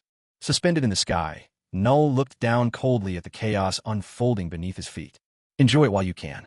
This is just an appetizer for you. Not a flicker of emotion crossed his heart. He knew the ordinary people of the hidden cloud were innocent. So what? You started this, hidden cloud. You wanted war, so you shall have it, just as you wished. War always brings death. That's the way it is. If you're looking for someone to blame your Raikage, who simply couldn't live in peace. After years of struggling through the world of shinobi, Null had long since shed any saintly compassion from his past life. The screams of agony still echoed throughout the village.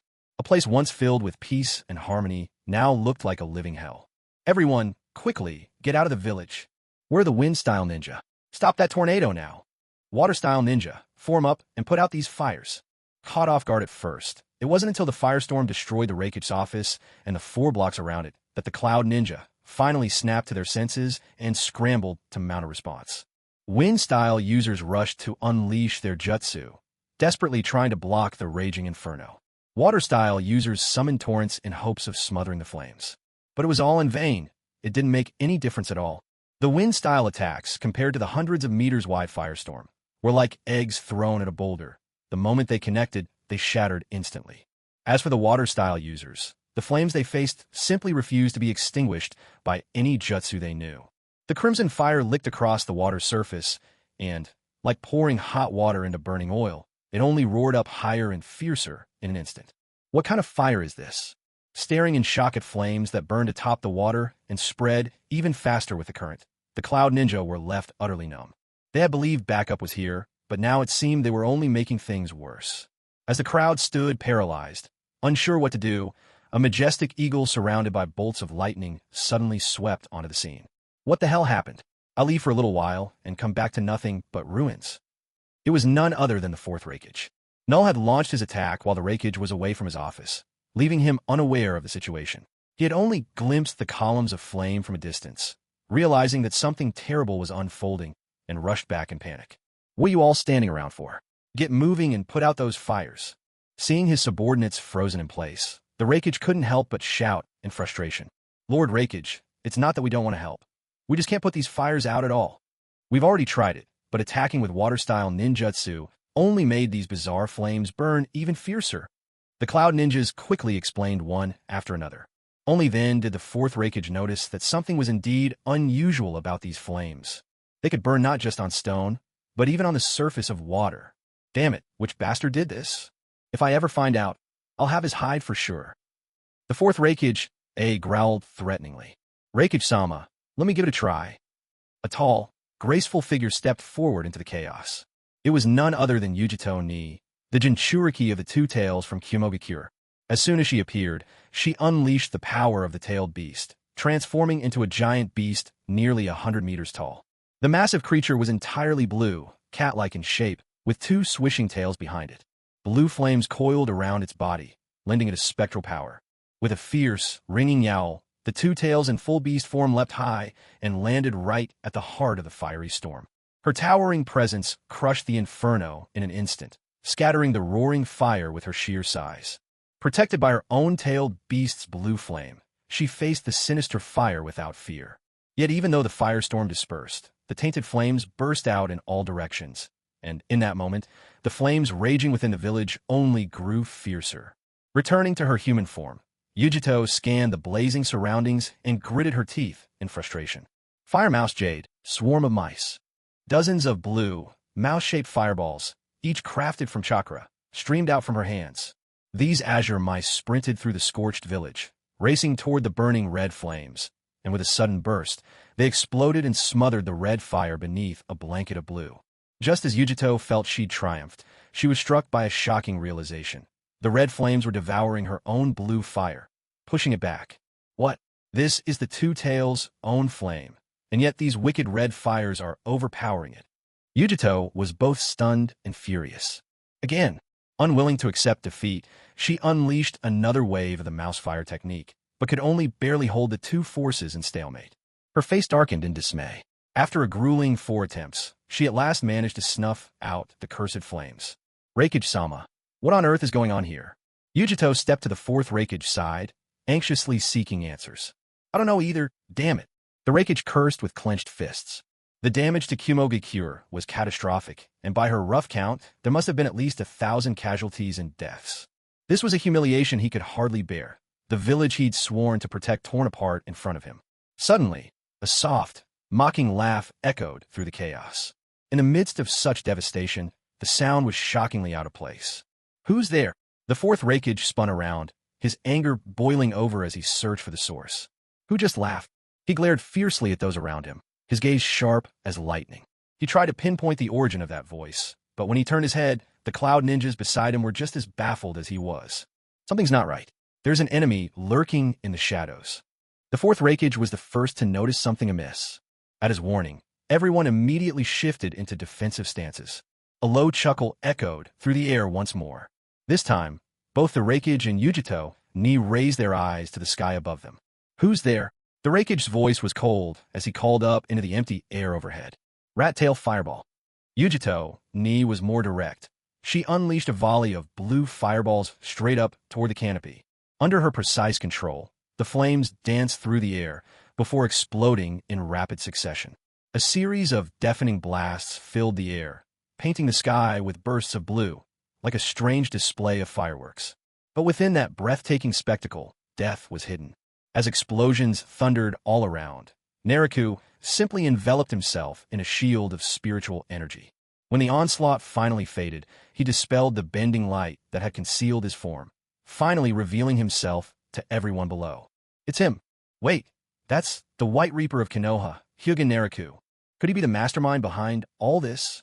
The Cloud ninjas below cried out in shock. They clearly recognized Naruto. Hyuga Naruto? You're telling me you're Naruto? The fourth Raikage fixed his gaze on the newly revealed opponent, his eyes burning with suspicion and fury. Listen, brat. Tell me, was it you who set the village on fire?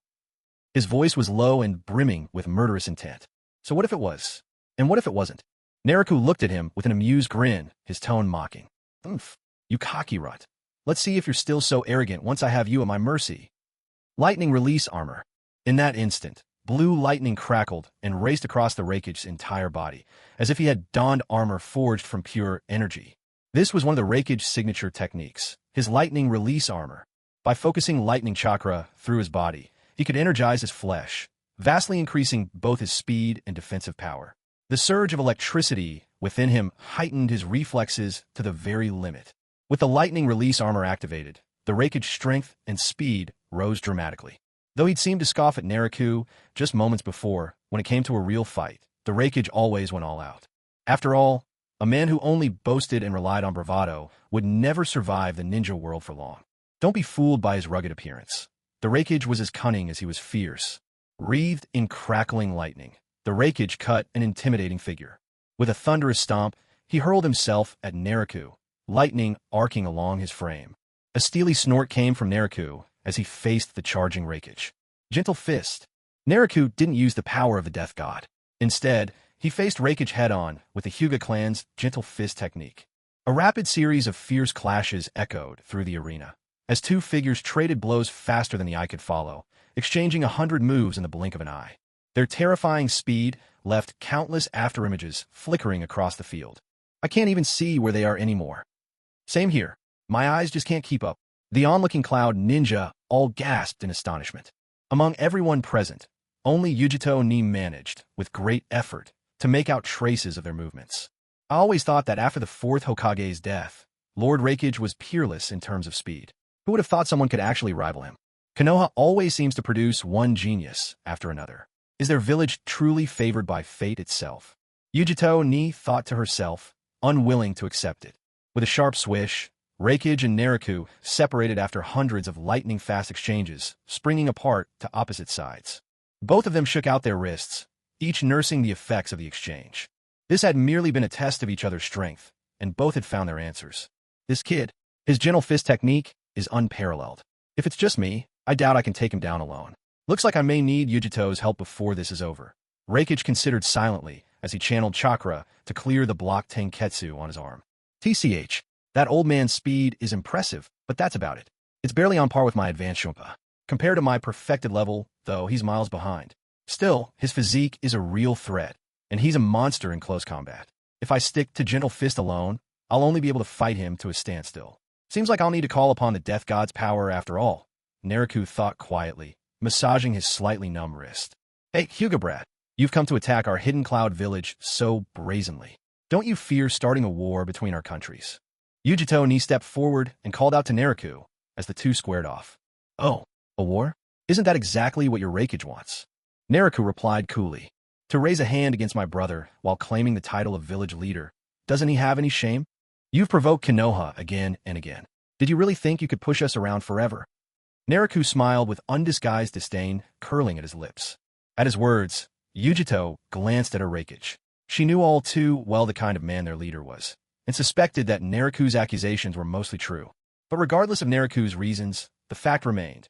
He had attacked the hidden cloud village. If they failed to stop him here today, the entire village would become a laughingstock in the ninja world. Yujito, enough talk. Help me take this brat down. Raikage shouted. The fourth Raikage spoke first. Yujito Ni hesitated for a moment, but eventually stepped forward. She didn't fully transform into the tailed beast. Only one tail flared out behind her. Oh, are you planning on taking me 2 against 1? If that's the case, I suppose neither of you would object if I used a weapon, would you? Actually, it wouldn't matter even if you did object. As Naruto spoke, he drew his Zampakudo from the system space. So what if you're using a weapon? You're not getting out of here today. Stay put and quit struggling. Your eyes, think of them as compensation to the hidden cloud village. Lightning destruction, horizontal thousand-fold dance. The Raikage unleashed his ultimate move right from the start. One should know, in his youth, the Raikage had sliced off one of the 8 tails' horns in a single strike with this very technique. You're just in time. Zangetsu. In a flash, the Raikage charged at Naruto, while Naruto had already finished gathering his strength. With an upward swing, Naruto brought down Zangetsu, its released form crackling with spiritual power. He brought the blade down on the Raikage, cutting directly through the space between them. What? The Raikage's eyes widened instantly at the sight of that slash. He could sense the threat of death emanating from the attack. He wanted to dodge, but it was too late. The Zangetsu was already upon his face. With no time to evade, he could only raise his arm to block while rapidly retreating. A spray of blood erupted across the battlefield. Lord Raikage! From the sidelines, the Cloud Shinobi all cried out in alarm. Yujito Ni flickered forward, placing herself between Naruto and the Raikage, shielding him with her body. She extended 10 slender, razor-sharp claws, fixing Naruto with a grave and cautious stare. Damn it! The fourth Raikage cursed, then raised his hand to stare in disbelief at his severed arm. Someone in the crowd audibly gulped. This can't be real, right? Lord Raikage lost an arm with a single strike. Tell me this isn't happening. This can't be real. Lord Raikage has an incredibly strong body. Usually, not even jutsu, let alone weapons, can do him harm. The sight of their leader injured sent the entire field into an uproar. Lord Raikage, are you alright? Yujito asked as she glanced at the stunned Raikage. I'm fine. The Raikage collected himself upon hearing Yujito's voice, shook his head, and gestured that she needn't worry. Then, with a furrowed brow, he turned to face his chattering shinobi. Silence, all of you, he barked in a low voice, instantly quieting the crowd. He let out a cold snort and shot Naruto a sidelong glance. Well, kid, you got some skill. I can't believe you actually managed to injure me. I have to admit, you really do have some skill. The Raikage looked at Naruto with a gaze that had turned incredibly cautious. It was a look he had worn only twice before.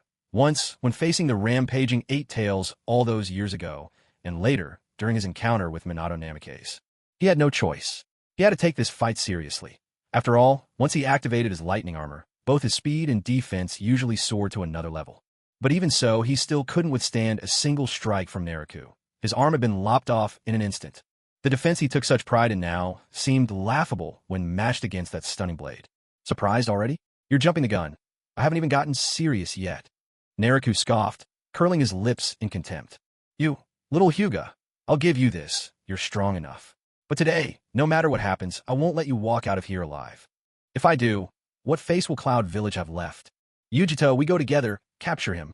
With that, the Raikage shoved Yujito out of his way and lunged toward Naruto. As the Raikage charged again, wild and furious, Naruto's mouth curved into a sly grin. This time, he didn't bother choosing another head-to-head clash to test whose fists landed harder. This was a fight for survival. Why play to his opponent's strengths when there was no need? Suddenly, Naruto's feet flickered, a blur, and he shot backwards at a speed that outpaced even the Raikage. Eliminate him, Divine Spear. Chanting the incantation, Naruto leveled his Zampakudo right at the incoming Raikage. Instantly, the Raikage felt it, a mortal threat, the kind you only notice when death is staring you straight in the eyes. Damn it, how does this kid have so many strange tricks up his sleeve? Mid-sprint, the Raikage dug in his heels, wrenching his trajectory and beginning to circle around Naruto. In his mind, it didn't matter what tricks Naruto might have. If his attacks couldn't keep up, then they were worthless. But seeing the Raikage's evasive maneuver, Naruto couldn't help but let out a chuckle. That move would have worked if he were still facing the previous attack, Zangetsu, but not now. After all, Zangetsu's only flaw was its head-on approach. What he was about to unleash was something entirely different. Naruto's eyes tracked the Raikage's blurred form, matching his speed step for step. Others might lose sight of the Raikage, but to him, keeping up was a breeze. In fact, Naruto even thought the Raikage could stand to be a little faster. Still too slow, Naruto zeroed in on a single spot and aimed his Zampakudo. In a flash, it transformed into a divine spear and shot forward at several times the speed of sound. In an instant, the Raikage, who'd been running full tilt, came to a dead stop.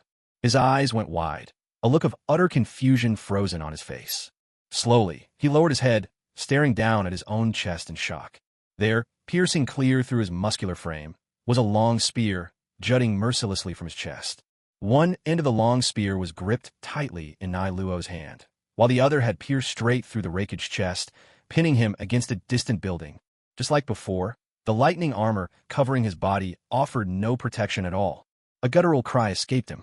How is this possible? The fourth Raikage simply couldn't bring himself to believe that he had been so utterly overpowered, pinned to the ground without even a chance to fight back. Most humiliating of all, he hadn't even managed to see the trajectory of that attack. Lord Raikage! The group cried out once again in shock. The person they had always seen as invincible, the mighty Raikage, had now suffered defeat twice in a row at the hands of Konoha's White Death. It was a reality none of them wanted to accept. Fire Mouse Jade. Sensing things were going awry, Yujito wasted no time. She opened her mouth and unleashed a gigantic fireball shaped like a mouse. The blazing sphere shot towards Nailuo like a comet. But midway through its flight, the massive fireball split apart, scattering into dozens of smaller fireballs. These smaller orbs fanned out, surrounding Nailuo on all sides. Oh, this comes with a tracking and separation feature? Fancy technology. Nailuo joked, then swung his blade and swiftly retreated, evading the oncoming fireballs. Healers, why are you still standing around? Quickly, treat Lord Raikage. Yujito snapped at the thunderstruck Cloud Ninja. Oh, quick, save the Raikage, hurry. Finally snapping out of their shock, the group rushed to care for the Raikage's wounds. Nailuo of the Hyuga clan, your reputation precedes you. From here on, let me be your next opponent. Yujito's beautiful eyes glittered coldly, never leaving Nailuo's face.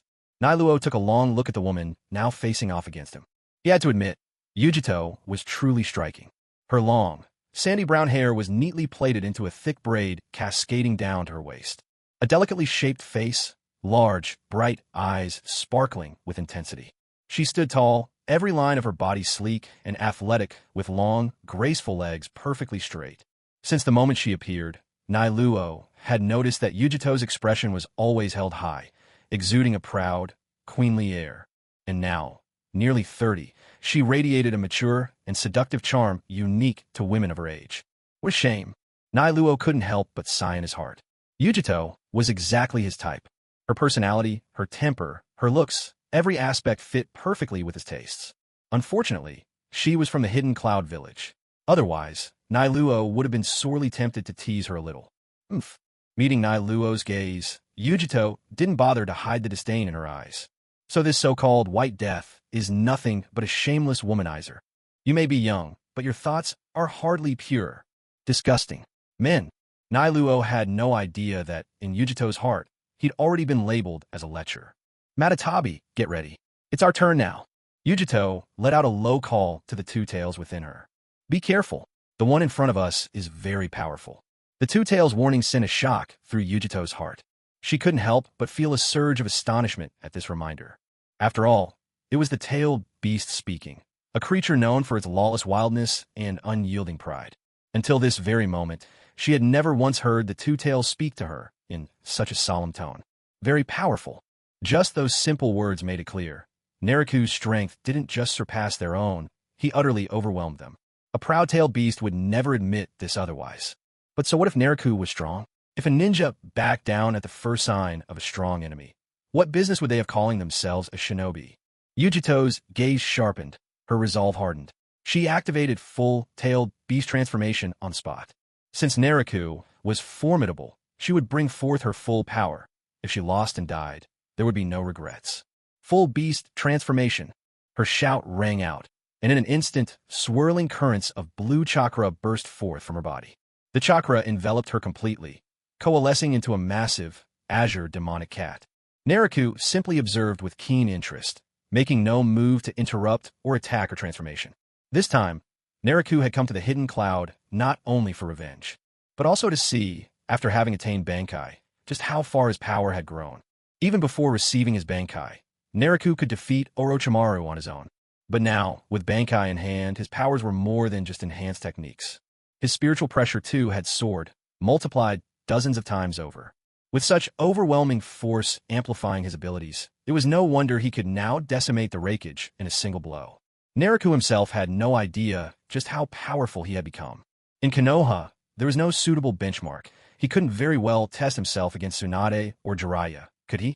If he couldn't restrain his own strength and accidentally struck down an ally, it would be nothing short of ridiculous. As luck would have it, the Raikage himself had blundered right into his path. The entire hidden cloud would serve as a perfect testing ground. Fully transformed, Yujito now towered as a giant blue demonic cat, over 100 meters tall, her fierce eyes locked on a Nariku with ferocious intensity. Done transforming? If so, then I suppose it's my turn. Nariku addressed Yujito, or rather, the two tails, offering a faint, almost playful smile. And then, Bankai, Black Rope Heaven's Judgment, King of Hades. Nariku began with a sweeping invocation of his Bankai. As he spoke the words of release, a shadowy figure materialized behind him, a black-armored warrior garbed in ancient battle attire. The warrior wore a crimson headscarf upon his helmet, his form sheathed in heavy, imposing armor, with massive pitch-black ropes bound tightly across his back. At just a single glance, an overwhelming sense of pressure crashed down on all who beheld it. Unlike its earlier incomplete form, before its full release, the Kuroshio King of Judgment now possessed a complete body, towering even higher than the two tails. What kind of monstrous thing is that? All the Cloud Ninja, watching the scene, turned pale, shock written across their faces. Even Yugi, now transformed into the two tails, revealed a hint of fear in her enormous eyes. Take this, my blade. With a twisted smile spreading on his lips, Nariku was the first to act, swinging his sword down toward the two tails. A shrill yowl rang out from the two tails as it darted away in a panic. No fool would face that devastating strike head-on. A single glance was enough to know it was cataclysmic. A deafening crash echoed through the village as the two tails narrowly dodged. But Nariku did not let up. Wielding his Zampakudo, now close to 100 meters long after the full release, he slashed relentlessly down toward the hidden Cloud Village itself. In an instant, the entire Cloud Village was cleaved cleanly in two beneath the arc of that titanic blade. Damn it, the village, it's gone. The ranks of Cloud Ninja guarding the Raikage gritted their teeth in sorrow. Some, unable to contain themselves, burst into tears. This was the village that had birthed and raised them, and now, right before their very eyes, it was destroyed by another's hand. The fourth Raikage, wounded yet conscious, could only spit blood and fury as he watched his village shattered beyond repair. T-Sich, pretty quick on your feet. Naraku curled his lip in mock disappointment. Bastard. The Two Tails, seeing the devastation wrought on her home, flew into a furious rage. Yet, even so, she dared not approach Naraku. The massive sword in his grasp was simply too terrifying. Since you've already destroyed the village, I might as well fight to my heart's content. Beast Bomb. With the village already in ruins, the Two Tails tossed aside all restraint. Her mouth opened wide, gathering yin-yang release chakra that began to rapidly condense. Oh, so this is the tailed beast bomb. An expression of curiosity flashed across Naraku's face. It was his first time seeing a tailed beast unleash such a technique. He thought for a moment, but chose not to interfere. Instead, he dismissed the Kuroshio King of Judgment entirely. The Two Tails was left utterly baffled by this move. Was she not about to launch her ultimate attack? What was he doing? Let's be clear, surrender was not an option. Though puzzled, the Two Tails did not falter. She continued to concentrate, gathering the energy for her beast bomb. In just a moment, a pitch-black orb had formed, pulsing ominously in her maw. With a sudden burst, the tailed beast bomb blasted forth like an explosive shell straight toward Naraku, moving with blinding speed. The sheer force of its passage carved a deep trench into the earth, crushing everything in its wake. Excellent. As waves become my shield and lightning my blade, Gemini, ritual. Naraku's Zampakudo transformed in his hands, shifting into two sword blades resembling fish fins, the hilts seamlessly joined at the base. Then, he drew one of his knives and aimed it in the direction from which the tailed beast ball was coming. What's he trying to do? Is he seriously going to block a tailed beast ball with that little knife? Is this some kind of joke? Matatabi was even more perplexed by Naraku's actions, completely unable to figure out what he was up to. T-Sich, so arrogant. He deserves whatever's coming to him. As everyone watched with tense anticipation, the tailed beast ball collided with the knife Naraku had thrust out. But the earth-shattering explosion that everyone expected never came. Instead, the entire tailed beast ball seemed to deflate like a punctured balloon, shrinking rapidly, until at last, it vanished without a trace. Matatabi. Omega. Cloud Ninja. Rishotka de. O. De. What? What just happened, Naya? Lady Yujito, was your shot a dud by any chance? One of the Cloud Ninjas couldn't help but ask. Matatabi's massive form trembled with indignation. A dud? That was her own tailed beast ball. There had never been a problem with it before. It worked, it really worked. As I thought, as long as it's not a physical attack, I can absorb it. Besides, even a tailed beast ball like that is nothing for double fish theory. With this capacity, I could absorb dozens more without breaking a sweat. Incredible. On Naraku's side, he could barely contain his delight. Well, it's rude not to return the favor, so now it's my turn. Here, have it back. Watch my art of great transference. Naraku extended his other knife and pointed it directly at Matatabi. With a sharp, whistling sound, the tip of the blade released a tailed beast ball, shooting toward Matatabi even faster than before. It was the very same tailed beast ball Naraku had just absorbed. Nya. Every strand of fur on Matatabi bristled in alarm. As Naraku flicked his wrist, returning the tailed beast ball right at her, she felt an intense, primal danger, an instinctual warning that screamed she had to evade. It was her own attack, yet after passing through this man's hands, it now seemed even more terrifying and lethal. I have to dodge this.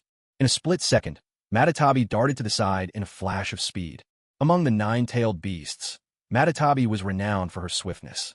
So before the tailed beast ball could land, not only did she evade it, she also managed to grab the gravely injured Raikage and carry him to safety. A thunderous blast erupted behind them. Although Matatabi and Raikage escaped disaster, the village of Hidden Cloud was not as fortunate. The tailed beast ball sped past the dodging Matatabi and landed right in the ravaged heart of the village. In an instant, what little remained of Hidden Cloud's wrecked buildings was obliterated, reduced to dust by the explosion. The medical ninja tending to Raikage, along with those villagers who hadn't managed to flee in time, all lost their lives in a single, devastating strike. How could this be? The tailed beast ball he sent back at me. How is it even more terrifying than mine? The Two Tails, having narrowly escaped destruction, stared at the scene in shock, unable to believe its eyes. It knew perfectly well the destructive force of its own attack. Its power was great, but it could never level the entire Hidden Cloud village with a single blast. What on earth is this guy's bizarre ability? The enormous body of the Two Tails trembled uncontrollably. No wonder the beast was so stunned. After all, the power of the twin fish principle didn't just end with absorbing an enemy's attack and returning it. Once the attack is absorbed, the twin fish principle actually amplifies the damage before sending it back, making the counterattack far more powerful than the original blow. My village, my village. Damn it, I'll kill you. The Raikage, pulled from the wreckage by the two tails, looked out over the devastation wrought by Naruto. His eyes were red with fury. This village was the legacy passed down from his father, and now, right in his own hands, he had let it fall to ruin. Worse yet, countless villagers had perished as well. If only the village itself were destroyed, it could perhaps be rebuilt in time, but with so many of his people lost, everything was truly devastated. What he couldn't accept most of all was that all of this had happened before his very eyes, and yet in just 2 moves, he'd been left broken and helpless. For someone as proud as he, this was unacceptable. The more he thought about it, the angrier he became. Struggling to rise, he was determined to fight Naruto to the death. Calm yourself, Lord Raikage. The two tails pinned the rampaging Raikage down with a mighty paw. My lord, we are no match for this person. To throw your life away would be pure folly. I'll carry you away. Let's find Killer Bee. Together, the 3 of us might stand a fighting chance. The two tails' words managed to snap the Raikage out of his rage, and he finally stopped struggling. Opening its mouth, the two tails caught the Raikage by the collar, and, with a flick, tossed him onto its back. Then, casting one last, hate-filled glare at Naruto, it turned and ran. That look toward Naruto was filled with bitter resentment. Oh, trying to escape? You may be fast, but before me, your speed just isn't enough. Seeing the two tails and Raikage make their getaway, Naruto let a cold, mocking smile play on his lips. Try to rely on speed in front of me, Hyuga Naruto? Ridiculous. In today's shinobi world, if I claimed to be the second fastest, no one would dare claim to be the first. Even the 4th Hokage, with his flying thunder god technique, with pure, short-range speed, I have nothing to fear. That's how arrogant I am. Without warning, Naruto's feet flashed into motion, propelling him in pursuit of the fleeing duo. He's catching up. Faster. The Raikage glanced back and saw that Naruto was drawing ever closer. They couldn't help but call out to Matatabi in warning. I'm already going as fast as I can, came the yowl, as Matatabi's 4 paws scrambled furiously across the ground, each stride just a bit faster than before. We're close. Just a little further, and we'll reach the cloud and Thunder Gorge. The Raikage did his best to encourage Matatabi, though he couldn't resist another anxious glance behind. Oh hell! With that look, his heart almost leapt out of his chest. Naruto was less than 100 meters away. The Raikage even caught Naruto waving at him with a friendly smile, as if to mock the chase. It was all too clear. Naruto wasn't even pushing himself to full speed. Anxious thoughts crowding his mind, the Raikage suddenly caught sight of the outline of the cloud and Thunder Gorge ahead of them, the very place where the 8 Tails Jinchuriki had been in seclusion all this time. At that same moment, a familiar silhouette appeared, racing toward them across the gorge.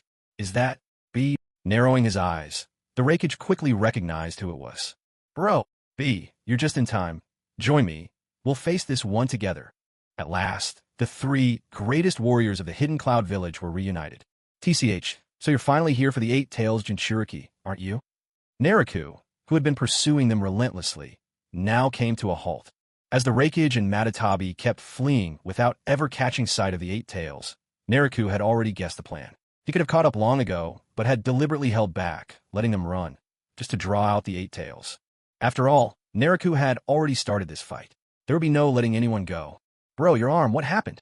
B's expression turned dark with anger when he saw his brother's severed left arm. Who did this?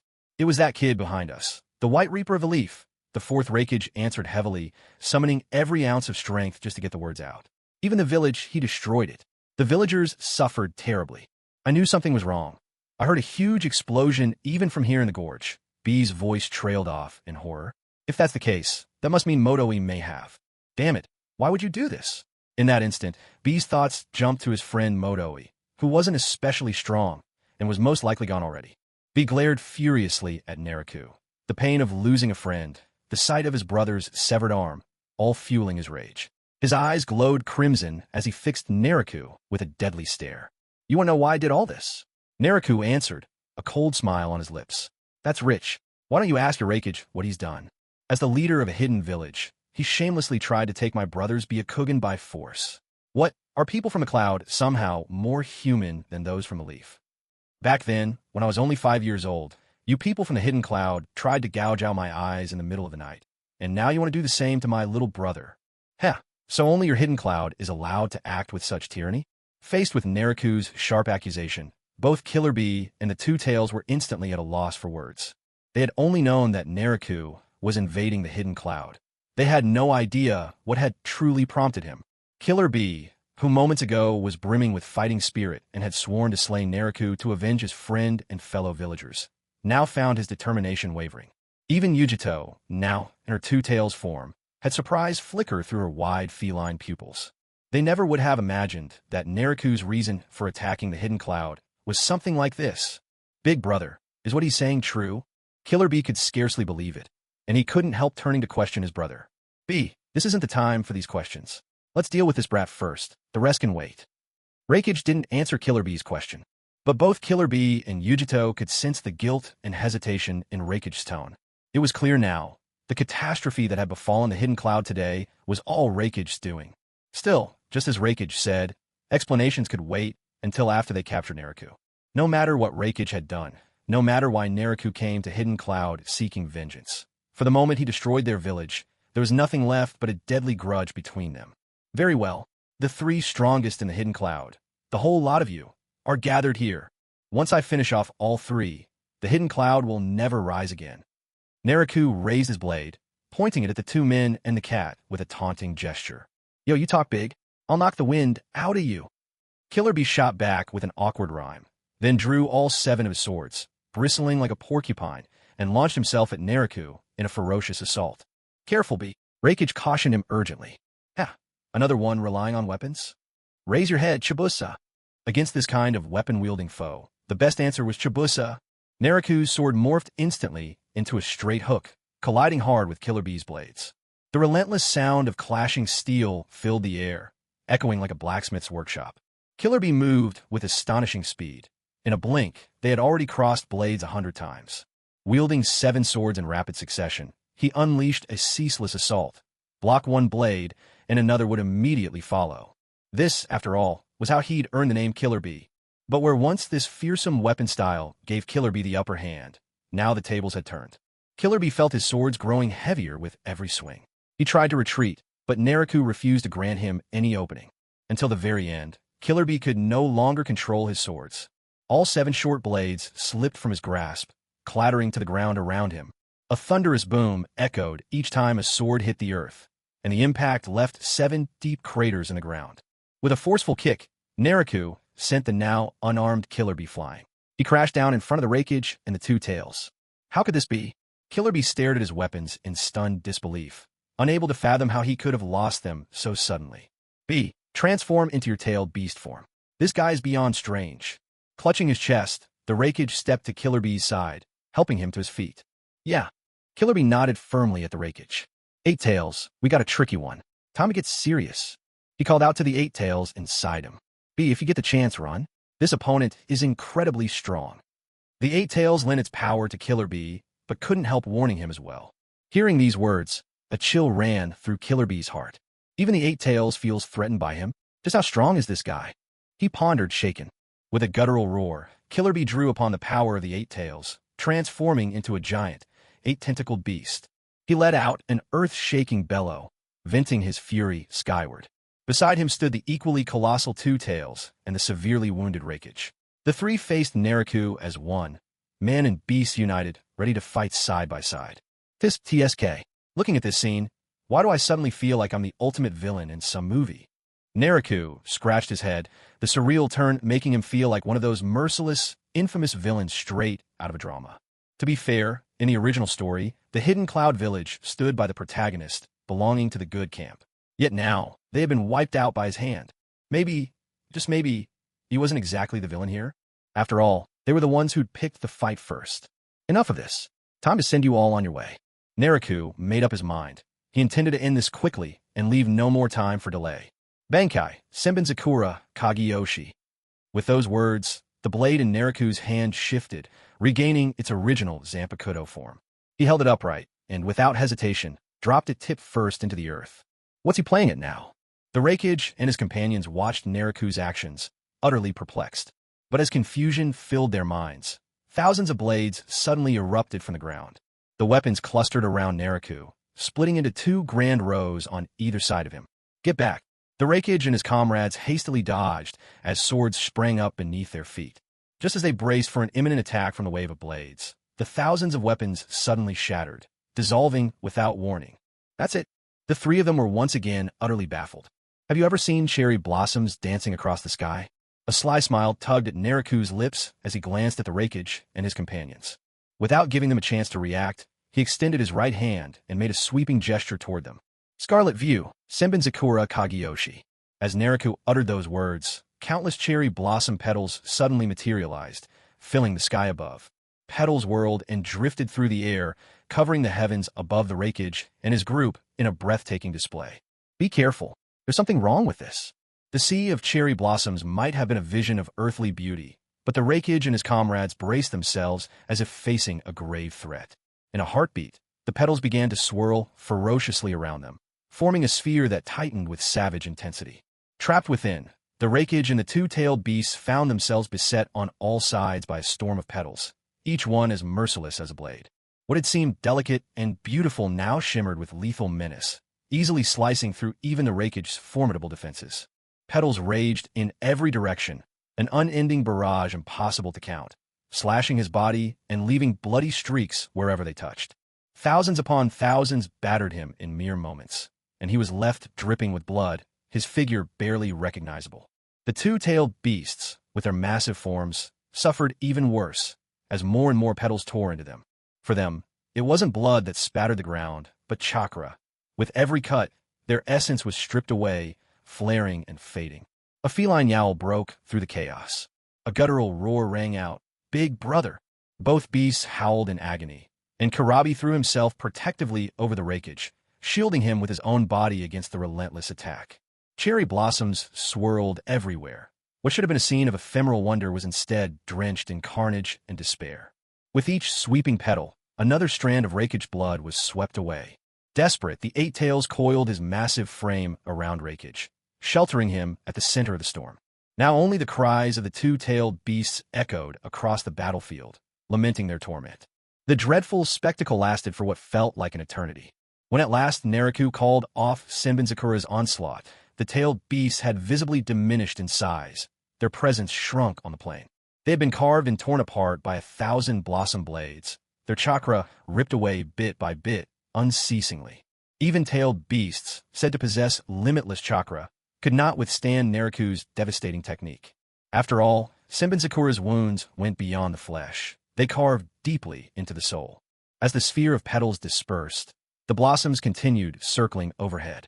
The two tails and Eight Tails wobbled and staggered, barely able to stay upright. The Eight Tails, with his many legs, managed to prop himself up, if only just. Two Tails was in a bad way, her forelegs trembling uncontrollably, desperately trying to keep herself steady. But in the end, her limbs gave out, and she collapsed heavily onto the ground. "B, are you all right?"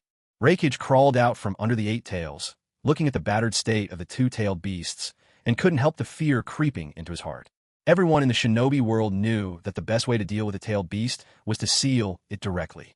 Yet this was the first time Raikage had seen someone punish tailed beasts this brutally, 2 of them at once, no less. "I'm okay, brother. I'll keep him busy. You get out of here." Killer Bee forced out the words, still gasping for breath, turning to Raikage. "Enough." Raikage drew a deep breath, planting himself in front of Naruto, his gaze unwavering as he met Naruto's eyes. "You brat from the Hyuga clan. It was on my order that your Byakugan was taken years ago. And it was me again, just days ago, who injured your brother. All of this is my doing. The villagers of Kimogakure have no part in it. If you must kill, kill me. Let B and Yujito go." Raikage understood perfectly. Naruto had brought things to this point solely because of him. So Raikage resolved to sacrifice himself in exchange for the survival of the others. "No, brother. No matter what happens, we'll face it. Together. Don't forget, I'm B, your partner." Seeing Raikage ready to give up his life for their sakes, Killer Bee roared with all the strength left in him. But Naruto remained unmoved. "You think your life is enough to pay that debt? Do you really believe your life is worth so much? Who do you think you are? Even if you died 1,000 times over, it wouldn't bring my uncle back. After my uncle took the punishment in my family's place, I waited for this day. Waited 9 full years. 9 years. Do you have any idea what those years were like for me? Or how my uncle's son suffered? And now, the pain is yours to taste. Now you beg for mercy? Too late." With a snort of contempt, Naruto spat at the pleading Raikage's feet. Damn you, you bastard.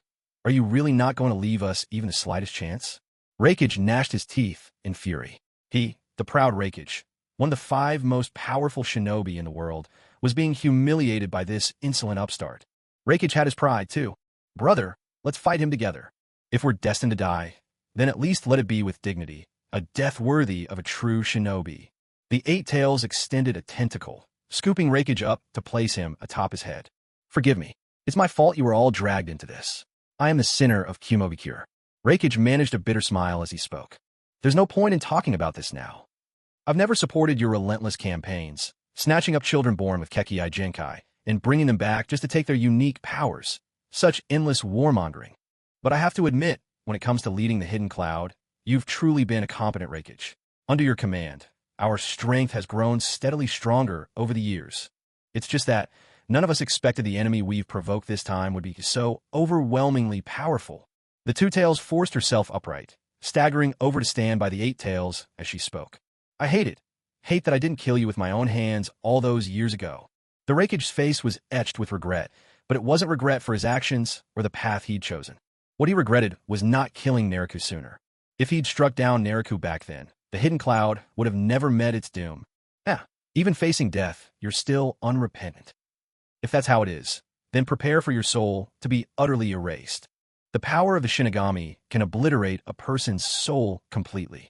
Such annihilation wipes someone from existence, utterly, irrevocably erased. Gone from the human world and the spirit world, vanished without a trace. This is the true meaning of soul annihilation. However, Nariku has rarely chosen to use such a final method. After all, his real enemies are the Hollows from the Shinigami realm. The Hollows were irredeemable, but humans were different. To destroy their souls directly seemed far too cruel. But now, the Raikage had provoked him. Nariku decided it was time to show the Raikage the true despair of complete soul destruction. So, these are your final words? If they are, then your journey ends here. Be proud, hold your head high, and die with honor.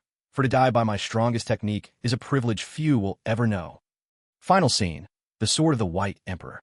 In an instant, the swirling cherry blossoms that had been suspended around the 3 vanished. Every single petal drifted toward Nariku. They spun and reformed at his side, gathering behind him in a majestic spectacle. The petals converged into a pair of radiant, gleaming wings. Between those brilliant wings appeared a luminous halo. Under the glow of the wings and halo, Nariku looked as if he had taken on the visage of a god. This power! The Raikage stared at Nariku in trembling awe, words failing him completely. The power now emanating from Nariku had surpassed anything the Raikage could comprehend. He had never sensed such a level of might from anyone before. This strength rivals even Uchiha Madara and Senju Hashirama at their very peak. In fact, I'd say it may even surpass them. Who is this man truly? The 8 Tails and the 2 Tails could do nothing but tremble under the weight of this overwhelming power. They had witnessed the glory of the first Hokage and Madara in years past, and knew exactly how frightening their strength was. Normally proud and defiant, even the tailed beasts had no choice but to submit before those 2, as if pressed down by an invisible hand. They once believed that after the deaths of the first Hokage and Uchiha Madara, there was no one left in the current shinobi world with such terrifying strength. But now, they were witnessing it once again. Nariku now stood in midair, white radiant wings unfurled behind him, holding a long blade in his hand. He looked every bit like a deity descending to earth, formidable and majestic, awe-inspiring in every sense. Raising his sword, he pointed it straight at the Raikage and the 2-tailed beasts. Then, with a sudden movement of his foot, his entire form was wrapped in blinding white light. Like a blazing meteor streaking through the sky, he charged directly toward the Raikage and his companions. There's no stopping this. Absolutely not. This will be the end. Faced with Nariku's devastating attack, a chilling realization surged up in the Raikage's heart. And it wasn't just him. Even the so-called immortal tailed beasts could sense that the end of their lives was at hand. If this is death, so be it. If I must die, let me fall in battle. Thunderclap, water's surface, thousand-fold dance. Confronted with Nariku's life-ending blade, the 4th Raikage did not retreat. He unleashed his ultimate technique, charging headlong into the path of Nariku's oncoming assault. When faced with utter despair and nowhere left to run, the only choice is to face death and carve out a sliver of hope. Tail Beast Bomb. Both the 2 Tails and the 8 Tails opened their mouths at the same instant, releasing their own attacks that had been building up. In that moment, four powerful forces crashed together with cataclysmic impact. On one side stood Naruto, sword in hand. On the other were the fourth Raikage, wielding his ultimate move and two pitch-black-tailed beast bombs. But the moment they collided, Naruto's attack effortlessly overpowered the combined might of the others. Under his blade, their attacks were as fragile as soap bubbles, utterly laughable in their weakness. As their defense shattered, the one who bore the brunt was the Raikage himself. Perhaps it was inevitable, given his relentless preference for close combat. The shining white sword swept across the fourth Raikage's body. Then, without slowing, arced directly into the eight tails. A swift, slicing motion. Naruto, gripping his sword, shot through both the Raikage and the eight tails before coming to a halt in the near distance. Behind him, the eight tails and the Raikage remained frozen in place, exactly as they had been, utterly motionless. Naruto turned, sword in hand, glanced indifferently at the pair, and dismissed them from his mind. Now, only you are left. His gaze settled on the sole survivor, the two tails, and he flashed a predatory grin. A trembling, feline sound escaped the two tails, fur bristling in terror under Naruto's gaze. Hey, B, what in the world are you two doing? Now's not the time for posing. Panic welled up inside the two tails as it saw the Raikage and eight tails standing there, utterly still. Unable to hold back, it yelled at them in frustration. But no one replied to its desperate calls. The two tails sensed that something was wrong and glanced back over its shoulder. That single look made its soul all but leap out of its body in terror. A gust of sea wind swept by, and before its eyes, both the Raikage and the eight tails began to dissolve like dust, scattering into the breeze. In just a brief moment, they vanished completely. How could this? They're just dead? The two tails murmured unconsciously. If only the Raikage had died, the two tails could have accepted it. But for even the mighty eight tails to fall under the same blade, that was something truly terrifying. Tailed beasts aren't immortal, but killing one is nearly impossible. After all, to slay a tailed beast, you first have to exhaust all of its chakra. Yet somehow, Nagato had managed to kill the eight tails outright, with some unfathomable technique. Every hair on the two tails stood on end in fear. All right, let's not waste any more time. Time for you to head out as well. They won't be walking the road to the underworld. Actually, they can't even walk that path now. Nagato slowly advanced with his sword, closing in step by step. No, stay away from me. The two tails was on the verge of panic and collapse. It turned sharply, bolting away at full speed, legs churning so fast they seemed a blur beneath it. Even knowing full well it could never outrun Nagato, the two tails refused to simply wait for death. TCH, this stupid beast. When will it ever learn? Watching the frenzied escape, Nagato shook his head. In a flash, his feet hit the ground in quick succession, and he overtook the two tails with ease. Stop running. It won't hurt, I promise. It'll be over in a blink. Nagato landed lightly on the two tails' back, grinning as he spoke to it. Oh, spare me your sweet words. If it's really that quick, why don't you try it on yourself first? The two tails cursed furiously, then thrashed its body with wild abandon, desperate to shake Nagato off. With a dull thud, the moment the two tails twisted, Nagato's blade pierced clean through its skull. Utterly defenseless. The two tails froze where it was, and just like the Raikage and eight tails before it, began to crumble into dust. It's over. Nagato exhaled deeply.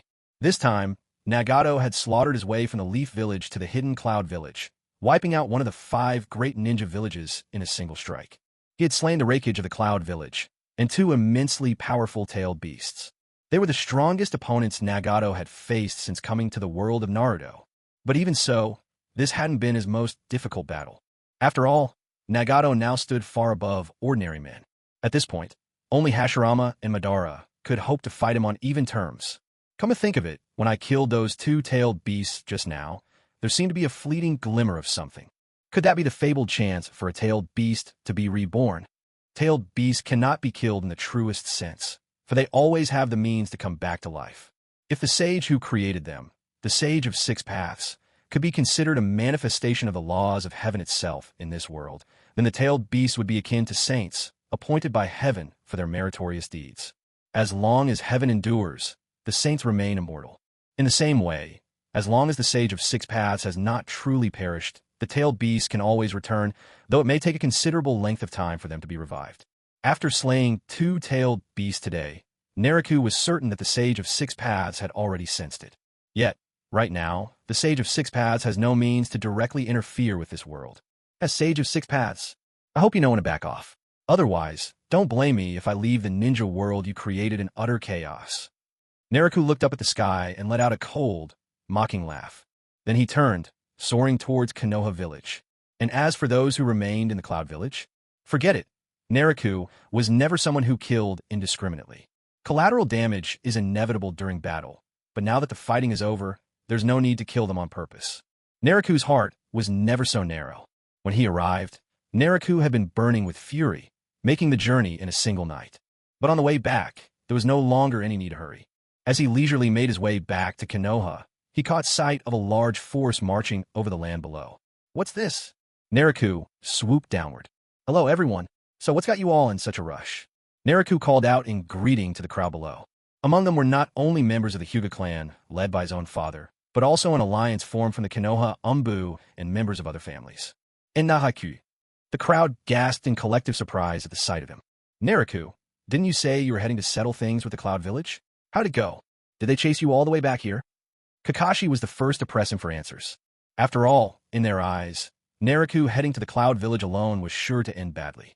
Now, seeing him on the way back to the village, they assumed he'd suffered a defeat and had to flee. Oh, the Cloud Village? The Cloud Village is no more. From now on, Cloud Village is nothing but history. Naruto looked at everyone, a faint smile curling his lips. Let me reflect for a moment. Honestly, I didn't write the battle scenes well enough. On one hand, I admit some parts felt a bit dragged out. On the other, I just couldn't quite stir up the emotions I'd hoped for in you, dear readers. It's my first time writing a book, and there's still so much for a humble author like me to learn. I'll continue striving to master the craft, so you all can have a reading experience you truly enjoy. The fall of Cloud Village was an event that, within just a few days, swept through the entire ninja world like wildfire. The name, Naruto Hyuga, the white death god of Konoha, once again sent shockwaves across the ninja world. If in the past the name Hyuga Naruto in the ninja world once meant a promising younger generation with considerable strength, then after he slew Orochimaru, Naruto's reputation rose to stand shoulder to shoulder with the legendary elders. But now, the news that he single-handedly destroyed the entire Hidden Cloud Village has spread, and Naruto's name has become a source of fear throughout the whole ninja world.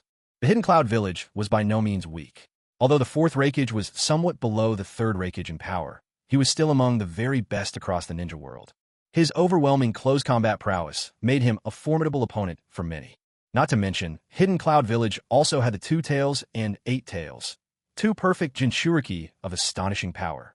A village with such deep foundations was unquestionably among the top of the 5 great ninja villages. Yet even so, it was wiped out by a single person. How could the entire ninja world not be gripped by terror? If Konoha's Hyuga Naruto could annihilate Hidden Cloud, did that not mean he could destroy any other force whenever he pleased? With this upheaval, the remaining 3 great ninja villages could not sit still. One after another, they raised pressing questions to Konoha. In response, Konoha's explanation was direct and unyielding. Hidden Cloud had coveted the Hyuga clan's Byakugan. The Raikage, an esteemed veteran of the ninja world, personally attacked Hyuga Naruto's younger brother, leaving him gravely wounded. This provoked Hyuga Naruto's retribution and led to the annihilation of Hidden Cloud. At the same time, Konoha's announcement warned the entire ninja world. Anyone with inappropriate intentions toward the Byakugan would have Hyuga Naruto knocking at their door, and they would have to bear the consequences. This proclamation from Konoha was delivered with utmost force. It was nothing like the days when the third Hokage was in power, always compromising and retreating. Faced with such a statement, Naruto could only say, this was truly the forthright and bold Tsunade at work. Tsunade, already known for her assertiveness, spoke with even more confidence now that she knew Naruto possessed the strength to destroy an entire village alone. Upon hearing this, the 3 remaining great ninja villages all quieted down. After all, in this matter, Hidden Cloud were the ones at fault from the very start. In the ninja world, the secret theft of bloodline limit techniques and assassinating the genius of other villages are common occurrences. But such things are always done in the shadows. This time, Hidden Cloud attempted it openly, got caught, and then paid the price of total destruction. There was no one else to blame for their own lack of skill. The truth behind the devastation of Hidden Cloud Village, like a gust of wind, spread rapidly throughout the ninja world with Konoha's official notice. While every other ninja village was filled with fear, they also made a mental note. From now on, it would be wise not to provoke any member of the Hyuga clan. Meanwhile, at the mysterious headquarters of a certain grain-selling organization, A group of elite rice merchants, clad in black, cloaks emblazoned with red clouds, had convened for their regular sales meeting. And there, upon 10 outstretched fingers, stood 9 shadowy figures, each motionless and remote. Kakuzu spoke up first. I assume you're all aware of what happened to the hidden cloud village. Kisame responded with a faint chuckle. How can we not know? The whole ninja world is abuzz with the news. Imagine, one of the 5 great ninja villages erased by a single man. It's terrifying. Deidara turned to Sasori teasingly. Hey, Sasori, the other day you were looking down on this guy, Hyuga. What do you have to say now? If it were you, would you be able to kill the rampage and 2-tailed beasts all by yourself? With a cold glance, Sasori shot back. One more word out of you, and I'll kill you myself. Pain, with no hint of amusement, spoke solemnly. This Hyuga has certainly exceeded all our expectations. Destroying the hidden cloud itself isn't much, but killing 2-tailed beasts, that throws everything into chaos. Those beasts will take time to reform, and now our plans are disrupted. Originally, we only needed to head to the cloud to capture them, but now we have to search the entire ninja world, never knowing when the tailed beast will be reborn. He clicked his tongue in annoyance. This is troublesome. Pain's voice carried a trace of resignation. Here's what we'll do. Kazu, Haiden, the two of you focus on tracking down where the tailed beasts will regenerate, and if you find them, capture them if possible. The rest of you, carry on with your original missions. That's all. With the leader's decision made, the meeting came to an end. One by one, everyone's projections dissolved into shimmering light and vanished. On a wide plain, Itachi and Kisame opened their eyes. Itachi murmured softly at the corner of his lips, Naruto, you've become this powerful already, have you? Intriguing. I'll look forward to meeting you one day. Once again, the entire ninja world reeled from the storm stirred up by Naruto. Every major hidden village was on edge, trembling with anxiety, while the Akatsuki organization had headaches of their own, none expecting the tailed beasts to be slain. Yet, in the midst of this turmoil, Naruto himself couldn't be bothered to care about such things. At this very moment, he was in the assembly hall of the Hyuga clan, sitting beside his father. They had gathered all the clan elders for a crucial meeting. So, these are my thoughts. What do the esteemed elders think? Naruto took a sip of tea, moistening his throat before addressing the senior clan members seated below. The elders exchanged anxious whispers, visibly ill at ease. Shock was plain on every face. At last, one elder spoke first. Naruto, are you being serious? You truly intend to abolish the Hyuga clan's cage bird seal? Do you realize the consequences of such a move? At these words, the other elders stared at Naruto with grave attention. Naruto answered, his expression resolute. I'm not joking. As I see it, I won't even bring up the distinction between main and branch families. The very existence of the cage bird seal is a fundamental mistake. We are all one family. Why must we use a seal like the cage bird technique to shackle our own kin? The original intention behind this curse seal may have been good. In a sense, it did ensure that no one could steal the Hyuga clan's Byakugan from us. But you can't spend your whole life guarding against thieves. There's just no way to defend forever. The cage bird seal has hurt our own clan members far more than any threat from outsiders ever could. How many of our brightest young prodigies have had their potential shackled and their futures limited by this caged existence? That's why I earnestly ask the elders to abolish the caged bird seal system. As for the shinobi world, if anyone ever dares to covet the Byakugan of the Hyuga clan, well, rest assured, I'll pay them a personal visit and have a serious talk with them. As he spoke, Naruto flashed a smile that radiated both warmth and a hidden, nuclear-level threat. The elders shared uneasy glances, each looking to the other for guidance, none able to make a decision. Unconsciously, their eyes drifted toward Hayashi Hyuga, who was quietly sipping his tea in the corner. Ahem, Hayashi, may we ask your thoughts on this? Since Hayashi remained silent, the elders couldn't help but press for his opinion. Hayashi, who had been sitting serenely and enjoying his tea, finally set down his cup, compelled by their urging. My fellow elders, I think my son has a point. It's worth a try. And so, the Hyuga clan's council ultimately ended with the decision to abolish the caged bird seal. At first, the elders were quite resistant, but in the end, thanks to Naruto's persuasive arguments and the steadfast support of his father, the motion was carried through. When the decision to abolish the caged bird seal was finalized, Naruto couldn't help but notice the elders' faces. Each looked as if a heavy burden had finally been lifted from their shoulders. After all, most of these elders belong to the branch family themselves. Their entire lives have been shaped by the yoke of the caged bird seal. With its abolition, they themselves stood to benefit. Their initial opposition, when you look at it closely, really stemmed from the fear that someone might set their sights on the Hyuga's Byakugan. But now, with Naruto among them, they had the strength to protect the clan's heritage. If anyone dared to make a move for their Byakugan, all they had to do was unleash Naruto on them. Ahem, perhaps I'm getting ahead of myself. In any case, later that very morning, news of the abolishment of the caged bird seal swept through the entire Hyuga clan. No one wants to be branded with a seal of bondage. Everyone yearns for an unbroken Byakugan. So, when word spread that those shackles would never again be forged, the branch family members of the Hyuga clan could barely contain their joy. They were nearly delirious with happiness. And when people learned that it was Naruto who had made this possible, the gratitude in their eyes as they looked at him was unmistakable. Big brother Naruto, is this news really true? Neji rushed over, unable to hide his urgency, and directed his question straight to Naruto. Yes, it's true. Naruto gave Neji a gentle smile, his expression warm and reassuring. Then from now on, I'll finally... Neji was at a loss for words. Though he still belonged to the branch family, and although his duty was still to protect the main house, at least now he no longer had to live shackled by the curse of the caged bird seal. He could finally use his Byakugan fully. At last, he could soar freely. He could be himself. Take off the band on your forehead, Naruto said to him. Neji hesitated for a moment, then untied the cloth, revealing the curse mark engraved upon his forehead. Naruto raised his hand and placed it gently on Neji's head. Then, with a faint gesture, a sudden pulse of energy filled the air. As the flash of light faded, the symbols of the curse mark on Neji's forehead began to dissolve and, before long, vanished completely. It's done, Naruto said with a gentle smile, looking down at Neji's anxious face. Neji reached up and felt his forehead. There was no pain, nothing at all. Next, he activated his Byakugan. With a surge of excitement, Neji realized that the blind spot he once had was gone. His field of vision was finally complete. All right, that's enough. Don't get too worked up. Starting tomorrow, your training's going to be twice as intense. Sasuke is catching up fast.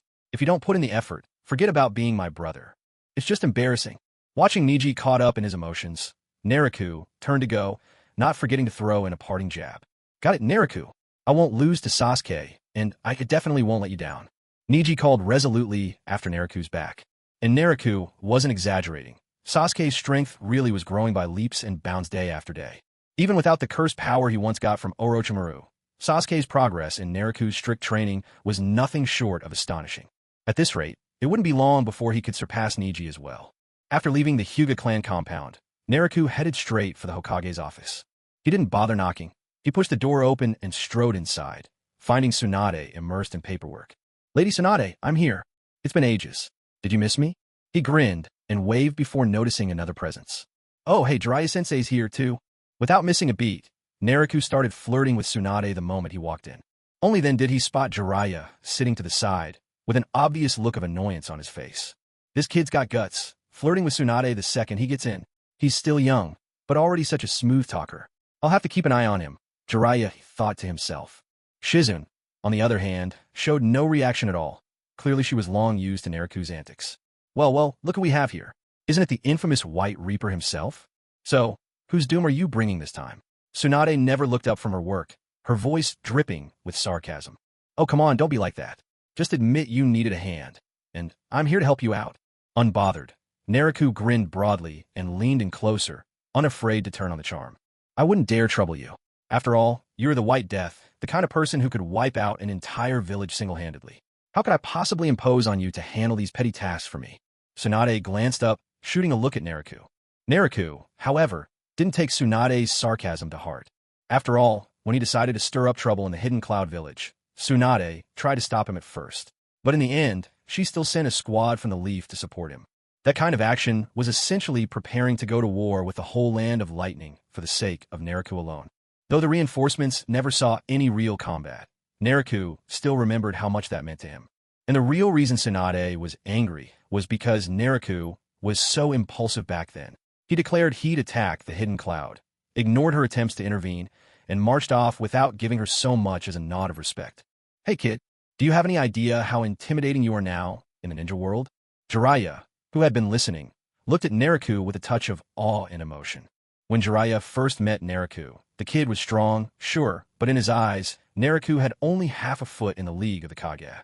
And yet, it hadn't even been that long, and now he possessed the power to wipe out an entire village by himself. Jiraiya thought to himself. Maybe if he fought the weakest of the 5 great ninja villages, like Sand or Mist, he might stand a chance. But something like Hidden Cloud? Even he didn't dare to claim he could pull that off. Naruto just turned to him and broke into a grin. I didn't ask for all this. People just kept pushing me. Deep down, I'm honest and kind-hearted. Anyone who meets me says I'm a good kid. Jiraiya gave him a dismissive side-eye. Yeah, right. Naruto went on. By the way, Jiraiya, you hardly ever come back here. Yeah, well, I'm here to take Naruto with me. He's not making all that much progress in the village. I figured it was time to take him outside and build up some real experience. Besides, I've heard some rumors lately. There's an organization called Akatsuki. Sounds like they're secretly after the tailed beasts. I need to go get a better read on them. Jiraiya's tone was relaxed, almost lazy. Akatsuki? Oh, I know all about Akatsuki. If you really want to know, I could tell you everything. Of course, that's just what Naruto thought to himself, making a silent joke. There was no way he was about to spill everything to Jiraiya and Tsunade so quickly. After all, Jiraiya had no plans to sneak into the hidden rain on his own anytime soon.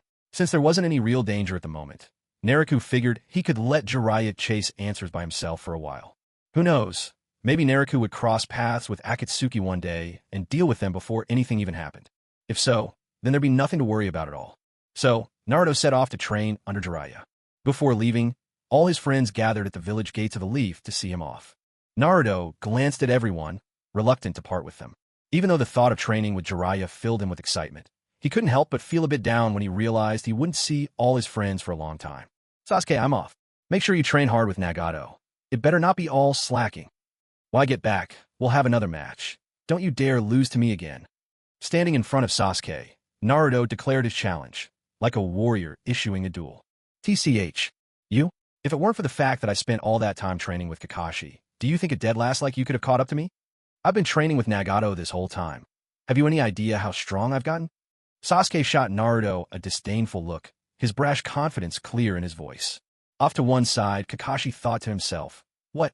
Am I irrelevant now? Should I just leave? And Naruto, here's some medicine. Take it with you.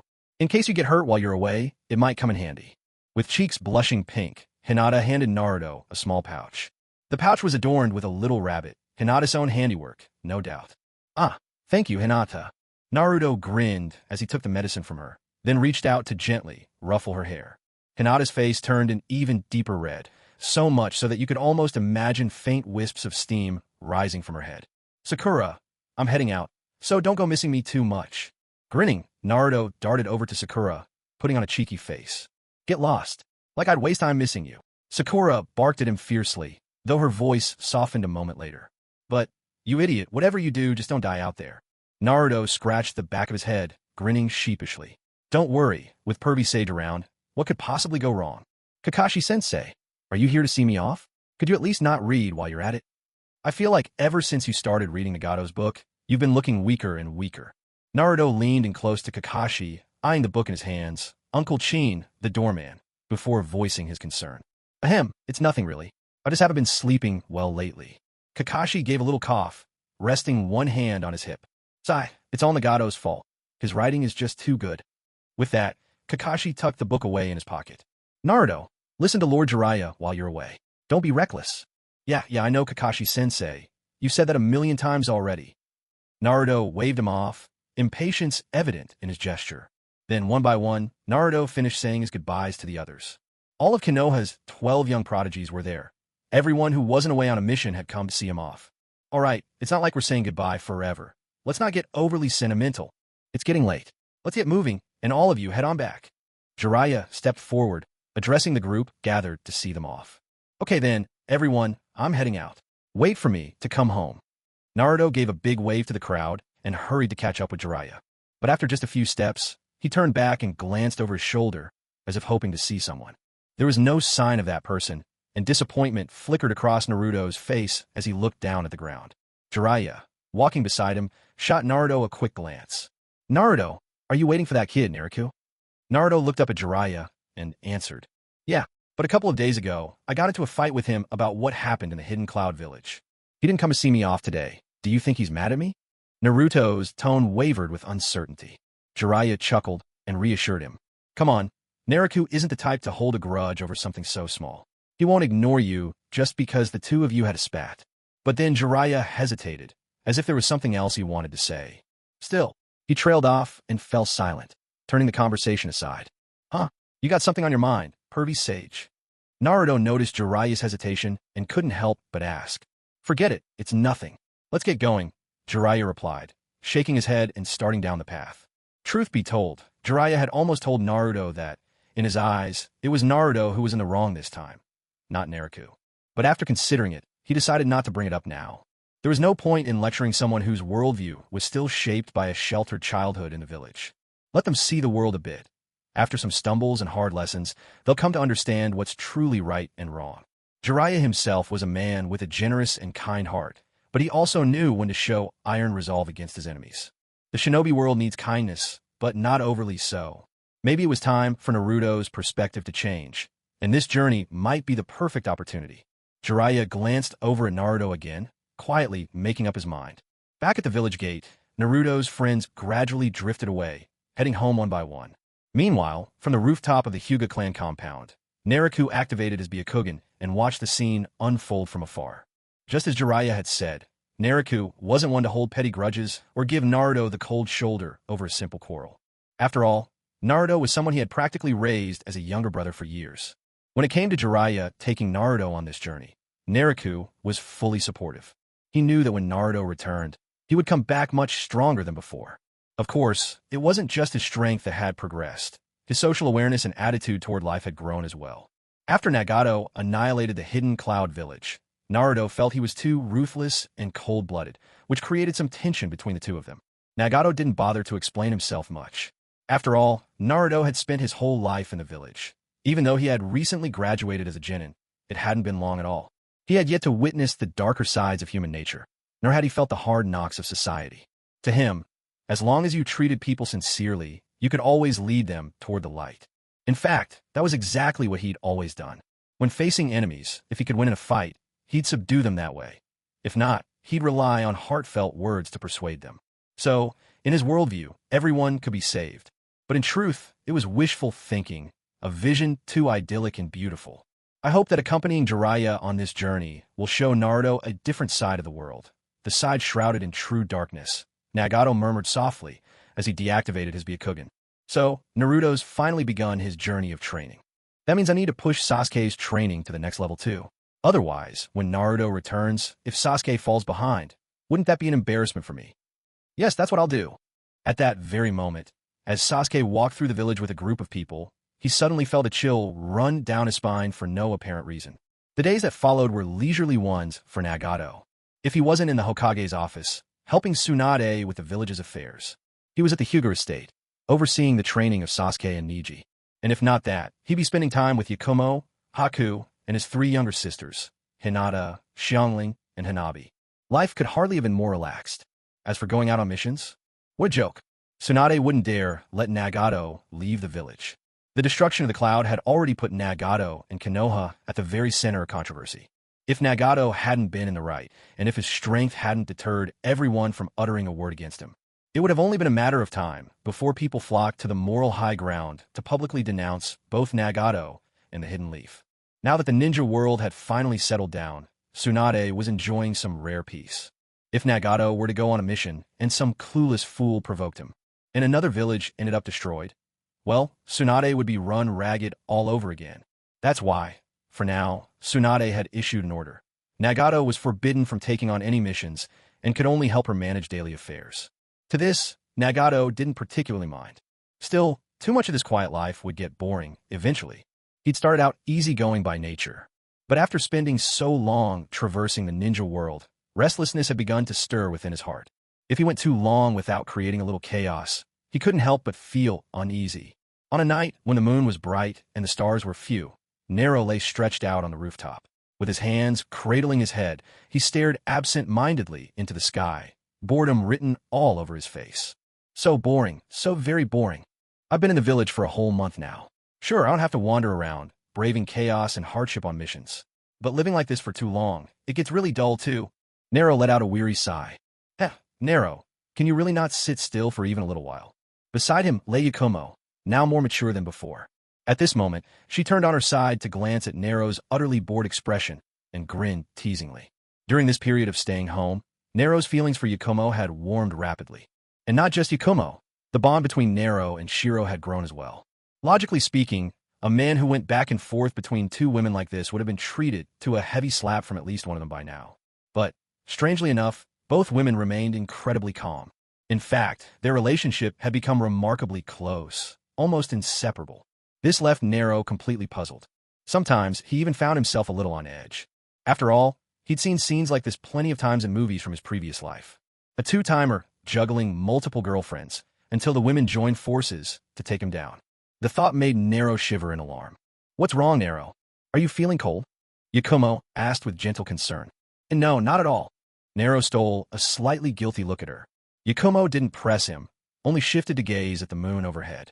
"Nero, do you think, are there people living on a moon too?" This question, not only in his past life, but even here in the ninja world, had been asked by many. After all, unless one was on the level of the six paths, no ninja, no matter how powerful, could reach the moon without special means. Nero was just about to spin the familiar old tale of Chang'e flying to the moon, hoping to tug at Yakumo's heartstrings with a bittersweet story. But suddenly, he shot upright, struck by a jolt of realization. Oh crap, how did I almost forget about that? Yakumo was startled by his abrupt movement, fearing something serious had happened. Before she could ask, Nero leaned over and planted a quick kiss on her forehead. A soft "mua" echoed in the quiet night.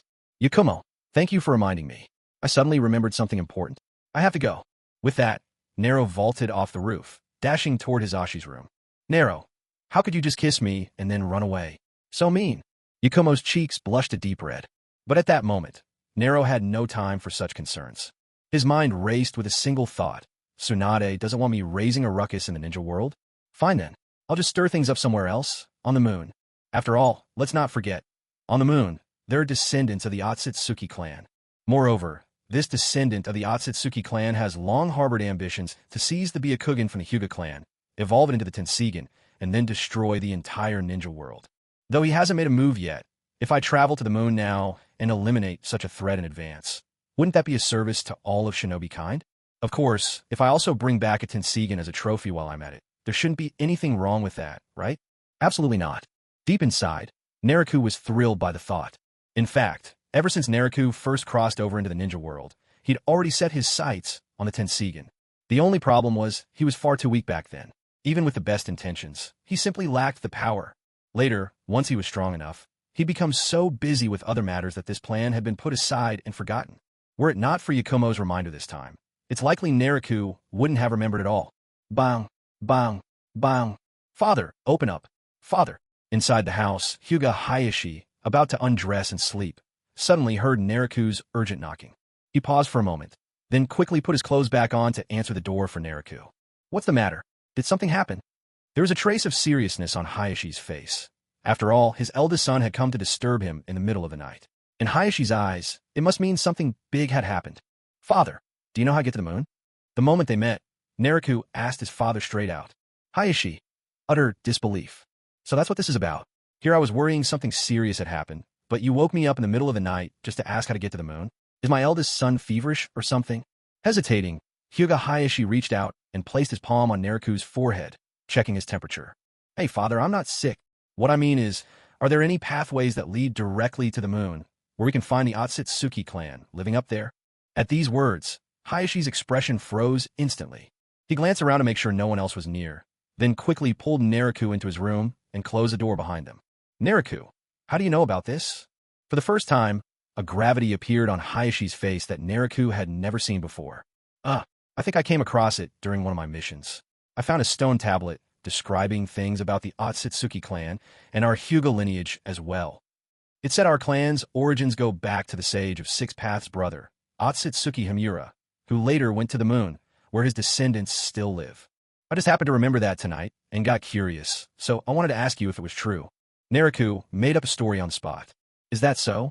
That must have been a record left by one of our ancestors from long ago. What about that stone tablet? Did you bring it back?" Hayashi seemed to understand now, convinced it was just some ancient family record. "That thing? It's ridiculously heavy. What a hassle to carry around. I was worried someone else might see it. Even if what's written on it is true or not, it wouldn't do any good for others to find out. So I just went ahead and destroyed it." Neriku said offhandedly. After all, he'd never had a stone tablet to begin with. "That's for the best. You did well." Hayashi finally relaxed, his mind at ease. After a long moment of hesitation, he finally turned to Naruto and said, "Actually, these things were meant to be told to you only after you became the clan head. But since you found out by sheer accident, I guess there's no harm in telling you now. Our clan's ancestor, well, the truth is he was actually the younger brother of the Sage of Six Paths, the one who created the world of shinobi. Our ancestor's real name was Otsutsuki Hamura. In those days, our forebear chose to live on the moon. As for our Hyuga clan, we are in fact a branch of the Otsutsuki family." Hayashi looked at Naruto, his expression full of earnest gravity. Naruto, for his part, played along perfectly, putting on a face of utter shock. After all, with his father telling such a serious tale, he had to give him some encouragement, didn't he? "I can understand why you're so astonished," Hayashi said, nodding. "After all, this kind of revelation is almost unbelievable. Our lineage is so ancient and noble. Of course, it's normal if you need time to accept it. But listen, my boy, when faced with great matters, one must remain calm. When I first heard all this from my own father, my heart didn't so much as skip a beat," he added, voice brimming with satisfaction as he saw Naruto's reaction. The truth was, when he himself first became clan head and heard this story from his father, his reaction had been even more over the top than Naruto's. He'd been so shocked, he'd almost dropped right to the ground. If his own son listened to all this with nothing but a flat expression, his pride as a father would have nowhere to go. Underscore. Naruto sneaked a glance at Hayashi. I'm just humoring you here. And now you're getting carried away. Noble lineage, he thought to himself. If you ask me, the true royal clans of the ninja world are the descendants of the Sage of Six Paths, the Senju, the Uchiha, or the Uzumaki. Now those are actual noble houses. As for us Hyuga, at most we're a royal family in name only. In fact, he added silently, we're more like an offshoot of the royal line that's barely making a mark. What's there to brag about, really? Though his mind was full of sarcasm, outwardly Naruto maintained a look of utmost seriousness, like an obedient child patiently listening to Hayashi tell an old legend. In truth, the Hyuga clan didn't know much more than that. All they really understood was that the Hyuga lineage came from the Otsutsuki family, and that their ancestors once lived on the moon. Those who remained behind on the moon formed the main branch, while their own family, as a branch house, had stayed in the shinobi world to serve as a link between the two sides. Naruto, what I'm about to tell you today, you have to keep it a secret, bury it deep within yourself. If word of this ever gets out, it would have a tremendous impact, not just on the Hyuga clan, but also on the Otsutsuki clan on the moon. Our family has never held overwhelming power over others. The only reason we've survived so long in the ninja world is because we've kept a low profile. Even though you're powerful now, that doesn't guarantee the Hyuga clan will always have this strength in the future. If we ever catch the attention of those with ill intent, it could spell disaster for us. Hayashi Hyuga looked Naruto straight in the eyes, his expression more serious than ever before. There was no room for carelessness. This was a matter that concerned the very survival of the entire clan. "Don't worry, father, I know exactly what to do," Naruto replied. His face was solemn, but privately, he felt utterly unconcerned. These days, there was nothing left on the moon but a lonely orphan, Otsutsuki Tonari, and the ruins of the Otsutsuki clan's palace. Apart from that, the place was utterly deserted. Once he made it to the moon himself, well, if they ended up with even a single hair left, he'd consider it a loss. As for Otsutsuki Tonari and his army of puppets getting in the way, Naruto couldn't imagine any of them posing a threat to him now. Right now, Tonari didn't even have the Tenseigion's power to boost him. But even if he did, Naruto wouldn't find him the least bit daunting. If things went smoothly and Tonari cooperated, that would be ideal. If not, well, Naruto would show no mercy. After all, he'd never forgotten what this guy did in the original timeline. He gouged out Hanabi's eyes and tried to force Hinata into marriage. To Naruto, those two girls were the greatest treasures of his heart. "Father, you've spent all this time talking, but you still haven't told me exactly how to get to the moon." Seeing his father go on and on without getting to the point, Naruto couldn't help but urge him. "You little brat, what's with the rush? I was just getting to wait. Why are you so eager to know how to get to the moon? What are you planning?" Suddenly, Hayashi grew suspicious, watching Naruto with guarded eyes. No, it's nothing. It's just that, remember, the last time we found that stone monument? If there are other leftover remnants or records elsewhere, and they accidentally mention the portal, wouldn't that be a big risk? Just tell me where it is, father. I'll go check it out myself, and set up a barrier while I'm at it to prevent anyone else from going in. You know how skilled I am with barrier techniques. Even though Naruto's guilty conscience showed on his face, there was no other way. He had to get the location of the portal. What was he going to do otherwise, fly all the way there himself? Sure, he could fly, but making the trip from the ninja world to the moon? That would be exhausting beyond belief. Sigh, is that so? Well, you do make a good point. Hayashi Hyuga nodded in agreement, his face earnest. All right, I'll tell you. Come here, lend me your ear. The address is... Naruto leaned in, and Hayashi first activated his Byakugan, scanning the surroundings carefully. Only when he was sure no one was around did he quietly whisper into Naruto's ear. Hayashi asked, got it now. Oh, so that's where it is. Naruto exclaimed, as if a sudden realization dawned on him. Good, as long as you know. Remember, you absolutely must keep this a secret. Hayashi warned him again. I understand. In that case, father, get some rest early. Your son won't bother you any longer. With that, Naruto happily left Hayashi's room, even remembering to gently close the door behind him. Once outside, a slight smile crept across Naruto's lips. Haha, it's a bit far, but if I fly at full speed, it shouldn't take too long. Maybe I could just head out tonight. As these thoughts swirled in his mind, a restless excitement began to stir within him. He left Hayashi's courtyard and returned directly to his own. No way, I can't sleep. Not finishing this quest is driving me up the wall. Restless in his own room, Naruto paced back and forth before suddenly leaping from his bed. A life without a little trouble is absolutely meaningless. I have to make as much of a ruckus as I can. Only then will the rewards be worth it. This mission on the moon may just be a side quest in the original story, but even the smallest reward is still a reward. Besides, who knows what kind of prize I'll actually get until I see the results with my own eyes. Naruto quietly opened his status panel and, seeing the words Perfect Class Healing gleaming at the top, glanced at the 7 Dragon Balls, 2-star ball, stored in the system's inventory. His mind was made up. Both the Perfect Class Healing skill and the 2-star Dragon Ball were rewards he'd earned after taking down the hidden cloud and checking in. Not to mention the 2-star ball. Even just the Perfect Tier Healing was an incredibly useful ability. With the system's generous rewards fueling his determination, Naruto's resolve to take action only grew stronger. It's time to go. Right now. Naruto instantly concealed himself, launching into the air.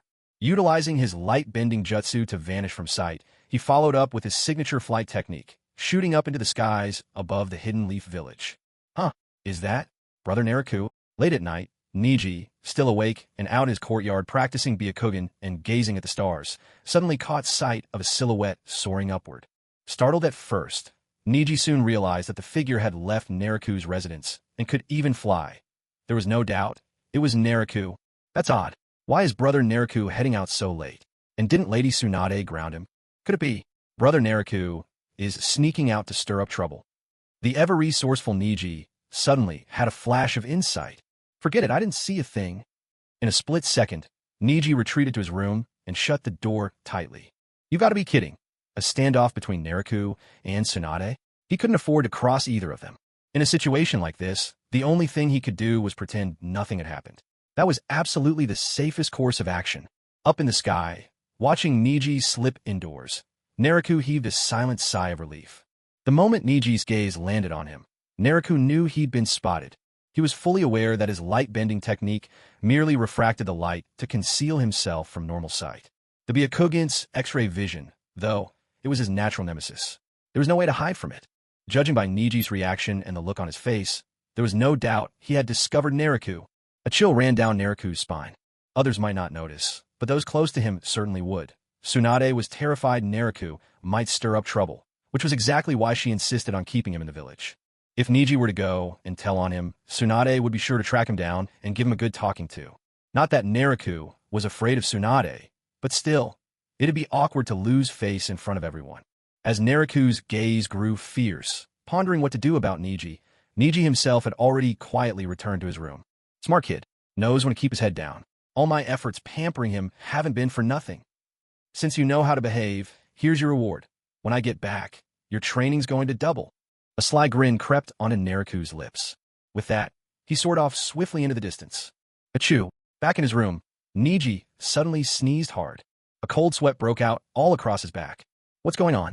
Why do I have such a bad feeling all of a sudden? Oh well, maybe I'm just tired. I better get to bed early. Neji shook his head, trying to dispel the lingering chill, then quickly washed up and climbed into bed. Meanwhile, Naruto sped through the sky at breakneck pace. After nearly an hour, he finally began to slow down. This should be the place. Naruto hovered above, surveying the land below in deep thought. Beneath him stretched a vast plain ringed by mountains, and at its heart lay a once great village, now abandoned. They were still within the borders of a land of fire, and below was the long-deserted ancestral seat of the Hyuga clan. The Hyugas once lived here, guarding the gateway to the moon. It wasn't until Konohagakure was founded that the clan relocated. At first, the Hyuga elders had been reluctant to move, but Hashirama Senju had visited them personally, time and again, to persuade them. In order to avoid arousing suspicion, the Hyuga clan finally moved the entire family to Konoha.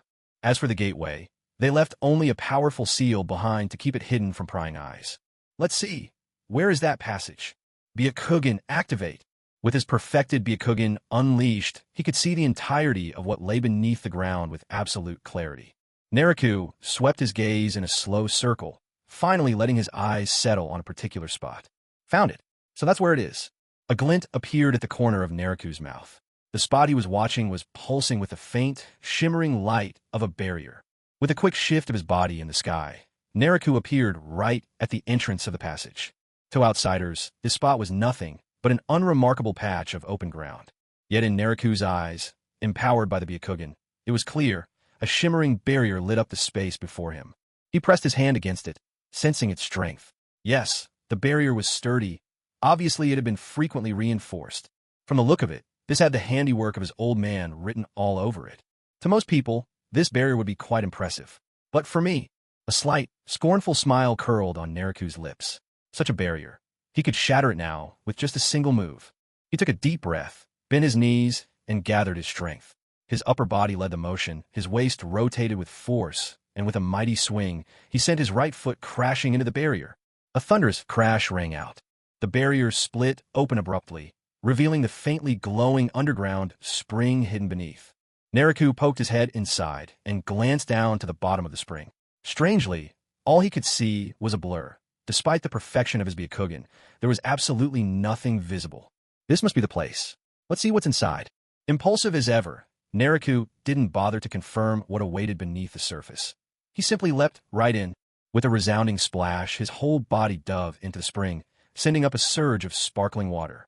As Naruto vanished beneath the surface, tranquility returned.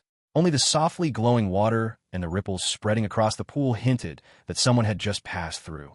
Holding his breath, Naruto began to dive deeper, slowly making his way toward the bottom. The world beneath the surface was a swirl of dreamlike colors and shifting light, a mesmerizing sight that caught Naruto's interest completely. From above, the water looked opaque and inscrutable. Yet the moment he entered, the underwater scene was revealed in brilliant detail. Countless orbs floated in the water, resembling silent torpedoes, but carrying no danger whatsoever. Just as Naruto was marveling, a wave of spiritual energy suddenly swept into his mind. This force was gentle, not laced with any killing intent. It crept in quietly, lulling the mind and drawing its victim unknowingly into the depths of an illusion. If Naruto hadn't honed his soul, he likely would have fallen for it in an instant. If one managed to escape, that was fortune. But for those who couldn't, they would be trapped within the illusion, unable to extricate themselves, possibly forever. With a stern glare, Naruto simply shattered the invading force within his mind. He refrained from unleashing a bigger storm. After all, he recognized this for what it was, an automatic environmental trap, nothing more. Interrupted like this, Naruto lost all interest in gazing at the sights in the water. He simply quickened his pace, slicing through the water in a straight line, forging forward with incredible speed. But as Naruto pressed on through the spatial passage, he had no idea that the moment he broke the barrier, far away in Konoha, Hayashi Hyuga sensed it at once. The barrier set up by Hayashi wasn't there just to prevent others from discovering the secret. It also included an alarm. If the barrier was disturbed, it would instantly alert him. Not good. The barrier's been breached. Who could it be? Who managed to shatter the ward I laid down so easily? No time to lose. I have to get there immediately. But it's so far away. What should I do? I've got it. I'll get that brat, Naruto. He's fast. I'll have him go ahead of me. In that moment, Hayashi was seized with anxiety for the safety of the passageway. He could only think of finding Naruto first and sending him ahead. Yet, when he arrived at Naruto's compound, he found it utterly deserted. There wasn't a soul to be found. At first, he frowned in confusion, but then realization dawned on him in a flash. Don't tell me. The one who broke my barrier was actually Naruto himself. That rascal. Did he sneak off to the moon behind my back? So all that talk earlier, asking for the location, was just an excuse to run off to the moon? Oh, well done. Truly magnificent. What a fine son I have. So considerate it kills me. Just wait till you get back. I'll show you what happens when you pull one over on me. Tricked by his own son, an array of twisted emotions played across Hayashi's face, gradually turning into barely suppressed rage. With a thunderous splash, a figure burst out from beneath the water, sending waves crashing in every direction. Naruto glanced around, taking in his surroundings. Beneath his feet spread an endless expanse of ocean. Above his head blazed a scorching sun, just like back in the shinobi world. So this is the center of the moon? Unbelievable. It's almost indistinguishable from the ninja world. If someone came here without knowing the secret, they'd never be able to tell the difference. Naruto muttered under his breath in awe. The entire interior of the moon had been hollowed out, forming a vast, empty shell. Above was the cavernous vault of lunar stone. Below, endless sea and swathes of lush green vegetation. Incredible. They hollowed out the moon's core to make it livable, and even created an artificial sun down here.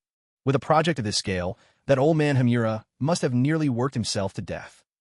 Naruto couldn't help but marvel. Well, enough of that. I'd better go find the Otsutsuki clan settlement. It has to be around here somewhere. Casting his eyes over the landscape, Naruto realized there was no clear sign of direction. With a small shrug, he simply chose a direction at random and took off. After all, the inside of the moon wasn't infinite. At most, it would take him a few hours to search the entire place from end to end. With that thought, Naruto wasted no time. He took flight and began circling through the hollow heart of the moon. Circling through the interior, Naruto finally discovered that the inside of the moon wasn't just lush greenery and seas. There were mountains, deserts, and even snowy fields. Within this small world hidden inside the moon, you could find all four seasons and all kinds of environments, coexisting side by side. Naruto couldn't help but grow ever more impressed by Otsutsuki Hamura's abilities. It was as if he were a creator god. So inside the moon, Naruto soared flying and flying. As he flew, he used his Byakugan to search his surroundings carefully. At last, after 2 hours of nonstop flight, he had traversed the entire insides of the moon. Yet all he found was a cemetery for the main branch of the clan, where he encountered only the lingering soul of an ancestor. Other than that, there was nothing else. TCH, where could it possibly be? I know it's somewhere on the moon, but I've forgotten exactly where. Naruto scratched his head, sighing in helplessness. I've checked the ground and found nothing. Could it be? His gaze shifted upward to the massive sun hanging overhead. That wasn't a real sun, just an artificial construct. However, even as an artificial sun, its radiance was dazzlingly bright, bright enough to blind an ordinary person, but it had no effect on Naruto at all. Looking directly into the blinding rays, his eyes met the sun, as if challenging it head-on. So that's it. I've been searching all this time in the wrong place. A knowing smirk tugged at the corner of his mouth. As Naruto peered past the artificial sun's surface, he caught sight of a palace hidden within. Without hesitation, he leapt up and shot straight toward the sun. Crescent moon strike. Drawing his Zampakudo, Naruto swung it in a wide arc, unleashing a crescent moon strike that rent open the sun's shell. Quick as a flash, he slipped through the opening and entered inside. Behind him, the gash in the sun's surface began to heal itself, knitting closed as if nothing had ever happened. Once inside, Naruto glanced around. At the heart of this artificial sun was a vast, empty space, and in its center hovered a formation made of a round meteorite paired with a crescent-shaped one. Encircling these, a dozen floating islands revolved, gently gliding through the air. Marvelous, simply marvelous. Nowhere in the shinobi world could you see anything like this. I wonder if the system space could hold this. If I could bring it back to the shinobi world, it would be incredible. Naruto smacked his lips in envy, his eyes gleaming with desire. But almost immediately, his brow furrowed in discomfort. Within the sun, a dusky yellow light suffused the air, wrapped in a heavy, disorienting haze that pressed on Naruto's spirits. I'd better find who I'm looking for quickly. He sped toward the center of the sun. As he neared the sun and moon formation, its structure grew clear. There, upon the circular body, stood a grand and ancient palace, its timeless architecture quietly telling the weight of countless years gone by. Tut-tut, yet another treasure. What a splendid palace. Such a waste to let it sit here, just for one person. Naruto marveled again, genuinely impressed. Suddenly, the sound of swift footsteps echoed all around. Who are you? Dozens of white-clad figures surged out from inside the palace, quickly, surrounding Naruto. But these were not ordinary people. Rather, they were puppets, guards and servants of the Otsutsuki clan, mindlessly loyal. These puppets were powered by the Tenseigan. Of course, at this stage, the puppet master, Sharon, was still blind, so he must be relying on the power of the Hamura Shrine to control them. After all, Naruto's act of forcibly breaking through the barrier, striding confidently inside, was hardly subtle. It was no wonder he'd been discovered so quickly. Oh, so it's all puppets here? No true bodies present. Naruto glanced around. Seeing only puppets, he quickly lost interest in any conversation. With just a slight bend of his finger, he cast a chantless white lightning, a crackling lance that disintegrated the puppets before him in a flash. Then, with firm strides, he marched straight into the palace.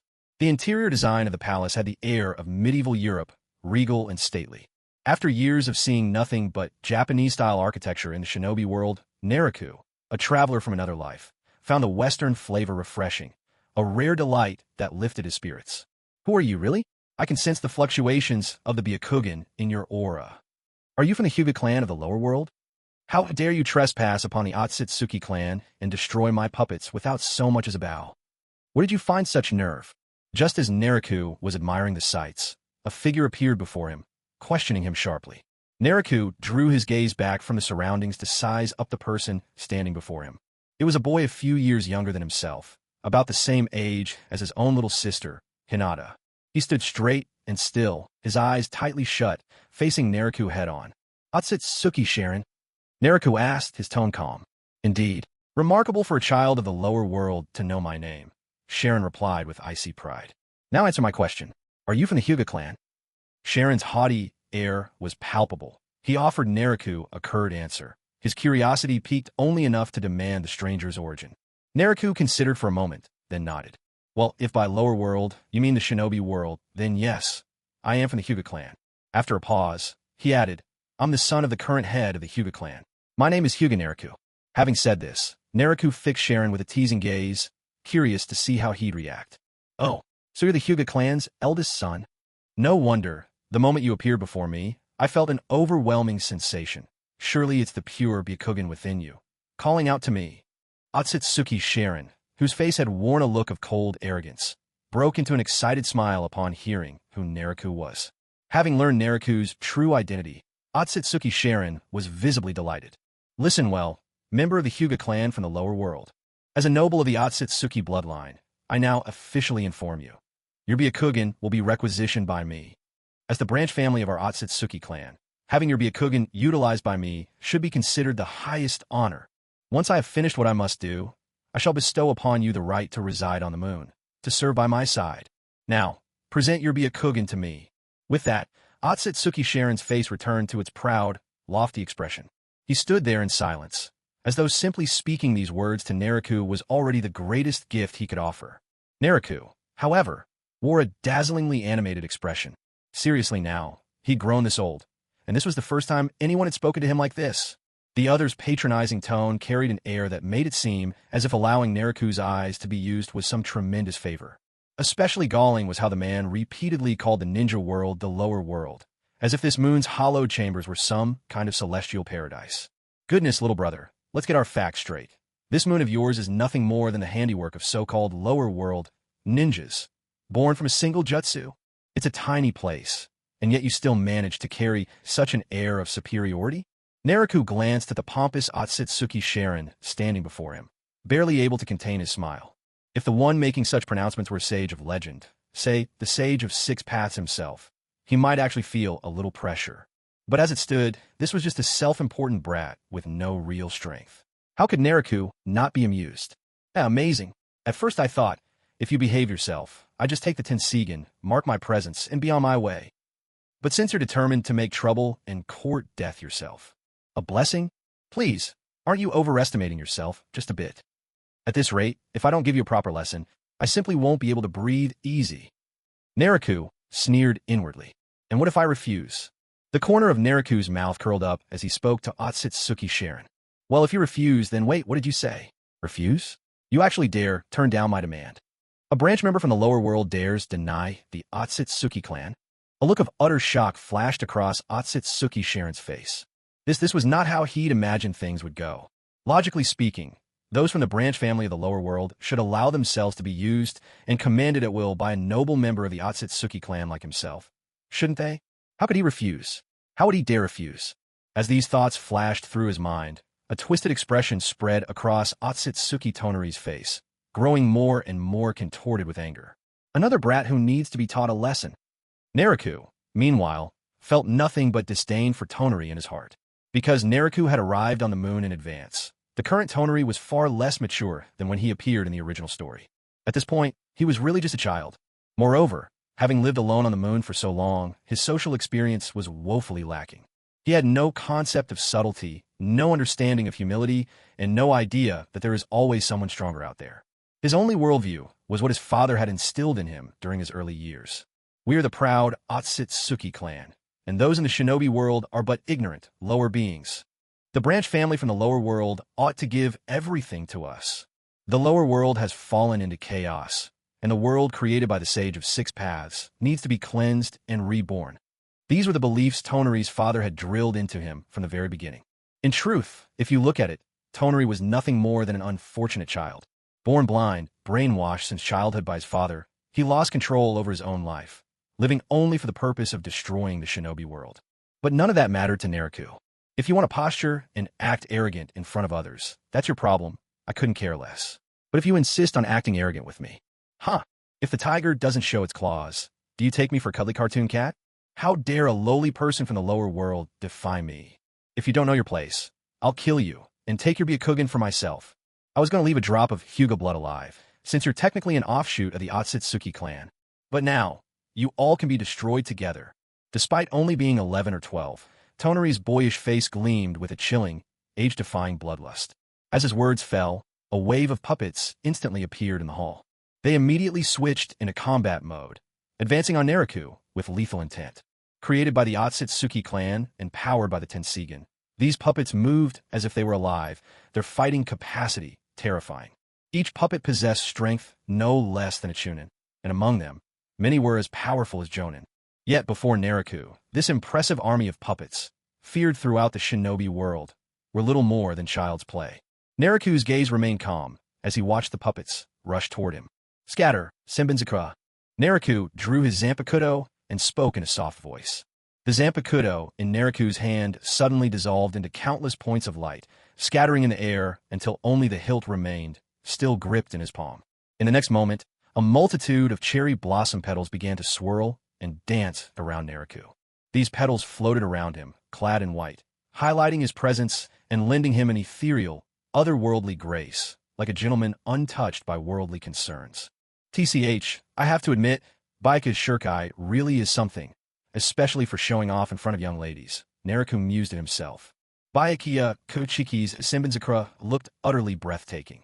As long as the user wasn't poor-looking, it was practically a charm for captivating hearts. Ahem, but he was getting distracted. With a whirl of cherry blossoms swirling around him, Naruto stood shielded at the center. As the attacking puppets swarmed in, Naruto swept his arm, and every puppet that drew near was instantly sliced to pieces by the razor-sharp petals spinning around him. How is this possible? Damn it, keep going. I refuse to believe you can fight on forever against my army of puppets. Even though Otsutsuki Shirin couldn't see what was happening, he could sense it through his puppet's consciousness. This Hyuga clansman, called Naruto, was bursting with ferocity. He was tearing through Shiren's puppets as easily as reaping wheat. It was starting to rattle Shiren's composure.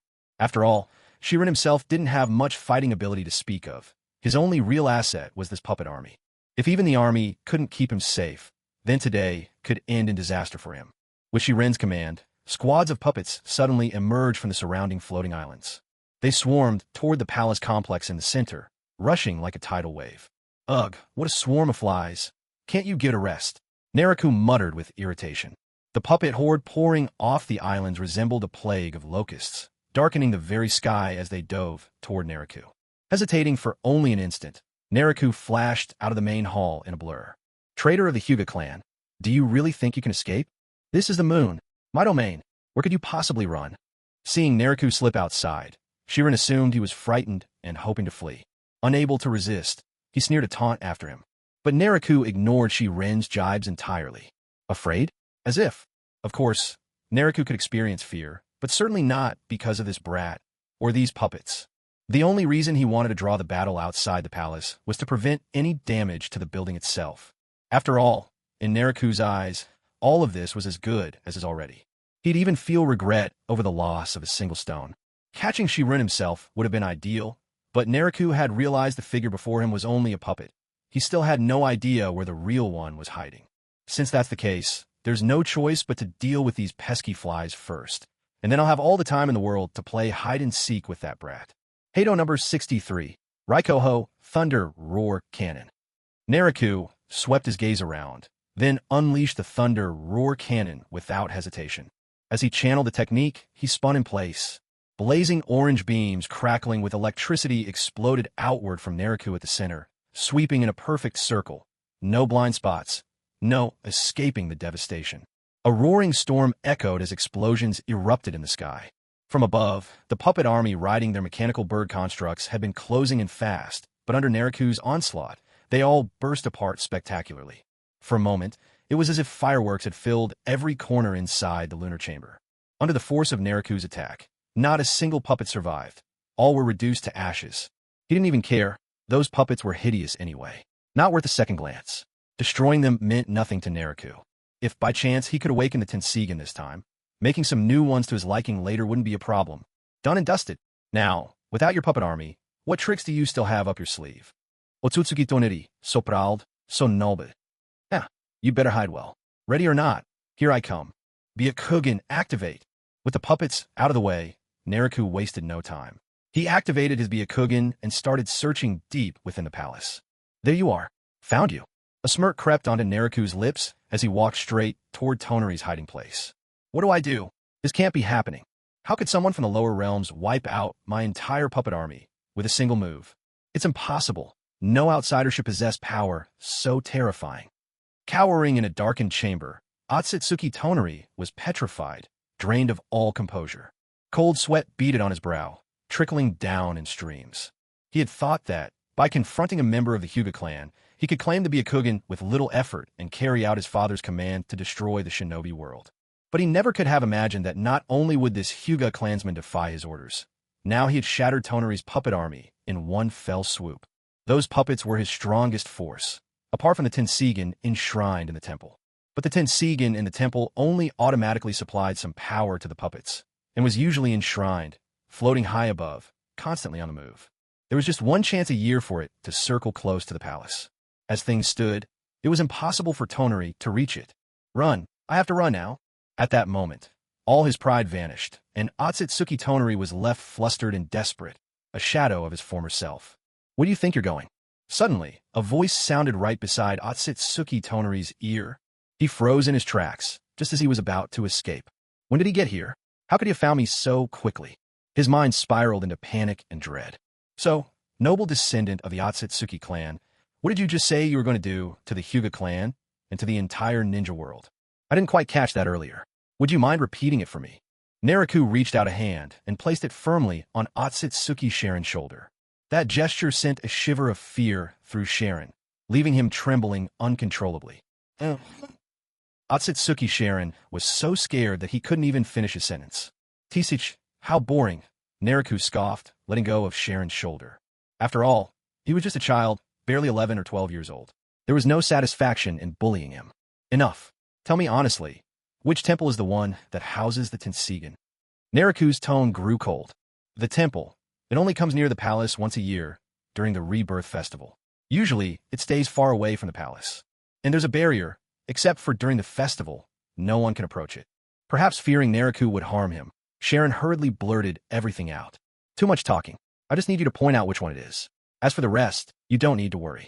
Nariku placed his hand on Sharon's shoulder once more, hoisting him up. With a swift movement, they instantly appeared outside the palace together. Point it out for me, Nariku ordered coldly. There was a long pause from Sharon. I can't see, he finally murmured hesitantly.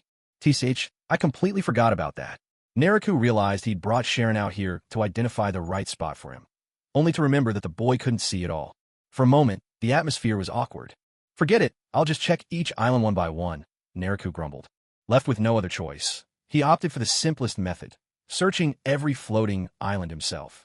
He kept Sharon in hand and rose swiftly into the air. He hadn't acquired the Tensigen yet, and Nariku certainly wasn't about to leave Sharon alone. Better to keep an eye on him. This one's not it. Neither is this one. Still not the right one. It seemed fate wasn't on Nariku's side this time. After searching more than a dozen floating islands, he finally found the temple. Just as Sharon had said, a barrier enveloped the temple, making entry impossible most of the year. As Nariku got close, he was immediately repelled by the barrier.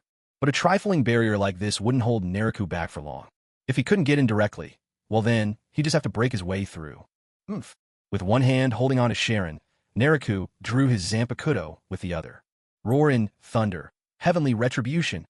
A massive 40-meter blade appeared behind Nariku, and with a swift, violent motion, he swung it down towards the temple before him.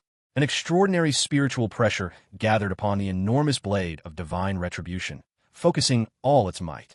As the sword cleaved downward, the barrier atop the temple blazed with intense light, struggling to resist. Yet, for all its borrowed power from the Tensigen, the barrier, unattended and without a master, could not withstand Nariku's assault. After a brief deadlock, the shield ultimately shattered beneath the force of Nariku's great blade. The protective barrier surrounding Hamura's temple crumbled in an instant, splintered to dust by his attack. In a flash, Nariku appeared at the temple entrance, dragging Otsutsuki Sharon along with him. How dare you? This is the resting place of our ancestors. How could you bring yourself to defile it?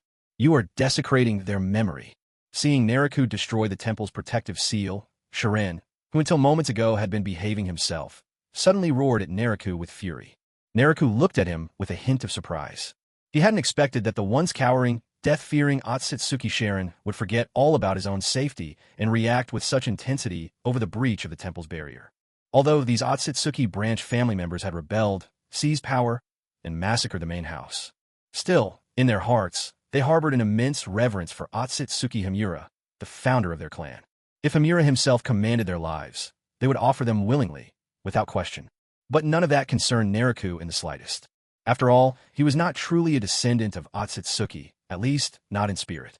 Moreover, having lived for generations in the world of shinobi, the Hyuga clan had largely forgotten their forebears. Except for the current clan head, most couldn't even name Otsutsuki Hamura, let alone feel reverence for him. So, Nariku paid Sharon's words no mind whatsoever. But the more Nariku ignored him, the more agitated Sharon became. Bastard, I'm talking to you, do you hear me? Get out of the temple this instant. Don't disturb our ancestors' peace. Sharon struggled violently in Nariku's grasp, desperately trying to break free. Enough noise. Nariku didn't even bother to look at him. A mere surge of energy from his hand was enough to render Sharon unconscious. He tossed Sharon aside without a second glance and strode confidently into the temple himself.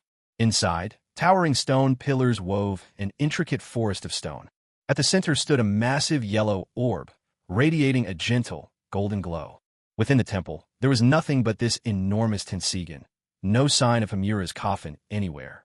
After all, Hamura has been gone for countless years. How could there possibly be any remains left behind? What the later generations built for him is merely a symbolic shrine. So, this is the Tensigen? Such a gigantic Tensigen. How many people's eyes were gathered together to create something like this? A bunch of lunatics. Nariku couldn't help but curse, staring at the Tensigen before him. This single Tensigen was forged by the branch family members, who, in their quest to annihilate the main family's bloodline, all sacrificed their own Byakugan, merging them to give birth to this eye. After using it to wipe out the main family, they constructed the Hamura Shrine and sealed the Tensigen within it. By doing this, they not only honored Hamura's memory, but also harnessed the Tensigen's power as an energy source to control puppets and keep the moon in motion. Originally, the Tensigen had been a violet hue, but through this process, it had turned golden yellow. For the sake of merging a single Tensigen, they sacrificed the eyes of their entire clan. In Nariku's view, this was utterly senseless, completely beyond comprehension. Stepping forward, Nariku pressed his palm against the massive Tensigen, feeling an overwhelming surge of power pulsing inside the great sphere. However, thanks to the Hamura bloodline flowing in his veins, the Tensigen didn't harm him in any way. But this privilege was limited to those of the Otsutsuki lineage. If anyone lacking that bloodline tried to touch it, they'd probably be drained to a lifeless husk in an instant. What on earth am I supposed to do with this thing? Nariku muttered to himself, studying the Tensigen. Its diameter stretched more than 100 meters, an immense presence that could go toe-to-toe with even the largest tailed beasts. Taking something this conspicuous back to the shinobi world would be absurd. For a moment, Naruto was at a loss over how to handle such an object. Ahem, host, are you being dense? Why do you have to take it with you? Can't you just absorb all the Otsutsuki chakra stored within it, then fuse it with your own Byakugan, evolving it into the Tensigen? All these years, have you only grown taller without getting any smarter? Just as Naruto was agonizing over what to do, the system's voice rang out. What the hell, the system? You're actually speaking to me of your own accord? Hearing the system's voice, Naruto was caught completely off guard, so much so that he didn't even process the jab the system had made at him. After all, his system usually only responded when Naruto sought it out, and even then, it was often indifferent, offering little help. Today was the first time it had ever offered a proactive reminder. Naruto nearly wondered if he'd fallen under some kind of illusion, making him imagine the whole exchange. Don't look so shocked, my foolish host.